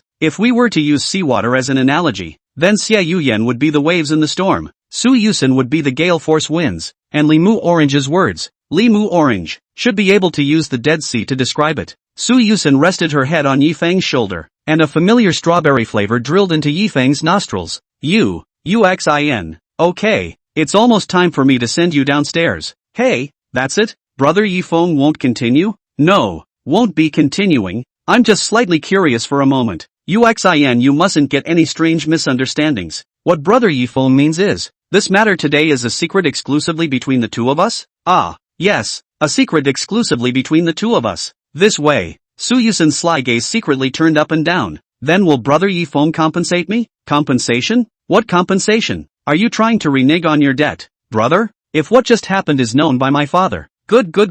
Yuxin, you mustn't say anything. I'll give you the compensation you're talking about. Please don't ever spread this matter out, okay? Well, it's okay. Su Yusen's two small hands on Yifeng's shoulders slowly pulled her head away from Yifeng's shoulders, and the two of them just gazed at each other. But Brother Yifeng, you have to compensate me according to what you promised me, yo. Okay, I promise. Yifeng always felt that Su Yusen's well-behaved and lovely appearance was like an instant change of a person, but now without the right to speak where he could still resist, so he could only nod his head and agree. If I had known, I wouldn't have done it. Not only did I let the mission go unfinished, but I also lost myself in the process. So that's it for today, blah blah blah. Let me take my time to think about the compensation. Brother, let's go downstairs now? Okay, let's go then. Poof. After sending Su Yusen, who was humming a small song and was very relaxed, to the street, Yifeng looked at the cars coming from the roadside and let out a sigh of relief. For some reason he always felt that Su Yusen had also become bold from her glutinous appearance. No matter if Limu Orange or Xiao Yian was the same. Could it be that girls would be like this after having close contact with each other with familiar people? Then I'll be waiting for you at home tomorrow. Mr. Sensei? Don't worry, I will come on time. But Yuxin, don't come like today without even saying hello, otherwise I won't entertain you next time. Okay, I know. Su Yusen suddenly came up to Yifeng and waved at him, signaling him to lower his head towards himself. What's wrong, Yuxin? Do you have anything else to say? Yifeng had just put his head over, when suddenly Su Yusen stretched her white neck with those strawberry-flavored lipstick lips and gently kissed Yifeng on the side of his face. That's interest. After saying this, Su Yusen slipped into the car without looking back like a frightened rabbit. With the sound of the car's engine, it was gone with a bang. Yifeng stood stupidly on the street looking at the direction Su Yusen left, and for a moment did not know what to say. It's broken. Something's wrong. Sis. Inside the corridor of the orphanage, a tender child's voice rang out amongst them. One looked at Shin Mengli, who was sitting at the front door window alone pushing a wheelchair cart, and inquired curiously. Sister, you're here? Ah, just now I looked for you in the garden for a long time. Yes? Shin Mengli reached out her slender hand and gently stroked Wen's head. A sudden desire to see the late sunset, and accidentally looking at it for too long. I see. So, is the evening sunlight nice? It's nice to see. It's like a dream. Maybe it won't be there next time. Chapter 139, Limu Orange's carefully baked pastries. Like a dream? But doesn't the evening sun come every day? The younger raven asked, cocking her head in disbelief. What Shizuku said is true, nah, but it's my sister who's confused. Let's go back to the garden soon too. After all, that place is where I belong. Well, when one listened to Shin Mengli's words with a seemingly confused look, in the end, she still simply nodded her head. Good. The evening sunlight coming through the window. After gradually lengthening Shin Mengli's shadow, she returned to the darkness of the corridor. Teacher? Ah, what's wrong with you? Mu-chan? Under a dainty drink, Yifeng, who was looking out of the window and wandering, was suddenly called back by Limu Orange's voice. What do you mean, what's wrong with me? It's clearly you who's not right. Teacher. Limu Orange stood up from her own chair and slowly walked over to Yifeng's side. Under Yifeng's puzzled eyes, she put one hand on Yifeng's forehead, while the other hand lifted her own bangs to touch her own forehead. No sign of fever? Mu Orange, I don't have a fever. Yifeng reached out and grabbed Limu Orange's wrist to put her hand down. Then why don't you look well? Teacher, is there something wrong with your body? Why don't we skip today's class and you take a good rest here for a while? Teacher. Limu Orange's voice was kept small, perhaps for fear of disturbing Yifeng, for fear that he would be annoyed in his heart. It's okay, Mu-chan. I just wandered off for a bit. Just went off thinking about something else. Really? Just relax. Then, if you're not feeling well anywhere, teacher, be sure to tell me. Yo, well, I believe Mu Orange means well. Are you done with the project? let me see how well you've taken care of the details of the scene? Yifeng stood up from his chair and slowly walked over to the desk to inspect Limu Orange's subject. Yifeng, who came to Limu Orange's new residence today because the manor could not go at the moment, so much so that now he could only give Limu Orange some knowledge that was relatively considered on a theoretical level, and came up with a question to determine what had happened based on the pictures of the scene. Yifeng's distraction that is still because yesterday in Su Yusen's home can be said to have been tortured. When that day he went to Su Yusen's home will be the little devil Su Yusen to torture bad. Not what to hold yourself from time to time, is what to touch her head, and then do not help is to write the subject in their own legs. This had tortured down almost did not put Yifeng half a life there. If not their own death occurred the day before the binding event, perhaps Su Yuxin will not be so naughty. Looking at the really well-behaved Limu Orange in front of him, Yifeng couldn't help but be touched in his heart. Sure enough, it's still Mu Orange who loves people the most. Worthy of being a good student for the teacher. Pressurized will not put bad thoughts on their own bodies. Unlike Yuxin, that little witch, after mixing well became more and more naughty. Limu Orange blinked curiously as she looked at Yifeng's relieved expression. Teacher? Cough cough. It's fine. I just think Mu Orange you're getting better looking. Hearing this, Limu Orange, who was still in a normal state, instantly looked like a kitten that had its tail stepped on and dabbed up from the chair, like a pressed spring that almost didn't scare the subject out of Yifeng's hand. Mu Orange? Old. Teacher. I'll bring a little bit of heart. My stomach is a little hungry. Oh, you go on then. I'll see how you're doing with your subject answers. Okay. Limu Orange forcibly pressed down her inner excitement and walked towards the door in a fiery hurry. Suddenly getting Yifeng's compliments, she had to cool down properly. Otherwise she would be hated if she didn't keep a reserved look in front of Yifeng. Oh, boing. After going out to the bathroom on the first floor, Limu Orange covered her mouth with both hands and screamed. Staring at herself in front of the mirror, Limu Orange carefully looked at every corner of her body to see if there were any flaws. Really? The teacher can make my heart beat faster every time so casually tugging on my heartstrings regardless of but there is a serious price to pay. Right. Limu Orange suddenly remembered that their snacks specifically have a snack themselves but added with special herbs. If you have been drinking water then it will inevitably cause Yifeng's suspicion. After all, he is the expert in this area, so occasionally change the style will not be easy to make a mistake. I was planning to have a nice talk with you today and use the special cake tomorrow, but now that you've said that, it would be unkind of me if I didn't show you something. Thinking of this, Limu Orange unscrewed the door handle of the bathroom in the direction of the kitchen. The damaged door handle is suspected to have been forcibly destroyed, so it is judged that it must have been forcibly entered and abducted, and the obvious footprints on the floor judged the intruder to be male, with obvious weight and heavy footsteps. Looking at Limu Orange's live description of the subject, Yifeng couldn't help but nod with an appreciative gaze. Not bad. Mu Orange's progress can be described as a breakthrough growth. It won't be long before she'll be able to stand on her own. Ka-chow. Right at this moment, Limu Orange, who was outside the door, pushed open the door of the room and smiled sweetly at Yifeng after walking into the room with a plate of carefully made pastries. Sensei, would you like to have a snack with me? It's something I made with my own hands. Yifeng wanted to refuse, but when he saw Limu Orange's expectant gaze and she just said it was his own hands to do it, inevitably have to give some face. Cannot let their good students cold heart is not. Then Yifeng immediately nodded his head and agreed. Since it's made by Mu Orange himself, then I have to taste it. This pastry must be very troublesome to bake, right? It's not really that troublesome. The maid will prepare the ingredients, so I just need to follow the steps to make it. Limu Orange said as she picked out a piece of pastry and put it to her mouth to gently bite down.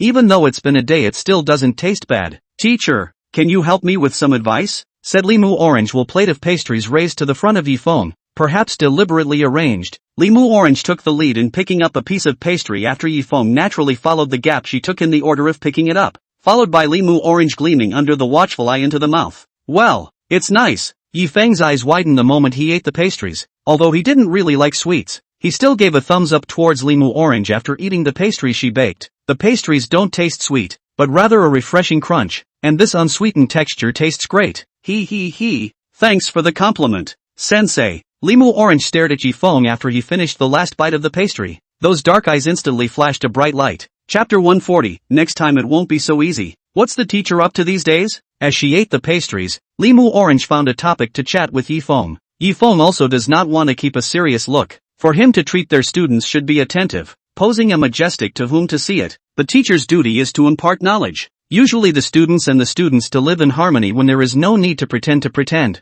Recently, after that incident in the manor, I haven't left the house much. Firstly, I have to take a good rest after walking through the gates of hell, and secondly, Living an ordinary life is what I aspire to and pursue. That's nice, Limu Orange said and then reached out his hand to pick up the cup of water and gulped it down. Moo Orange. This looks like my water cup. Yifeng was on the side and was trying to stop it, but within just a few seconds Limu Orange drank all the water from the water cup. How thirsty is this kid? Well, ha! Limu Orange stuck out her tongue and rolled the remaining drops of water around her mouth into her mouth without a single drop. I'm sorry, teacher. I just choked on a pastry and in my haste I just grabbed a glass of water. You won't mind, will you, teacher? I wouldn't mind, but then aren't we indirectly? Hearing Yifeng's voice abruptly stop when he said here, Limu Orange just like the game triggered some mechanism's organ. Whoosh! He tilted his body to Yifeng's front, narrowed his eyes and said in a suspicious tone, what are you trying to say, teacher? Why don't you continue talking halfway through the sentence? Ahem. All in all it's just that men and women are not close. Moo Orange, you as a $1,000 lady have to pay even more attention to the details in this regard. Of course I'm not intentionally alienating you. I just want to caution you to pay attention to your image. I know that. I wouldn't get along with a teacher like this in front of outsiders. Teacher is special to me. Alright. It's almost time for the break to end. We need to get back to getting ready for class. Yifeng suddenly stood up from the chair. In order to alleviate the awkward atmosphere he was about to go out to go to the toilet to avoid Limu Orange's strong line of sight, but suddenly a familiar faintness came to his brain, and in the moment he took a step his body was uncontrollable and fell to one side. Luckily, Limu Orange was quick to catch Yifeng who was about to fall. Yikes! Teacher! You're okay. Limu Orange was shocked at the sight and said to Yifeng in a worried tone, while slowly tugging Yifeng's body towards his bed. Hold! I'm sorry Mu Orange. I don't know why I've always been weak lately. It hasn't been like this before. It's alright teacher. It must be because you more or less physically received some effects when you saved me in the manor. That's why you're like this. Limu Orange explained. This situation means that you haven't rested well lately. Teacher, did something happen recently that really affected your mood? Great. Probably. Then that's not right. It's okay teacher. You have a good rest and relax at my place. I'll study on my own while you're resting teacher da. Thank you Mu Orange. You're such a good boy. Yifeng said no longer able to endure the physical fatigue, closed his eyes and fell asleep. Watching this scene Limu Orange then curved up the corner of his mouth. Yifeng carefully lifted to their own bed in a safer position after walking to the windowsill to pull the curtains. The whole room suddenly dimmed a lot. In the dim light, Limu Orange's figure kept approaching towards Yifeng, followed by a rustling sound from the side of the bed, as a black dress fell out of the air and fell into a ball. A graceful figure unfolded. Limu Orange opened her beautiful eyes and with a small red face, she headed towards the bed. Teacher, as a good boy, of course I have to ask my teacher for a little reward for being a good boy. Isn't that normal? Since you don't say anything, I'll take that as a yes. Then, I'll make myself at home. I don't know how long. Limu Orange's head from the quilt out. At this time she is opening her small mouth violently breathing fresh air, knowing that she had been in Yifeng's arms for a while, feeling Yifeng's hot body temperature. Until the air she breathed was too scarce, Limu Orange had no choice but to stick her head out. It's all the smell of the teacher. I'll treasure this quilt. Limu Orange leaned on Yifeng's shoulder with a happy face as she enjoyed her reward. Just then she raised her head to look at the clock hanging in her room. Really, why is time always so short? If only the teacher was a little bit closer to me. Why do I always feel that the teacher of this period of time is not quite the same as before? As if she's purposely distancing herself from me? I really don't want to do it. Thinking of this Limu Orange exasperatedly looked at Yifeng's sleeping face, and at this time the unconscious and sleeping Yifeng was oblivious to the fact that his chest had long since turned into Limu Orange's special pillow. No way! A teacher can only be with me. It is now, and it must be in the future. I want to leave my mark on every corner of the teacher. After saying that, Limu Orange stretched out a hand from the quilt to hold the side of Yifeng's face as if she was gambling,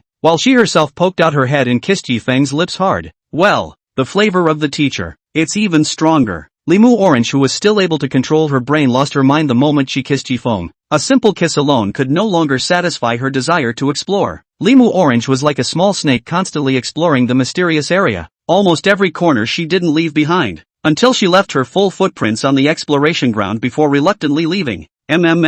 Coo. Accompanied by the two people's lips slowly separated. Limu Orange also powerless lying beside Yifeng full of love and looking at Yifeng. Sensei, I'm really losing control of myself. It's all your fault. Sensei, I won't allow it if I want to leave so cleanly. If you don't get your act together, teacher, the next time won't be so simple. Speaking of this, Limu Orange's tone seemed a bit hurried, perhaps thinking of a certain image that made her heart flutter. Forget it, it's about time. I'll let you off the hook today. After all, this will definitely arouse your suspicion, right? With another burst of rustling, the curtains were lifted again, and the warm sunlight splashed into the room instantly became bright again, as if nothing had ever happened. Chapter 141. Limu Orange, who was getting more and more understanding. Head. So heavy. When Yifeng slowly opened his eyes feeling the dazzling sunlight in the room, his body only gained some strength. Well, Yifeng had just opened his mouth and suddenly felt as if he was choking on water, and was hurriedly forced to swallow before sitting up and coughing. Cough cough cough. Cough. What the hell? Almost choked me to death. After sitting up, Yifeng only felt his chest stuffy, but when he lifted the quilt and found that nothing happened. But why the chest always feel like being pressed by something, and even knocked his chest quite painful. After sitting for a few moments, Yifeng's brain also gradually woke up, but when he looked around the week he realized that Limu Orange had disappeared into the room. Where's Mu Orange? Yifeng was opening his mouth to utter a few words when he felt his lips tingling, and it became especially hard to just say a few words, but fortunately this bad feeling was fading away. What's wrong with me? Why is it so hard to wake up every time? Is it some kind of terminal illness? Just as Yifeng was puzzled, he suddenly realized that it looked like he had eaten something on the side of his mouth, and when he reached out and grabbed it he found that it was a thin and silky hair strand. It's Mu Orange's hair? But why is it near my mouth? Probably because it's her bed, and I still have Xiao Yian's hair on my couch sometimes. Yifeng did not think this was strange. After all, this was Limu Orange's bed, and after treating the hair thing as normal everything was explained, except for his own numb lips. Strange, why did I somehow fall asleep every time I was in Mu Orange's house? A terrifying thought suddenly surfaced in Yifeng's mind. Could Mu Orange have done something to himself? But this idea was instantly ruled out by Yifeng. I'm so out of my mind. I can't believe that I would suspect my own student. What part of myself could be worth her doing this? Besides, although Mu Orange sometimes has a very eccentric personality, but now is a lot more understanding, and even in his own unconsciousness when he assisted himself to the bed, and afterward also for his cover, he even went to suspect people. This is not nonsense, even if you look at it from the worst perspective. Both her own water cup and the pastries brought by Mu Orange were eaten by her there. But why was Mu Orange fine? To put it bluntly, this had nothing to do with people. Maybe there's something wrong with my body? It must be this damn she system that gave me the trouble. And that limit capsule isn't any good either. Suddenly the door of the room was opened at that moment, followed by in Yifeng's line of sight. Limu Orange was sipping a cup of soda from the doorway. You're awake, teacher. Upon seeing Yifeng awaken, Limu Orange revealed a slightly surprised expression before placing the soda on her own table and sitting on the edge of the bed. Well, are you physically okay, teacher? It's fine. I don't know why I suddenly fainted. I'm very sorry, Mu Orange, for dirtying your bed. Nothing. Limu Orange shook her head to show that she didn't care about Yifeng sleeping in her bed. Teacher should be overworked to be in this condition, right? Do you need me to call my personal doctor to check you out, teacher? Limu Orange's eyes were filled with worry, and her tone had some caution. No need, Mu Orange. Your kindness is appreciated. Yifeng hurriedly refused to say. His body's condition of their own can no longer understand, but this effect is mostly the aftermath of the capsule. No matter how the modern medicine to check how this is certainly not found out. I probably just stayed up too long lately. I'll pay attention next time. Woo, teacher, you're really too. At least care more about your own body. Limu Orange's face was a bit ugly, as if she was dissatisfied with Yifeng's behavior like this. Teacher is the most important person beside me.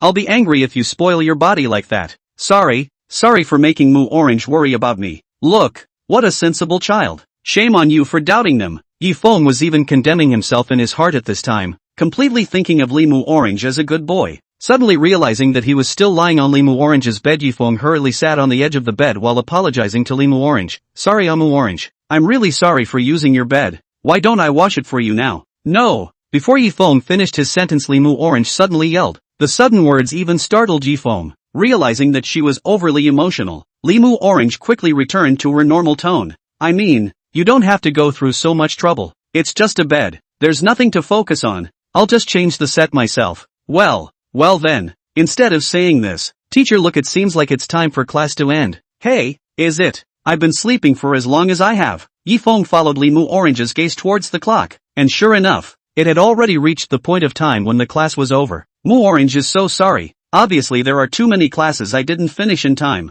Suddenly Limu Orange stretched out her index finger and gently rested it on the side of Yifeng's lips, and then softly whispered, Really, teacher? How many times do you have to apologize? These small things don't need to be said all the time. So it looks like the relationship between me and the teacher is very rusty. Since Mu Orange you've said so, then I won't be pretentious. That's right. So do you need me to go out with you, teacher? This won't be necessary. Just rest. Moo Orange, I'll leave on my own. So, okay, but teacher, remember to come on time tomorrow. I'll be angry if something like today happens again. Okay, see you then Moo Orange. Bye teacher. After Li Moo Orange sent Yifeng to the front door, Li Moo Orange stood at the window and looked at Yifeng's gradually departing back before he hoofed it all the way back to his bed. Wooing. Fortunately, the teacher's residual temperature still has some, while there is still the teacher's strong breath have to cherish more cherish na. Phew. Walking on the way home Yifeng's entire mental state was not very good. Although he had slept but his body was still very tired. Such a feeling made him all over the body also couldn't lift up his energy. Forget it, let's just find a random roadside stall to eat.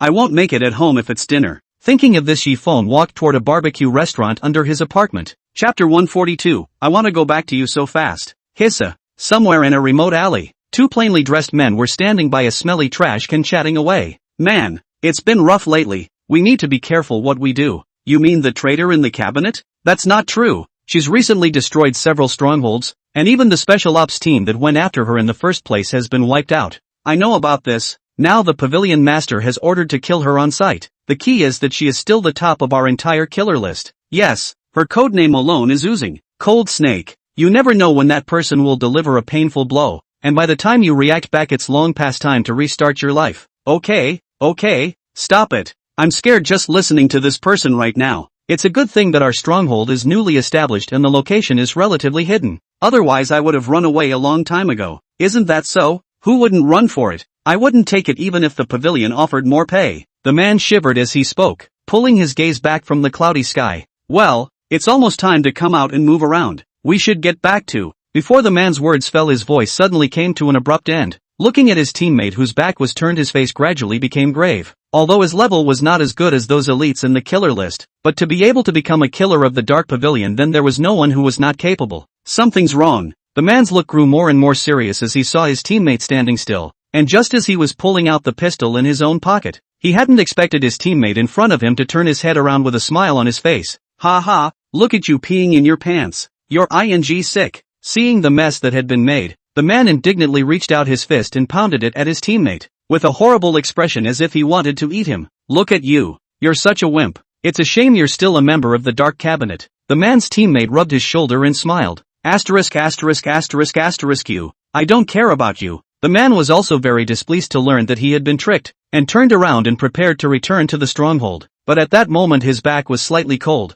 as if there was a gust of wind. I'll tell you what. Don't make any more noise and come back to the stronghold with me honestly. The man continued towards the stronghold without looking back. In his subconscious this commotion was most likely made by his teammates again, just as the boy had just unscrewed the doorknob of the stronghold. A sound of something heavy falling to the ground came from behind him, and his body just froze in place as his eyes looked with their own eyes to see that inside the door where the light was shining in, there was a manly figure standing right behind him. Stab. After another dozens of minutes of MO, a dark shadow gradually stepped out from the depths of the doorway. Poof! A flirtatious voice emanated slightly from underneath the black cloak. Let me see. The man in black took a sheet stained with dried blood and placed it in a spot under the light for a closer look. TSK. Why are there still so many strongholds? That old woman is really something. Can't she gather everyone back together? Save me the trouble of running around by myself. It's a waste of time, okay? With this extra time, I could have gotten closer to Yifeng a few more times. Xiao Yian seemed to associate her words with a certain wonderful scene and couldn't help but hum softly in happiness. After experiencing it once it's really different nah.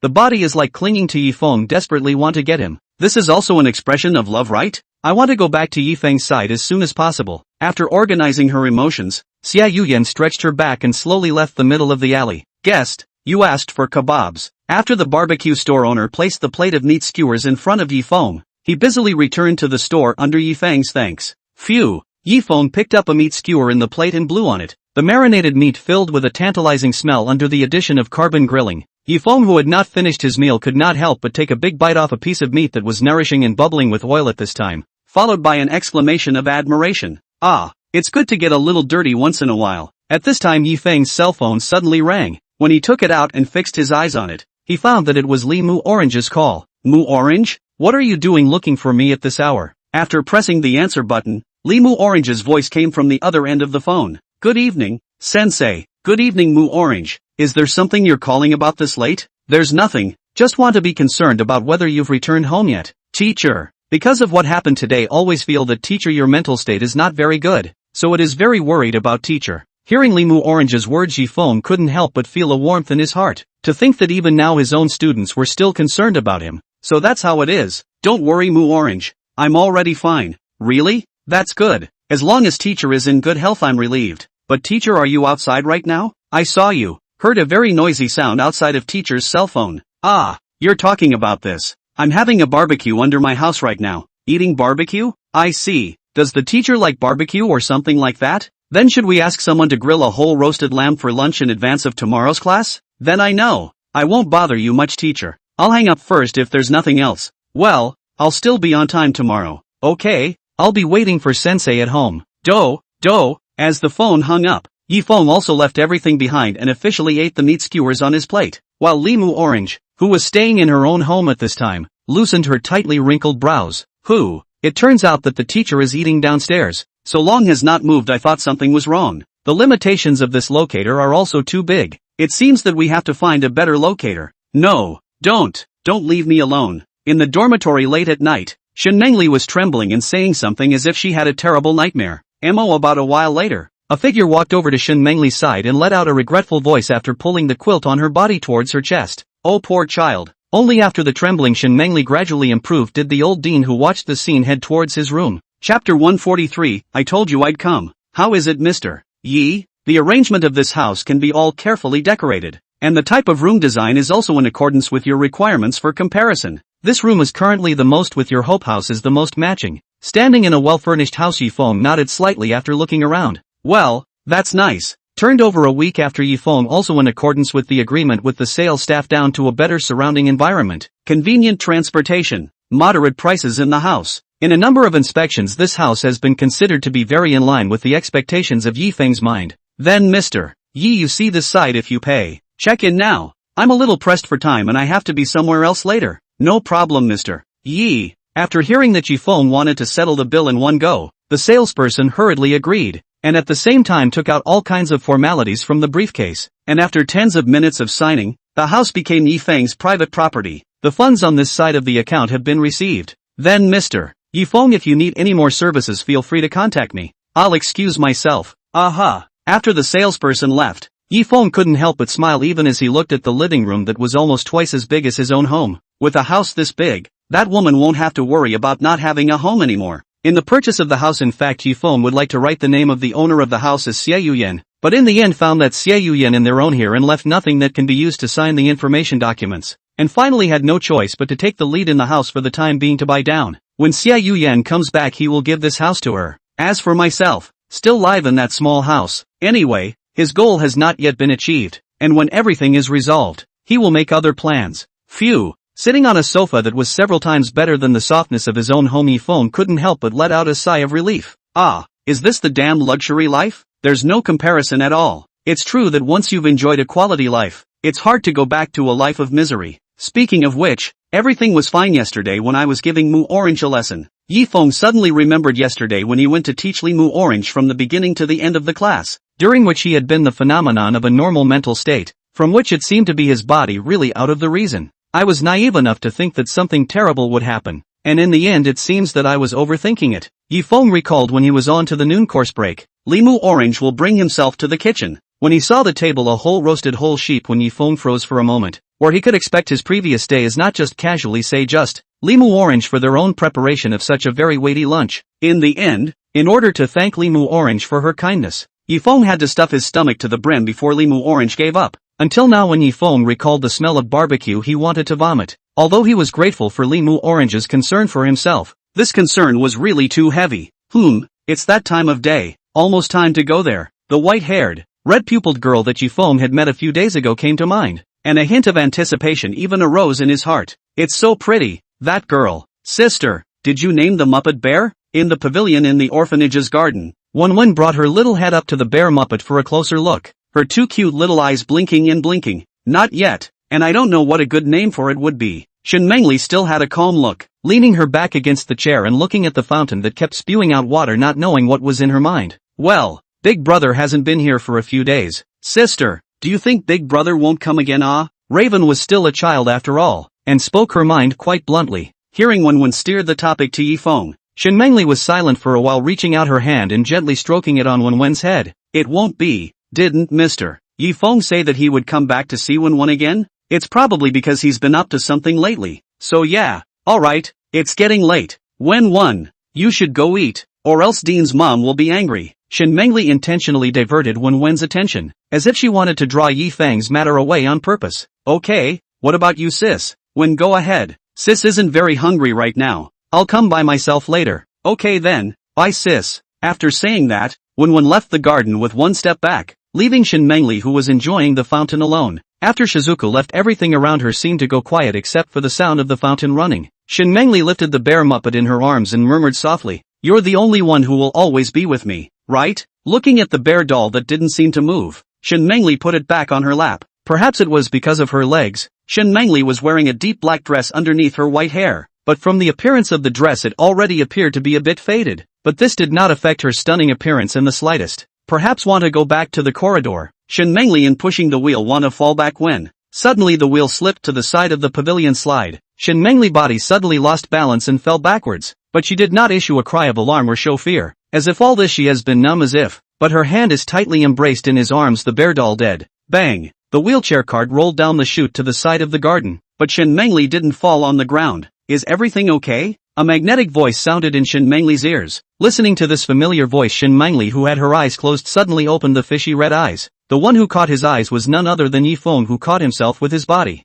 Yifeng, mister, is everything okay? Yifeng wrapped Shen Mengli's slender waist tightly around him. Although Shen Mengli didn't exercise, her smooth and soft skin could be felt even through the dress. Mr. Yifeng, how did you? Didn't I say I would come? Is it hard to believe that Miss Shen has forgotten my words? Shen Mengli squeezed the bear ragdoll in her hand with both hands while averting her gaze from in front of Yifeng. Thank you, Mr. Yifeng. It doesn't matter. Just wait a moment, Miss Shen. I'll put you back in your chair. Soft jade in the arms. Yifeng holding small and exquisite Shen Mengli toward the direction of the wheelchair car. And Yifeng cannot see the field of vision. Shen Mengli looked at the hand of the bear heart, do not know what to think. Chapter 144, The Unchangeable Shen Mengli. Sit tight? After Yifeng carried Shen Mengli to the cart so that she wouldn't lose her balance again, carefully inquired. Aha! Shen Mengli didn't say a single more word, just a single response. Then I'll let go. After receiving Shen Mengli's response, Yifeng also withdrew his hand from Shen Mengli's arms. After everything returned to calm, Yifeng was about to open his mouth to ask Shen Mengli if he needed to push her into the restaurant, but he never expected Shen Mengli to take the lead. Mr. Yifeng, when did you come? Looking at the young girl's uniquely attractive red eyes, Yifeng reacted after a while and immediately replied, I just came over here too, and only heard from the dean after asking her that you were here place. So I came. After all, didn't we agree that I would come? Shen Mengli just looked at Yifeng and suddenly opened her mouth. I'm sorry. Why are you apologizing? I'm giving you a hard time. Thud. Right at this moment Yifeng stretched out his hand and gently struck a hand knife towards the top of Shen Mengli's head. Although the force was not great, but it also illustrated the meaning that Yifeng wanted to express at this moment. Can't you girls just accept someone's kindness properly? Why do you have to get so distant? Because I don't possess the ability to have to pay back favors, and trying not to fall like I'm doing now has become an expectation. Who said anything about repayment? I didn't say that. Seeking the help of people will only bring constant trouble to others. I am already in this state. What condition is there for me to ask for those better things? No, you're wrong to think that. Yifeng immediately retorted after hearing Shen Mengli's words. He knew that the current Shen Mengli was like a bird without feathers, looking at the blue sky, but she could not do anything. Everyone has their own life path. Facing the severe and difficult road, you should do more to grit your teeth and persevere, rather than stand still. Thank you, Mr. Yifeng. Your words are certainly very reasonable, but according to your meaning, my choice like this is also my own will, isn't it? I know I don't have the power to sway your mind, but if you don't make a change, how do you know if it will work out in the end? I have tried to change, but the result is no change at all, and all my efforts are nothing but illusions and futile. Miss Shen, I'm sorry, Mr. Yifeng, my words are a bit much then. I want to be alone for a while now. Can I trouble you to give me this space, please? Suddenly changed face of Shen Mengli let Yifeng caught off guard. It seems that Shen Mengli's psychological defense is more serious than he imagined. I'm afraid that want to let her change her mind can be said to be very difficult. Yifeng glanced at Shen Mengli, who skimmed his head and knew that he must not have a chance to talk to her now. No matter what he said, I'm afraid she could not listen to it, so he had to let her be quiet for the time being. Good. Then take care of yourself. I'm going to Dean's first. Yifeng left the garden without the slightest hesitation after he finished speaking. leaving Shin Mengli who was staring at the fountain pool alone. Only after Yifeng's figure had completely disappeared did Shin Mengli dare to shift her own gaze to the place where Yifeng had disappeared, and then immediately looked down at the little bear ragdoll in her hand. I'm sorry, big brother. When Yifeng had just walked into the restaurant, he saw Wen, who was holding a paper folded into 1,000 paper cranes, running towards him. Big brother, you're finally here. My sister and I have been waiting for you for a long time. Yifeng gently stroked Wen's hair and said slightly apologetically, I'm sorry Wen. Brother, I've been a bit busy lately so I didn't have time to come and see you guys. Wen won't blame me, right? Not at all. Big brother is so nice to Wen and sis and everyone else. How could I possibly be mad at big brother? Raven grinned a bouncy grin, looking perky and cute as she did. Raven, just now you said you and your sister have been waiting for me. How long has this been going on? Just a few days ago then. After big brother left before sister came from the garden to the front door every now and then to look out the window, and although sister said she was enjoying the view, I knew she was waiting for you to come to her. Big brother, yes? Yifeng did not think that in private Shin Mengli would actually make such behavior. This action can be completely inconsistent with the words in her mouth but why in the end is this? Hasn't she come over? Big brother's sister? Wen poked her head out behind Yifeng to take a closer look and asked quietly after realizing that there was no figure of Shin Mengli. Your sister, she wanted to spend some time in the garden by herself, so I didn't come with your sister. Well then, today's snacks are obviously delicious. Raven looked a little sorry in her tone, but she quickly cheered up again. Big brother, do you want to play a game with Shizuku later? I've got a hide-and-seek date with my buddies. Well, Yifeng glanced at the dean who was busy and refused in embarrassment. I'm sorry Raven, it looks like you're the only one who's going to be able to play with your little friends. You see your dean's mom is still busy packing up, so I'm going to have to go and help out. Brother, Shizuku's going too. Wen was still a good boy. As soon as she heard that the dean's mother was in trouble she immediately put forward the idea that she would also go forward to help, but was rejected by Yifeng. Shizuku, don't worry about it, just leave the helping to my brother. You and your little friends have a good rest and relax. It will be easier for Shizuku to come back and help when she grows up. Well then, although Wen didn't understand the meaning expressed in Yifeng's words, she still nodded her little head in agreement. After Wen parted ways, Yifeng came to the dean's side, and while helping her to clean up the tableware left behind by the children as well as the trash after the meal, he also spoke. Dean, leave these to me, you rest and relax. Mr. Yifeng, what are you talking about? You are originally a guest, where is the time for you to do such a job? Just leave these things to us. It's okay, I'm here to help. It's twice the work for half the effort. Unable to resist Yifeng's enthusiasm, the dean had no choice but to agree, and just as she and Yifeng were cleaning up, Yifeng inquired on the side.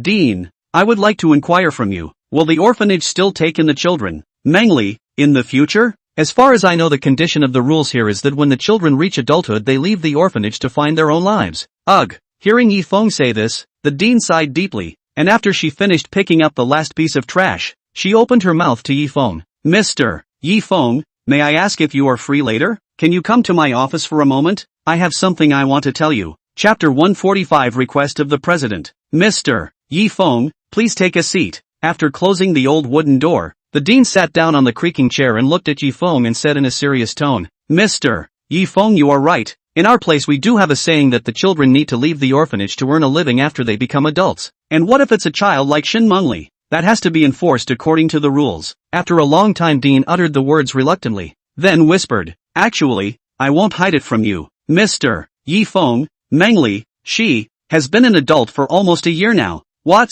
It's been a year already? Hearing the words of the dean, Yifeng was also surprised. If according to the dean's statement, then now Shin Mengli should have left the orphanage long ago, but now it is still able to stay in this place, then it must be the dean, she did something. Yes, but Mr. Yifeng, you have to know that Mengli is like this, how dare I let her leave the orphanage alone? Besides, who would take in a defective person? So I use Mengli for the orphanage handyman position temporarily while Mengli settled in the yard. But this has been almost a year. Again, thick wall will eventually have the time to penetrate the wind. The dean said here was full of sorrow. It could be seen that she was really concerned about Shin Mengli. This child, Mengli, has been lonely since she was a child, and because of herself she has also been left with few friends. Although she gets along well with the children in the institution, I know that her heart is like dead, never beating. I've tried and tried to get Mengli out of the haze in her heart, but her obsession is just too deep. I can't do it. The dean lowered his head, and his sad tone made Yifeng's heart feel bad even when he heard it. Dean, there's no need for you to blame yourself. You've done enough for Shin Mengli, but I still can't let go of that child. I've seen Mengli since she was a child, so I really can't give her up. I admit that what I did was unfair to the other children, but, she's also the one who needs love the most out of all the children. To this Yifeng did not continue to speak. At this moment he has long put Shen Mengli's task behind him. This child has suffered things that should not be suffered. If he is still in her wounds on a handful of salt, such behavior and the devil how different. Screw your system. This mission is for whoever likes to do it. I'm not perverted enough to scourge such a poor girl. Just as Yifeng was about to wrap up and take his leave, the dean suddenly looked up at him. Mr. Yifeng, Dean, can I help you? Faced with the sudden address, Yifeng instantly sat upright. Only you, Mr. Yifeng, are different. Ha, different? What's different? Ever since you came to the orphanage, Mr. Yifeng, Mengli, who was initially unperturbed by anything, has suddenly changed. Just like a few days ago when I found out that she was waiting at the front door window for your arrival, and her usual words were more than ever. So I think the only one who can change Mengli is you, Mr. Yifeng. Me, can't do it, right, Dean? You've been taking care of Mengli for so many years, and I've only met with her only a few times. How could it possibly work? Not at all. Mr. Yifeng, have you forgotten the conversation I had with you earlier? There's a special ability in your words and behavior, as if it's like you can bring hope and life to people. That's why I said the words not to exhibit your gentleness too much. It's, Dean, what you're saying is too unrealistic, isn't it? How can I just be an ordinary person with such an ability? The dean did not continue to explain. Instead, he stared at Yifeng with a serious look in his eyes. Please, Mr. Yifeng, I'm counting on you for this child Mengli. Only you can bring her back to life. Shen Mengli looked at the bear muppet resting on her white legs for a long time. Mr. Yifeng will be angry, won't he? Anyone else who kept denying his words like I did would think I must be hopeless, right? I don't want to. I don't want to burden people anymore. I'm just a burden, a drag on the neighborhood. That's good, so no one will have to worry about me anymore. And as long as everyone distances themselves from me, I can stop dragging anyone down. I'm sorry, Dean's mom. I'm sorry, one. I'm sorry, Mr. Yifeng. I can't change anything. Shen Mengli held the bear tightly in one hand, while her other hand was slightly spread out, and in her hand were several white tablets. This was the disinfectant medicine she had stolen when she was helping with the cleaning, and according to the description of the tablets that she had secretly read, it clearly stated that accidental ingestion would be life-threatening. It seems like it's time to make a decision, and my mother and father would be angry if they saw it. But, I can't hold on any longer. I don't want to. I don't want to be a burden anymore. Clutching the antiseptic tablets in her hand, Shen Mengli's small hand also trembled slightly. She knew that this was the fear within her stopping her. It had been like this before. It's gonna hurt, right? Shen Mengli thought this in her heart, but she wouldn't be running away this time. She wanted a relief, a result with self-respect. Shen Mengli glanced fondly at the little bear muppet in her hand. Her lips lightly opened. Let's call you Little Feng. Goodbye, Little Feng. Just as Shen Mengli was about to feed the pill in her hand into her mouth, a large hand suddenly snatched the pill from her hand, and the quickness of this action even made Shen Mengli foolishly eat the air in her hand. Shen Mengli felt that there wasn't anything in her mouth and turned her head to fix her eyes on it, realizing that it was Yifeng glaring at her with a serious face. Yifeng, Mr. What are you doing, Miss Shen? I recently caught a cold, so I need to take medicine. I also hope that Mr. will return the cold medicine with to me. Shen Mengli still put on a calm face and looked at Yifeng, but her flustered eyes had already revealed her own nervous and uneasy appearance. Oh, cold medicine? Yifeng looked at the hand of some yellowing pills, while also emitting a pungent flavor. A look at this thing Shen Mengli is long planned. Then it's just as well that I've had a cold lately, and I'm always uncomfortable, so I'll go ahead and take this pill. Just as Yifeng raised his head and prepared to eat the pill, Shen Mengli, who was sitting in the wheelchair, shouted out in an unusual manner. Don't! Yifeng stopped his hand movements and bent down to look at the excited Shen Mengli. This girl is finally not a dead face. This excited look also looks quite cute. What's wrong, Miss Shen? Is there a problem? Chapter 146, Yifeng's Enlightenment. Seeing that Yifeng was about to take the sterilizing tablets into his mouth, Shen Mengli leaned forward and pressed Yifeng's arm. No can do. Mr. Yifeng, you can't eat this. Oh, can't it be that you'll be able to take this pill, Miss Shen? Isn't it all used to cure diseases? Yifeng held the pill tightly in his hand. No matter how hard Shen Mengli broke his fingers, he was indifferent. No, this medicine is specially designed to deal with different symptoms. Mr. Yifeng, if you take it haphazardly, just how long are you going to keep this from me? Yifeng at this moment also completely showdown. As early as Shen Mengli from the hands out of the white tablets when he found the state of affairs is unusual. Fortunately he came in time, otherwise it will be a big disaster. Mr. Yifeng, what are you saying? I didn't understand. Seeing that Yifeng never let go, Shen Mengli also retracted her body. Yifeng opened the palm of his hand will be placed on the side of his nose. A little smell, with a pungent smell, emanated out of the time. Yifeng will know Shen Mengli mouth of the pill is not at all what the treatment of colds with the drug, which is clearly disinfection tablets. If eaten into the stomach, then the less will trigger discomfort, or even related to the safety of life. Miss Shin, are you still pretending to be confused with me? I'm afraid you've already prepared this medicine, right? Shen Mengli saw that her mind was poked by Yifeng and did not move, but instead remained an understated look. Aren't you going to explain anything? Yifeng tucked the sterilizing tablets into his coat pocket and slowly walked to Shen Mengli's face, staring at her closely. Feeling Yifeng's serious gaze, Shen Mengli skimmed her head and wanted to turn the wheelchair cart to leave, but Yifeng circled around and blocked her way. Mr. Yifeng, can you please not sway my mind? What I want to do is my own right. Why? Mr. Yifeng, please step aside. I don't want to answer your question. Shen Mengli hung her head low, that snow-white hair smoothing down her pale cheeks, and even though her tone of voice remained unchanged, a hint of impatience could be felt from the speed of her speech. Miss Shin, can you calm down for a moment and hear me out? Go away. I told you to go. Shen Mengli suddenly yelled at Yifeng, and in a split second, her face changed a look, and her trembling red pupils as well as her body were reacting to the fact that she was now in a very unsettled mood. Yifeng tightly frowned. From Shen Mengli's current performance, she has voluntarily walked into a dead end. This kind of mold himself wants to change her mind is not generally difficult. Leave me alone. Please, just leave me alone. Shen Mengli realized that her mood swings were a little too big and immediately pushed the cart to leave this place. But just as she and Yifeng staggered away from each other, she did not expect Yifeng to grab her cart from behind. Mr. Yifeng, please let go. You hate your life right now? Of course. Every day of this life is torture for me, and I can't wait to end my life now. Then why didn't you do it before? Because I've had enough of the life I'm living now. It's not even a life to me. It's just living every day adding to the burden of others. Actually, that's not what you think. Does Mr. Yifeng like to impose his ideas on others so much? In the face of Shen Mengli's rebuttal, Yifeng did not go to explain, just turned Shen Mengli's cart and squatted down to meet her eyes. You actually like this family, don't you? Home? I lost my home a long time ago, much less, whether it's Shizuku or Dean or any of the other children in the home.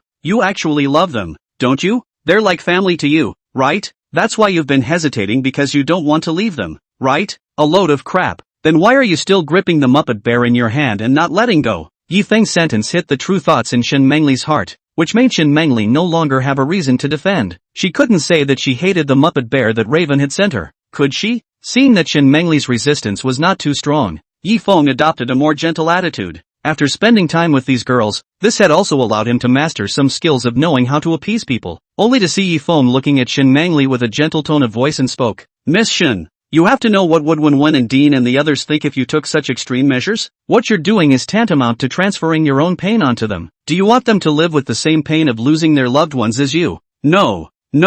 I just don't want to be a burden or a liability. Shen Mengli shook her head, trying to explain the behavior she had done. If I disappeared, Dean wouldn't have to labor so much, and Shizuku wouldn't have to do things like steal Muppets for me to make me happy. I'm the bane. Dean labored because you were there for her, and Raven stole the Muppets because you were nice to her. You're already an irreplaceable part of their hearts. Do you want them to be the next you? Next I. Shen Mengli heard here the whole person froze in the cart. The gaze also gradually became lax. Fixed eyes found that it was tears have long been wet her eyes. 2 lines of tears from her eyes down the cheeks flowed out. Yeah, I'm sorry.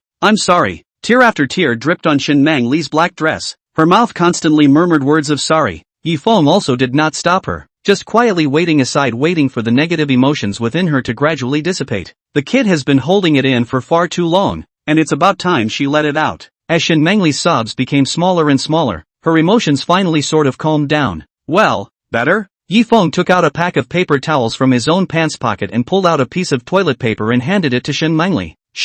Thanks. Shen Mengli took the toilet paper handed by Yifeng and first wiped the tears from the little bear Muppet and the hem of her own skirt. The bear Muppet was given to her by Raven, and the black dress was given to her by Dean's mom. They mean a lot to you, don't they? That's why it's all the more important to cherish them. Well, Chapter 147, A Man as Good as Mr. Yifeng must have a girlfriend, right? Thank you, Mr. Yifeng. After calming down, Shen Mengli lowered her head, still not daring to look toward Yifeng. To her ugly state was seen by Yifeng, which made her very humiliated. It's okay, as long as it's all salvaged. That's good, but you mustn't harbor this kind of thought. Understand? To them, Miss Shen, it's enough for you to be safe and sound.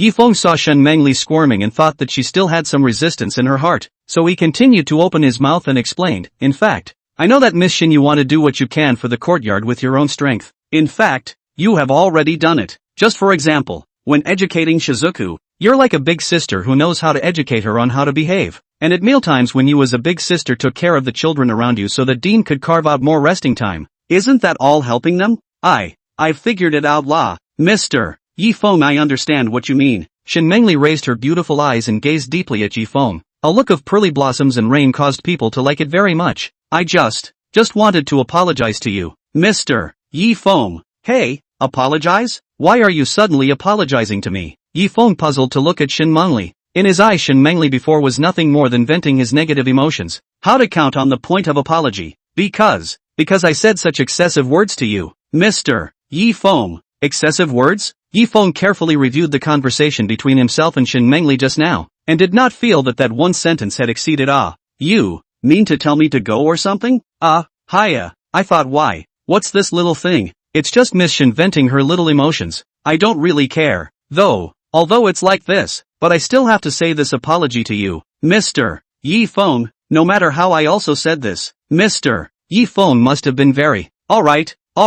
Just when Shen Mengli was in the middle of her words, Yifeng stretched out a hand and gently rested on the top of Shen Mengli's head, stroking Shen Mengli's silky hair while his mouth was still talking. Miss Shen, you are really thinking too much. I have not generated such thoughts. A girl as lovely and beautiful as Miss Shen, how could I possibly put this matter on my mind? Lovely, pretty, Shen Mengli repeated Yifeng's words in her mouth, followed by a pair of eyes blinking violently. Mr. Yifeng, is he complimenting me? Yes, but how could someone as crippled as me match those two words? He must have said that to comfort me. Aha, that's it. Yes, I won't hide it from you, Miss Shen. When I saw Miss Shen for the first time I was startled. Without knowing it I thought it was a fairy who had fallen to the mortal world. Yifeng was also not lying. Shen Mengli's beauty was really like a beautiful picture. No matter who saw this soft and compassionate look of her would feel pretty. Fairy? Mr. Yifeng is not fooling me. After Shen Mengli confirmed that Yifeng's idea was true, she who had all been quiet suddenly flustered. Her pale cheeks instantly flushed, and within a few breaths, Shen Mengli's face was ripe for the picking.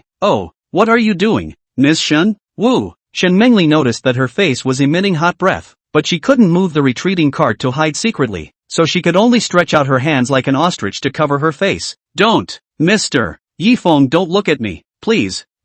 Sorry.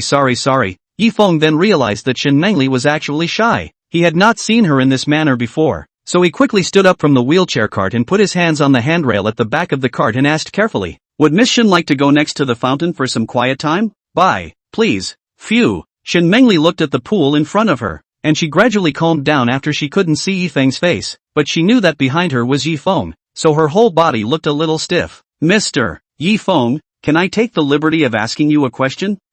Sure, that's, Mr. Yifeng, you're such an outstanding person. You must have a girlfriend, right? Girlfriend? After hearing Shen Mengli's question, the first time in Yifeng's mind surprisingly appeared Xiao Yian's figure. The reason why it would be like this is still because he and she experienced an indescribable thing, although he is oblivious to this. I don't know how Xiao Yian is doing now. I suppose so. Yifeng now cannot say that his relationship with Xiao Yian, like a tangled ball of wool. In the end the knot will only get tighter and tighter. There should be? That's a strange answer from you, Mr. Yifeng. Actually I'm not really sure. Anyway, things are a bit complicated. Well, Shen Mengli looked at Yifeng's embarrassed face, and for some reason after hearing Yifeng's reply her heart was very bad, and the bear ragdoll in her hand became chock-a-block. Then who is this happy sister? I'd love to get to know it, to meet someone as nice as Mr. Yifeng. No, Miss Shen, you flatter me. I don't know where she is now. If she is, maybe she will come back.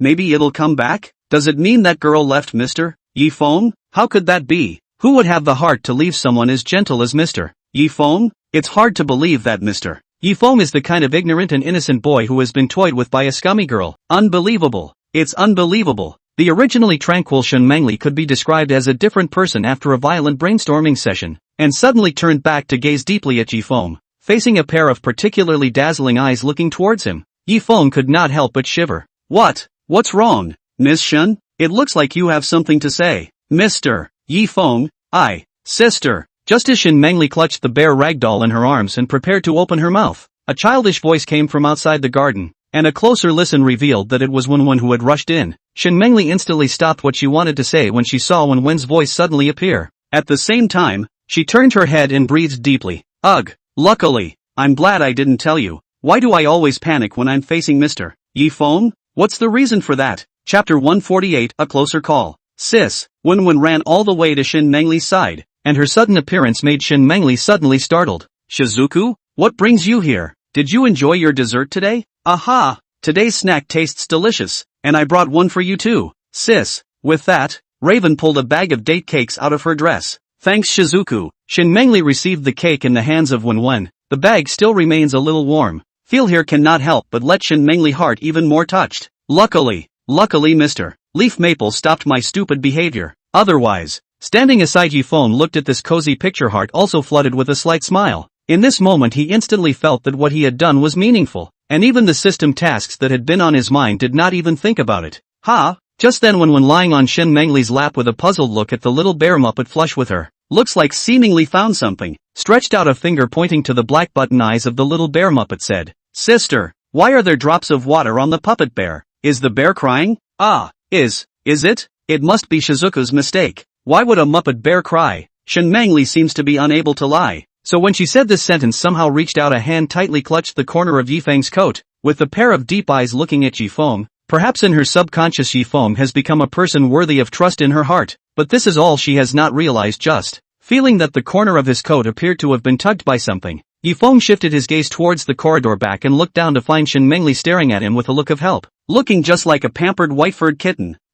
What's wrong, Mr. Yifeng? Wen is asking why there are water drops on top of the bear puppets. Shen Mengli frowned slightly, as if reminding Yifeng not to tell his embarrassing story. Yifeng turned back to look at open a pair of big eyes toward their side of the Wen. A moment also cannot think of exactly what reason to perfunctory passed, after a long time before the difficult to open the mouth. It's because your sister drooled when she saw the date cake you brought in Shizuku because she wanted to eat it so badly. Hey, hearing Yifeng's explanation, Shen Mengli first began to be frozen for a moment. Apparently she did not expect Yifeng will suddenly say so. Immediately after sorting out the thoughts down suddenly realized that Yifeng's so-called explanation seems to discredit themselves. This action makes the original quiet Shen Mengli suddenly stormed, constantly pulling the corner of Yifeng's clothes. Yi-feng. First, Shang, what are you talking about? What do you mean by drooling because you want to eat the cake too much? Wait, Miss Shun, be gentle. My clothes are getting too big for you. Yifeng two hands pressed their own clothes to prevent Shen Mengli will pull their own clothes big,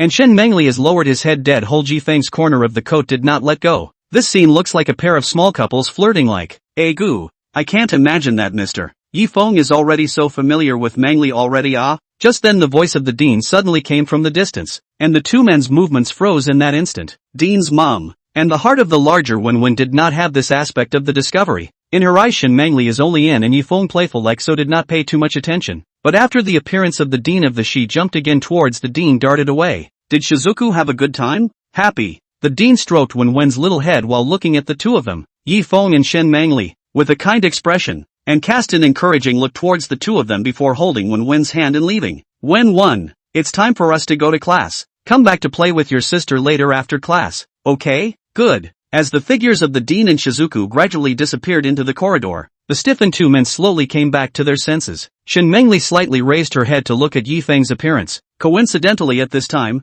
Yifeng also turned his head downward, and the two people's sights just intertwined. That.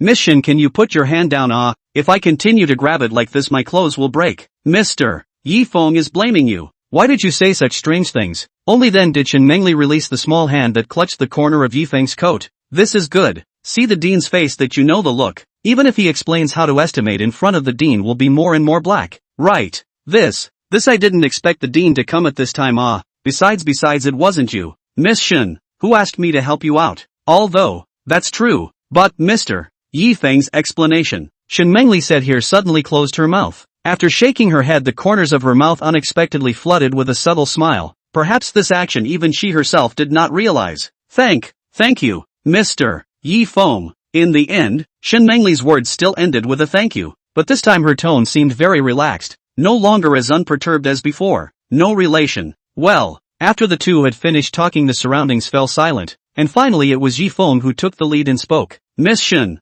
want to take a stroll in the garden? Good. Thank you, Mr. Yifeng.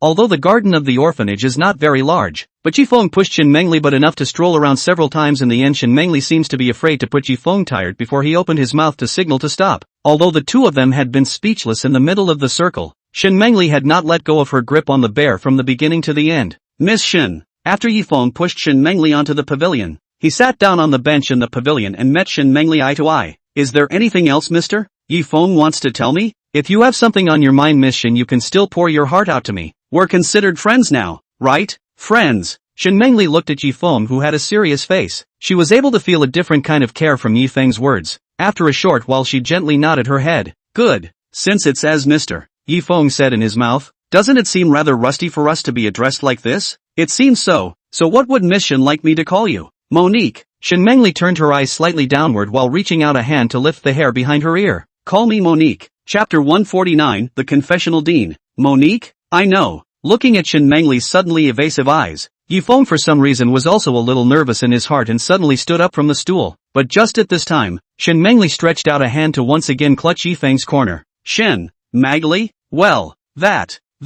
Hearing Yifeng suddenly call himself this way, even Shin Mengli, who was already ready to speak, became a bit stuttered. Although her expression and face did not show any shyness, when she felt that Yifeng looked like he was about to leave but anxiously pulled him back. Mr. Yifeng, you haven't told me how to address you. I'm sorry, if I'm to be addressed, why don't you just call me Yifeng? It always feels a bit strange to be called Mr. or something. Is that so? Shin Mengli suddenly turned her gaze to the little bear muppet in her arms, and immediately afterward, she immediately blurted out, Feng, WH. What? Is it okay if I call you Keed? I want to call you Feng. That name? Yifeng did not think that Shin Mengli would address himself this way. Shin Mengli is afraid that he is a unique one. There's nothing wrong with that appellation. Well, then this is kind of a yes from Feng. Of course it's no problem, but Monique, can you tell me why you took that one title? Shin Mengli looked down at the bear puppets in her hands, and then raised her head to gaze at Yifeng.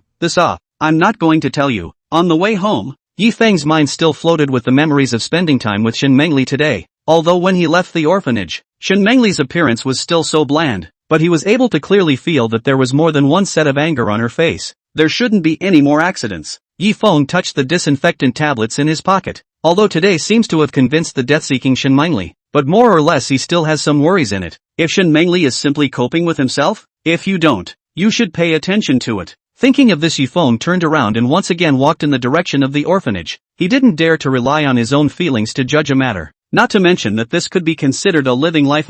Mengli, what did Mr. Yifeng tell you today? To the time of eating dinner, the dean seems to be purposely so end of the rice bowl came to sit next to Shin Mengli's seat, eyes mixed with a hint of laughter. To say that today she saw Shin Mengli pulling the corner of Yifeng's clothes, a scene to detect the state of affairs, is not right. Through so many years of her understanding of Shin Mengli, the always quiet Shin Mengli was always a wave of unperturbed about everything, but until Yifeng's appearance made Shin Mengli change a lot. If she were to look at it from her perspective, it would be that Shin Mengli was more like a living, breathing human being than an emotionless puppet doll. Dean, Mom, what are you talking about? Little Mr. Yifeng just had a conversation with me about 1-1, in which he didn't say anything unnecessary. Alas, Mengli, you have also grown up. You've actually learned to lie to the dean. It really makes my heart ache. The dean made a tearful appearance, and this action caused the guilt in Shin Mengli's heart, who could not lie, to deepen, but a kind of shame also inexplicably surged up. Really, I won't talk to you,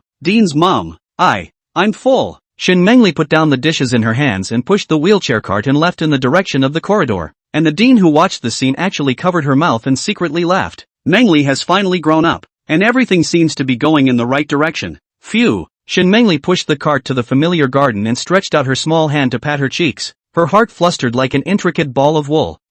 What's wrong with me? I've never felt this strange before. What the hell is going on here? Keed has also left yet. I wonder when he'll be here next. Shin Mengli's appearance gradually surfaced in her mind, and suddenly she appeared to realize something, even shook her head as if she wanted to shake something out. What's wrong with me? What's wrong? Why does my heart beat so much when I think of Keed? I must have fallen under some strange spell. I don't know how long it took. Shin Mengli sat in the pavilion looking at the blooming flowers alone after calming herself. Just then a figure walked over in Shin Mengli's direction. Shin Mengli skimmed her head to take a closer look and realized that the visitor was none other than the dean. Mother Superior? What are you doing here? With a smile on her face, The dean sat down next to Shin Mengli, and under Shin Mengli's doubt pulled up her small hand and said gently, "What? Now I come to see the child I brought up with my own hands are not allowed? Or do you want the person who comes to see you to be Mr. Yifeng? Not at all. Dean's mom, don't you dare say that. I'm just curious as to why you came along." Shin Mengli's voice became smaller and smaller as she spoke, and her eyes drifted to other directions.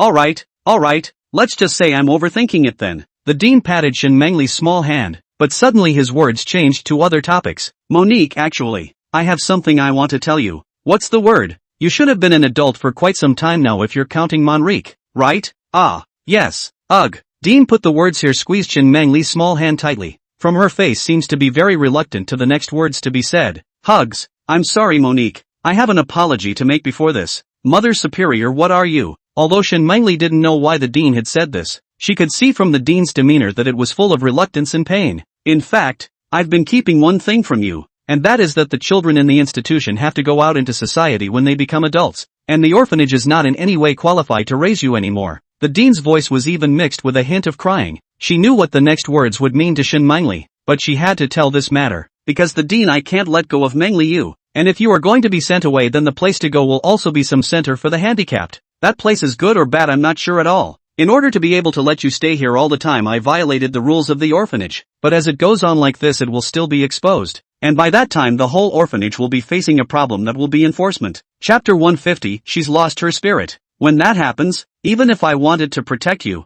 I couldn't do anything about it," said here the dean even cried out. In her heart she is also reluctant to give up Shin Mengli this understanding of the child, but she knows that if she continues to hide the words will not only let Shin Mengli in trouble, the entire orphanage will be in danger. But Mengli, I can't bear it. You're the child I brought up since I was a child. How can I bear to push you out with my own hands? But I really don't know what to do. Mother Superior. Shin Mengli looked at the dean, who covered his face in pain. Her eyes also became confused. Just when she thought it was going to be alright, reality hit her head. If she really didn't have the orphanage to fall back on, where on earth was she going to go from here? In this instant Yifeng's figure suddenly appeared in her mind, but immediately she put this thought behind her. No way, definitely can't drag Feng down. No matter what, I can't drag him down. I know Dean Mom. Shin Mengli didn't act alarmed and remained the same bland look she had initially, but the whitened fingers could tell that her heart had certainly changed at this time. "I've been indebted to your care all these years, and I really thank you for it. In my heart you are like my mom who always takes care of me, and I am not going to have any complaints."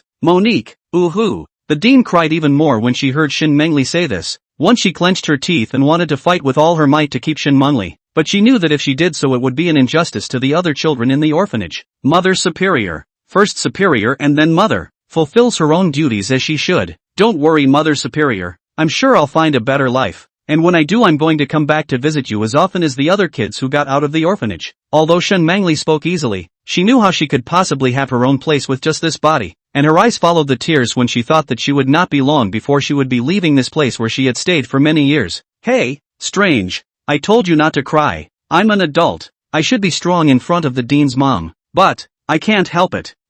Shin Mengli this time no longer showed the appearance of unperturbed. When she jumped into the dean's arms and cried out unimaginatively, also heralded her own originally intended to live a new life will be a complete failure. Why are you doing this to me? Obviously. I promised Feng that I'd try my best to survive. Why did it end up like this? I don't know how long it took, but Shin Mengli burrowed her head out of the dean's arms. "Mengli, don't worry, Dean's mom. I'll take care of myself." Shin Mengli's eyes lost their luster, and those dull eyes seemed to be telling her final destiny, but it was just that Dean didn't even notice it. "Mengli, I actually told Mr. Yifeng about this matter, and Mr. Yifeng, he actually expressed to me that he can accept you, Mengli." "No." Who expected that the dean had just mentioned Yifeng when he was interrupted by a roar from Shin Mengli. "Don't tell Mr. Yifeng. Don't." "Why, Mengli? You also know how Mr. Yifeng is. He can help you."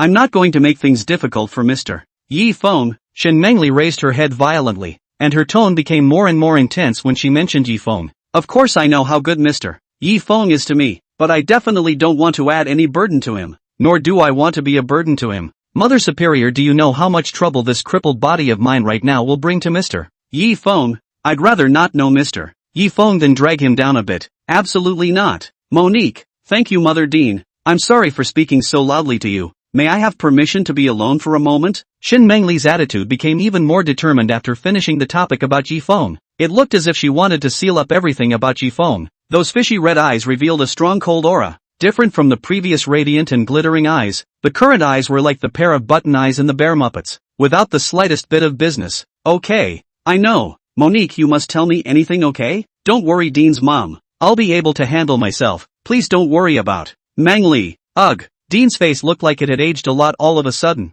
Until her figure disappeared into the hallway, she had looked back several times, feeling the tranquility within the garden. Shen Mangli's body no longer had the power to support, leaning against the backrest of the wheelchair cart, staring blankly at the fountain, as if a statue was motionless. Mangli. Shen Mangli did not know that all this was secretly hiding in the garden tree behind the leaf maple heard in the ear. The heart not only sighed Shen Mangli's encounter at the same time, but also for her for their own consideration and feel surprised. Obviously they only just know her for a few days, but Shen Mangli, even in order not to trouble themselves, willingly suffer alone. According to the drowning person, no matter what they grab will be as the straw of life dead, and Shen Mangli would rather sink into the bottom of the water or not willing to let themselves drown together. This action also strengthened Yifeng's confidence in wanting to take her away. I'm sorry, Monique, maybe I won't let you get what you want. If you don't want me to help you so much, then let someone else help you. Yifeng seems to be thinking of what a good idea. Looking at a moment will not move Shen Mangli. Easy to roll out of the wall behind the direction of their own home to go.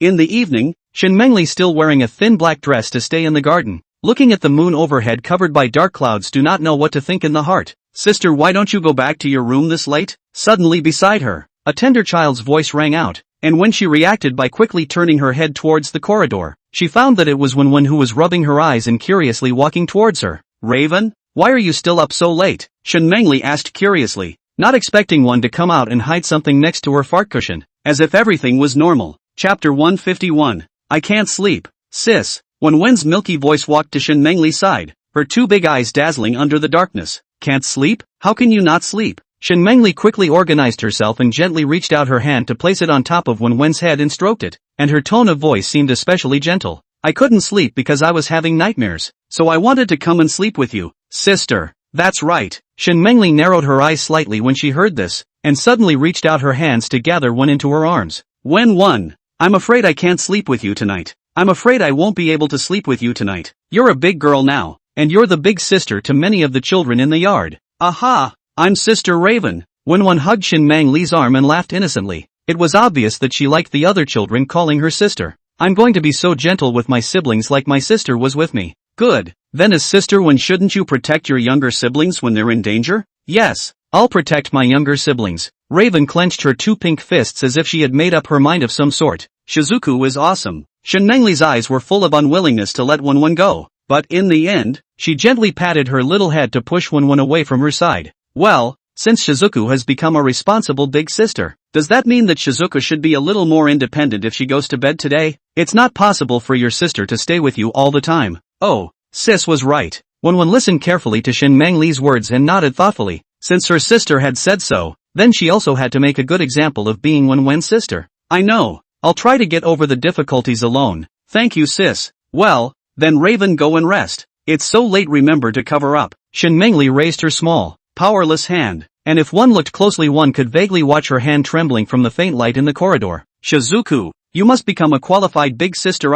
Sorry, maybe I won't be able to watch you grow up. Good night, sister. Good night. Looking at a young figure disappearing into the corridor, Shen Mangli's raised hand gradually dropped. A pair of red pupils gazed at the corridor bubbling with light. Gradually, bits and pieces of what had happened to him at the orphanage from his youth to the present day flashed through his mind. I'm sorry, Shen Mangli murmured, and just as she was about to push the wheelchair towards the depths of the garden, there was a rustling sound from the grass pile in the garden. Shen Mangli turned her head to direct her attention towards the depths of the garden. What's that noise? Is it a stray cat or a bird? At this time, Shen Mangli was not frightened by the sudden movement. To her there was no longer anything that could frighten her. Phew! At the same time a cold wind whipped through the garden, and the surrounding leaves and flowers all swayed and rustled around in response to the wind. So that's it. You guys are saying goodbye to me too? How nice! Shen Mangli slowly pushed the wheelchair towards the depths of the garden. All along this garden was her favorite place to stay. Since it started from here, then it would end from here.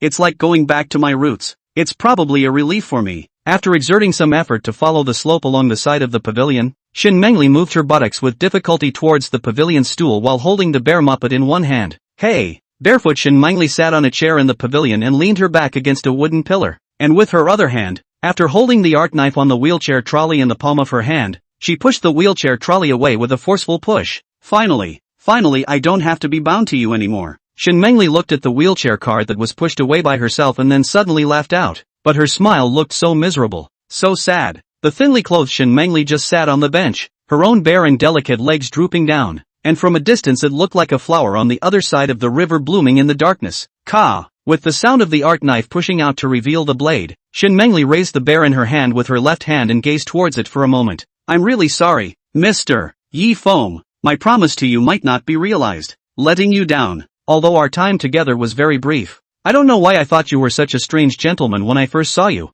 It came out of nowhere like a scene from a dream. It's incredible to think about now. Perhaps you is the beauty of my last moments on this earth? Right, like the cicadas singing in summer. Short and nostalgic. Good night, Keed. Just as the art knife in Shin Mengli's hand was slashing towards her neck, the bear ragdoll in her hand unexpectedly fell off accidentally. No! After sensing that the bear ragdoll in her hand suddenly disappeared, Shin Mengli instantly panicked, and the art knife in her hand was thrown on the bench. Beneath the murky darkness, she vaguely saw that the Muppet bear had actually rolled to the floor of the pavilion, and that she would have to crawl over it herself if she wanted to pick it up. The moment she looked at the little bear Muppet, Shin Mengli rolled down from the bench without hesitation as if she had lost her soul, and even though she felt a sharp pain the moment she fell down, she still crawled slowly towards the place of the little bear Muppet with both hands. Don't leave me. The disoriented Shin Mengli didn't care if her body was stained by dust or how uncomfortable the cold ground was. In her eyes the bear rolling on the ground was her only goal. As Shin Mengli got closer and closer to the bear, her little hand finally reached the bear Muppet.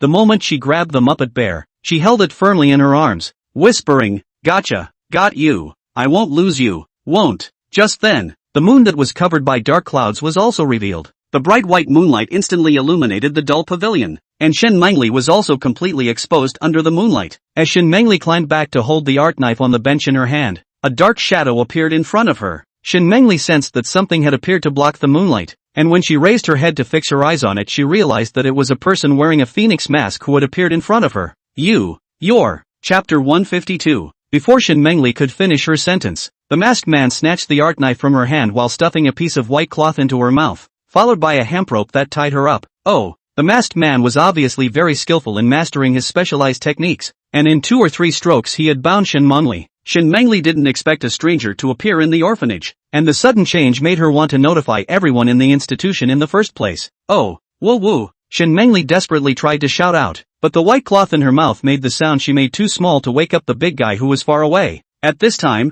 the masked man who bound Shin Mengli saw that his plan was successful, and lifted Shin Mengli up at once as if he was carrying a small chicken, and then immediately walked towards the garden wall. Shin Mengli's head became confused when she saw that the masked man acted as if he was targeting only himself. Who the hell is this man? What is his purpose? Why did he come after me? Before Shin Mengli could think clearly about the doubts in her heart, another black cloth blindfolded her eyes on this. The masked man's movements were very agile, and in a flash, Shin Mengli took Shin Mengli away from the orphanage in the ding. Along with the sound of the room's door closing, Yi Feng's system's voice also sounded in his head. The original system's so-called kidnapping task means that the kidnapped person does not realize who the thugs are. The original system of the so-called kidnapping task means that the kidnapped person does not realize who the criminals are. So before you want to rely on the card bug type of way to sue Yuxin to tie up the system and did not confirm the task, a moment I'll explain through. Yi Feng locked the door of his room then focused on the lifted Shin Mengli. At this time she has long had no strength to move. Face mouth issued by the whimpering sound is also much smaller. Looks like it has been resigned to the appearance of fate. This girl, it's a good thing I killed myself this afternoon, or else something would have happened. Yi Feng threw Shin Mengli onto the sofa without a good mood,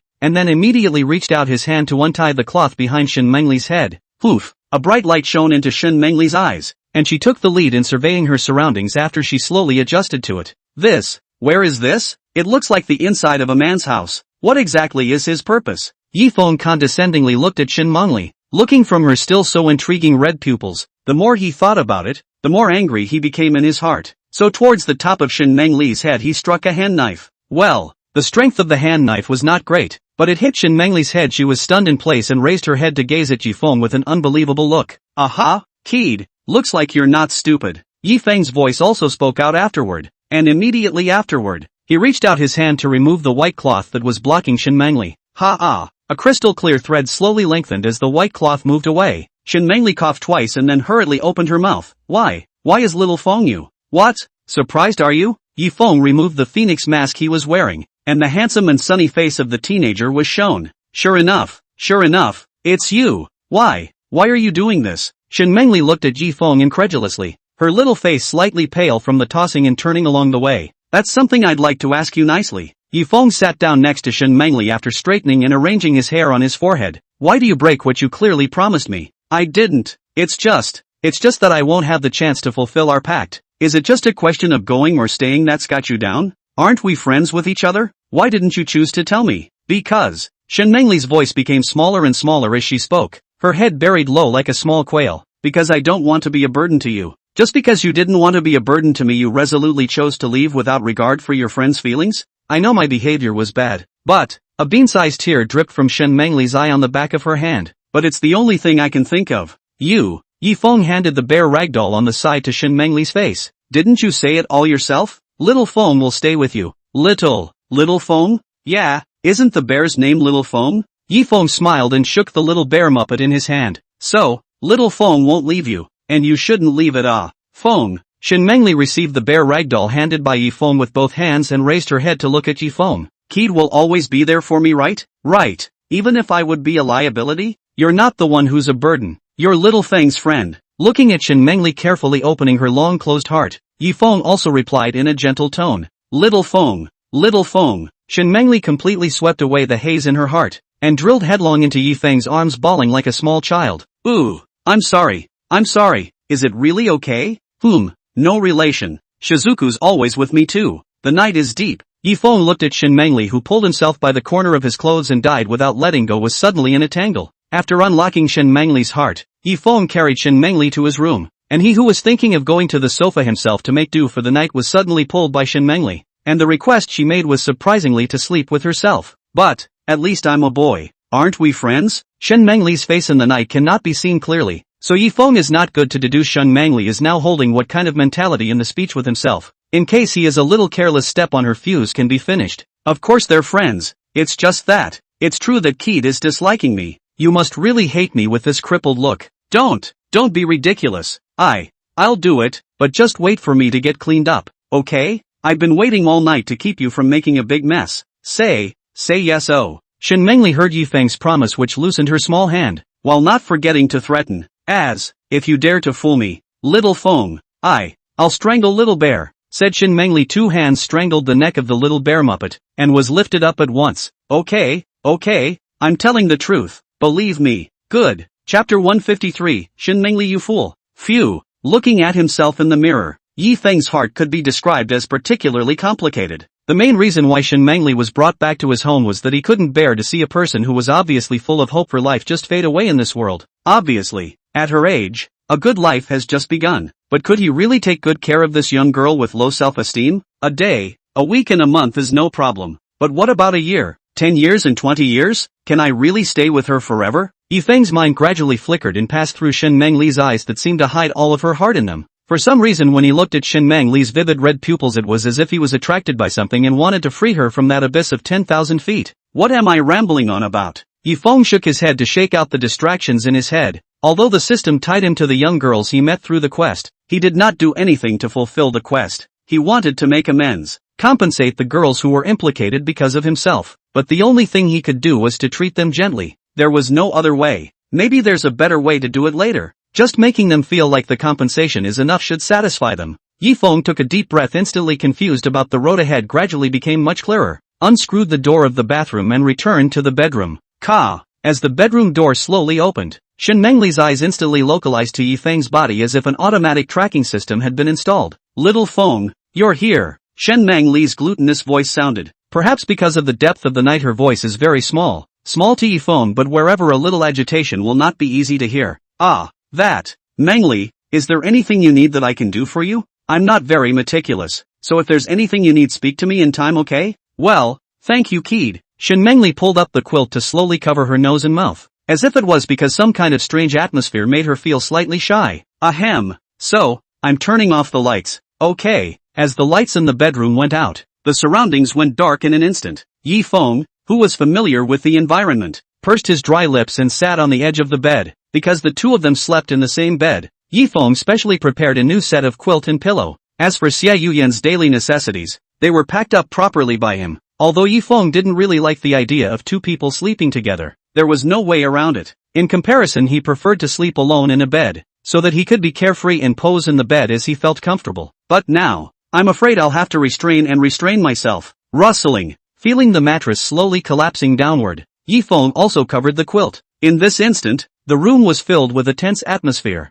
Hesitating again and again, it was Yifeng who took the lead to break the silence. Ahem. That. Good night. Well, good night, kid. The two of them just turned their backs to each other who couldn't see anyone's movements. And just when Yifeng was about to close his eyes, Shen Mengli's voice came from his back. Little Feng? What's wrong? Is something wrong? No, nothing. Shen Mengli hugged the bear with one hand and buried her face into the bear's plush head. I just wanted to add one thing. It's okay, just say it. Feng was the first boy I slept with. Shen Mengli's words became smaller and smaller towards the end, but they were all heard by Yifeng. Ah, this way. Aha. Shen Mengli opened her own watery eyes, intentionally or unintentionally looking towards her back, although she wanted to turn around but was afraid of disturbing Yifeng, so she breathed without moving, but at least said what was on her mind, so she could sleep completely at ease. Little Maple Night, right, Monique? Ah, what's wrong? Shen Mengli stopped her mouth the moment she heard Yifeng open his mouth, while pinching the neck of the little bear ragdoll, looking very nervous. Woo,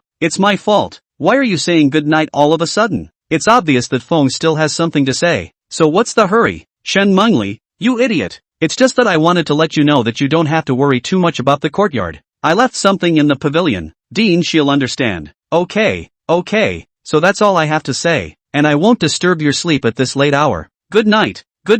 After saying goodnight to each other, Shen Mengli opened a pair of big eyes, seemingly waiting for something, until after a long time there was no sound from Yifeng. She then closed her eyes tiredly. The morning sunlight shone into the room, and Yifeng slowly opened his eyes. When he wanted to stretch his waist as usual, he reacted to the fact that he was not alone in the bed, so he hurriedly collected his movements, slightly got up and glanced behind him, and after Shen Mengli's body floated evenly, he knew that she should not have woken up yet, so his movements were much lighter again. After lifting the quilt and carefully getting out of bed, Yifeng was about to leave the bedroom to prepare breakfast, but when he looked in the direction of Shen Mengli, he realized that the quilt on Shen Mengli's shoulders had actually fallen off. Fear of Shen Mengli catching a cold, Yifeng cautiously came to the side facing Shen Mengli. When he saw Shen Mengli's sleeping face, after a moment froze in place. Although Shen Mengli's appearance had shocked her several times, she still hadn't adapted to it. The young girl's white hair straight and smooth to the position of the back. Soft white tender little hand is holding the bear doll. The original pale face color seems to be much better. Gradually some signs of redness. Sleeping girl looks like a wonderful portrait, like mesmerizing.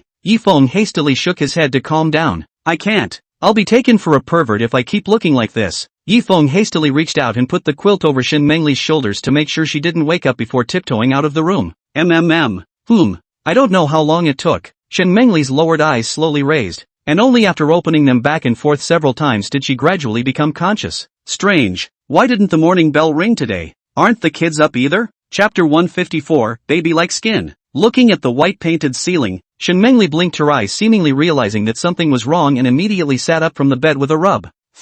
Come to think of it, I'm here at Kid's house. Shen Mengli reacted and then hurriedly looked toward Yifeng's position, but when she looked clearly, she found that the other side of the bed where there was Yifeng's figure, leaving nothing more than a piece of folds. Little Feng, he's awake? Exactly when was it? I can't believe I didn't realize. Shen Mengli's eyes went black and her heart became more and more flustered. She had actually overslept on her first day in someone's home. Ugh, so embarrassing. Feng, he must think I'm a slacker, right? It's all because this bed is so comfortable. No, it's all your fault. Thinking of this, Shen Mengli lifted the bear muppet in her hand and placed it on her lap. It's all your fault. If it wasn't for little Feng, you didn't wake me up. How could I not have awakened? It's all your fault, said Shen Mengli, lifted up his small hand constantly towards his thighs on the bear muppet. A fist swung. At the same time the room door should also sound open. Yifeng coincidentally at this time also walked in. Monique, I heard movement in the room, so I came to see if you were awake. Little Feng, it's all your fault. After Shen Mengli's last punch on the bear muppet's stomach, she seemed to realize something and slowly turned her head to look at Yifeng, who had a confused look on his face. Why don't you hit it a little longer? Seeing the sudden appearance of Yifeng, Shen Mengli was now completely confused, and after loosening the hands that grabbed the bear puppets, she completely collapsed back into the bed. Monique, I won't live. How is it? It tastes good to you. doesn't it? Yifeng looked at Shen Mengli sitting on the dining table, who was using a spoon to take small bites of the soup dumplings he had cooked for her. Yummy. Shen Mengli narrowed her eyes and curved her mouth towards Yifeng. Despite this, the bear in her hand still didn't leave her side. That's good. If you have any contraindications, Monique, remember to tell me. Oh, I don't have any food I'm avoiding. By the way, don't you eat soup dumplings, Feng? Shen Mengli looked puzzled at Yifeng in front of nothing, so he asked curiously. I've already eaten breakfast. At that time to see Mengli you were still sleeping, so I did not disturb you. After all, eat while hot is better. Oh. Seeing Yifeng talking about the fact that he was still sleeping, Shen Mengli's bowl of soup dumplings suddenly became less fragrant. Accidents. What happened today was an accident. Looking at such a real Shen Mengli, Yifeng also smiled. Somehow he always felt that Shen Mengli in the time with himself instead became a little more talkative. Also, do not know if this is not an illusion. Don't worry, it's normal to sleep in. I still need to sleep sometimes. It's different. I didn't used to be a sleepyhead in the orphanage. It's just, I just don't know why I overslept today. Fine. Mengli, will you eat the soup dumplings first? It'll get cold later if we keep talking like this. After Yifeng had washed the dishes and chopsticks, he was turning around when he saw Shen Mengli, who had been watching himself while holding a small bear ragdoll. What's wrong, Monique? Kid, will you be tired like this? Cooking for me again and carrying me to the dining table and things like that, while I can't do anything for you. Shen Mengli's expression looked a little downcast, which was why she was reluctant to tell Yifeng about her difficulties before. I'm going to have to clean you up if you keep talking like that. Yifeng dried his hands and came to Shen Mengli's side, making an appearance of wanting to give her a hand knife. I don't need you to be able to do anything for me. I just want you to get on with your life, and that's enough, okay? But this isn't reciprocal at all. It's always been Kid who's been paying for me, but I can't do anything. Yumaru, you don't have to do anything for me. So be it. Yifeng suddenly turned his words around, and it was obvious that he had thought of some good options. Consider yourself my little secretary on special assignment. Little secretary? Right. Yifeng nodded. After contacting Mengli and Dean Wenwen, I have made up my mind to do what I can for the children in the orphanage. For example, donate some supplies and organize some love activities. The turnover here will be left to you as the representative. Okay? Feng, you mean you want to do charity events in the courtyard? That's right, but I can't possibly go to the courtyard every day, right? That would add a lot of trouble to the dean. So as a representative, you, Mengli, how about becoming the little secretary? But Feng, you're not even doing this to help. No. This is not a favor. I'm doing all this with conditions. On what terms? The condition is, in order to continue spreading this love, Mengli, you become one of the most critical role. If you do not run, this activity will be no one to take care of this abandoned. So your task is to stay well until you are no longer found in my world. Shen Mengli suddenly spoke out to interrupt Yifeng's words, but this sentence made Yifeng freeze. Seemingly realizing that she had spoken what was in her heart, Shen Mengli hurriedly found a reason to muddle through. I mean, after you don't see Feng. Because of course I don't know how to carry out what kind of donation campaign because you're not there.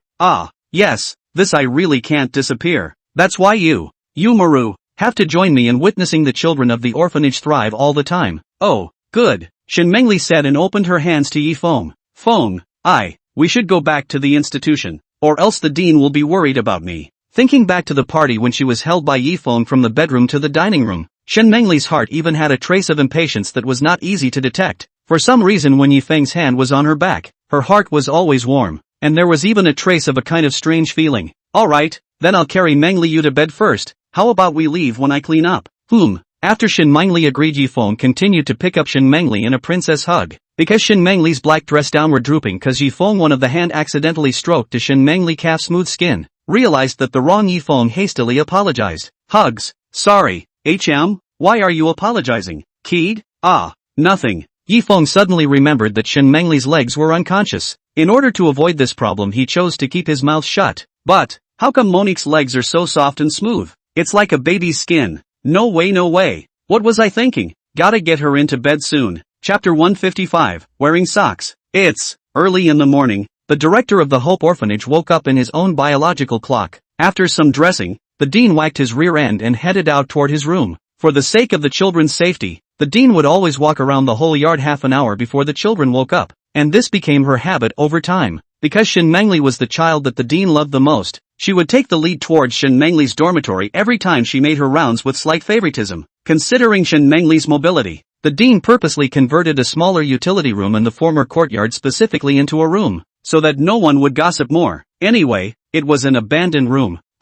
When When the dean came to the door of Shin Mengli's room, he found that the door of the room was not completely closed, but instead revealed a slit. Why is the door open? Can't it be that one ran off to sleep in Shin Mengli's bed again last night? Filled with suspicion, Dean carefully pushed open the door to the room, but the next scene instantly made her lose her mind. Mengli, accompanied by the house, gradually brightened up, but where in the room on the bed was Shin Mengli's shadow? Even the wheelchair cart that was usually placed next to the bed had disappeared. In a flash, the dean, who was still a little hazy, instantly became awake, striding into Shin Mengli's room, calling out Shin Mengli's name. Monique? Are you there, Monique? Don't you scare Dean out of me. After some searching, Dean did not even find the slightest shadow of Shin Menli. In a hurry, she immediately turned around and ran towards the garden. Tap tap tap. A rush of footsteps sounded in the hallway, and after Dean ran deeper into the garden, she did find a small wheelchair van parked in the middle of the pavilion, which was a huge relief. After gradually approaching the pavilion, the dean opened his mouth towards the inside and said, Mengli, why are you up so early? You scared me to death just now. To be the dean's front foot into the pavilion of a moment. Suddenly she found that the pavilion, in addition to Shin Mengli's wheelchair, in addition to the inside but simply no Shin Mengli figure, which let just put down the heart of the dean almost did not a head dizzy past. Mengli! Dean looked around in panic, his furrowed brow almost forming a frown. It couldn't be, because she wouldn't want to find a way out after she told Shin Mengli about the rules of the orphanage. No, where are you? Monique, don't scare me. Thinking that Shin Mengli's life would be in danger, the dean was worried and was about to go to the teacher's dormitory to look for help, but just as she turned around and was about to leave the pavilion, she accidentally found that she saw a note on Shin Mengli's wheelchair trolley. It's this? Dean picked up the note in his hand and upon closer inspection realized that it contained a crisply written paragraph. Hello Dean, it may already be morning when you find this note. I'm not a bad person. Mengli is in a safe place right now. Please don't worry too much. I'll bring her back safely after breakfast. Please listen to my explanation then. Looking at the word Yi above the drop, the dean's mind gradually surfaced Yifeng's looks. Mr. Yifeng? How can that be? But why did he take Mengli? No way. This is all too weird. I have to report it to the police. What if Mengli's life is in danger? The dean just clutched the note in his hand into a ball and prepared to go to his room to get his cell phone, but suddenly realized that Mengli is now in the hands of Yifeng.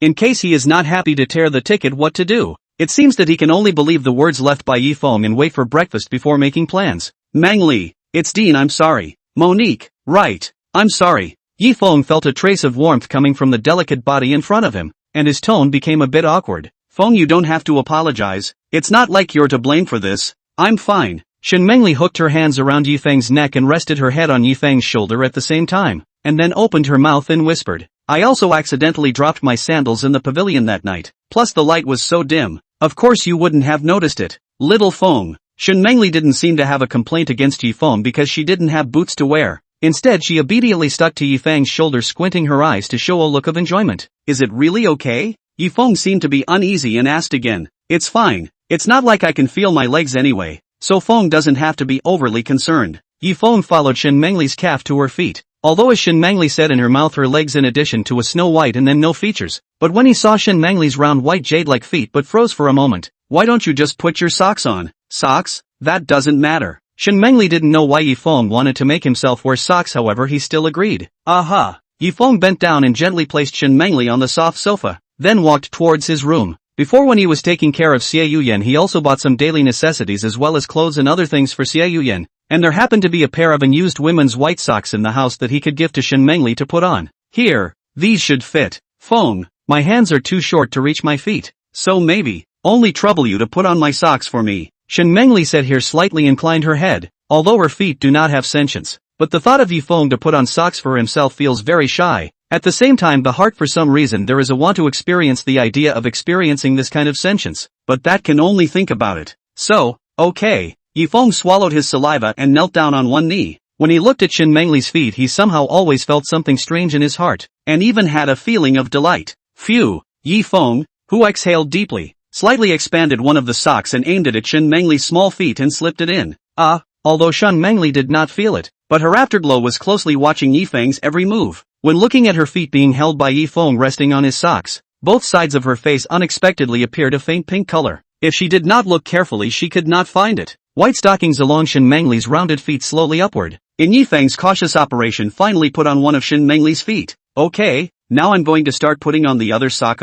Aha! Just as Yifeng expanded the second sock towards Shin Mengli's small feet, He did not realize that the back of his hand had accidentally touched the back of Shin Mengli's feet. Bad. Chapter 156, Return to the Orphanage. The moment Yifeng touched Shin Mengli's feet, his movements instantly stiffened in place. It's a nice touch, but I'm sure I'll be treated as a pervert with ulterior motives for such behavior. What's wrong, kid? Haven't you put your socks on yet? Seeing that there was no movement for a long time, Shin Mengli thought that whether she was not clean caused Yifeng to feel uncomfortable, and hurriedly turned back with worry. Am I not too clean? How come? Mengli, your geo doesn't stink at all. There's even a faint touch of fragrance. Yifeng was trying to explain a few sentences to let Shin Mengli put down his heart, but instantly realized that his explanation seems to be more towards the perverted side, so immediately changed his words again. I mean it's delicious. Oh no, it's clean. Yes, then please phone. Realizing that he would go wrong if he continued to talk so carelessly, Yifeng hoofed the other sock to Shin Mengli without stopping, and after that, after making sure that there was no problem,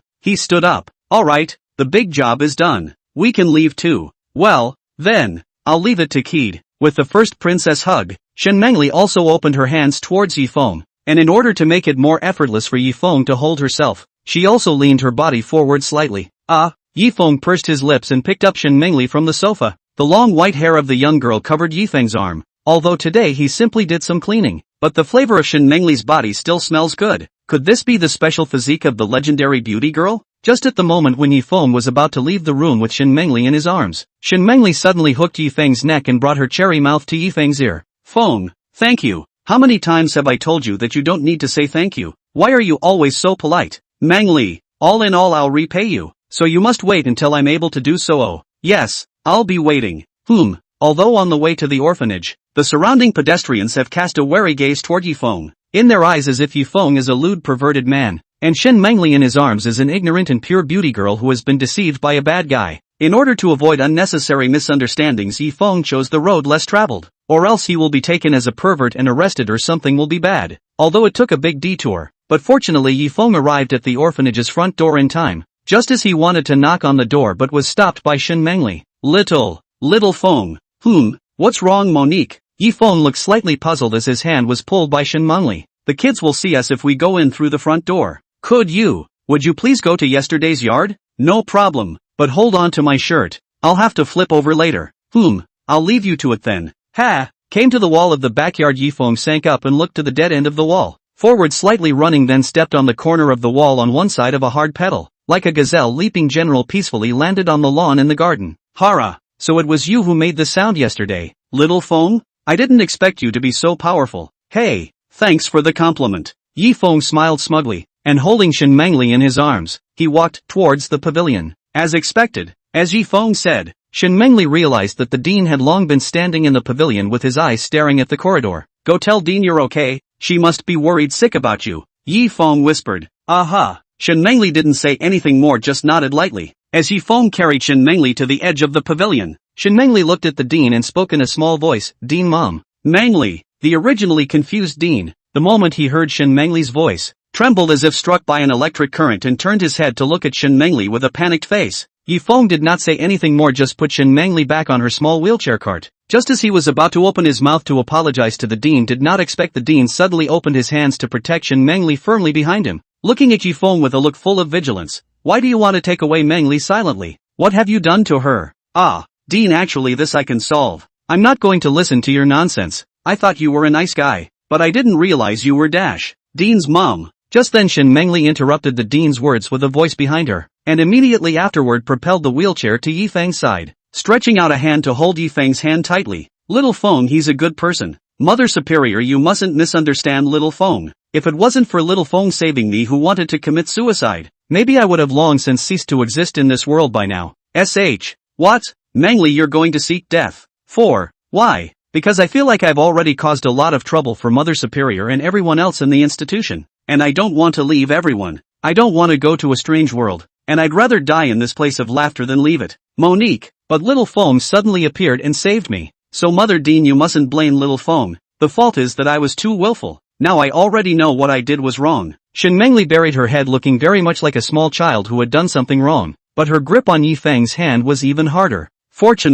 Luckily it's all still there, and most importantly, Feng, he'll be with me forever. Feeling that his hand was held tightly by Shin Mengli, Yifeng also did not break away from it. He knew that what Shin Mengli needed the most right now was encouragement and help, so he also opened his mouth and said, Dean, first of all, I apologize to you for capturing Mengli under the circumstances that you were unaware of, but I really acted out of the heart of wanting to help Mengli. The reason why I wasn't able to tell you the first time, on the one hand, because at that time, Mengli's emotions were already on the verge of breaking down. If that time then again woke up everyone in the courtyard after being afraid of going wrong. On the other hand, is that Mengli and I are considered very good friends? Under my one night of preaching she would no longer make a silly behavior like the one last night. After organizing her thoughts once again, the dean also understood what happened, and after she breathed a sigh of relief, she bowed deeply towards Yifeng. I'm the one who should apologize. I'm sorry Mr. Yifeng, it's me who misunderstood you. Chapter 157, I will become like my sister.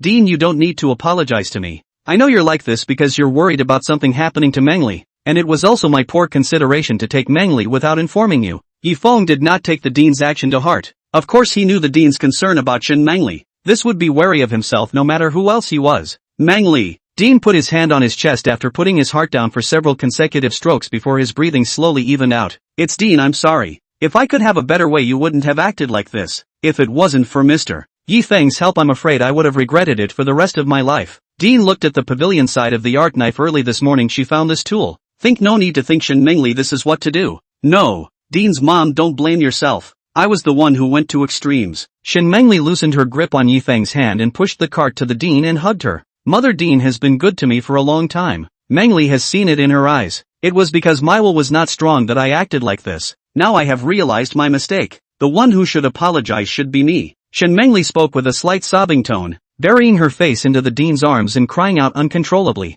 I'm sorry.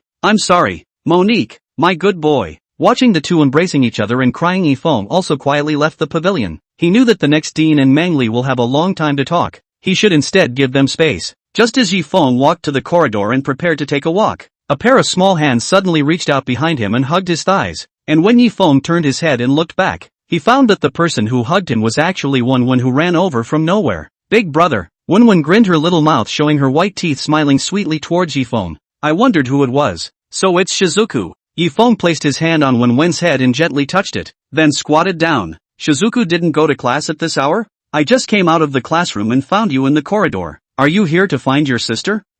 Right.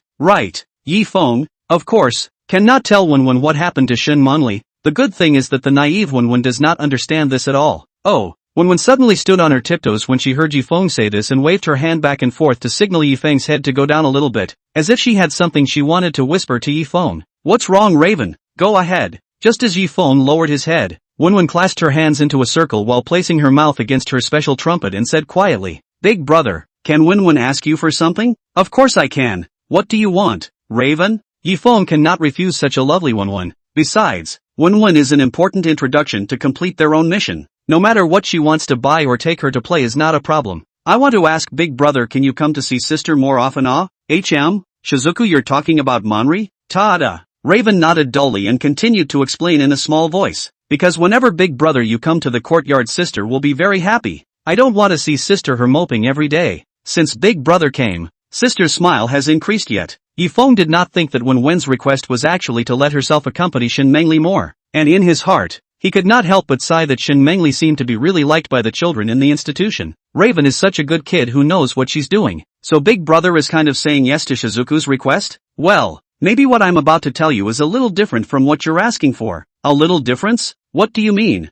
Big brother? Ahem. Yifeng explained after dryly coughing twice. It's just that brother, I would take Monique out of the orphanage. Taking my sister out of the orphanage? What does that mean? Wenwen obviously didn't understand what Yifeng had expressed, blinking as if trying to review what Yifeng had just said, trying to understand it again. Meaning, brother, I may have to take your sister out of the orphanage too. Just as that Yifeng was about to confess to Wenwen, Shen Mengli's voice came from the corridor. Big brother, he's going to take me to therapy law. Sister. Wenwen heard Shin Mengli's voice, immediately turned around, and indeed found that the dean was pushing Shin Mengli towards this side. Seeing Shin Mengli's, Wenwen ran forward and hugged Shin Mengli's arm, looking at Shin Mengli with her big puzzled eyes. What do you mean by treatment, sister? It's that Big brother has found a medical treatment that can make my sister me get back on my feet, and there may be a long period of time next when my sister can't go back to the orphanage. Can't go back to the orphanage. Wenwen heard the key words from Shin Mengli's words, Just a moment ago she was still happy and in an instant showed a sad expression. However, when she thought of Shin Mengli's words about going back to treat the loss in her heart, the feeling of loss was slightly eased. No, it doesn't matter. As long as sister can regain her health, Wenwen I will always wait for sister. Although Wenwen said so on her lips, but looking at her expression that was so anxious that she was almost on the verge of crying, one could see that in reality she was very reluctant to part with Shin Mengli. Raven, thank you. Shin Mengli stretched out her arms to take Wenwen into her arms and said in a gentle tone. From the bottom of her heart she was really grateful to Wenwen. On the one hand, it was because she had brought herself joy, had been there for her when she was down, and had even brought her Muppet Bear despite the danger. On the other hand, it was because she had brought herself hope, a hope that she never thought she'd see in this life. Thank you, Raven. I really appreciate it, sister. Oh, I'm going to miss you, sis Shizuku. You must get better. Wen sniffled her own nose, her eyes full of unwillingness to let go of Shin Mengli. So, sis, will you come back to see Shizuku when you're free? Of course, sis. I'll come to Shizuku and everyone else when I get the chance. So Shizuku must become a qualified big sister. Hearing Shin Mengli's words, Wenwen clenched her small hands, wiped away the tears that would have flowed out of the corners of her eyes, and nodded her head as she forced herself to hold back her tears.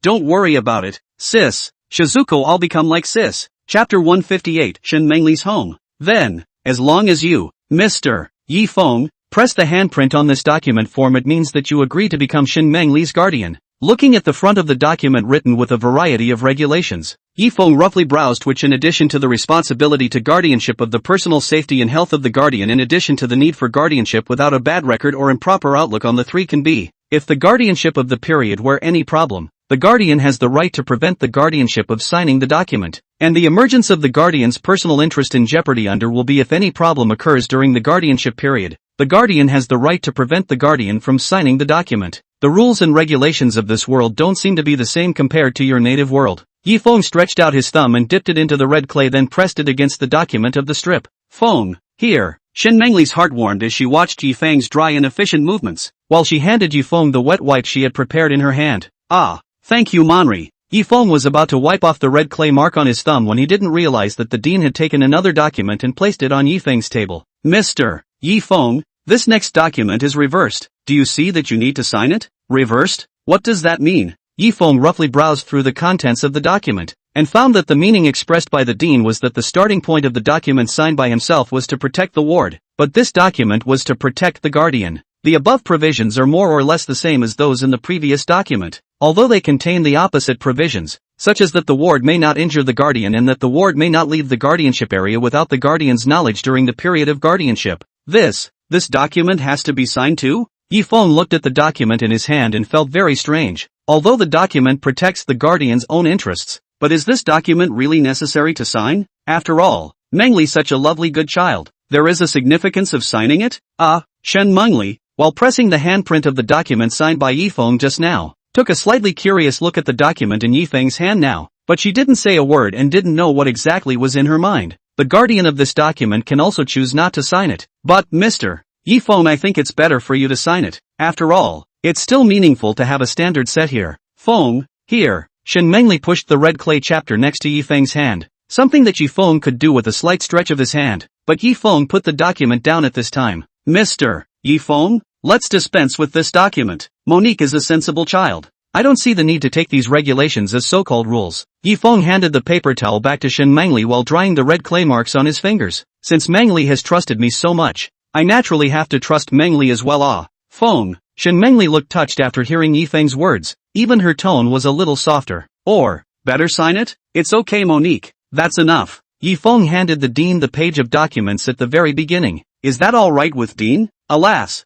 Mr. Yi Feng, you really didn't take what I said to you earlier to heart at all. Dean put the papers away with a sigh. Then Mr. Yi Feng, now you are Mengli's guardian. I hope you can take good care of Mengli. I've really caused you trouble. Of course, the dean knew that Yi Feng picked up Shin Mengli out of kindness. After all, to know that Mengli's such a physical condition and who would be willing to take care of her, it was already a good fate that Mengli could meet such a good Samaritan. No matter, don't worry Dean, I'll take care of Monique. And I'll bring Monique back to visit everyone when I get the chance. Yi Feng turned his head to look at Shin Mengli, who was rubbing the red marks on her hands after he finished speaking. Is there anything else you need, Monique? Like say goodbye to everyone or something? That's not necessary. It's not right for a sister to disturb the children's lessons, so I'll just leave quietly. Shen Mengli said and put her hand on the armrest of the wheelchair. Little Feng, let's go. Good, then Dean will take our leave. Bye-bye Dean's mom. Well, see you later Monique. After watching Yifeng and Shen Mengli leave the room, the Dean didn't have the courage to continue to chase up. After taking out a tissue she covered her eyes and cried softly. Son,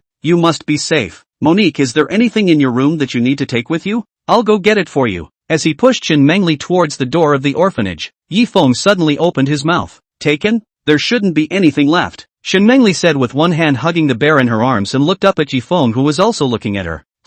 All together. So we're going then? Okay. Just as Yifeng pushed Shen Mengli about to leave the orphanage gate, suddenly Wen's voice came from behind him. Big brother, sister, Raven? Yifeng and Shen Mengli turned their heads in unison, but only after they looked clearly did they realize that the corridor had long been filled with densely packed children, all of whom looked at Shen Mengli with unwilling but blessed eyes. Everyone, you must be happy. Sis, all of us will miss you. Yeah. Sister Monique, we're going to miss you. Big brother must come back to visit us with Sister Mengli. The children have said their own heart towards Shen Mengli said goodbye. Shen Mengli see the situation covered his mouth can no longer hold back the tears. Whenever an orphanage child left, it also meant that they too had a home of their own. A real home. Apparently, Shen Mengli had also finally found her own home. Mengli, do you have anything you need? I'll go downstairs later and buy it up for you. On the way home Yifeng pushed Shen Mengli toward the direction of the apartment. Taking into account Shen Mengli's reasons, Yifeng picked the road is also relatively flat and there are not many people on the road.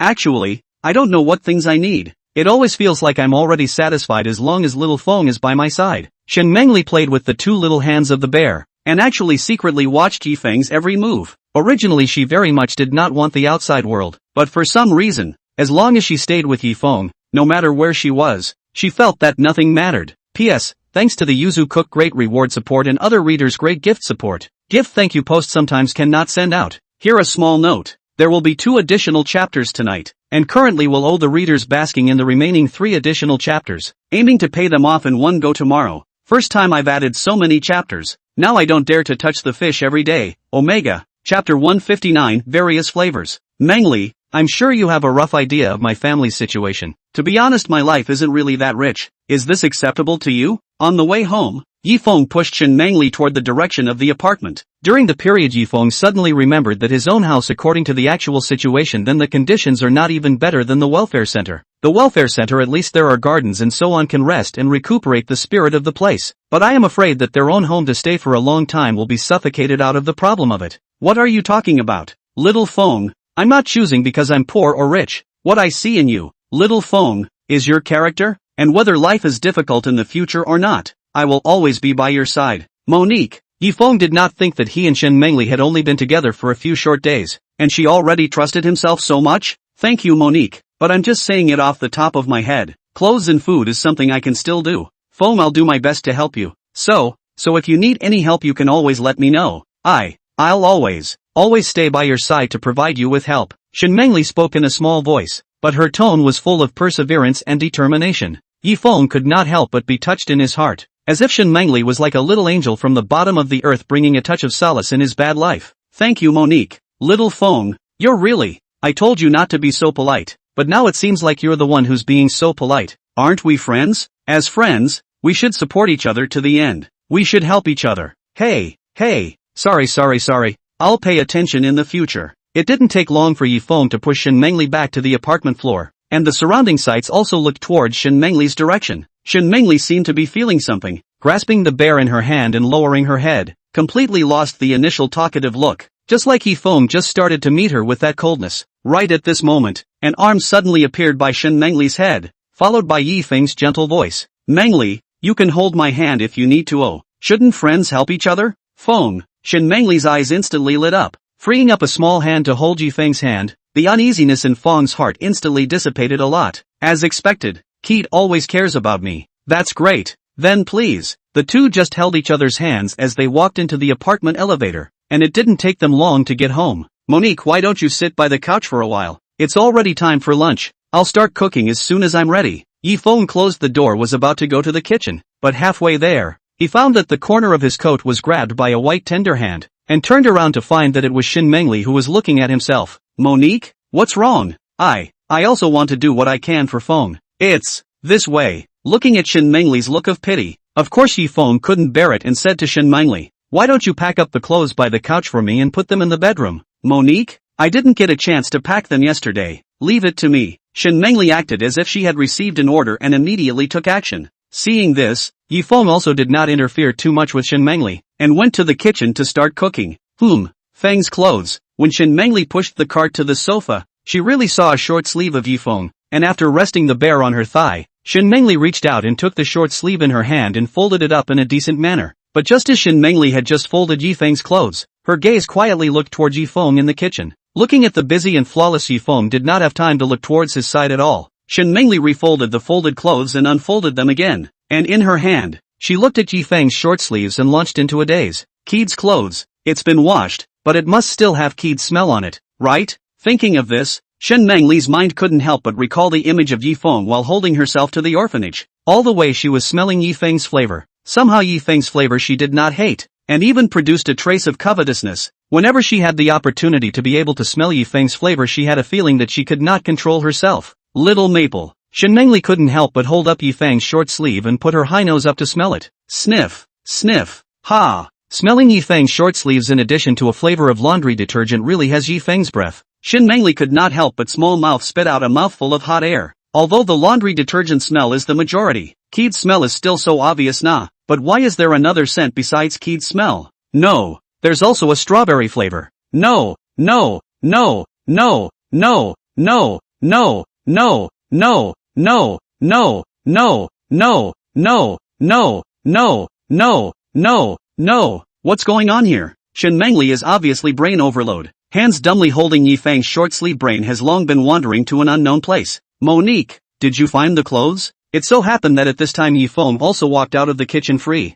which immediately called the dazed Shen Mengli back to her senses. Ah, Feng, can you see if it's this one? Said Shen Mengli then raised the short sleeves in her hand to show Yifeng. Yeah, that's the one. Yifeng nodded his head and answered. I understand then. I'll just fold it and put it in your closet Maple. Oh, okay. Lunch is also being prepared. Mengli will wait for a while and we can start eating. Yifeng of course did not see Shen Mengli's small movements just now, and after seeing that everything was fine, he turned around and re-entered the kitchen. Okay. Shen Mengli looked at Yifeng as he walked in, while he himself carefully pushed the cart into the bedroom. Feng's closet. Shen Mengli came to the closet and stretched out her hands to pull it open, and sure enough, in addition to some casual clothes inside were suits as well as shirts, because Yifeng didn't have many clothes, so it looked like the whole closet also appeared to be simple and clear. Shen Mengli turned her head to make sure that Yifeng didn't come before she took out one of the clothes in the closet. I don't know if the flavor of this one is inconsistent with the short sleeve flavor one. With an uneasy heart, Shen Mengli picked up the clothes in the closet and carefully placed them by her nose and sniffed them. Chapter 160, She's shy. Well, this one too. And this one. Shen Mengli after some storm inhalation found that as long as the clothes worn by Yifeng will have a strange fragrance. Some clothes only one kind of clothes. Some clothes at the same time accompanied by several kinds of clothes. Perceived here Shen Mengli heart as if it was hit by a hammer as if dull and difficult. No, don't. Little Feng is obviously mine. He has promised to stay with me all the time. Always. Shen Mengli tightly wrapped her arms around Yifeng's short sleeves. Her heart became more and more uneasy, as if it was like a pair of big invisible hands had pinched her throat. Even breathing became so difficult. What to do? What should we do? I don't know who the owners of these flavors are, but they must be close to Kid, right? Otherwise, these flavors wouldn't have gotten on them. Can you really compare yourself to them with just this appearance? Shen Mengli's small hand clenched Yifeng's short sleeve, seemingly wanting to retain his own that last bit of sanity. The pair of fishy red eyes suffused with a thick strange atmosphere, like that of the collapsed puppet villain. Mengli? Mengli! Shen Mengli gradually came back to her senses in Yifeng's call, and then she turned her head to see Yifeng standing in the doorway with a spatula in his hand looking at himself before she shuddered and forced the tearing feeling in her heart to be suppressed. Sorry, I just zoned out. Are all the clothes in here Kids? Well, Monique, would you like me to? It looks like you don't look too good. Yifeng was about to walk into the room with his legs, but he was stopped by Shen Mengli's timely call. No need, little. I'll just do this for little Feng. I just thought of something else just now. Alright then, Monique, you put it in and you can get ready to come out for dinner. I'll be waiting for you at the table later. Oh. Aha. Shen Mengli nodded her head slightly. After watching Yifeng disappear from the doorway, she quickly organized Yifeng's short sleeves and put them into the closet, pushing the cart to Yifeng's bedside. Looking at the slightly wrinkled bedsheets, Shen Mengli swallowed her throat, her mind extremely apprehensive. No, the sheets don't even smell like this, do they? Don't ever. With a frightened heart, Shen Mengli left the wheelchair and crawled toward the bedsheet with her small hands, slowly bending down after taking a few breaths of air. Sniff,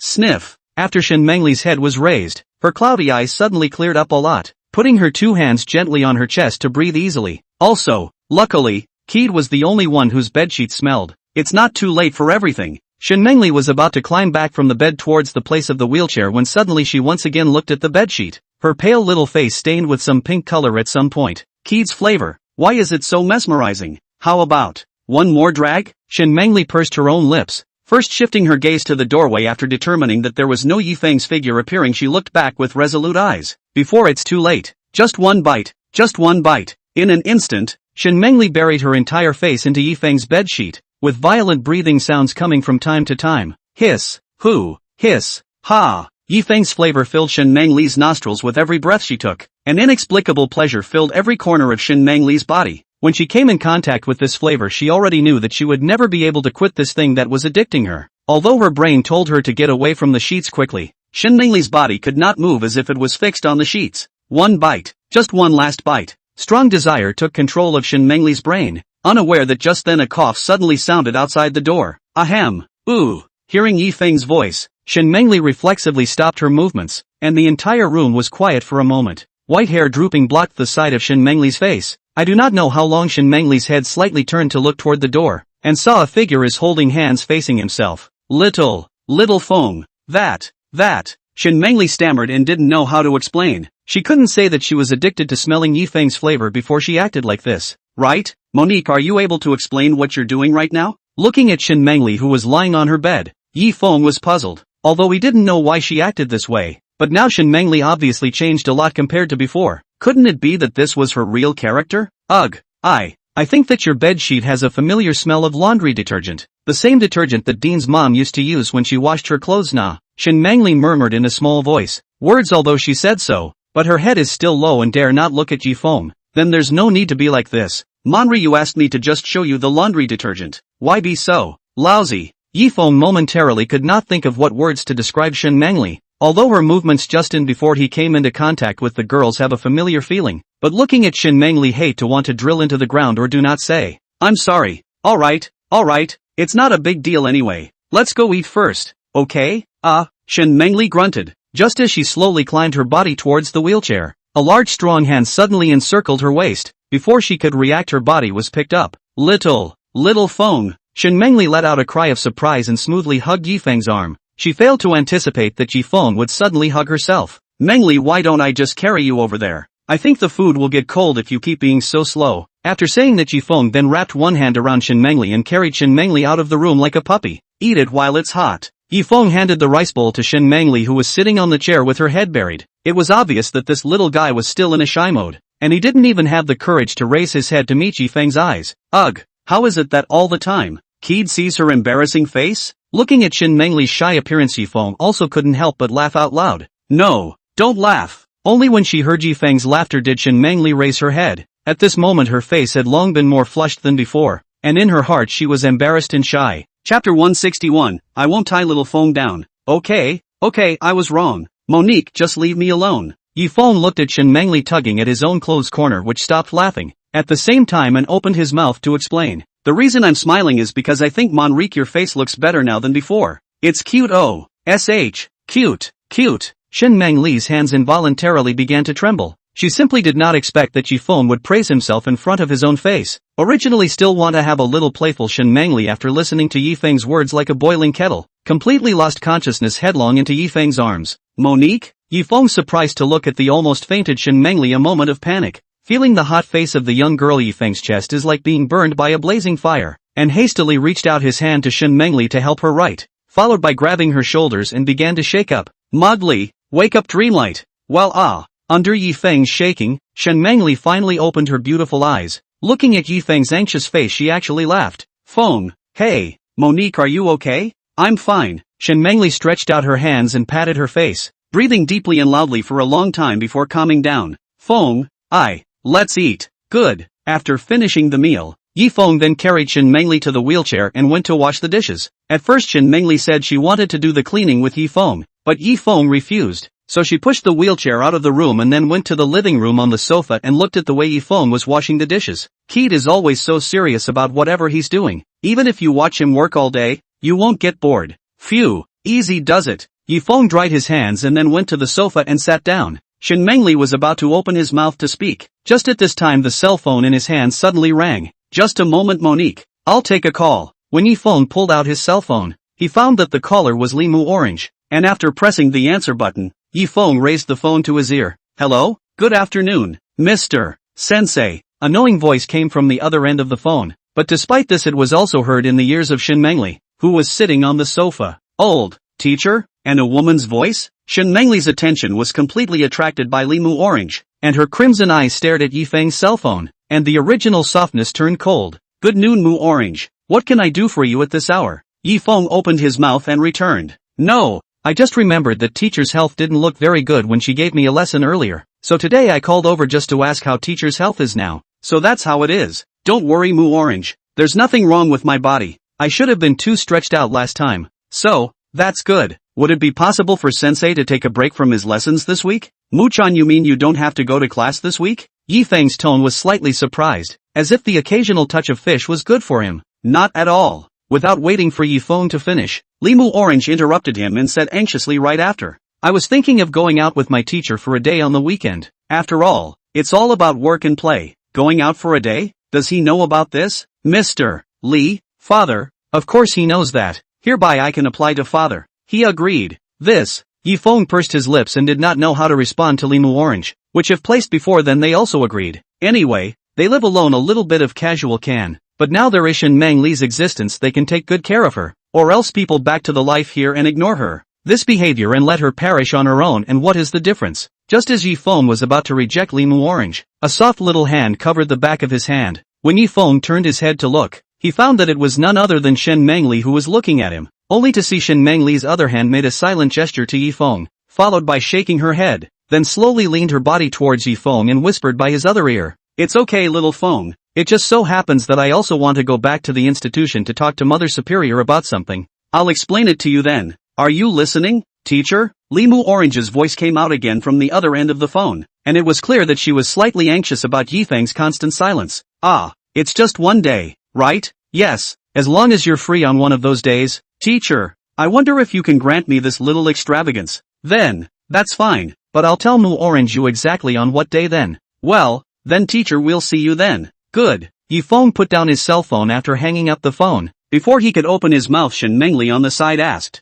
Little Feng, who is this sister? Ah, you're talking about Mu Orange, right? She's one of my students, and my current job is sort of a tutor. A tutor? Then what kind of knowledge do you usually teach? Kid? There are various aspects of knowledge, such as the study aspect aka the practical life aspect, but my main job description is still acting as a bodyguard. In that case, that sister must be very grateful to you. Kid, someone as gentle as you is so popular wherever you are now. Shen Mengli's tone was a bit lost. From her party's condescension she understood that this student of Yifeng's was called Mu Orange, and even addressed with a very intimate name, and that their family must be very rich to be able to hire a tutor, right? Mengli, you think too highly of me. I'm just an ordinary person. Everyone has their own area of specialization, don't they? Well, what little Feng said is very true. Shen Mengli reluctantly smiled and turned around to take the bear into her arms. Why did you just ask me to say yes though, Monique? I wasn't actually going to go. The reason Kid wants to say no must be because of me, right? Aha.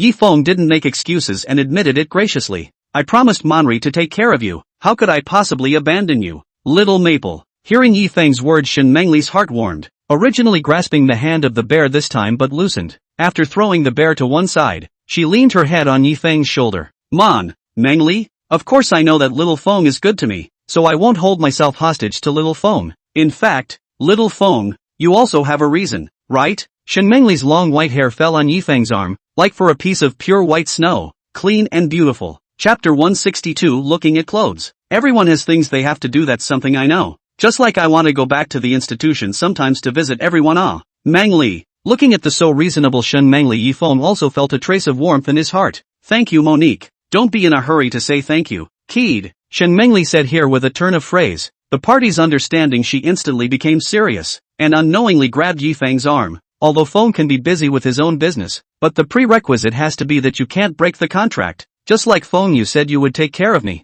If you don't come back at the appointed time, I'll bite you to death. Shen Mengli thought for a long time, did not know what kind of words to say in order to make Yifeng feel fear, but if said too much and afraid of attracting the dissatisfaction of Yifeng, and finally popped out of such a sentence. Yifeng looked at Shen Mengli pretending to be a fierce look, forced to hold back his laughter, and said, "Don't worry, I will be back at the prescribed time. Then it's a deal." Yo! Shen Mengli thought that she had bluffed Yifeng with her performance, and she still had a trace of complacency in her heart.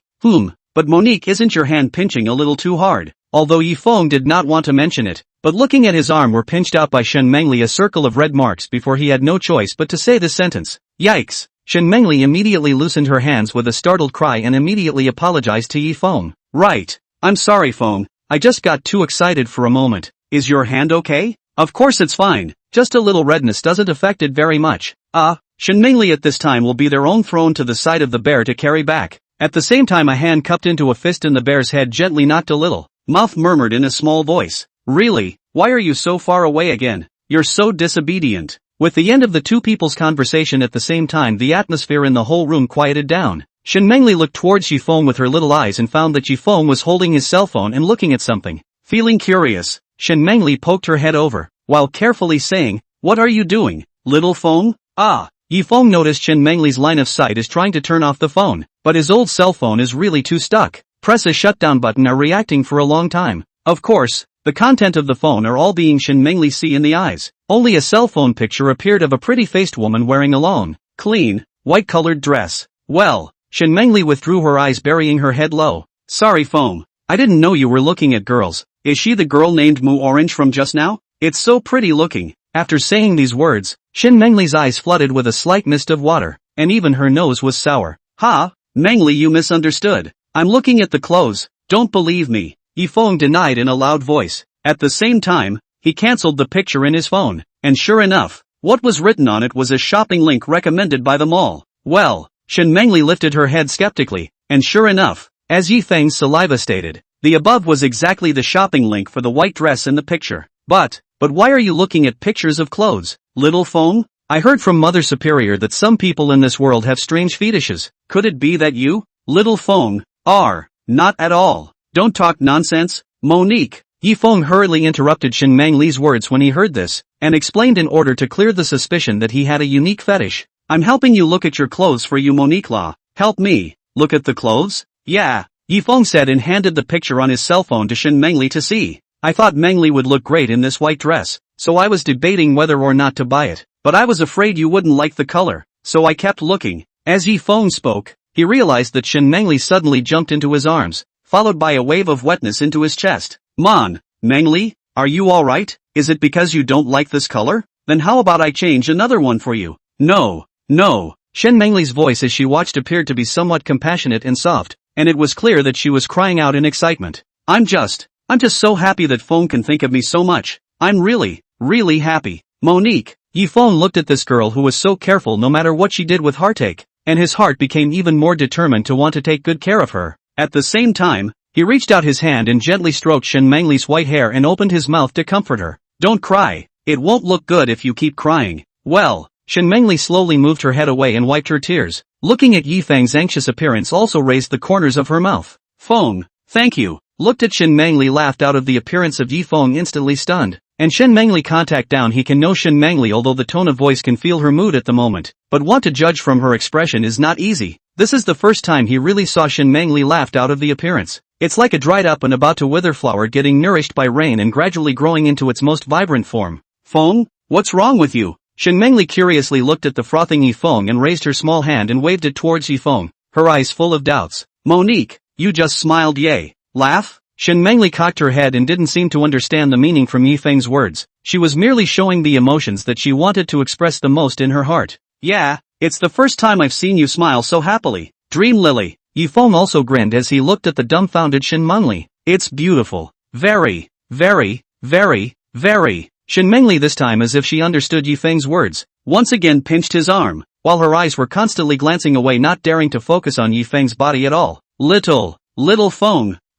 Let's just look at the clothes. Well. Yifeng also realized that what he said was a bit over the top, and hurriedly lit up the shopping link in his phone, and was about to hand his phone to Shen Mengli to let her find her favorite clothes. who expected Shen Mengli to put the little bear on the side while she crawled towards Yifeng's arms. Mengli, what are you? Before Yifeng could inquire clearly, Shen Mengli's body burrowed into Yifeng's chest, followed by her turning around with difficulty and sitting in Yifeng's arms, muttering in a small voice, I'm doing this so that I can see more clearly. Oh. P.S. Thank you to Yuzu Cook greatly and other readers. Basilica gift reward. Thank you. Post will have to be the day after tomorrow to post. One more chapter is currently owed. Total of 4 chapters owed. We'll add 2 more tonight. Please let go. I'm going to die if I don't get more work done. Chapter 163, Sherlock Holmes Dreams. Ahem. Monique, does it really not matter if it looks like this? Yifeng sniffed the fragrance of Shen Mengli's hair. For a moment even swallowing saliva became difficult. Soft jade in his arms instead made his body become stiff. Although Shen Mengli had a handicap, her figure could be said to have not fallen at all, where it should be rich, where it should be slender, although none of them were particularly prominent, but paired with her unique facial features, so the other aspects appeared to be less important. What's wrong, kid? Is it because you can't see the pictures in your cell phone? Shen Mengli tilted her head up, looking a little puzzled at the way Yifeng's head kept shrinking back, and blinked dully with both hands propped between her legs. Nope, no. Yifeng turned his head in embarrassment. Of course he couldn't tell Shen Mengli that he didn't dare to probe because he was embarrassed, so he said with a strong composure, I think Mengli you are a girl, naturally you have to know which dress suits you better than I do, so I won't bother you here anymore. Ha. You can hold the cell phone and look at it. I'm going to take a bath. Hey. Before Shen Mengli reacted to Yifeng, an instant hands held her waist and lifted up. In contrast to Shen Mengli is like a small bear puppet in the hands of Yifeng. Little Feng? Under Shen Mengli's surprise, Yifeng whooshed into the bathroom, leaving Shen Mengli on the sofa holding Yifeng's cell phone. Swish. Ha. Phew. Ha. Under the shower, the anxiety in Yifeng's heart slowly quieted down. For some reason, Shen Mengli's eyes seemed to be able to penetrate his heart, and whenever he was gazed at by Shen Mengli's eyes, he subconsciously wanted to avoid it. It's hard to believe that Mengli, she is my nemesis? How can that be? Maybe I'm overthinking it. When he recalled the way Shen Mengli had just sat in his arms and raised her head to look at him, Yifeng's heart became even more nonchalant. Better go out later. Shen Mengli looked at Yifeng's cell phone desktop and pondered for a long time. I haven't touched a cell phone much, but Dean's mom's cell phone should look pretty much the same as Keith's, and the phone book should be this one that looks like a phone box, right? After Yifeng entered the bathroom, Shen Mengli, however, quietly clicked out of the shopping software and looked for some clues on Yifeng's desktop instead. As early as before, when Yifeng's clothes carried a strange smell, she had already sensed that something was wrong. And sure enough, the one called What's Her Name Mu Orange who appeared first in the back must be one of the sources of the smell. Now suffering from a sense of crisis, Shen Mengli were willing to sit and wait for death. Although the timing of her meeting with Yifeng seems to have been very late, but now she is the one who has the most opportunity. If only daily complaining about their own that ultimately will not have a good result. As soon as she thought of this, Shen Mengli began to investigate the secrets contained in Yifeng's cell phone, and when she clicked on the phone book she really found that there were many contacts. Fu, Li Jing, Li Mu Orange, Su Wanli, Su Yusen, Xiao Yian. The contacts in Yifeng's cell phone are not many, a total of so many, which is also disguised in the Shen Mengli to save a lot of time in the investigation. This Fuk must be someone important in Feng's heart. How else would he be at the top of the list? It's not even with his full name. Shen Mengli, who had transformed into a detective, was the first to discover the clues with her superior awareness.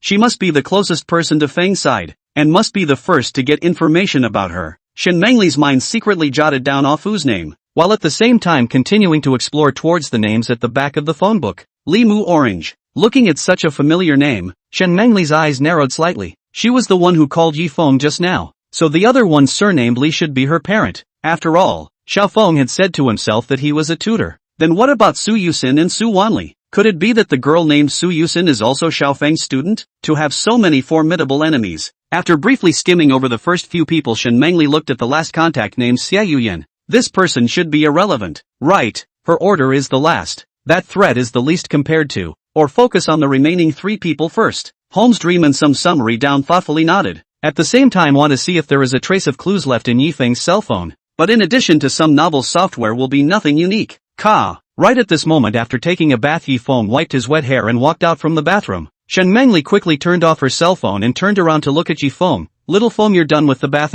Well, how's it going? Did you find the dress of your choice? Yifeng put the towel on the side of the chair at the dining table and took a few steps forward to Shen Mengli's side. I just looked at it, and I actually think that the white dress that Keith is looking at is already pretty good. Really? Then I'll buy this white dress for you. Monique. Oh, well, Thanks phone. Shen Mengli nodded her head slightly and handed her cell phone to Yifeng. Mengli, you are too polite. Didn't we all say no thanks? Hey, I know. Shen Mengli reached out his hand in the middle of his sentence and pulled Yifeng's cuffs and tugged, wanting to say something but still closed his mouth. Yifeng of course took the scene in his eyes. What's wrong Mengli? Do you have something you want to say to me? Still, let's just forget about it. How can it be even? Don't worry. Just say it boldly and I'll come up with something for you. Yifeng patted his chest as if he was making a promise for Shen Mengli, and it was only when he heard this that Shen Mengli stammered and opened her mouth. I want to ask little Feng for one thing. Aha. Just, I want to take a shower. No problem. It's not just washing. Yifeng has just agreed to realize the problem of the matter. Although Shen Mengli and the daily wash or toilet words at least can be resolved on their own home is at least a toilet, and has long been equipped with an independent sanitary pad, but bathing is at least a more difficult thing to deal with.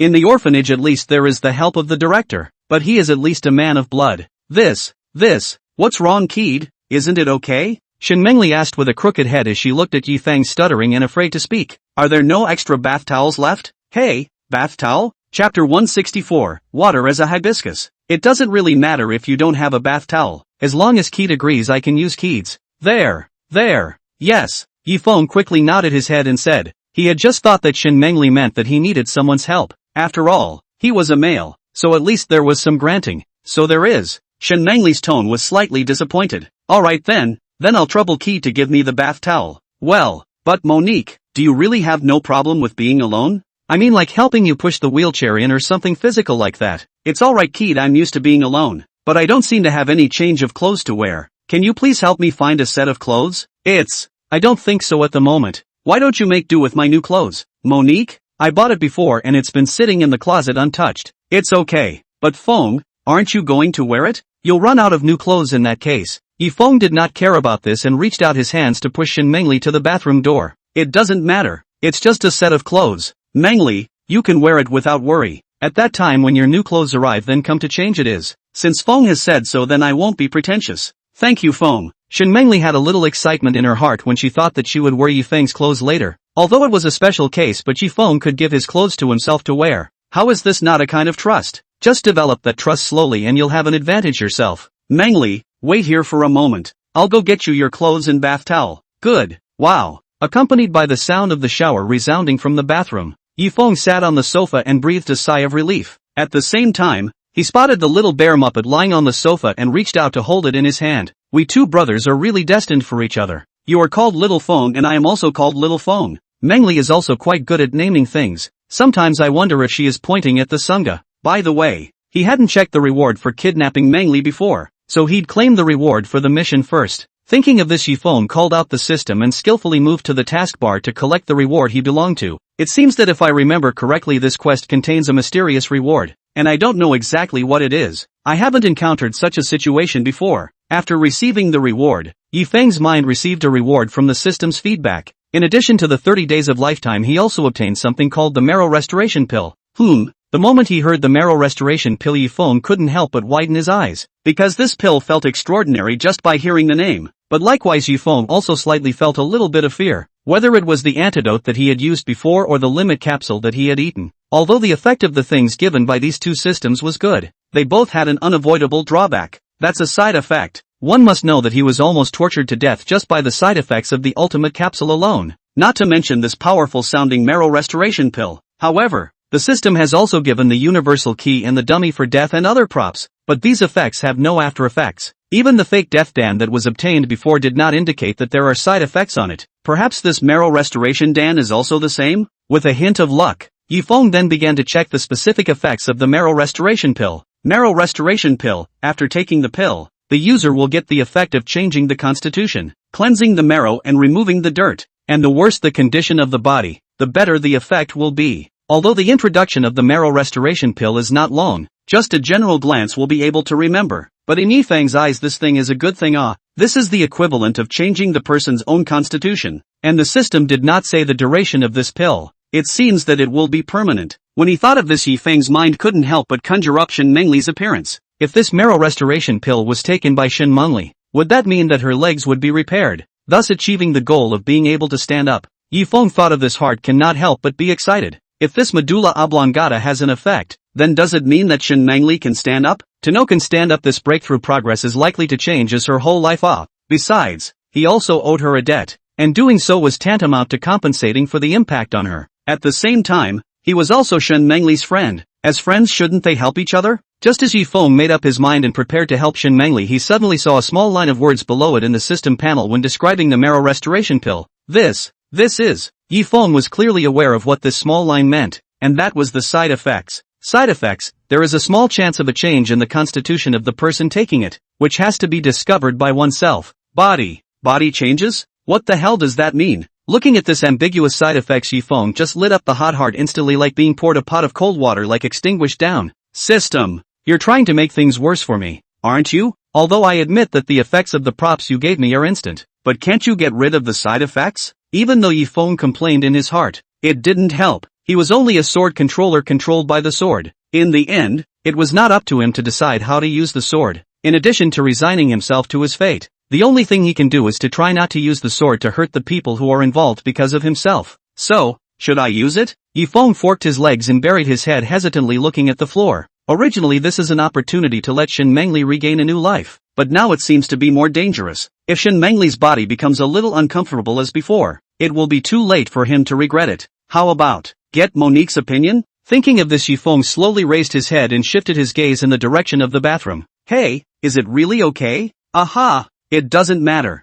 Besides, my hair is so long that I have to stand up if I want to blow dry it. But you know my situation, Keed, so I'll have to rely on you for blow drying my hair. After the bath, wearing Yifeng wide clothes, Shen Mengli also pushed the cart from the bathroom to the sofa. She just came out of the bathroom, looks like a hibiscus out of the water, like fresh and elegant. Fortunately, Yifeng's heart is firm enough to come back to God in time. Shen Mengli could say that she didn't need any good-looking clothes as decoration at all. No matter how she dressed up, she wouldn't be ugly. Maybe that was the reason why she could make Yifeng freeze several times. Chapter 165, Yifeng kidnapped by Shen Mengli. Buzz. A hot air radiated out from the hairdryer, which made Shen Mengli, who was sitting on the sofa, squint her eyes to enjoy the comforting moment. Yifeng's hand constantly in Shen Mengli's wet hair between the flick. A shampoo aroma followed the nose. Because Yifeng usually also used the same shampoo, so does not have too much sensitivity to Shen Mengli's hair fragrance. But Shen Mengli's smooth hair and snow-white hair color but let Yifeng some distraction. Well, Shen Mengli leisurely sat on the sofa enjoying the short time. Phone. Buzz. Looks like he can't hear phone. Shen Mengli opened her drowsy eyes, her wide clothes being blown up from time to time because of the hairdryer. Phone. Shen Mengli's voice was slightly louder. Ha! Yifeng hurriedly turned off the hairdryer after hearing Shen Mengli's voice. He thought that he had made Shen Mengli feel uncomfortable. What happened to Monique? I just wanted to say thank you to Phone. The back of Shen Mengli's head was facing Yifeng's face. Perhaps she didn't have the courage to turn her head around. Perhaps she didn't dare to let Yifeng see her shy appearance. Phone treats me really attentive. Really, I'm really thankful to little Phone. Yifeng, listening to Shen Mengli stammered words, heart also feel a warm. Such understanding girl really let a person feel heartache. Don't worry, Monique. As long as you're willing, you'll have no problem asking me to blow dry your hair whenever you want. Phone. After hearing these words from Yifeng, Shen Mengli immediately hugged the bear placed aside tightly in her arms, as if this was the only way to ease her excitement at the moment. Monique, your hair isn't dry yet. Let's talk about what's going on later, okay? Aha.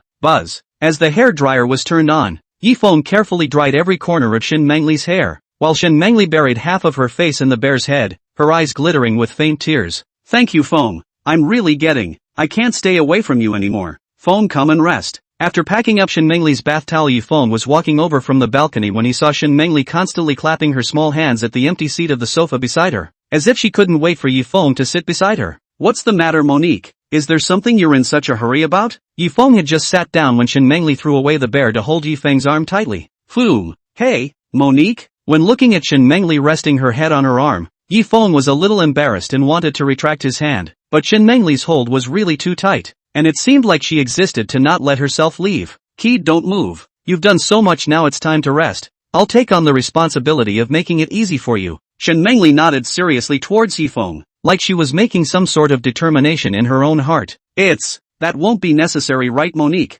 This bit of labor is no problem for me. You don't have to be like this. No, Shen Mengli said more seriously. Phone doesn't need to do anything now. Just relax and leave the rest to me. Shen Mengli said to Yifeng's arm began to massage up. That serious look seems to really want to use their own ability to do something for Yifeng. Well, thank you, Monrique. Yifeng was not in a position to reject Shen Mengli's good intentions, so he readily accepted. Don't worry Feng, I've massaged Dean's mom a lot, even she praised my handiwork, Shen Mengli said, then began to massage for Yifeng. It must be said that Shen Mengli did not exaggerate. Her force as well as the massage position are very delicate.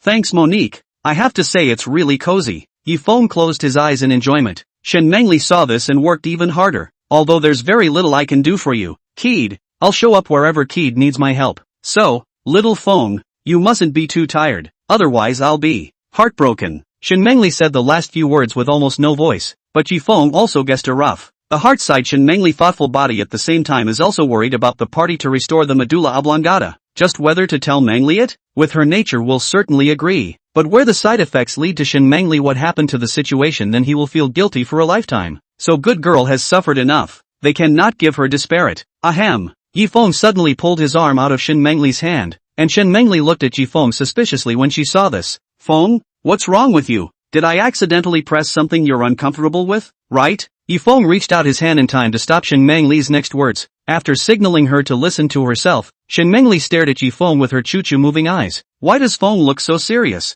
Is he trying to tell me something important? Or does he think I'm too useless and wants to send me back? Don't. I don't want to leave Feng. Don't do it. That Manrik. Feng don't. Yifeng has just opened his mouth without expecting Shen Mengli with a hugging face like a bug pounced up. To know Shen Mengli at this time wearing clothes but Yifeng, too wide the consequences of the magnitude of the control of their movements. Mengli? Yifeng all of a sudden only felt a darkness in front of him, followed by a body fragrance belonging to Shen Mengli from the collar of his clothes came to his nose. At the same time, due to the fact that he was wearing short sleeves and shorts to Shen Mengli, so that Shen Mengli's silky body passed heat towards his body.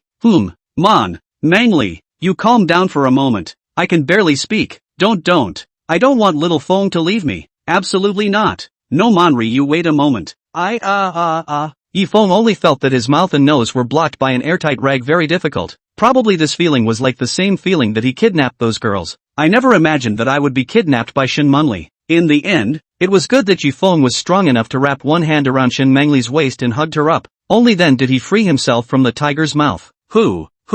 Ha! Yifeng first thing to get out of danger is to keep a deep breath. Fortunately he reacted in time, otherwise almost suffocated. At the same time cannot help but sigh, although Shen Mengli looks cute for the main, cannot imagine in her small body contains a great energy. Chapter 166, Don't Run Away. Mengli.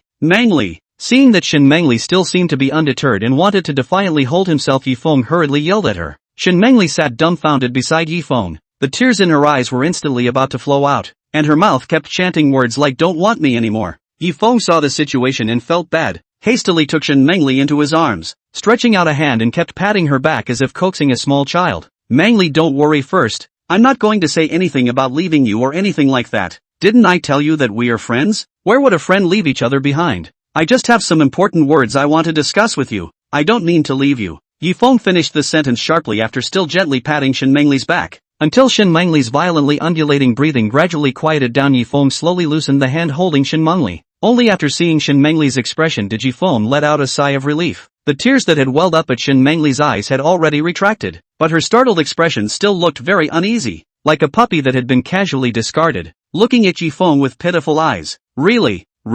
Little Feng really isn't leaving me? Of course not. Monique, see if I'm not still with you now. Well, Shen Mengli choked and reached out her hand to pull on Yifeng's coat corner, obviously still very uneasy. It seems like you're still uneasy about it. Dream Lily. Yifeng sighed and then stood up from the sofa. At the same time, Shen Mengli's hand pulling the corner of Yifeng's coat became even harder. The expression on her face also became tense. Yifeng stood up and didn't even make a stop, turned around and hugged Shen Mengli to carry her towards his room. Little Maple. Shen Mengli's body was lighter, and after feeling Yifeng's embrace she pronounced Yifeng's name and seemed to have settled down quite a bit. After gently placing Shen Mengli on the bed, Yifeng sat on the edge of the bed in a smooth manner, and only then looked at Shen Mengli and opened his mouth to say, "This time you should feel relieved, right, Mengli?"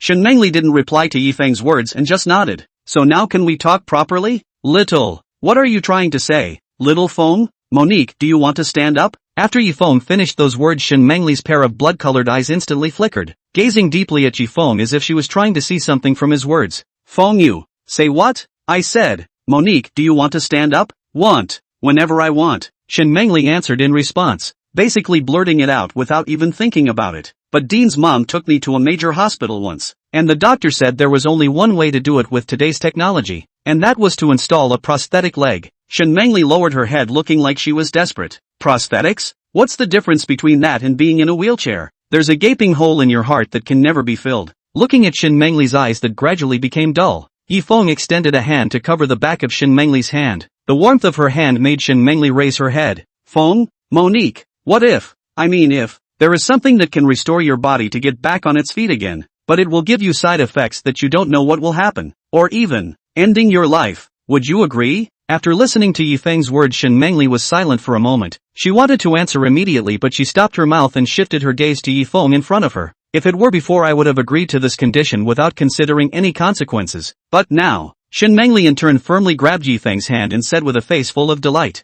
ever since I've had little Feng in my life, I probably wouldn't have agreed, because in my heart little Feng is the most important person in my life. When Shen Mengli finished the sentence, squinted her eyes and raised a smile towards Yifeng. This was the joy she felt from the depths of her heart. Mengli, Yifeng then slowly nodded. I see, then I will respect your thoughts, Monique, and thank you for trusting me. But is what you said just now true, little Feng? Shen Mengli suddenly opened her eyes wide and looked at Yifeng, as if she wanted to get some clues from the words coming out of his mouth. Ah, no, I was just giving an example. Yifeng, after getting Shen Mengli's answer, he chose not to tell her about this matter, because he would respect Shen Mengli's choice. If he told Shen Mengli about the existence of the marrow restoration dan again, I think she would be entangled in the confusion because of this. Since he got the answer he wanted, this is enough. It's, yes? Shen Mengli's eyes gazed at Yifeng's evasive gaze, and she seemed to see something in it. Well, I was just talking off the top of my head, but don't worry, Dream Lily, technology is advancing and there will definitely be a better way in the future.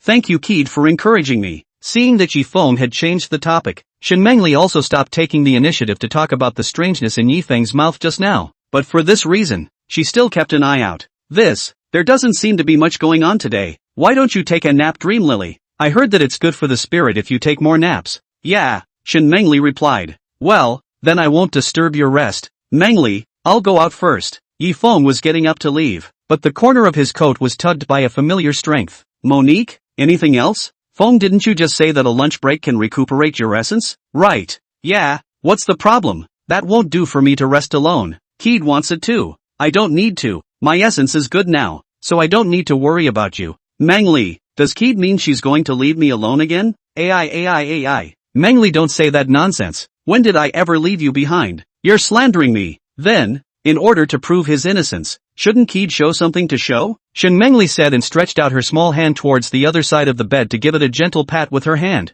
There was no need to think about it to know what the purpose of her doing so was. Mengli, this I really can't sleep. I'm afraid that when the time comes to wake you up again and so on, or forget it. No way, oh little Feng. Since you're the one who suggested the break, you should be the one to set the example. Otherwise, where would it be so easy to convince the public? So, don't run away. P.S. Thanks for the reward from Yuzu Chef. Cello, Angle Omega, much farther away from touching fish. I currently owe another chapter totaling 3, and will add 2 more today. I'm begging you to let me go. I'm really going to die if I stay up all night to write Sigma. Chapter 167, A Bad Nap. Well, I don't know when Yifeng slowly opened his drowsy eyes. After staring at the ceiling for a moment, he suddenly realized that he had just fallen asleep. I vaguely remember Shen Mengli pulling herself to take a nap together, and was not really sleepy, but after Shen Mengli chatted for a while, she fell asleep. What time is it? Yifeng was trying to fumble around on the bed looking for his cell phone when he suddenly felt that he couldn't move his right arm, as if there was something clamping down on him. My hands, which are to be Yifeng fixed eyes, suddenly found since sleeping in their own right side of Shen Mengli did not know when to hold their right hand, hooting and hollering up, because Shen Mengli's clothes are too loose. So Yifeng's right hand was squeezed over the unconsciousness. Looking at Shen Mengli has not yet woken up, signs Yifeng move is not immobile, is not. At the same time the heart secretly thought that he is not, and Shen Mengli's sleep is not the same quilt, when she drilled into his own quilt? No.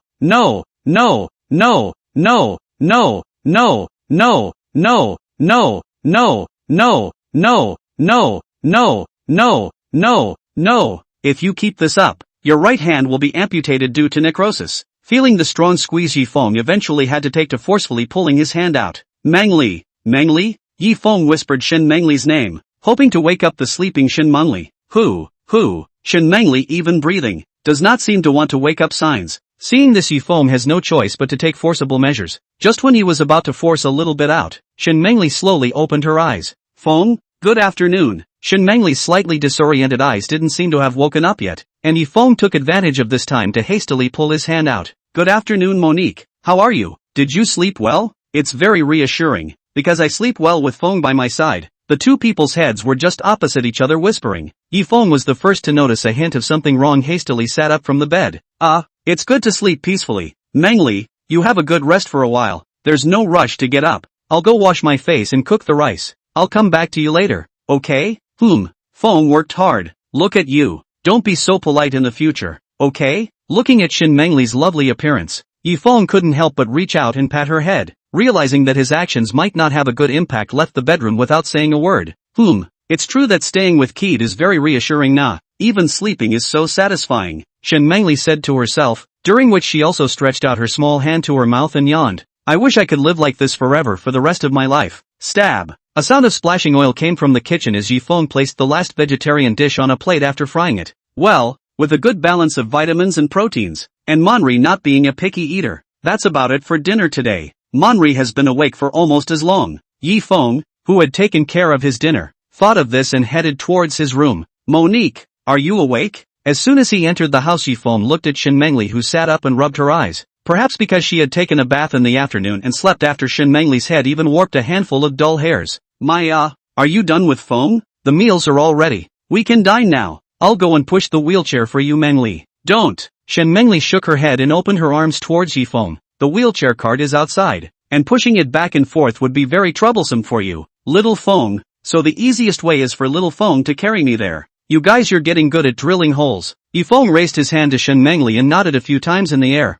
but still did as he was told. For him to take care of Shen Mengli today must be attentive. Just like today, a little inattention is easy to accident. Although Shen Mengli, this child, is usually very understanding, but when she panicked up, then anyone is difficult to control. Then, Monique, be careful not to let go. Yifeng made sure that Shen Mengli had wrapped her neck around himself and then picked her up again. Shen Mengli's weight is very light, for Yifeng does not need to use a lot of force, but considering Shen Mengli just woke up, so the movement is also slower and lighter. Feng, Shen Mengli hooked Yifeng's neck just looking at her side face. Somehow she found that in the company of Yifeng her determination is getting weaker and weaker, as if Yifeng's gentleness is corrosive. Little by little is destroying her last sanity. So much. I want to be close to Feng again. Shen Mengli's mind was now full of Yifeng's shadow, and when her head gradually came closer to Yifeng's side face and prepared to kiss it uncontrollably, she did not expect that Yifeng had already placed her on the dining chair. Okay, it's time to start eating.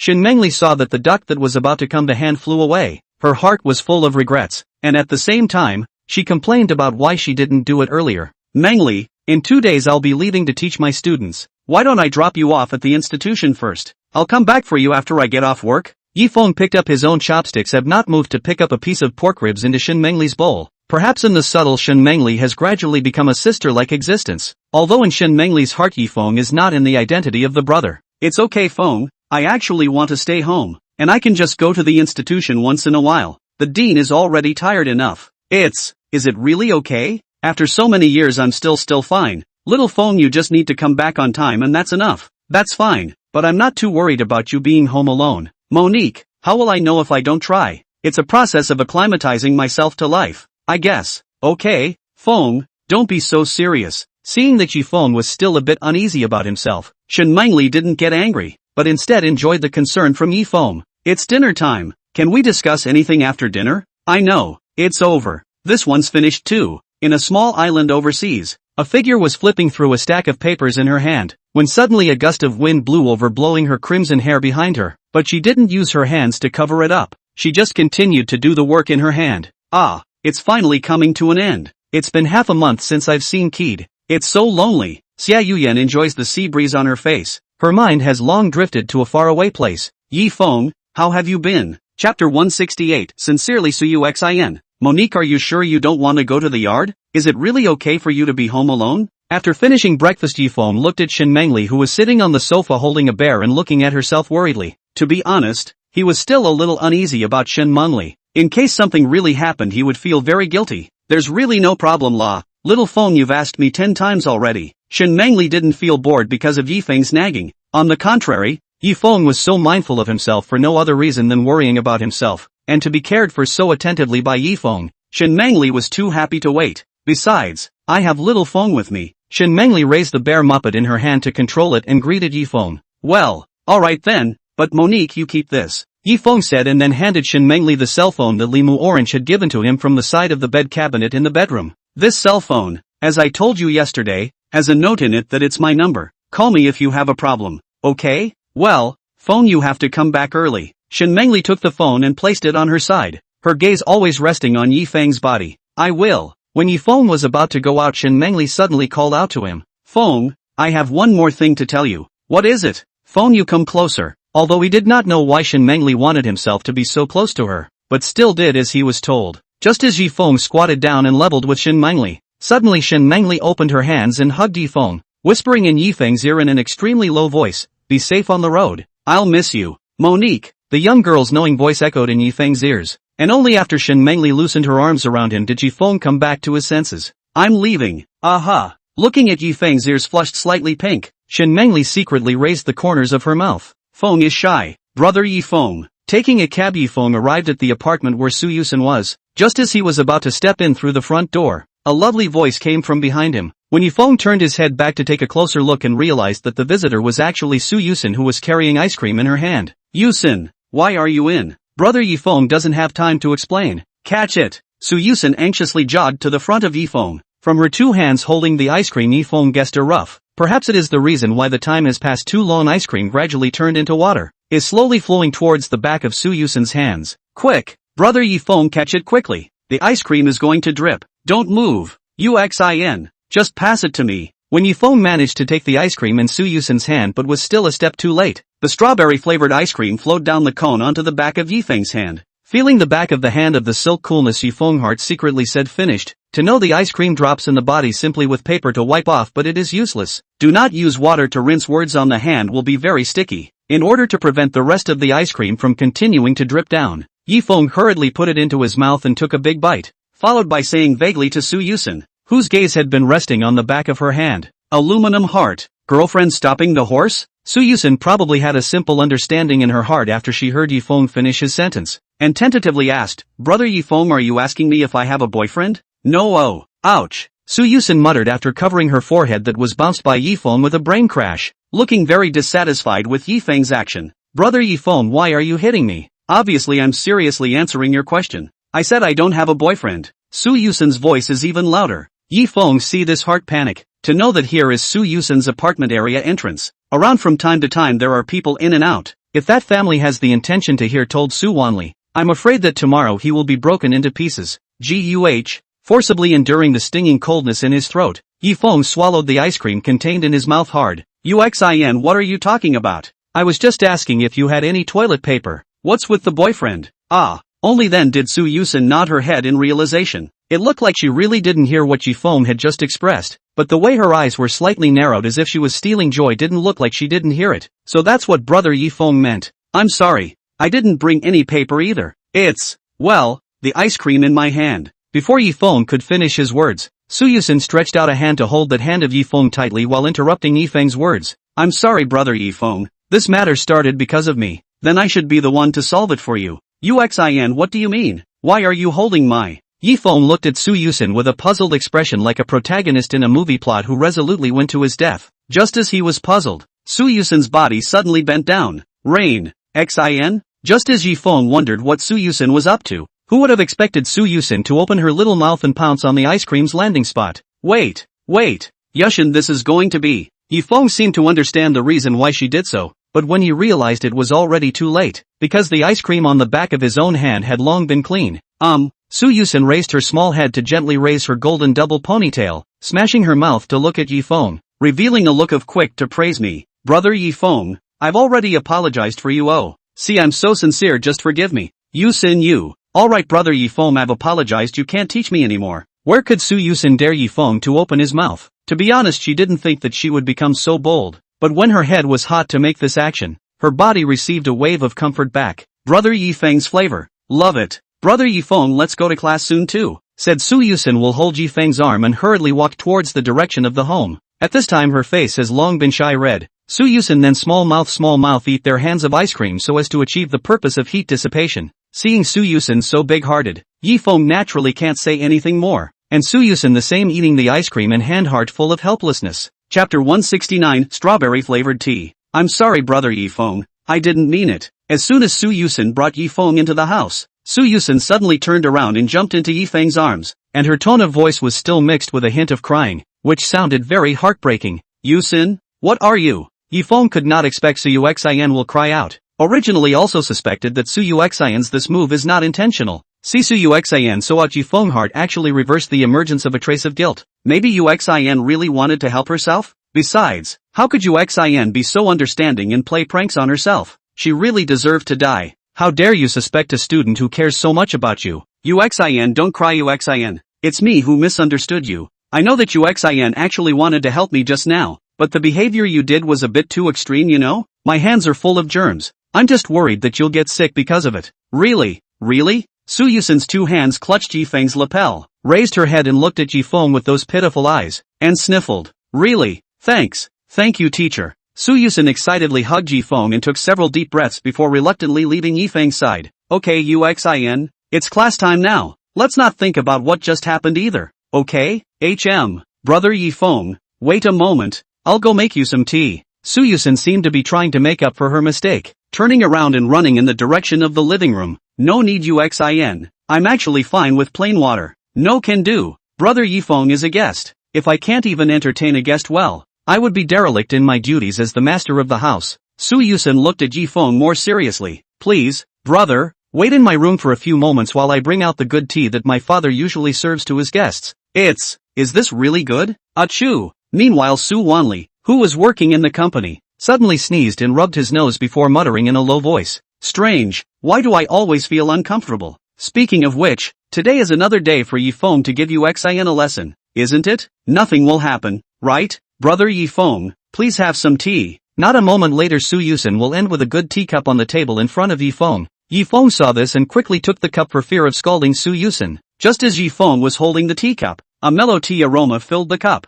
Although Yifeng didn't understand tea, but just by the flavor Yifeng could feel the difference between this tea and ordinary tea. What's wrong brother Yifeng? Is there something wrong with this tea? Su Yusen looked at Yifeng's doubtful eyes with a red face. Her two small hands moved restlessly behind her back as if she was afraid of something. At the same time, she pursed her lips and a tea leaf suddenly showed on the edge of her lips, followed by quickly swallowing it down. No, there's nothing wrong, although I don't know much about tea, but Yuxin this tea? Not cheap, is it? Right. No, not cheap? Su Yusen blinked her eyes in confusion as she realized that what Yifeng said was different from what she had in mind. Yeah, tea this flavorful shouldn't be cheap, right? Hara, so that's what it means. Su Yusen sat down on the chair next to the desk after patting her chest. This I am not very clear. Only know that this tea father is usually used to entertain guests. Listening to mother said this tea seems to be 10,000 coins a caveat. How many? 10,000. Yifeng's hand holding the teacup trembled slightly, and immediately put the cup on the table and carefully put it away. Although his current hand is considered to be more abundant, but this does not change the value of this tea. This Yuxin. I'll just drink plain water next time. I actually don't drink much tea or anything. Well then, I also find the tea a bit bitter. Su Yusen pursed her lips seemingly hard until she pulled out a candy from her own drawer, opened the package and put it in her mouth before stretching her frown away. Do you want some candy, teacher? The strawberry flavor is delicious. No, Yuxin. You can just eat by yourself. Yifeng smiled and picked up the water cup and took a sip of tea, but the strong tea flavor was accompanied by a hint of strawberry flavor. Yusen, this tea. What kind of tea is it? Why do I feel like I'm drinking a bit of strawberry flavor? Su Yusen heard Yifeng say this and took a bite of the strawberry candy in her mouth and said while looking at the subject on the table. I'm not really sure about that. It seems like one time my father accidentally poured tea into a fruit basket when he was reaching for the tea canister, and it probably got some of the strawberry flavor on it. So, that makes it clear. Yifeng nodded thoughtfully and muttered. You don't say. This kind of strawberry tea water tastes quite good. Oh, it's good that you don't hate it, brother Yifeng. Su Yusen's small eyes stole a glance towards Yifeng then withdrew her head. Yusen, so let's start the lesson now.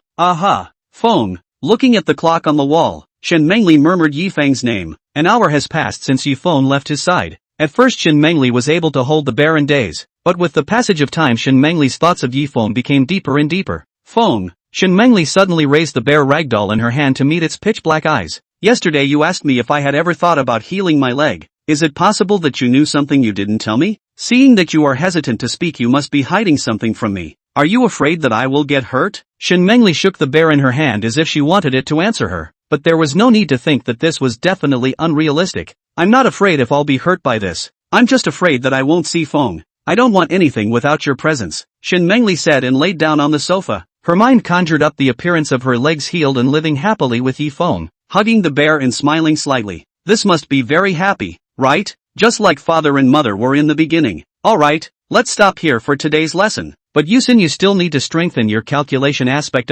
Only last time I taught you the way of solving problems, today you forgot again. Yi Feng said and stood up from his seat, handing Su Yusen's signature pen back to her after capping it. He. Sorry brother Yi Feng, it's all my fault for being too stupid. Chapter 170, Missed Calls. Yuxin, I didn't mean to criticize you again. Don't say that. Yi Feng hurriedly interrupted. I'm just reminding you a little bit that you've grown a lot now compared to when we first started our lessons. Brother Yi Feng has always been so gentle now. Su Yusen couldn't help but laugh softly as she looked at Yi Feng's desperate attempts to not lose his way, turning around with her back in her skirt. He. It's true that my brother is still the best to me. Yuxin, do you think I'm gentle too?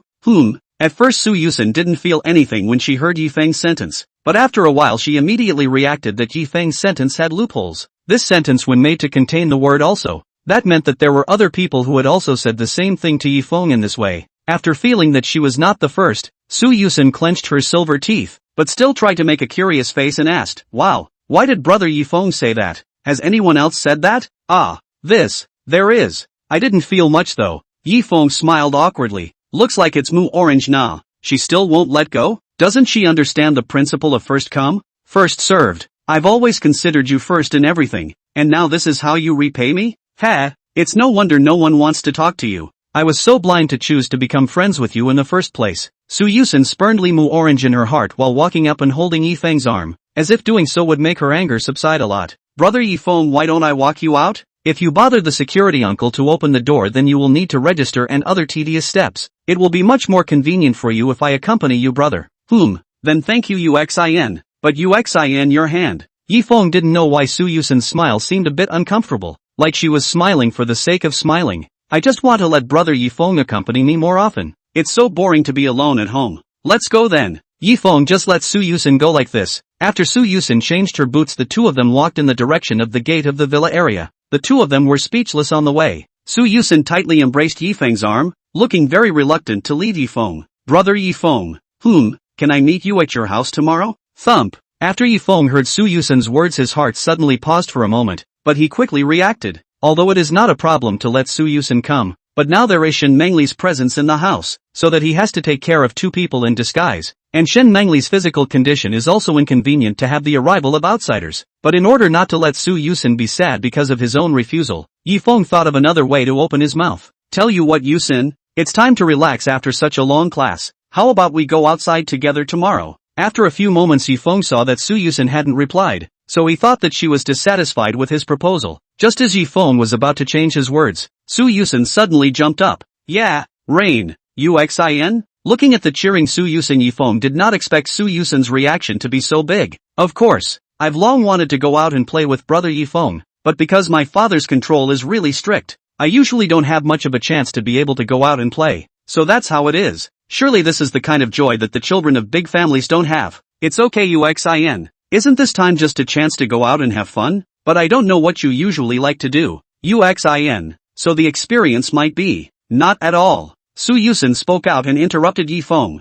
I'm happy no matter what I do as long as I stay with brother Yi Feng. Since brother Yi Feng has said so, then I'll come to you tomorrow. No need. I'll come find you tomorrow Yuxin. After all, this way Mr. Su, he will feel more at ease. Otherwise, if he sends his bodyguards to secretly follow us, I think Yuxin, you will not be able to play comfortably. Well, seems like it. Su Yusen was completely taken in by Yi Feng's words and tactics, blithely not realizing the meaning of Yi Feng's refusal. In her heart, she had long been calculating to do many interesting things with Yi Feng. So it's better for me to find you Yuxin. Just wait for me at the door then Yuxin. Okay, then brother Yi Feng will see you tomorrow. Saying that, the two of them walked to the gate. Su Yusen waved goodbye to Yi Feng and then watched Yi Feng go away until she saw Yi Feng get into a taxi before running towards her home with her little legs. She'll be well prepared for her date tomorrow. As for Li Mu Orange, it's better to wait to receive the wedding invitations of this young lady and brother Yi Feng. Sitting in the car, Yifeng looked at the time display in his cell phone, which showed that sunset was imminent, and in his heart he couldn't help but worry about Shin Mengli at home. It's better to make a phone call and ask for information.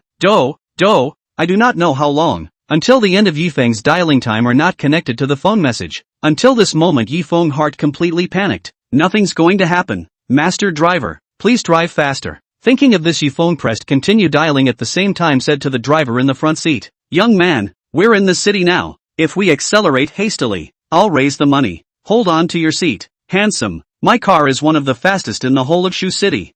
Shen Mengli, who was lying on the sofa, slowly opened her eyes. Am I asleep? Shen Mengli got up and looked around for a week and found no sign of Yifeng returning. Then she looked out the window at the evening sun. It's already this time of the day and Keith still hasn't returned. He promised to come back as soon as possible. The messy hair covered Shen Mengli's face, and vaguely through the hair could see some despondency in her eyes. That's right. Feng said to call him when he needed him. Shen Mengli held the bear in her arms tightly as she thought of this, and at the same time fetched the cell phone that was clasped on the coffee table. When turning the phone over, Shen Mengli suddenly realized that the front of the phone's screen was filled with a long string of message notifications, which showed dozens of missed calls, only to see the single word "Yi" written above the caller. Hey, little phone? When exactly? Shen Mengli subconsciously realized that she might have accidentally put her cell phone on mute so she didn't receive Yifeng's call in time. As soon as she thought of this, she hurriedly dialed her cell phone number back. P.S. Thanks to Yuzu Chef De and Maple Leaf DAW's rewards, the number of extra chapters needed is now 2 more. The total is 3 chapters. Recently, my body can't keep up with the long hours of work, so I'll probably make up for the 2 chapters 10 tomorrow and the day after tomorrow. I'm so sorry. Lastly,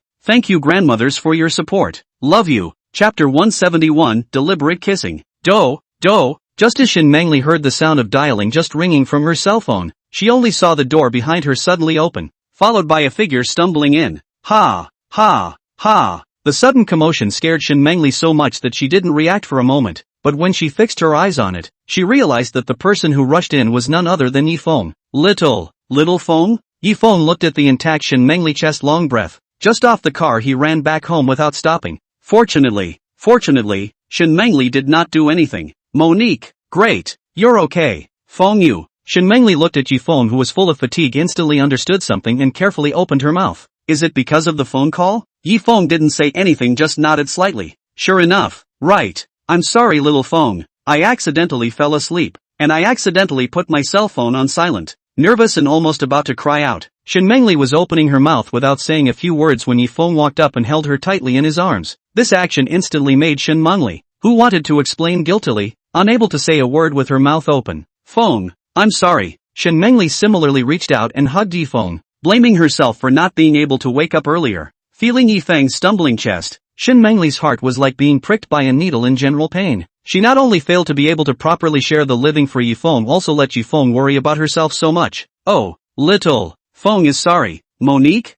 Yifeng sank his heart and then suddenly realized that his movements were a little too excited. Just as he wanted to let go of Shen Mengli, but found that Shen Mengli actually cried out. Mengli, don't cry. Did I scare you just now? Yifeng's body is about to fall back. Suddenly feel aware of Shen Mengli's hands have long held his back. At the same time, Shen Mengli also took advantage of this time, will be delicate body pressed over. Mengli, let go. I'm going to fall. Bang. With the sound of something heavy falling on the ground, Yifeng let out a light grunt and reached out his hand to protect the back of Shen Mengli's head, while Shen Mengli nearly pressed her whole body weight on herself. Monique, you didn't bump into anything, did you? Yifeng raised his head and looked at Shen Mengli, who was lying on his chest looking at himself with those attractive red pupils, and carefully inquired. Feng, I. Shen Mengli looked at this current posture with Yifeng, and a strange feeling filled her whole body. Stretching out her hands on Yifeng's chest, she slowly got up. What's wrong, Monique? Is your body not feeling well? Do you want me to take you to the doctor? Suddenly Shen Mengli stretched out a pair of jade hands and gently stroked on both sides of Yifeng's cheeks. Mengli? No need, Feng. I'm just happy. I'm really lucky to have met someone as gentle as Feng. Alright Monique, it's cold on the floor. I'll carry you back to the couch. Aha! Listening to Shen Mengli's compliments that caught him off guard, Yifeng said while standing his body up, while deliberately avoiding the direction of Shen Mengli's head. But it seems that Shen Mengli also thought of this point, likewise avoided the head. But the two did not expect also at this moment the head close to together. Mengli, little Feng? The two were face to face, so close that even the sound of each other's breathing could be heard very clearly. Hug. Sorry. I didn't realize that you two. Manri.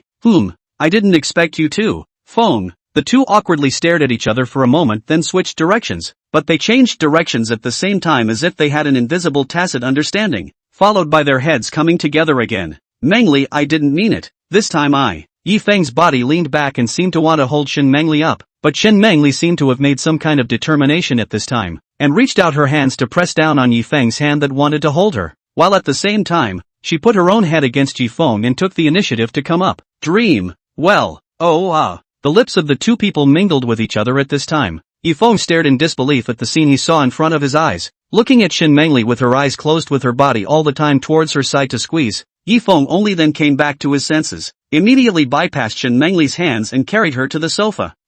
Shen Mengli slowly opened her eyes and looked at Yifeng's panicked appearance. She realized that she had subconsciously made this action in order to dispel the concerns of Yifeng's heart so as not to cause unnecessary misunderstandings. Hastened to explain. Xiao, little Feng wants to be like this? I don't know what you just wanted to express, but I just want to make you happy. Hearing Shen Mengli's words, Yifeng just to the mouth words had to swallow. According to Shen Mengli's meaning, that is to say that she misunderstood his own just action is to kiss her. In order to make himself happy, she took the initiative to kiss up. Although Yifeng always felt that Shen Mengli's reason was a little too far-fetched, but looking at her already shy and reddened face as well as her fluttering eyes didn't look like she was pretending on purpose. And besides, how could such an innocent child like Mengli have so many small thoughts? Right. I'm sorry, kid. I shouldn't have intentionally imagined things. Something like me worrying you so much and doing embarrassing things to you should really disappear from this world. Shen Mengli lowered her head in a wave of blaming herself, and this action in turn made Yifeng feel guilty. Mengli,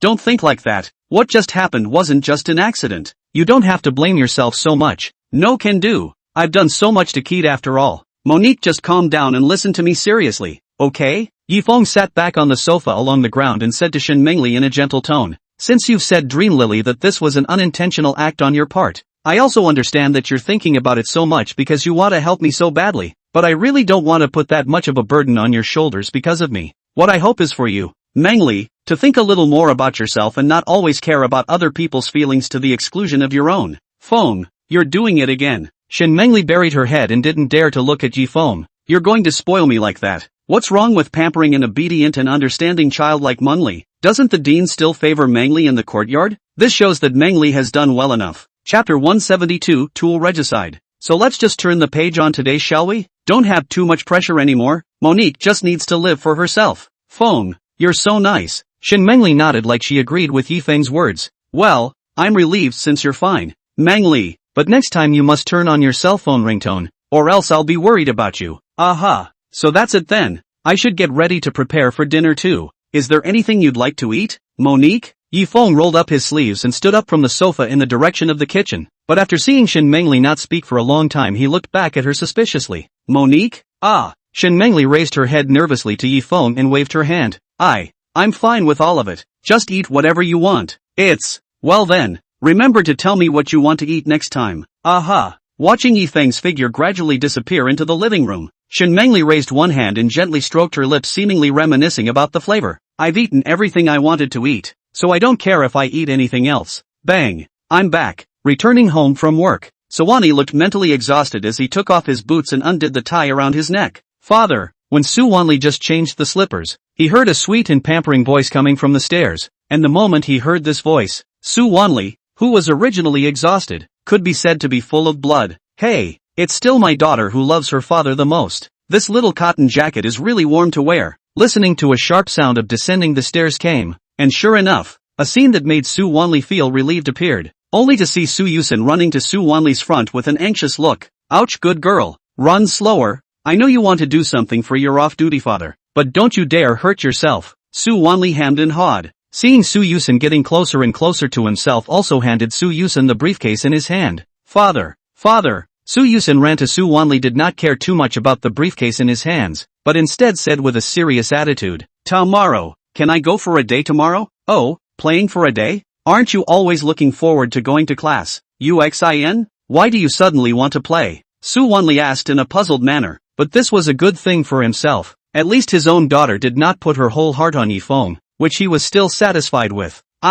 Father, don't ask too many questions. Just agree or disagree with me to go play. Agree. Of course agree. But Yuxin, you are alone, but it is very dangerous. Do you want father I also take a day off tomorrow to bring your mother's family together? Before Su Wanli could finish his sentence, Su Yusen suddenly jumped up in excitement. Yes, thank you father, but I'm not alone. I'll be going with brother Yifeng tomorrow, so father doesn't have to worry about my safety. Then it's a deal. I'll go upstairs and pick out some clothes. After Su Yusen finished speaking, she fluttered her little legs and ran up the stairs, leaving Su Wanli, who was holding up his briefcase, alone at the door. Su Wanli froze in place as he looked in the direction Su Yusen had left, and for a moment it was as if he had aged more than 10 years. Dreams. I must be having a nightmare. Feng, are you really not angry? After finishing dinner, Shen Mengli looked at Yifeng sitting on the other side of the sofa and muttered, "Ha, why would I be angry? Monrique, you're imagining things again? Then why are you staying so far away from me? Kid, you're obviously deliberately distancing yourself from me.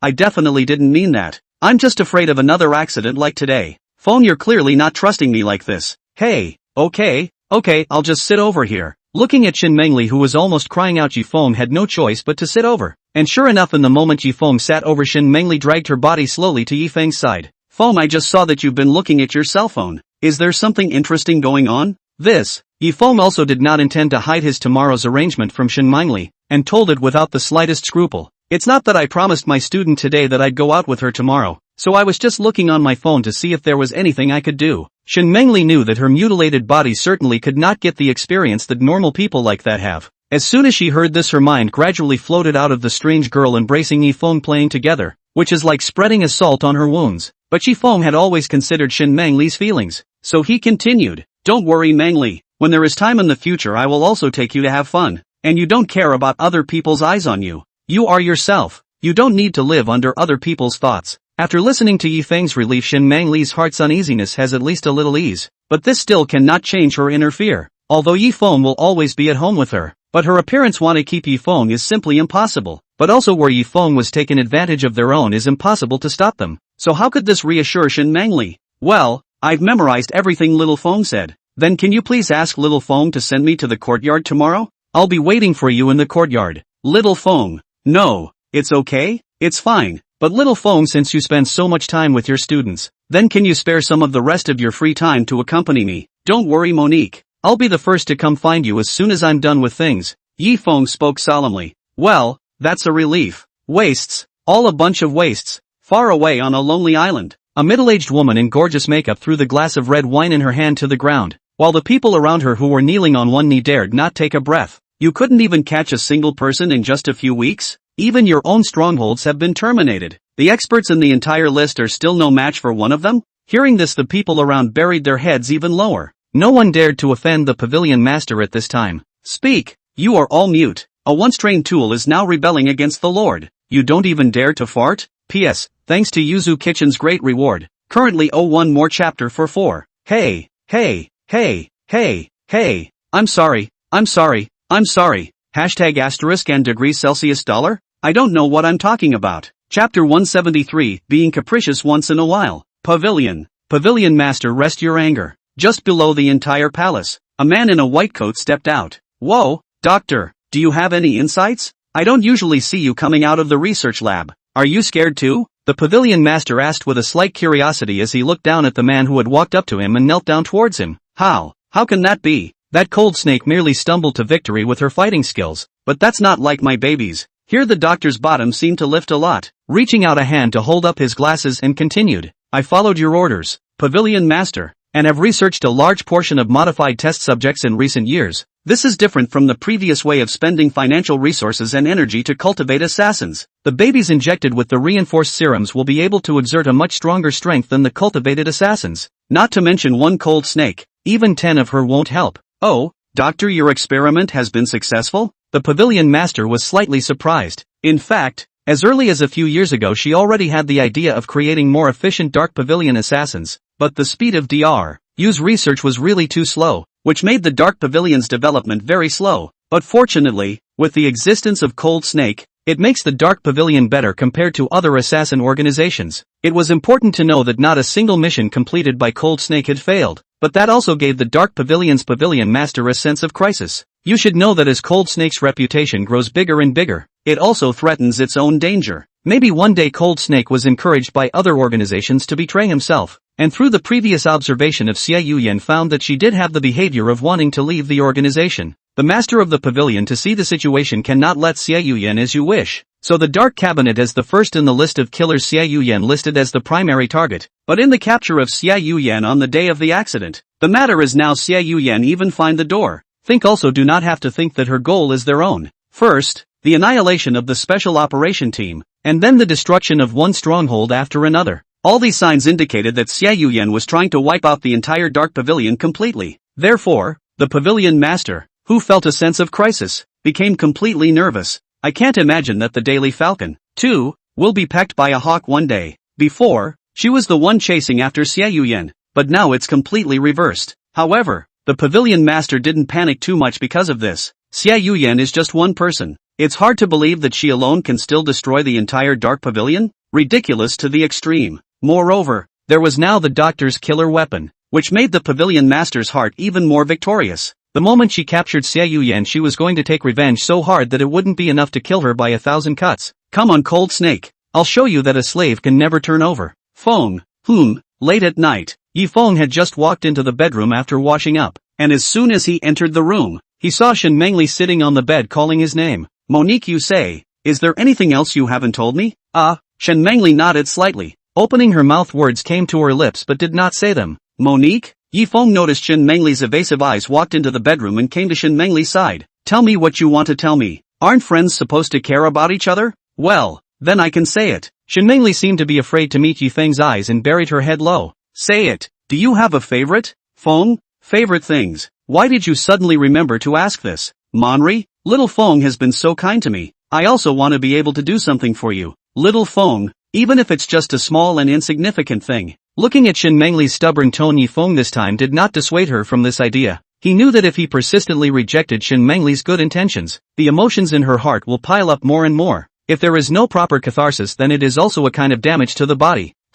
Since you've said so, Dream Lily, then can I make a small request? Really? I thought Feng would reject me again. After obtaining Yi Feng's consent, Shen Mengli pinched the bear in her hand and lifted her head, her originally lightly knitted willow eyebrows spreading out. The reason I keep rejecting Monique is because I don't want you to go thinking too much because of me. But even when I rejected you, you did something secretly, didn't you? Only. No way. I'm very obedient. Really? Then this time I don't think a thank you is necessary. No.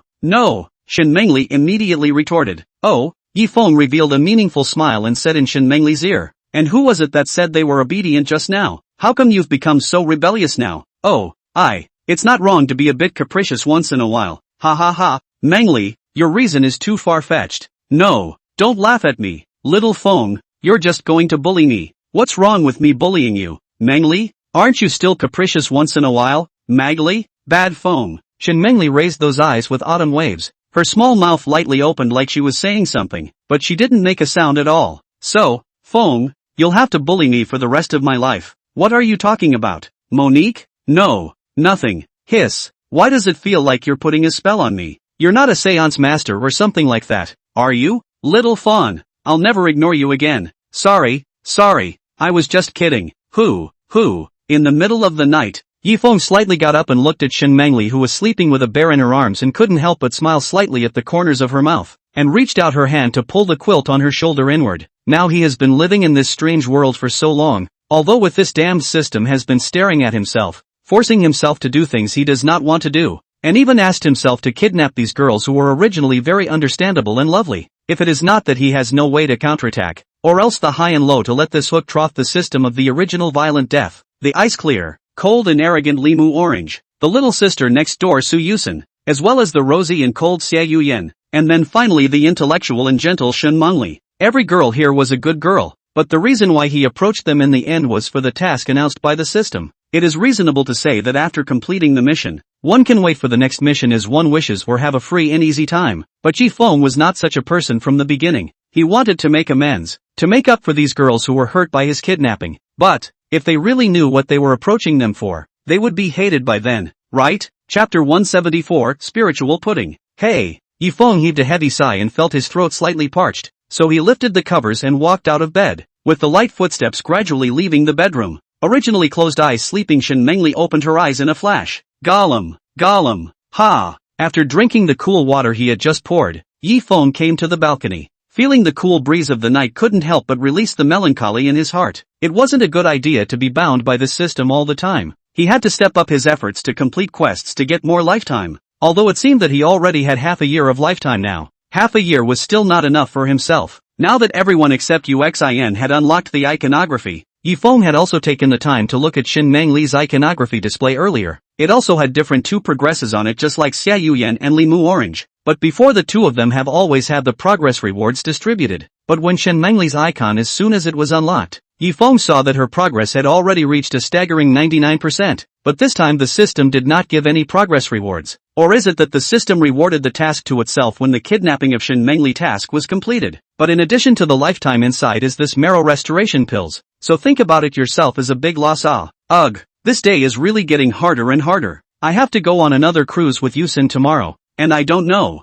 and so on. Tour. Yi Feng extracted this keyword, and inwardly, he had already come up with a perfect plan about kidnapping Su Yusen. Since the system's kidnap judgment is only successful when the kidnapped person is not found out who they are, then all he had to do was to tie her up when he was separated from Su Yusen and finally accidentally reveal his footsteps so that Su Yusen could escape safely, and that would be fine. With a preliminary plan, Yi Feng gradually conceptualized a perfect kidnapping process. I'm sorry Yuxin. I'll make it up to you afterward. Yi Feng thought of letting such a lovely and well-behaved Su Yusen suffer such treatment was a bit unbearable, but in the end, he still clenched his teeth. Let's hope it all works out. Yi Feng returned to his bedroom after closing the balcony door, and after lifting the quilt to envelop his body all the way in, it suddenly felt how the quilt was suddenly so hot. Yi Feng was feeling puzzled when suddenly a small hand came around from his back waist and hugged him tightly. Since Yi Feng was sleeping in short sleeves, he could clearly feel the temperature of that one hand, even as a soft and delicate body squeezed from his back. It's as animated as a soft ball of pudding rocking back and forth under the waves of a spoon. Monique, hey, Mr. Cub, Mr. Cub. Yi Feng heard Xin Mangli's confused voice behind him. For a moment felt that something was wrong. Will Xin Mangli hold his hand to move away? Yi Feng only have space to turn over to see clearly Xin Mangli's situation. When Yi Feng turned around, he realized that Xin Mangli was lying in her quilt with her eyes closed and huffing and puffing. And as for the little bear muppet in its mouth, it was left under the bed by her at some point. Is it a sleep daze? Yi Feng turned over the bed to the bear doll back into Xin Mangli's arms. At the same time, she did not know when to lift the quilt for her to cover again. Only after the series of things were done did Yi Feng turn around and close his eyes. It was also at this time that Xin Mangli tucked the bear she was holding under the covers. Sorry Dean, for the trouble. Mr. Yi Feng, what are you talking about? I'm already grateful to you for bringing Mangli back. Besides, Mr. Yi Feng is also an old acquaintance in the eyes of the children in our institution, and you are always welcome here. Thanks, I'll leave you then. I'll be back at the end of the night. Okay, Mangli, won't you say goodbye to Mr. Yi Feng?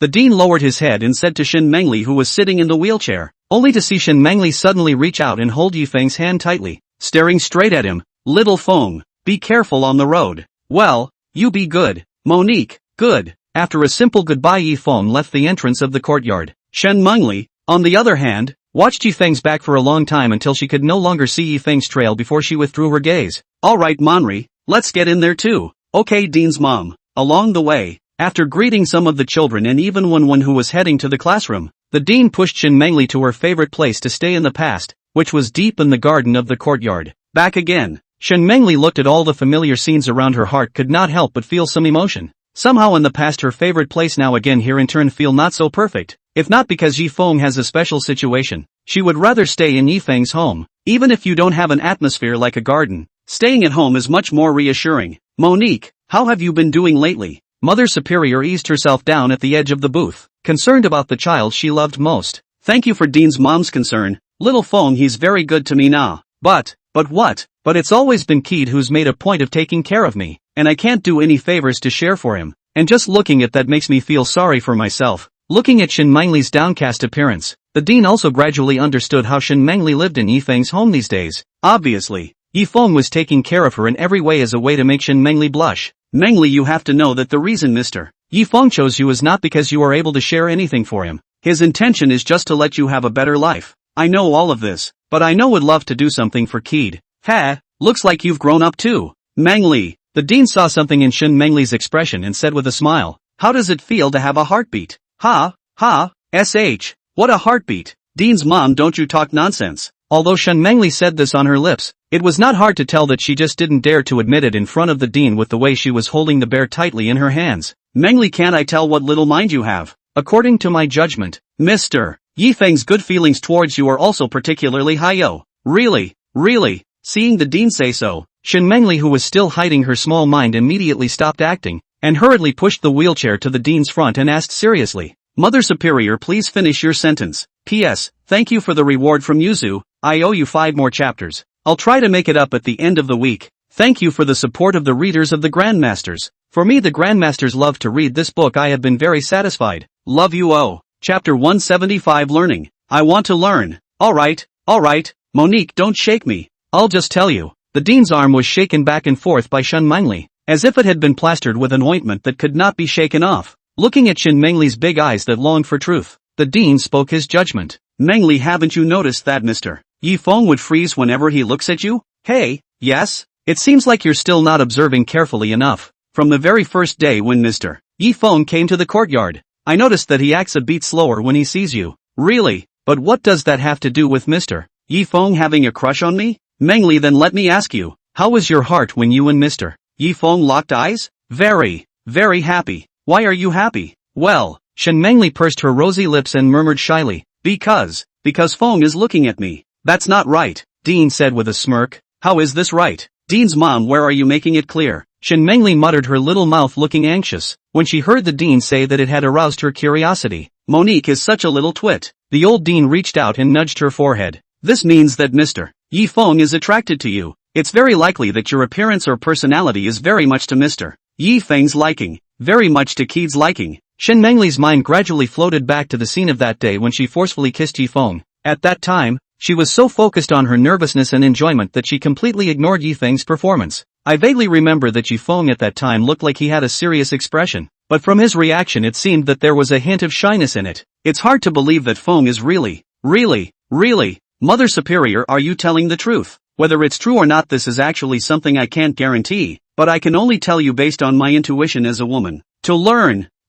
I want to learn. Whether it's intuition or judgment, I want to learn. A desire called curiosity filled Shen Mengli's entire body. It's just as well. You've reached that age too, Monique. The old dean pondered for a moment and finally agreed. After all, like Mr. Yifeng, such an excellent man is bound to have a lot of competitors at that time. By virtue of the strength of a single, Mengli want to win is afraid to be very difficult, but taking into account that Mengli is counted as his own child, so in order for her to have a better life, he had to let her have the advantage. Dean's mom, I've had a lot of boys chasing after me before, so I won't let you lose at the starting line. Mother Superior. Shen Mengli looked at the original gentle and considerate Dean's mom in an instant as if she had changed her appearance, her eyes full of perseverance. Perfect timing. Yifeng, who came to the door of Su Yusen's apartment, took a look at the time displayed on his cell phone and slowly nodded, looking around and playing with his cell phone after realizing that there was no shadow of Su Yusen. Suddenly the appearance of a message on his cell phone drew Yifeng's attention.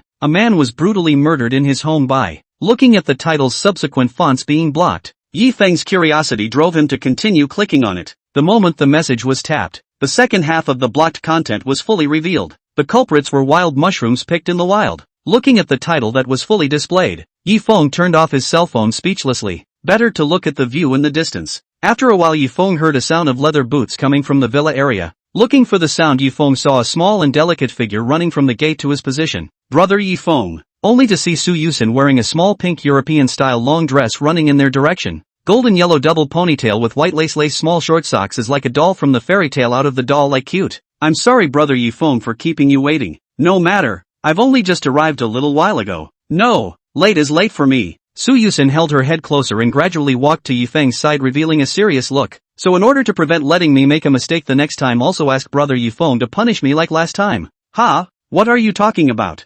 Yuxin. This is just a little bit late and it's too inhumane to be punished or something. If you do something wrong, you should be punished. That's a truth that's been true for ages. And what's the use of having punishment if it's always forgiven? Su Yusen said, raising her hands to caress her face, and murmured in a shy tone. Why don't you punish me with a hemp rope like last time? Brother Yifeng? I think I have to need a good lesson now. Yifeng sighed slightly, and finally used a hand knife with overwhelming effect before quieting down Su Yusen. Oh, Brother Yifeng really doesn't know how to be compassionate. Come on, if it wasn't for Yuxin's blind talk, I wouldn't have done this. I don't care. If Brother Yifeng doesn't give a punishment today, I won't stop. This girl wouldn't have awakened some strange fetish, would she? Yifeng sighed under his helplessness. Alright, in that case, then you will be punished. Punish me for what? Penalty Yuxin, you go get me a milk tea to drink. Did I just hear you say chit-chat? That must be Brother Yifeng. You're hallucinating. Milk tea. Then I understand. Please wait a moment. Brother Yifeng. Yusen nodded and ran all the way to a dessert hall not far from the apartment area. Yifeng looked at this, wanted to follow up, but was stopped by Yusen turning back and beckoning. Just wait for me here, teacher. I'll be back soon. Yusen raised her hands and used them as a trumpet and said to Yifeng, saying that she quickly turned around and walked into the dessert store. Jingle bells. As the door to the dessert hall was pushed open, a crisp bell rang out. Welcome. So it's Miss Yuxin. I wonder what you would like to drink today. The sales clerk lady naturally greeted after seeing the visitor clearly, and without thinking about it, she knew that Yusen was an old patron of their store. Hi, I'd like 2 strawberry milk teas, 1 with extra sugar. Yes, please wait. After a while the clerk made the milk tea and packaged it up and handed it to Yusen. Thanks. Yusen took the punching bag handed by the clerk and turned in the direction of the bathroom. That. Yuxin-sama, sure enough, you can leave the milk tea here for now if you need it. It's okay, I just stopped in to wash my hands. Plus 1 more chapter. Time is a bit late. Still reading the book of the Grandmaster's Early Rest. Chapter 176. What bad thoughts does Yusen have again? Strange. How come Yuxin hasn't come out after so long? I don't see a lot of traffic in the store. Why don't we go over and take a look? Standing in place to wait for a while, Yifeng sees Yusen a long time did not come out, so some worry. Thought of here will be ready to take a step in the direction of the dessert store. But also at this time the dessert store door suddenly opened, followed by Yusen carrying a bag to run toward the Yifeng here. Hey. Yusen just ran in front of Yifeng and handed the punching bag in her hand to Yifeng. Brother Yifeng has been waiting for a long time. Just now I went to wash my hands in the middle of the day, so I was delayed for a bit. That's fine. I thought that Yusen, you were in some kind of trouble, was about to come over to you. Really? Brother Yifeng is so good to me. Listening to Yifeng's words, Yusen's heart was sweet, and she couldn't help but take out her strawberry milk tea and drink it beautifully. At the same time, she also urged Yifeng, thank you for Brother Yifeng's concern. For milk tea, Brother Yifeng, you should also drink it earlier while it's hot. Good. Yifeng also opened the package of his portion of milk tea, but he realized that his milk tea seemed to have been opened, because the plastic switch on the lid of the milk tea was lifted. What's wrong, Brother Yifeng? Is there something wrong with the milk tea? Right at this moment, Yusen suddenly snapped, but in reality, her gaze was stuck on the expression on Yifeng's face. Ah, nothing. Probably Yuxin opened it and took the wrong one. It's just a cup of milk tea. Besides, what kind of bad intentions does Yusen have? Yifeng thought of this, also took out the bag of milk tea and drank it to his mouth. A strong strawberry flavor came along with it. It was still Yusen's favorite strawberry flavor. Ha. Yusen bit the plastic straw and laughed slightly. At the same time her face gradually flushed a touch of pink after seeing Yifeng drink it down in a big gulp without a care in the world. By the way, Yuxin, do you have any plans today? Of course I did. Seeing Yifeng talking about the key point, Yusen also excitedly told her plan. In order to make this day a successful date, Yusen could have done her homework well last night. For example, shopping,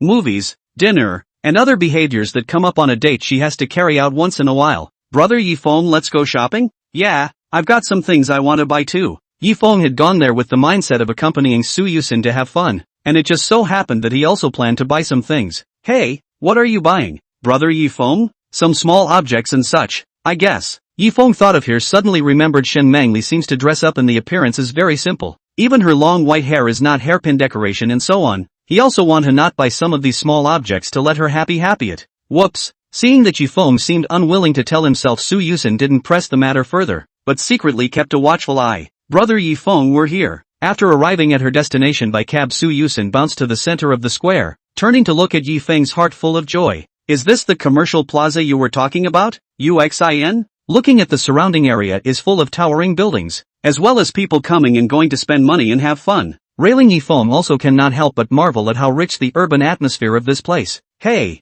this place has a lot of places to have fun nah. Yusen walked to Yifeng's side as she spoke and suddenly reached out her small hand to hold Yifeng's hand. Hey, Yifeng lowered his head and realized that Yusen had already come in front of him at some point. Rain, Yuxin? Brother Yifeng has to protect me. There are so many people around. Of course I have to stay together. Yusen narrowed her eyes and smiled while clutching Yifeng's hand even harder. That's true. There are also dangers with so many people. So Yuxin, you have to hold my hand well. Don't worry brother Yifeng, I will never, ever let go. You can't say that. Right at this moment, Su Yusen's side cast her eyes into a large shopping mall. Yesterday, in order to be able to effectively arrange every minute and every second of the time she could spend with Yifeng, she had done her homework. Even the clothes on her body as well as her makeup and grooming were specially and carefully prepared, which was the reason why she came late today. Brother Yifeng, time waits for no one. Let's go to the mall first. Hey, Yuxin, you run slower. After saying that, Su Yusen held Yifeng's hand and ran towards the direction of the large shopping mall. Welcome. What Yifeng did not expect was that in the next moment when Su Yusen was pulled into the mall, she seemed to know where to go as if she did not stop at all and came to a men's clothing store. Rain, Yuxin? What did you bring me here for? Really? Brother Yifeng, you've seen it all and you still need to ask? Su Yusen muttered and looked at Yifeng and said, since this is a men's clothing store, then of course I'm going to buy clothes for you. Brother Yifeng, buy clothes? Yifeng hurriedly waved his hand to make an appearance of wanting to leave the men's clothing store after hearing Su Yusen's purpose. No need Yuxin. I already have enough clothes at home. Not to mention what kind of teacher lets his students buy things for themselves. Su Yu was glad to see Yifeng wanted to escape and rushed to the door of the men's clothing store and opened his hands to stop him inside. Yifeng brother, you don't want to escape. Today is not said to be a day of relaxation. A piece of clothing cannot prove anything. Do you want to reject my heart, brother Yifeng? Ugh, okay then. Yifeng saw Su Yusen's cruel heart finally sighed, and then so stalemate is not a way. He had to think of other ways to return Su Yusen this favor. Hey, let's go then. Seeing Yifeng compromised, Su Yusen also went forward to hold Yifeng's arm toward the men's clothing store. I do not know why Su Yusen just in the stop want to escape Yifeng. The heart actually produced a sense of pleasure. Like the prey was hunter staring at the bitter struggle in the end will not help the feeling. Looking at the various kinds of clothes on the racks, Su Yusen didn't know what kind of clothes were more suitable for Yifeng's style. However, she shook her head when she glanced at the exquisitely dressed shoppers in the store. No way. I will never let brother Yifeng come into contact with another woman. Rain, Yuxin? Yifeng looked at Su Yusen, who bowed her head for a while and shook her head for a while, slightly worried. Yusen, she's not thinking of something weird again, is she? Chapter 177, a suit of special significance. Let's try this one first then. Su Yusen picked a black suit after further hesitation, because suits usually appeared under more important occasions. For example, in the future, above the wedding with himself. This is also the reason why Su Yusen's first piece of clothing bought for Yifeng is a suit. A suit? I don't usually wear this suit. Yifeng scratched his face a little unclear, said, but then thought that this is Su Yusen to pick for himself also cannot spoil people's excitement. So he changed his words again. Yuxin, I didn't mean to say that I hate this clothes, I mean that if the suit I also have a set at home. At that time or mu orange hard to. No way. Before Yifeng could finish his sentence, Su Yusen immediately interrupted loudly. This behavior could not help but make the people around cast a suspicious gaze this way. There were even some customers who looked at Yifeng with judgmental eyes, covering their hands and whispering. Yifeng saw the situation, trembled, realizing that if he no longer stopped Su Yusen's words, I'm afraid that it will not be long before the hat uncle will come to visit himself. Hastily compared to a silent gesture, whispered beside Su Yusen, said, Yuxin, don't get excited. If it's not okay, it's not okay. I'll wear it okay. Oh. Su Yusen deflated her mouth, her eyes glistening with some tears, and said with a sobbing tone, Really, brother Yifeng? You won't lie to me, right? How could it be? I, Yifeng, have always acted as I said. I'm going to wear this suit today, and you can't stop it. Yusen, I said so. Yifeng picked up the suit Su Yusen had just mentioned as soon as he could, while placing it on his body and comparing it. Well, Yusen's eye is really good then. I also think this suit is very well fitting. Isn't that right? This suit must look super handsome on you, brother Yifeng. In the future Su Yusen realized that her mouth scooper hastily covered her mouth and immediately changed her mouth. Our brother Yifeng has also turned into a handsome young lord now. You girl. Yifeng smiled and nodded Su Yusen's nose, then stood up. Then I'll go into the fitting room first to change. Yuxin, will you wait for me for a while? Aha! Just as Yifeng was turning to leave, Su Yusen's small hand pulled his wrist again. Yusen, anything else? Su Yusen stood on her tiptoes and whispered, leaning over Yifeng's ear. Brother Yifeng is really sorry that I lost my temper just now. To me the suit mu orange gave to brother Yifeng is not of the same nature as the one I gave it to him la. That's why I was so serious about it. Please don't hate me, brother Yifeng, okay? I see what you mean Hugen. It means something different to everyone, doesn't it? Aha! That's what it means. Seeing that Yifeng understood what he meant, Su Yusen hurriedly nodded her little head. However, there was a sentence in her heart that she did not say. Mu Orange gave brother Yifeng your suit that's just for servants. Mine is different. This suit is a symbol of our love. I see. Yifeng reached out his hand and patted Su Yusen's little head before turning around and walking in the direction of the dressing room, which made the anticipation in Su Yusen's heart reach its peak. He, my Prince Highness. It's getting closer and closer to the day we'll be together. Yo! After Yifeng disappeared, Su Yusen's mind suddenly gave birth to an idea, squinted her eyes and thought for a while before moving to the other side of the more casual counter. Hi sis, please can you recommend some casual clothes for men? Hiss. Yifeng walked into the dressing room after looking at the price tag on the suit, instantly sucked in a breath of cool air. Although this suit, in addition to the material to feel comfortable, plus some of their own, cannot recognize the logo and then no other characteristics, but the price above has a full 10,000 coins. Is this dress made of gold or is the logo made of gold? How come it's so expensive? Yifeng's heart immediately developed the idea of wanting to ask Su Yuxian to change one,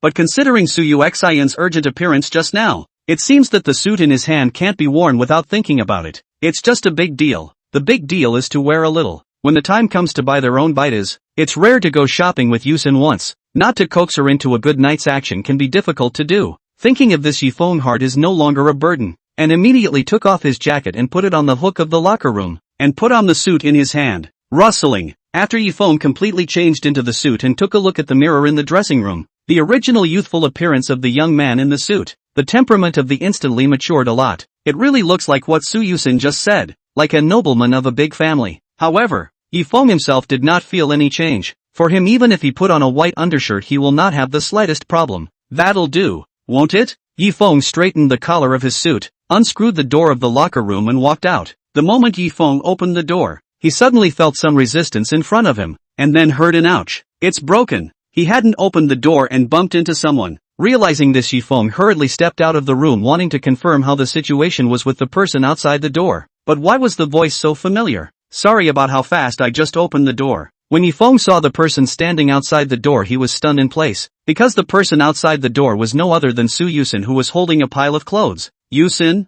Brother Yifeng. Yuxian, why are you outside the door? It's not because you're too slow, brother Yifeng, so I came over to see if you had any accidents. Su Yusen muttered her little mouth and said, while her eyes widened as she looked up and down at Yifeng's suit. Well, sure enough, it is very good at Yifeng brother's wedding clothes. As a fiancé, I must be the first to appreciate. Wow, brother Yifeng, this dress really suits you. It looks much more handsome than before.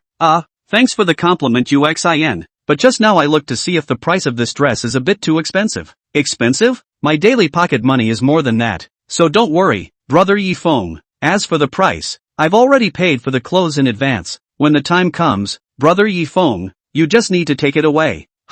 Did you already pay for the clothes, Yuxian? Actually, I can just pay for the clothes myself. Yifeng did not anticipate Su Yusen's speed to be so fast. When he said he wanted to make a payment but was interrupted by Su Yusen again. Brother Yifeng really hasn't been awakened yet. As a gift you should accept it properly. Otherwise I'll be angry. Chapter 178, because you're too tempting. Alright, price and all that today. Brother Yifeng, don't be obsessing about it. Speaking here, Su Yusen shoved the pile of clothes in her hands into Yifeng's arms, a wry smile appearing at the corner of her mouth. Yusen, these clothes are. Yifeng looked down at the pile of clothes in his hand and estimated that there were at least dozens of pieces, and an ominous premonition slowly rose in his heart. These clothes are all casual clothes. After all, brother Yifeng, you can't go out wearing a suit every day. Although I don't know what colors and patterns you like, these are all limited edition clothes, so I bought them for you. What? I bought them all. It's still limited. Yeah, it's just a few pieces of clothing. It doesn't cost much. Yifeng closed his eyes and took a deep breath, trying to calm his inner shock. However, upon careful consideration, Limu Orange and Su Yusen's identities as well as their family backgrounds were suddenly relieved again. The others were already at their limit with just a slight outburst. Alright, brother Yifeng, you should quickly go inside and change your clothes. I'll wait for you outside. Su Yusen somewhat anxiously pushed Yifeng's back in the direction of the dressing room. Yuxian, don't push me. I'll just go change.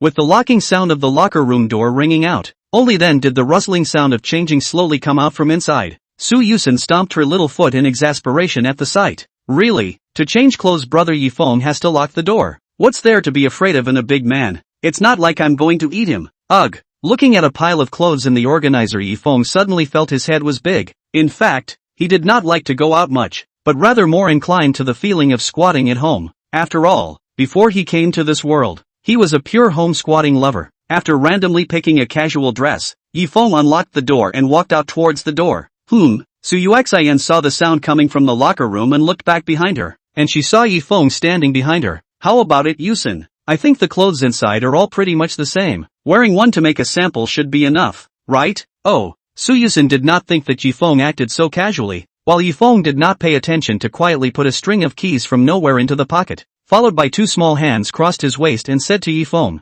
Brother Yifeng, are you that casual? At least these clothes are specially chosen for you one by one. You just take my good intentions for granted?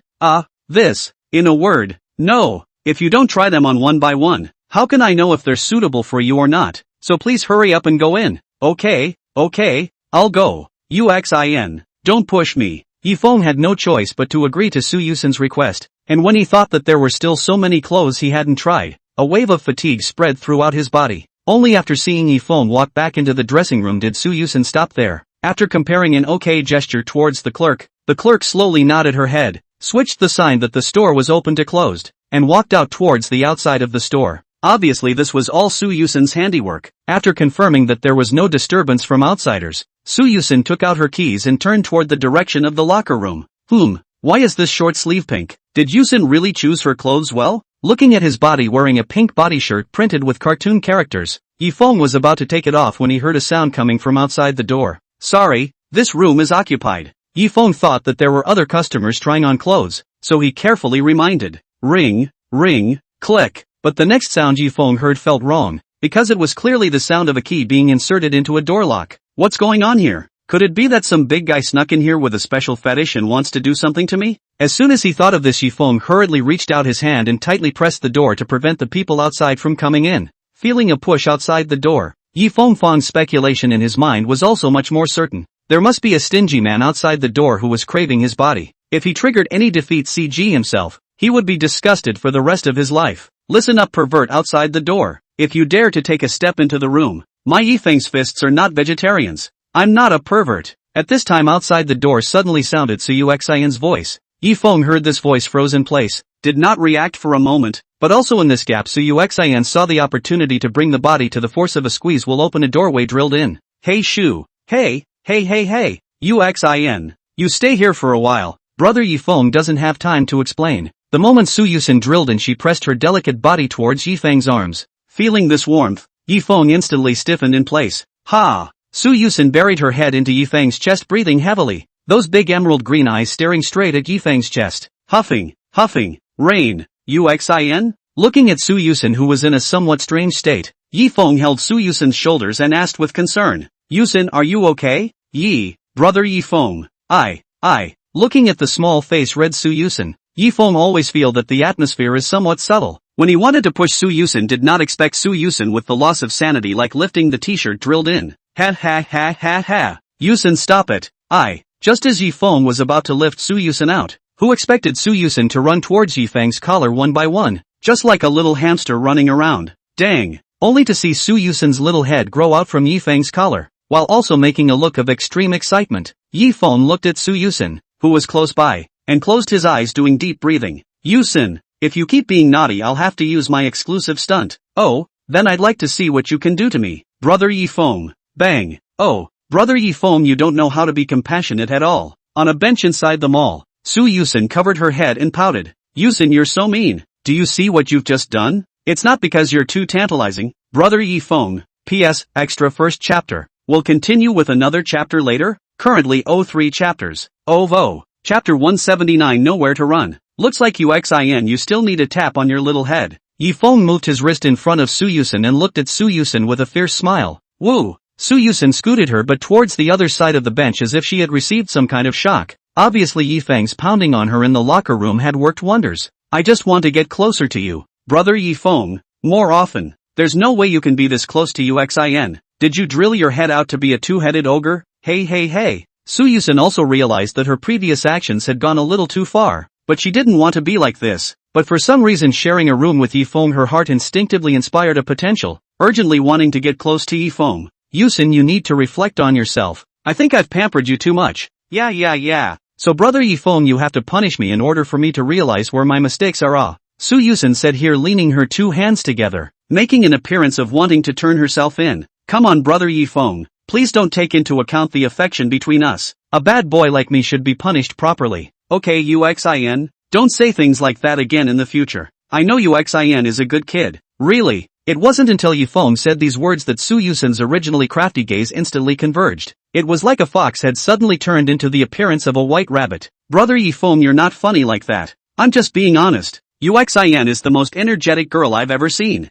Really? Su Yusen moved her body to Yifeng's side again, tilting her head with a serious gaze at Yifeng. Does Brother Yifeng mean that I'm a very special girl in your eyes?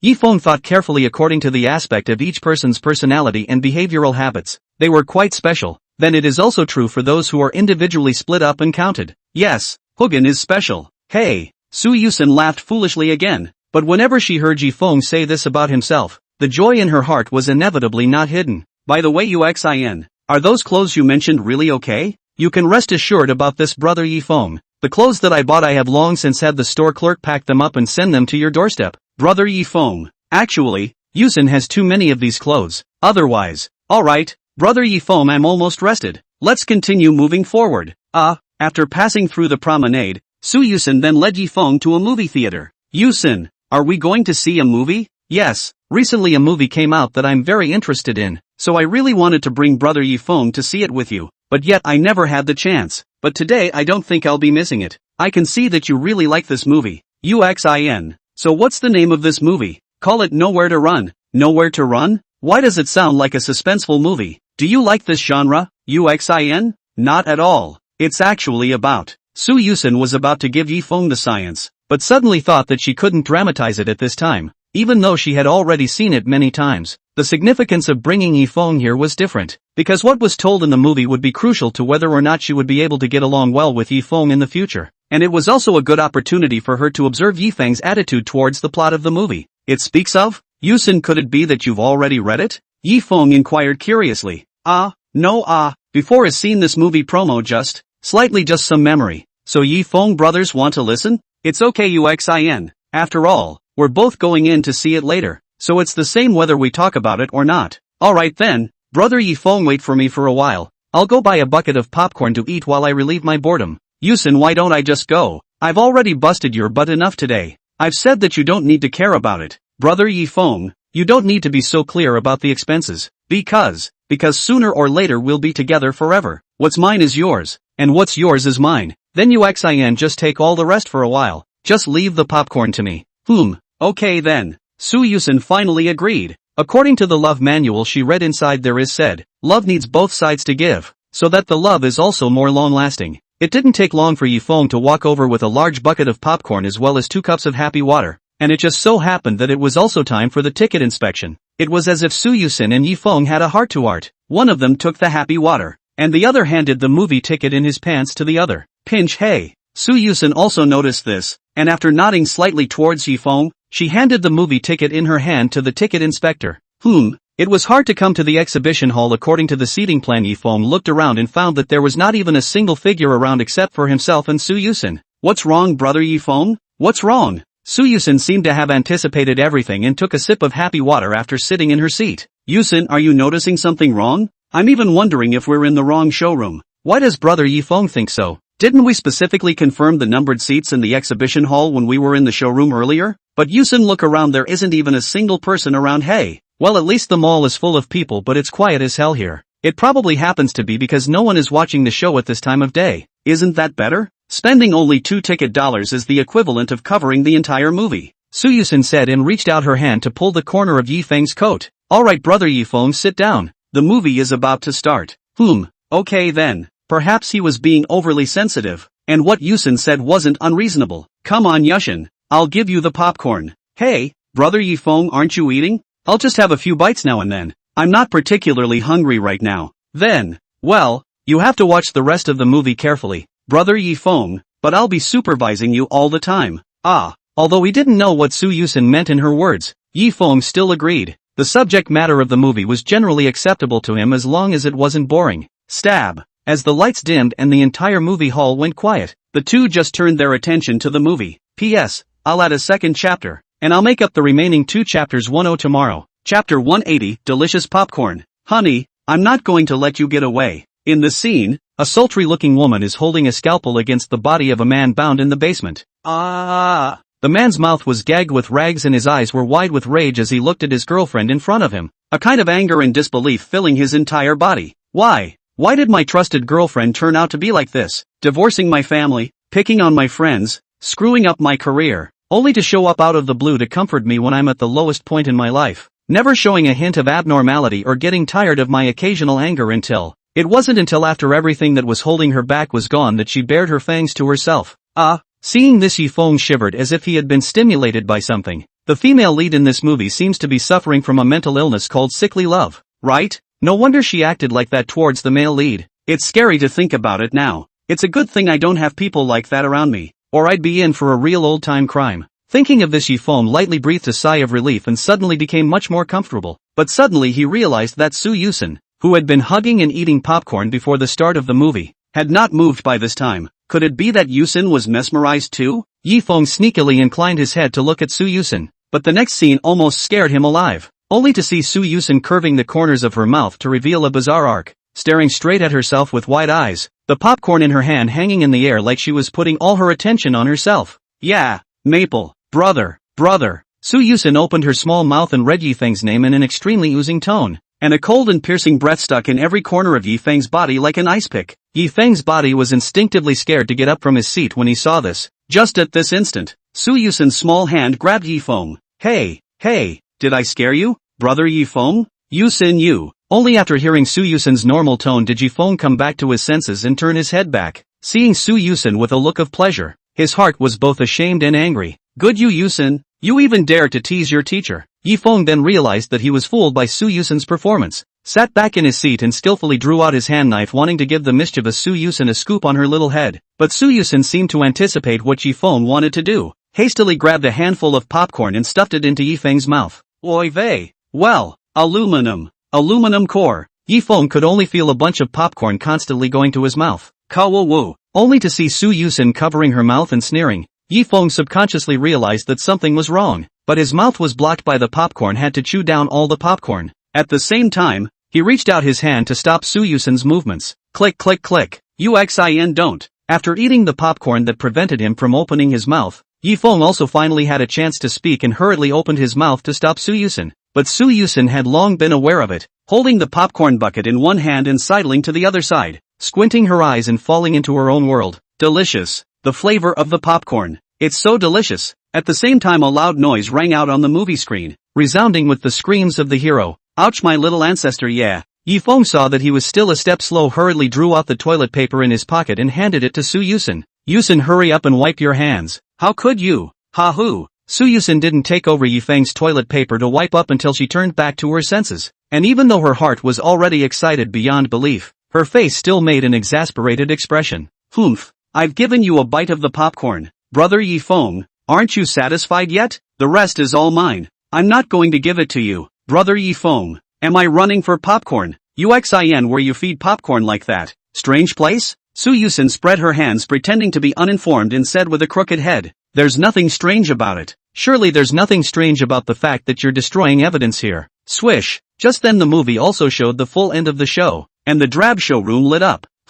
Is it over? Yusen changed the topic and handed Yifeng the popcorn bucket in her arms after jumping off the seat. Brother Yifeng, then let's go. I'll go to the bathroom first to wash my hands. I'll be back later. Saying that, Yusen disappeared into the exhibition hall like a gust of wind, leaving behind Yifeng, who was sitting alone in his seat. Ugh, that's why I don't like shopping. Looking at Yusen, who bounced over from the movie theater corridor, Yifeng still knocked towards her little head. Brother Yifeng has been waiting for a long time. Yuxin, you can't be so big-headed in the future, you know? You should be a bit more reserved, even though I'm your teacher. But, is this Brother Yifeng hating me? But a cute little princess like Yusen looks even sunnier with a big grin. Looking at Yusen, who was about to cry out in the next second, Yifeng quickly changed his words. I knew Brother Yifeng was the best to me. Yusen took Yifeng's arm and walked towards the outside of the movie theater, where there is still just sadness. The speed of changing face is a masterpiece. Yuxin, there's something I want to say to you. After walking out of the movie theater, Yifeng's expression still looked a bit serious, although Yusen, who was like an imp, despite sometimes making things difficult for herself, Yifeng knew that Yusen was actually good for herself, but like just now it seemed a little too intimate, just like Limu Orange did to herself before, which was never acceptable. Yusen, you have to realize that not only are you my student, but you are also the big miss of the Su group, so in sum, flop. Just as Yifeng was lecturing Su Yusen, he only saw Su Yusen jumping headfirst into his arms, and his tone was not as playful as before. Brother Yifeng, actually I know all of this, I just don't want to be so far away from you. Brother Yifeng, for me as long as Brother Yifeng can accompany me, that's my greatest extravagance, and today being able to come out and play with you, Brother Yifeng is already the happiest day for me. Su Yusen didn't have any small movements this time, simply lying in Yifeng's arms to make a calm appearance. Brother Yifeng is not just a tutor to me, but it's more like my best friend and favorite. Brother Yifeng, Chapter 181, Yuxin. Yifeng did not push away Su Yusen who jumped into his arms this time, but quietly stroked Su Yusen's golden hair and breathed. Well, it really is Yuxin. Even the shampoo has a light strawberry scent. Brother Yifeng. So Yuxin saw that there was no movement from Yifeng for a long time, thought that she had embarrassed Yifeng again with this action, so she slowly pulled her head out. I'm sorry, I'm being capricious again. Don't think like that Yuxin, it's enough for me as long as you're happy. Looking at the baby-faced Su Yusen, Yifeng smiled and reached out to pinch her fleshy little face. Though Yuxin sometimes you do a little pranking, but as long as it's not too much, it's not out of the question once or twice in a while. Yifeng. Suyu was pleased to see that Yifeng was not at all impatient with himself, and the tension in her heart gradually calmed down quite a bit. Thank you. Hello you too. I'm the manager of this store. What can I do for you? After a short rest on the bench, Su Yusen came with Yifeng to a restaurant in the dining area of the mall. Under Yifeng's strong persuasion, Su Yusen gave up the idea of eating in a private room. Just as Su Yusen was looking at the menu, a man in a dress came to the table and said in a respectful tone, Su Yusen put down the menu and looked at Yifeng and asked, Brother Yifeng, do you have any dishes you want to eat? I'll just eat whatever I want, so I'll just order whatever I want? After Yifeng nodded, Su Yusen said to the manager after roughly browsing through the menu, then please all the dishes in this store. Wait. Yifeng snatched the menu in Su Yusen's hand as he heard this. Yuxin, you ordered too many dishes. How can just the two of us finish it? It's not because I don't know what kind of dishes you like to eat. Brother Yifeng, just in case I'll simply order all the dishes once. Su Yusen had her hands resting on her chin looking at Yifeng's anxious appearance happily, her two little short legs swaying back and forth on the chair. Ahem. Yifeng looked at the manager after flipping through the menu and said, I'll just have a steak and a cold broccoli. Yes sir. What about the honorable lady? The manager slightly nodded his head and then moved his gaze to Su Yusen. The reason why he would personally come to receive the duo is because just based on Su Yusen's clothes, it is not difficult to see that this is a rich girl. Can be in this restaurant to do the manager's position is more important, or in the keen observation of this aspect. I'll have a spaghetti bolognese and a strawberry-flavored ice cream cake. Yes, please wait a moment, both of you. It was only after ordering that Yifeng breathed a sigh of relief. Yusen, how come your way of ordering food is just as big as Moo Orange's? Although I know you're thinking of me. It's too much. I'm not like Moo Orange. Yifeng's words seemed to have poked Su Yusen's pain point, and she spoke out to retort. It seemed that any topic that had anything to do with Moo Orange she didn't want Yifeng to bring up. I'll listen to Brother Yifeng's words. So, can you not mention Moo Orange in front of me again in the future? Hey, but Yuxin, aren't you and Moo Orange good friends? Su Yusen continued to speak after a moment of silence. I just don't want you to compare me to Moo Orange. Brother Yifeng, I know that Moo Orange is better looking than me, and her family is better off than me. Even the tutor. Brother Yifeng, you were found by her. That's why I don't want to hear Moo Orange's name. Someone like me has no comparison to her at all. No. Just then Yifeng spoke. Hey, Brother Yifeng, it's not like what you said yourself Yuxin. To me Yuxin, you and Moo Orange are but very different. Yifeng comforted Su Yusen like a gentle big brother, and he didn't expect Su Yusen to think this way in her heart. Yuxin has a very cheerful personality and is as gorgeous as a butterfly frolicking in the flowers. It also brings joy to people, so don't ever hold that thought again, okay? Brother Yifeng. Su Yusen sat on the chair staring straight at Yifeng, her eyes also reflecting Yifeng's appearance. Only after a long time did she narrow her eyes and smile towards Yifeng. Ha. I like Brother Yifeng the most. Hearing Su Yusen's words, Yifeng did not feel anything unusual. In his heart Su Yusen is like his own sister, like cute, sometimes also do mischief to himself. So this sentence is also treated as an expression of gratitude and other words. By the way, Brother Yifeng, what do you think of today's movie? As soon as Su Yusen thought that she still had the most important thing she hadn't asked Yifeng about, she incidentally covered up the sentence she had just said. A movie. Well, plot-wise, I don't mean that. I mean, what do you think about the character Yifeng? You mean what the heroine does to the hero? Aha! Su Yusen nodded with an expectant face. In this case,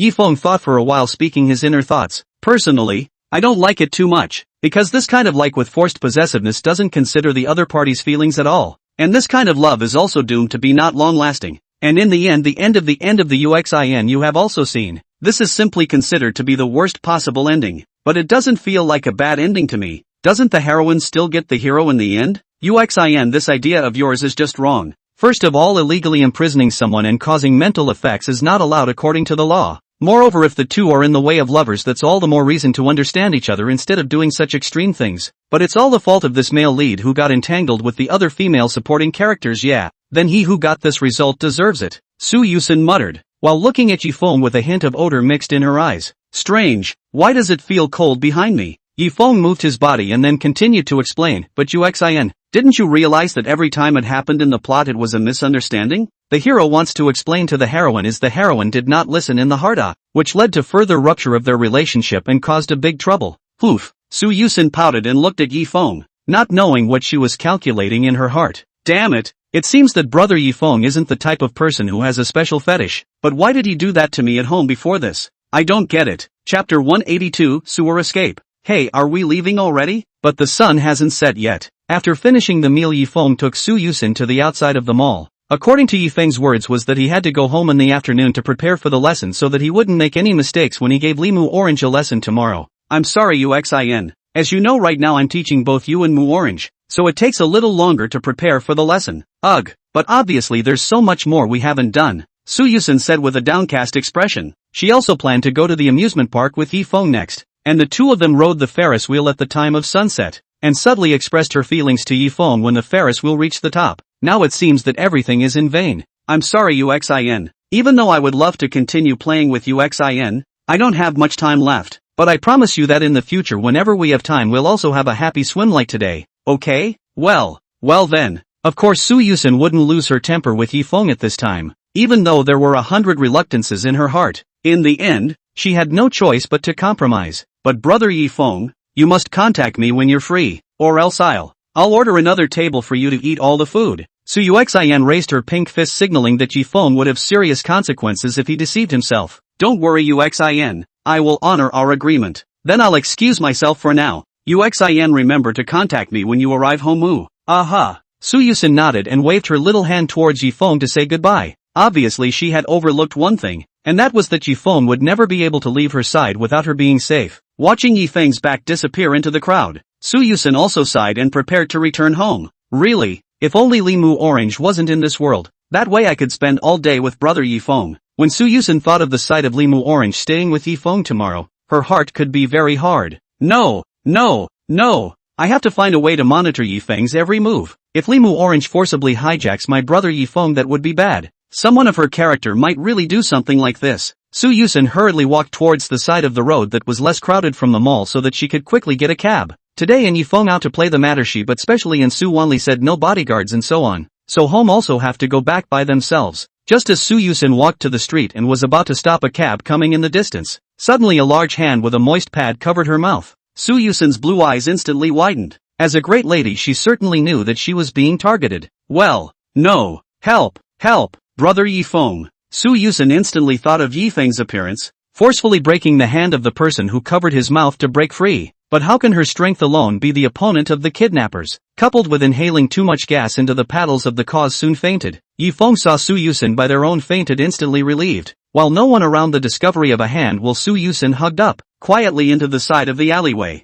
I'm sorry Yusen. After an unknown amount of time, Yusen opened her tired eyes with difficulty, and after feeling a blur, she gradually woke up. This is. Yusen looked around and realized that she was chained to the side of a sewer pipe, listening to the sound of dripping water, as well as the little mice that scurried east and west from time to time. Her heart instantly became afraid. Yikes! After Yusen's shriek, a figure wearing a rabbit mask gradually walked out. Hello Miss Yusen. Who are you? The masked man smiled and slowly walked over to Yusen. It's quite obvious that I invited you here, Miss Su, because I have something to ask. Something to ask for? Is that your attitude? Yusen frowned tightly and struggled hard, but she eventually gave up after realizing that it was useless. I order you to release me quickly or you will regret it in less than a day. It seems that our Miss Su has a lot of stamina, but I don't regret it. Being able to martyr myself with Miss Su is also a good choice. Bah! Who's going to martyr themselves with an ugly bastard like you who doesn't even dare to show his face?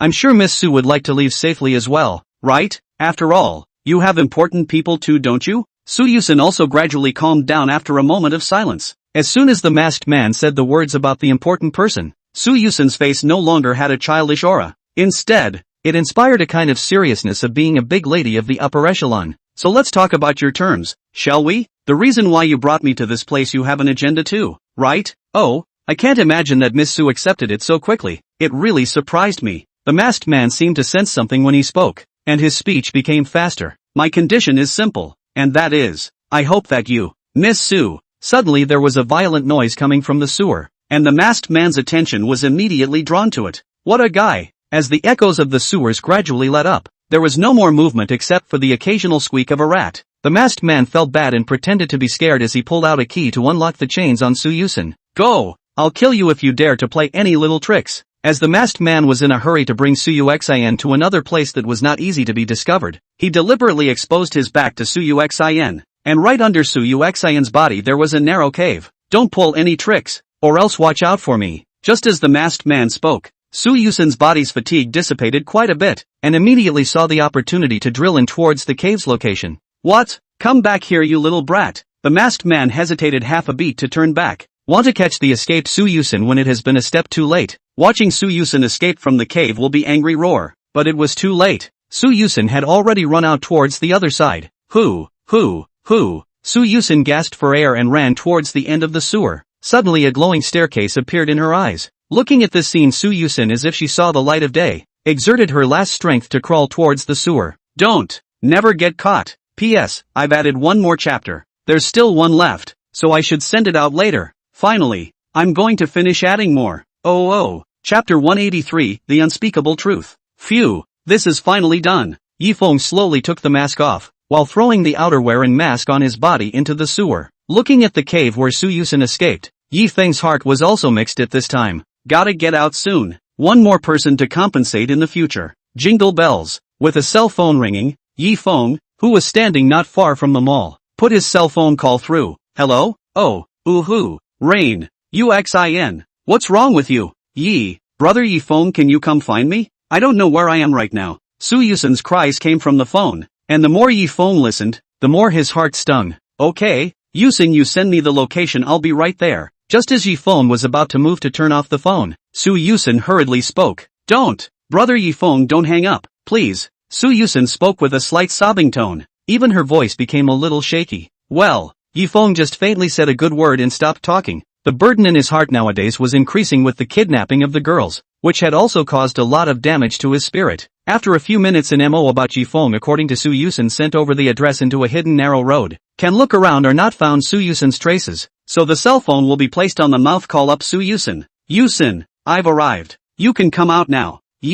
Brother Yifeng, I'm behind you. Hearing Yusen's trembling voice, Yifeng looked back. He found Yusen hiding inside a cardboard box, slightly poking out her blonde hair. Yusen! Yifeng saw this and quickly walked over. After coming to the edge of the carton, he saw Yusen, who was curled up in the box holding her knees and shivering. Yusen! It's okay already. Brother Yifeng. Yusen stood up from the carton after seeing Yifeng, followed by a jump into Yifeng's arms and completely bawled. Oh Brother Yifeng. I'm so scared. I'm afraid I'll never see you again. Brother Yifeng. Oh. Holding Yusen in his arms, Yifeng heart the more bad taste. Yusen's every tear is like a knife into Yifeng's heart, saying that he would protect Yusen while scaring her into this state. This brother of his was really bad. I'm sorry Yuxin. As time passed, Yusen's crying gradually became quieter. Brother Yifeng, why are you apologizing to me? Brother, you didn't do anything wrong. Yusen wiped the tears from the corner of her own eyes and looked at Yifeng with a curious gaze. Because, in the end, Yifeng's heart still chose to tell Yusen the truth, because he really couldn't suffer such destruction against his heart. Even though he said in his heart that he wanted to compensate Yusen, the substantial damage he caused to her had already happened. If he left Yusen with any psychological shadows, he would never let himself go in this lifetime. Instead of telling Yuxin frankly, it would be better to tell her. Even if Yusen scolded herself or wanted to disconnect from herself, just telling the truth was already enough. Because I'm the one who really hurt Yuxin. Yifeng finally spoke up, bowing his head and closing his eyes to wait for what happened next. Hey! Yusen was slightly stunned after hearing Yifeng say this out loud, and was instantly stunned in place. What did you say, Brother Yifeng? I didn't seem to hear you just now. I said that the one who kidnapped you, Yuxin, was me, and the one who plotted this kidnapping operation was also me. How could it be? Brother Yifeng, don't say you're laughing. I know brother you want me to not be shadowed by these things so that's why. Really? Yuxin, what I said is all true. The culprit who caused you to become like this, Yuxin, is me. Stop it brother Yifeng, it's not funny. Yusen seriously looked at Yifeng beamed, but when she saw that Yifeng had been closing his eyes seemed to be waiting for something as if he hadn't moved. Bunny masks, sewers, I did it all. Upon hearing Yifeng say these keywords, Yusen's face stiffened for an instant, and the entire alley was plunged into a deathly silence. Cheat, right?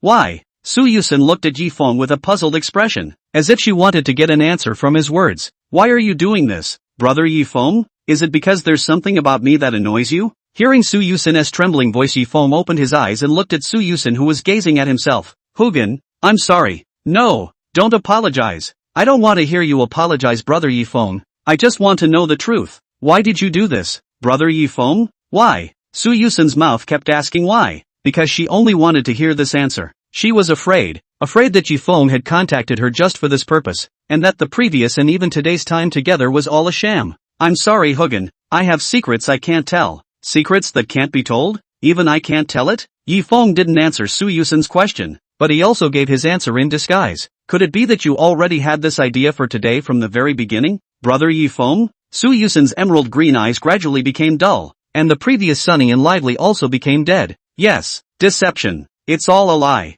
Yusen shook her head in disbelief at what had happened today, as if a beautiful fantasy had suddenly been shattered. The only thing left behind was the cruel reality. Just as the color of Yusen's eyes suddenly became pitch black, suddenly she thought of a detail that was as hopeful as the only twinkling star in the night sky. So, why did brother Yifeng tell me the truth? It's reasonable to say that there's nothing wrong if you pretend not to know, right? Because I don't want a child as good as you, Yuxin, to suffer. When Yusen heard this, her eyes brightened up quite a bit. Immediately afterward, she continued to ask, then according to what you mean, brother Yifeng, you let me go on purpose as well? Aha. Then why do it? Sorry. See Yifeng shut up. Yusen also noticed the anomaly. Looks like Yifeng is not want to say, but, can't say. Chapter 184, a favor owed to Yusen. Brother Yifeng. Just when Yifeng thought that Yusen would leave without saying a word or angrily scold himself, he did not expect a pair of warm little hands to stick to his face. Rain. Yuxin?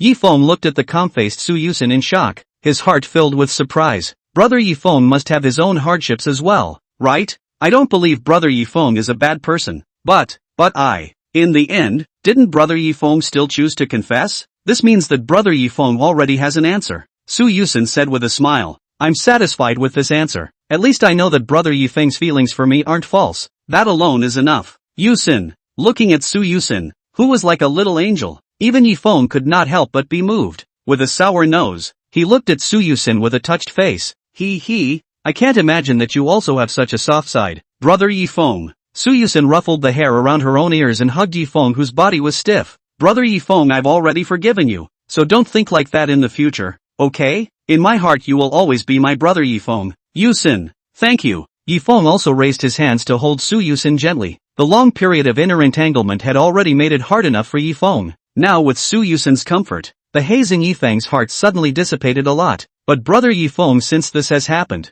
does that mean that I have caught you in the act? Yusen suddenly laughed badly after leaving Yifeng's embrace, as if she had come up with something funny in her little head. Aha, then brother Yifeng must behave better, or else, my forgiveness will be taken back. Good. So, Yusen reached out her hand and took Yifeng by the hand, leading him towards the outside of the mall. There are still a lot of things left to do next. Brother Yifeng can't think of escaping again this time. Yusen's attitude was like a good medicine, healing Yifeng's heart that had been tormented by the system during this period of time, and at the same time, her lovely and pure character also brought relief to Yifeng. Ugh, what a shame. At the time of sunset, Yusen and Yifeng were sitting on one of the outdoor benches, holding the milk tea they had bought to enjoy the evening sun slowly falling between the buildings. I'm sorry Hugen, I didn't realize there was a trip to the playground scheduled. After Yusen temporarily forgave Yifeng, she said she wanted to go to the amusement park to play, but in the end, because of the lack of time arrangement so that can only be in the mall around the general stroll. It's okay,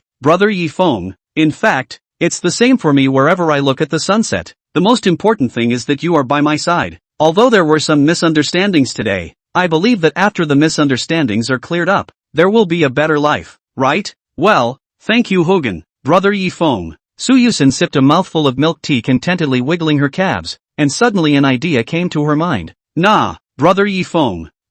I want to. Is it okay if I want to rest my head on your shoulder, brother Yifeng? Sure, as long as you don't mind. Hogan, don't mind. How could I mind? Then I'll make myself at home. Su Yusen slowly tilted her head after saying that, until after sticking on Yifeng's shoulder her expression revealed a wave of happy smile. Acting like a couple like this, it seems that what happened today is a new opportunity for me instead. Speaking of which, shouldn't I thank brother Yifeng for giving me this opportunity? Brother Yifeng. What's wrong? I'm not going to tell anyone about today, including my father and mother. Ah, then thank you Yuxin. But well, Su Yusen said here the words turned, tightly hugged Yifeng's arm while lips almost pasted on Yifeng's ear. Yuxin. It's too close. It's useless now brother Yifeng your handle is in my hand. Now no matter what you say it's useless. Seeing that Yifeng seemed to stay in place as if he was resigned to his fate, Su Yusen also got more and more aggressive. Brother Yifeng since I chose to keep this secret for you, shouldn't you show it too? Gulp.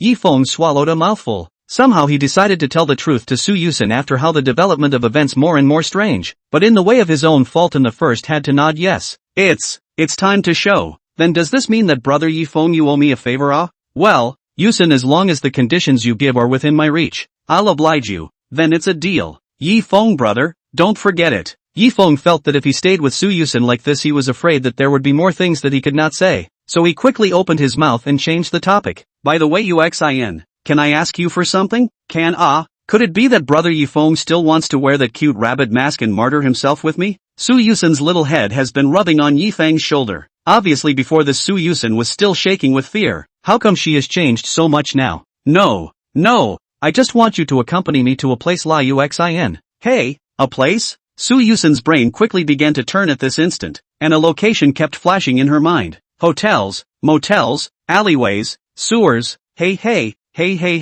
Su Yusen thought of this and reached out her hands to caress at her cheeks swaying her body back and forth, and her little face became hot, although there isn't quite enough time. But as long as you want to, brother Yifeng, I'll go with you wherever you want. Well, then let's go now. Now, in such a hurry? Su Yusen blinked her own eyes in panic and lowered her head in a flash. But I don't have it on me. It's okay Yuxin, just leave it to me. Hey, so you've been preparing for this for a long time, brother Yifeng? Yifeng looked at Su Yusen suspiciously. How always feel that he and Su Yusen chatting is not on a channel, but considering that Su Yusen's time is running out, there is no time to explain. Taking Su Yusen towards the center of the mall. P.S. I meant to finish the extra chapter yesterday, but I accidentally fell asleep. We'll make up for it today. Very sorry.